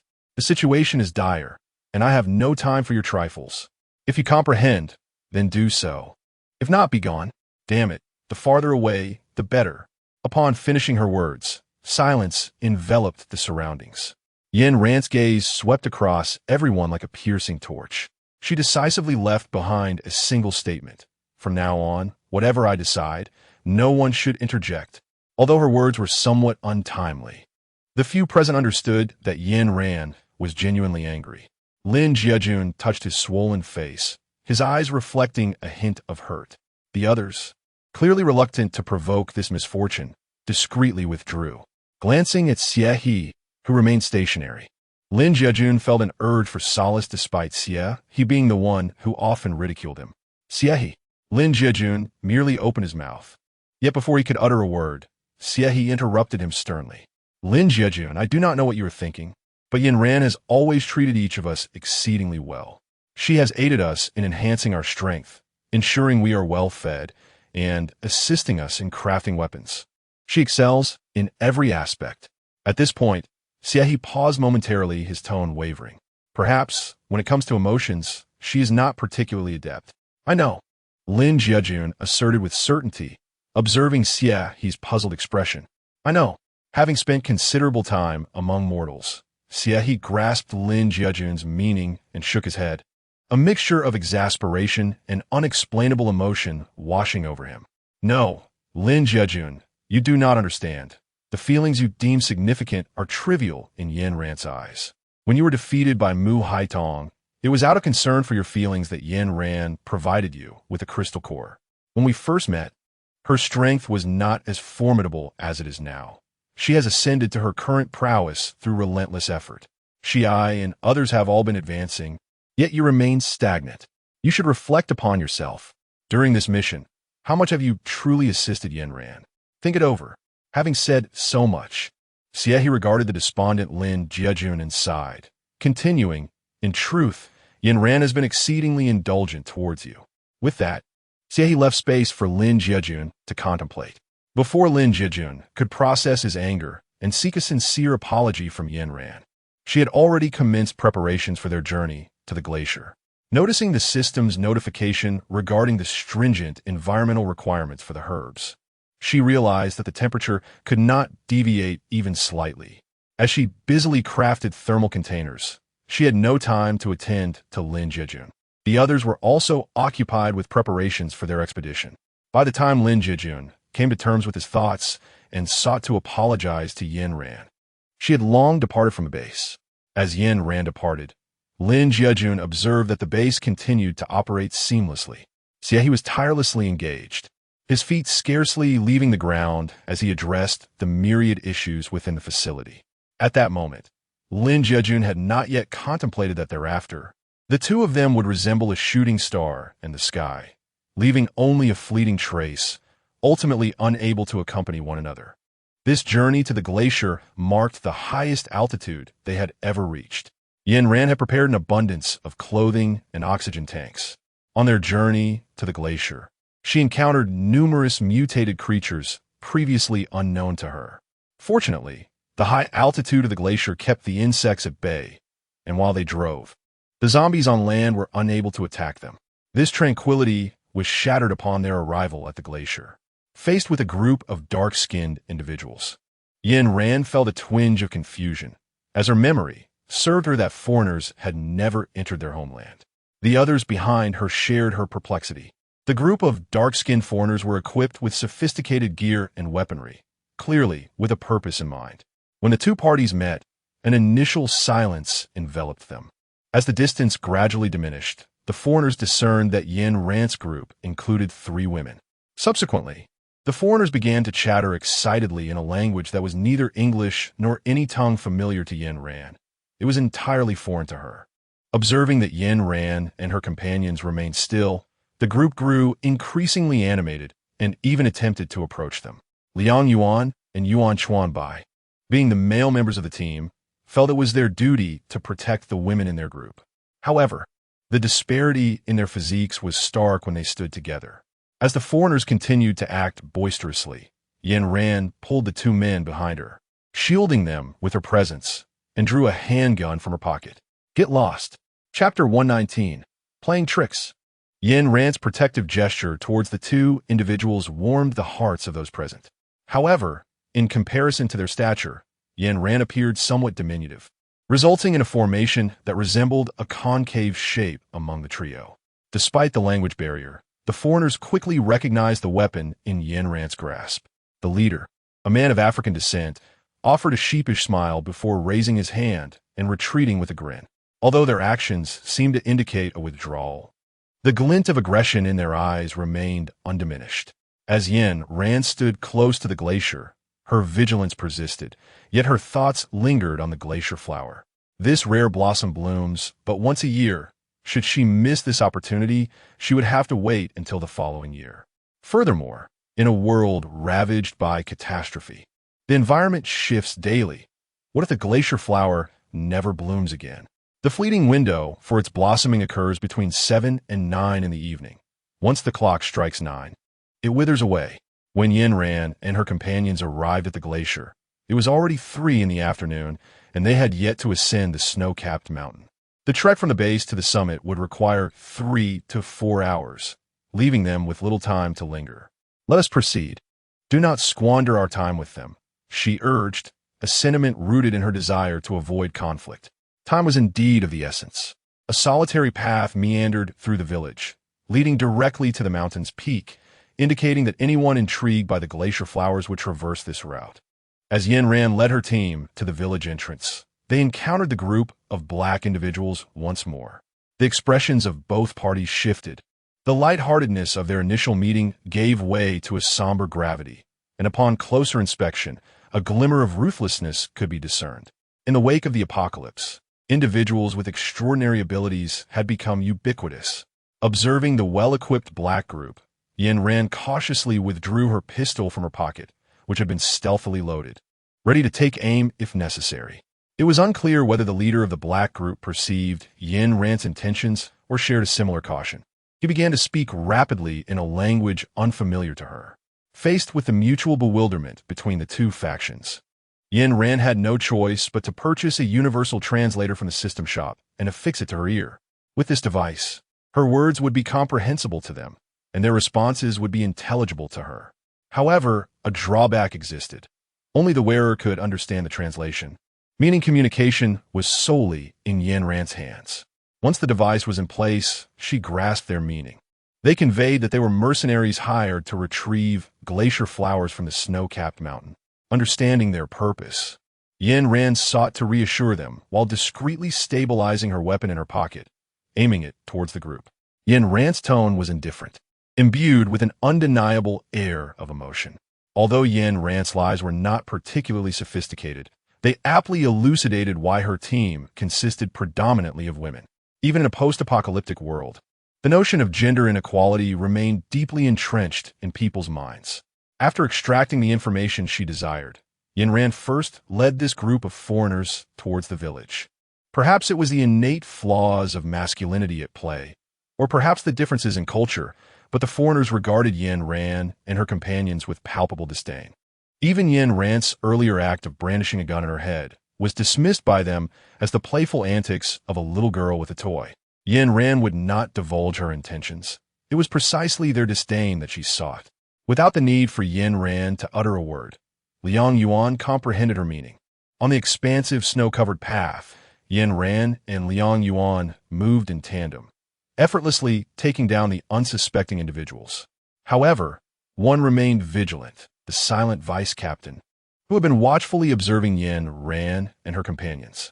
Upon witnessing Yin Ran suddenly grasp their language, his gaze was filled with suspicion. In the end, they disregarded the captain's orders and met a dire fate. Yin Ran and Liang Yuan utilized silenced firearms during their shooting. In the snow-capped mountains, the tremendous noise could easily provoke a catastrophic bloodbath. Who exactly are you? Despite the wariness, the vice captain was struck by several bullets from the two. The man tilted his head back, his face displaying a look of restraint as he pressed against his wound, collapsing into the snow. What a pity. Yin Ran had always harbored a disdain for those who dithered. Approaching the man, she pressed the gun to his temple and pulled the trigger, delivering a fatal shot. As she surveyed the lifeless bodies strewn around her, Yin Ran raised an eyebrow and, with a dagger in hand, delivered several more stabs to ensure none were merely feigning death. It was no wonder she exercised such caution during her relentless pursuit. She indeed encountered a foreigner who was still clinging to life. This foreigner proved to be remarkably resilient. Yin Ran sighed inwardly.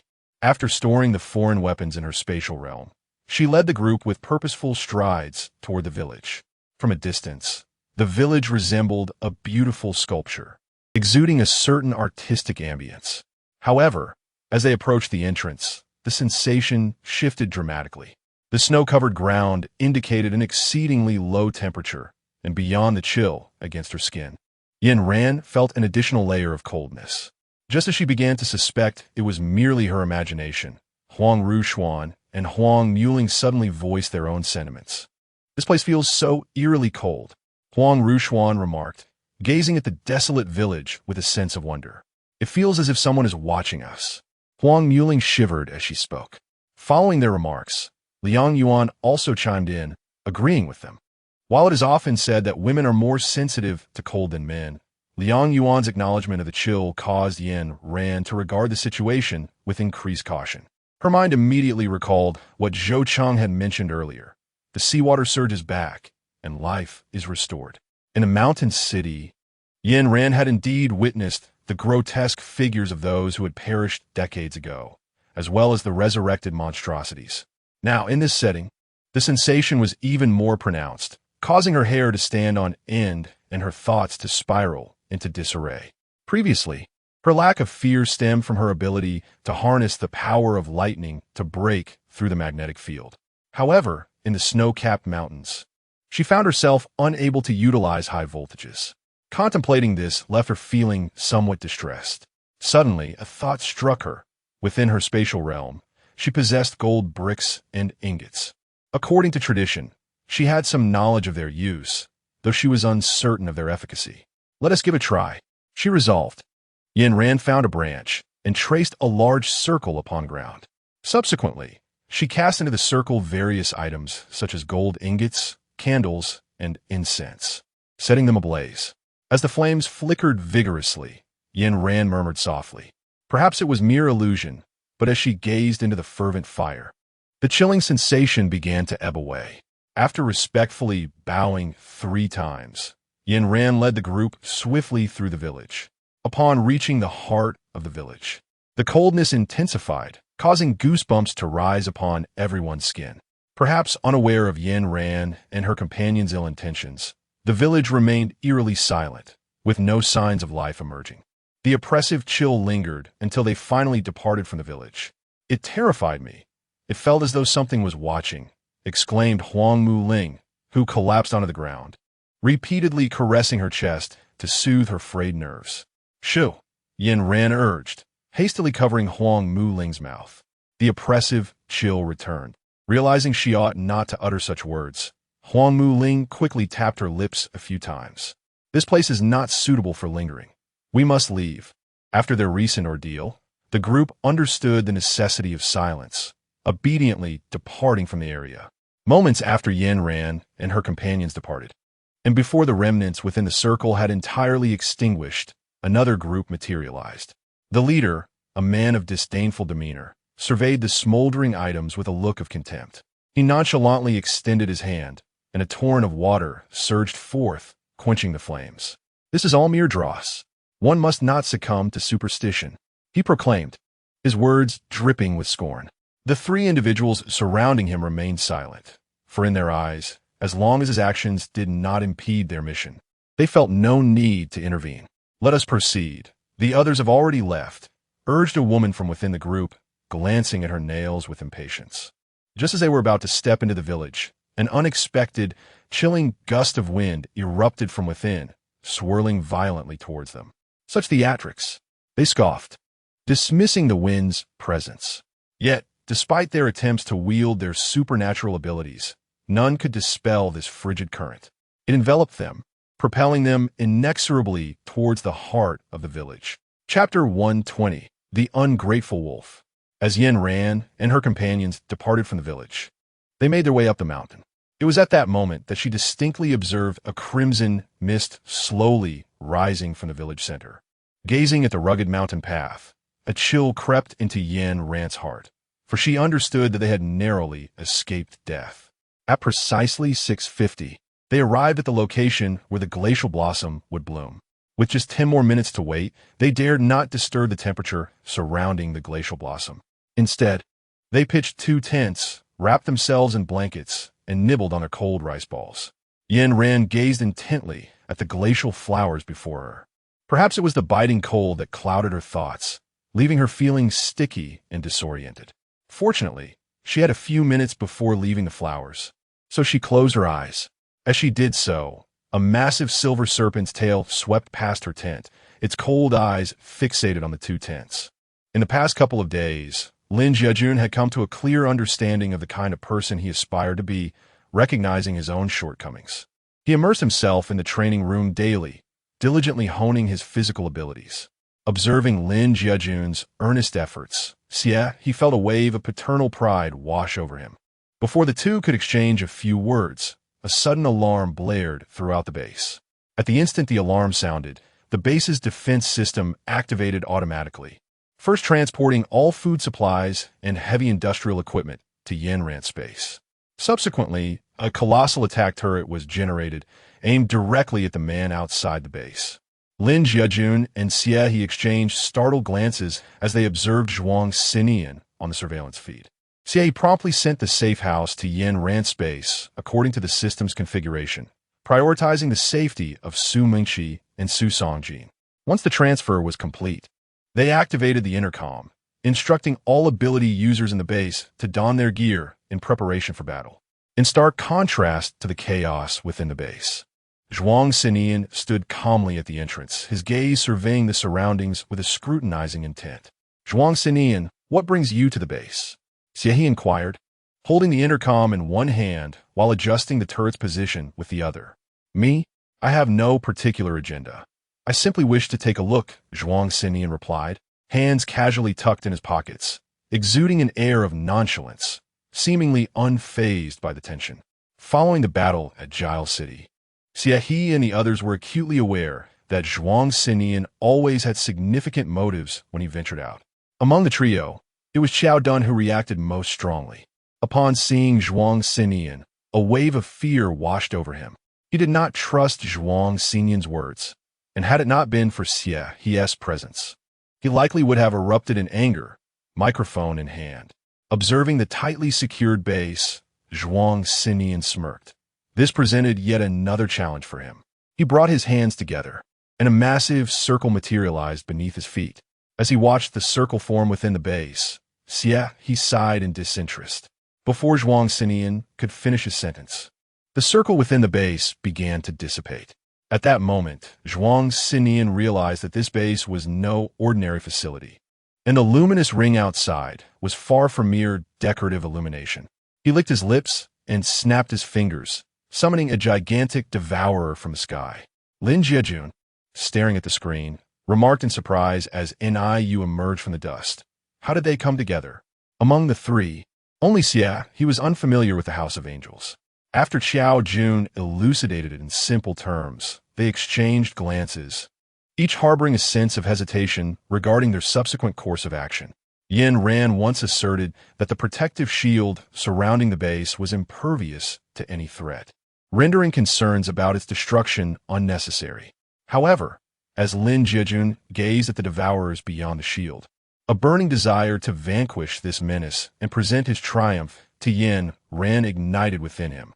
Yet, before he could act on this impulse, Xie ruthlessly shattered his notion. What if they exploit your face to infiltrate? Xie pondered comprehensively, recognizing that even if they chose inaction and remained like timid turtles, they would face no peril. If they fell into the enemy's trap and recklessly ventured out, disaster would undoubtedly ensue. Although Qiao Jun was angered, he too considered the broader implications. As the acting leaders of the base, their foremost duty was to prioritize the collective welfare of its inhabitants. Despite the discouragement from both men, Lin Jiejun clung to a fervent resolve, a restless impulse.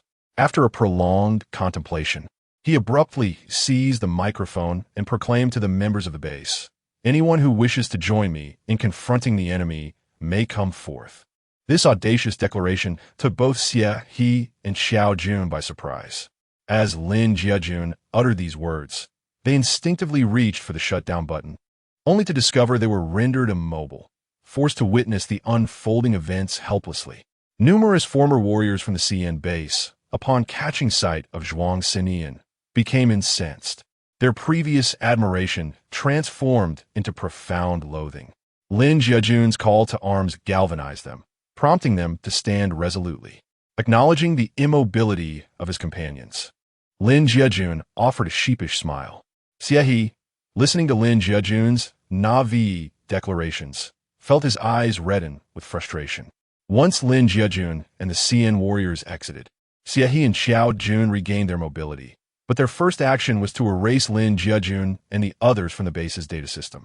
Xie was resolute in his deletion.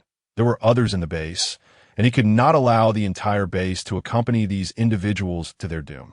Gazing at the thousands outside the screen, Xie maintained a stern countenance as he grasped the microphone. The transmission from this microphone was audible only to the members of their base, ensuring that outsiders could not listen. Before his departure, Liang Yuan had instructed the members of the Dawn base to heed Xie, resulting in minimal dissent. Perhaps the only one looking to stir trouble was Lu Qinglu. Upon hearing of Yin Yun's demise, Lu Qinglu had spiraled into madness, causing a ruckus daily, adamantly stating her disbelief. She even speculated whether Yin Ran had intentionally caused Yin Yun's death. Observing Zhuang Xinian outside, Lu Qinglu harbored a secret desire to see him breach the base, inflicting sorrow upon Yin Ran. To realize this ambition, she stealthily positioned herself at the doorway, contemplating whether to leverage her own appearance to gain Zhuang Xinyan's entry. She recognized his formidable strength and believed that Lin Jiajun stood no chance against him. The only regret she harbored was that Yin Ran was not present at the base.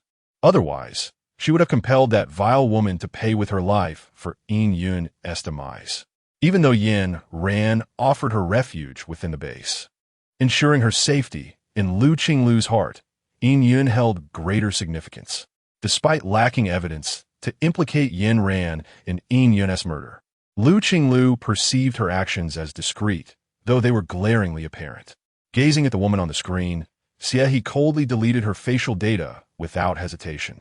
He could forsake his brothers, let alone this inconsequential woman. Just days prior, she had been vocally accusing Yin Ran of killing Yin Yun within the base. Yet the others regarded her as mentally unstable and ignored her entirely. Those who heard the rumors understood the circumstances at the time and, in a sense, it could be construed that Yin Ran bore some responsibility for Yin Yun's death. However, they remained silent, perhaps out of guilt, refraining from reacting to anything Lu Qinglu uttered. Today was different. Her actions aimed to incite the entire base against her. What right did Lu Qinglu have? What merit did she possess? In this apocalyptic world, had it not been for Yin Ran's acceptance of them, they would have long been slaughtered by Mu Haitong. A treacherous wolf, Xie muttered disdainfully as he decisively erased the woman's face. Once the data was obliterated, Lu Qinglu was expelled from the light screen, left exposed to the outside world. Faced with the bewildered gazes of the crowd, she could not openly declare her inability to re-enter the base. Instead, she maintained a stern facade, claiming she had come out to assist. Upon realizing her failure to annihilate the base, Lu Qinglu concocted another scheme. Fixating on Lin Jiajun at the forefront, she allowed a cold smile to grace her lips. Chapter 121. The flower of stench. Lu Qinglu had already devised a rudimentary plan in her mind. She intended to feign assistance to Lin Jiajun during his confrontation with Zhuang Xinyan, only to strike him down with a knife in a moment of visual obscurity. Though her time at the base had been brief, she could discern the close ties between Lin Jiajun, Xie, and Yin Ran. While she lacked the capability to eliminate everyone, dispatching Lin Jiajun would be relatively effortless and would serve to vex Yin Ran. Lu Qinglu's thoughts were delightfully grand, yet the battlefield was ever-changing. Above all, she needed to ensure her own survival. The lickers were not a common sight in this desolate world, let alone one of such considerable size. The inhabitants of the CN base possessed no supernatural abilities and relied on weaponry to combat the lickers while simultaneously providing cover for Lin Jiajun. The lickers' attacks were swift, with each movement precisely targeting its victims. Ni justu de tapalique, promptly dripping blood onto the wounds of any injured individual he encountered. The ratio of combatants shifted from an initial polarization to an even 50-50 distribution. Observing Lin Jiajun's actions, Xie and Xiao Dun were exasperated. They truly could not comprehend how, by simply remaining within the base, they could ensure everyone's survival. Yet Lin Jiajun had managed to complicate matters so drastically. As he watched Lu Qinglu's behavior on the screen, Xie furrowed his brow in concern. In the past 5 minutes, Lu Qinglu had deliberately approached Lin Jiajun at least 20 times. Even if she did not interrupt him each time, she still made a concerted effort to draw closer to him. The logic that was evident to the two of them was surely not lost on Zhuang Xinyan. Qiaoyun, hurry! Seeing Zhuang Xinyan's intense gaze fixed on Lu Qinglu, followed by a smile, Xie anxiously urged. Xiao Jun waved his hands, and a small circular formation began to take shape beneath Lin Jiajun's feet. Just as a black hole was on the verge of forming, Zhuang Xinyan suddenly spread his hands, causing not only the black hole to vanish, but also the devourer beneath NIU to become agitated, relentlessly clawing at the ground. The blood slaves under NIU's control began to regain their senses, their expressions clearing. What are you doing? NIU regretted his words almost immediately, licking his lips. Zhuang Xinyan, clearly in high spirits, paid no heed to NIU's tone. He transformed from his earlier ordinariness into a figure brimming with enthusiasm and malice. What is the point of fighting between extraordinary beings and ordinary people? Such confrontations only rely on the strong oppressing the weak. Only when all are in a state of equality can such battles be deemed fair. The situation that was about to culminate in victory was effortlessly overturned by Zhuang Xinian. You see that internally but dare not offend him, muttering under his breath, "Damn it, lunatic," though Yu's voice was low. The proximity of the two ensured that Zhuang Xinian heard his words. He cast a sidelong glance at Yu, a frenzied smile plastered across his face. Yu understood that Zhuang Xinian had claimed to bring him vengeance, to teach Yin Ran a lesson. Yet throughout this time, the only action Zhuang Xinian had taken was to shatter the impending victory. This man was not there to assist him. He was clearly there for amusement. Once the extraordinary abilities ceased, the contract between Yu and the Devourer began to unravel. As the Devourer lost control, it erupted in fury, regarding everyone as its prey. The armed individuals were no match for the Devourer. Within just a few minutes, the once verdant grassland was strewn with dismembered limbs and blood. After losing his extraordinary abilities, Lin Zhejun became merely an ordinary person with slightly better skills than others. That he managed to evade the Devourer was fortunate enough, not to mention that behind him lurked Lu Qinglu, who was intent on taking his life. As Yin Ran closed her eyes, she was suddenly enveloped by a rich floral fragrance. Rubbing her throbbing head, she opened her eyes to behold a massive white python coiling around a blossoming white bud. The light of the snow-capped mountains refracted upon the serpent's scales, adorning it with a crystalline luminescence. The python was not far from Yin Ran's tent, and thanks to the glimmer of the snow, she was able to discern the creature's eyes. Yet, the more she gazed, the more familiar the python appeared, reminiscent of the giant serpent she had frightened away with the scent of a weasel during her time at the forest villa. The thought sent a shiver of unease through her. Before the apocalypse, snakes were merely sensitive to scents, and Yin Ran was not particularly fearful that this python would remember her. However, in the current world, even dogs possessed a semblance of consciousness, let alone this formidable serpent. If it truly was the python from the forest villa, Yin Ran felt this journey could very well reach its conclusion. If the python refrained from devouring her, it would be considered a merciful act. Yin Ran glanced at her watch. It was already 5 minutes past 7, yet the flower had yet to bloom. Under normal circumstances, this blossom should have unfurled by 7 o'clock. Where could the issue lie? The system had claimed that the glacier flower would bloom punctually at 7. If it had not, something must be siphoning its essence. Although this notion seemed somewhat fantastical, the system's description indicated that the glacier flower flourished upon the snow-capped mountains, drawing in the quintessence of the heavens and the spirits of the sun and moon. If the world she inhabited were indeed a novel, such a premise would not be entirely outlandish. Since the flower appeared untroubled, the issue must lie with the python. There exists a clever method to not only ascertain whether this serpent is the one from the villa in the woods, but also to drive it away. That method involves the use of a weasel's excrement.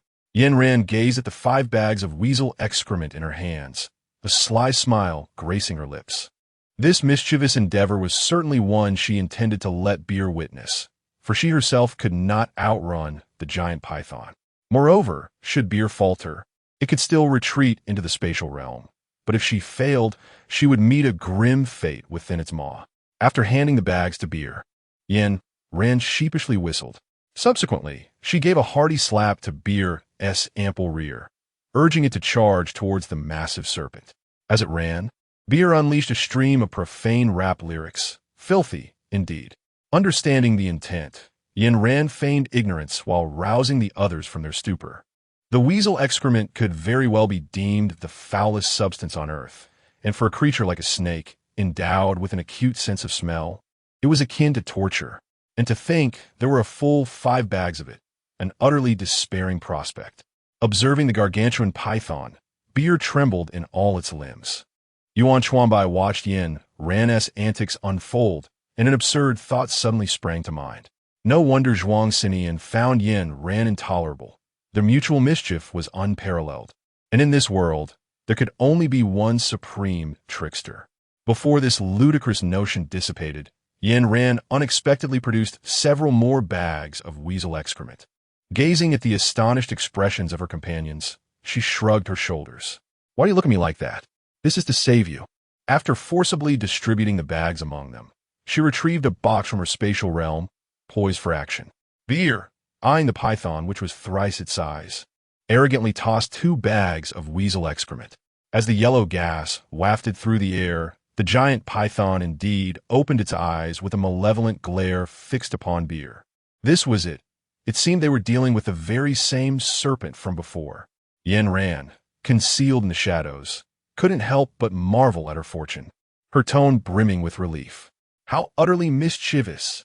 Yuan Chuanbai rubbed his nose, muttering softly. The massive python, fixated on the beer before it, coiled up, baring its fangs in preparation for an assault. Though the beer was initially intimidated, recalling Yin Ran's words emboldened it, and it defiantly hurled several weasel droppings in retaliation. The yellow pellets clung to the snowflakes, cascading onto the python's back. In the fleeting moment before the python's wrath erupted, the beer darted away with a sudden burst. As it fled, it playfully arched its tail and patted its rear with its paws, deliberately provoking the python. The python, indeed, fell for the ruse, launching itself like a taut spring in pursuit. Now was the moment. Yin Ran rushed forward with the box, while the others were equally occupied, using the scent of weasel excrement to mask the odor, all the while cautiously surveying their surroundings. After the giant python slithered away, Yin Ran noticed the yellow particles about to descend upon the flower. If this were to bloom into a flower reeking of that foul odor, she would be forever branded a villain for the unpleasantness that would ensue when consuming the antidote. No. With a heart weighed down by a sense of tragic determination, Yin Ran couldn't help but shout aloud. Chapter 122, The Dire Inquiry. If all went as anticipated, an unforeseen incident was indeed about to unfold. Clumps of snow interspersed with ice tumbled down the mountainside. As Yin Ran safeguarded the flowers beneath her, she deftly drew everyone into her space. The swirling snowflakes obscured her vision, compelling her to rely solely on instinct as she gathered them in. She had donned a protective suit purchased from the system's marketplace to shield herself from the falling ice shards. With a flash of white light, tranquility enveloped the snow-capped mountains, and Yin Ran straightened, revealing the blossoms. The vast expanse of the snowy summit was now hers alone, although an unsettling silence pervaded the snow. She prioritized placing the blooming flowers into a box. Once everything was securely arranged, Yin Ran released her companions. Liang Yuan, Yuan Chuanbai, and the others emerged from the space unscathed. However, trailing behind them were not only the massive python, but also a case of beer. Oh dear, I seem to have gathered too much. Yin Ran gazed at the colossal python towering before her, murmuring to herself. She had wondered why this place had been eerily silent moments ago. As the serpent's head inched closer, she deftly drew her gun from her pocket with a single hand. Hiss! To her astonishment, the giant python did not harm Yin Ran. Instead, it hissed at her for an extended period. Thanks to the system, in her previous study of an advanced beast language book, Yin Ran was able to comprehend the meaning behind the python's words. This magnificent creature was named Lin Xiaomei, a 6-year-old who, after glimpsing the delectable treats in Yin Ran's space, had decided to accompany her. Yin Ran pondered for a moment. Having a giant python as a pet could indeed be quite thrilling. Moreover, given her substantial appetite, she could certainly afford to care for such a creature. Suddenly, a cold voice resonated in her mind, announcing, "Ding, congratulations to the host for successfully capturing an S-class giant python. The host is rewarded with a certain amount of interstellar currency." This was the first time in several days that Yin Ran had heard the system's voice. Before she could fully process this information, the icy tone continued to reverberate. The joyful expression on her face gradually transformed into one of gloom upon hearing those words. Regarding the situation at the base, the system's assertions were undoubtedly true, leaving no room for verification. It appeared that trouble had arisen at the base. After securing the python within her space, Yin Ran gestured for everyone to board the vehicle. Once inside, she did not conceal the news of Lin Jiejun's demise, her tone remaining indifferent. With Lin Jiejun gone, It was certain that something had gone awry at the base. As Yen Ran's voice fell, the hearts of those present began to clench with anxiety. Subsequently, a torrent of indistinct chatter washed over her, rendering her unable to absorb any of it. As she lowered her gaze, lost in contemplation, what transpired? An hour ago, the once formidable base had succumbed, leaving powerless ordinary individuals unable to fend off the onslaught of the devourers. Once the ammunition of the crowd was exhausted, they were toyed with like mere moles by the merciless creatures. Lin Jiajun gazed upon the strewn corpses, a look of despair etched upon his face. He realized his grave mistake. In the face of such insurmountable power, he was rendered insignificant. As he watched one person after another collapse around him, Lin Jiajun too succumbed, kneeling in exhaustion. It was not that he and his companions were weak. Rather, Zhuang Xinian had simultaneously wielded two abilities. One rendered all powers null, while the other infiltrated the minds of the crowd, implanting suggestions that rendered them incapable of resistance. Lin Jiajun, still so naive, learned a harsh truth. True fairness was a mere illusion in this world. By adhering to the dictates of others and becoming a mere pawn in their game, he forfeited his competitive edge. The metaphorical knife plunged into his heart left him cold. Upon turning to see Lu Qinglu, his expression remained unchanged. With his last vestige of strength spent, he lay on the ground, allowing Lu Qinglu to unleash her wrath upon him. As he lay there, the overwhelming scent of blood filled his senses. In his final moments, the name that echoed in his heart was still that of Yen Ran. Blood trickled from his lips as he stared into the void, murmuring her name. Yen Ran, may you find success in all your endeavors, remain safe, and have your wishes fulfilled. With that, Lin Jiajun breathed his last. In the struggle against his lost abilities, his strength had ebbed away, and all that remained of his power was devoted to Yen Ran.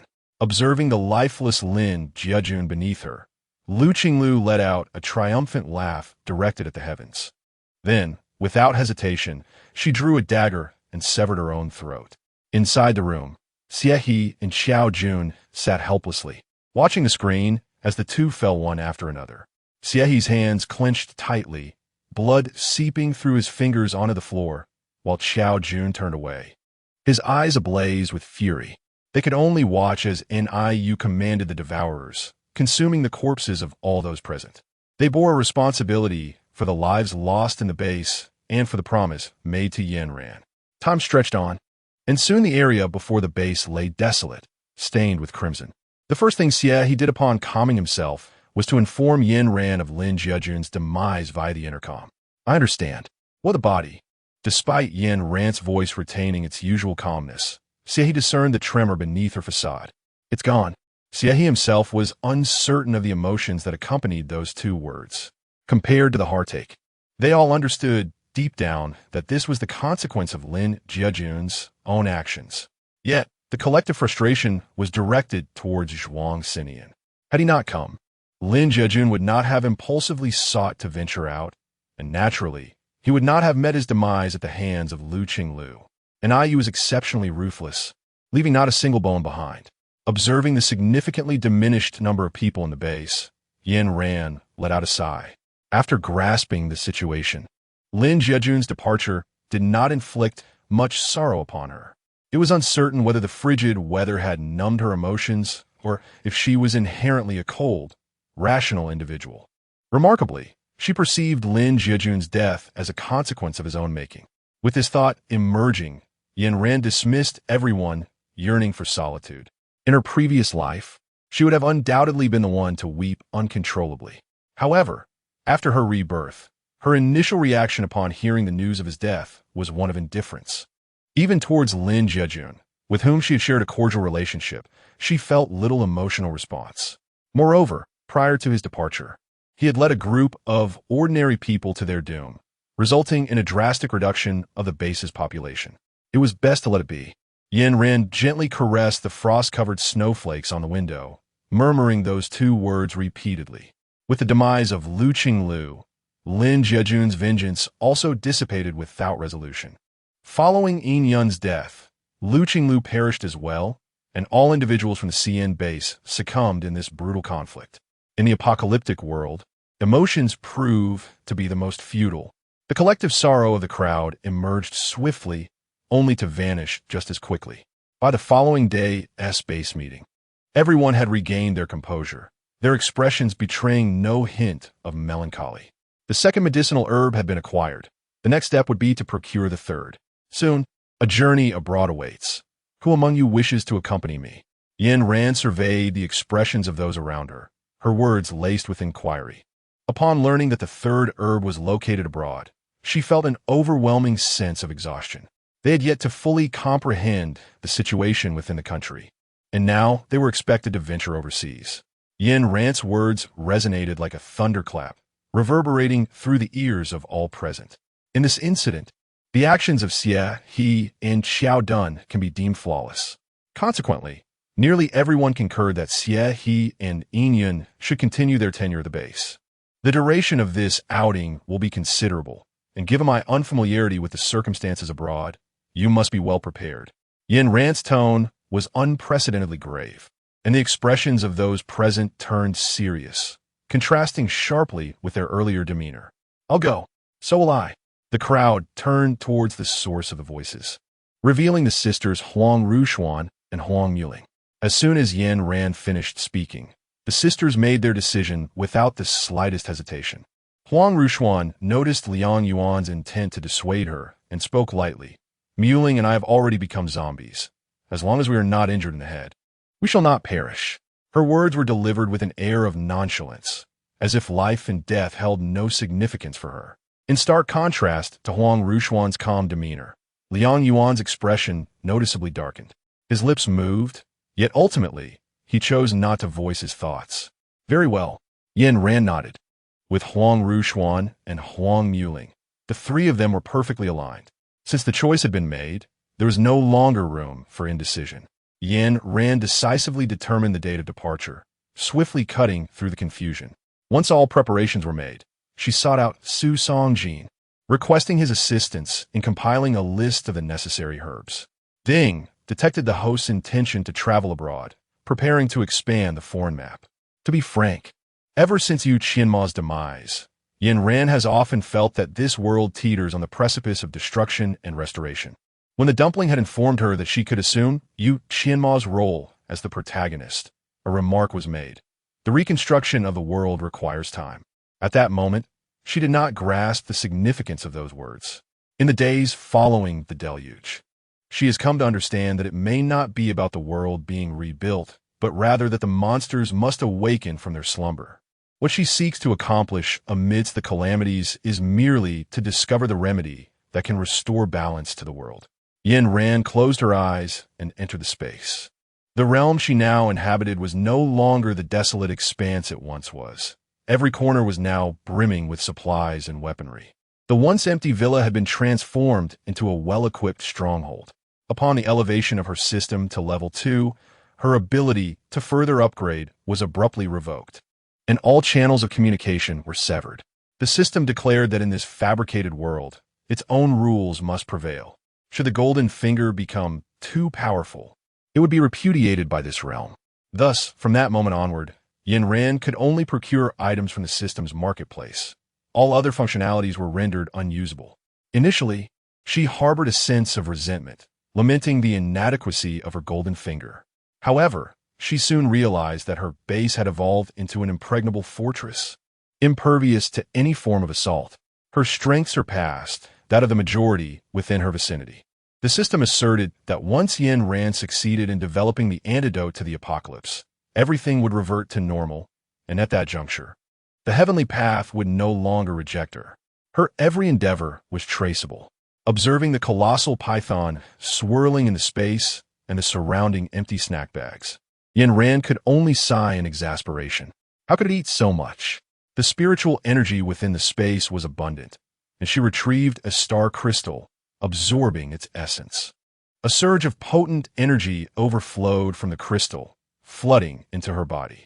Although she had received information about the future world from the dumpling, Yin Ran remained blissfully ignorant of the situation abroad. If she were indeed a character from a book, could this not be considered a bug? Yet, ironically, the location provided by the beer was situated overseas, amidst locales rife with bloodshed, illusion, and mystery. Yin Ran felt as though a shroud of mist perpetually enveloped her, rendering her a mere puppet, manipulated by unseen forces destined to move forward. Whether it pertained to the selection of the base, the placement of herbs, or the elusive antidote for the apocalypse, it was the system and the little companion that meticulously guided her exploration and discovery. Upon witnessing the actual manifestation of the liquors from the survival simulator before her eyes, Yin Ran experienced an overwhelming sensation as though the boundaries of dimensions had shattered. Yin Ran harbored doubts regarding the existence of the so-called interstellar interface and the York interface. They were light years apart, yet concurrently present. Of course, this was merely a figment of her imagination, lacking any substantial foundation. Sensing a surge of warmth coursing through her body, Yin Ran dismissed these peculiar thoughts and focused intently on guiding the chaotic energies within her. Upon closing her eyes, a beam of white light swiftly emanated from her being. Blackthorn's star knelt respectfully, quietly inquiring of its master. "What is it, master?" The man, momentarily pausing his motion of caressing a photograph, abruptly hurled a sheet of paper.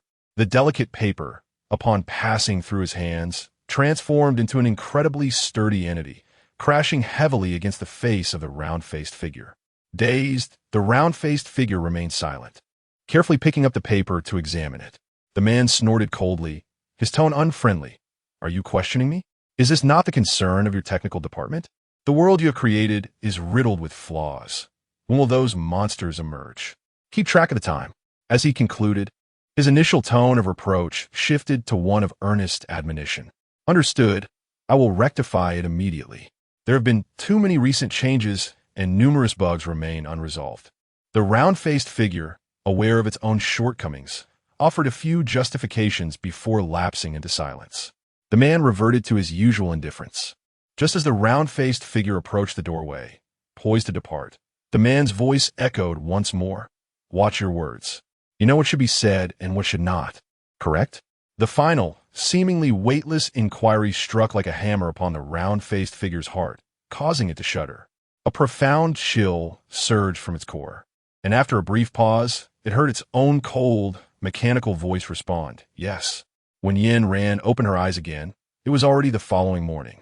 She tapped her head, feeling an overwhelming discomfort, as if it were about to burst. However, she dismissed the sensation, attributing it to having overslept without further consideration.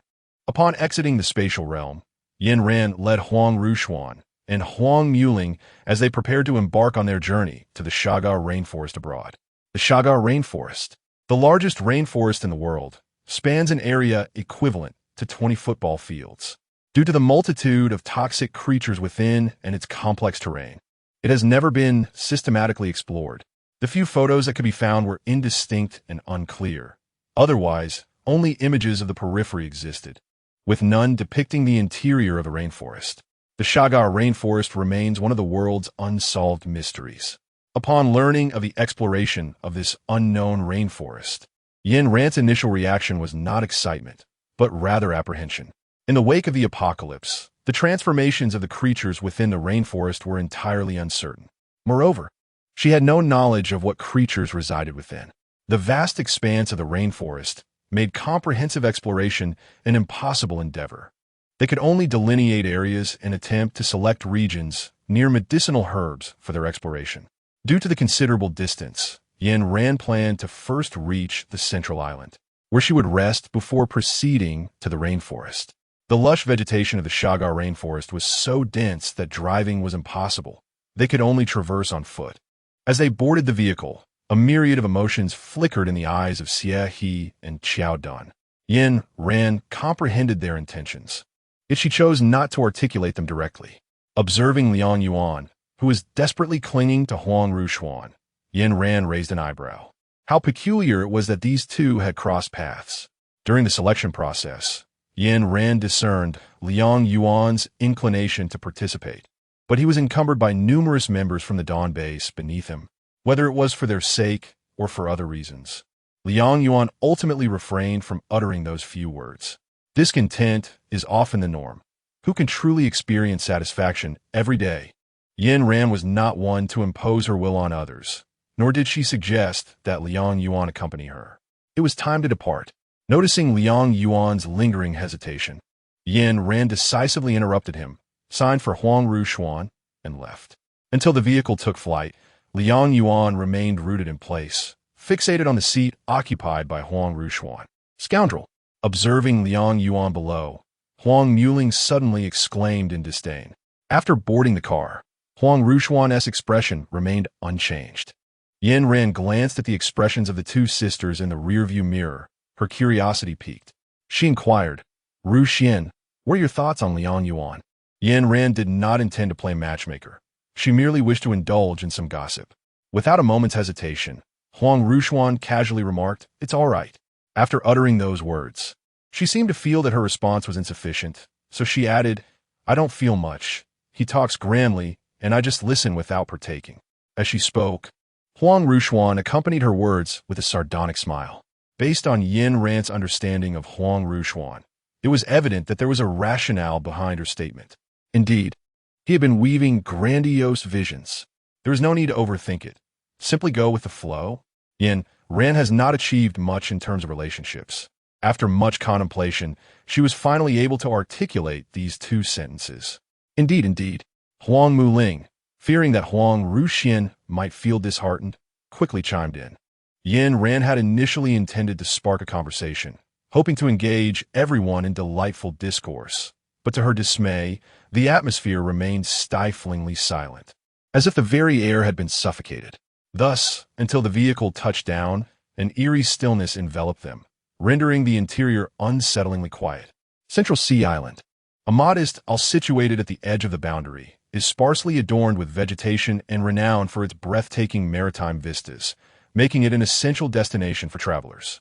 It is precisely because of this status that the island boasts an abundance of structures.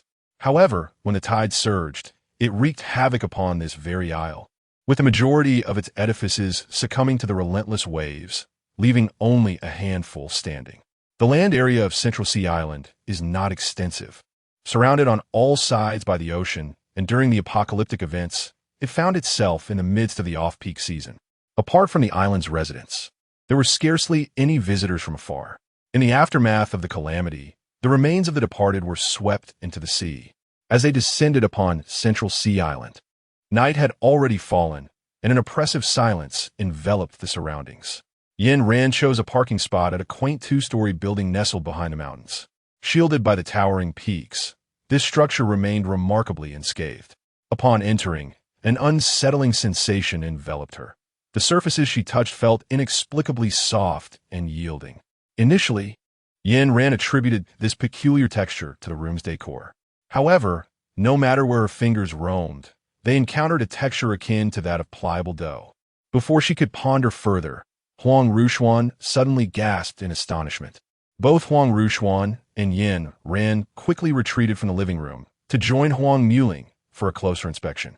To their astonishment, the previously dark beach was now illuminated by flickering flames. At first, the trio presumed it to be the work of the island's inhabitants. Yet, upon closer examination, Yin Ran discerned that it was merely a display of bioluminescent fish.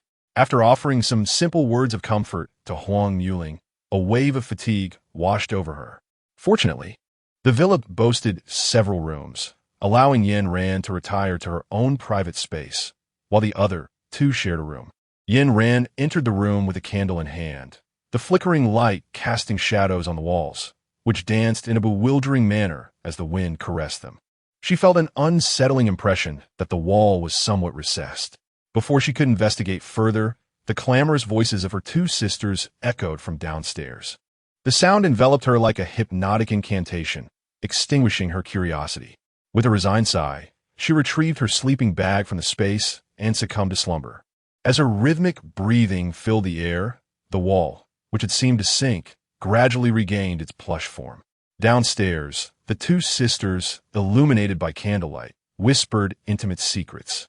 As zombies, they possessed no awareness of sleep or fatigue, only an inexhaustible surge of energy coursing through them. As wax dripped languidly onto the table, it seared a portion of the once fluffy surface. Where her fingertips grazed, a sticky sensation lingered. for reasons unbeknownst to her. Huang Muling felt as though the table were fashioned from cotton candy. With a vigorous tug, she tore off a sizable chunk of the fluffy substance. As a zombie, she felt no fear of poisoning or adverse consequences. Without hesitation, she bit into it, a wave of sweetness flooding her taste buds. And she savored the moment with a contented smirk. As she indulged with closed eyes, an invisible white thread danced at the corner of her mouth.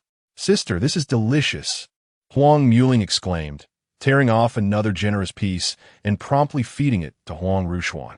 Although uncertain of her sister's source of sustenance, Huang Rushuan instinctively opened her mouth and took a bite. It was quite sweet, she concluded after a thoughtful savoring. Moments later, an unexpected wave of drowsiness washed over them. Before either could articulate a thought, they succumbed to a deep slumber. As they collapsed, a massive gap formed in the soft, fluffy wall, undulating towards them before engulfing them whole. The cotton-like entity writhed momentarily before regurgitating them. As they were expelled, a residue resembling white threads clung to their bodies, as if the entity found their taste unpalatable. Meanwhile, Yin Ran was roused by a sensation of suffocation, her eyes fluttering open to a blinding expanse of white. She unzipped her sleeping bag, unleashing a crackle of thunderous light that incinerated the white threads clinging to her.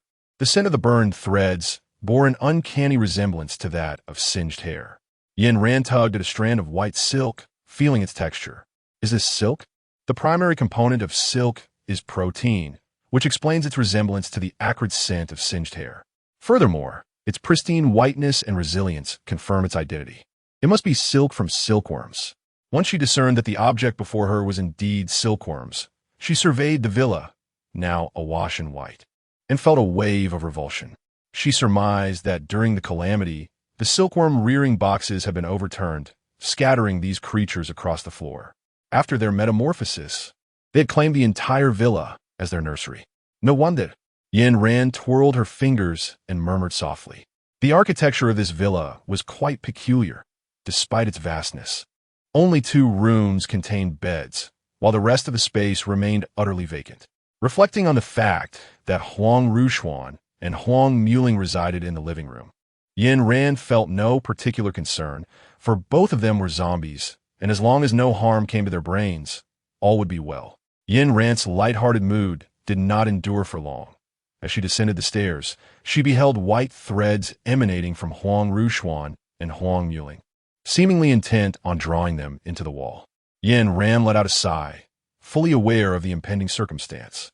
As the thunder rumbled, the acrid scent of singed hair pervaded the confined space.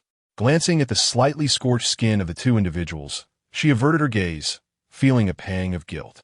However, when her eyes caught sight of the strands of white silk lingering at the corners of their mouths, an absurd notion took shape in her mind. Surely, they wouldn't have resorted to consuming it, would they? Though this thought was utterly preposterous, Yin Ran couldn't shake the feeling that they were indeed capable of such an act. Yin Ran directly purchased 2 bottles of sulfuric acid, prying open the mouths of the 2 individuals and administering the liquid. It is not her cruelty that drives her. Rather, the fact that zombies, regardless of what they consume, remain unharmed. Only sulfuric acid possesses the capability to utterly obliterate the silkworms residing within their bodies. After 1 bottle of sulfuric acid was ingested, Huang Muling let out a loud belch, awakening fully, as she savored the peculiar taste lingering in her mouth. She had yet to comprehend the events that had transpired. Suddenly, she noticed Yin Ran's eyes gleam with determination, and she instinctively reached out to grasp the silkworm silk to offer it to Yin Ran. Observing Huang Muling's misguided intentions, Yin Ran swiftly unleashed a bolt of lightning, incinerating the silk in her grasp. "This is silkworm silk, my friend. It will breed within you," she exclaimed as Huang Muling's movements became sluggish. Meanwhile, Huang Rushian also realized what she had just ingested. Unlike Huang Muling, who maintained a rather erratic diet, Huang Rushian adhered strictly to human food, consuming nothing else. Unable to accept the notion of having eaten silkworm silk, she succumbed to a fit of violent retching. Witnessing her sister's distress, Huang Muling averted her gaze innocently. "All right, Let's leave for now. Given that they were residing in the silkworm production room, it was a small mercy that they were not being treated as mere sources of nutrition. Yin ran, with hands crackling like thunder, charged directly towards the wall. The silkworm, concealed within the wall, seemed to sense the peril imbued in the lightning and split apart, disintegrating into numerous tiny insects. Simultaneously, countless white threads surged from all directions, assailing the group. Awakened, Huang Rushuan and Huang Muling drew their blades, striking fiercely. Upon realizing that the silken threads could not be severed, Huang Rushuan waved her hands, summoning 4 earthen walls to shield the 3 of them from the onslaught. Scatter. Seeing that the earthen barrier could not be breached, the silken threads sought another path, pouring through the crevices above. Yin Ran kicked open the earthen wall while gesturing for the others to disperse. 2 bolts of lightning, crackling with energy, surged towards the silken threads, and at the moment of their collision, an indescribable scent began to permeate the air. Let us go. Seeing the flames grow increasingly fierce, Yin Ran pulled the 2 companions and dashed outside. As the trio reached the desert, a robust arm shot through Huang Muling's body, lifting her effortlessly. The zombie, devoid of the sensation of pain, left Huang Muling's face adorned with a trace of bewilderment as she floated in midair. Chapter 125. The dung beetle observing Huang Muling suspended in the air. Huang Ruxian and Yin Ran remained composed. Huang Ruxian hurled the scabbard to the ground. With a swift stroke of her blade, Huang Muling descended. Behind them blazed a ferocious inferno, while ahead lay the monsters buried beneath the sands. Yin Ran gazed at the sea creature, feeling an uncanny familiarity, as if it were a twin sibling to the monsters from the survival simulator. The striking resemblance led her to increasingly doubt whether the creatures within the survival simulator were indeed manifestations of real entities existing in the tangible world. Though devoid of concrete evidence, the plethora of similarities had sown a seed of suspicion deep within Yin Ran's heart, destined to one day sprout. Yin Ran's thoughts spun wildly. Within mere seconds, a multitude of ideas surged through her mind. Huang Rushuan gazed at the gaping void in Huang Muling's abdomen, her entire being emanating a somber aura. She raised her weapon, poised to charge at the creature. Yin Ran furrowed her brows, emphasizing her tone. The chaotic beach had now returned to tranquility, with only the subtle undulations of the sand hinting at the unrest beneath. Huang Muling was more vital to Huang Rushuan than life itself. Now, as Yin Ran held her firmly in place, a flicker of displeasure inevitably crossed Huang Rushuan's gaze. Yin Ran did not wish to be misinterpreted. Her expression remained tranquil, devoid of any hint of concern regarding the misunderstanding. Muling, a healer endowed with extraordinary abilities, was capable of self-restoration. Fear not, as her soothing voice unfolded. It alleviated Huang Rushuan's anxious demeanor.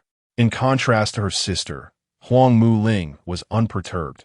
She gazed curiously at the gaping wound on her body, completely oblivious to the emotional turmoil swirling between Huang Rushuan and Yin Ran. Upon hearing Yin Ran's words, Huang Muling offered an awkward smile and placed her hand on her abdomen. With the emergence of a gentle glow, the wound had completely healed, leaving only the tattered fabric as evidence of its prior existence. Observing Huang Muling's enscathed state, Huang Rushuan exhaled a sigh of relief, simultaneously recognizing the inappropriateness of her earlier emotions. I apologize. Though Huang Rushuan appeared fragile and aloof, she was not one to shy away from adversity. The once standing small 2-story building behind them had been engulfed in flames, a foul odor permeating the air. At this moment, Yin Ran's entire focus was directed towards the beach. Upon hearing Huang Rushuan's voice, she momentarily displayed a look of surprise, yet in an instant, her expression returned to its usual calmness. Concentrate. Upon Yin Ran's admonition, Huang Rushuan also diverted her gaze, fixating intently on the sand to guard against any lurking monsters. A profound silence enveloped the surroundings, as the soft light refracted by the ocean gently scattered across the beach. However, this picturesque scene was soon shattered by the sudden emergence of a monstrous creature. Its skin was a deep shade of blue, adorned with countless eyes, over 10,000 of them, all blinking in unison, fixated intently on the three individuals. As a plume of dark mist oozed from the creature's claws, it obscured the view before them. The noxious vapors mingled with a repugnant odor, creating an intensely pungent scent that was overwhelming. Unable to withstand the acrid stench, Yin instinctively raised her elbow to shield her nose. Suddenly, a blinding white light erupted from her right hand as numerous crackling electric orbs surged into the air, moving towards the dark mist. These orbs absorbed the ominous vapor, and upon completion of the absorption, they fell to the ground. Swift resolution was imperative. Yin sense of smell was remarkably acute. Upon detecting that scent, she was overcome with a wave of physiological discomfort. Straining against her unease, she spoke, suggesting that perhaps the dark mist was infused with toxins. Both Huang Ruxuan and Huang Muling, akin to Yin, experienced a similar sensation of dizziness and disorientation. Upon the issuance of Yin's command, Huang Ruxuan raised her hands, and the sand coalesced into a wall that encircled the creature. As Yin unleashed a bolt of lightning, the beast was cleaved in twain. Before the group could exhale in relief, the creature seemingly multiplied, transforming from one into two. Observing the identical monstrosities, Yin sighed. It appeared that this was the only recourse left to them. Yin instructed Huang Ruxuan to construct an earthen wall, effectively imprisoning the creature within. She harnessed her water-based abilities to extract the essence of the monster, reducing it to a mere desiccated form. To thwart any potential escape through the sands, Yin specifically requested Huang Ruxuan to isolate the creature within the desert expanse. Countless droplets cascaded from Yin's being, surging towards the earthen barrier. The creature's inherent abilities revolved around decomposition and toxins. With Huang Muling having severed its claws, and Yin dismantling its toxins, it was rendered devoid of its former powers, compelled to remain submissively within the confines of the earthen wall. As the moisture evaporated from its form, the creature gradually diminished, ultimately transforming into two slender sheets of paper. When the final droplet of water vanished, sunlight began to ascend slowly from the horizon. Gazing at the blinding rays, the group found their desire for rest dissipating. Yin retrieved the vehicle from the spatial realm, and the trio departed. Upon leaving the central island, they entered foreign territory. The domain of the Shaga rainforest is in close proximity to Country R, where nuclear mutations are the primary cause of the zombie outbreak. Yin gazed at the rainforest beneath the vehicle, silently praying that the creatures within would not be too terrifying. The vast expanse of flora in the rainforest compelled Yin to park the car at the boundary before stowing it away in her spatial compartment. The three of them, laden with backpacks, ventured deeper into the verdant wilderness. Initially, Yin had intended to halt in the area abundant with medicinal herbs, but the treacherous terrain of the rainforest offered no suitable resting spots. Thus, the trio had no choice but to rely on their own legs. As they stepped into the rainforest, a swarm of mosquitoes descended upon them, their needle-like proboscises glistening menacingly. The three tightened their clothing, seeking to prevent the insects from infiltrating their garments. Yin snapped her fingers, and lightning struck, bringing the swarming mosquitoes crashing down to the ground. "Hurry!" Yin pulled the two of them inside. As they departed from that area, she crushed the scent pouch in her hand. The pungent odor enveloped the trio, masking their fleshly scent and thwarting the olfactory senses of other insects. Although this aroma successfully deterred mosquitoes and various other creatures, its overpowering stench attracted a dung beetle, towering at the height of a human. Upon detecting this foul scent, the beetle became exceedingly agitated and hurried toward the three with eager steps. "Goodness!" Yin pulled the bewildered duo and swiftly turned to flee. The beetle's hands were smeared with a brown substance, which, to no one's surprise, was quite unmistakably excrement. The rainforest's intricate terrain proved to be a formidable challenge. No matter how fast the trio ran, they could not outpace the leisurely advancing beetle behind them. Upon encountering a towering tree ahead, Yin realized they had reached a dead end. Turning to face the approaching beetle, the group brandished their weapons, ready to strike. Just as the two sides were mere steps apart, the beetle abruptly halted, its nostrils twitching as if detecting some scent. Suddenly, the entire creature darted away with a swift motion. Yin Ran's nose, delicate and pointed, detected a pungent odor wafting from afar, prompting a sigh of relief from her. She leaned weakly against the towering tree behind her, her fingers lightly brushing against its rough bark. When she raised her hand once more, she noticed it was slightly damp. Gazing at the crimson fluid upon her fingers, a chill coursed through her entire being. Chapter 126, The Cannibal Tribe. Yin Ran's body stiffened as she slowly lifted her gaze upwards.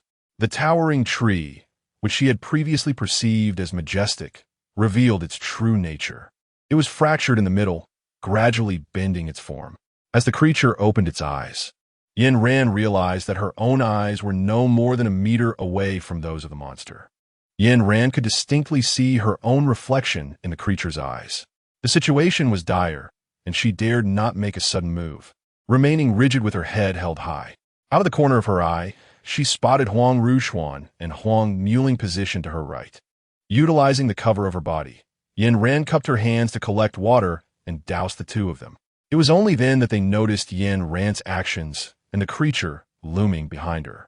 Huang Ruxuan's gaze shifted, and in an instant, she grasped the gravity of Yin Ran's predicament. She leapt to her feet, her movements sweeping broadly to successfully divert the creature's attention. Observing the creature's focus shift, Yin Ran promptly rolled away from the beast. In a heartbeat, the previously tense stalemate was shattered. Gazing upon the creature, which resembled a tree, Yin Ran couldn't help but feel a sense of disbelief. Such a being, akin to those depicted in films, materialized in reality, was utterly surreal. The creature before her, like a tree spirit from a movie, closed its eyes, appearing as an ordinary tree. Even after escaping the immediate danger, the trio dared not move, remaining frozen in place. As the creature's eyes gradually closed in tranquility, the three of them exhaled in relief. It seemed that the creature had no intention of pursuing them further. After lingering beneath the tree for a while, the trio ventured deeper into the jungle, guided by the map provided by Beer. The rainforest was vast, and after half a day of travel, they had scarcely covered an eighth of the distance. The foliage was so dense that, before the sun had fully set, darkness enveloped them abruptly. In an instant, they lost their sense of direction, and with trepidation, they refrained from advancing further, remaining vigilant as they scanned their surroundings in search of a suitable resting spot. Progressing slowly along the water's flow, they passed through a tangle of vines, only to be met with flickering flames ahead. A circle of scattered lights danced in the darkness, accompanied by the faint sounds of singing and revelry. Yin Ran and Huang Ruxuan, upon hearing the sound, refrained from making any hasty movements, instead remaining vigilant as they focused intently on the source of the noise. Is anyone there? While the two of them concealed themselves behind the bushes, Huang Muling boldly emerged, striding confidently toward the heart of the flames. This reckless child. At this moment, Yin Ran understood that if she did not step forward, it would be difficult to provide an explanation. As the flames drew nearer, she emerged from a thicket and stood beside her two sisters. When the group of singing and dancing individuals approached, Yin Ran utilized the firelight to scrutinize their attire and appearance. These people bore a striking resemblance to primitive humans, their features peculiar, adorned in animal hides. In their hands, they wielded torches as well as rudimentary weapons fashioned from stones and branches. Upon realizing that there were three women among them, Yin Ran felt the palpable tension dissipate gradually. From the group, a man wearing a hat woven from plants stepped forward, chattering in a language that Yin Ran and her companions could not comprehend. Noticing their bewilderment, the man glanced back and uttered a few words to those behind him. Subsequently, a man clad in a windbreaker was pushed forward. The moment he laid eyes on the three of them, his previously sorrowful expression transformed into one of joy. As he attempted to approach them, the leader seized him, whispering a few words in his ear before permitting him to advance. He inquired, "From where do you come? What is your purpose for being here?"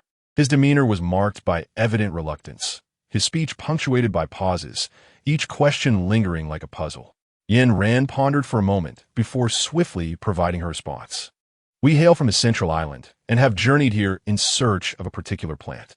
Yin Ran was uncertain of the number of wild men present. Thus, for the sake of her safety, she opted to speak the truth. After listening to her, the man translated her words to the chieftain in a rapid manner. The chieftain nodded in acknowledgement and then gestured with his hand, indicating for her to follow. Yin Ran did not linger, leading her two sisters to follow suit. The abode of the wild people was exceptionally rudimentary, merely a platform constructed from a few wooden planks. There were no leaves to shield them from the wind. What captivated Yin Ran was not their dwelling, but rather the enigma of why they had not been affected by the virus and transformed into zombies. Yin Ran contemplated various reasons. It was only when the truth lay before her that she realized she had overcomplicated matters. Throughout their journey, the man had been vague about the reason for his arrival here. Just as they were about to reach the center of the village, the man's expression abruptly darkened, and he became hesitant at a loss for words. His incessant fidgeting beside her was exceedingly vexing. Frowning, Yin Ran strode ahead, distancing herself from him. The man, seemingly aware of her impatience, struggled for a while before jogging to her side and uttering a few words. Each statement he made was laden with surprising implications, leaving Yin Ran momentarily stunned. She hesitated for a long time before finally lowering her hand from the gun. The reasons were twofold. She was uncertain of the man's truthfulness, and she was currently on foreign territory, afraid to act. Gazing at the human flesh roasting over the fire, a wave of revulsion surged within her. Noticing her shock, the man fell silent. The chief appeared quite pleased with their reactions, passionately speaking for an extended period. Afterward, the man translated in a slow and concise manner. To consume human flesh is to become family. As he spoke, the chief's gaze remained fixed on the expressions of Yin Ran and her companions. Yin Ran observed that the leader's hand rested firmly on the weapon beside him, and it seemed that the three individuals displayed unusual expressions, leading him to directly place them in a precarious situation. Although Huang Rushuan and Huang Muling were zombies, they had never consumed human flesh. Upon hearing this demand, they instinctively began to feel nauseous. At this moment, Yin Ran finally comprehended the truth in the man's earlier words. Yet she found herself devoid of any excuse to depart from this place. It was then that she grasped why the virus held no sway over these individuals. They had long been consuming human flesh, and their bodies might already harbor the virus. Thus, even in the face of the viral onslaught from Country R, they remained untouched. Though they were indeed human, they bore little distinction from the undead. Yin Ran's hand slowly moved towards the position of the pistol. She could never stoop to the level of these individuals. She was a living, breathing person, and even if she could not procure herbs, she would never resort to consuming human flesh in her lifetime. Under the watchful gaze of many, every one of Yin Ran's movements appeared strikingly distinct, and her gestures did not escape the man's keen observation. "Don't," the man murmured, his lips trembling as he issued a warning to Yin Ran in a barely audible whisper. Chapter 127. An unpleasant reality upon hearing his voice. Yin Ran cast a sidelong glance, only to find the man's eyes filled with terror. The skin on his face was already broken, and his pupils remained perpetually dilated. Every minor sound along the way sent shivers of fear coursing through him. It seemed that the depths of this primitive tribe's waters were unfathomably profound. Yet, the more frightened he became, the more resolute Yin Ran felt in her decision not to remain and partake in the consumption of human flesh. The man's quiet warning only served to fortify her resolve. As her hand brushed against the pistol, the chief tightened his grip on his nearby weapon. Yin Ran darted swiftly towards the leader's direction. With the sound of a gunshot, a mosquito the size of a cat plummeted to the ground, extinguishing the flames and driving human flesh into the pyre. The entire sequence unfolded with alarming abruptness, leaving the onlookers stunned, the outcome irrevocably sealed. The leader gazed at the carcass of the mosquito, fell into a momentary silence, and then muttered several times under his breath. After listening to the man beside Yin Ran, he remained silent for a considerable time before reluctantly translating. "Thank you. We shall certainly treat you well."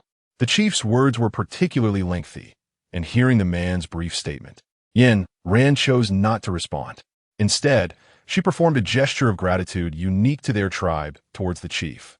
Following this ordeal, Yin Ran could distinctly perceive the shift in the gazes of those around them, transforming from that of mere sustenance to that of ordinary individuals.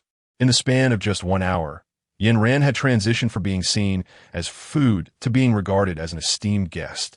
The man's demeanor evidently darkened as he watched Yin Ran, who sat near the chief, nibbling on bread. "I have seen the herb you mentioned. Could you assist me in leaving this place? I will lead you to the herbs." Yin Ran took a bite of the bread and remarked sincerely that the man's tone was earnest. She found herself quite tempted by his proposal. With the man's assistance, they could significantly reduce the time spent searching for herbs. Why not embrace such an opportunity?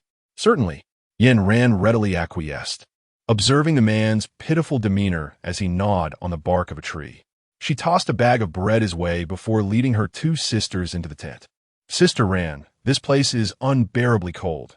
It feels like it's well below zero," Huang Mu Ling said, clutching her blanket tightly, her body trembling, her voice quivering with each word. "Just bear with it. Once we acquire the herbs, we shall depart. Here, we cannot access our space." The sudden disappearance and reappearance would undoubtedly raise suspicion. Yin Ran comprehended the implication woven within Huang Mu Ling's words. She patiently elucidated the reasons and then promptly closed her eyes. Beneath her attire lay a universal garment, and her head was snugly covered, rendering her impervious to the chill. Observing Yin Ran succumb to slumber, Huang Mu Ling was filled with admiration.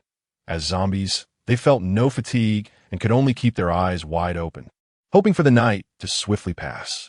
Recalling the garments of primitive people, Huang Mu Ling gazed at Huang Ruxian with curiosity, inquiring, "Did they wear so little?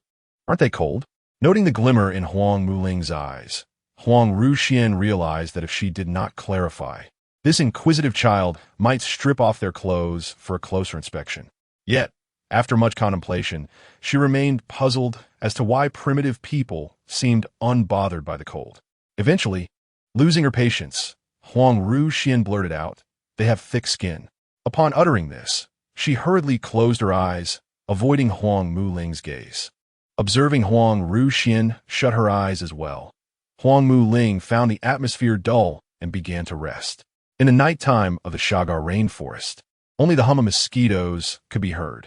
The primitive people's base was nestled among the vines, which possessed insect-repelling properties, ensuring a tranquil night devoid of pests. This was also the reason why Yin Ran and her companions dared to close their eyes. Having barely slept for a few hours, Yin Ran's tent was suddenly flung open. A woman clad in a skirt and tank top shook the 3 awake, muttering incomprehensibly. Seeing the bewildered expressions on their faces, the wild woman leaped twice, then seized Yin Ran's body, pinching her cheeks to urge her to look outside.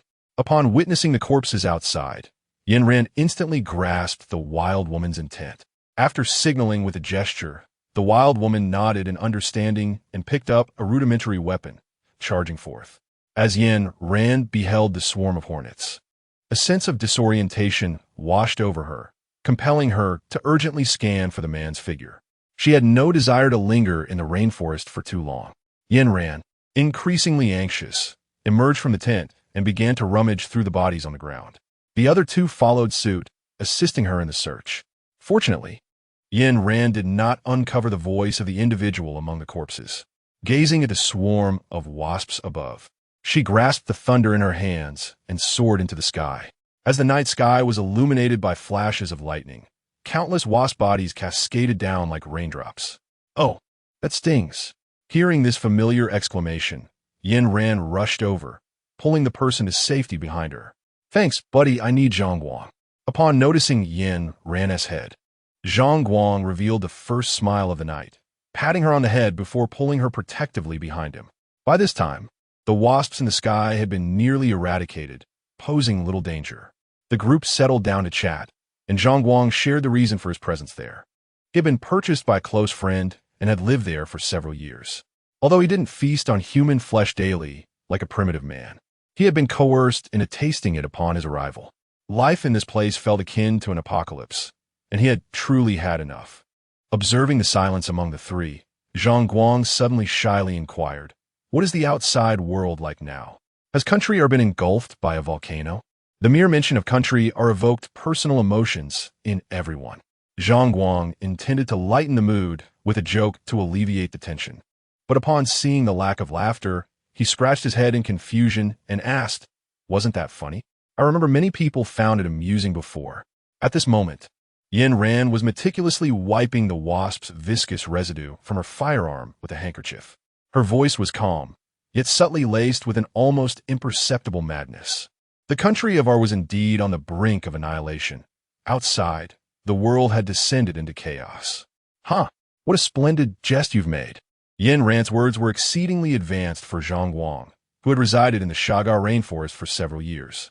After an awkward chuckle, he reluctantly accepted this revelation under the gaze of those around him. No wonder. Just now, you wielded lightning in your hands. I thought it was magic. I assumed I had been poisoned by mushrooms. It seems Zhang Guang possessed a remarkable capacity for acceptance. As he muttered a few sentences to himself before gradually coming to terms with the truth. Chapter 128, Illusion since describing the outside world. Zhang Guang had remained silent until dawn broke, at which point he tentatively opened his mouth. "If the outside world is indeed the apocalypse, then I shall not depart. Of course, I will certainly assist you in locating the herbs. You need not worry." Even if Zhang Guang remained silent, Yin Ran's concern had never centered on his departure, but rather on the whereabouts of the herbs. Upon hearing Zhang Guang's words, Yin Ran readily consented. The sunlight filtered through the leaves, creating a warm ambience. "Let's go." Observing Zhang Guang still seated in place, Yin Ran felt a twinge of doubt. They had agreed to search for the herbs today. Could he possibly be having second thoughts? Once a seed of suspicion germinates in one's mind, it is nearly impossible to eradicate. Glancing at the herbs in her hand, Yin Ran slowly lowered her hand from the gun. Gazing at the herbs, she couldn't help but laugh. She truly had not anticipated that acquiring them would be so effortlessly achieved. With a flick of her wrist, the herbs vanished from Yin Ran's hand. As she performed this act, she deliberately observed Zhang Guang's expression. Yin Ran was not boasting. Rather, she was curious to see the expression that Zhang Guang would exhibit. Such a miraculous scene unfolding before ordinary individuals would surely elicit astonishment, and Zhang Guang was no exception. Upon witnessing the disappearance of the object, he first gasped in surprise, followed by extending his hand to mimic Yin Ran's actions. The entire sequence was both amusing and ludicrous, yet it undeniably provided Yin Ran with insight into Zhang Guang's character. The trio had initially anticipated spending over 10 days in the Shaga rainforest, but Zhang Guang's intervention remarkably reduced their time by 2/3. The only regret was that Zhang Guang was only familiar with one type of herbal remedy mentioned by Yin Ran, remaining oblivious to the other. He merely offered the three a general direction and pathway. On the day they departed from the primitive tribe's base, Yin Ran gifted Zhang Guang nearly a year's worth of preserved food. Part of it served as a token of gratitude for his assistance in locating the herbs, while the remainder was simply an act of generosity. Naturally, Yin Ran placed these provisions within Zhang Guang's abode. This dwelling, a modest wooden hut, was a reward from the chief, who, noticing the close bond between Zhang Guang and Yin Ran, bestowed it upon him. The tribespeople had lived among the vines for generations, so Yin Ran harbored no concerns about their sudden departure. When Zhang Guang received the hut, Yin Ran personally invested in transforming it into a cozy shelter capable of shielding against the elements. Zhang Guang had remarked that such a gesture of thanks was more than sufficient, especially since he often found himself shivering at night. Now, with a roof over his head and provisions at hand, Yin Ran felt assured that Zhang Guang would thrive. Upon leaving the vines, they were beset by a swarm of mosquitoes and insects. The trio sighed and tightened their hoods. Zhang Guang had previously mentioned a secluded area at the heart of the Shaga rainforest, abundant with medicinal herbs. However, having only visited once, he was uncertain if it contained what Yin Ran sought. Speaking of this location, Zhang Guang reflected with a sense of close escape, recounting the multitude of creatures, each harboring lethal toxins. He had first learned of this place upon his arrival in Shaga, peering into a cave entrance for a brief moment. Fortunately, he had refrained from entering, Had he done so, he would likely have been devoured by now. Zhang Guang's alarming descriptions instilled a sense of caution in Yin Ran and her companions, remembering the massive python confined within her space. Yin Ran felt it was time to summon the slothful creature to work. With a flicker of intent, the white python was abruptly expelled from the confines of the space. Yin Ran first showed it a photograph of the herbs, then pointed towards the cave entrance, indicating for the white python to enter. The white python nestled on the ground, sniffed the air within, and then shook its head vigorously, refusing to go inside under any circumstances. Witnessing the white python's cautious demeanor, the three individuals felt an even greater sense of danger lurking within. In that moment, they found themselves at an impasse. After what felt like an eternity, with the scent wafting from the cave entrance, Yin Ran gritted her teeth and, seizing a moment of distraction from the two sisters, embraced the white python and leapt into the abyss. Peering into the cave from the entrance, all that was visible was an inky darkness, obscuring any discernible details. Yin Ran believed that it was the depth of the cave that caused such a sensation. When she leaped into the cavern, she anticipated a painful fall. However, upon landing, she found herself seated on the ground with no sensation of pain. Instead, she felt unusually weightless. What transpired next resembled the opening scenes of a film. As the darkness gradually receded, revealing a series of images that slowly materialized before her eyes. Although she was within a cave, Yin Ran beheld the familiar sight of her old family home. Every object mirrored her memories with uncanny precision, each positioned exactly as she remembered. Holding the kettle in her hands, Yin Ran felt a sudden bewilderment, questioning whether this was the realm of reality or merely an illusion. "Child, what are you pondering?" A feminine voice suddenly interrupted her reverie from behind, laced with a teasing tone. The only person who would speak to Yin Ran in such a manner was her mother. Yet, her mother had passed away many years ago. Yin Ran understood that this was undoubtedly a mere illusion. She stood with her back turned to her mother, too fearful to turn around. Noticing Yin Ran's frozen stance, that delicate and teasing voice called out once more, "Ran, why don't you turn around and see your mother?" The familiar voice, the well-known scene, the reminiscent tone, all of these elements conspired to lure Yin Ran into an abyss of longing.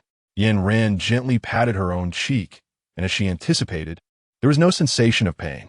Ever since she leaped into the opening, it felt as though she had plunged into a dreamlike illusion. When confronting such an illusion, there are not many effective strategies. One either perseveres through sheer willpower or eliminates the source of the illusion. In her lifetime, Yin Ran detested one thing above all, the insult of her mother.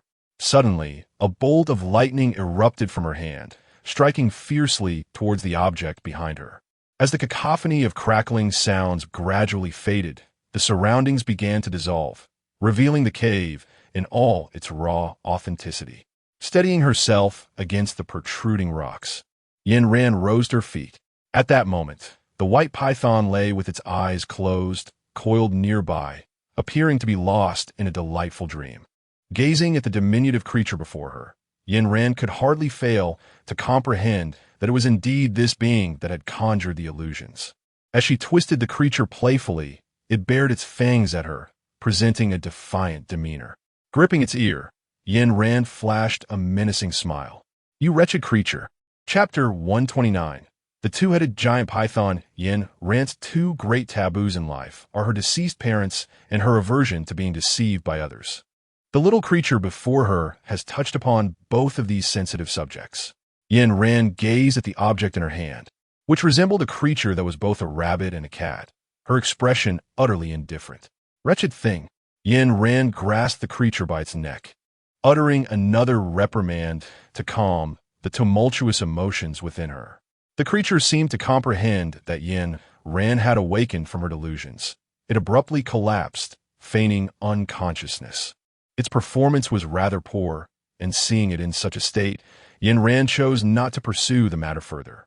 She tilted her head slightly, surveying her surroundings. The arched opening above the cave appeared to be the very spot from which she had fallen. Although situated at the lowest point of Shandong, the cave was far from the ominous place she had envisioned. It was suffused with sunlight, Recalling Zhang Guang's description of the cave, Yin Ran held the pretending creature in one hand and her pistol in the other, remaining vigilant of her surroundings. Suddenly, as if sensing something, the creature sprang to its feet, its gaze fixed intently on a particular spot within the cave. The sight of it posturing as though it had someone to back it up brought a smile to Yin Ran's face. It was hard to fathom how such a small creature could exhibit such vivid expressions. Yin Ran had barely laughed a couple of times when she heard a distant sound of friction. Yin Ran's expression shifted as she looked up, gazing at the towering, two-headed giant python. With an awkward smile, she thought to herself, "It's over. I'm doomed." She noticed that the creature's eyes were fixated on the small object in her hand. Yin Ran understood that the parents had come to support. No wonder this little one was so arrogant. They indeed had the backing to be so. Yin Ran hurriedly placed the small creature on the ground, then slowly raised her hand and retreated to the side of her white python. Observing the python still basking in sweet slumber, she discreetly nudged it with her foot, signaling it to awaken promptly. The delightful dream was abruptly shattered, and the python, reluctant to rouse, lifted its head, exuding an aura of lethargy. This tranquil moment was violently disrupted upon the sight of the two-headed giant python before Yin Ran. Despite the smallness of its eyes, she felt as though the gaze of the white python had suddenly expanded. In an instant, with a swift motion, the white python darted behind Yin Ran. Yin Ran was once again compelled to assume the role of a guardian. As she beheld the scene before her, a wave of familiarity surged within her heart. Back then, in the mountain villa, it was Beer who cowered behind Yin Ran, trembling in fear of the white python. Now, a similar situation unfolded before her. With the once perceived enemy, the enormous python, now taking refuge behind her. How exasperating! Yin Ran pressed her forehead, shaking her head in exasperation. Honestly, why were all the allies she had bound to her so cowardly? Since she could not rely on others, she would have to depend on herself. Yin Ran raised her arm, the trembling muzzle of her weapon aimed at the towering python. In those fleeting seconds of locking eyes with the serpent, she had already envisioned the place where her remains would be interred. Before she could even decide where to position the gravestone, the colossal python suddenly spoke.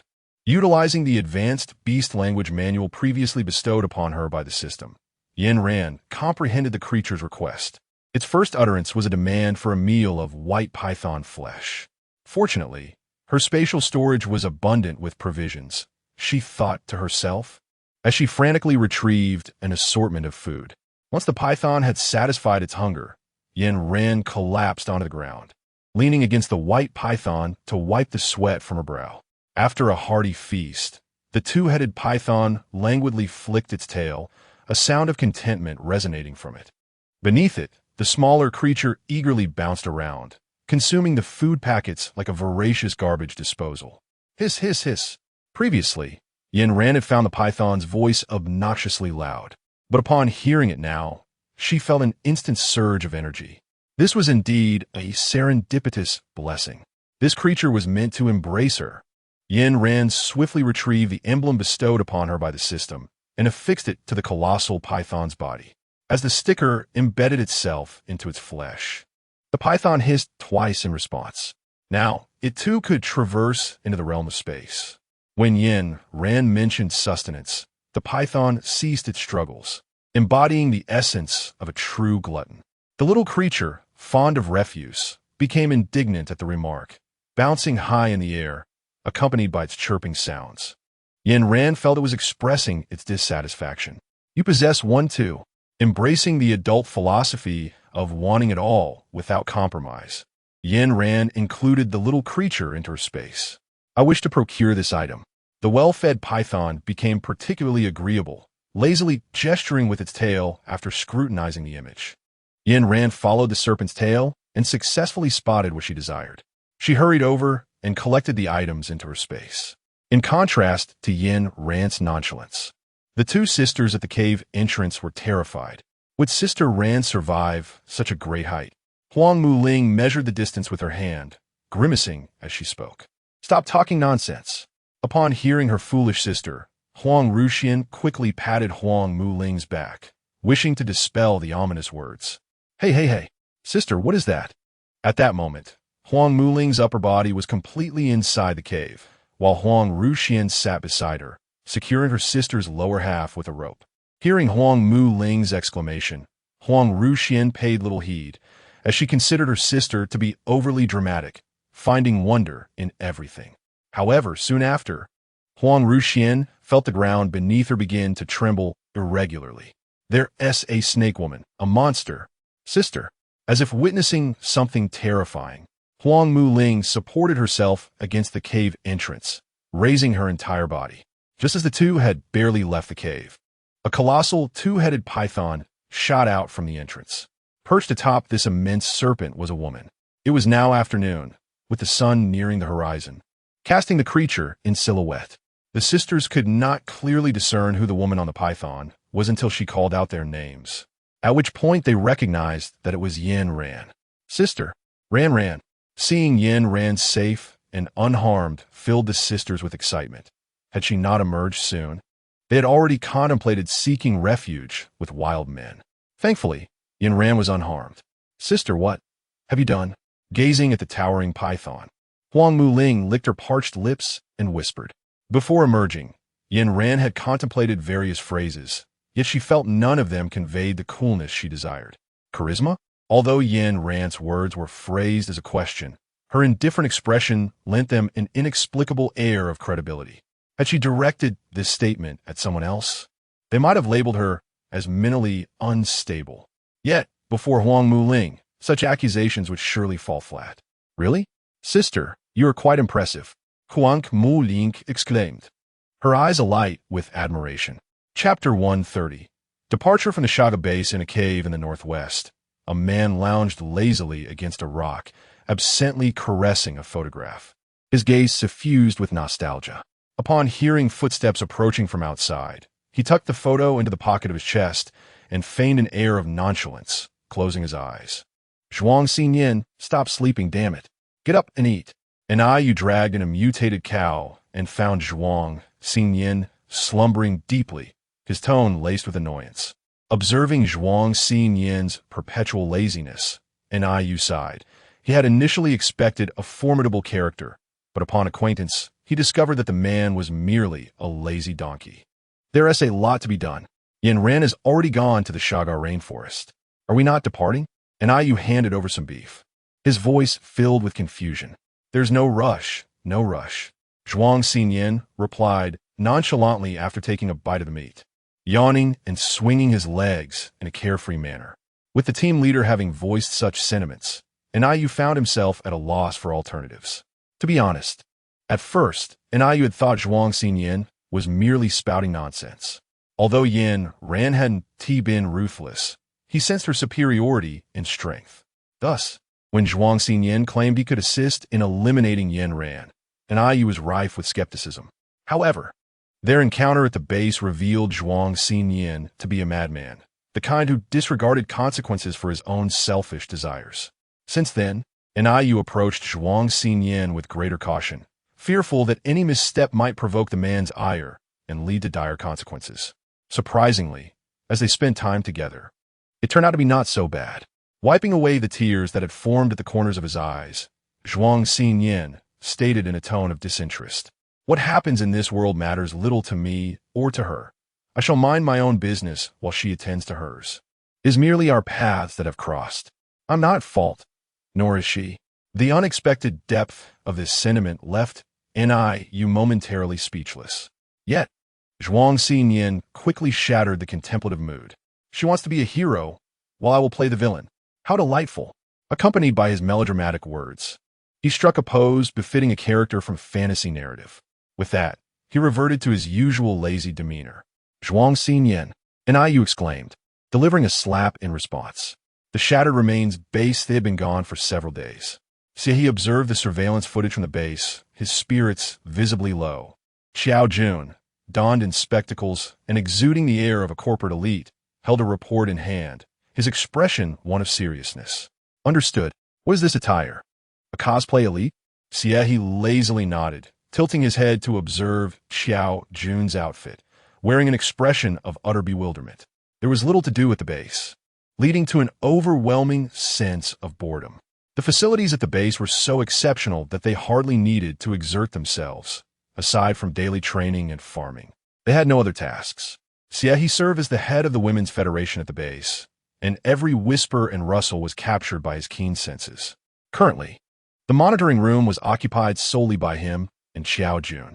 After a moment's thought, Xie beckoned for Xiao Jun to crouch down, whispering, "Hey, have you heard? That Liang Yuan has been frequenting the residential area lately. I've heard it said that he seems to have taken a liking to a beauty from the Dawn base." The two sisters had arrived at the base before Liang Yuan, and Xiao Jun held a favorable impression of them. He was also aware of Liang Yuan's previous antics with Huang Rushuan. Upon hearing Xie's words, his brows furrowed in concern. What about Huang Rushuan? Xie was momentarily taken aback, biting his lip, clearly unsure of how to respond. Regardless, only he and Xiao Jun had access to the monitoring room, and Liang Yuan could not enter. Without reservation, Xiao Jun blurted out in a loud voice, "Scoundrel!" As fate would have it, just after they spoke of Liang Yuan, he appeared on the monitor. Viewing the woman beside Liang Yuan, Xiao Jun's eyes brimmed with disdain. It felt akin to witnessing the man of his own daughter being stolen away, and that man being of questionable character. In his 40s, Xiao Jun regarded the two sisters as if they were his own daughters. With his daughter being wronged, he could not stand idly by. He better not be playing both sides, or I shall deal with him severely. Xiao Jun understood that although Huang Rushuan appeared gentle, she possessed a fiercely domineering nature, unwavering in her decisions. Once she learned of this matter, she would undoubtedly disregard Liang Yuan. Thus, he was not concerned for Huang Rushuan, but rather for Liang Yuan. If he continues this way, I will blow him away.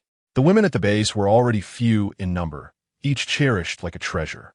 As the head of the Women's Federation, Xie would never condone Liang Yuan's behavior. After scolding Liang Yuan for hours, their tempers still flaring, the two emerged from the control room only to encounter Liang Yuan. Meeting a scoundrel, one could only feel misfortune. They each wore a scowl, huffing coldly before ignoring Liang Yuan entirely and departing. Liang Yuan stood there, looking utterly bewildered. In the Shaga rainforest, witnessing Huang Muling's innocence made Yin Ran feel somewhat embarrassed, as if she were deceiving a child. Ahem. All right, we now have the herbs in hand. We can leave the Shaga rainforest and head elsewhere. Yin Ran had not anticipated that they would manage to procure both herbs in such a short span of time. Considering the swift success, she was reluctant to waste any more time, preparing to depart Shaga for another destination. Just as the giant python could lift 3 people, Yin Ran took out the vehicle and commanded it to soar into the air. As the trio prepared to board, a sudden male voice called out to them, accompanied by the sound of arrows piercing through the leaves. Yin Ran, wait, take me with you. Seeing Zhang Guang rushing towards them, with wild men pursuing closely behind, Yin Ran had little time to hesitate. She instructed the python to drop Zhang Guang into the vehicle before swiftly ascending into the sky. Observing Zhang Guang, who appeared quite disheveled, Yin Ran inquired perplexedly, "Why have these wild men suddenly begun to hunt you down?" "Well, the wild men tasted the food you gave me. They said it was delicious, and they asked me where it came from. When I told them it was from you, they went into a frenzy." As Zhang Guang recounted his tale, even without further explanation, Yin Ran grasped the situation. Chapter 131. The Great Prairie of Country F. Essentially, the primitive people had savored the delights of processed food and were reluctant to return to the stench of raw meat. Moreover, the quantity of provisions Yin Ran had provided was sufficient for the wild men to feast for several months. "It's all right, as long as you manage to escape," Yin Ran reassured the flustered Zhang Guang. Successfully rescuing Zhang Guang was indeed an unexpected boon of this journey. Although he might be somewhat foolish, his luck was extraordinarily high. During a previous conversation, Yin Ran had instructed the system to scan Zhang Guang's physique. His various metrics were alarmingly low, yet his luck had reached perfection. Such was the absurdity of his luck that even if he were to collapse, motionless and helpless, a brave warrior would descend from the heavens to rescue him. With Zhang Guang's fortuitous nature at her side, Yin Ran felt confident that her journey would proceed smoothly. After all, with so many inhabitants at her base, they could easily accommodate Zhang Guang. "Zhang Guang, would you like to join my base? We provide meals, lodging, and even a salary. This proposition, in a post-apocalyptic world, sounded akin to the enticing words of adults coaxing children, reminiscent of tales children would not believe. Yet, Yin Ran spoke with such conviction that her base truly possessed all she claimed. Therefore, although her words were somewhat persuasive, they bore a sense of authenticity due to her tone. Sure, as Yin Ran had anticipated, even though Zhang Guang had been deceived a few years prior, he remained unguarded against others, foolishly agreeing to her offer. Their conversation did not evade the ears of others. Huang Rushuan chuckled softly and shook her head. This is what one might call a fortunate folly. The atmosphere on Yin Ran's side was delightful, yet the scene at the ruthless corpse base was engulfed in chaos. Although this turmoil was confined to just 3 individuals, its repercussions were profound, leading Liang Yuan to guide the others from the Dawn base away from the ruthless corpse base. Xie, what the hell do you mean by stripping me of my position? Liang Yuan kicked the door open, his expression darkening. Xie, seated leisurely behind the table, sipped his hot tea with small, measured sips. Upon hearing Liang Yuan's words, he did not lift his gaze, continuing to savor his tea. Liang Yuan, already incensed, found Xie's demeanor to be akin to pouring oil on fire. Mindful of his connection to Yin Ran, he restrained himself, taking deep breaths as he enunciated each word. Xie, sensing that Liang Yuan's temper was on the verge of eruption, he lazily raised his eyelids. Compared to Liang Yuan's voice laced with fury, Xie's tone was calm and crystalline. Liang Yuan, do refrain from losing your temper so swiftly. Tell me, during these days when Yin Ran is absent, how many girls have you harassed, and how many have your subordinates pursued? At Xie's inquiries, Liang Yuan's expression momentarily froze, but in mere seconds, his countenance morphed from rage to arrogance. I have no funds to contribute to the base. What's wrong with entertaining a couple of women? Xie let out a cold laugh, realizing that Liang Yuan's prosperous days were drawing to a close. Prior to his arrival, Xie had already suspected Liang Yuan's ulterior motives and had activated the recording device in advance. This way, even if Yin Ran were to place blame, Xie would have grounds to respond. The recording was of the highest clarity, capturing every nuance of Liang Yuan's expressions. Xie spared no pleasantries, systematically dismantling Liang Yuan's excuses. Frowning deeply, Liang Yuan was evidently displeased with Xie's remarks. In a fit of rage, he overturned the table, his right hand transforming into a cannon, aimed directly at Xie's head. Liang Yuan, are you declaring war on the base? Even when faced with what could be a lethal threat, Xie remained remarkably composed, revealing not a hint of trepidation. Indeed, as a man, why should I work under a woman? The relentless blows to his pride left Liang Yuan unwilling to conceal his ambitions any longer. Leave? Xie waved his hand, having grasped Liang Yuan's intent and wished to avoid further entanglement. Having shared a brotherly bond for quite some time, Xie had afforded Liang Yuan enough dignity, hoping to downplay the situation, at least in front of others, to maintain some semblance of respect. Leave? On what grounds? I demand this base. Liang Yuan flung his arm. The cannon aimed at Xie's head. Xie's eyes narrowed, and several vines shot forth, ensnaring the barrel of Liang Yuan's cannon. With a muffled thud, Xiao Jun burst through the door. What is going on? As soon as he spoke, he beheld the actions of the two. Liang Yuan, do not overstep your bounds. As a partner, Xiao Jun had often heard Xie speak ill of Liang Yuan. Thus, he was well aware of Liang Yuan's actions. Once the conversation unfolded, the atmosphere among the group soured, leading to mutual attacks. Naturally, Liang Yuan was no match for Xie and his companion. After a grueling few minutes, he surrendered. He led the Dawn base, along with a group of women, out the door. Just as they exited, Xie deleted their faces from the records and subsequently reinforced the base's entrance. Once everything was in order, Xie sent the footage to Yin Ran along with a phone call. At the time of the call, Yin Ran and her companions were still drifting above the Shajiao rainforest. The dense clouds in the sky had caused them to momentarily lose their way. She understood that the conditions in the apocalypse were unpredictable, and human hearts, much like a mutated entity, could not be coerced. She had long seen through the intentions of these individuals. Having enjoyed a life of comfort far removed from a dire survival scenario, their desires have begun to grow. This was especially true for those from the Northwest Base and the few remaining members of her team. Indeed, the initial group had been the most promising. After a moment of reflection, Yen Ran ceased her idle thoughts and focused intently on finding a route to the vast grasslands of Country F. Perhaps it was due to Zhang Guang's fortuitous influence. The previously dense clouds suddenly dispersed, revealing a clearer path. After planning their itinerary in the vehicle, fatigue from their continuous travels washed over them, and they fell into a deep slumber. The vast grasslands of Country F spanned an area comparable to that of the Shajiao rainforest. Due to its extremely hot climate, the local fauna possessed remarkable heat resistance. The grasslands were Yen Ran's ultimate destination, though she had not anticipated arriving so soon. Compared to the rainforest, the environment of Country F was relatively straightforward. However, the sweltering conditions also fostered a variety of dangerous yet toxic plants and animals. Even the slightest contact could induce frothing at the mouth and bleeding from all orifices. Before encountering the Apocalypse live-streaming system, Yen Ran had never believed in such superstitions. Yet, after all she had experienced, glancing at Zhang Guang in the vehicle instilled an inexplicable sense of confidence in her. She believed they would succeed this time.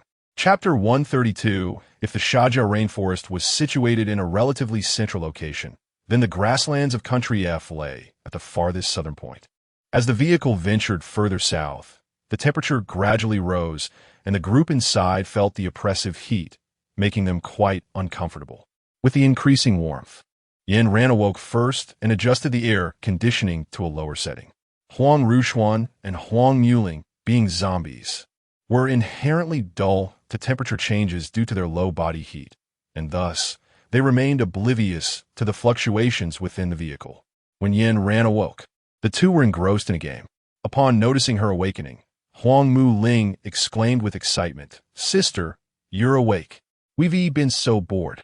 Having spent several hours confined in the car, the two sisters had begun to feel a bit stifled. Now that Yen Ran was awake, it was as if they had discovered a source of joy. In just a few more hours, they would arrive at the vast grasslands of Country F, where the real fun would begin. Yen Ran and Chong shared a mysterious smile. In the vast grasslands of F country, fierce creatures lurked everywhere, each one capable of providing them with ample amusement for quite some time. Maintaining this spirited state until they reached the expansive grasslands, the two sisters were filled with excitement. The F country grasslands were devoid of towering vegetation, offering only an endless expanse of grass. By the time they arrived, the sun was already descending toward the horizon. On this vast expanse of land, no matter where Yen Ran chose to pause, it was exceedingly convenient. Yen Ran parked the vehicle on the grassy expanse and subsequently activated the largest button on the dashboard. With a series of beeps, the car transformed into the shape of a motorhome. In this form, the vehicle was ill-equipped to withstand significant damage, which was precisely why Yen Ran seldom utilized it. "All right, let us manage for one night," she declared. With that, Yen Ran retrieved several bags of provisions from her storage space, and the group shared a meal. Yen Ran and Zhang Guang remained inside the vehicle, while Huang Ruchuan and Huang Muling flung open the doors and leaped out. As mere mortals, a hint of peril could easily lead to their demise. Thus, Yen Ran chose not to venture into the unknown. The night descended swiftly, with ominous clouds swiftly shrouding the sky. An eerie silence enveloped the area around the camper, with the only sounds being the breaths of the two inside. Glancing at the clock within the vehicle, Zhang Guang voiced his confusion. To him, the night embodied terror, even though the two sisters had transformed into zombies. He could not fathom their desire for a nighttime escapade. "It's nothing. We need not concern ourselves with them." Yen Ran exhibited no concern whatsoever, reclining languidly against the car's seat, attempting to master the sophisticated language of beasts. When departing from the Bloodshed base, Liang Yuan not only took away members from the Dawn base, but also a portion of the women who admired him. The moment he stepped beyond the gates of the base, a wave of regret washed over him. Frankly, the resources at the Bloodshed base were abundant, the facilities were well equipped, and safety was assured, far superior to many other bases. Yet, after prolonged exposure to that environment, A lingering sense of inadequacy began to weigh heavily upon him. He could not fathom how Yin Ran, a mere woman, could manage the base so effectively while he could not aspire to create one of equal stature. Clinging to this belief, Liang Yuan resolutely severed ties with the bloodshed base, transforming their relationship from allies to adversaries. After leading his group away, he settled them at the former site of the CN base. Although the interior lay covered in dust and the facilities were less than complete, it at least provided a semblance of a home for his companions. As night descended, the group had grown accustomed to life at the bloodshed base, dismissing the need for watch duties. They were incredulous that any threats could emerge outside the base, convinced that nothing could assail them once they left its confines. Thus, they neglected to assign anyone to guard duty and fell into a deep slumber. In the early hours of the morning, a pungent scent of blood roused them from their slumber. Dazed, they opened their eyes and surveyed their surroundings, only to find the lifeless bodies of familiar faces, marked by distinct bite marks from mutated rats. Liang Yuan was taken aback by the loss of so many lives immediately after leaving the base. His heart ached with sorrow, yet anger surged within him, directed squarely at Yin Ran. If she had entrusted the base to him, how could his brothers have met such a gruesome fate at the hands of rats? He placed the women he had brought with him in the innermost part of the base. Perhaps due to the rats having feasted adequately, they bore no harm. As the saying goes, a full stomach leads to lustful thoughts. Yet, with no means to provide even a meal, how could Liang Yuan regard these women as anything more than mere objects? The experiences they had shared at the base now felt ephemeral, dissipating like fireworks. Observing the unaffected women, Liang Yuan coldly seized one and tossed her to his brothers. In the base, these women had been treated like treasures, but with a few words from Liang Yuan, their sentiments shifted, willingly following him into hardship rather than remaining in the base's comforts. Such an outcome was ultimately a consequence of their own choices. Even after such treatment, one woman remained undeterred, gazing at Liang Yuan with tear-filled eyes, pleading, "Did you not promise to always treat me well? Why do you now treat me this way?" Women often possess a simplicity and an abundance of fantasy in their thoughts, and the men, upon hearing her question, erupted in laughter that was both crude and repugnant. Even without uttering a word, Liang Yuan's silence spoke volumes to the women, who understood all too well. It is entirely their own volition. Others cannot be blamed. The remaining women stood in stunned silence, paralyzed by their shame, fully aware of the fate that awaited them behind closed doors, yet they dared not seek death. That evening, the first to learn of Liang Yuan's betrayal and subsequent visit was Gu Qinghong. Witnessing the man effortlessly dismantle his defenses, Liang Yuan was engulfed in despair and humiliation. He came to terms with his own limitations, feeling a deep sense of shame for his previous thoughts and actions. After subduing Liang Yuan, Gu Qinghong refrained from delivering a fatal blow, instead speaking with a tone laced with seduction. "Do you not wish to eliminate Yin Ran?" Although Gu Qinghong's voice was beguiling, his expression remained perpetually cold, creating an impression of someone reluctantly fulfilling an undesirable task. Liang Yuan, though perplexed, nodded obediently, driven by the instinct for survival. Upon his assent, Gu Qinghong released him and stepped back. After handing Liang Yuan an intricate plan, he departed. Liang Yuan struggled to rise from the ground, his face marked by numerous small wounds. He dusted himself off nonchalantly, gazing at the plan with a complex expression. Is the world of the strong truly so capricious? As Gu Qinghong reached the doorway, a sound echoed in his mind. Chapter 133, The Brain-Eating Monster. Initially indifferent, Yin Ran's feelings shifted to concern regarding the situation on the vast grasslands of F country, of which she was entirely unaware. She genuinely feared that the two sisters might encounter some unforeseen mishap, just as Yin Ran was preparing to venture out in search of them. The two sisters entered through the door. Yin Ran flipped through the book on beast language, casually inquiring. Upon hearing the sound, the two sisters turned their gazes, looking at Yin Ran with a sense of bewilderment. Yin Ran did not hear any sound and was about to lift her head to look when she suddenly heard the two speaking in perfect unison. Their synchronized tone was somewhat eerie, and their expressions were a deliberate imitation of Yin Ran's earlier demeanor. The sudden display left Yin Ran feeling utterly bewildered. Initially, she assumed that Huang Mu-ling was merely playing a prank, and that Huang Ru-xian was indulging her younger sister's antics. The temperature on the vast grasslands of Country F fluctuates dramatically between day and night. In the morning, no matter how the air conditioning was set in the car, Yin Ran could still feel the heat. By nightfall, a biting cold seeped into the vehicle, and without a thick blanket, one could easily suffer from frostbite. During this time, Zhang Guang had already fallen asleep while waiting, snoring loudly in the background. The washroom was rather cramped, and it was just Yin Ran alone inside. As she bent down to wash her face, she felt an unsettling gaze fixated upon her. Upon finishing and lifting her head, she was startled to find the two sisters peering through the crack of the door. In the dimly lit room, the two of them were huddled together at the entrance, their eyes unblinking and intently focused on Yin Ran. The expression in their eyes was beyond description. It was reminiscent of a Navi animal observing and learning, yet also bore the predatory gaze of a hunter fixated on its prey. Such an expression was entirely uncharacteristic for the sisters, and Yin Ran sensed that something was amiss. In a sudden burst of courage, she flung the door open, causing the two sisters to lose their balance and tumble to the ground. "Huang Mu-ling," Yin Ran tentatively called out. The two sisters exchanged a glance, and then, as if having stumbled upon something extraordinarily intriguing, their eyes gleamed with an unsettling brightness.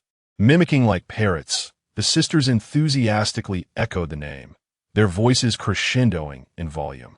"Huang Mu-ling, Huang Mu-ling, Huang Mu-ling." Logically, being zombies, they were impervious to the toxins of most flora and fauna. Only those organisms that could stimulate the nervous system capable of parasitizing the minds of humans or zombies posed a threat of control. Yin Ran once encountered in the comprehensive guide to the apocalyptic system that individuals who come into contact with such entities initially mimic the actions of those around them. Upon complete imitation, the animals or plants will emerge from the brain of the original host to feast upon the brain of the imitated individual. These organisms perceive the brain of the imitator as overly simplistic, devoid of any sense of accomplishment. Only by devouring the brain of the imitated can they derive a modicum of satisfaction. The reason Yin Ran is so profoundly affected by this memory lies in the peculiar predatory patterns of such creatures. These beings believe that those whose minds they can effortlessly inhabit are rather dim-witted. The brains capable of perceiving their existence are deemed the most intelligent, as they discern what sustains them. They consume the most astute minds to become the most sagacious individuals themselves. With the knowledge of the nature of the entity residing within the bodies of the two sisters, Yin Ran has found a means to address the situation. Yin Ran did not disturb the two individuals. She beckoned Zhang Guang to rise and whispered a few words in his ear. At that moment, Zhang Guang was in a state of drowsy oblivion. Upon being roused, he instinctively mirrored whatever Yin Ran said. Once he regained his full awareness, he found himself encircled by Huang Ru-xian and Huang Mu-ling, the two sisters' eyes gleaming with an intense fixation upon him. Their gaze resembled that of one who had encountered an extraordinary elixir, a thirst so palpable it was almost alarming. Yin Ran was aware of the descriptions of such creatures within the pages of the book, yet this was his inaugural encounter with one. Observing the gazes exchanged between the two, Yin Ran comprehended that the book's assertions were indeed accurate. These beings revel in the sensation of being pierced, believing it to be the hallmark of the most astute intellect. Yin Ran had just prompted Zhang Guang to utter a few words that ultimately unveiled the true identity of these beings. At this moment, Zhang Guang was regarded as the most astute mind in their eyes. Without exception, the two sisters circled around Zhang Guang, incessantly licking their lips. Even if Zhang Guang were to remain oblivious, he could sense the unsettling nature of their gaze, which made him feel akin to a meal laid out before them. In a moment of peril, Zhang Guang instinctively thought of Yin Ran. His eyes, small as mung beans, were now brimming with tears. His pitiful expression stirred a pang of compassion in Yin Ran. Nonetheless, the matter at hand was of utmost importance, and she could not permit such entities to linger within the minds of the two sisters. Thus, Yin Ran shook her head at Zhang Guang, signaling him to maintain his composure, and then unleashed two devastating currents of electricity from her hands, poised for action. To Zhang Guang, the formidable Yin Ran was akin to a deity.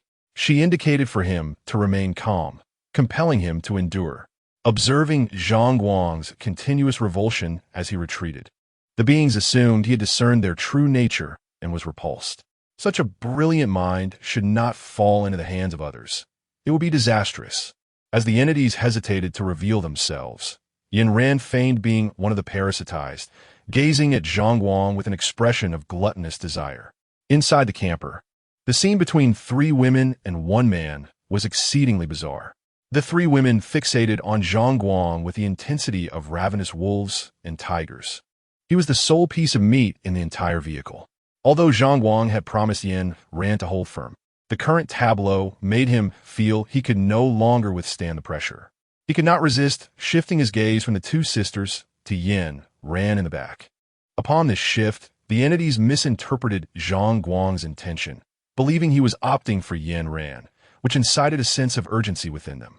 Two slender, red-threaded tendrils emerged from the sisters' nostrils, darting swiftly towards Zhang Guang. The speed of these entities was remarkable. Had it not been for Yin Ran's unwavering gaze on the two, they might have easily escaped detection. In the blink of an eye, two electric currents surged from Yin Ran's hands, racing towards the entities. In mere seconds, the creatures disintegrated upon contact with the ground, evaporating like water. These beings were particularly cunning. Had they assumed another form, Yin Ran might have suspected they were attempting to flee. Observing their complete dissolution, Yin Ran felt a sense of relief and wiped up the residual moisture from the ground, discarding it outside the vehicle. The once damp tissue, upon touching the parched grass beyond the camper, instantly became desiccated. If there had been light, Yin Ran would have seen the remnants of what she had eradicated slithering out from the tissue, making a few marks on the vehicle before departing. Chapter 134. Flowing light. Once the parasitic entities had vacated, the two sisters collapsed onto the ground. Yin Ran, initially eager to ascertain the situation, could only wait. Ranjia, what has happened to them? Zhang Guang inquired, his face a mask of confusion. Moments ago, the two had been glaring at him, and now they lay unconscious. The words that followed from Yin Ran left Zhang Guang even more astonished. You're still here? Go to sleep. I am about to retire for the night as well. As Yin Ran uttered these words, her demeanor was cheerful and her tone remarkably relaxed, as if nothing had transpired moments before. Observing the already made bed and the dimmed lights, Zhang Guang's tender heart was struck with profound shock. He had just witnessed those two entities emerge from their mouths, nearly consuming his very mind, and now he was being told that everything was fine and that he could sleep? He simply could not find solace in slumber. Terrified and anxious, Zhang Guang lay awake throughout the night, daring not to close his eyes. The following morning, an early rising Yin Ran beheld Zhang Guang, whose dark circles betrayed his restless night and whose demeanor was noticeably frayed. As Yin Ran approached, she could hear him muttering something akin to amidst, invoking blessings upon himself. However, the present Yin Ran was no longer the naive individual she once was. With composure, she gently patted Zhang Guang's shoulder and informed him that he could recline in the car and rest. Yin Ran's intentions were noble, and her motivations were rooted in kindness. However, upon hearing this, Zhang Guang displayed a countenance filled with reluctance, abruptly leaping from the bed and clinging to Yin Ran's leg, resolutely refusing to remain behind. Before their playful bickering could escalate, Huang Muling, bouncing with energy, approached, showing no signs of the parasitic state she had endured the previous day. Just as Yin Ran was about to inquire about the events that transpired between the two sisters, noticing their awakened state, she posed her question. Typically, it would be Huang Ruxian who narrated such tales, while Huang Muling would stand by to provide supplementary details. According to Huang Ruxian, after the two sisters exited the camper, they followed a shimmering trail of light across the grass. The darkness of the night obscured their surroundings, rendering them oblivious to the passage of time. Following the luminescent path, they arrived at the base of an ancient tree of imposing stature. As they approached, The glowing trail transformed into leaves glistening with golden light, fluttering in the breeze above them. Their memories faded at the scent of blossoms, leaving them with no further recollections. Prior to their journey, Yin Ran had researched the vast grasslands of Country F and had found no mention of this ancient tree in the available information. Intrigued by the sisters' vivid descriptions, she found herself both curious and perplexed by the tree's enigmatic nature. Driven by an insatiable curiosity, Yin Ran decided to investigate further. Realizing that all three wished to accompany her, Zhang Guang tightly grasped her leg, insisting on joining. Acknowledging his determination, Yin Ran offered him a bottle of Red Bull, hoping to avoid exhausting her fortunate little companion. As the car door swung open, a wave of heat enveloped them. Instinctively, they shielded their eyes from the oppressive brightness outside. The temperature had soared beyond 40 degrees, and with each step, beads of sweat cascaded down their cheeks. After just a few paces, Zhang Guang felt utterly drained of energy, casting envious glances at the trio, who appeared unaffected by the heat. Guided by the memories of the previous night, the two sisters led them successfully to the spot where they had spent their time. However, contrary to their vivid recollections, the ancient tree was not as enchanting as they had described. What stood before them was merely a barren, withered trunk devoid of the dazzling light and peculiar fragrance they had imagined. It seemed to be nothing more than an illusion. Yin Ran clicked her tongue twice, initially wishing to admire the flowing light and the ancient tree.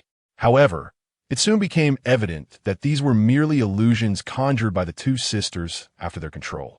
Finding the spectacle lacking in significance, the group turned to depart. At that moment, Zhang Guang suddenly collapsed to the ground, his fingers trembling as he pointed at the withered ancient tree, his mouth agape as he repeatedly swallowed dryly. What is happening? Zhang Guang's unusual behavior successfully halted the group's departure. As they turned back, they witnessed the once desolate branches transform into the scene described by the sisters. Countless shimmering lights swirled around them, presenting a captivating sight. Yet, Yin Ran discerned that these so-called flowing lights resembled myriad tiny golden insects. Upon recognizing the true nature of the lights, her initial enthusiasm waned, replaced by a sense of revulsion. The insects' golden exteriors glimmered with a radiant sheen, creating an illusion of dancing golden powder from a distance, both beautiful and ethereal. Yin Ran initially intended to wait for the three individuals to finish before swiftly departing. However, as time elapsed, these three not only maintained their fascination with the luminescent insects, but also became increasingly entranced, moving forward with fervor. The previously desiccated trees, at the moment when the luminescence surged forth, transformed instantaneously into monstrous entities with gaping mouths. Peering through the crevices of these mouths, one could discern the fine red threads that were unmistakably parasitic upon the two sisters. Yin Ran let out a cold laugh. This thing had just witnessed her presence here, and yet still chose to put on such a performance. Yin Ran extended her arms, and an abundance of thunder surged forth from her hands, surpassing the three individuals and cascading into the mouth of the ancient tree. The instant the current made contact with the tree, the shimmering light upon its bark dissipated instantly. With the seductive allure extinguished, the trio gradually regained their senses. As the crimson thread was exposed to the air, it swayed unpredictably, seemingly yearning to drift towards the crowd, unrepentant. Yin Ran coldly uttered a remark, and then the water surged, enveloping the currents as it violently propelled towards the strands of crimson silk. As the water shattered, the lightning was compelled to merge, singeing the scarlet threads. The acrid scent of charred material permeated the air, and the red strands gradually ceased their struggles, twitching intermittently. Observing that this entity had lost its combat efficacy, Yin Ran did not show it the mercy she had previously extended. Upon exiting the vehicle, she noticed the traces left by this creature on the car. She realized that merely utilizing water would not completely eradicate this entity. It could only temporarily incapacitate it. When encountering anything containing water, it would revive, akin to an indomitable monster. Thus, this time, Yin Ran first extracted its moisture with water, and then employed lightning to desiccate any residual dampness. Only in this manner could she ensure its complete eradication. Chapter 135. The boundary line. As the crimson threads turned to ashes in the air, the ancient tree that had stood so defiantly moments before vanished into thin air. The fleeting light resembled ephemeral fireworks, cascading onto the grass in an instant. With the disappearance of the ancient tree, the animals lurking nearby began to lower their bodies and growl, as if issuing a warning. Observing the predatory gazes of the creatures, Yin Ran understood that if they did not depart soon, they would surely be reduced to mere bones. The ferocious cheetah, enhanced by the apocalypse, had enlarged several-fold. Its lower teeth protruded beyond its lips, and its fangs clung to its visage like a mask.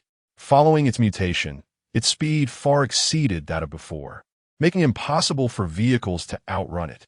Moreover, surrounding them were also formidable lions. Even the deer had shed their once adorable forms, with their antlers and bodies tripling in size. Their eyes, once shy, now glimmered with a bloodthirsty gleam. In this gathering, without resistance, they would undoubtedly become prey. Gazing at the clear sky, Yin Ran turned her palm, and in an instant, dark clouds gathered ominously above, as countless bolts of lightning surged within, rumbling menacingly. The roiling thunderclouds resembled ravenous beasts poised to strike. The crackling of electricity hinted at peril, and upon hearing this sound, the ferocious beasts hesitated to launch their ambush, with the timid ones fleeing in fright. Only those driven by insatiable hunger, still daring to gamble, remained crouched, incessantly sharpening their claws. Upon regaining her composure, Huang Rushuan began to gather her strength as numerous clumps of earth materialized from the ground, hovering in the air. Awaiting Yin Ran's command, those soil masses were poised to strike the animals at any moment.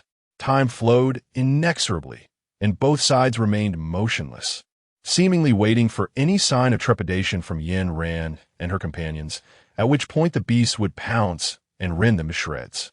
Yet the resolve in their eyes was unwavering. They appeared utterly unafraid of these so-called ferocious creatures. Yin Ran's lightning was poised for action. As the lion lunged forward, a bolt of lightning struck directly at its head. Despite the lion's formidable size, its cranium was remarkably vulnerable. After sustaining the powerful blow, it collapsed onto the ground. Huang Rushuan seized the opportunity to drive a shard of earth into the lion's body, the jagged point tearing through its flesh. The scent of blood erupted instantaneously, causing the surrounding animals to bare their teeth and commence their mournful howls, which gradually faded as they dispersed. Lest apart, Yin Ran harbored no desire to encounter that group of creatures again. Earlier, most of these animals were social beings, and in the aftermath of the apocalypse, they had developed a formidable intelligence, making them quite troublesome. Before venturing out, a casual glance revealed crimson stains adorning the RV. In the present day, after the eradication of the red threads, that entity no longer existed. The expanse of the F country's vast grasslands is particularly extensive, comparable to the Chagar rainforest. However, unlike the intricate terrain of the Chagar rainforest, the topography of the grasslands is remarkably flat, predominantly consisting of plains, which facilitates driving. After Beer apprised Yin Ran of the approximate geographical location of the herds, the group set off towards that vicinity. To minimize the vehicle's presence, Yin Ran even altered its exterior, transforming it from its original skin to a wilderness camouflage. If the vehicle remained stationary, it could seamlessly blend into the natural surroundings. The formula for the apocalyptic antidote provided by Su Song Jin required exceedingly rare components, some of which had already become extinct. The herds were situated along the border between the F country's vast grasslands and the D country, making them particularly elusive. Moreover, the relationship between F country and D country was exceedingly strained, with D country having previously inscribed derogatory slogans along the border, proclaiming that the people of F country were worthless. Yin Ran was filled with trepidation, pondering whether the D nation would launch an assault upon discovering their passage from the F nation. Even in the midst of an apocalyptic world, she could not fully relinquish her apprehensions, for the D nation prided itself on being the most formidable of peoples, unafraid of both ferocious beasts and heavy weaponry. To them, this minuscule virus should pose little threat. All conjectures could only be validated through sight. As the vehicle cautiously approached the border, Yin Ran gained a clearer understanding of the situation at hand. It was somewhat different from her expectations, yet not entirely dissimilar. Although the D-Nation had not stationed heavy armaments at the frontier, the border guards had wholly succumbed to the fate of the undead. Despite this grim transformation, their gaze remained resolutely fixed on the direction of the F-Nation, as if that resolve were etched into their very bones. Upon exiting the vehicle, Yin Ran tentatively took a few steps toward the D-Nation. To her astonishment, these seemingly placid zombies suddenly became agitated. Had there been no border, she would surely have been torn to shreds by them.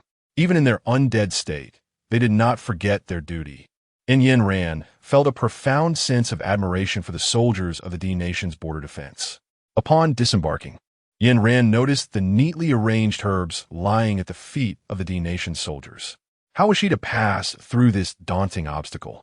Yin Ran found herself in a predicament. Merely approaching the borderline, she was already threatened. Should she venture into the territory of Country D, the zombies would undoubtedly surge forth, ready to tear her throat apart. The warriors of Country D were all remarkably robust, their physiques comparable to that of bears. If captured, she would be strangled to death without mercy. Huang Rushuan stones would prove utterly ineffective against them, akin to merely scratching a bear's back. Yin Ran initially intended to extract their flesh and blood using her water-based abilities, but before she could make a move, Zhang Guang unexpectedly approached. A piece of grass dangling from his mouth. Yin Ran's glance was initially casual, intended merely to encourage Zhang Guang to keep his distance. For he was an ordinary individual devoid of any extraordinary abilities or means of self-defense.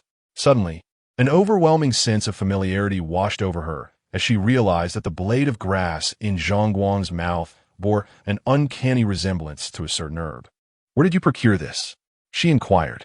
Yin Ran's face grew increasingly familiar as she forcefully extracted the item from Zhang Guang's mouth. She scrutinized it carefully while inquiring further from him.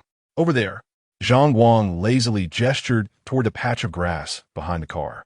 "There's quite a pile." He leaned nonchalantly against the boundary line. Yin Ran intended to caution him about the ferocity of the zombies, yet an astonishing scene unfolded before her eyes. The zombies behind the man appeared utterly tranquil, as though Yin Ran's earlier perception had been merely a figment of her imagination. Observing Zhang Guang approach, the zombies remained eerily calm, prompting Yin Ran to tentatively follow suit. However, as soon as she took a single step forward, the zombies erupted into a frenzied charge. "TSK." Yin Ran shook her head, acknowledging the formidable presence of the individual with maxed-out luck, truly someone to be reckoned with. With that, she cheerfully scampered off to gather herbs. Chapter 136. Husband. After successfully procuring the herbs, Yin Ran prepared to return. She had been away from the base for over 10 days. According to the memories imparted by Tuanzi, in a few days, extreme weather and a solar eclipse would once again besiege them. This upcoming bout of extreme weather would differ from the previous one, which had alternated between scorching heat and biting cold. This time, both extremes would occur within a single day. Following the eclipse, the sun would vanish at a set time, depriving the world of sunlight, causing plants and crops to cease growing, gradually withering away until they perished. Although the population at the base had drastically diminished, it was imperative to amass as much food as possible. Ever since Tuanzi had briefed her on forthcoming events, it had not reappeared, and her system had also been silent for an extended period. She sensed that her conjectures were slowly transforming into reality. On Blackthorn Star, the captain inquired, "Are you certain you wish to issue this directive?" Tuanzi's voice betrayed hesitation and doubt. "Are you questioning me?" The man set his cup down on the table, its crisp clink resonating in the silence of the room. "And no, I would not dare."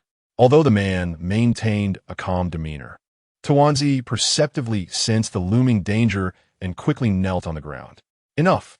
Get done swiftly. I hope this batch proves to be more astute." After disembarking from the Starship One, Tuanzi patted its chest.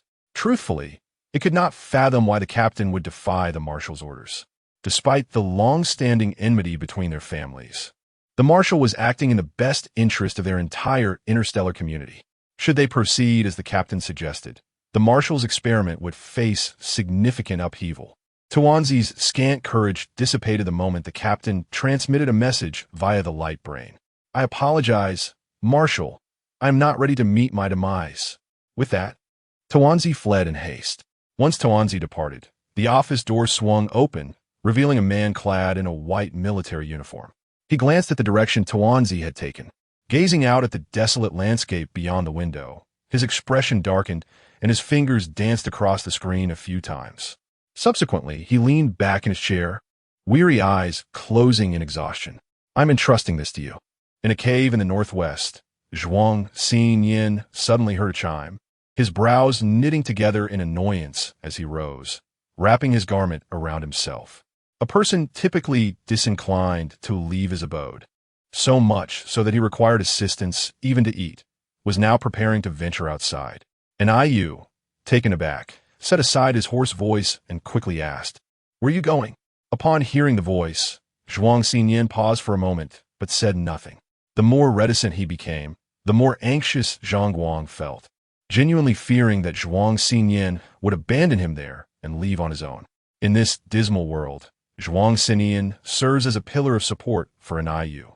Through their recent interactions, Yu has come to perceive Zhuang Xinyin as not entirely malevolent, contrary to his initially bloodthirsty demeanor.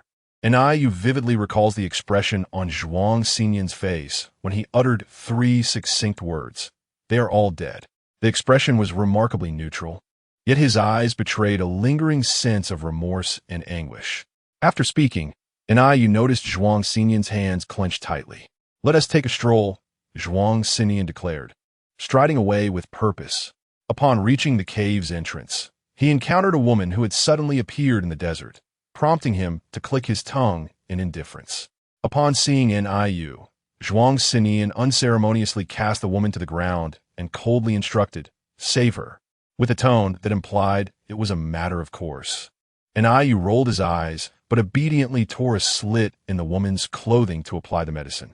Initially, everything seemed to proceed normally, until, whether due to the medication or the pain she had endured, the woman abruptly awoke, her gaze locking onto Yu as she emitted a terrified scream. Pervert!" Her shrill voice pierced the air, causing the nearby scavengers to wince and cover their ears. Zhuang Xinyan frowned at the commotion. "Troublesome," he uttered coldly, before expressionlessly grasping the woman's head and stuffing a rag into her mouth, silencing her piercing cries. Zhuang Xinyan's presence transformed the woman's initial terror into a state of obsession. Though he recognized this was an orchestrated reaction, it filled him with distaste. After several days together, Yu had come to understand Zhuang Xinyan's thoughts. While he teasingly continued to administer the medicine onto the woman's back, he mused, "Yan Ran is indeed admirable, so composed and formidable." This remark resonated deeply with Zhuang Xinyan, whose expression softened imperceptibly, revealing a hint of ease despite his silence. Deadpan, Yu inwardly cursed before donning gloves and expressionlessly massaging the medicine into the woman's wounds.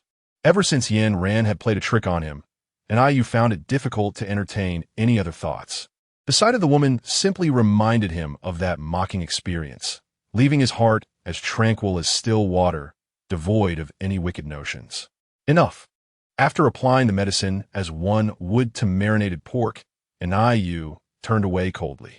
Zhuang Xinyan lifted the woman, removed the rag, and then delivered several sharp slaps across her face.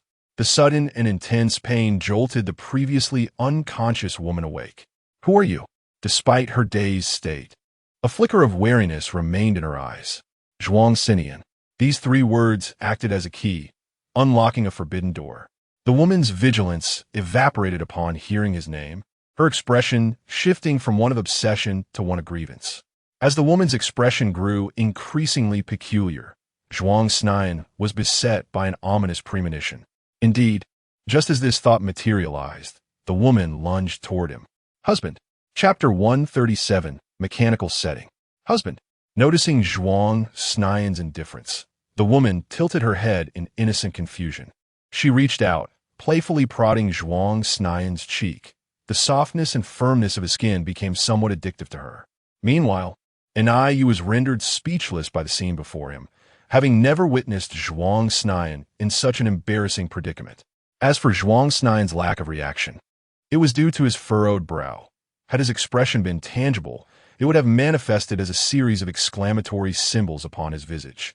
Get off! Zhuang Snian's tone was irritable, his facial muscles twitching incessantly. The woman, startled by his demeanor, nevertheless maintained her grip around his neck, akin to a feeble vine entwining a wall.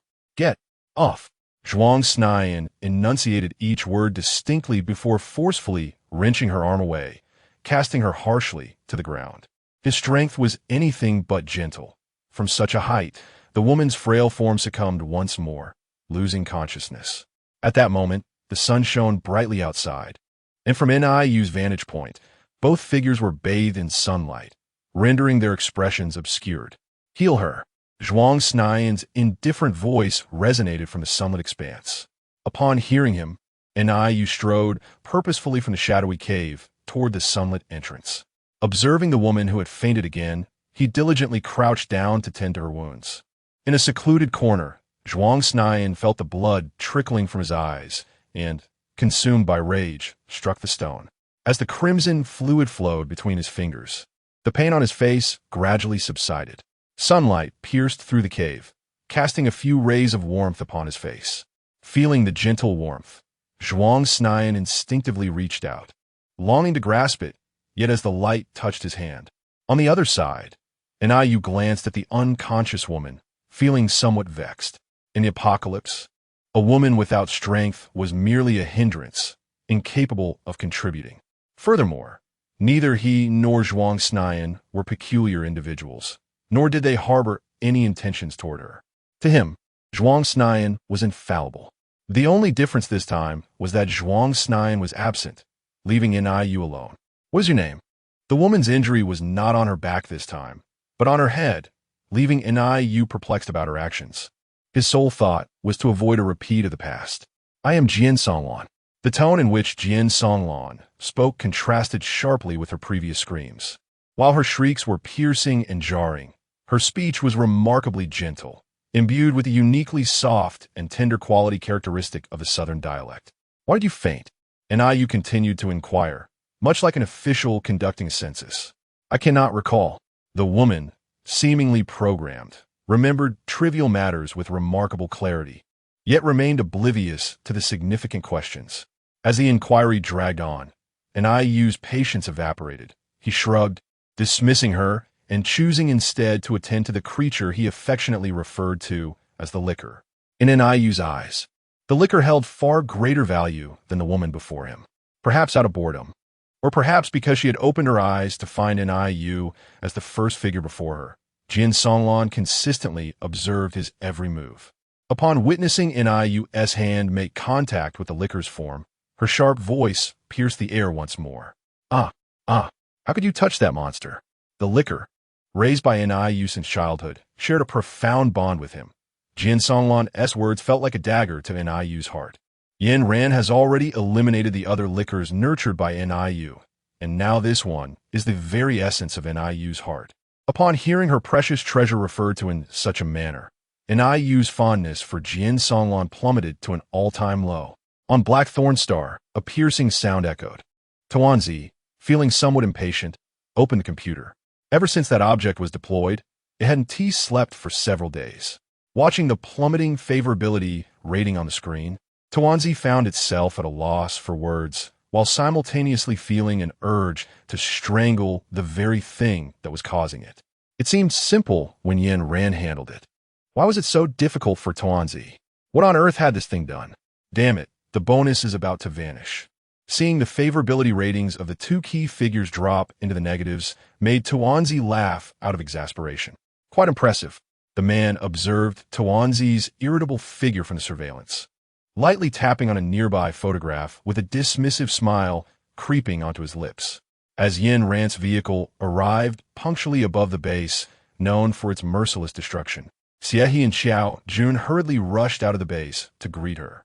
Before either could speak, Chun Sheng couldn't help but interject. Ever since Chun Sheng arrived at the base, Yen Ran had assigned him to agricultural duties, not only because he enjoyed it, but also due to his exceptional expertise in the field. All right, let us head into the base. Yin Ran nodded and then guided the few individuals who had descended from the vehicle towards the base. Upon witnessing Zhang Guang emerge from the car, Xiao's expression momentarily froze. From the entrance of the base to the office, Xiao's gaze remained fixated on Zhang Guang. Yin Ran had just settled down when Xiao eagerly inquired, "Who is he?" His tone was reminiscent of a wife questioning her husband about infidelity. This thought brought a smile to Yin Ran's face, and she shook her head, dismissing the notion from her mind. She calmly replied, "Partner, luck at maximum." The word partner seemed to delight Xiao, whose expression brightened immediately. He then proceeded to earnestly report on the situation at the base. The topic of Liang Yuan's departure was raised once more, and as he spoke, Xiao covertly observed Huang Rushuan's reaction. It was common knowledge at the base that Liang Yuan had been pursuing Huang Rushuan before his departure. Fortunately, her demeanor remained composed, revealing no sign of distress, allowing Xiao to continue. The reasons for Liang Yuan's betrayal were both simplistic and brutal. He sought to usurp Yin Ran's position as the leader of the base. Such an endeavor was, of course, impossible, for without Yin Ran, the entire base would have perished long ago. Moreover, the facilities within the base were all established by her. In a post-apocalyptic world, where could one find a base of such caliber? Chapter 138. The malevolent sword Immortal Zhuang Xinian arrived suddenly, bringing with him several pieces of good news. His intentions were as straightforward as ever, akin to when he had previously discarded the project proposal. He now presented a few sheets of paper. These pages were filled with strategies for assault, objectives, and dialogues. The world of the strong is indeed simple and brutal. Zhuang Xinian's arrival was akin to that of a savior, rescuing Liang Yuan, who had been suffering in the apocalypse. However, Liang Yuan might have forgotten that before encountering Yin Ran, the post-apocalyptic world had always been fraught with suffering and peril. The essence of the world had remained unchanged. It was merely the fortunate circumstances that temporarily obscured the hardships he had endured. After acquiring the plans, Liang Yuan began to mobilize personnel to launch an attack on the ruthless corpse-destroying base. Meanwhile, Yin Ran was secretly preparing to relocate the base. Having lingered on the mountain for too long, she had missed opportunities to exchange her interstellar currency, and she yearned to lead her companions to a more viable living environment. A solar eclipse and extreme weather were imminent, and soon both agriculture and flora would begin to vanish. The surviving plants and animals would undergo further evolution, amplifying their inherent advantages. Following the influx of seawater, the offensive capabilities of flora and fauna would be constrained by sunlight. For instance, phototropic plants or animals would instinctively seek shelter when the sun shone. However, after the eclipse, the appearance and disappearance of sunlight would become uncontrollable. The duration of darkness would extend indefinitely, and creatures would continue to evolve in the night, becoming exponentially more formidable than they currently were.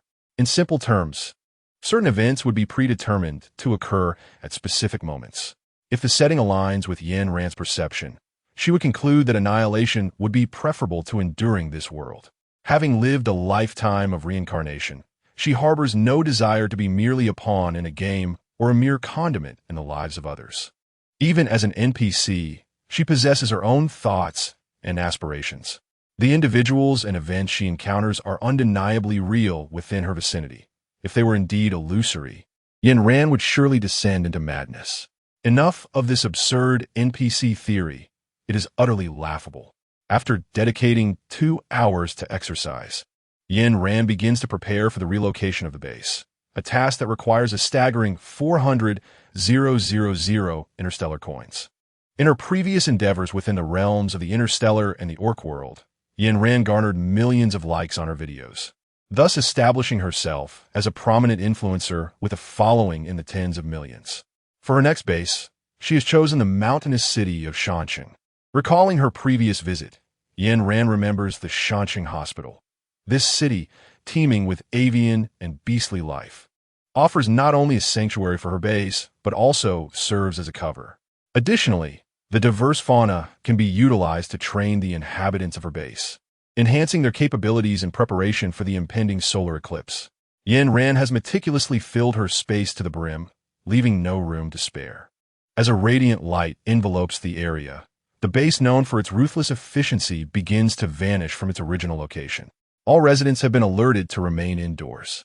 By the time Liang Yuan arrives, little remains of the once thriving base, save for the marks left on the ground, a testament to its previous occupancy. Damn it! Such a vast expanse, and just like that, it's gone.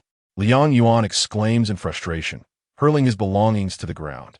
The note from Zhuang Xinyin simply states, the old base is gone, replaced. Liang Yuan envisions seizing control of the base in Yin Ran's absence.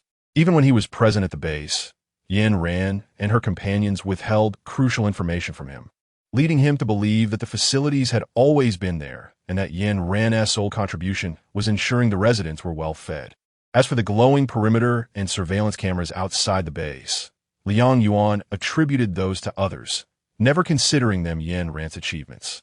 Perhaps it was due to her femininity that he seldom associated the majority of accomplishments with her. Every communication with him was mediated through Zhuang Xinyin, leaving Liang Yuan without the means or capability to contact Zhuang directly. Meanwhile, in a cavern in the northwest, Zhuang Xinyin's expletives echoed off the walls. Useless. The harshness of his words shattered the silence, startling a woman sleeping nearby who instinctively recoiled into the shadows. If in you regarded Zhuang Xinyin as an angel, then Jian Songlan perceived him as a demon, a particularly vicious one at that. Over the past few days, Zhuang Xinyin had subjected Jian Songlan to relentless tasks, demanding she gather twigs or venture out to hunt. Lacking any prowess, Jian Songlan found herself utterly incapable of hunting alone.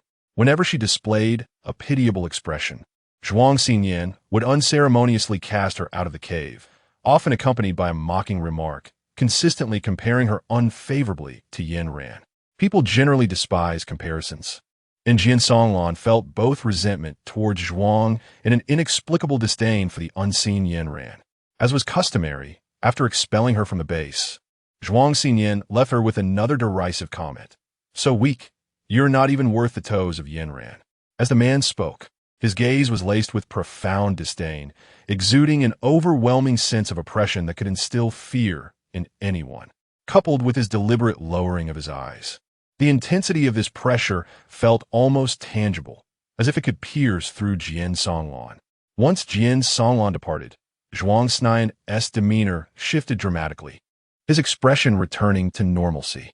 And you could discern that Zhuang Xinyan was particularly elated at that moment.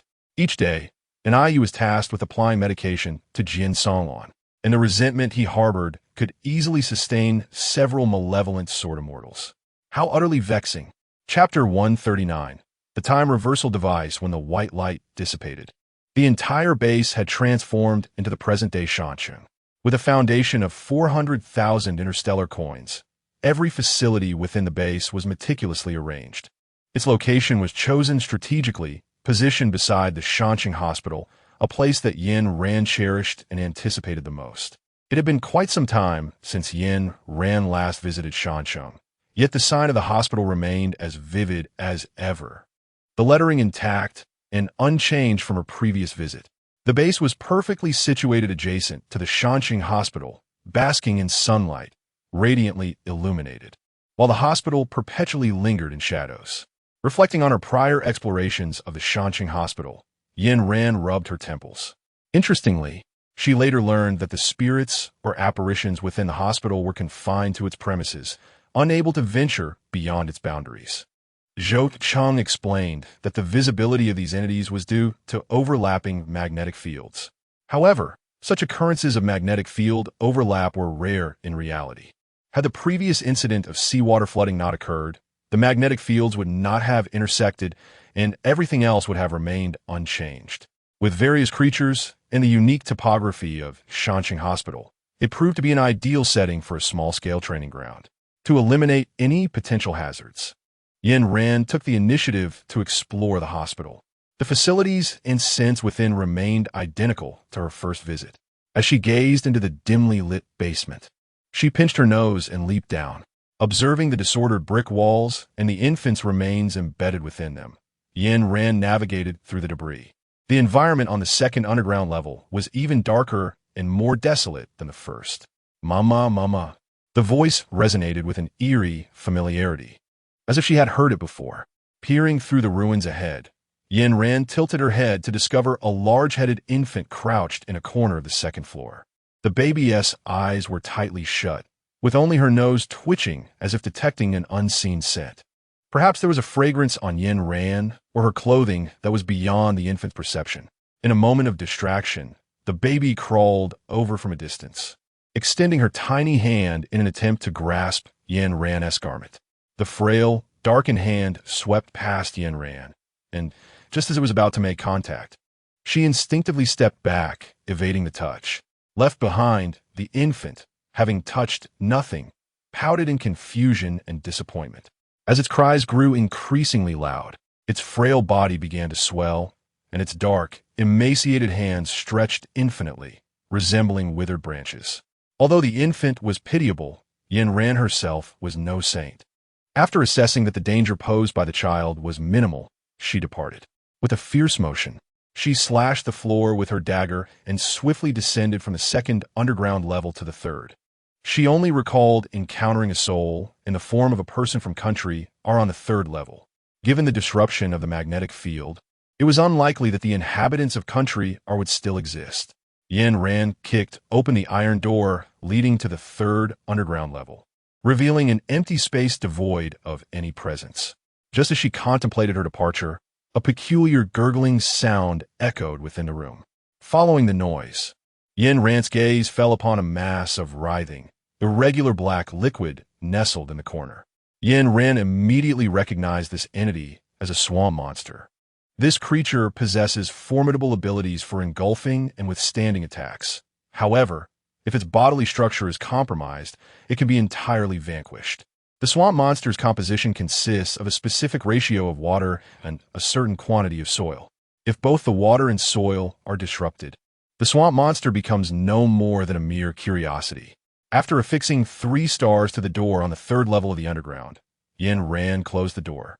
The fourth level below was an empty chamber, devoid of any facilities. In the stillness of the environment, the only sound was the echo of Yin Ran's footsteps against the floor. Thud, thud, thud. As she gazed at the vacant room, an inexplicable sense of dread suddenly surged within her. This sensation bore a striking resemblance to her earlier encounter with the spectral entities, although the magnetic fields did not align, and Yin Ran could neither see nor touch these spirits. The ominous feeling led her to believe that these entities still lingered within this chamber. After a shiver coursed through her, Yin Ran hastily departed from that level of the building, securing the door tightly to prevent any unwarranted intrusions from the base personnel. Having conducted a brief assessment of the situation at the Mountain City Hospital, she promptly informed all members of the base regarding the training arrangements. The remaining personnel at the base were primarily warriors from the Northwest base, who, under the leadership of Chun Sheng and Zhou Cheng, exhibited unwavering loyalty to Yin Ran. Upon hearing the news about the training, they rushed eagerly towards the Mountain City Hospital to prepare for any unforeseen circumstances. Yin Ran also summoned Xie, He, and Xiao Jun to accompany her. Once the training matters were settled, Yin Ran immersed herself in the survival simulator. As for the third level of the simulator, she found herself still entrenched in the desert environment, having nearly forgotten the specific conditions and creatures within it. At that moment, she reveled in the joy of the gifts bestowed by the system. Upon entering the game, she eagerly donned her protective gear. Previously in the desert, Yin Ran had already identified 5 distinct creatures. If she could discover 5 more and survive for 10 minutes, she would successfully pass the third level. Observing the lizards, horned vipers, fennec foxes, and cobras appearing around her, Yin Ran regarded them with disdain, swiftly dispatching her foes with a single strike. However, she remained mindful to temper her triumphant demeanor, recalling the characteristics of the desert spider. The memory of the desert spider was indelibly etched in her mind, an icy sensation ingrained in her very bones that she would never forget. Yin Ran, after surveying her surroundings with a cautious demeanor, discovered a desert spider on the shoulder of her garment. At last, I have found you. Yin Ran contemplated silently, her expression remaining serene. It was only after she had dismembered the desert spider with her blade that a smile graced her lips. However, her triumph was short-lived, as a sudden pang of pain struck her, causing her to collapse onto the ground. Ding! Congratulations to the host for discovering a new prey, 610. Desert centipede. Highly venomous. Mere contact with its skin can be fatal.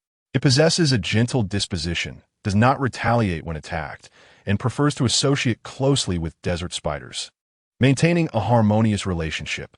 Remember, when desert centipedes and desert spiders appear together, do not harm either party. Chapter 140. The frustrating system, gazing at the system's infuriating message. Yen Ran's expression momentarily froze. Surveying the cumbersome machinery surrounding her, she relinquished any thoughts of venting her frustration through destruction. At this point, the sun was nearing its descent, and Yen Ran found herself devoid of the will to continue her challenges. The system's dogged antics would remain etched in her memory for several days to come. Yen Ran entered the control room, observing the crowd outside the protective shield.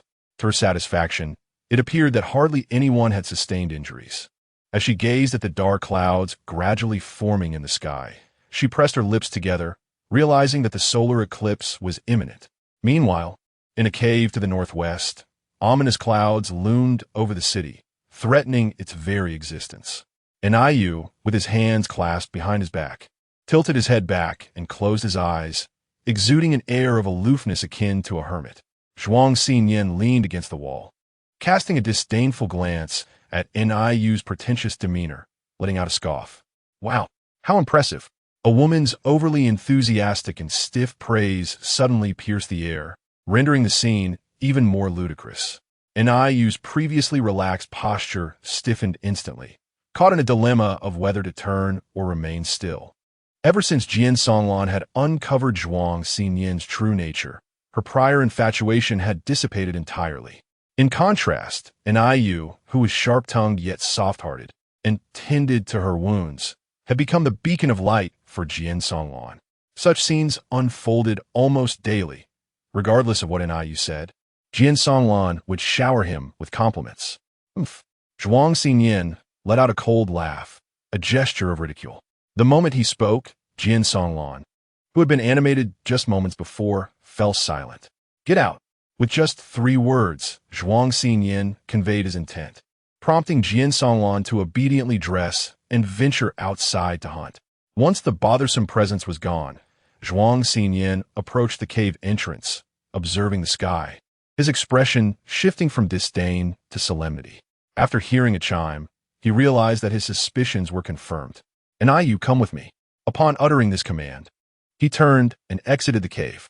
To others, his words seemed nonsensical, yet Yu asked no questions and followed silently.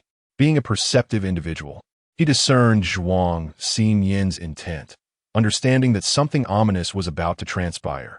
He secured the corpses of animals onto the scavenger and sauntered back toward the cave. As he walked, he pondered the formidable nature of the strong. Was it truly so remarkable that merely gazing at the sky could foretell future events? Within the cave, Jian Songlan curled up in a corner, tightly clutching her arms. Despite Yu's apparent aversion toward her, he comprehended the gravity of the situation. Jian Songlan could not perish. He quickly pulled her toward him, parting her clothing to reveal scratch marks on her right shoulder. Were you clawed by a zombie? Yu casually inquired, stroking his chin, bemused that Jian Songlan had already transformed into a zombie.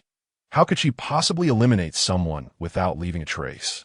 Perhaps the injury had made her once cautious heart even more vigilant, for she looked at Yu with apprehension, retreating slightly.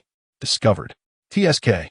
Yu stood up, blocking the sunlight that had been illuminating Jian Songlan, casting her entirely into a shadow. Oh, just kill her, and it will suffice.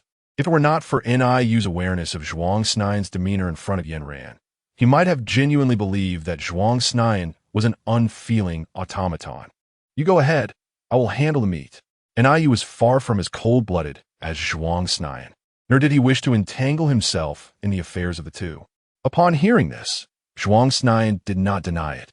He paused for a moment and then drew a handgun from his pocket, advancing towards Jian Songlan. Zhuang Xinyan's gaze was chillingly indifferent. and Jian Songlan understood that he truly wished for her demise.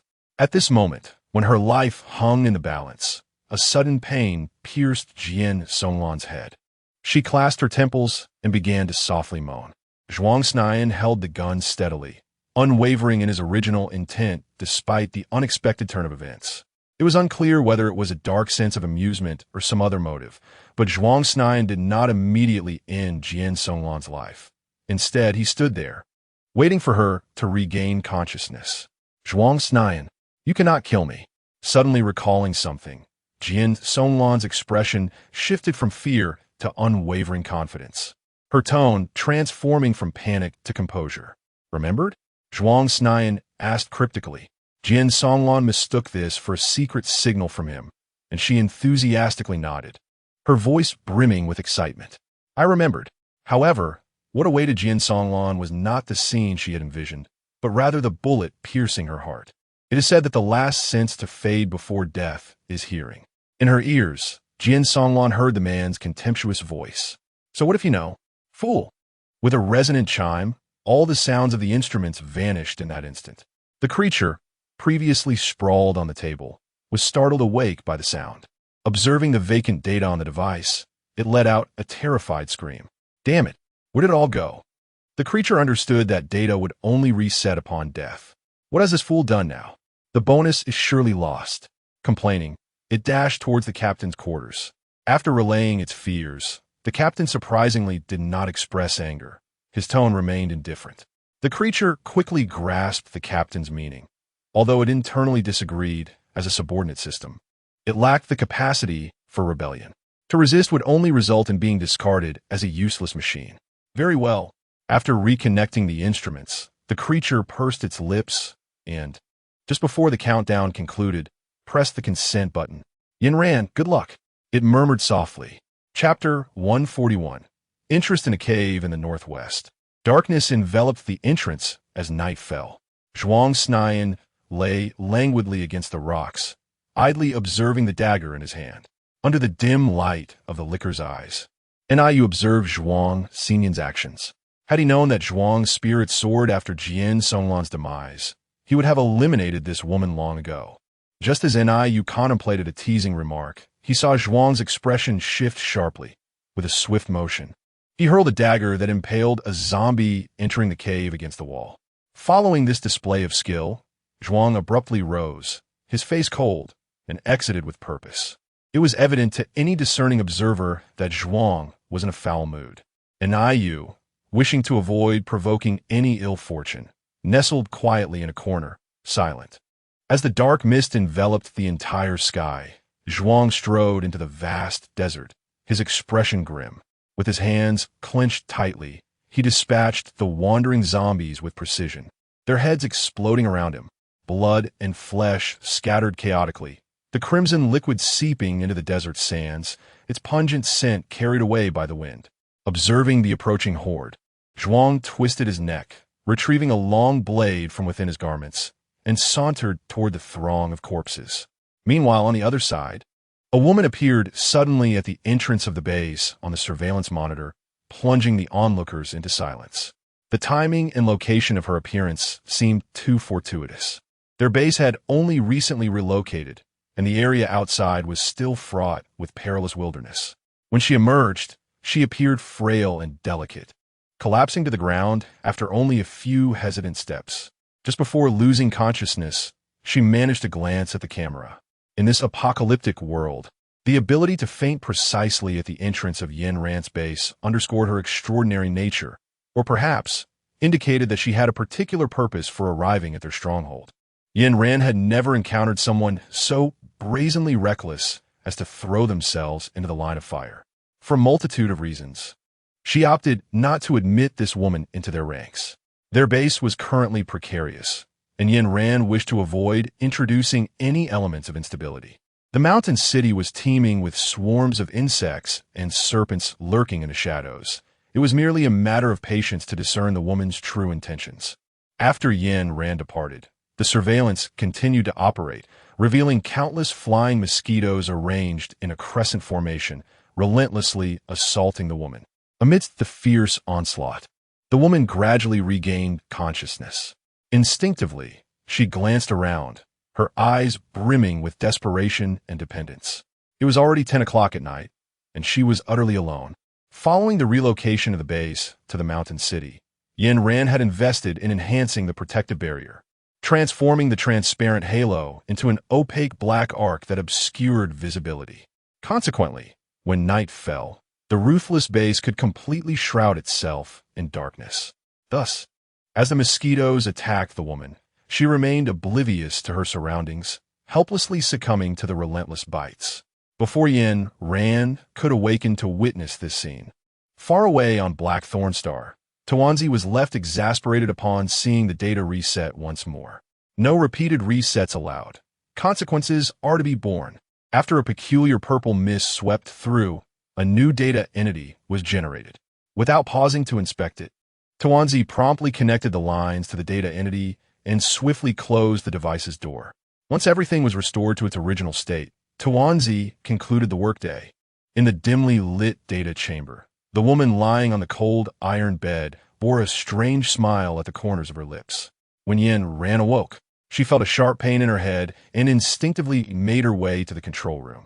Gazing at the large screen in the control room, she felt an unsettling sense that she had forgotten something crucial.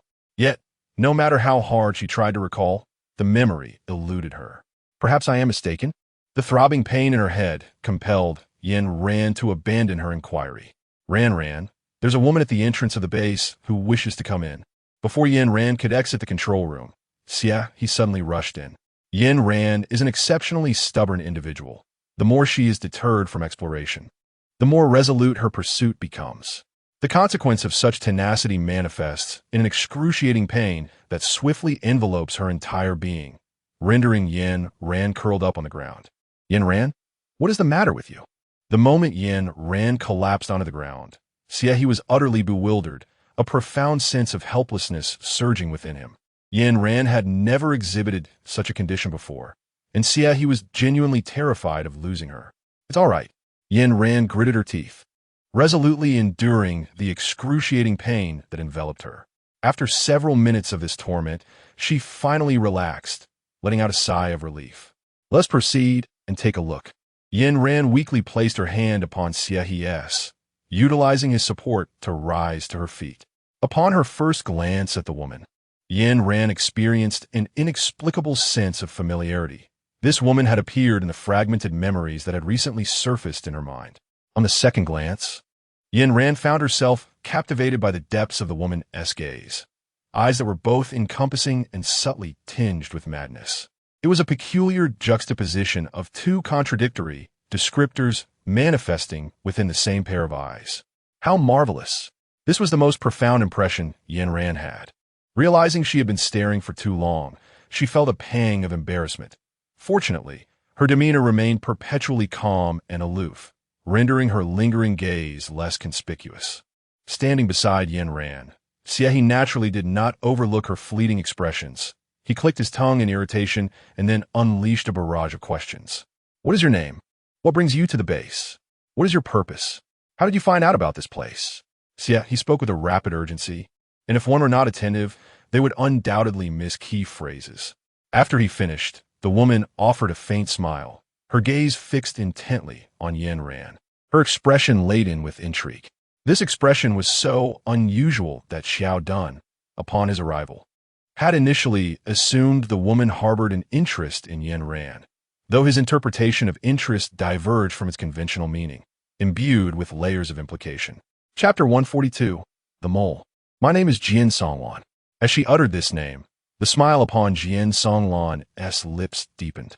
While speaking these words, her eyes remained locked onto Yin Ran, imbued with a sense of inquiry. Yin Ran and her companions detected the inquisitive glimmer in Jian Songlan's eyes, yet they were unfamiliar with the name, leaving them in a state of bewilderment. I am here because... Jian Songlan deliberately elongated her words. Stop feigning ignorance and speak plainly. Since earlier, he had harbored a disdain for Jian Songlan, either fixating on Yin Ran or deliberately teasing her with his gaze, truly a woman lacking in propriety. Interrupted, Jian Songlan immediately portrayed a look of grievance, her entire demeanor radiating a sense of forlornness as she gazed longingly at Yin Ran. "Speak clearly." Yin Ran's tone was not fierce. It was merely a gentle admonition, and to the untrained ear, it could easily be mistaken for casual conversation. Upon witnessing Xie He being reprimanded, Jin Songlan immediately displayed a look of triumph. With a playful flutter of her eyelashes, she leaned in softly, grasping Yin Ran's hand and speaking in a tone that was markedly flirtatious. "I came here for you." Before Yin Ran could respond, Xie He swiftly intervened, separating the two. "All right, let's register first." The moment the words left his lips, Xie He felt a twinge of regret. After a few moments of silence, seeing that Yin Ran had not objected, he irritably led her away. At this moment, Yin Ran's entire focus was fixated on the piece of paper in her hand, leaving her with no surplus energy to concern herself with others. Once everyone had departed, she opened her palm to reveal a narrow slip of paper, upon which were scrawled 4 perplexing words. "Save me. Save you." These words, though enigmatic, sent a shiver down her spine. For reasons unknown, the typically vigilant Yin Ran found herself instinctively trusting the woman she had encountered only once upon seeing the note. The memory of Jin Songlan's gaze flooded her mind, prompting her to unconsciously nibble on her nails. It was all too familiar. That gaze was strikingly reminiscent of someone she knew. Ding, ding, ding. The base's alarm system comprised 3 distinct tones. The first, a gentle chime, typically signaling a notification. The second, a more urgent ring, indicating a situation within the base. And the third, a rapid, frantic sound, primarily reserved for emergencies of the utmost urgency. As Yin Ran rushed to the screen, the machine had already marked the areas where issues had arisen. The nearby display had also indicated the cause. Detected, mutated moles emerging from the depths of the base. It is advised that the host promptly initiate eradication. After comprehending the situation, Yin Ran activated the broadcast and began to organize personnel for the cleanup. Prior to their mutation, moles possessed an innate ability to burrow, akin to deities of the earth. Following their transformation, their advantages have been significantly enhanced, and their burrowing capabilities will be greatly improved. Yin Ran's initial intention was to corral the moles, harnessing their instincts to excavate the land beneath the Mountain City Hospital and the base. By the time the notification was issued, Jin Songlan had already been assigned her own room by Xie He. Observing the peculiar communication device within her quarters, Jin Songlan chuckled and playfully tapped it with her finger. Meanwhile, at the ruins of the CN base, sunlight streamed into the debris, glaring directly upon Liang Yuan's face. This marked the nth day since Liang Yuan had departed from the base, and also the nth day he had spent on the mountain, enduring hunger. Despite Liang Yuan's adeptness at procuring food, having grown accustomed to cooking, he found the abrupt transition to simplicity rather disconcerting. Moreover, he was awaiting Zhuang Xinyan's arrival. Without Yin Ran, Liang Yuan was reluctant to part ways with this pillar of support. He may not comprehend the world of the powerful, yet he understood that following the strong ensured sustenance. Creak! The sound of his boots echoed on the wooden planks as Liang Yuan looked up to find Zhuang Xinyan standing before him. During their time at the Dawn base, they had collaborated previously. Despite Liang Yuan's unwavering loyalty and protective demeanor towards Mr. Li, the moment Zhuang Xinyan offered him a profit that was unattainable for him in his lifetime, he decisively abandoned the affection he had once held for Mr. Li, whom he had treated as if he were his own child. As he beheld the disheveled Liang Yuan, Zhuang Xinyan's eyes brimmed with disdain. He often found himself envious of Yin Ran. Not only did she have loyal companions, but they were also tidy, unlike his own team, who were either preoccupied with insects or blood. Despite his distaste, recalling his own plans, Zhuang Xinyan reluctantly uttered, "Follow me." The moment the words left his lips, Liang Yuan sprang to his feet, instantaneously appearing before Zhuang Xinyan, his eyes sparkling with enthusiasm. The mutated moles, although having increased in size several-fold, had retained their innate simplicity.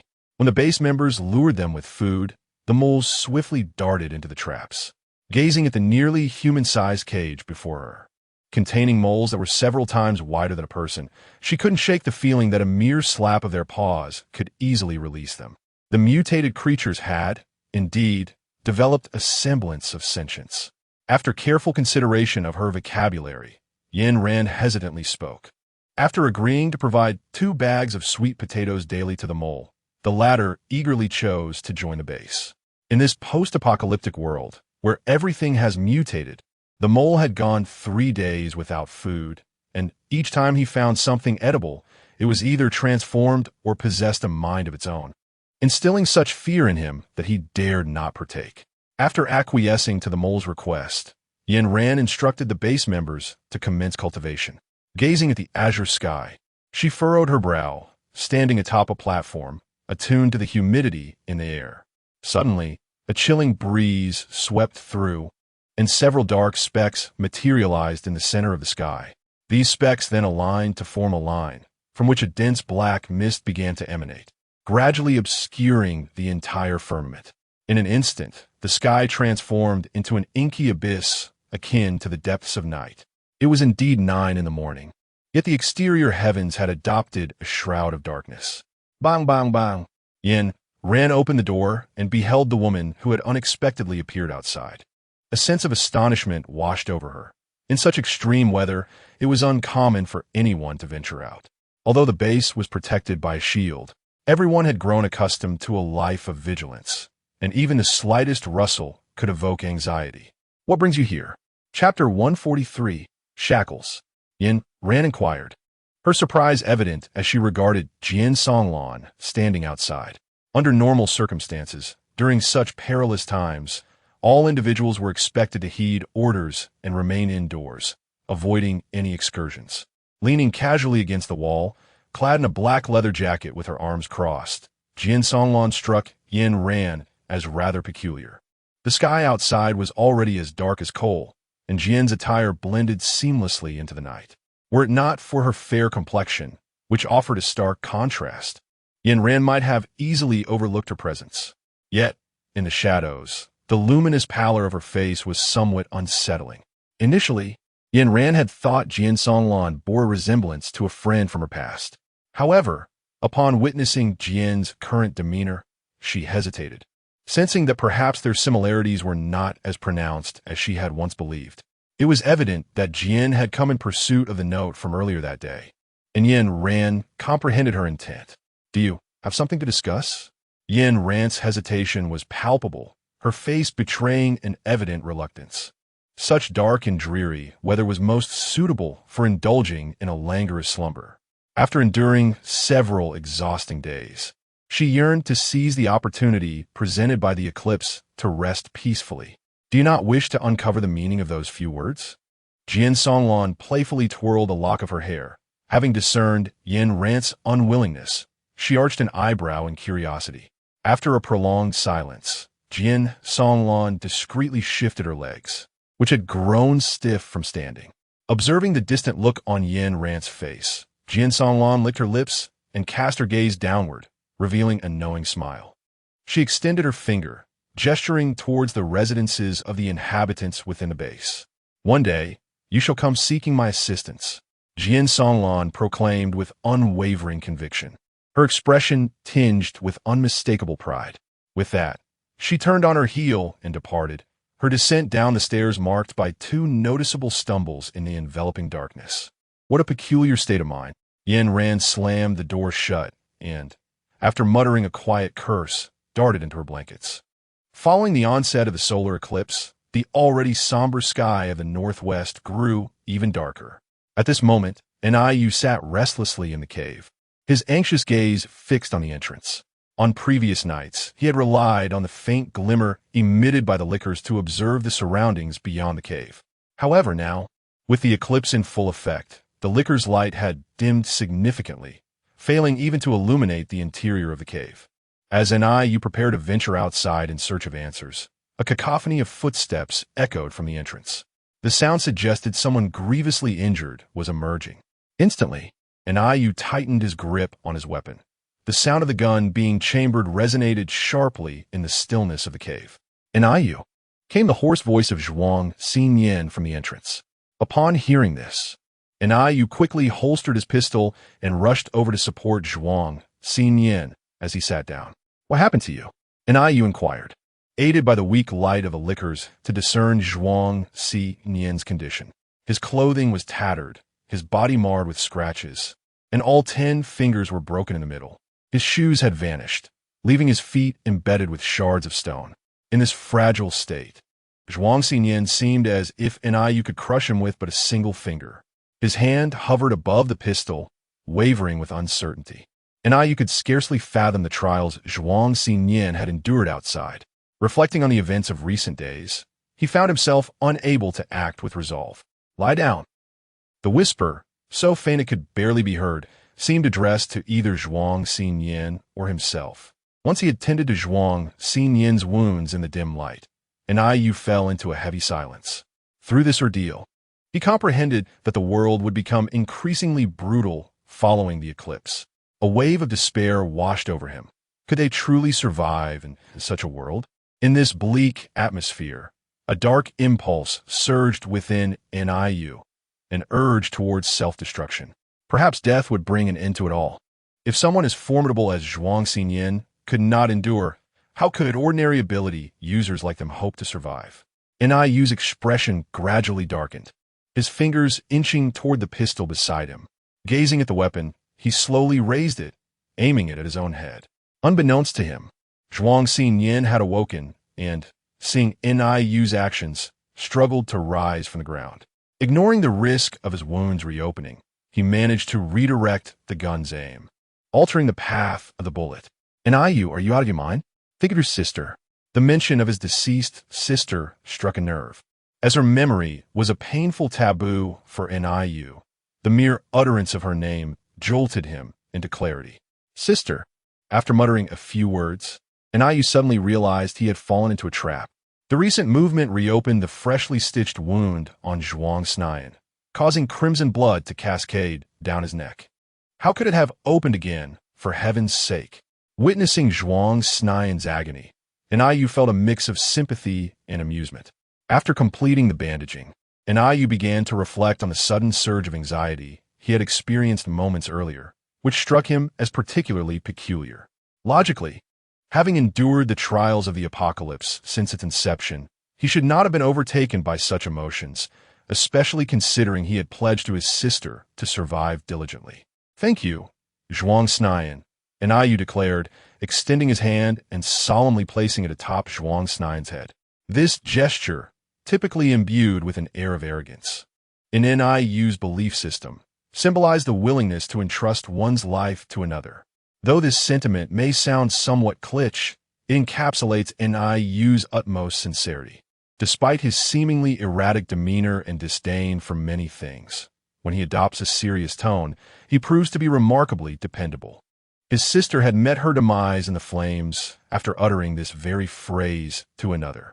Following that tragic event, Yu vowed never to express such words again. Yet regrettably, he found himself breaking that promise. At this moment, Zhuang Xinyan had succumbed to unconsciousness due to excessive blood loss. Yu gently covered him with a blanket and approached the cave's entrance. In the enveloping darkness, he whispered in a voice only he could hear, "Sister, I now comprehend your feelings. If one day brother were to perish for this person, when we meet again below, I hope you can forgive me." With that, Yu turned away with a sense of liberation, as if shedding a heavy burden. Chapter 144. The unforeseen twist, a piercing scream, sliced through the night. Following the scream, myriad lights suddenly illuminated the surroundings.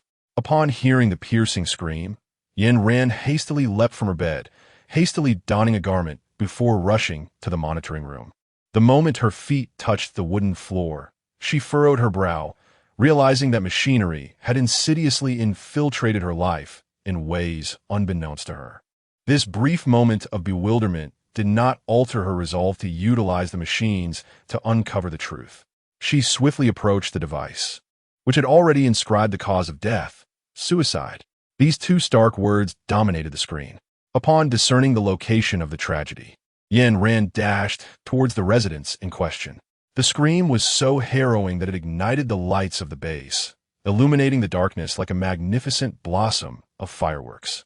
Jian Songlan, initially drawn by curiosity, found her expression stiffening as the base shone brightly.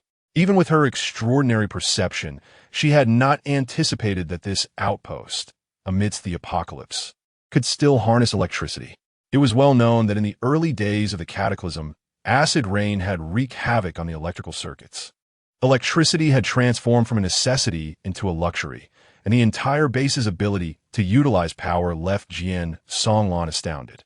Such privileged conditions were something she had never experienced, regardless of her circumstances. In this light, her encounter with Yin Ran could indeed be seen as a stroke of fortune. The man's demise was particularly gruesome. His eyes had been brutally gouged out, blood streaming down from the corners. When Yin Ran arrived, the man's corpse was still suspended from a beam. As he lived alone, no one had taken the initiative to lower his remains. Yin Ran surveyed the entire room, finding no signs of animal intrusion on the man's corpse. She also discovered no evidence of tearing or biting by any creature. A suicide. Yin Ran found herself perplexed, pondering the reasons behind a man's inclination towards suicidal thoughts. As she delved deeper into this matter, she felt ensnared in a quandary. With a slight frown, she hastily summoned Huang Muling. Due to Huang Rushuan and Huang Muling's penchant for nightly excursions within the base, Jian Songlan had never encountered these two individuals. They harbored the secret of the zombies, a truth known to all within the base. Upon witnessing the pallor of their faces, a flicker of fear ignited in Jian Songlan's eyes. To be candid, she was aware of Yin Ran's fierce demeanor. Yet she had never imagined that Yin Ran would dare to harbor zombies within the base. Impressive. The words escaped Jian Songlan's lips in a dry whisper. After honing her healing skills, Huang Muling possessed the ability to glimpse the memories of the deceased through their lifeless bodies. She placed her hand upon the man's head, and as a translucent light illuminated the surroundings, the man's memories unfurled before the spectators like a cinematic reel. The duration of these memories was fleeting, merely a minute long. This brief moment could be characterized as an extreme process of self-manipulation. Had it not been for the fortunate opportunity to witness this today, Yin Ran would never have conceived that such a self-deceptive individual existed in this world. The content was excessively crude and inappropriate, and in order to preserve the dignity of the audience, Yin Ran opted to obscure it. As Yin Ran articulated her thoughts, Jian Songlan's eyes widened in astonishment. Goodness gracious! So soon? This exclamation echoed in Jian Songlan's mind, though she refrained from voicing it aloud. With Yin Ran having anticipated every possible scenario, Jian Songlan pondered the significance of her own presence. She could only express her bewilderment with a slight pout. It was no wonder that Yin Ran received far superior treatment. Were she to have such an astute host, she too would gladly provide a more favorable environment for others. Upon discerning the underlying reasons, Yin Ran promptly informed the personnel at the base of the situation. Her words were remarkably candid. Should such circumstances arise, she possessed neither the capacity to intervene nor the means to monitor each individual throughout the night, given the vast number of inhabitants at the base. In summary, the situation stood thus. Life and death would be left to fate. Yin Ran spoke with an air of elegance, and the residents readily acquiesced to her words. Behind her, Jian Songlan's mouth fell open for the second time, bewildered by this peculiar establishment, its strange leader, and its equally odd inhabitants. The demeanor of Yin Ran, along with her memory, was utterly dissimilar to what she had known. Could it be that she had encountered a counterfeit Yin Ran? Jian Songlan, come with me. Upon finishing her sentence, Yin Ran approached the woman, extending her arm and pulling her over. Yin Ran's movements were exceptionally fluid, and when paired with her leather jacket, she exuded an unparalleled charm. Yin Ran embraced Jian Songlan and led her into her office. As soon as she pushed her through the door, the previously pleasant expression on Yin Ran's face turned icy. Explain, why did you go out at night? What do those words mean? The coldness in her tone seemed to resonate with Huang Rushuan and Huang Muling, who stood menacingly at the side, weapons in hand. Jian Songlan had envisioned countless scenarios in which the two would confront her over those words. She had even imagined herself questioning Yin Ran. However, she never anticipated becoming the subject of inquiry. Initially, Jian Songlan intended to maintain her composure, but upon seeing the firearms in their grip, 2 loaded handguns, her bravado swiftly dissipated. I. Jian Songlan's voice wavered, for she wished to speak with Yin Ran in private, without the presence of others. Thus, she cast furtive glances toward Yin Ran, seeking a moment of solitude. Yin Ran gazed intently at Jian Songlan, unable to misunderstand her meaning, as Jian Songlan seemed on the verge of tearing her own eyes out in frustration. After receiving a nod from Jian Songlan, she refrained from expelling the 2 from their presence. Huang Muling, with her straightforward nature, grew impatient as Jian Songlan hesitated to speak. "Speak quickly," she urged. While her hand rested menacingly on her pistol, the barrel pointed at Jian Songlan, shifting up and down. Faced with the threat to her life, Jian Songlan erupted. This was her original body, and should she perish, she would indeed be lost forever. In that illusory world, Jian Songlan had glimpsed her own fate and future countless times. It was only through this instance of transmigration that she found herself in a post-apocalyptic realm, encountering the only variable of her future. Chapter 145. Wine System Toad. Although Jian Songlan recognized Yin Ran as a potential variable of the future, she dared not wager her life on it. The knowledge she possessed pertained to future uncertainties. Should she divulge it, she would be cast out by the so-called rules. With a sigh, her expression gradually shifted to one of seriousness. Yin Ran, it is not that I refuse to speak, but rather that uttering a word would seal my fate. Jian Songlan articulated clearly. Almost instantaneously, Yin Ran comprehended her implication. When the dumpling had shared future events with her, she had also been warned against revealing such knowledge to others. Thus, at crucial junctures, she would command the populace of the base directly. It appeared that Jian Songlan might possess insights into the future world, understanding the rules and consequently refraining from challenging them. A bolder notion arose. This suggested that a fixed model already existed for the future, of which Jian Songlan was fully aware of all changes and circumstances. Truly, who would not be curious about what the future holds?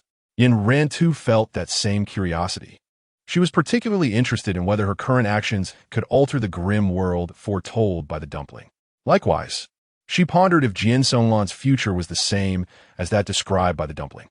Huang Muling's eyes flickered as she mimicked a character from film she had previously watched, adopting a stern expression and coldly uttering the words, "Confess for leniency, resist for severity." Despite the fact that Jian Songlan was merely a mass of data, she possessed a profound understanding of the civilizations across various dynasties and regions within her database. She grasped Huang Muling's intent, yet the words remained unutterable. Jian Songlan cast a pleading glance towards Yin Ran, her eyes filled with desperation. Yin Ran did not disappoint Jian Songlan's expectations. After a moment of contemplation, she signaled for the 2 sisters to descend. In those fleeting seconds of reflection, Yin Ran made a bold decision. She engaged in a transaction with the Interstellar currency and the system to customize a unique brooch. As long as the wearer adorned this necklace, the controller could obliterate her name at any moment. Observing the necklace in her hand, Yin Ran revealed a subtle smile, one that seemed meticulously measured, showcasing 8 gleaming teeth. "Jian Songlan, as long as you wear this, I shall trust you." The metallic pearl necklace radiated a dazzling white light under the illumination. Upon beholding the object in Yin Ran's grasp, Jian Songlan instinctively employed her ocular abilities for inspection. As a data entity, she believed that possessing a particular power was merely a matter of altering the data. However, contrary to her expectations, her X-ray vision did not unveil any secrets within the necklace. The result indicated it was simply a pearl necklace. As a data entity from the future world, there was nothing unknown to her. Yet, within this base, she encountered obstacles at every turn. Even this seemingly insignificant pearl necklace eluded her scrutiny. Jian Songlan dared not hesitate for too long. In the absence of any detectable anomalies, her trust in Yin Ran escalated to a new level. "All right," the words slipped from her throat almost reluctantly. Despite her inner reluctance, Jian Songlan obediently accepted the necklace offered by Yin Ran and adorned it around her neck. The pearl necklace accentuated her fair neck, and Yin Ran felt a sense of satisfaction at Jian Songlan's perceptiveness, relieved that she was indeed astute. Very well. You may go and rest now. The unstable elements were shackled, signifying the absence of danger. With Jian Songlan's departure, Yin Ran donned her clothing and continued her exit from a base, heading outdoors. The events set to unfold today were exceedingly peculiar, although Yin Ran professed indifference. She could not allow such circumstances to persist. Despite the overhead lights illuminating the base, she remained unable to discern the situation within the darkness. Closing her eyes, she endeavored to perceive through her other senses, and in that instant, she was wholly engulfed by the shadows. The faint yet fragmented sound of footsteps reached her ears, followed by familiar voices. This voice, which had permeated her childhood, began to echo in her ears, attempting to manipulate her. There was no denying its cleverness, adept at exploiting human psychology to breach one's defenses. However, such juvenile tactics were far from novel to Yin Ran. She had encountered mental assaults numerous times before, rendering them insignificant in her eyes. Before she could fully articulate her thoughts, a fierce gust of wind suddenly surged toward her. In the wake of this wind, all flora and fauna were mercilessly shredded into fragments. As Yin Ran inhaled the metallic scent of blood surrounding her, she abruptly opened her eyes. A bolt of lightning surged forth from her hand, radiating brilliance as it forcefully arrested the gust of wind before her. Mere trifles of skill. Yin Ran uttered a light reprimand, and immediately countless tiny bolts of lightning flickered around her, coalescing into solid, minute projectiles that soared towards the direction of the wind. These perilous hidden weapons were formed from ice crystals, meticulously crafted by Yin Ran using water, and were enveloped in electricity. The sharp shards of ice, upon contact with either flesh or object, would instantaneously freeze them in place. Creak! Hearing the faint creaking sound emanating from the shadows, Yin Ran relaxed her expression, gripping a dagger firmly in front of her as she cautiously approached the source of the sound. Countless thorny branches intertwined, now solidified into ice, with something resembling a frog encased within. Observing that the creature appeared devoid of any means to resist, Yin Ran advanced slowly, drawing nearer to gain a clear view. While it was referred to as a frog, it bore a closer resemblance to a toad, its skin riddled with numerous protrusions, each swollen bump resembling a festering wound. What an unsightly creature! Yin Ran stroked her chin and remarked that anything frozen could easily be pierced with a gentle poke. After her assessment, she decisively kicked the object before her to the ground. As the ice shattered into fragments, the toad, trapped within, was likewise torn asunder. Following the onset of the eclipse, not only had biological evolution accelerated, but these creatures had also acquired various extraordinary abilities. Even a modest toad had mastered wind-based powers. The pace of animal evolution far surpassed that of human progress. If the surrounding fauna were allowed to continue advancing unchecked, they would soon eclipse humanity. Chapter 146. Research Institute are in a cave in the northwest. An Ayu had just torn open Zhuang Xinyan's shirt, preparing to apply medicine to the man's wounds. Gazing at the flesh sprouting from the injury, he could not restrain a gasp of astonishment. How extraordinarily miraculous! Touching the already healed flesh, an Ayu was astounded. He had never witnessed such a severe wound completely heal in less than a day. Having endured the apocalypse for so long, he had seen the healing process of abilities that could mend wounds, yet none was as swift as Zhuang Xinyan's recovery. Realizing the man's unique constitution, an Ayu, heart racing, trembled as he dressed Zhuang Xinyan. Having sworn to protect him with his life, this matter would remain buried within his heart. At that moment, thick black mist continued to shroud the cave's entrance. After taking a deep breath, an Ayu lay down beside Zhuang Xinyan, awaiting the man's awakening. The eclipse persisted for 5 days, and on the morning of the 6th day, the black mist gradually dissipated, while snowflakes began to fall from the sky. This snowfall was brief, as the sun suddenly broke forth, its scorching heat melting the delicate layer of snow into water. The rapid intertwining of such extreme temperatures meant that just as one acclimated to the cold, they were suddenly plunged into a furnace of heat. The swift temperature shift made individuals susceptible to illness. Within an hour of the extreme alternation, the base's hospital was inundated with numerous patients suffering from colds, along with others displaying symptoms resembling a cold, but accompanied by unfamiliar additional signs. Su Songjin designated this illness as the M virus. Following Su Songjin's request, Yin Ran scoured the entirety of her available medications, discovering only one that could provide temporary relief. The remainder offered no cure for the M virus. I must venture out again. Observing the ailing residents in the hospital, Yin Ran quickly resolved to act. The M virus bore striking similarities to the previous virus from Country R, with a symptom overlap exceeding 95. Su Songjin speculated that the medications from Country R could potentially treat the M virus. He also conjectured that the M virus might pose a risk of transmission, necessitating prompt containment. Transmission risk, Yin Ran softly repeated these words, comprehending their profound implications. Should the M virus indeed propagate on a large scale, humanity would find itself susceptible to yet another virus atop the existing zombie contagion. Despite her profound disdain for Country R, Yin Ran resolved to venture there, motivated by the need to safeguard her base and to mitigate this looming threat. Country R was the epicenter of the initial zombie outbreak, its viral transmissibility unmatched, with mutations in both flora and fauna likely far exceeding those in her own nation. The healing abilities against the M virus possessed a suppressive effect. Thus Yin Ran decided to leave Huang Muling, Huang Ruxian, and Xiao Dun at the base. This journey was fraught with peril, necessitating the presence of Xie, whose rapport with Yin Ran surpassed that of any other, their synergy unparalleled.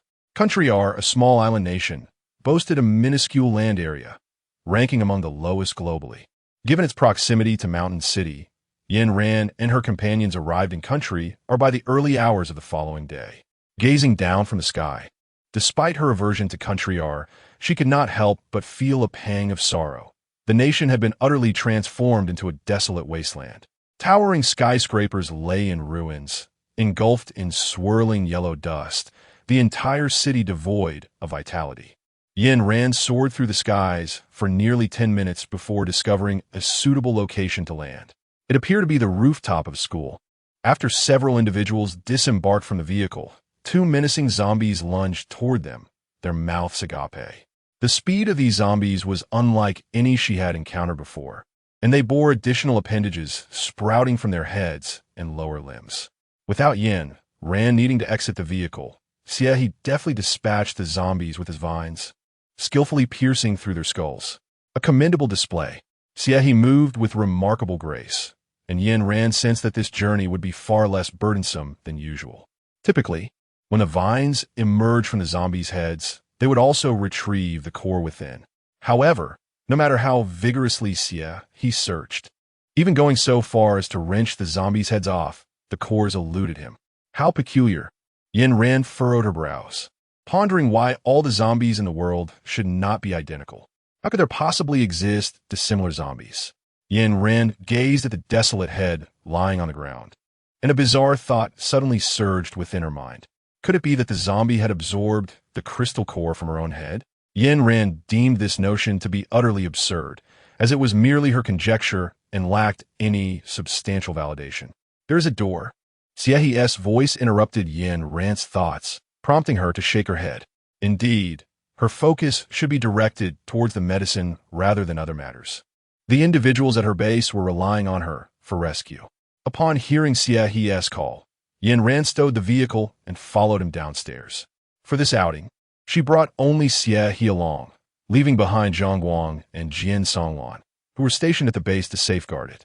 Although Zhang Guang possessed a high level of luck, he was devoid of any combat skills, and Yin Ran was reluctant to gamble on his ability to emerge unscathed from a horde of zombies. As for Jian Songlan, the reason was simply that Yin Ran did not trust her. Furthermore, she posed a potential risk. The journey was inherently perilous, and Yin Ran did not wish to divert her attention to Jian Songlan. Descending from the rooftop, the first sight that met their eyes was a series of classrooms, with countless decaying corpses littered along the corridor. A foul stench of decay permeated the air. According to Su Songjin, the company researching the M virus was known as the R Institute in Country R, and the antidote for the M virus was also located there. The M virus had emerged in Country R several years prior, and the nation had once sought to purchase a batch of antidotes, only to be met with refusal from Country R. In fact, Country R had refused not only their nation, but all prominent countries across the globe. This antidote had been exclusively sold and disseminated within the confines of Country R since its inception. Perhaps influenced by Zhang Guang's fortuitous aura, Yin Ran discovered that the R Institute was situated beneath the very school they were in. However, the map revealed a few peculiarities. The so-called R Institute was not the largest facility occupying the school's grounds. Beneath it lay two additional installations, whose sizes were indiscernible, marked only by asterisks on the map, without any textual clarification of their identities. YN's intuition informed her that these two locations held immense significance. Chapter 147, Laser. Upon her first glimpse of the Research Institute, YN recognized that luck had no bearing on this. It was solely due to the construction of the R Research Institute, built from the world's finest steel, impervious to both artillery and acid rain. This was precisely why she could pinpoint a parking space amidst the ruins, as the R Research Institute was a semi-underground establishment. From its outward appearance, no one would believe that a cure for the M virus could be developed here. The Institute's exterior was remarkably unassuming, resembling an ordinary school infirmary, with its distinctive insignia merely embedded in the doorplate number. Beyond that, no other sign indicated this was the R Research Institute. As the two approached, they noticed that although the Institute looked ordinary from the outside, the door was secured with a retinal recognition system, allowing access only to those whose irises were pre-approved. The presence of zombies on the campus was minimal. Aside from the two they encountered upon arrival, they had not encountered any others. Just as the duo fell into contemplation, YNRN suddenly recalled having purchased a universal key in the system previously.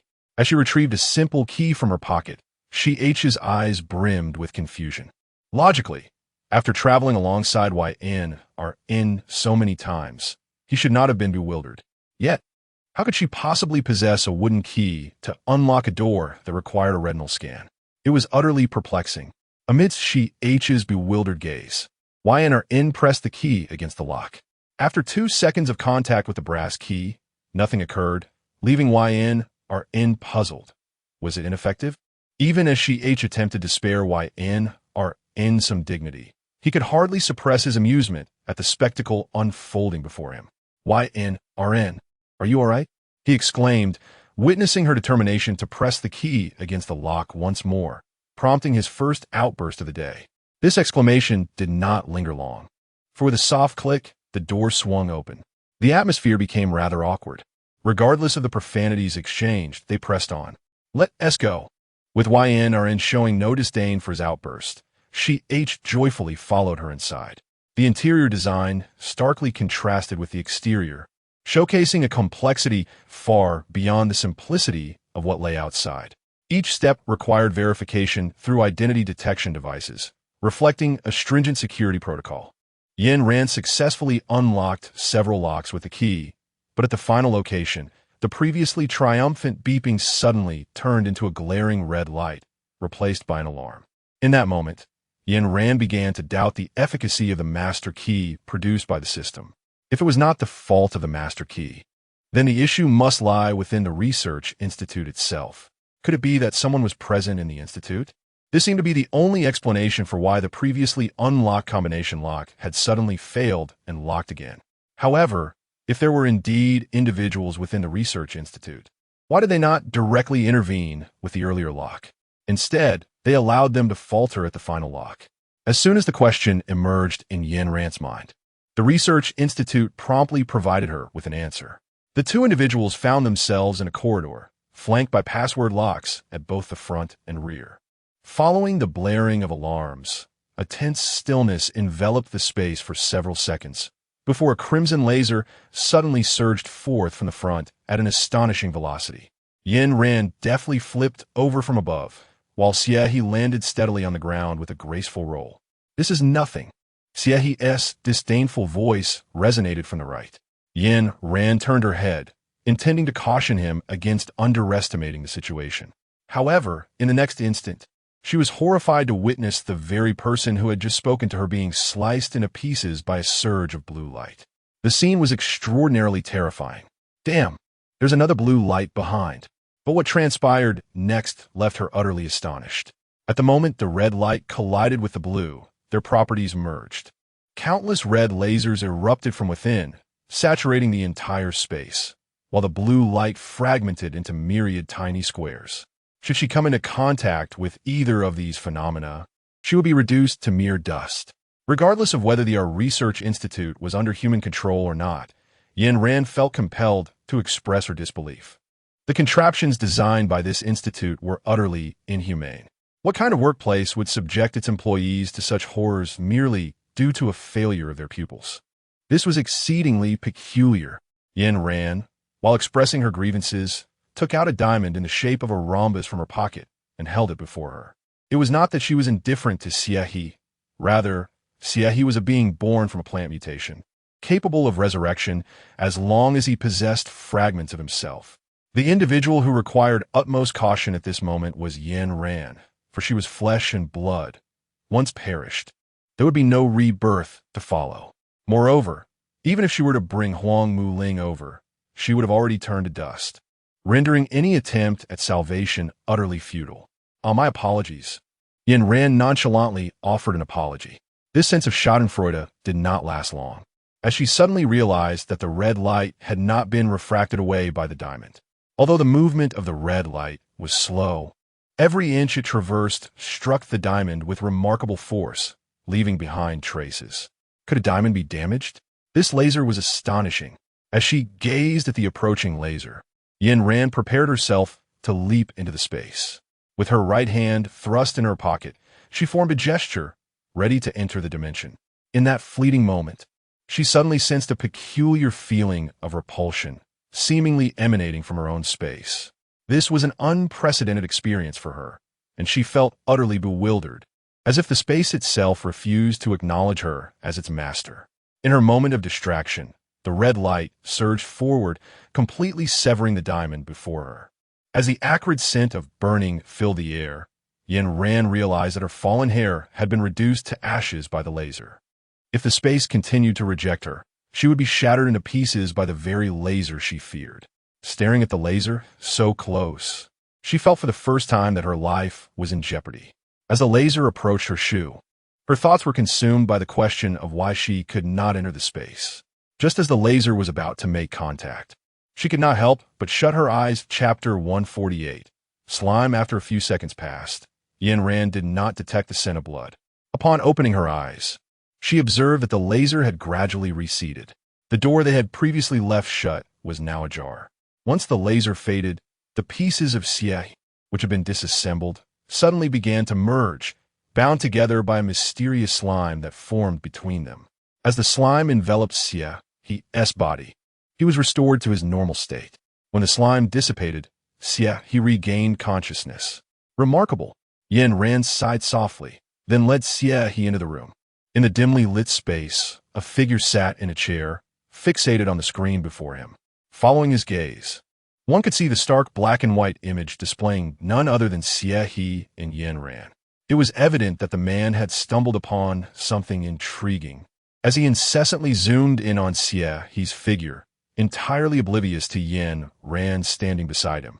At that moment, Yin Ran and Xie found themselves in an expansive room, where at the center of the floor lay a perfectly formed circle. Peering down through the circular opening revealed nothing but a vivid expanse of crimson. Yin ran her fingers along the walls of the room, unsure if it was merely her imagination, for with each step she took, she sensed a viscous liquid dripping upon her. Yet, no matter how she searched, she could find no trace of this substance on her clothing or skin. How peculiar. Yin Ran rubbed her neck and murmured to herself. While she was engrossed in studying the structure of the house, Xie was nearly burrowing into a hole. Emboldened by the thought that he could not possibly meet his demise, Xie engaged in remarkably audacious actions. In a corner unnoticed by Yin Ran, he gazed at the circular opening and leapt directly into it. This bold move not only startled Yin Ran, but also astonished the peculiar individual monitoring the surveillance. Yin Ran approached the mouth of the cave, and compared to its previous form, she sensed that the entrance seemed to have widened slightly. Xiehe? Yin Ran tentatively called out Xiehe's name towards the cave entrance. I am. This is utterly implausible. Yin Ran helplessly closed her eyes, and when she opened them again, a myriad of electric currents flickered around her. Go! With a mere gesture of her finger, Yin Ran unleashed a torrent of electric currents that sliced through the cavern like knives. This assault was executed with her full might, and such an intensity of electricity was insufferable for any living creature. The sheer force of the current would penetrate deeply into the body, causing chaos within any organism, be it animal, plant, or even monster. The slightest movement would send the currents spiraling wildly through their being, a sensation of agony that no creature could overlook. After a brief pause, an eerie scream erupted from the cave's entrance, a sound oscillating between sharp and dull, fierce and faint. As the sound faded, a translucent figure suddenly darted out from the depths of the cave. Upon landing on the ground, the ethereal substance of its body quivered in response. In that moment, upon witnessing this creature, a singular thought raced through Yin Ran's mind. Truly, this is our country. Grotesque to the point of inducing revulsion, this entity could be deemed a monster, or perhaps a grotesque human, or even a hybrid of the two. Its head was fashioned from a human brain, while its body and limbs were composed of a translucent, writhing material. Through its semi-transparent skin, the remnants of its consumed prey were visible, all meticulously arranged within. Beside these morsels lay a corresponding organ, harmonizing with its grotesque form. This creature possessed an unsettling yet strangely aesthetic allure, primarily stemming from its head, which was exquisitely sculpted, reminiscent of a beauty from a comic book. Through its translucent skin, Yin Ran discerned the silhouette of Xiehe. Recognizing that this being was composed of water, she deftly snapped her fingers, and an array of water orbs surged forth from her fingertips. Perhaps sensing the threat emanating from Yin Ran's gaze, the creature gaped wide its maw, and countless translucent filaments spilled forth from its mouth, eyes, and organs, intertwining and rushing toward her. As Yin Ran evaded, the moisture clinging to her surged towards the creature with wild abandon. At the moment the blade made contact with the fine threads, it did not sever them. They resembled water, perpetually undulating in midair. When cut by the knife, their motion momentarily halted, yet once the blade withdrew, they resumed their writhing nature. Moreover, after the knife was removed, the threads secreted a transparent mucus that adhered to the blade. This scene was utterly repulsive, and Yin Ran looked at the liquid on her knife with disdain. It was not merely her fastidiousness. The sight of that mucus made her feel as though her knife was tainted. Fortunately, at that moment, her water sphere was also attached to the monster, continuously absorbing moisture from its body. As the water sphere gradually expanded, Yin Ran snapped her fingers, causing countless water spheres to burst. The creature had swallowed Xiehe, who was subsequently expelled onto the concrete ground as the monster ruptured. Gazing at the still unconscious Xiehe, Yin Ran refrained from touching him. He was now covered in unsightly mucus, quite revolting. While Xiehe's mucus exuded a refreshing botanical scent, this substance emitted a nauseating stench. Looking at the dagger in her hand, Yin Ran flung it towards the man's face. The dagger, coated in mucus, possessed no offensive capability and was as inert as a stone. Perhaps the sensation of pain surged through him. For Xiehe, he successfully regained consciousness. Upon opening his eyes, he attempted to appear suave, completely oblivious to his current predicament. Rising from the ground, Xiehe shook his hair, the sticky texture alerting him that something was amiss. Meanwhile, in the surveillance room, the peculiar figure observed Xiehe's revival on the monochrome screen, its eyes brimming with intrigue. It watched the scene of Xiehe retching, thoughtfully stroking its chin. Is it truly that disgusting? It mused aloud, reaching for a glass from the cabinet beside it, bringing it to its nose. Ugh. Chapter 149. The Green Elixir. Ugh.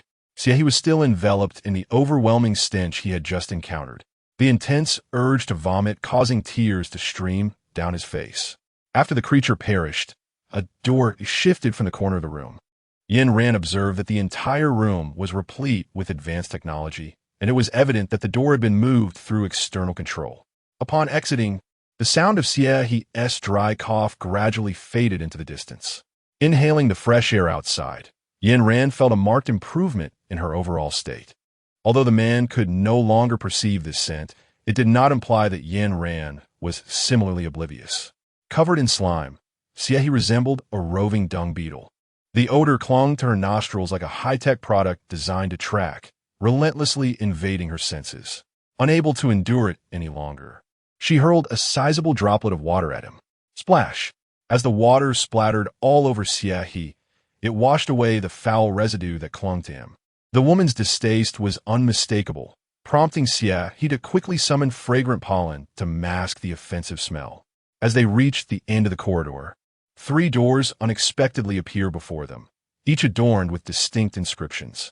The design was strikingly reminiscent of that of the storage vault at the Northwest Base, which had been established for decades, while this research institute had been operational for less than 2 years. It was clear who had borrowed from whom. Gazing at the 3 doors, Yin Ran understood that, based on the peculiar tendencies of the Nation, nothing good would likely await them inside. Given that the corridor was currently safe, she felt no urgency to select one of the doors and resolved to investigate whether there were any other mechanisms in the vicinity of the doors. Yin Ran remained remarkably composed, yet for some inexplicable reason, Xie beside her displayed an unusual exuberance. Under Yin Ran's gaze, he dashed directly through the first door. Yin Ran pondered. Ordinarily, Xie exhibited a remarkably mature disposition, never prone to such recklessness. Observing Xie's actions today, she found herself questioning whether he had lost his sanity, wondering if he was truly Xie. Alas, though she harbored such thoughts, she maintained her composure and opened the first door.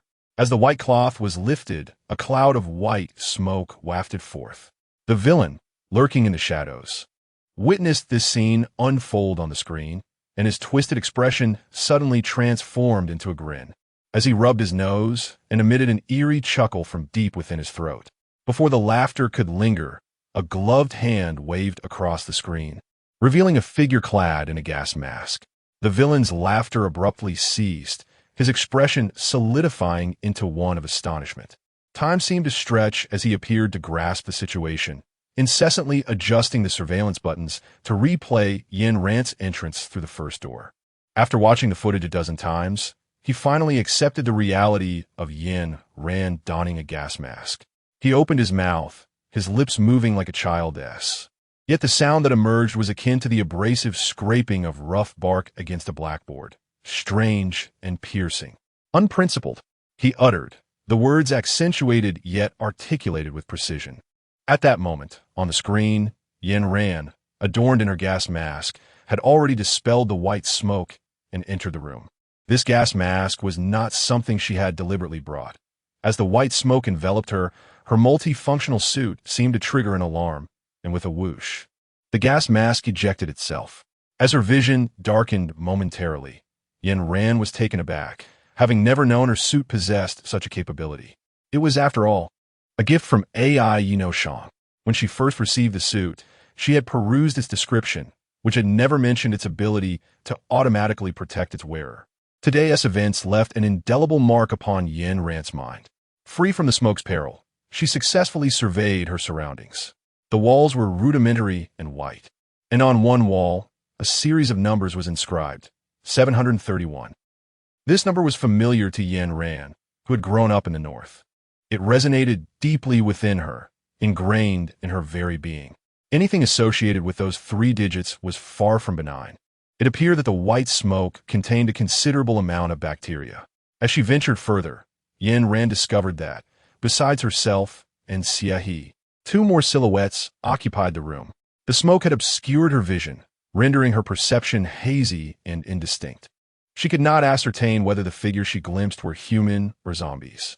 Only upon reaching the innermost part of the room did she realize that these 2 shadows were neither humans nor zombies, but rather 2 body models. Yet the coagulated blood beneath these models and their contorted expressions narrate an undeniable truth. They are living beings who have been brutally impaled through the spinal cord. Typically, anatomical models are crafted from corpses, their visages bearing a placid demeanor devoid of such distortion. Moreover, the facial features of these two models distinctly reflect a quintessential Asian appearance. Yin Ran was somewhat nauseated by the brutal scene before her. At a loss for words, she struggled to articulate her feelings, remaining silent for a considerable time until she finally uttered two words, disgusting. Sometimes, the simplest expressions can convey the deepest emotions. Subsequently, a thick plume of purple smoke erupted from the apparatus.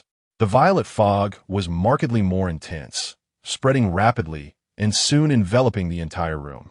Damn! She had initially intended to search for Xie during this moment, but upon witnessing the room filled with purple smoke, Yin Ran could not help but curse. Regardless of the virus, it was ineffective against the gas mask. Moreover, the mask Yin Ran donned was no ordinary one. It was a product of interstellar engineering.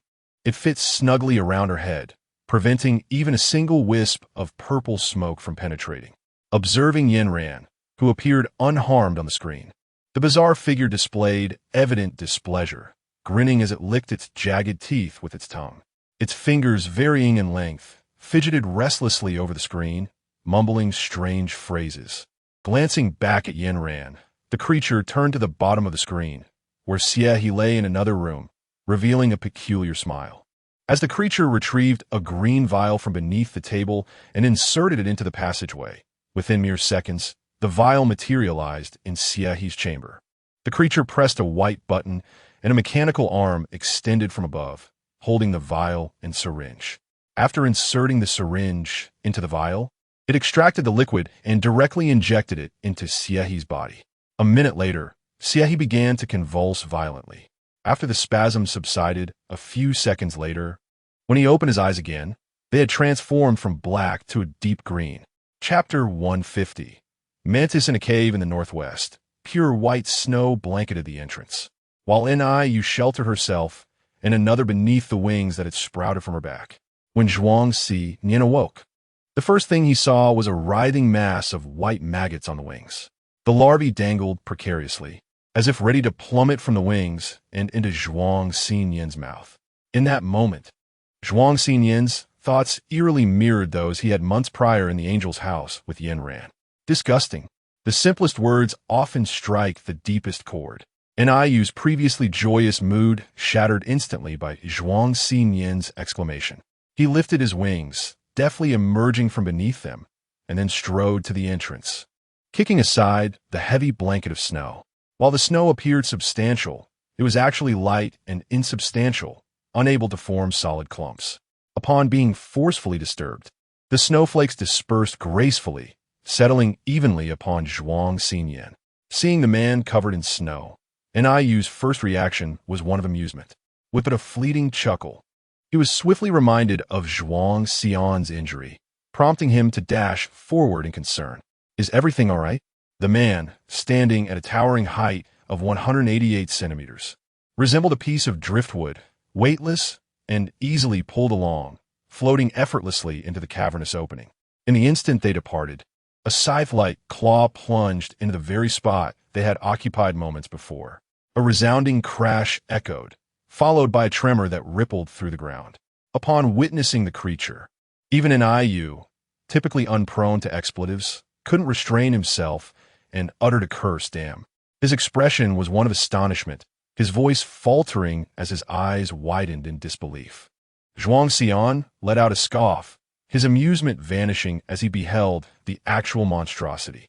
A normal mantis, he mused, would surely perish in such frigid conditions. Glancing at the snowflakes outside, Niu voiced his uncertainty.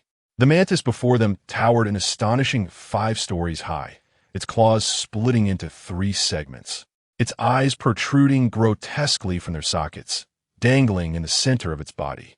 This mantis must be larger than it was before the eclipse, Niu remarked as he dodged the creature's assault. Mantis meat must be quite delectable. Zhuang Xian coldly interjected, then brandished his blade, propelling himself towards the mantis with remarkable speed. The mantis, swift in its own right, unleashed the hidden spikes from its arms upon sensing Zhuang Xian's approach. In mere moments, Zhuang Xian staggered back, clutching a wound on his chest, trembling with pain. Zhuang Xian, and Yu had never witnessed such vulnerability in him, and concern etched itself across his face. Seizing the moment of Yu's distraction, the mantis lashed out with its arm. With a sickening sound, Yu turned to see the devourer shielding him, its spiked arm having pierced through the creature's head. Gazing at the pooling ichor on the ground, Yu felt no revulsion.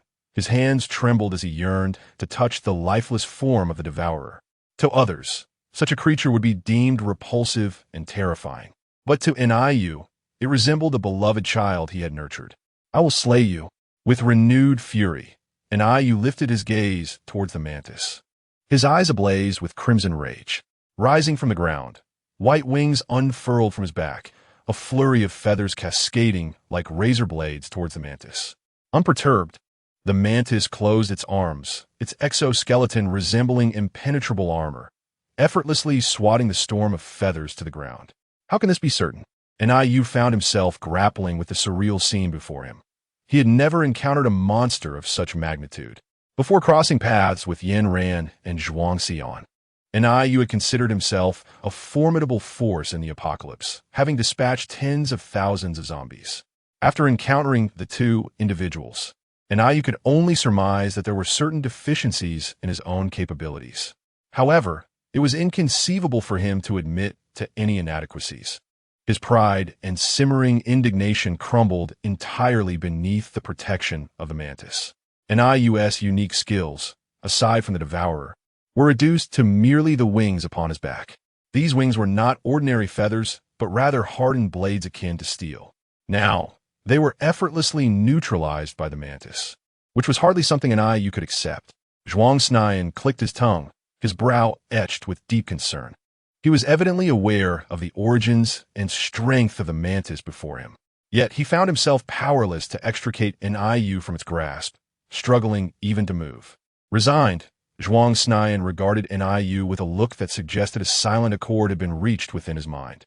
Moments later, he sprang into action, unleashing an infinite flow of speed. A yellow halo emerged beneath his feet, gradually spreading outward to encircle both the two men and the beast. Within this realm, time would slow infinitely, approaching a near standstill. Stay put. After securing Yu, Zhuang Xian traced a circle with one hand, and a square-like formation began to materialize before him. Compression.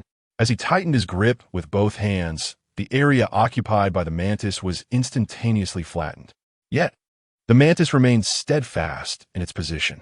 Clearly, the strength of its exoskeleton exceeded Zhuang Xian's expectations.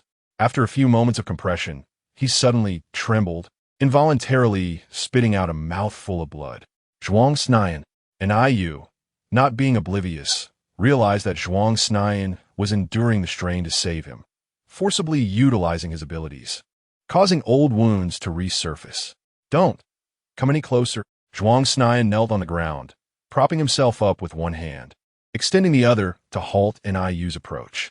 As the mantis incessantly assaulted the barrier surrounding them, Zhuang Xian's strength waned, leaving him kneeling and retching violently. Seeing the mantis poised to breach the barrier, Yu gritted his teeth, tensing his body, and suppressing the fear in his heart, rose to his feet. As the wings once again pierced through the barrier, the mantis trembled, releasing countless tiny mantises that flooded the protective shield. Moments later, with a crack, the formidable barrier shattered. Simultaneously, Zhuang Xian coughed up another mouthful of blood, collapsing to the ground, weakly gasping for air. Chapter 151. The abnormalities of country are as the blood stain the ground. Yu suddenly erupted into action, racing forward in a frenzy to shield Zhuang Xian. He could not bear for such an event to unfold a second time. He had endured enough of this sensation and refused to let someone dear to him fall once more before his eyes. Zhuang Xian murmured the name of Yu. Never before had he been so resolutely chosen by anyone. To others, he always appeared distant, effortlessly capable of overcoming any formidable challenge. Since his time at the military academy, he had been entirely on his own, which led him to prioritize his own needs above all else. Listening to the mechanical sounds reverberating in his mind, Zhuang Xinyan lowered his eyelashes, collapsing onto the snow, gasping for breath. As he beheld Niu, who was about to be impaled by the mantis's arm, it seemed he had resolved something monumental. He fell back onto the ground, his face striking the earth with a heavy thud. "I am willing." A fragmented whisper escaped Zhuang Xinyan's lips, his eyes fixated on Niu, who stood protectively in front of him, as if he wished to etch this moment into his memory. His eyes reddened from prolonged focus. He closed them after 2 seconds. Niu, facing the immense mantis, also shut his eyes, feeling that, in this lifetime, he had at least succeeded in protecting someone he cherished. Time stretched on, perhaps 2 minutes or maybe 10. It felt interminable, and Niu dared not contemplate it further. The anticipated pain never arrived. He inhaled deeply and slowly opened his eyes. Just then, an intersection of frigid and scorching weather occurred as the sun rose, its blinding rays illuminating Niu's face. He gazed toward the sun, recognizing the figure that stood before him, delivering a decisive blow to the mantis. A foul, sticky substance splattered onto Niu's face, and he dared not blink. Zhuang Xinyan. Niu stood in shock, still reeling from the near-death experience, his lips unconsciously murmuring Zhuang Xinyan's name. In that instant, he thought of nothing else. His ears filled with the tremor of his own voice.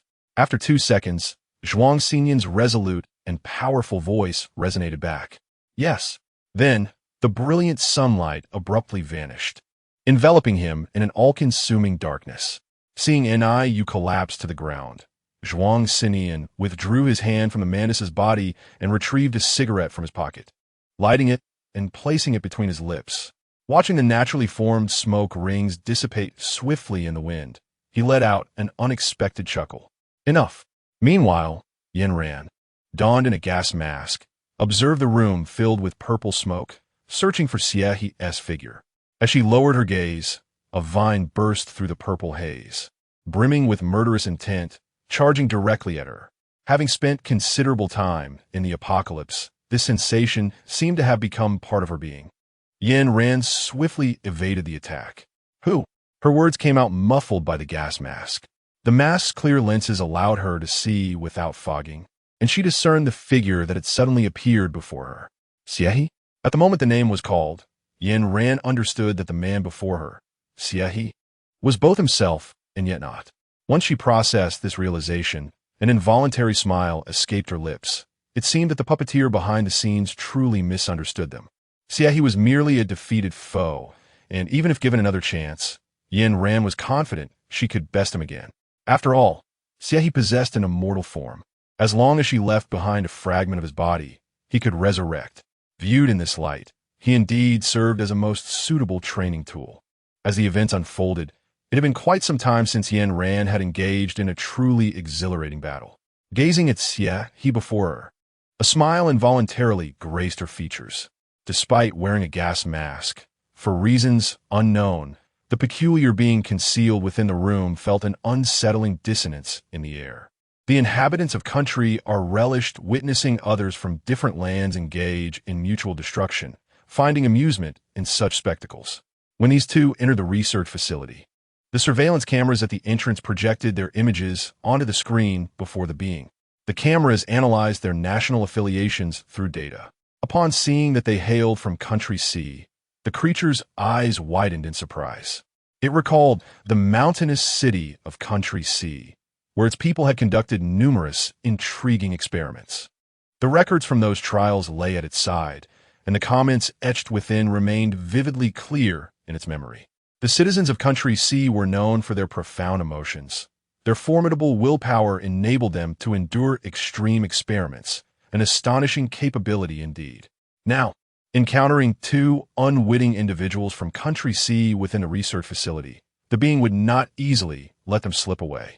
Within the confines of its laboratory lay numerous untested substances, and it yearned to utilize these 2 for its experiments. Although human experimentation was forbidden across nations, in this post-apocalyptic world, no one would take notice. The serum injected into Xie's body was designed to amplify his muscular strength severalfold. It would not only enhance his skeletal structure, but also improve his overall physical condition. In simpler terms, this concoction could exponentially elevate a person's physical prowess, albeit at the cost of excruciating side effects that could induce suffering akin to that which could drive a full-grown Siberian tiger to its demise. Only by enduring this agony could the human form reap the benefits bestowed by the serum.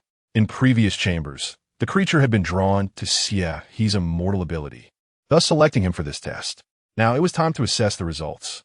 After evading the attack, Yin ran, crossed her arms, and two short blades forged from ice materialized in her hands. Having endured so much within the confines of the research facility, she discerned that there were undoubtedly individuals surveilling them. She was keen to keep the matter of her spatial abilities concealed from prying eyes. Since her arrival at the Institute, she had only revealed a single gas mask, and fortunately, she had always carried a bulging backpack on her back, which did not draw excessive attention. After all, the weather in the apocalyptic world could be perilous at times, making gas masks an essential item. Yin Ran held an ice blade in her hand, and with a gentle press of the button on her shoulder, her backpack effortlessly detached and fell to the ground. Yin Ran formed a delicate blade of flowers with her hands, her feet positioned apart, her body slightly bent as she vigilantly observed Xie. She was well aware of his abilities, which consisted merely of explosive fruits, hallucinogenic fruits, and binding vines. Nothing particularly novel.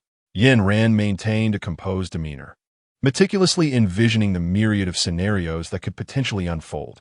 As silence enveloped both parties, Xie unexpectedly shifted, summoning an enormous carnivorous flower from behind him. Whether it was the effect of the potion or some other factor, the flower appeared to be remarkably oversized, nearly breaching the ceiling as it ascended from the ground. Chapter 152. The carnivorous flower, just as Yin Ran gripped her ice dagger, anticipating a protracted confrontation, the carnivorous flower suddenly withered, its leaves drooping lifelessly. Xie, who had been standing, also succumbed to lethargy and collapsed to the ground following the flower's decay. It seemed the purplish haze in the air thickened perceptibly, prompting Yin Ran to narrow her eyes in contemplation. Wearing a gas mask, she found the noxious atmosphere to have little effect on her. Plants require air for growth, and by absorbing the toxic purple gas, they inevitably wither. Was this not akin to picking up a stone and striking one's own foot? Yin Ran shook her head in resignation, shouldering her backpack as she approached Xie, seizing the collar of his shirt and dragging him into another room. The dramatic scene before her was mirrored by the hidden figure lurking in the secret chamber.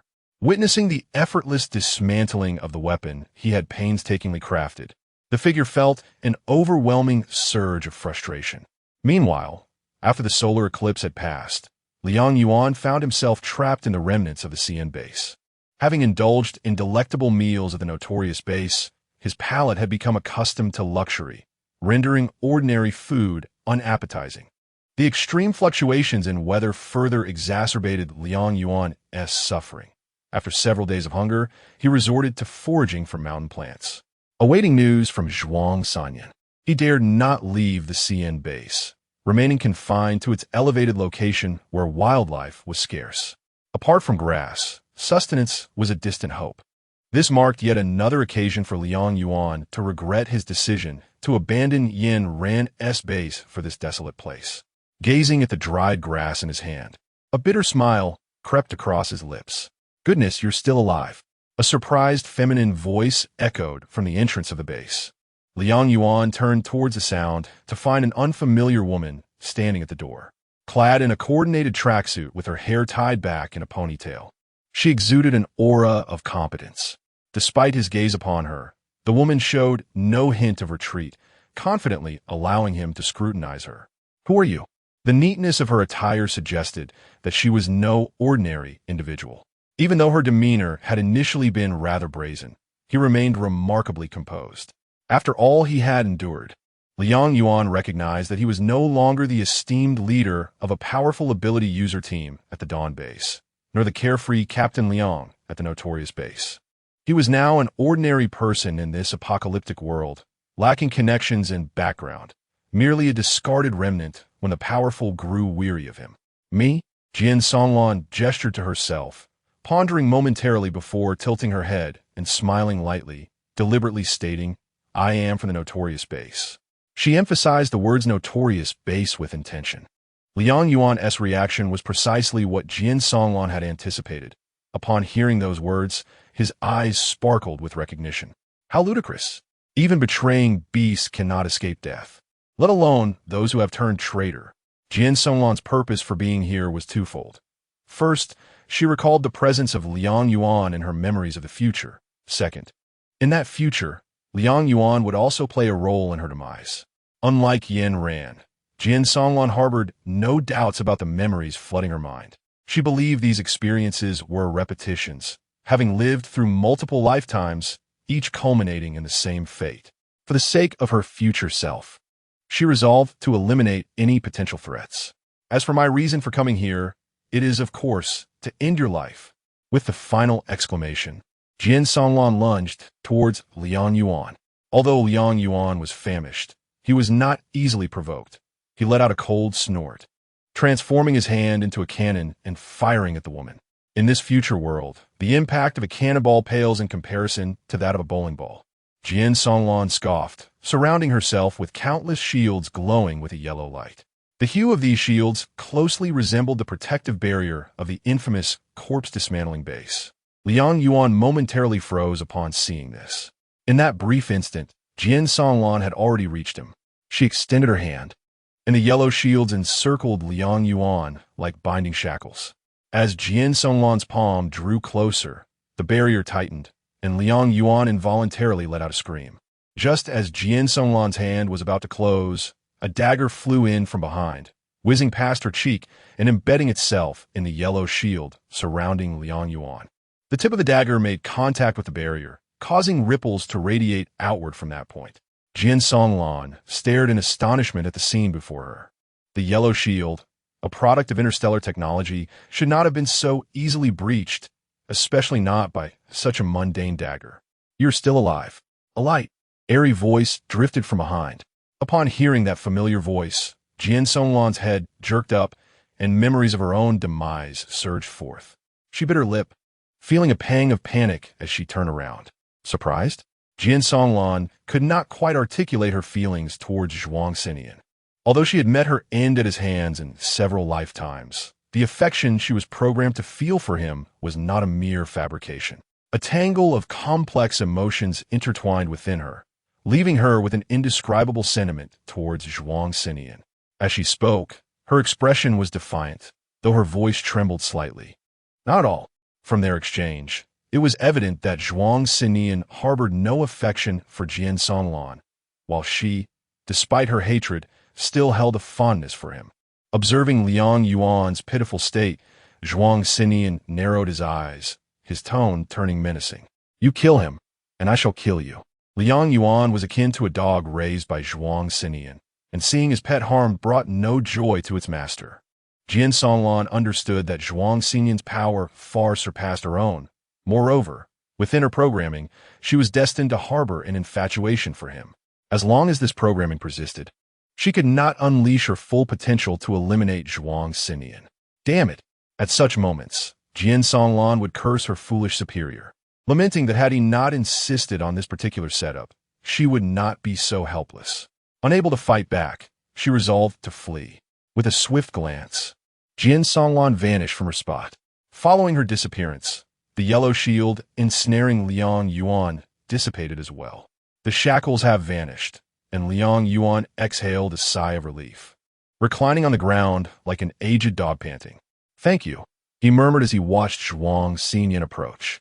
However, the moment Zhuang Xinyan uttered his next words, Liang Yuan's body, once relaxed, suddenly tensed. No need for thanks, for I have come to kill you as well. Chapter 153. What is your identity? The implications of that statement were profound, and Liang Yuan's expression shifted from initial surprise at his rescue to a gradual pallor. In that instant, he envisioned his own demise. He was acutely aware of the disparity between himself and Zhuang Xinyan, recognizing that all his strength might merely seem trivial in the latter's eyes. With that realization, Liang Yuan accepted his impending death, devoid of any thoughts of resistance, as he sat quietly in the cave awaiting his fate. Time passed, and gazing at the unmoving Zhuang Xinyan, Liang Yuan felt a sense of confusion. The man's intentions had been clear. He was there to kill him. Yet, despite the passage of time, he had yet to strike. Meanwhile, Zhuang Xinyan silently cursed the wretched task as he counted down the moments with one hand in his pocket. The sun slowly ascended, its scorching rays filtering through the partition. In the previous 2 bases, Liang Yuan had never yearned for sunlight, regarding it as something dispensable. Even after the apocalypse plunged him into darkness, he had never shared the nostalgic longing others expressed for the warmth of the sun. However, with death nearing and fear gripping his heart, Liang Yuan unexpectedly rose and stepped into the sunlight. As its gentle warmth enveloped him, he felt an overwhelming sense of comfort. Enough of this charade. This is the task at hand. As the countdown concluded, Zhuang Xinyan exhaled, tossing a piece of paper at Liang Yuan before departing, completely disregarding the day's figure left behind. So this is what it feels like to escape death. Liang Yuan stumbled forward to retrieve the paper, mumbling to himself. With a cold chuckle, he crumpled the paper into a ball and carelessly tossed it aside. While he was deemed a fool for his infatuation, he deemed Zhuang Xinyan even more deluded.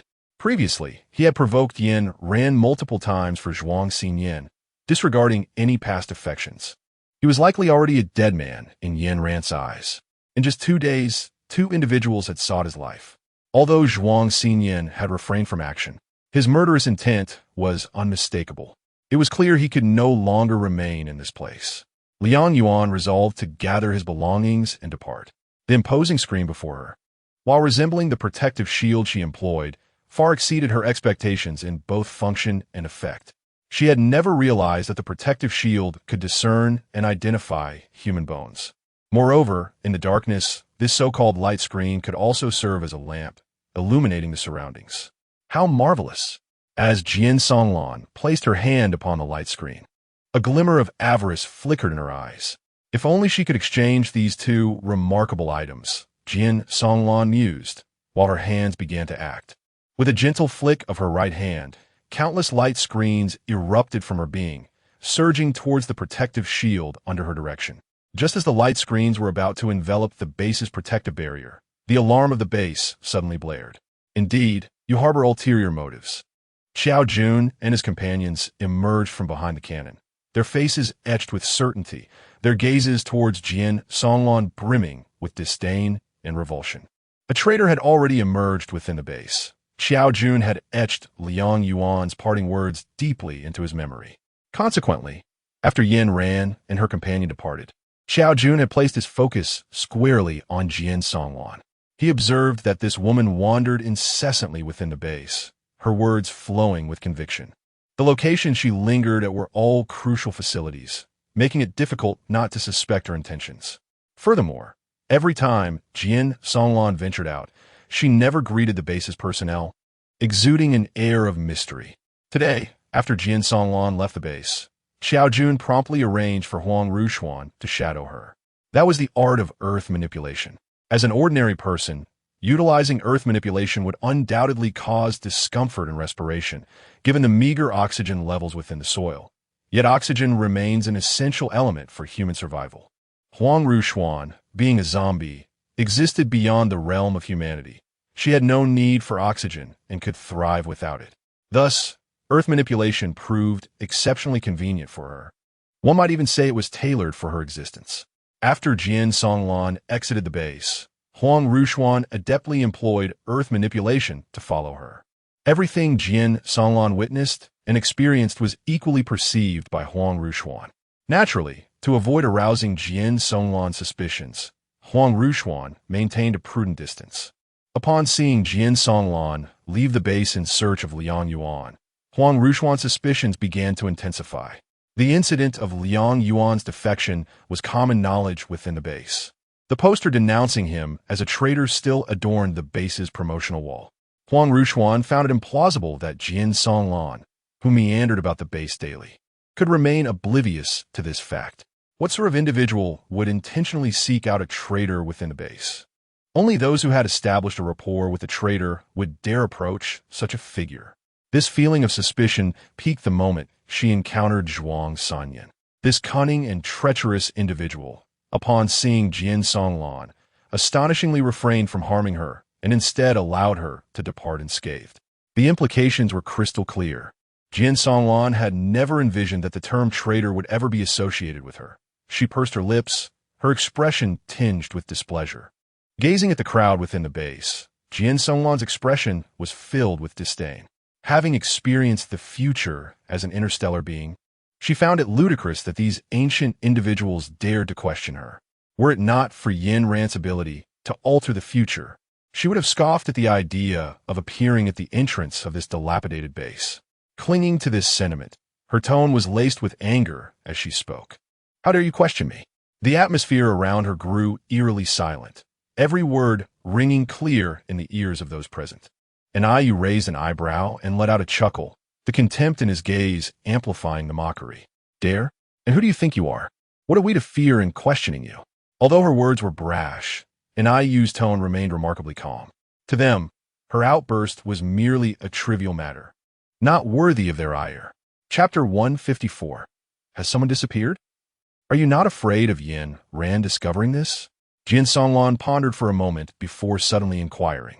During her time at the base, she had perceived the unwavering loyalty the crowd held for Yin Ran.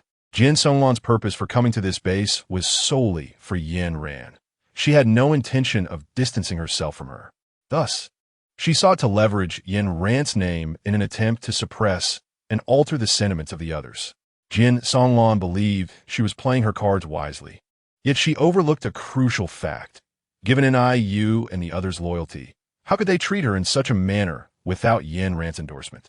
In just a few short exchanges, Enhancement discerned that the concerns they harbored had not come to pass.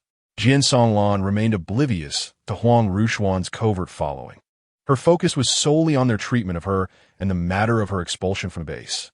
The very notion that she questioned whether Yin Ran was aware of this incident was utterly laughable. Enhancement could hardly contain himself and chuckled again. Perhaps his laughter shattered Jian Songlan's facade, for a sudden epiphany struck her.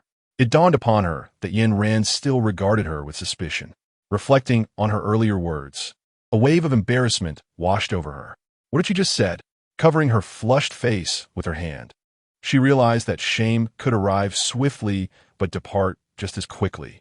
Even knowing that Yin Ran was wary of her, Jian Songlan felt no anger. First and foremost, Yin Ran represented a unique existence in Jian Songlan's eyes, seen through a distinct lens.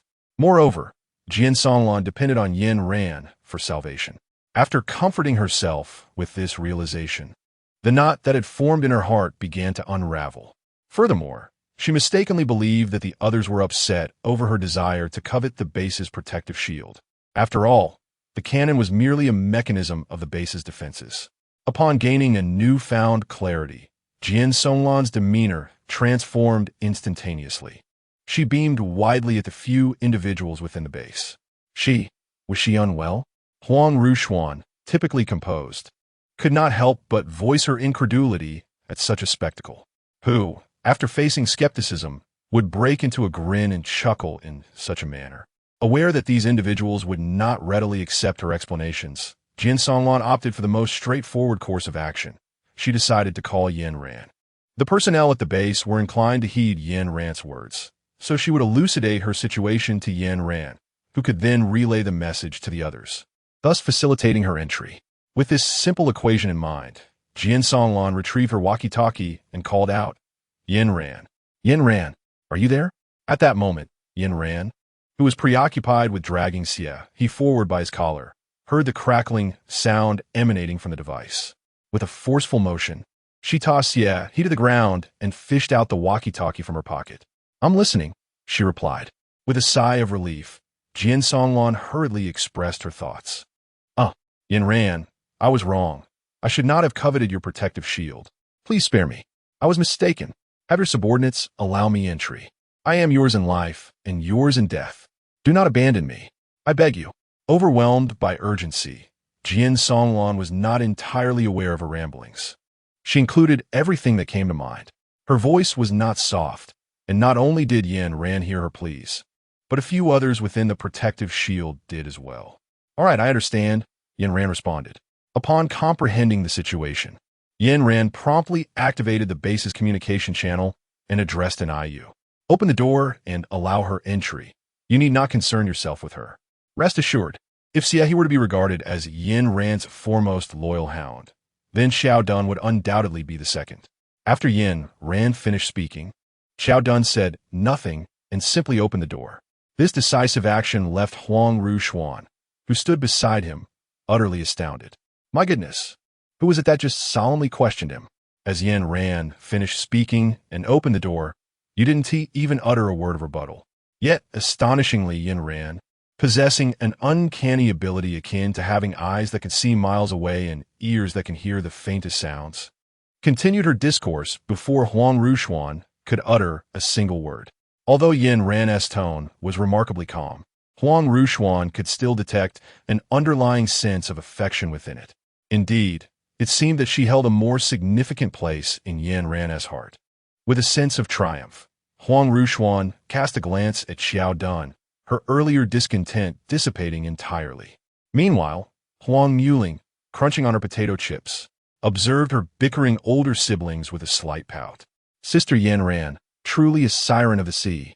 Upon entering the base, Jian Songlan's mindset underwent a significant transformation.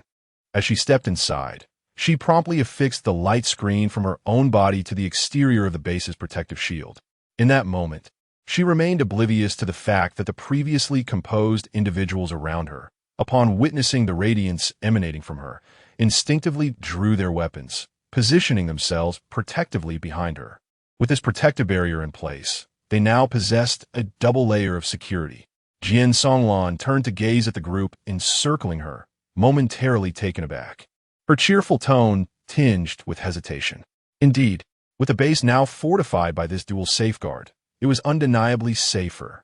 "You are not a traitor after all." After a brief silence, the group found themselves at a loss for words, an eerie atmosphere enveloping them. Fortunately, Huang Muling swallowed the morsels in her mouth and spoke up to diffuse the tension. Although her words of reassurance were not particularly satisfying, they served to ease the mood. Once the others regained their composure, they awkwardly echoed Huang Muling's sentiments.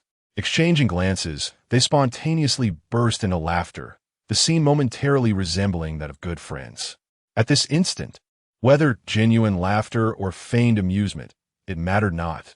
They were united by a common purpose, and for a fleeting moment, their hearts resonated in harmony. Little did they know, this brief contact would reveal an unsettling truth. Yin Ran lowered her head and exclaimed, "Goodness, such a large figure. How could it be that in the brief moment of making a phone call, the person vanished?" Chapter 155, Into the Wolf's Den for the third time. Yin Ran vividly recalled that she had placed Xie He in the corner of the room. The sole exit of this chamber lay directly before her. If Xie He were to be taken away, there would be only one path, passing right in front of Yin Ran and exiting through the main door. However, while she was on the phone, she did not observe any other figures. This indicated that Xie He was neither taken by someone nor anything. He was undoubtedly still present within this space. Yin Ran's conviction was unwavering, for the chamber before her was constructed entirely of steel. Each wall an immense expanse of unblemished metal, devoid of any fissures. Steel, even when subjected to the most meticulous of cuts, invariably bears the scars of its alteration, compromising its integrity. Given the absence of imperfections below, she turned her gaze skyward. Indeed, there hung Xie He, bound by iron chains suspended in midair.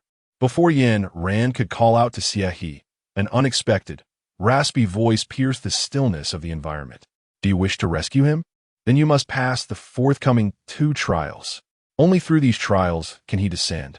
At first glance, this proposition appeared balanced, equating reward with process, yet upon deeper contemplation, it revealed itself as a verbal snare. After enduring these 2 trials, how would Xie He descend? Alive or lifeless? The voice merely stated he would come down. Who could ascertain the true nature of that descent? Moreover, the contents of the trials remained shrouded in mystery. Did it expect to barter His life with such ambiguity? Did she appear to be a fool, one willing to sacrifice her own existence for another? Such thoughts flitted through her mind in an instant, culminating in a disdainful snort. Do you agree? The voice brimmed with anticipation, tinged with barely contained excitement. I do not agree. Yin Ran's voice was resolute. In that moment, she seemed to hear a crisp snap echoing through the air, reminiscent of a heart shattering. The room was eerily silent, and just as Yin Ran retrieved her weapon from her pocket in an attempt to rescue He, that sound resounded once more. This time, it was imbued with intense fury, as if something had been violently shattered. You may disagree, but you shall acquiesce. With that proclamation, the voice vanished completely. The entire exchange exuded a mechanical quality. Even though the speaker was brimming with emotion, their words punctuated with deliberate pauses. Each interval was surprisingly uniform, a precision only attainable by a machine, or perhaps by a human with an obsessive-compulsive disposition maintained for decades. With a sudden clang, Yin Ran felt an intense burning sensation emanating from the steel floor beneath her, akin to fierce flames raging beneath a metal surface.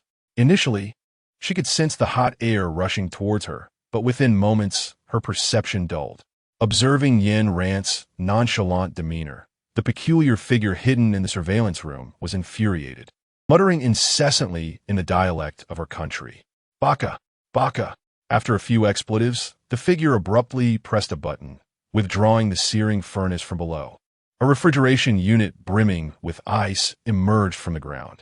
As the heat dissipated, Yin Ran finally experienced a return to normal temperature, only to be met with a chilling gust of air surging from the depths below. Goodness, it's freezing. The swift arrival of the cold wind displaced the lingering warmth in the air. Hearing Yin Ran's complaints, the peculiar figure felt a slight lift in spirits, fingers dancing across the table as if playing a piano. However, this fleeting cheerfulness did not last long. The individual who had just been lamenting the cold was now languidly sprawled on the steel plate, lost in thought. The peculiar figure, perhaps realizing the ineffectiveness of both approaches, swiftly lowered the suspended He and restored the room to its original state. As the door creaked open, Yin Ran deftly rose to her feet, just in time to see He being unceremoniously dropped from above, crashing heavily onto the steel floor. This left the peculiar figure, who had intended to use He to strike at Yin Ran, utterly speechless, gazing at the evaluations of Sea country's people penned by predecessors. The figure could not help but feel a twinge of doubt. The people of Sea country did not seem as united and valiant as described by the forebears. Although this woman had not abandoned the man, an inexplicable discomfort gnawed at the figure. With a heavy sigh, it pondered that had it delved deeper into the history of Sea country, it might have come across a phrase that encapsulated the sentiment of repression. Yin Ran tugged at He's collar, pulling him out of the room. Gazing at He's face marred with scars, Yin Ran felt a mix of guilt and a sense of misfortune for him. Yin Ran contemplated, a somewhat sinister smile gracing her lips. As she traversed the lengthy corridor, 3 passageways emerged before her, each adorned with the symbol of a different animal. The acrid scent of blood wafting from beyond the doors instinctively cautioned Yin Ran against recklessly entering. Beside the lock, a device reminiscent of a tally counter caught her eye, marked with a 03 sign. Despite her attempts to decipher its meaning, she remained perplexed. Noting that he remained in a state of unconsciousness, Yin Ran pondered for a moment before decisively opening the door and unceremoniously casting He inside. After all, he was impervious to death. A mere vine would suffice. Prior to this act, she had severed his arm with a knife, which was now being utilized by a bored woman for her artistic endeavors. Listening to the gruesome sounds of beasts tearing within, Yin Ran gleefully clapped her hands over the remnants of His limb. In less than 2 minutes, the severed hand began to regenerate, and a new He emerged once more. The tally counter behind the machine updated to 13. Realizing this tactic bore fruit, Yin Ran lifted the newly formed He and hurled him into the second door. Throughout the entire process, her expression remained inscrutable. Meanwhile, the peculiar figure hiding in the surveillance room was left utterly astonished, trembling slightly as doubts deepened within. Indeed, the claims of the elder had been erroneous. The people of Country C were anything but cowardly. Their ferocity was palpable. This woman was almost more ruthless than he himself. As Yin Ran intended to cast the newly sprouted Xie he into the third room, she was abruptly seized by his hand. "Captain, please, let me rest for a moment." Chapter 156. The worst outcome at this moment, Xie He, in a state of delirium, clutched Yin Ran's ankle tightly. The man's complexion was ashen, his entire being emanating frailty. His appearance suddenly reminded Yin Ran of how, each time he faced death only to be revived, Xie He retained memories of the experience. It seemed she had been rather harsh just now. "You should rest a while longer. It was my impatience." As she uttered these words, her heart raced, threatening to leap from her chest. Perhaps sensing her own cruelty, Yin Ran found herself unable to resist glancing at Xie He's condition. After much internal struggle, she finally looked up, only to see Xie He already struggling to run towards the third door. "Xie He, don't go." Yin Ran felt a sense of urgency. It had hardly been a moment since the man had taken a break, yet he was already on the move. To her surprise, upon hearing her words, Xie He quickened his pace even further. Just as he was about to dash through the third door, Yin Ran could not contain herself any longer and exclaimed loudly, "First, sever your arm before you enter." Xie He, who had initially embodied the spirit of self-sacrifice, froze at the sound of the woman's furious shout. Halting at the threshold of the third door, observing his rigid form, Yin Ran exclaimed in despair, realizing that he had grasped the peril she had posed while he was vulnerable. After a prolonged silence, Xie He quietly snipped a lock of his hair and handed it to Yin Ran. "Captain, actually, hair can also—" He left the remainder of his thought unspoken, thoughtfully allowing her the space to accept his gesture. Subsequently, the man opened the third door and stepped inside. Yin Ran gazed at the strands of hair in her hand, feeling so awkward that she could have carved several castles into the ground with her toes. Meanwhile, on the other side, Huang Ruxuan was also enduring an equally uncomfortable situation. Unexpectedly, Jian Songlan, who was known for her unpredictability, upon realizing that Huang Ruxuan was persistently following her, decided to immerse herself in water for a full 24 hours without emerging. Huang Ruxuan, possessing a tenacious spirit, upon noticing Jian Songlan's refusal to come out, boldly approached her, initiating a conversation. "May we bathe together?" she inquired, her expression remarkably composed. So composed, in fact, that Jian Songlan began to question if her perception was flawed. In the records of the Interstellar realm, while it was not uncommon for girls to bathe together, such occurrences typically transpired in a communal bathhouse. Yet here they were, in Jian Songlan's home. Initially, Jian Songlan intended to refuse outright. However, recalling the previous tensions among them, she pondered whether it would be inappropriate to decline. With this consideration in mind, she acquiesced to Huang Ruxuan's request. Jian Songlan had imagined that Huang Ruxuan would merely take a quick shower in her room and depart. To her astonishment, the woman remained submerged in the water for a full 24 hours, during which she incessantly touched and assessed Jian Songlan's physique. Alas, Jian Songlan maintained a calm exterior while internally spiraling into madness, silently screaming for help. "Yin Ran, save me. There's a weirdo." Huang Ruxuan, however, had an entirely different perspective. Her purpose for touching Jian Songlan was to conduct an examination of her body, searching for any concealed items. As for her comments on Jian Songlan's physique, they stemmed from her desire to establish a closer bond. Although the topic was somewhat awkward, it was one that she frequently discussed with her sister. Each time they broached such subjects, Huang Muling exhibited greater enthusiasm than herself, leading Huang Ruxuan to mistakenly believe that any conversation on such topics would delight women. Just as Jian Songlan grappled with how to extricate herself from this predicament, her watch suddenly emitted a series of beeps.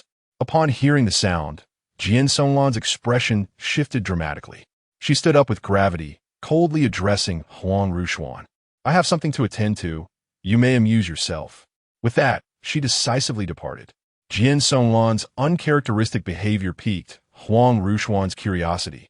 Yet the eerie silence between them left her perplexed as to why the woman had abruptly left. "Ruxuan, Jian Songlan has left the base again. Moments later, the intercom crackled to life with Xiao Jun's voice. Huang Ruxuan's expression hardened. She sprang from the bath, quickly donned her clothing, and executed a technique of earth escape. Swiftly departing the base, Jian Songlan adorned herself with a pearl necklace gifted by Yen Ran, which exuded a unique fragrance. As a zombie, Huang Ruxuan possessed an acute sense of smell, and with this alluring scent as her guide, she swiftly closed the distance to Jian Songlan. At that moment, Jian Songlan was following the direction indicated by her light brain, making her way toward the location of Zhuang Xinian. Had it not been for the sudden insistence of the light brain prompting her to seek out Zhuang Xinian, she would never have voluntarily approached someone who intended to end her life. Observing the same radiant white light reminiscent of the teleportation at the base, Huang Ruxuan promptly materialized within the light array, being transported alongside the woman to the northwest. Due to the vastness of the teleportation light array, Jian Songlan arrived in the northwest without noticing Huang Ruxuan, who had been buried in the earth. When Jian Songlan suddenly appeared, Zhuang Xinian was not taken aback. Despite their recent confrontation, both individuals exhibited an unexpected calmness upon their encounter. In the cave, aside from the tranquil demeanor of the other two were filled with astonishment. This was the first time NIU had witnessed the resurrected Jian Songlan, leaving him at a loss for words. In his memory, she had perished completely. To conceal his inner turmoil, NIU maintained his distance from Jian Songlan, standing beside Zhuang Xinian. In contrast to NIU's demeanor, Jian Songlan's gaze toward him could melt glaciers.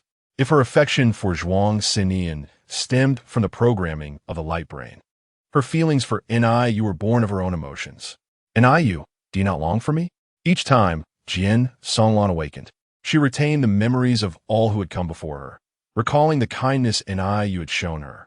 Though that sentiment may have been faint initially, it accumulated over time, transforming into something profound. Upon seeing Zhuang Xinian, Huang Ruxuan had already silently established her understanding of Jian Songlan's identity. Given the disparity in their strengths, Huang Ruxuan dared not approach the cave too closely. After observing the interaction among the individuals for a while, she activated her abilities and swiftly made her way toward the base. Presently, the base was located in the mountain city, not far from the northwest base. The reason Yen Ran relocated the base to the mountain city was to prevent Zhuang Xinian from discovering it, and the presence of Jian Songlan would inevitably alter the current situation. Chapter 157, The Parasitic Virus. Huang Ruxuan's departure was timely. Had she delayed even a moment longer, Zhuang Xinian would have sensed her presence. Approximately 2 minutes after Huang Ruxuan's departure, a dense white mist abruptly rose from Jian Songlan. This vapor ascended into the air before dispersing in all directions. Moments later, Jian Songlan opened her eyes and, with a hint of impatience, shouted at Zhuang Xinian, "Is there anyone nearby? Are you reassured now?" The method Jian Songlan employed was exceedingly taxing on her energy and stamina. Reluctant to be there in the first place and compelled by Zhuang Xinian to work, her dissatisfaction grew increasingly palpable. Niyu, still engrossed in the shock of Jian Songlan's rebirth, momentarily failed to notice the peculiar atmosphere between the two. Upon uttering her words, fear surged within Jian Songlan. She bore no regret for her statement, but feared Zhuang Xinian might take offense. Realizing this, she quickly suppressed her earlier haughty demeanor. Her naturally cute and delicate features appeared even more endearing as she stood obediently. After hearing her words, Zhuang Xinian did not express anger at her tone. Instead, his focus sharpened on the latter part of her statement. No one. Zhuang Xinian pursed his lips, his brow furrowing deeply. He had distinctly sensed the presence of an unfamiliar individual nearby.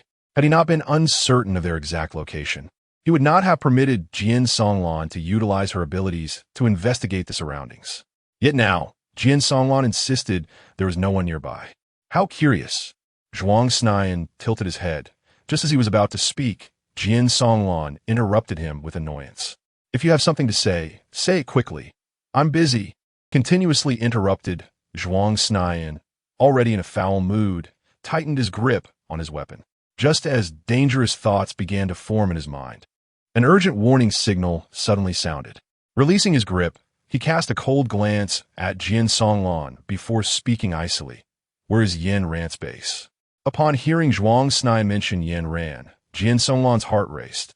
Her search for Yin Ran was a secret known to no one, not even her superiors. How did Zhuang Snai come to know?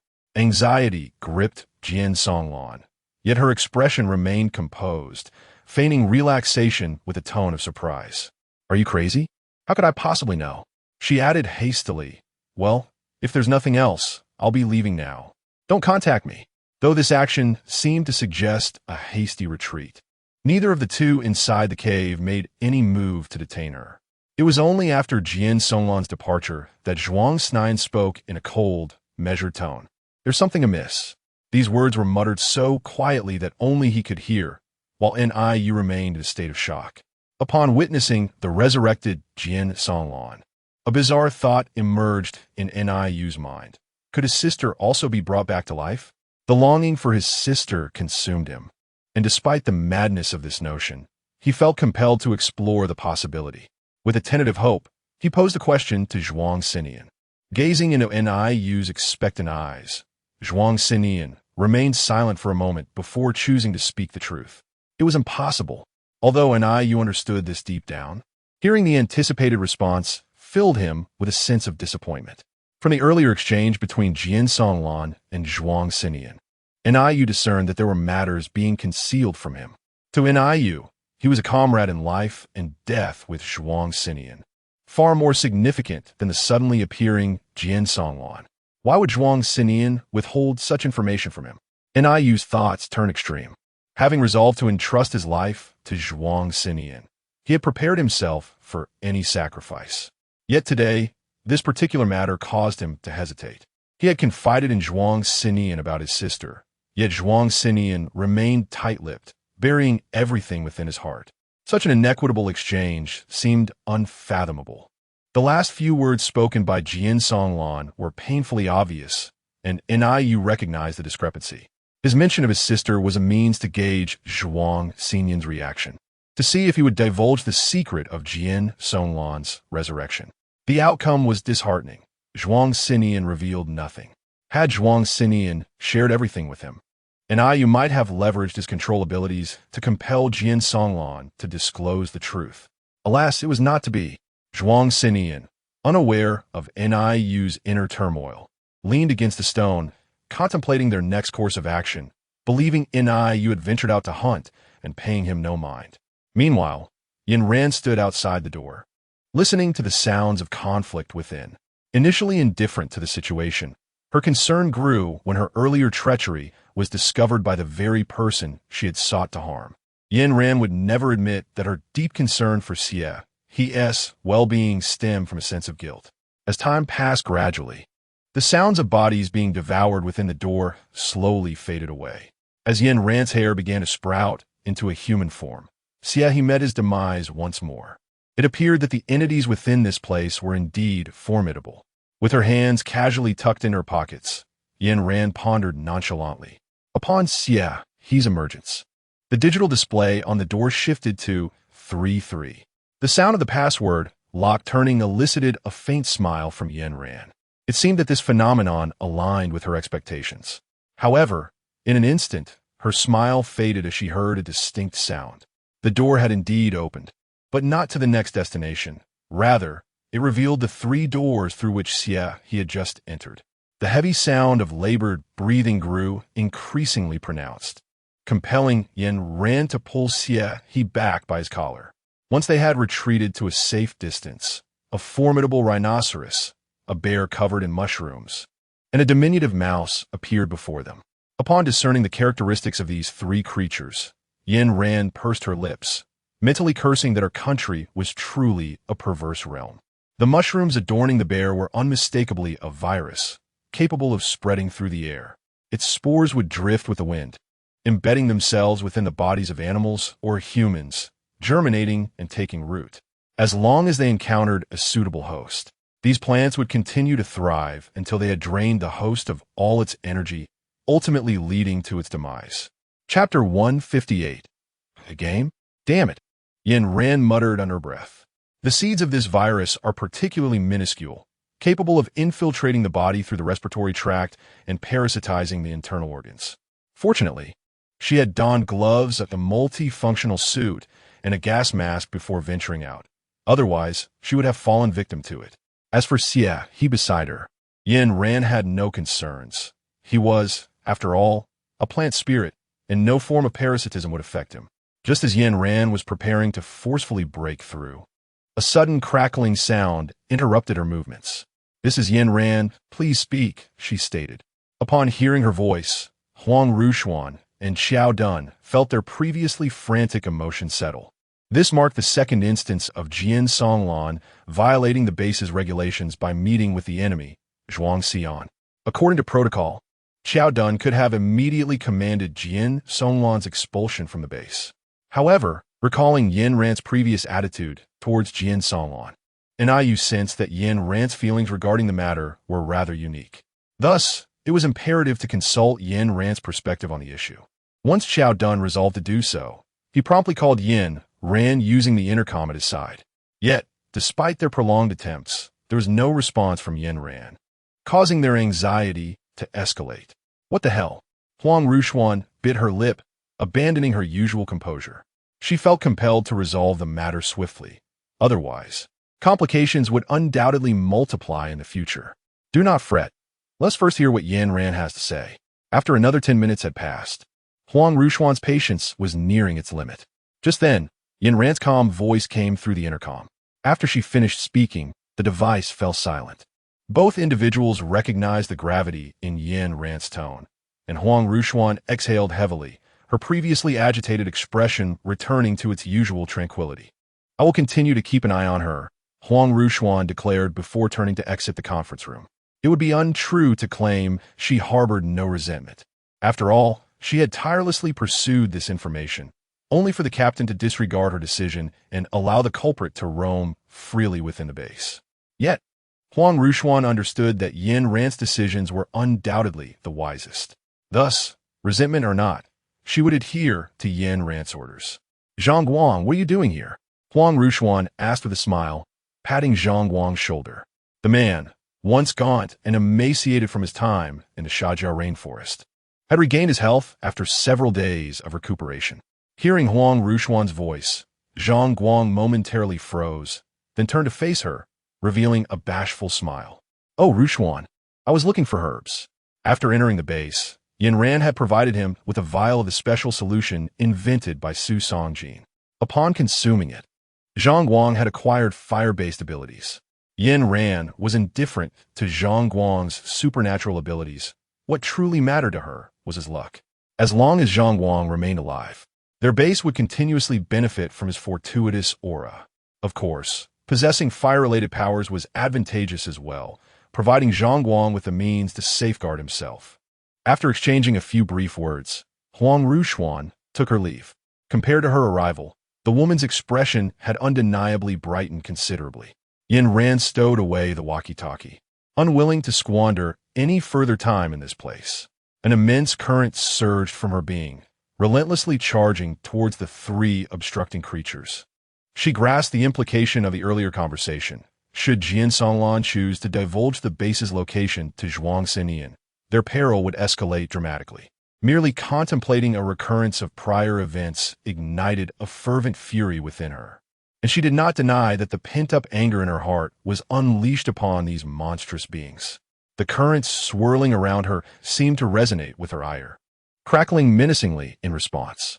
With a colossal surge of energy hurled towards the three creatures, a cacophony erupted, and silence enveloped the area thereafter. Given the urgency of the situation at the base, Yin Ran found herself devoid of any curiosity. She pressed her hands onto the ground, countless currents streaming from her palms, frantically dispersing in all directions. With a resounding crash, the entire building was torn asunder, following the path blasted open by the electrical force. Yin Ran led Xie He into the fray. Within this constricted and suffocating space, Yin Ran beheld the mastermind behind the research facility. The entity before her transcended the definition of a monster. Its form had become grotesquely fused with the chair upon which it sat.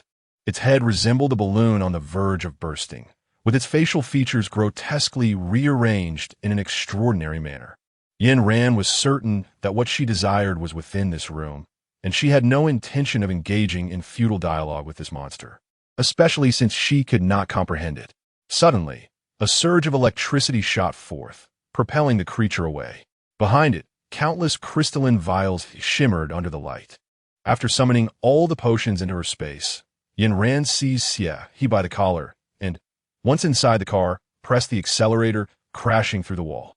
Merely 2 seconds later, her vehicle emerged above the base. After handing the potions to Su Songjin, she suppressed her fury and sought out Jian Songlan. Upon their meeting, Yin Ran did not conceal her intentions. She opened the sunroof and spoke plainly. "You always say it's forbidden to speak of it, because you two hail from the stars?" At this, Jian Songlan sprang from her seat, startled. The stars were her greatest secret, one she had never divulged to anyone, and she could hardly believe that there were ordinary individuals in this world who possessed knowledge of the cosmos. For Jian Songlan, the entire world was merely a game crafted by the stars. However, she existed as a mere NPC within this game, while Yin Ran stood out as a unique NPC, akin to a protagonist. Now, the game had encountered a bug, one that the Star Dwellers could not rectify, as the character who had developed self-awareness was none other than Yin Ran, the female lead. If the lead were to be erased, the entire game would lose its essence and be obliterated. Chapter 159. Embracing failure. You are the protagonist of a game, and my purpose here is to resolve this bug. After a brief silence, Jian Songlan chose to reveal the truth. The world you inhabit is a game designed by the stars, centered around the theme of survival in a post-apocalyptic scenario. Have you not found it strange why your memories often appear garbled or inconsistent with your previous life? These anomalies are the result of a system malfunction. Yin Ran sat in her chair, her face devoid of any expression, her gaze remarkably tranquil. This unnerved Jian Songlan, who averted her eyes and continued speaking with a trembling voice. According to the narrative provided by the Interstellar realm, you possess but one supernatural ability, that of lightning. However, you have now acquired a water-based power, which deviates significantly from the established plot. Jian Songlan cast a glance at Yin Ran's expression, licked her lips, and continued. In the original storyline, Zhuang Snine is your male lead. The two of you supported each other through battles in the apocalypse, and your prolonged companionship fostered deep feelings between you. At this point, Jian Songlan nervously touched her nose. Yet now, you have become adversaries, each intent on the other's destruction. The knowledge Jian Songlan possessed about the plot was but a mere fragment. After a few sentences, she found herself at a loss for words. She was merely a test subject introduced by the Interstellar realm to rectify a bug, and the information she could impart to Yin Ran was limited to what was inscribed in the game synopsis. Noticing Jian Songlan's silence, Yin Ran raised an eyebrow. Understood. With those succinct words, Yin Ran pushed the door open and departed. Jian Songlan had anticipated that after sharing this information, Yin Ran's expression would be one of astonishment. Yet, to her surprise, Yin Ran remained not only unperturbed but also strikingly calm, an unsettling calmness indeed. Meanwhile, as Yin Ran walked outside, she engaged in a dialogue with the system in her mind. Following Jian Songlan's remarks, the long-silent system suddenly spoke up, greeting her before bluntly stating, "She is deceiving you again." As the gentle voice resonated in her mind, Yin Ran realized that the entity conversing with her was not the system at all. What then was the truth? Yin Ran was indifferent to the question of deception, surmising that Jian Songlan was merely a minor player with limited knowledge. Since this individual claimed that Jian Songlan had deceived her, she resolved to reveal the truth. Yin Ran spoke with remarkable conviction. After her proclamation, she fell into a prolonged silence, eager to hear what the voice in her mind, which had consistently offered her guidance, would articulate. Yet, even as she entered the bedroom, the man in her thoughts remained silent. Just as Yin Ran began to feel a tinge of impatience and was about to express herself, a restrained voice resonated within her mind. "Do not trust anyone. First concoct the antidote. Once it is prepared, I shall disclose everything you yearn to know." Yin Ran nodded in acknowledgement as she gazed at the list of medicinal ingredients in her hand, realizing that only 2 more components were required. The formulation of the antidote for the apocalypse was exceedingly complex, and she possessed only a handful of known ingredients. The remaining components might have already perished or could still exist, but their whereabouts remained a mystery to her. Presently, one of the missing ingredients was located on the west coast, while the other was on Sentinel Island in Country M. Eager to unveil the truth, Yin Ran did not linger. After announcing her intention to depart, she set off alone for the west coast. Before her departure, Yin Ran sought out Zhuang Xinyan, having procured his address from Jian Songlan. The moment they met, a multitude of sparks flickered in their exchanged glances. Observing the restless Zhuang Xinyan, Yin Ran raised her hand and uttered a few words. Perhaps the gravity of her message was overwhelming, as Zhuang Xinyan's fingers slowly tightened after hearing her. He cast a sidelong glance at Yin Ran and nodded, choosing not to speak further.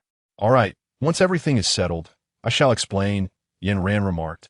Noticing that Zhuang Xinyan's murderous intent had dissipated before she departed from the cave in the northwest, Zhuang Xinyan watched Yin Ran's retreating figure, perplexed by the enigma of how she had acquired knowledge of the interstellar phenomenon. He indeed possessed a system within his mind, which claimed to be capable of saving his life upon its arrival. As an atheist, Zhuang Xinyan was most skeptical of such peculiarities. He was more inclined to believe that this entity was merely a chip implanted in his brain rather than a divine being. Consequently, he initially rejected the tasks assigned by the system, as he deemed nothing more significant than the desire to dominate the world. His perspective shifted when the system reprimanded him for his lackadaisical attitude towards the tasks. An overwhelming surge of electrical currents coursed through his brain, crackling and spreading throughout his body. This was the most severe injury he had sustained since the onset of the apocalypse. From that moment onward, even if Zhuang Xinyan was reluctant to undertake missions, he no longer possessed the freedom to refuse. The system discovered that by administering electric shocks to him and compelling him to fulfill tasks thereafter, Zhuang Xinyan would comply. This revelation allowed the system to refine its approach. Hence, whenever Zhuang Xinyan neglected his duties, the system would first subject him to punishment before requiring him to execute the task.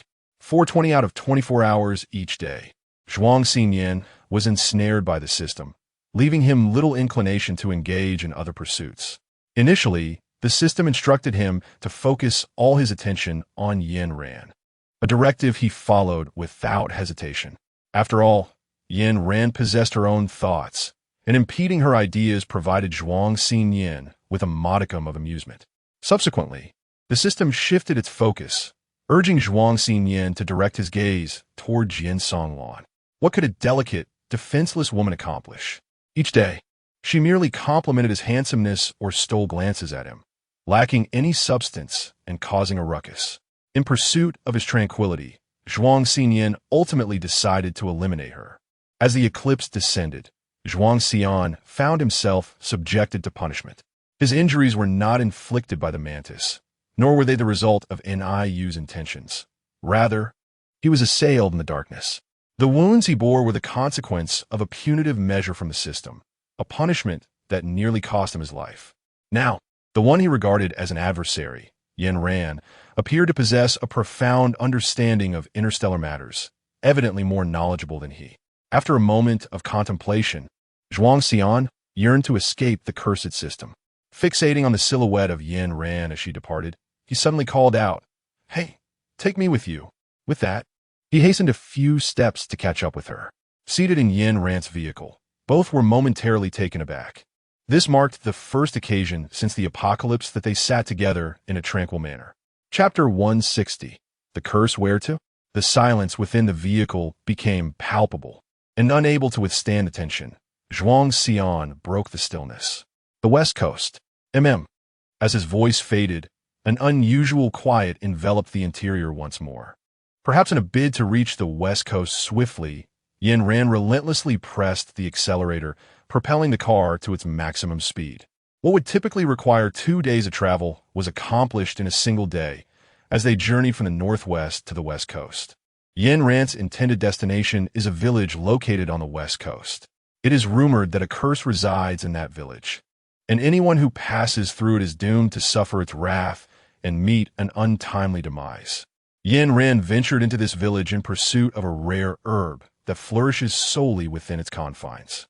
This particular herb requires an exceedingly demanding environment for growth, thriving only under specific conditions, and it does not disseminate widely. It exists solely in designated locales. As for the village's bizarre and terrifying tales, both Yin Ran and Zhuang Xinyan dismissed them, believing that only the feeble-minded would succumb to such fears. Moreover, following the onset of the solar eclipse, the days descended into profound darkness, devoid of any light. After living in this obscurity for several days, both women felt they had acclimatized. Upon their arrival in the village, it was already midnight. They descended from the vehicle and calmly made their way into the village. To illuminate their path, each held a flaming torch. This way. Seeing Zhuang Xinyan enthusiastically wander off in another direction, Yin Ran, with a hint of exasperation, called out to halt him. Unbeknownst to her, the man appeared oblivious to her words, continuing to be enraptured by the allure of the alternate path. Zhuang Xinyan? Yin Ran called out in confusion, gazing at the man's unwavering silhouette, her intuition warning her that something was amiss.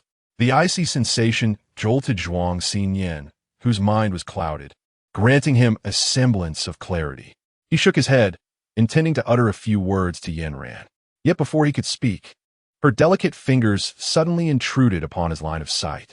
With a sharp crack, he turned his face, blood trickling from the corner of his mouth. Meeting Zhuang Xinyan's alert yet simmering gaze, Yin Ran shrugged nonchalantly. I thought you were lost in a fantasy, he remarked wryly, wiping away the blood from his lips. Captain Yin, you possess quite the strength. Yin Ran originally intended to awaken Zhuang Xinyan, which is why she struck the man across the face. Now, with his sarcastic demeanor, he is hardly an improvement over Captain Zhuang, who fell victim upon entering. In the fleeting moment their gazes met, it was as if thunder and lightning clashed, with countless sparks of electricity dancing through the air. Over here, Captain Zhuang, do not stray again. Yin Ran heavily dropped a few words before taking the lead and stepping away. Zhuang Xinyan touched his nose and followed suit. Shortly after their departure, an old man with a limp emerged from the side, accompanied by an equally limping old dog. Look at that man. He would make a suitable sacrifice, wouldn't he? The old man remarked, pointing at Zhuang Xinyan's retreating figure, his voice both coarse and piercing. The old dog, displaying a remarkable understanding, lifted its gaze to Zhuang Xinyan for a moment before emitting a low whimper. The old man chuckled, patting the dog lightly, his sharp voice tinged with amusement. I knew you would like him. Meanwhile, Jin Songlan, upon realizing her exposure, promptly contacted her superior. Captain, my mission has failed. Yin Ran has discovered my presence. Understood. Everything is on hold. Do not act rashly, the captain replied, devoid of anger, offering a few words of caution before disconnecting the communication. As the disconnection beep resonated, Jin Songlan finally dared to lift her head, astonished that her typically irascible captain remained calm upon hearing of her failure. Although puzzled, she felt a sense of relief at avoiding punishment and thus dismissed the odd sensation in her heart. On the other side, at Heiji Star, the captain knelt in terror after hanging up the call, too afraid to look up at the marshal seated on the sofa. Who instigated you to do this? The marshal inquired, his boot resting on the carpet before the captain, his indifferent tone sending shivers down the captain's spine. It was me, no one else. Marshal, I beg you spare me. Hearing such absurd words, the marshal chuckled softly yet did not immediately retort. Instead, he retrieved a stack of evidence from a nearby cabinet and gently placed it before the captain. Look, he said, lightly patting the captain's cheek as he spoke. Nothing is more terrifying than having one's concealed actions exposed by another, especially considering the marshal's demeanor, which left the captain utterly bewildered regarding the man's true feelings on the matter. The evidence was overwhelmingly convincing. As the captain perused it, he realized he could not find a single reason to dispute this so-called evidence.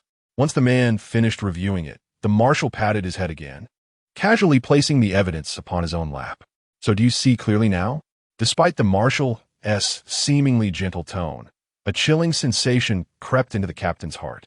At that moment, the marshal was even more intimidating than before. "I will tell you everything. I will reveal all," the man implored, crawling on the carpet, his voice muffled from the ground. "Speak." In the ensuing 10 minutes, the man divulged everything to the marshal.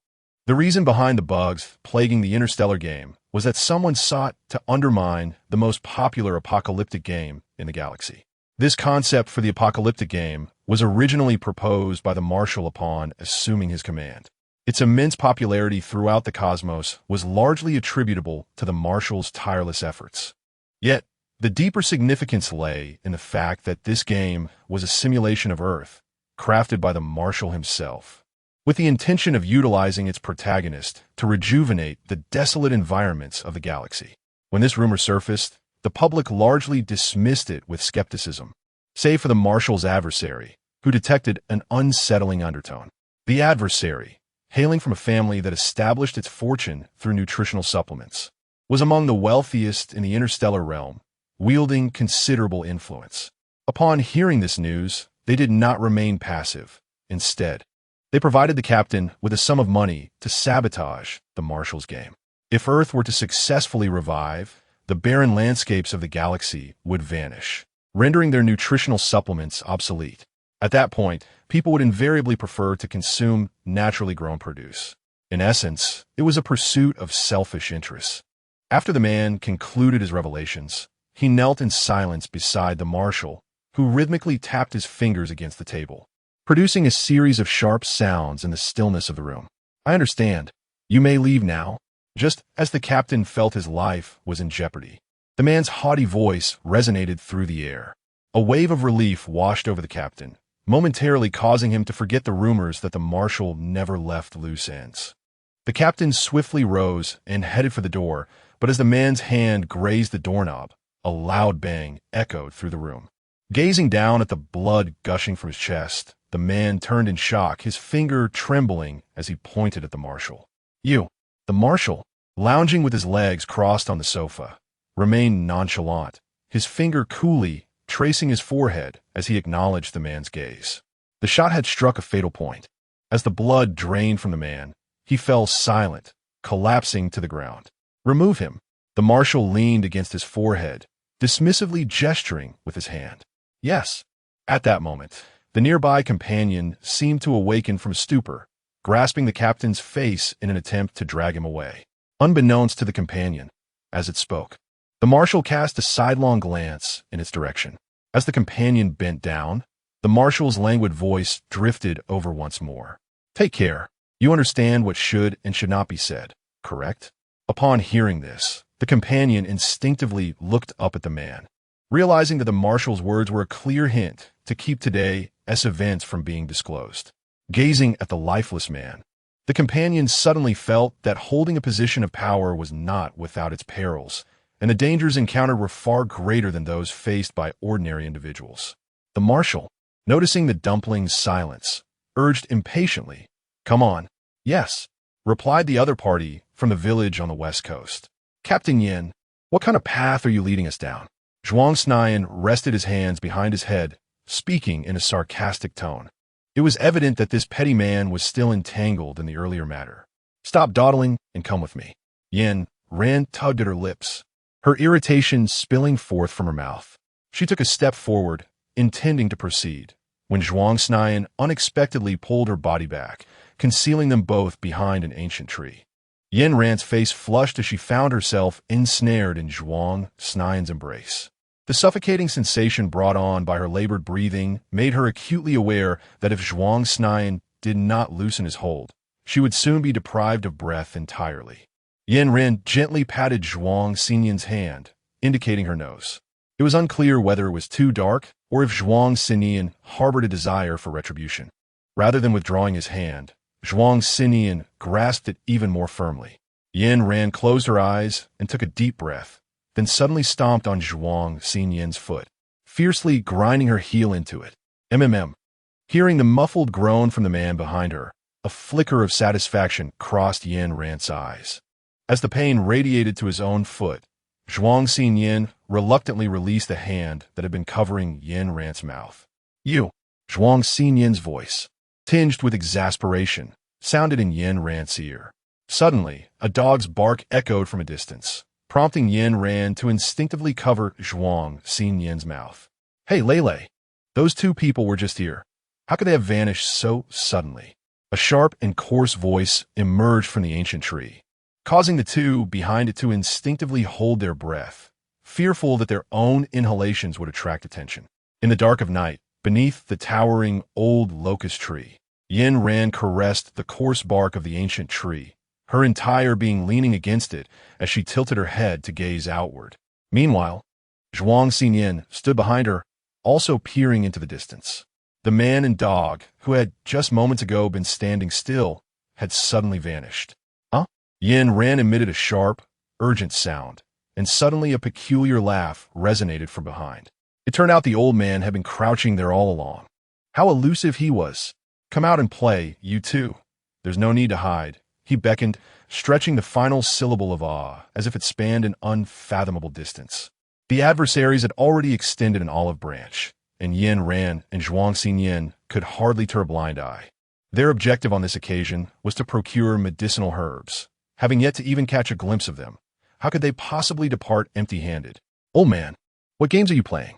Yin Ran opened her mouth, and indeed, a voice emerged from behind her.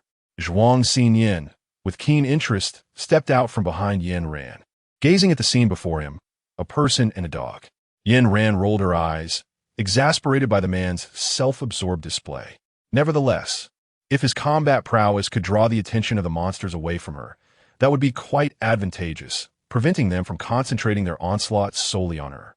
How to proceed? Perhaps Zhuang Xinyan was the first to so eagerly engage in a game, leaving the old man utterly bewildered. After pondering for 2 minutes, the old man finally spoke slowly. Should you emerge victorious, I shall grant you your freedom. Should you lose, I will claim your body. After uttering this, he graciously allowed Zhuang Xinyan a moment to process the proposition. Zhuang Xinyan stroked his chin and, without a moment's hesitation, agreed. Throughout their conversation, they remained oblivious to Yin Ran's presence, even the dog at the old man's feet gazing intently at Zhuang Xinyan's face. Noticing that no one was paying her any mind, Yin Ran cautiously took a few steps forward. Excellent. Still no one was watching her.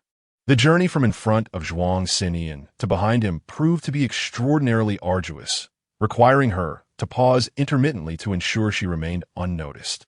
Perhaps her slow pace drew the old man's attention, for he waved at her, urging her to hasten her departure. Very well. Yin Ran displayed a faint, icy smile. Well done. Clearly, they are utterly indifferent to her. Quite splendid. Yin Ran smiled contentedly and cheerfully departed. She was no fool. Not seizing an opportunity would be sheer folly. As Yin Ran's figure gradually faded from view, Zhuang Xinyan steeled himself for the impending challenge. What game are we playing, old man? He inquired, his hand already reaching for the pocket at the back of his waist. Rock, paper, scissors, came the old man's reply. What? Zhuang Xinyan exclaimed in astonishment, his disbelief palpable. To be frank, after years of wandering from place to place, he had never encountered such a whimsical contest. Chapter 162. The transparent monster rock, paper, scissors? Zhuang Xinyan repeated, unable to contain his laughter. In the tranquil village, only the sound of his boisterous laughter could be heard. Throughout this exchange, the old man remained silent, exhibiting no signs of discontent despite Zhuang Xinyan's mockery. Once Zhuang Xinyan's laughter subsided, the old man ominously continued, the rock, paper, scissors I speak of is not as you imagine. Should you lose, you must wager your life. In an instant, the mirth that once adorned Zhuang Xinyan's face shifted to that of the old man. Yin Ran walked along the dark mountain path, occasionally trembling at the intermittent laughter that echoed behind her. Following the shadowy staircase, she traversed from the abodes to the riverbank. Illuminated by the flickering firelight, she discerned a small stream stretching ahead. On the trees above the brook, she beheld the very herbs they had longed for, yet could not obtain. Yin Ran meticulously surveyed her surroundings. Although there was but a solitary river nearby, she refrained from approaching it for safety's sake. With her hands clasped tightly, a strand of electrical wire surged forth from her grasp, darting directly towards the cluster of medicinal herbs. Just as the wire was about to make contact, a translucent claw emerged from the water, forcefully slapping Yin Ran's wire to the ground. Faced with the sudden appearance of this ethereal creature, she swiftly drew her weapon. The limitations of her vision rendered her unable to discern the full form of the monster. She could only perceive its transparent appendages. If this creature was indeed born of the water, she surmised that electricity would suffice to subdue it. With this thought in mind, she raised her hands, unleashing a torrent of electrical currents towards the creature's location. At the moment of contact between lightning and water, an exceedingly brilliant white light erupted. This radiance was overwhelming, casting a glow that illuminated the entire mountain village. As the brilliance surged forth, Yin Ran instinctively shielded her eyes with her hand. The light was too glaring. Despite her efforts to block a significant portion of it, her eyes still experienced discomfort. Even after the luminosity faded, her vision remained clouded, leaving her to sense only an encroaching darkness. Suddenly, she heard a sound akin to a whip slicing through the air and, guided by instinct, her body pivoted to the side. She had hoped to evade the creature's assault, yet she overlooked a crucial truth. In the absence of sight, her limbs involuntarily lost their balance amidst the enveloping darkness. As Yin Ran turned around, her ankle remained rooted in place, and predictably, she stumbled. In the blink of an eye, the creature had ensnared her once more. Deprived of her sight, Yin Ran's other senses heightened remarkably. She could keenly perceive a foul stench lingering before her. This odor was a disturbing amalgamation, carrying both a fishy scent and a uniquely nauseating, viscous quality. Yin Ran sat on the ground, her body rigid, paralyzed by fear. Perhaps it was her stillness that caused the monster to remain before her, motionless.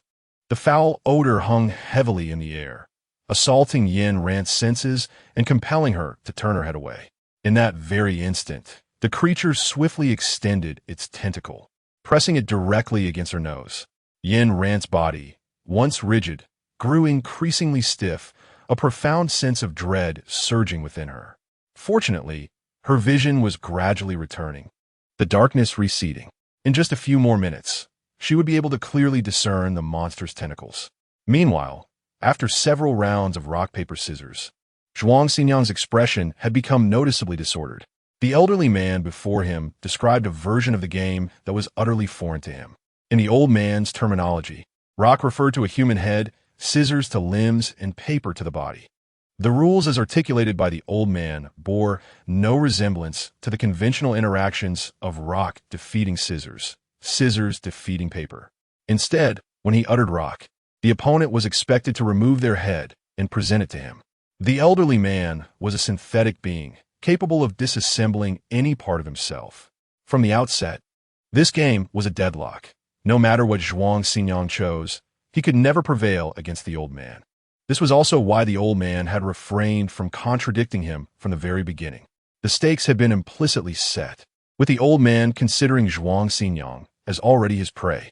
Fortunately, Gu Qinghong was not one to sacrifice himself for fleeting agreements. He was not one to be easily broken.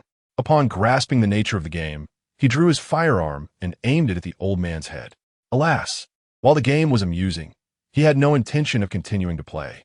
With that, Gu Qinghong kicked the old man's head away, then aimed his gun directly at the airborne head. Although he scored a direct hit, it was regrettable that the old man's body was entirely disassemblable. Even a bullet to the head could not harm him. Conversely, the old man's retaliation was unavoidable for Gu Qinghong, who could only clumsily evade the attacks. Beside the old man, a small dog watched Gu Qinghong's face with keen interest, its gaze appraising him as though he were an intriguing object, utterly unabashed. Thanks to Gu Qinghong, Yin Ran was able to stretch her stiffened body comfortably. Gu Qinghong's predicament was dire in the extreme. Just as he believed, Yin Ran had arrived. An enormous, translucent monster materialized before him.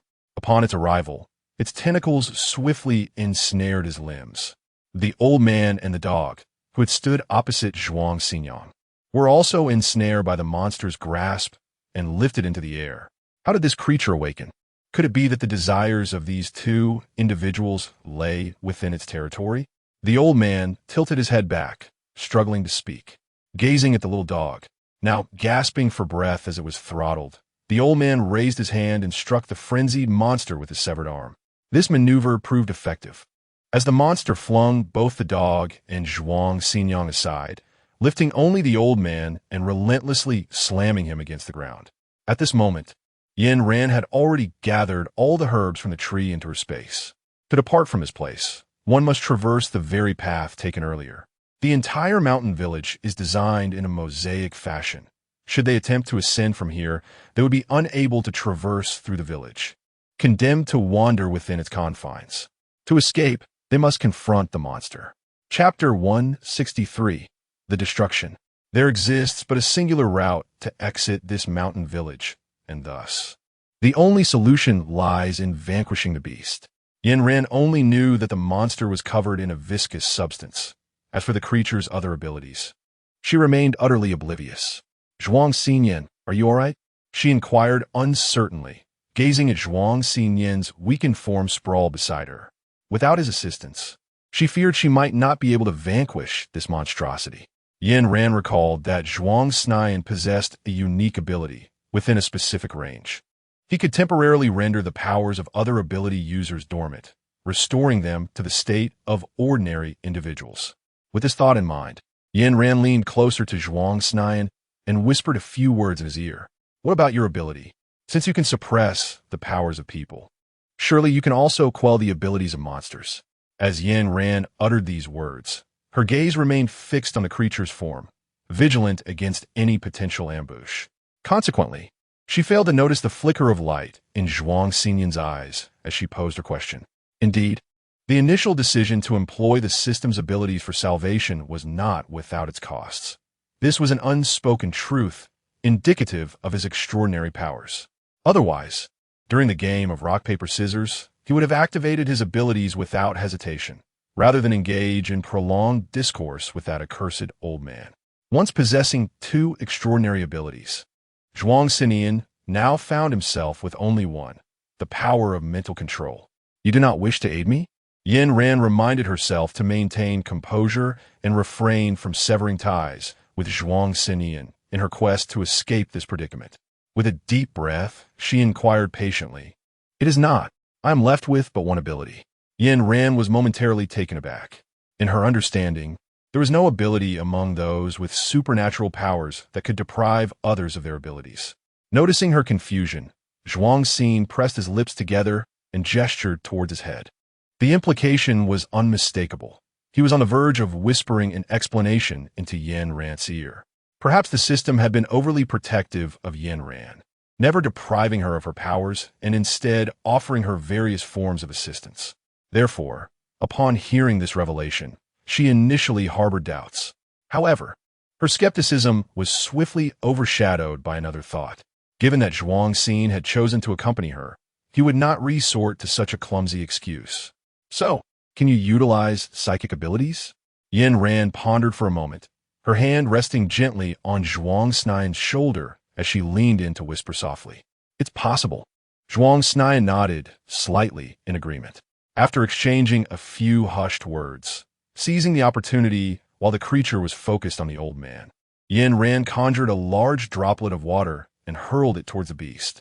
Meanwhile, Zhuang Xinyan utilized his extraordinary abilities to momentarily freeze the creature's movements. Yin Ran seized the moment to discern the peculiar abilities of the creature. At the riverbank, when lightning collided with water, the monster had seemingly succumbed to the ground. Yet in the fleeting moment of breath, the lifeless creature resurrected. If the monster were indeed composed of water, then Yin Ran could harness her hydrokinesis to drain it of life.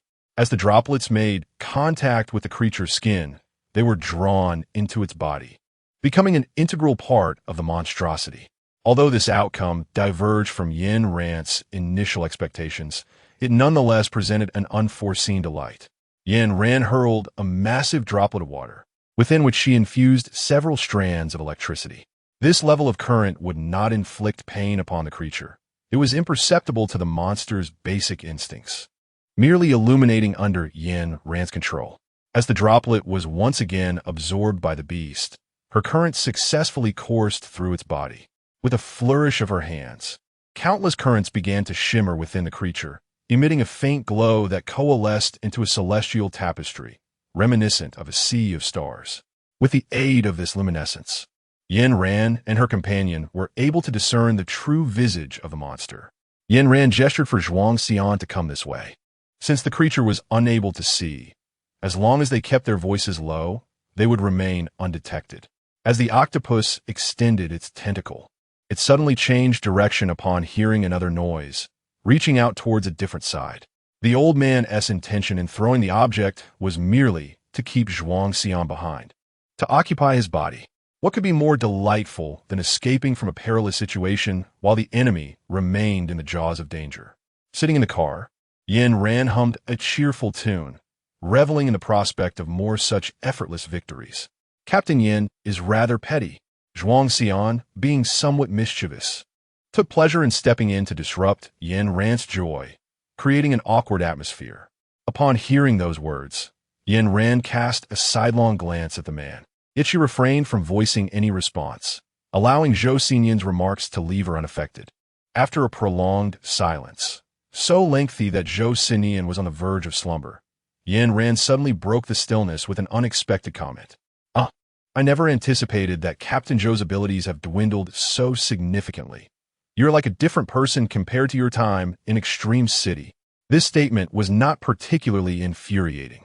Rather, it was the tone in which Yin Ran delivered her words, accompanied by her distinctively disdainful TSK, that altered the entire atmosphere, transforming the ambience entirely. At the moment Yin Ran made a sound, Zhuang Xinyan found it somewhat difficult to restrain his hands. Perhaps it was the sudden recollection of the agreement they had made at the outset that compelled him to forcibly press his hands down. He spoke with feigned politeness, saying, "Not at all." Yin Ran drove, her gaze fixed on the rearview mirror, keenly observing every movement of the man. It was evident to her that Captain Zhuang was reluctant when he spoke those words. "Captain Zhuang, you're being too polite." Chapter 164. Sentinel Island. Only one herb remained. Yin Ran had gathered all the herbs she could find at present. Their next destination was Sentinel Island, located in Country M. This place had been strictly off-limits prior to the apocalypse, accessible only under the protection of the military. Before the world's collapse, she had often heard rumors about that location. Months later, the individual had released a final message to the media. With their passing, a shroud of mystery enveloped Sentinel Island. As the two gazed down from the vehicle, the small island, resembling a whistle, gradually came into view. As the car descended slowly, clusters of trees began to encircle them. Just as they exited the vehicle, an arrow whizzed past, narrowly missing Yin Ran's cheek. Captain Zhuang, surprised by the sudden appearance of a steel mask atop Yin Ran's head, inquired, "When did you put that on? Did you wear it in the car?" Yin Ran touched the iron mask upon her head and gave it a gentle pat. The heavy mask, reminiscent of a Transformer-esque visage, folded seamlessly and vanished into thin air. Goodness, no man can resist the allure of machinery. Witnessing the sudden disappearance of the iron mask, Zhuang Xian exclaimed in astonishment, his earlier despondence swiftly replaced by exhilaration. Yin Ran tugged at her lips, deliberately avoiding any gaze towards Zhuang Xinyang's expression. Her entire focus was captivated by the arrow that had just whizzed past. The tip was distinctly darkened, unmistakably indicating it was poisoned. Had it not been for the iron mask she wore, she would have been lying on the ground, frothing at the mouth. Meanwhile, Zhuang Xinyang continued to chatter incessantly, when suddenly, two sharp sounds pierced the air as another pair of arrows sliced through the atmosphere, aimed directly at the two of them. After Yin Ran sidestepped gracefully, she deftly adjusted the direction of the arrow with a single hand, sending it soaring into the depths of the forest. A startled cry echoed as the two entered the woods, where they beheld a fallen primitive man. He was referred to as such solely because his appearance was strikingly reminiscent of those depicted in documentaries. Whether he was genuinely a primitive man remained a mystery to them. He was clad in a skirt fashioned from animal hides, with a plant stem wrapped around his waist. In his grasp, he held a bow made of wood, and scattered arrows adorned his back. Yin Ran carefully removed the arrow and placed it into her quiver, which she slung over her shoulder. She then seized the bow from the primitive man's grasp. Following the narrow path trodden by human feet, Yin Ran gripped her handgun tightly, her eyes scanning the surroundings with caution. Upon entering Sentinel Island, an inexplicable wave of emotion surged within her. It felt akin to panic, yet also a sense of nausea. Although she had yet to encounter any tangible threat, both her body and spirit were engulfed in profound discomfort. Yin Ran turned her head and noticed that Zhuang Xinian nearby also appeared somewhat unwell, seemingly sharing the same sentiment as Yin Ran. "Do you feel uneasy as well?" Yin Ran covered her head and softly inquired. In the vast expanse of the forest, only the wind whispered, rustling the leaves. Logically, Yin Ran stood beside him. Her voice should have resonated clearly in his ears. Yet, the words she just uttered seemed exceedingly vague, as if carried from a distant horizon. Before Zhuang Xinian could voice his lingering doubts, a sudden thud echoed. The man had collapsed. As Zhuang Xinian fell, a cloud of dust rose, prompting Yin Ran to reach out to assist him. However, a gust of wind swept through, and she too found herself on the ground. Elsewhere, in the harsh confines of the base, Su Songjin was shaking a vial of potion, while Su Mangqi idly flipped through a book beside him. "Father, how can you possibly conduct research when several herbs are missing?" Having spent countless nights assisting her father, Su Mangqi had grown weary of herbal studies. Since arriving at the base, she had remained confined to the laboratory, never stepping outside. She had initially anticipated that her time at the base would allow her to accompany Yin Ran on various adventures, but it proved to be less engaging than her days at the CN base, where her routine consisted solely of eating, researching, and sleeping. Nonetheless, gazing at the list of antidotes for the apocalypse, she recalled that this particular remedy was derived from an ancient text, claiming it could cure a multitude of toxins. Yet, its efficacy remained a mystery. When Yin Ran opened her eyes once more, she discovered that she and Zhuang Xinian were bound to tree stumps. Encircling them was a group of primitive individuals clad in animal pelts, wielding weapons and gazing intently at the pair. This was Yin Ran's second encounter with primitives, and these individuals bore a striking resemblance to those from the Shagar rainforest. She should not have felt fear. Yet, at the moment their eyes met, a chill surged within her heart. Their gaze seemed to strip her bare, as if they intended to consume her flesh and use her bones as tools for grinding. The inhabitants here were utterly unlike those from the Shagar rainforest, where the wildlings would test whether one was of their kin. Here, there was no pretense. They viewed humanity solely as sustenance. An instinct urged Yin Ran to escape swiftly. She glanced down and noticed that the ropes binding her were made of plant stems. Logically, a gentle tug should suffice to sever them. Yin Ran had just attempted to forcefully sever the rope, but soon she came to a disheartening realization. She was utterly devoid of strength, rendering her incapable of breaking free from the plant's grasp. Moreover, this debilitating weakness was not merely a matter of willpower. She was genuinely enervated, her entire body limp, with even her fingertips unable to stir. Yin Ran harbored suspicions that perhaps, upon their entrance, they had sensed something, which led to their current state of weakness. Observing the wild gazes of that group and the stones clutched in their hands, Yin Ran had no doubt that in just a few minutes, this object would be employed against them. Alas, at this moment, there was but one course of action left. And fortunately, Zhuang Xinian was by her side. As Yin Ran's consciousness shifted, the two successfully entered her space. The abrupt transition momentarily startled Zhuang Xian, but he quickly recalled that it was this very trick that Yin Ran had employed to escape from him back at the Extreme City. Chapter 165, Developing the Antidote for the Apocalypse. Once they entered the space, Yin Ran's demeanor relaxed significantly, and she procured 2 vials of antidote from the system's marketplace. Yin Ran consumed 1 bottle herself, while she poured the contents of another into Zhuang Xinian's mouth. The products of the system are indeed exquisite. After consumption, the two regained their mobility. Upon being thrust into the space, they exchanged a glance, and Yin Ran instructed the little panda to retrieve 2 shields from a storage room. Armed with shields for protection, the duo swiftly sought refuge after emerging from the space. They defended themselves with the shields while making their escape from the wildman's village. Following the map provided by Beer, Yin Ran guided Zhuang Xinian deeper into the heart of Sentinel Island. After traversing for nearly half a day, they discovered that the island appeared to be inhabited solely by wild men, devoid of any other forms of life. Along their journey, they also encountered structures from Country M and several significant military bases. Yin Ran initially contemplated exploring these structures to assess their simplicity. However, recalling the mission outlined by the system, she relinquished her desire for exploration. After locating the plant, she departed from Sentinel Island alongside Zhuang Xinian. What Yin Ran remained unaware of was that after her decision to leave, the man on the distant black thorn star calmly marked her cause of death in his notebook. The paper clearly detailed every place Yin Ran had visited, with specific classifications following each location. He illustrated those she had explored, as well as those she had not.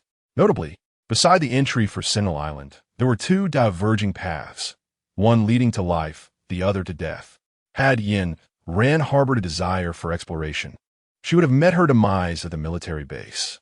With the protagonist's death, this narrative thread would undoubtedly sever, causing the entire game to collapse. In previous attempts, Yin Ran had indeed succumbed to her exploratory inclinations, but this time, she wished only to leave swiftly, refraining from entering. She had completed all she could, leaving the remainder to Su Songjin. The moment she handed the herbs to Su Songjin, the system notified her that her final task was accomplished. Subsequently, a flood of inexplicable memories surged into her mind. The world she inhabited was indeed a game, as Jin Songlan had described, where she was to utilize her abilities to locate herbs and successfully replicate the antidote. Before the emergence of self-awareness, no one had been capable of guiding her to complete the final task. Following a bug in the game, she gained self-awareness, and with the assistance of the system, she became an invincible force within this game. No one could rival her. The occurrence of the bug stemmed from her creator, the Marshal of Blackthorn Star, who sought to employ her to restore the ecosystem of his planet. Everything transpiring within the game was rooted in real events that had once unfolded on Earth. This calamity had ravaged Earth's ecosystem, and despite future endeavors, the environment of the Earth era could never be restored. Under the duress of environmental conditions, the Marshal conceived a notion to utilize advanced technology to implant human consciousness within the game, setting Earth as the backdrop. If the outcome of Earth could be altered, then the interstellar environment would also transform, leading to the salvation of their planet. The Marshal focused on Yin Ran because she was originally a frozen inhabitant of Earth. No one was more suitable for this proposition than Yin Ran. Having been a citizen of Earth herself, her involvement would pose no contradictions or raise suspicions. The live broadcast system was a boon bestowed upon Yin Ran by the Marshal, granting her only 5 chances within the game. Should she exhaust all 5 opportunities, she would be eternally confined within the game. In previous attempts, neither had managed to reach the conclusion. This was her final opportunity, and after considerable deliberation, the Marshal ultimately decided to awaken Yin Ran's consciousness. This journey indeed exceeded the Marshal's expectations, progressing remarkably smoothly. Upon understanding everything, Yin Ran recognized the source of her previously vague discomfort. Yin Ran closed her eyes, succumbing to a deep slumber. Meanwhile, within the confines of Zhuang Xin's mind, the system was far from tranquil, incessantly urging him to destroy the antidote to the apocalypse. Zhuang Xin's initial reaction was one of refusal. Having listened to the words of Yin Ran and her companions, he felt that reigning supreme in a virtual realm held little allure. He rejected the system's command with unwavering resolve, yet the system was not so easily deterred. Fortuitously, the system possessed control over Zhuang Xin's physical form, and the moment he declined, it seized command of his body. With a clear consciousness, Zhuang Xin observed as his body embarked upon an exploration of the base. The location of Su Songjin was largely unknown within the base. Only a select few were aware of it, primarily Yin Ran, Xie He, and Lin Jiejun. Following Lin Jiejun's demise, only Xie He and Yin Ran retained knowledge of the whereabouts. Furthermore, after the base relocated to Shancheng, the arrangement of the various rooms was altered. Presently, Yin Ran was the sole individual cognizant of the precise locations within the base. Even though Zhuang Xin's body was under external control, he remained unable to find his way.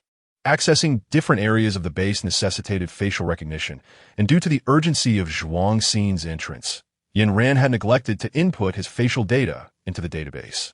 Consequently, as the security systems failed to recognize Zhuang Xin's visage, the base's security measures automatically released the zombie guards. Typically, these zombie guards posed no threat to Zhuang Xin. However, at this moment, his body, under external influence, was rendered rigid and unresponsive, leaving him somewhat helpless in the face of their assault. When he was forcibly thrust into a small dark room, Zhuang Xin maintained an air of calm. At that juncture, his body regained some mobility. To avoid further complications, he chose to disregard the system's insistence that he break free from the encirclement. After enduring such exhaustion for so many days, what harm was there in embracing a state of lethargy? In the pitch-black chamber, a woman lay peacefully asleep. Suddenly, the shrill sound of a bell pierced the silence, jolting her awake. In that moment, Yin Ran's expression was one of bewilderment. She was utterly unaware of the events that had transpired. Typically, such a ringing heralded the occurrence of significant happenings. Yin Ran gently patted her cheek, donned her clothing, and made her way towards the dimly lit room. Observing Zhuang Xinian curled up in the corner, she furrowed her brows, exasperated by the trouble this young man had caused her, disrupting her peaceful slumber at 3 in the morning. Yin Ran, increasingly exasperated, delivered a swift kick to the man, rousing him from his slumber. Yin Ran was aware of the system within Zhuang Xinian's mind. Observing the man open his eyes, she pointed to her head, and upon seeing Zhuang Xinian nod, she silently signaled a 6. Out of an abundance of caution, Yin Ran chose not to bring Zhuang Xinian out, but instead allowed him to remain in the small dark room. Since their last conversation, the woman had not made an appearance. Reflecting on it now, it seemed that Jian Songlan had been excessively discreet in recent days. According to what Xie He and the others had previously mentioned, Jian Songlan had conducted numerous patrols of the base, particularly focusing on certain key structures, where her presence often exceeded an hour each time. A nagging intuition told Yin Ran that something was amiss, since she could not find solace in sleep after being disturbed. She resolved to investigate directly. Jian Songlan's quarters were located at the southernmost part of the base, adjacent to the largest structure, the hospital. When Yin Ran came to seek out Jian Songlan, she unexpectedly spotted Huang Rushuan lying on the roof of Jian Songlan's residence, which left her quite astonished. Such dedication. Huang Rushuan, Yin Ran called softly. Upon hearing the sound, the woman swiftly leaped down from the rooftop. As a zombie, her hearing was remarkably acute. Yin Ran gestured towards Jian Songlan's room, silently inquiring about the situation. Huang Rushuan pondered for a moment before shaking her head and mimicking a gesture of prayer, as if to indicate sleep. Observing the unwavering certainty in Huang Rushuan's eyes, Yin Ran felt a sense of relief wash over her. Perhaps she had been overthinking. In her recollection, Jian Songlan appeared to share a close relationship with the Commander-S counterpart. She sincerely hoped that Jian would remain undisturbed and refrain from any mischievous actions. As Yin Ran sighed, a faint sound emerged from the entrance of Jian Songlan's room. The two exchanged a glance and swiftly concealed themselves behind a nearby tree. Just as they steadied themselves, Jian Songlan opened the door and stepped outside. Upon her exit, she did not wander aimlessly. Instead, she surveyed her surroundings and headed directly toward the location of the protection room. Yin Ran was taken aback by Jian Songlan's familiarity with the facility's layout. If Jian Songlan's intention truly was to seek the antidote for the apocalypse, it would spell disaster. After exchanging a glance, Yin Ran and Huang Rushuan swiftly pursued the silhouette of Jian Songlan ahead.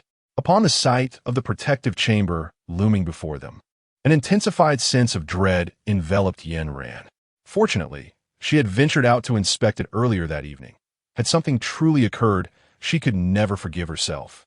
Noticing Jian Songlan attempting to unlock the door to the protective chamber, Yin Ran hurriedly dashed forward, placing herself in front of the entrance. If she continued to observe whether Jian Songlan could succeed in opening it, she would be nothing short of foolish. Once everyone had entered, How could she possibly intervene? Jin Songlan, what are you doing? Yin Ran asked sharply.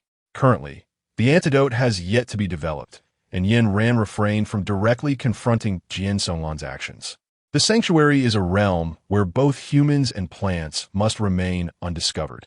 With Jin Songlan arriving at the sanctuary's door, Yin Ran was unaware of her intentions. Hence, she did not explicitly mention the contents within the sanctuary. Upon seeing Yin Ran, Jin Songlan's expression momentarily froze. She stammered for a while before finally uttering a simple phrase. I want to see.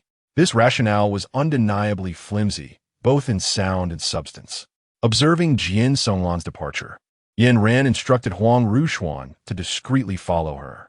Upon entering the room, Su Songjin and Su Mengqi, wielding daggers, remained vigilant at the entrance.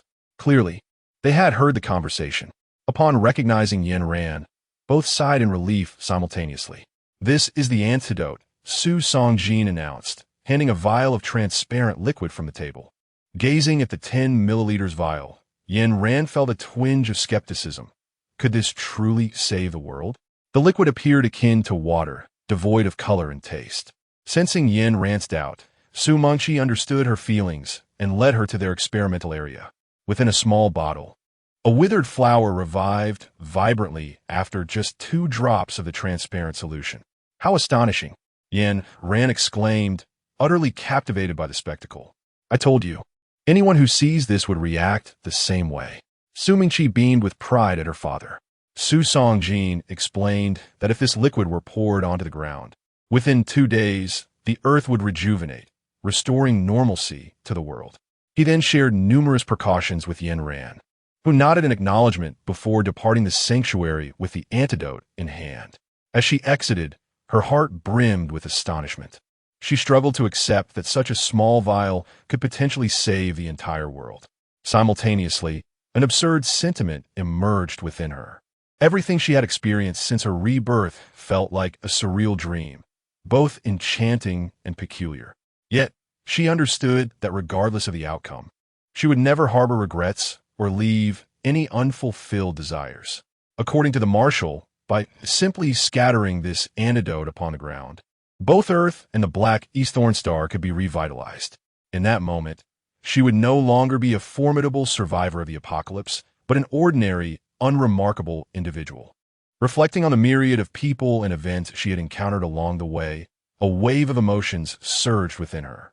The apocalypse had unleashed the deepest desires and avarice from within. She could not guarantee that, should she truly become a powerful figure in such a world, she would not, like others, wield her undeniable abilities to forge a realm of her own, driven by her own insatiable greed.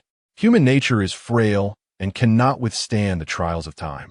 In a fleeting moment, the psyche may undergo countless transformations. At times, Yin Ran herself cannot guarantee her own stability, pondering the potential consequences of a life devoid of systematic constraints. The day when such a reality may manifest could very well be an eternity away. Chapter 167. Gazing at the transparent elixir within the vial, Yin Ran followed Su Songjin's instructions and poured it onto the ground.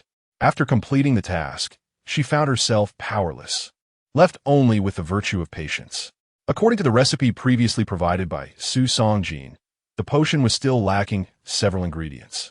Thus, neither Su Songjin nor Yin Ran could confidently assert that this concoction would yield the desired effect. The potion would take 2 days to fully activate, and with no alternative means to procure the legendary plant thought to be extinct, all that remained was to wait. Yin Ran chose to keep the news of the successful development of the antidote to herself, including the elixir she had dispensed.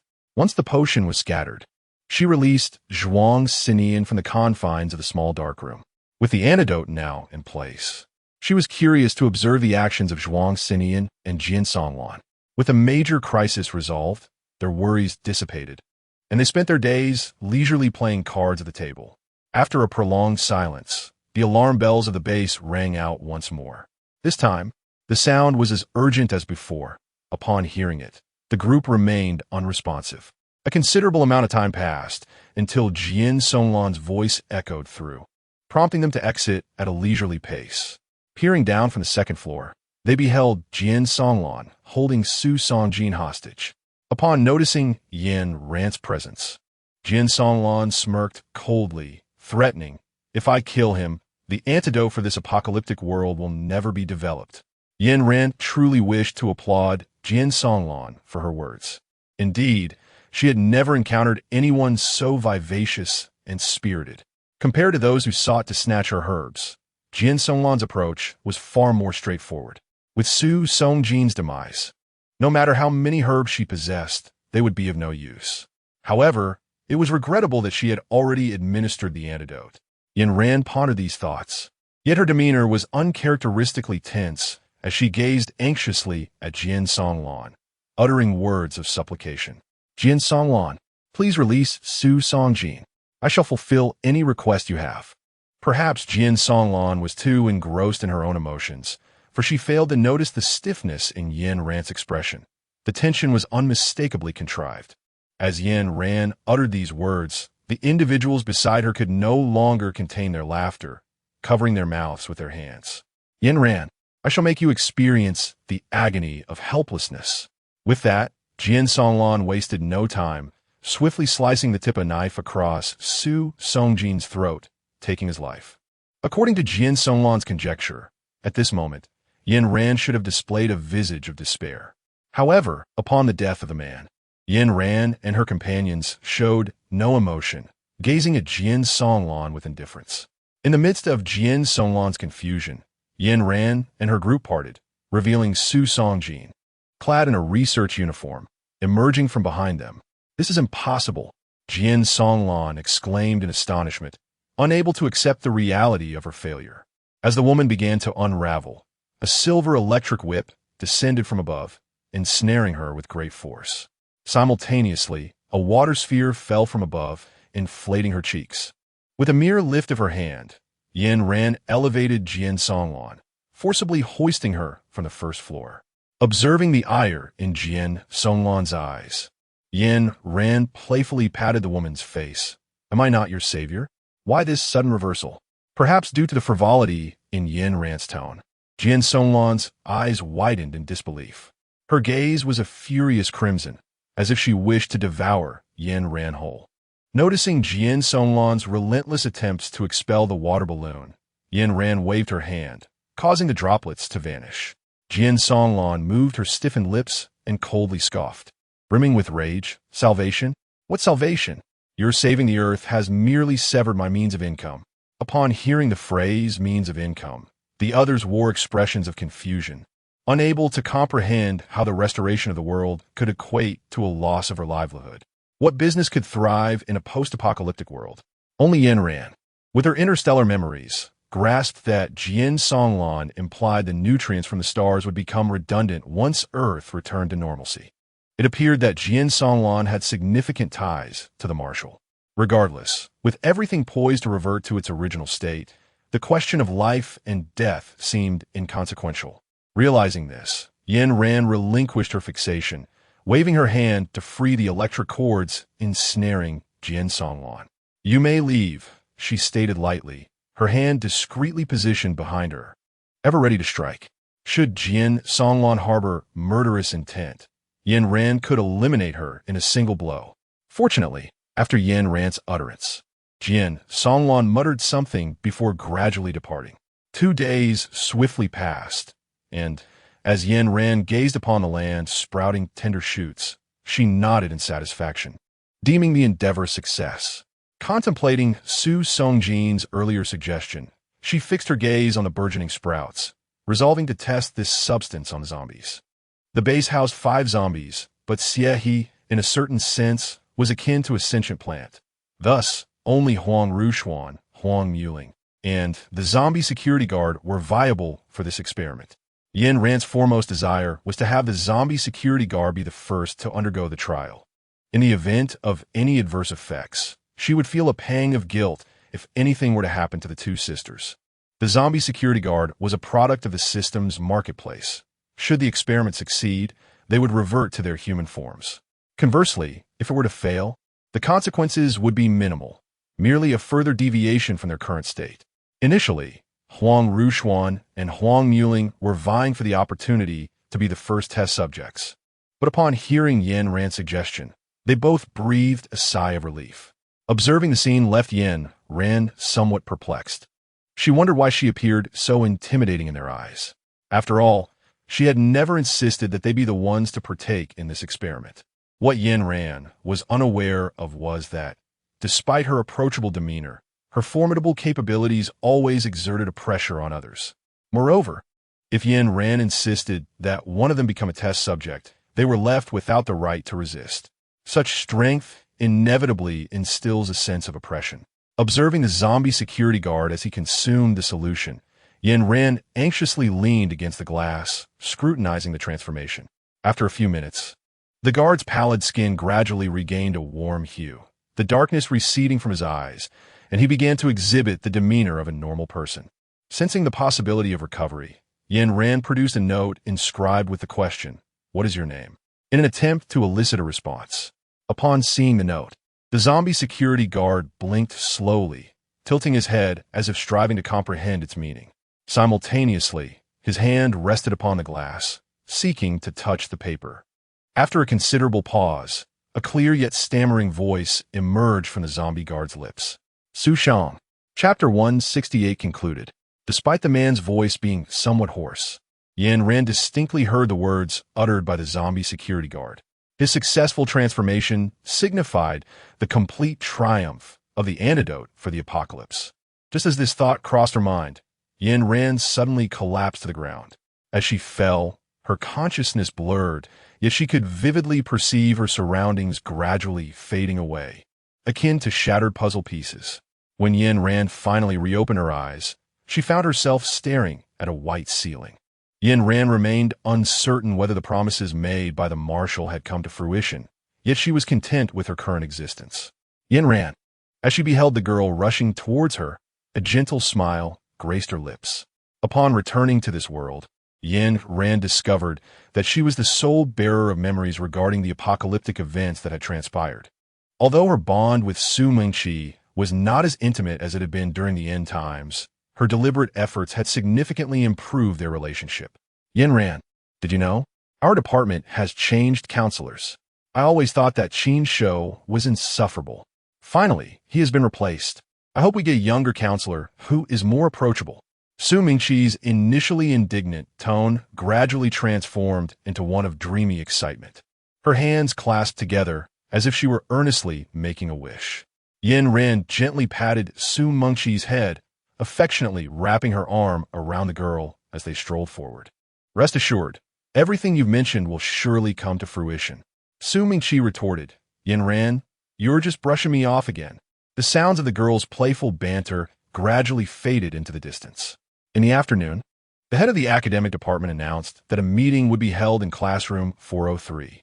When Yin Ran and Su Mingqi arrived, there was only a man in the room, his back turned to them. Dressed casually, they did not associate him with their superior. In their everyday lives, both possessed somewhat introverted personalities, thus they quietly lingered in a corner, engaged in conversation. Hearing a familiar female voice behind him, the man revealed a slight smile as he glanced at the girl using the mirror in his hand. It seems you haven't changed at all, he murmured to himself. When the appointed time arrived for the head of the academic department, everyone settled sporadically in the classroom. This is your new mentor from the academic department, Mr. Zhuang Xinian. Mr. Zhuang, please introduce yourself. The head of the academic department, an elderly gentleman in his 50s, first gestured for the students to be quiet, then walked down to assist Mr. Zhuang to his feet. Upon hearing that familiar name, Yin Ran's expression shifted momentarily, a subtle change that did not escape Zhuang Xinian's notice. At the instant their eyes met, Zhuang Xinian offered Yin Ran a mysterious, dangerous smile. Of course, this was merely Yin Ran's perception. To others, Zhuang Xinian wore an appealing smile. After the introduction, Zhuang Xinian specifically requested to speak with the class representative, Su Mingqi, ostensibly to inquire about the class dynamics. Yet his gaze remained fixed on Yin Ran. Yin Ran could discern that Zhuang Xian, much like herself, retained memories of the events that transpired during the apocalypse. Yin Ran furrowed her brows, She had no desire to entangle herself with men. She vividly recalled the whispers and gossip surrounding men in the post-apocalyptic world. This man was utterly deranged. Consequently, as soon as Zhuang Xinian finished speaking, Yin Ran promptly moved to leave with Su Mingqi. However, it was evident that the man was not inclined to let her go so easily. Yin, classmate, is it? The top of your class? I wonder, Yin classmate, are you interested in the national scholarship? After calling out Yin Ran's name, Zhuang Xinian paused for a moment, then awkwardly added the term classmate. Yin Ran's academic performance is undeniably the best in her grade, which is why Su Mingqi found no surprise in the words spoken by Zhuang Xian. She gently patted Yin Ran's hand, formed a silent gesture before departing, leaving the space for the two of them. Zhuang Xian, what are your intentions? Yin Ran furrowed her brow and inquired, genuinely perplexed as to why Zhuang Xinian continued to engage with her even after the apocalypse had vanished. Classmate Yin, mind your tone. How can you address your teacher with such firmness?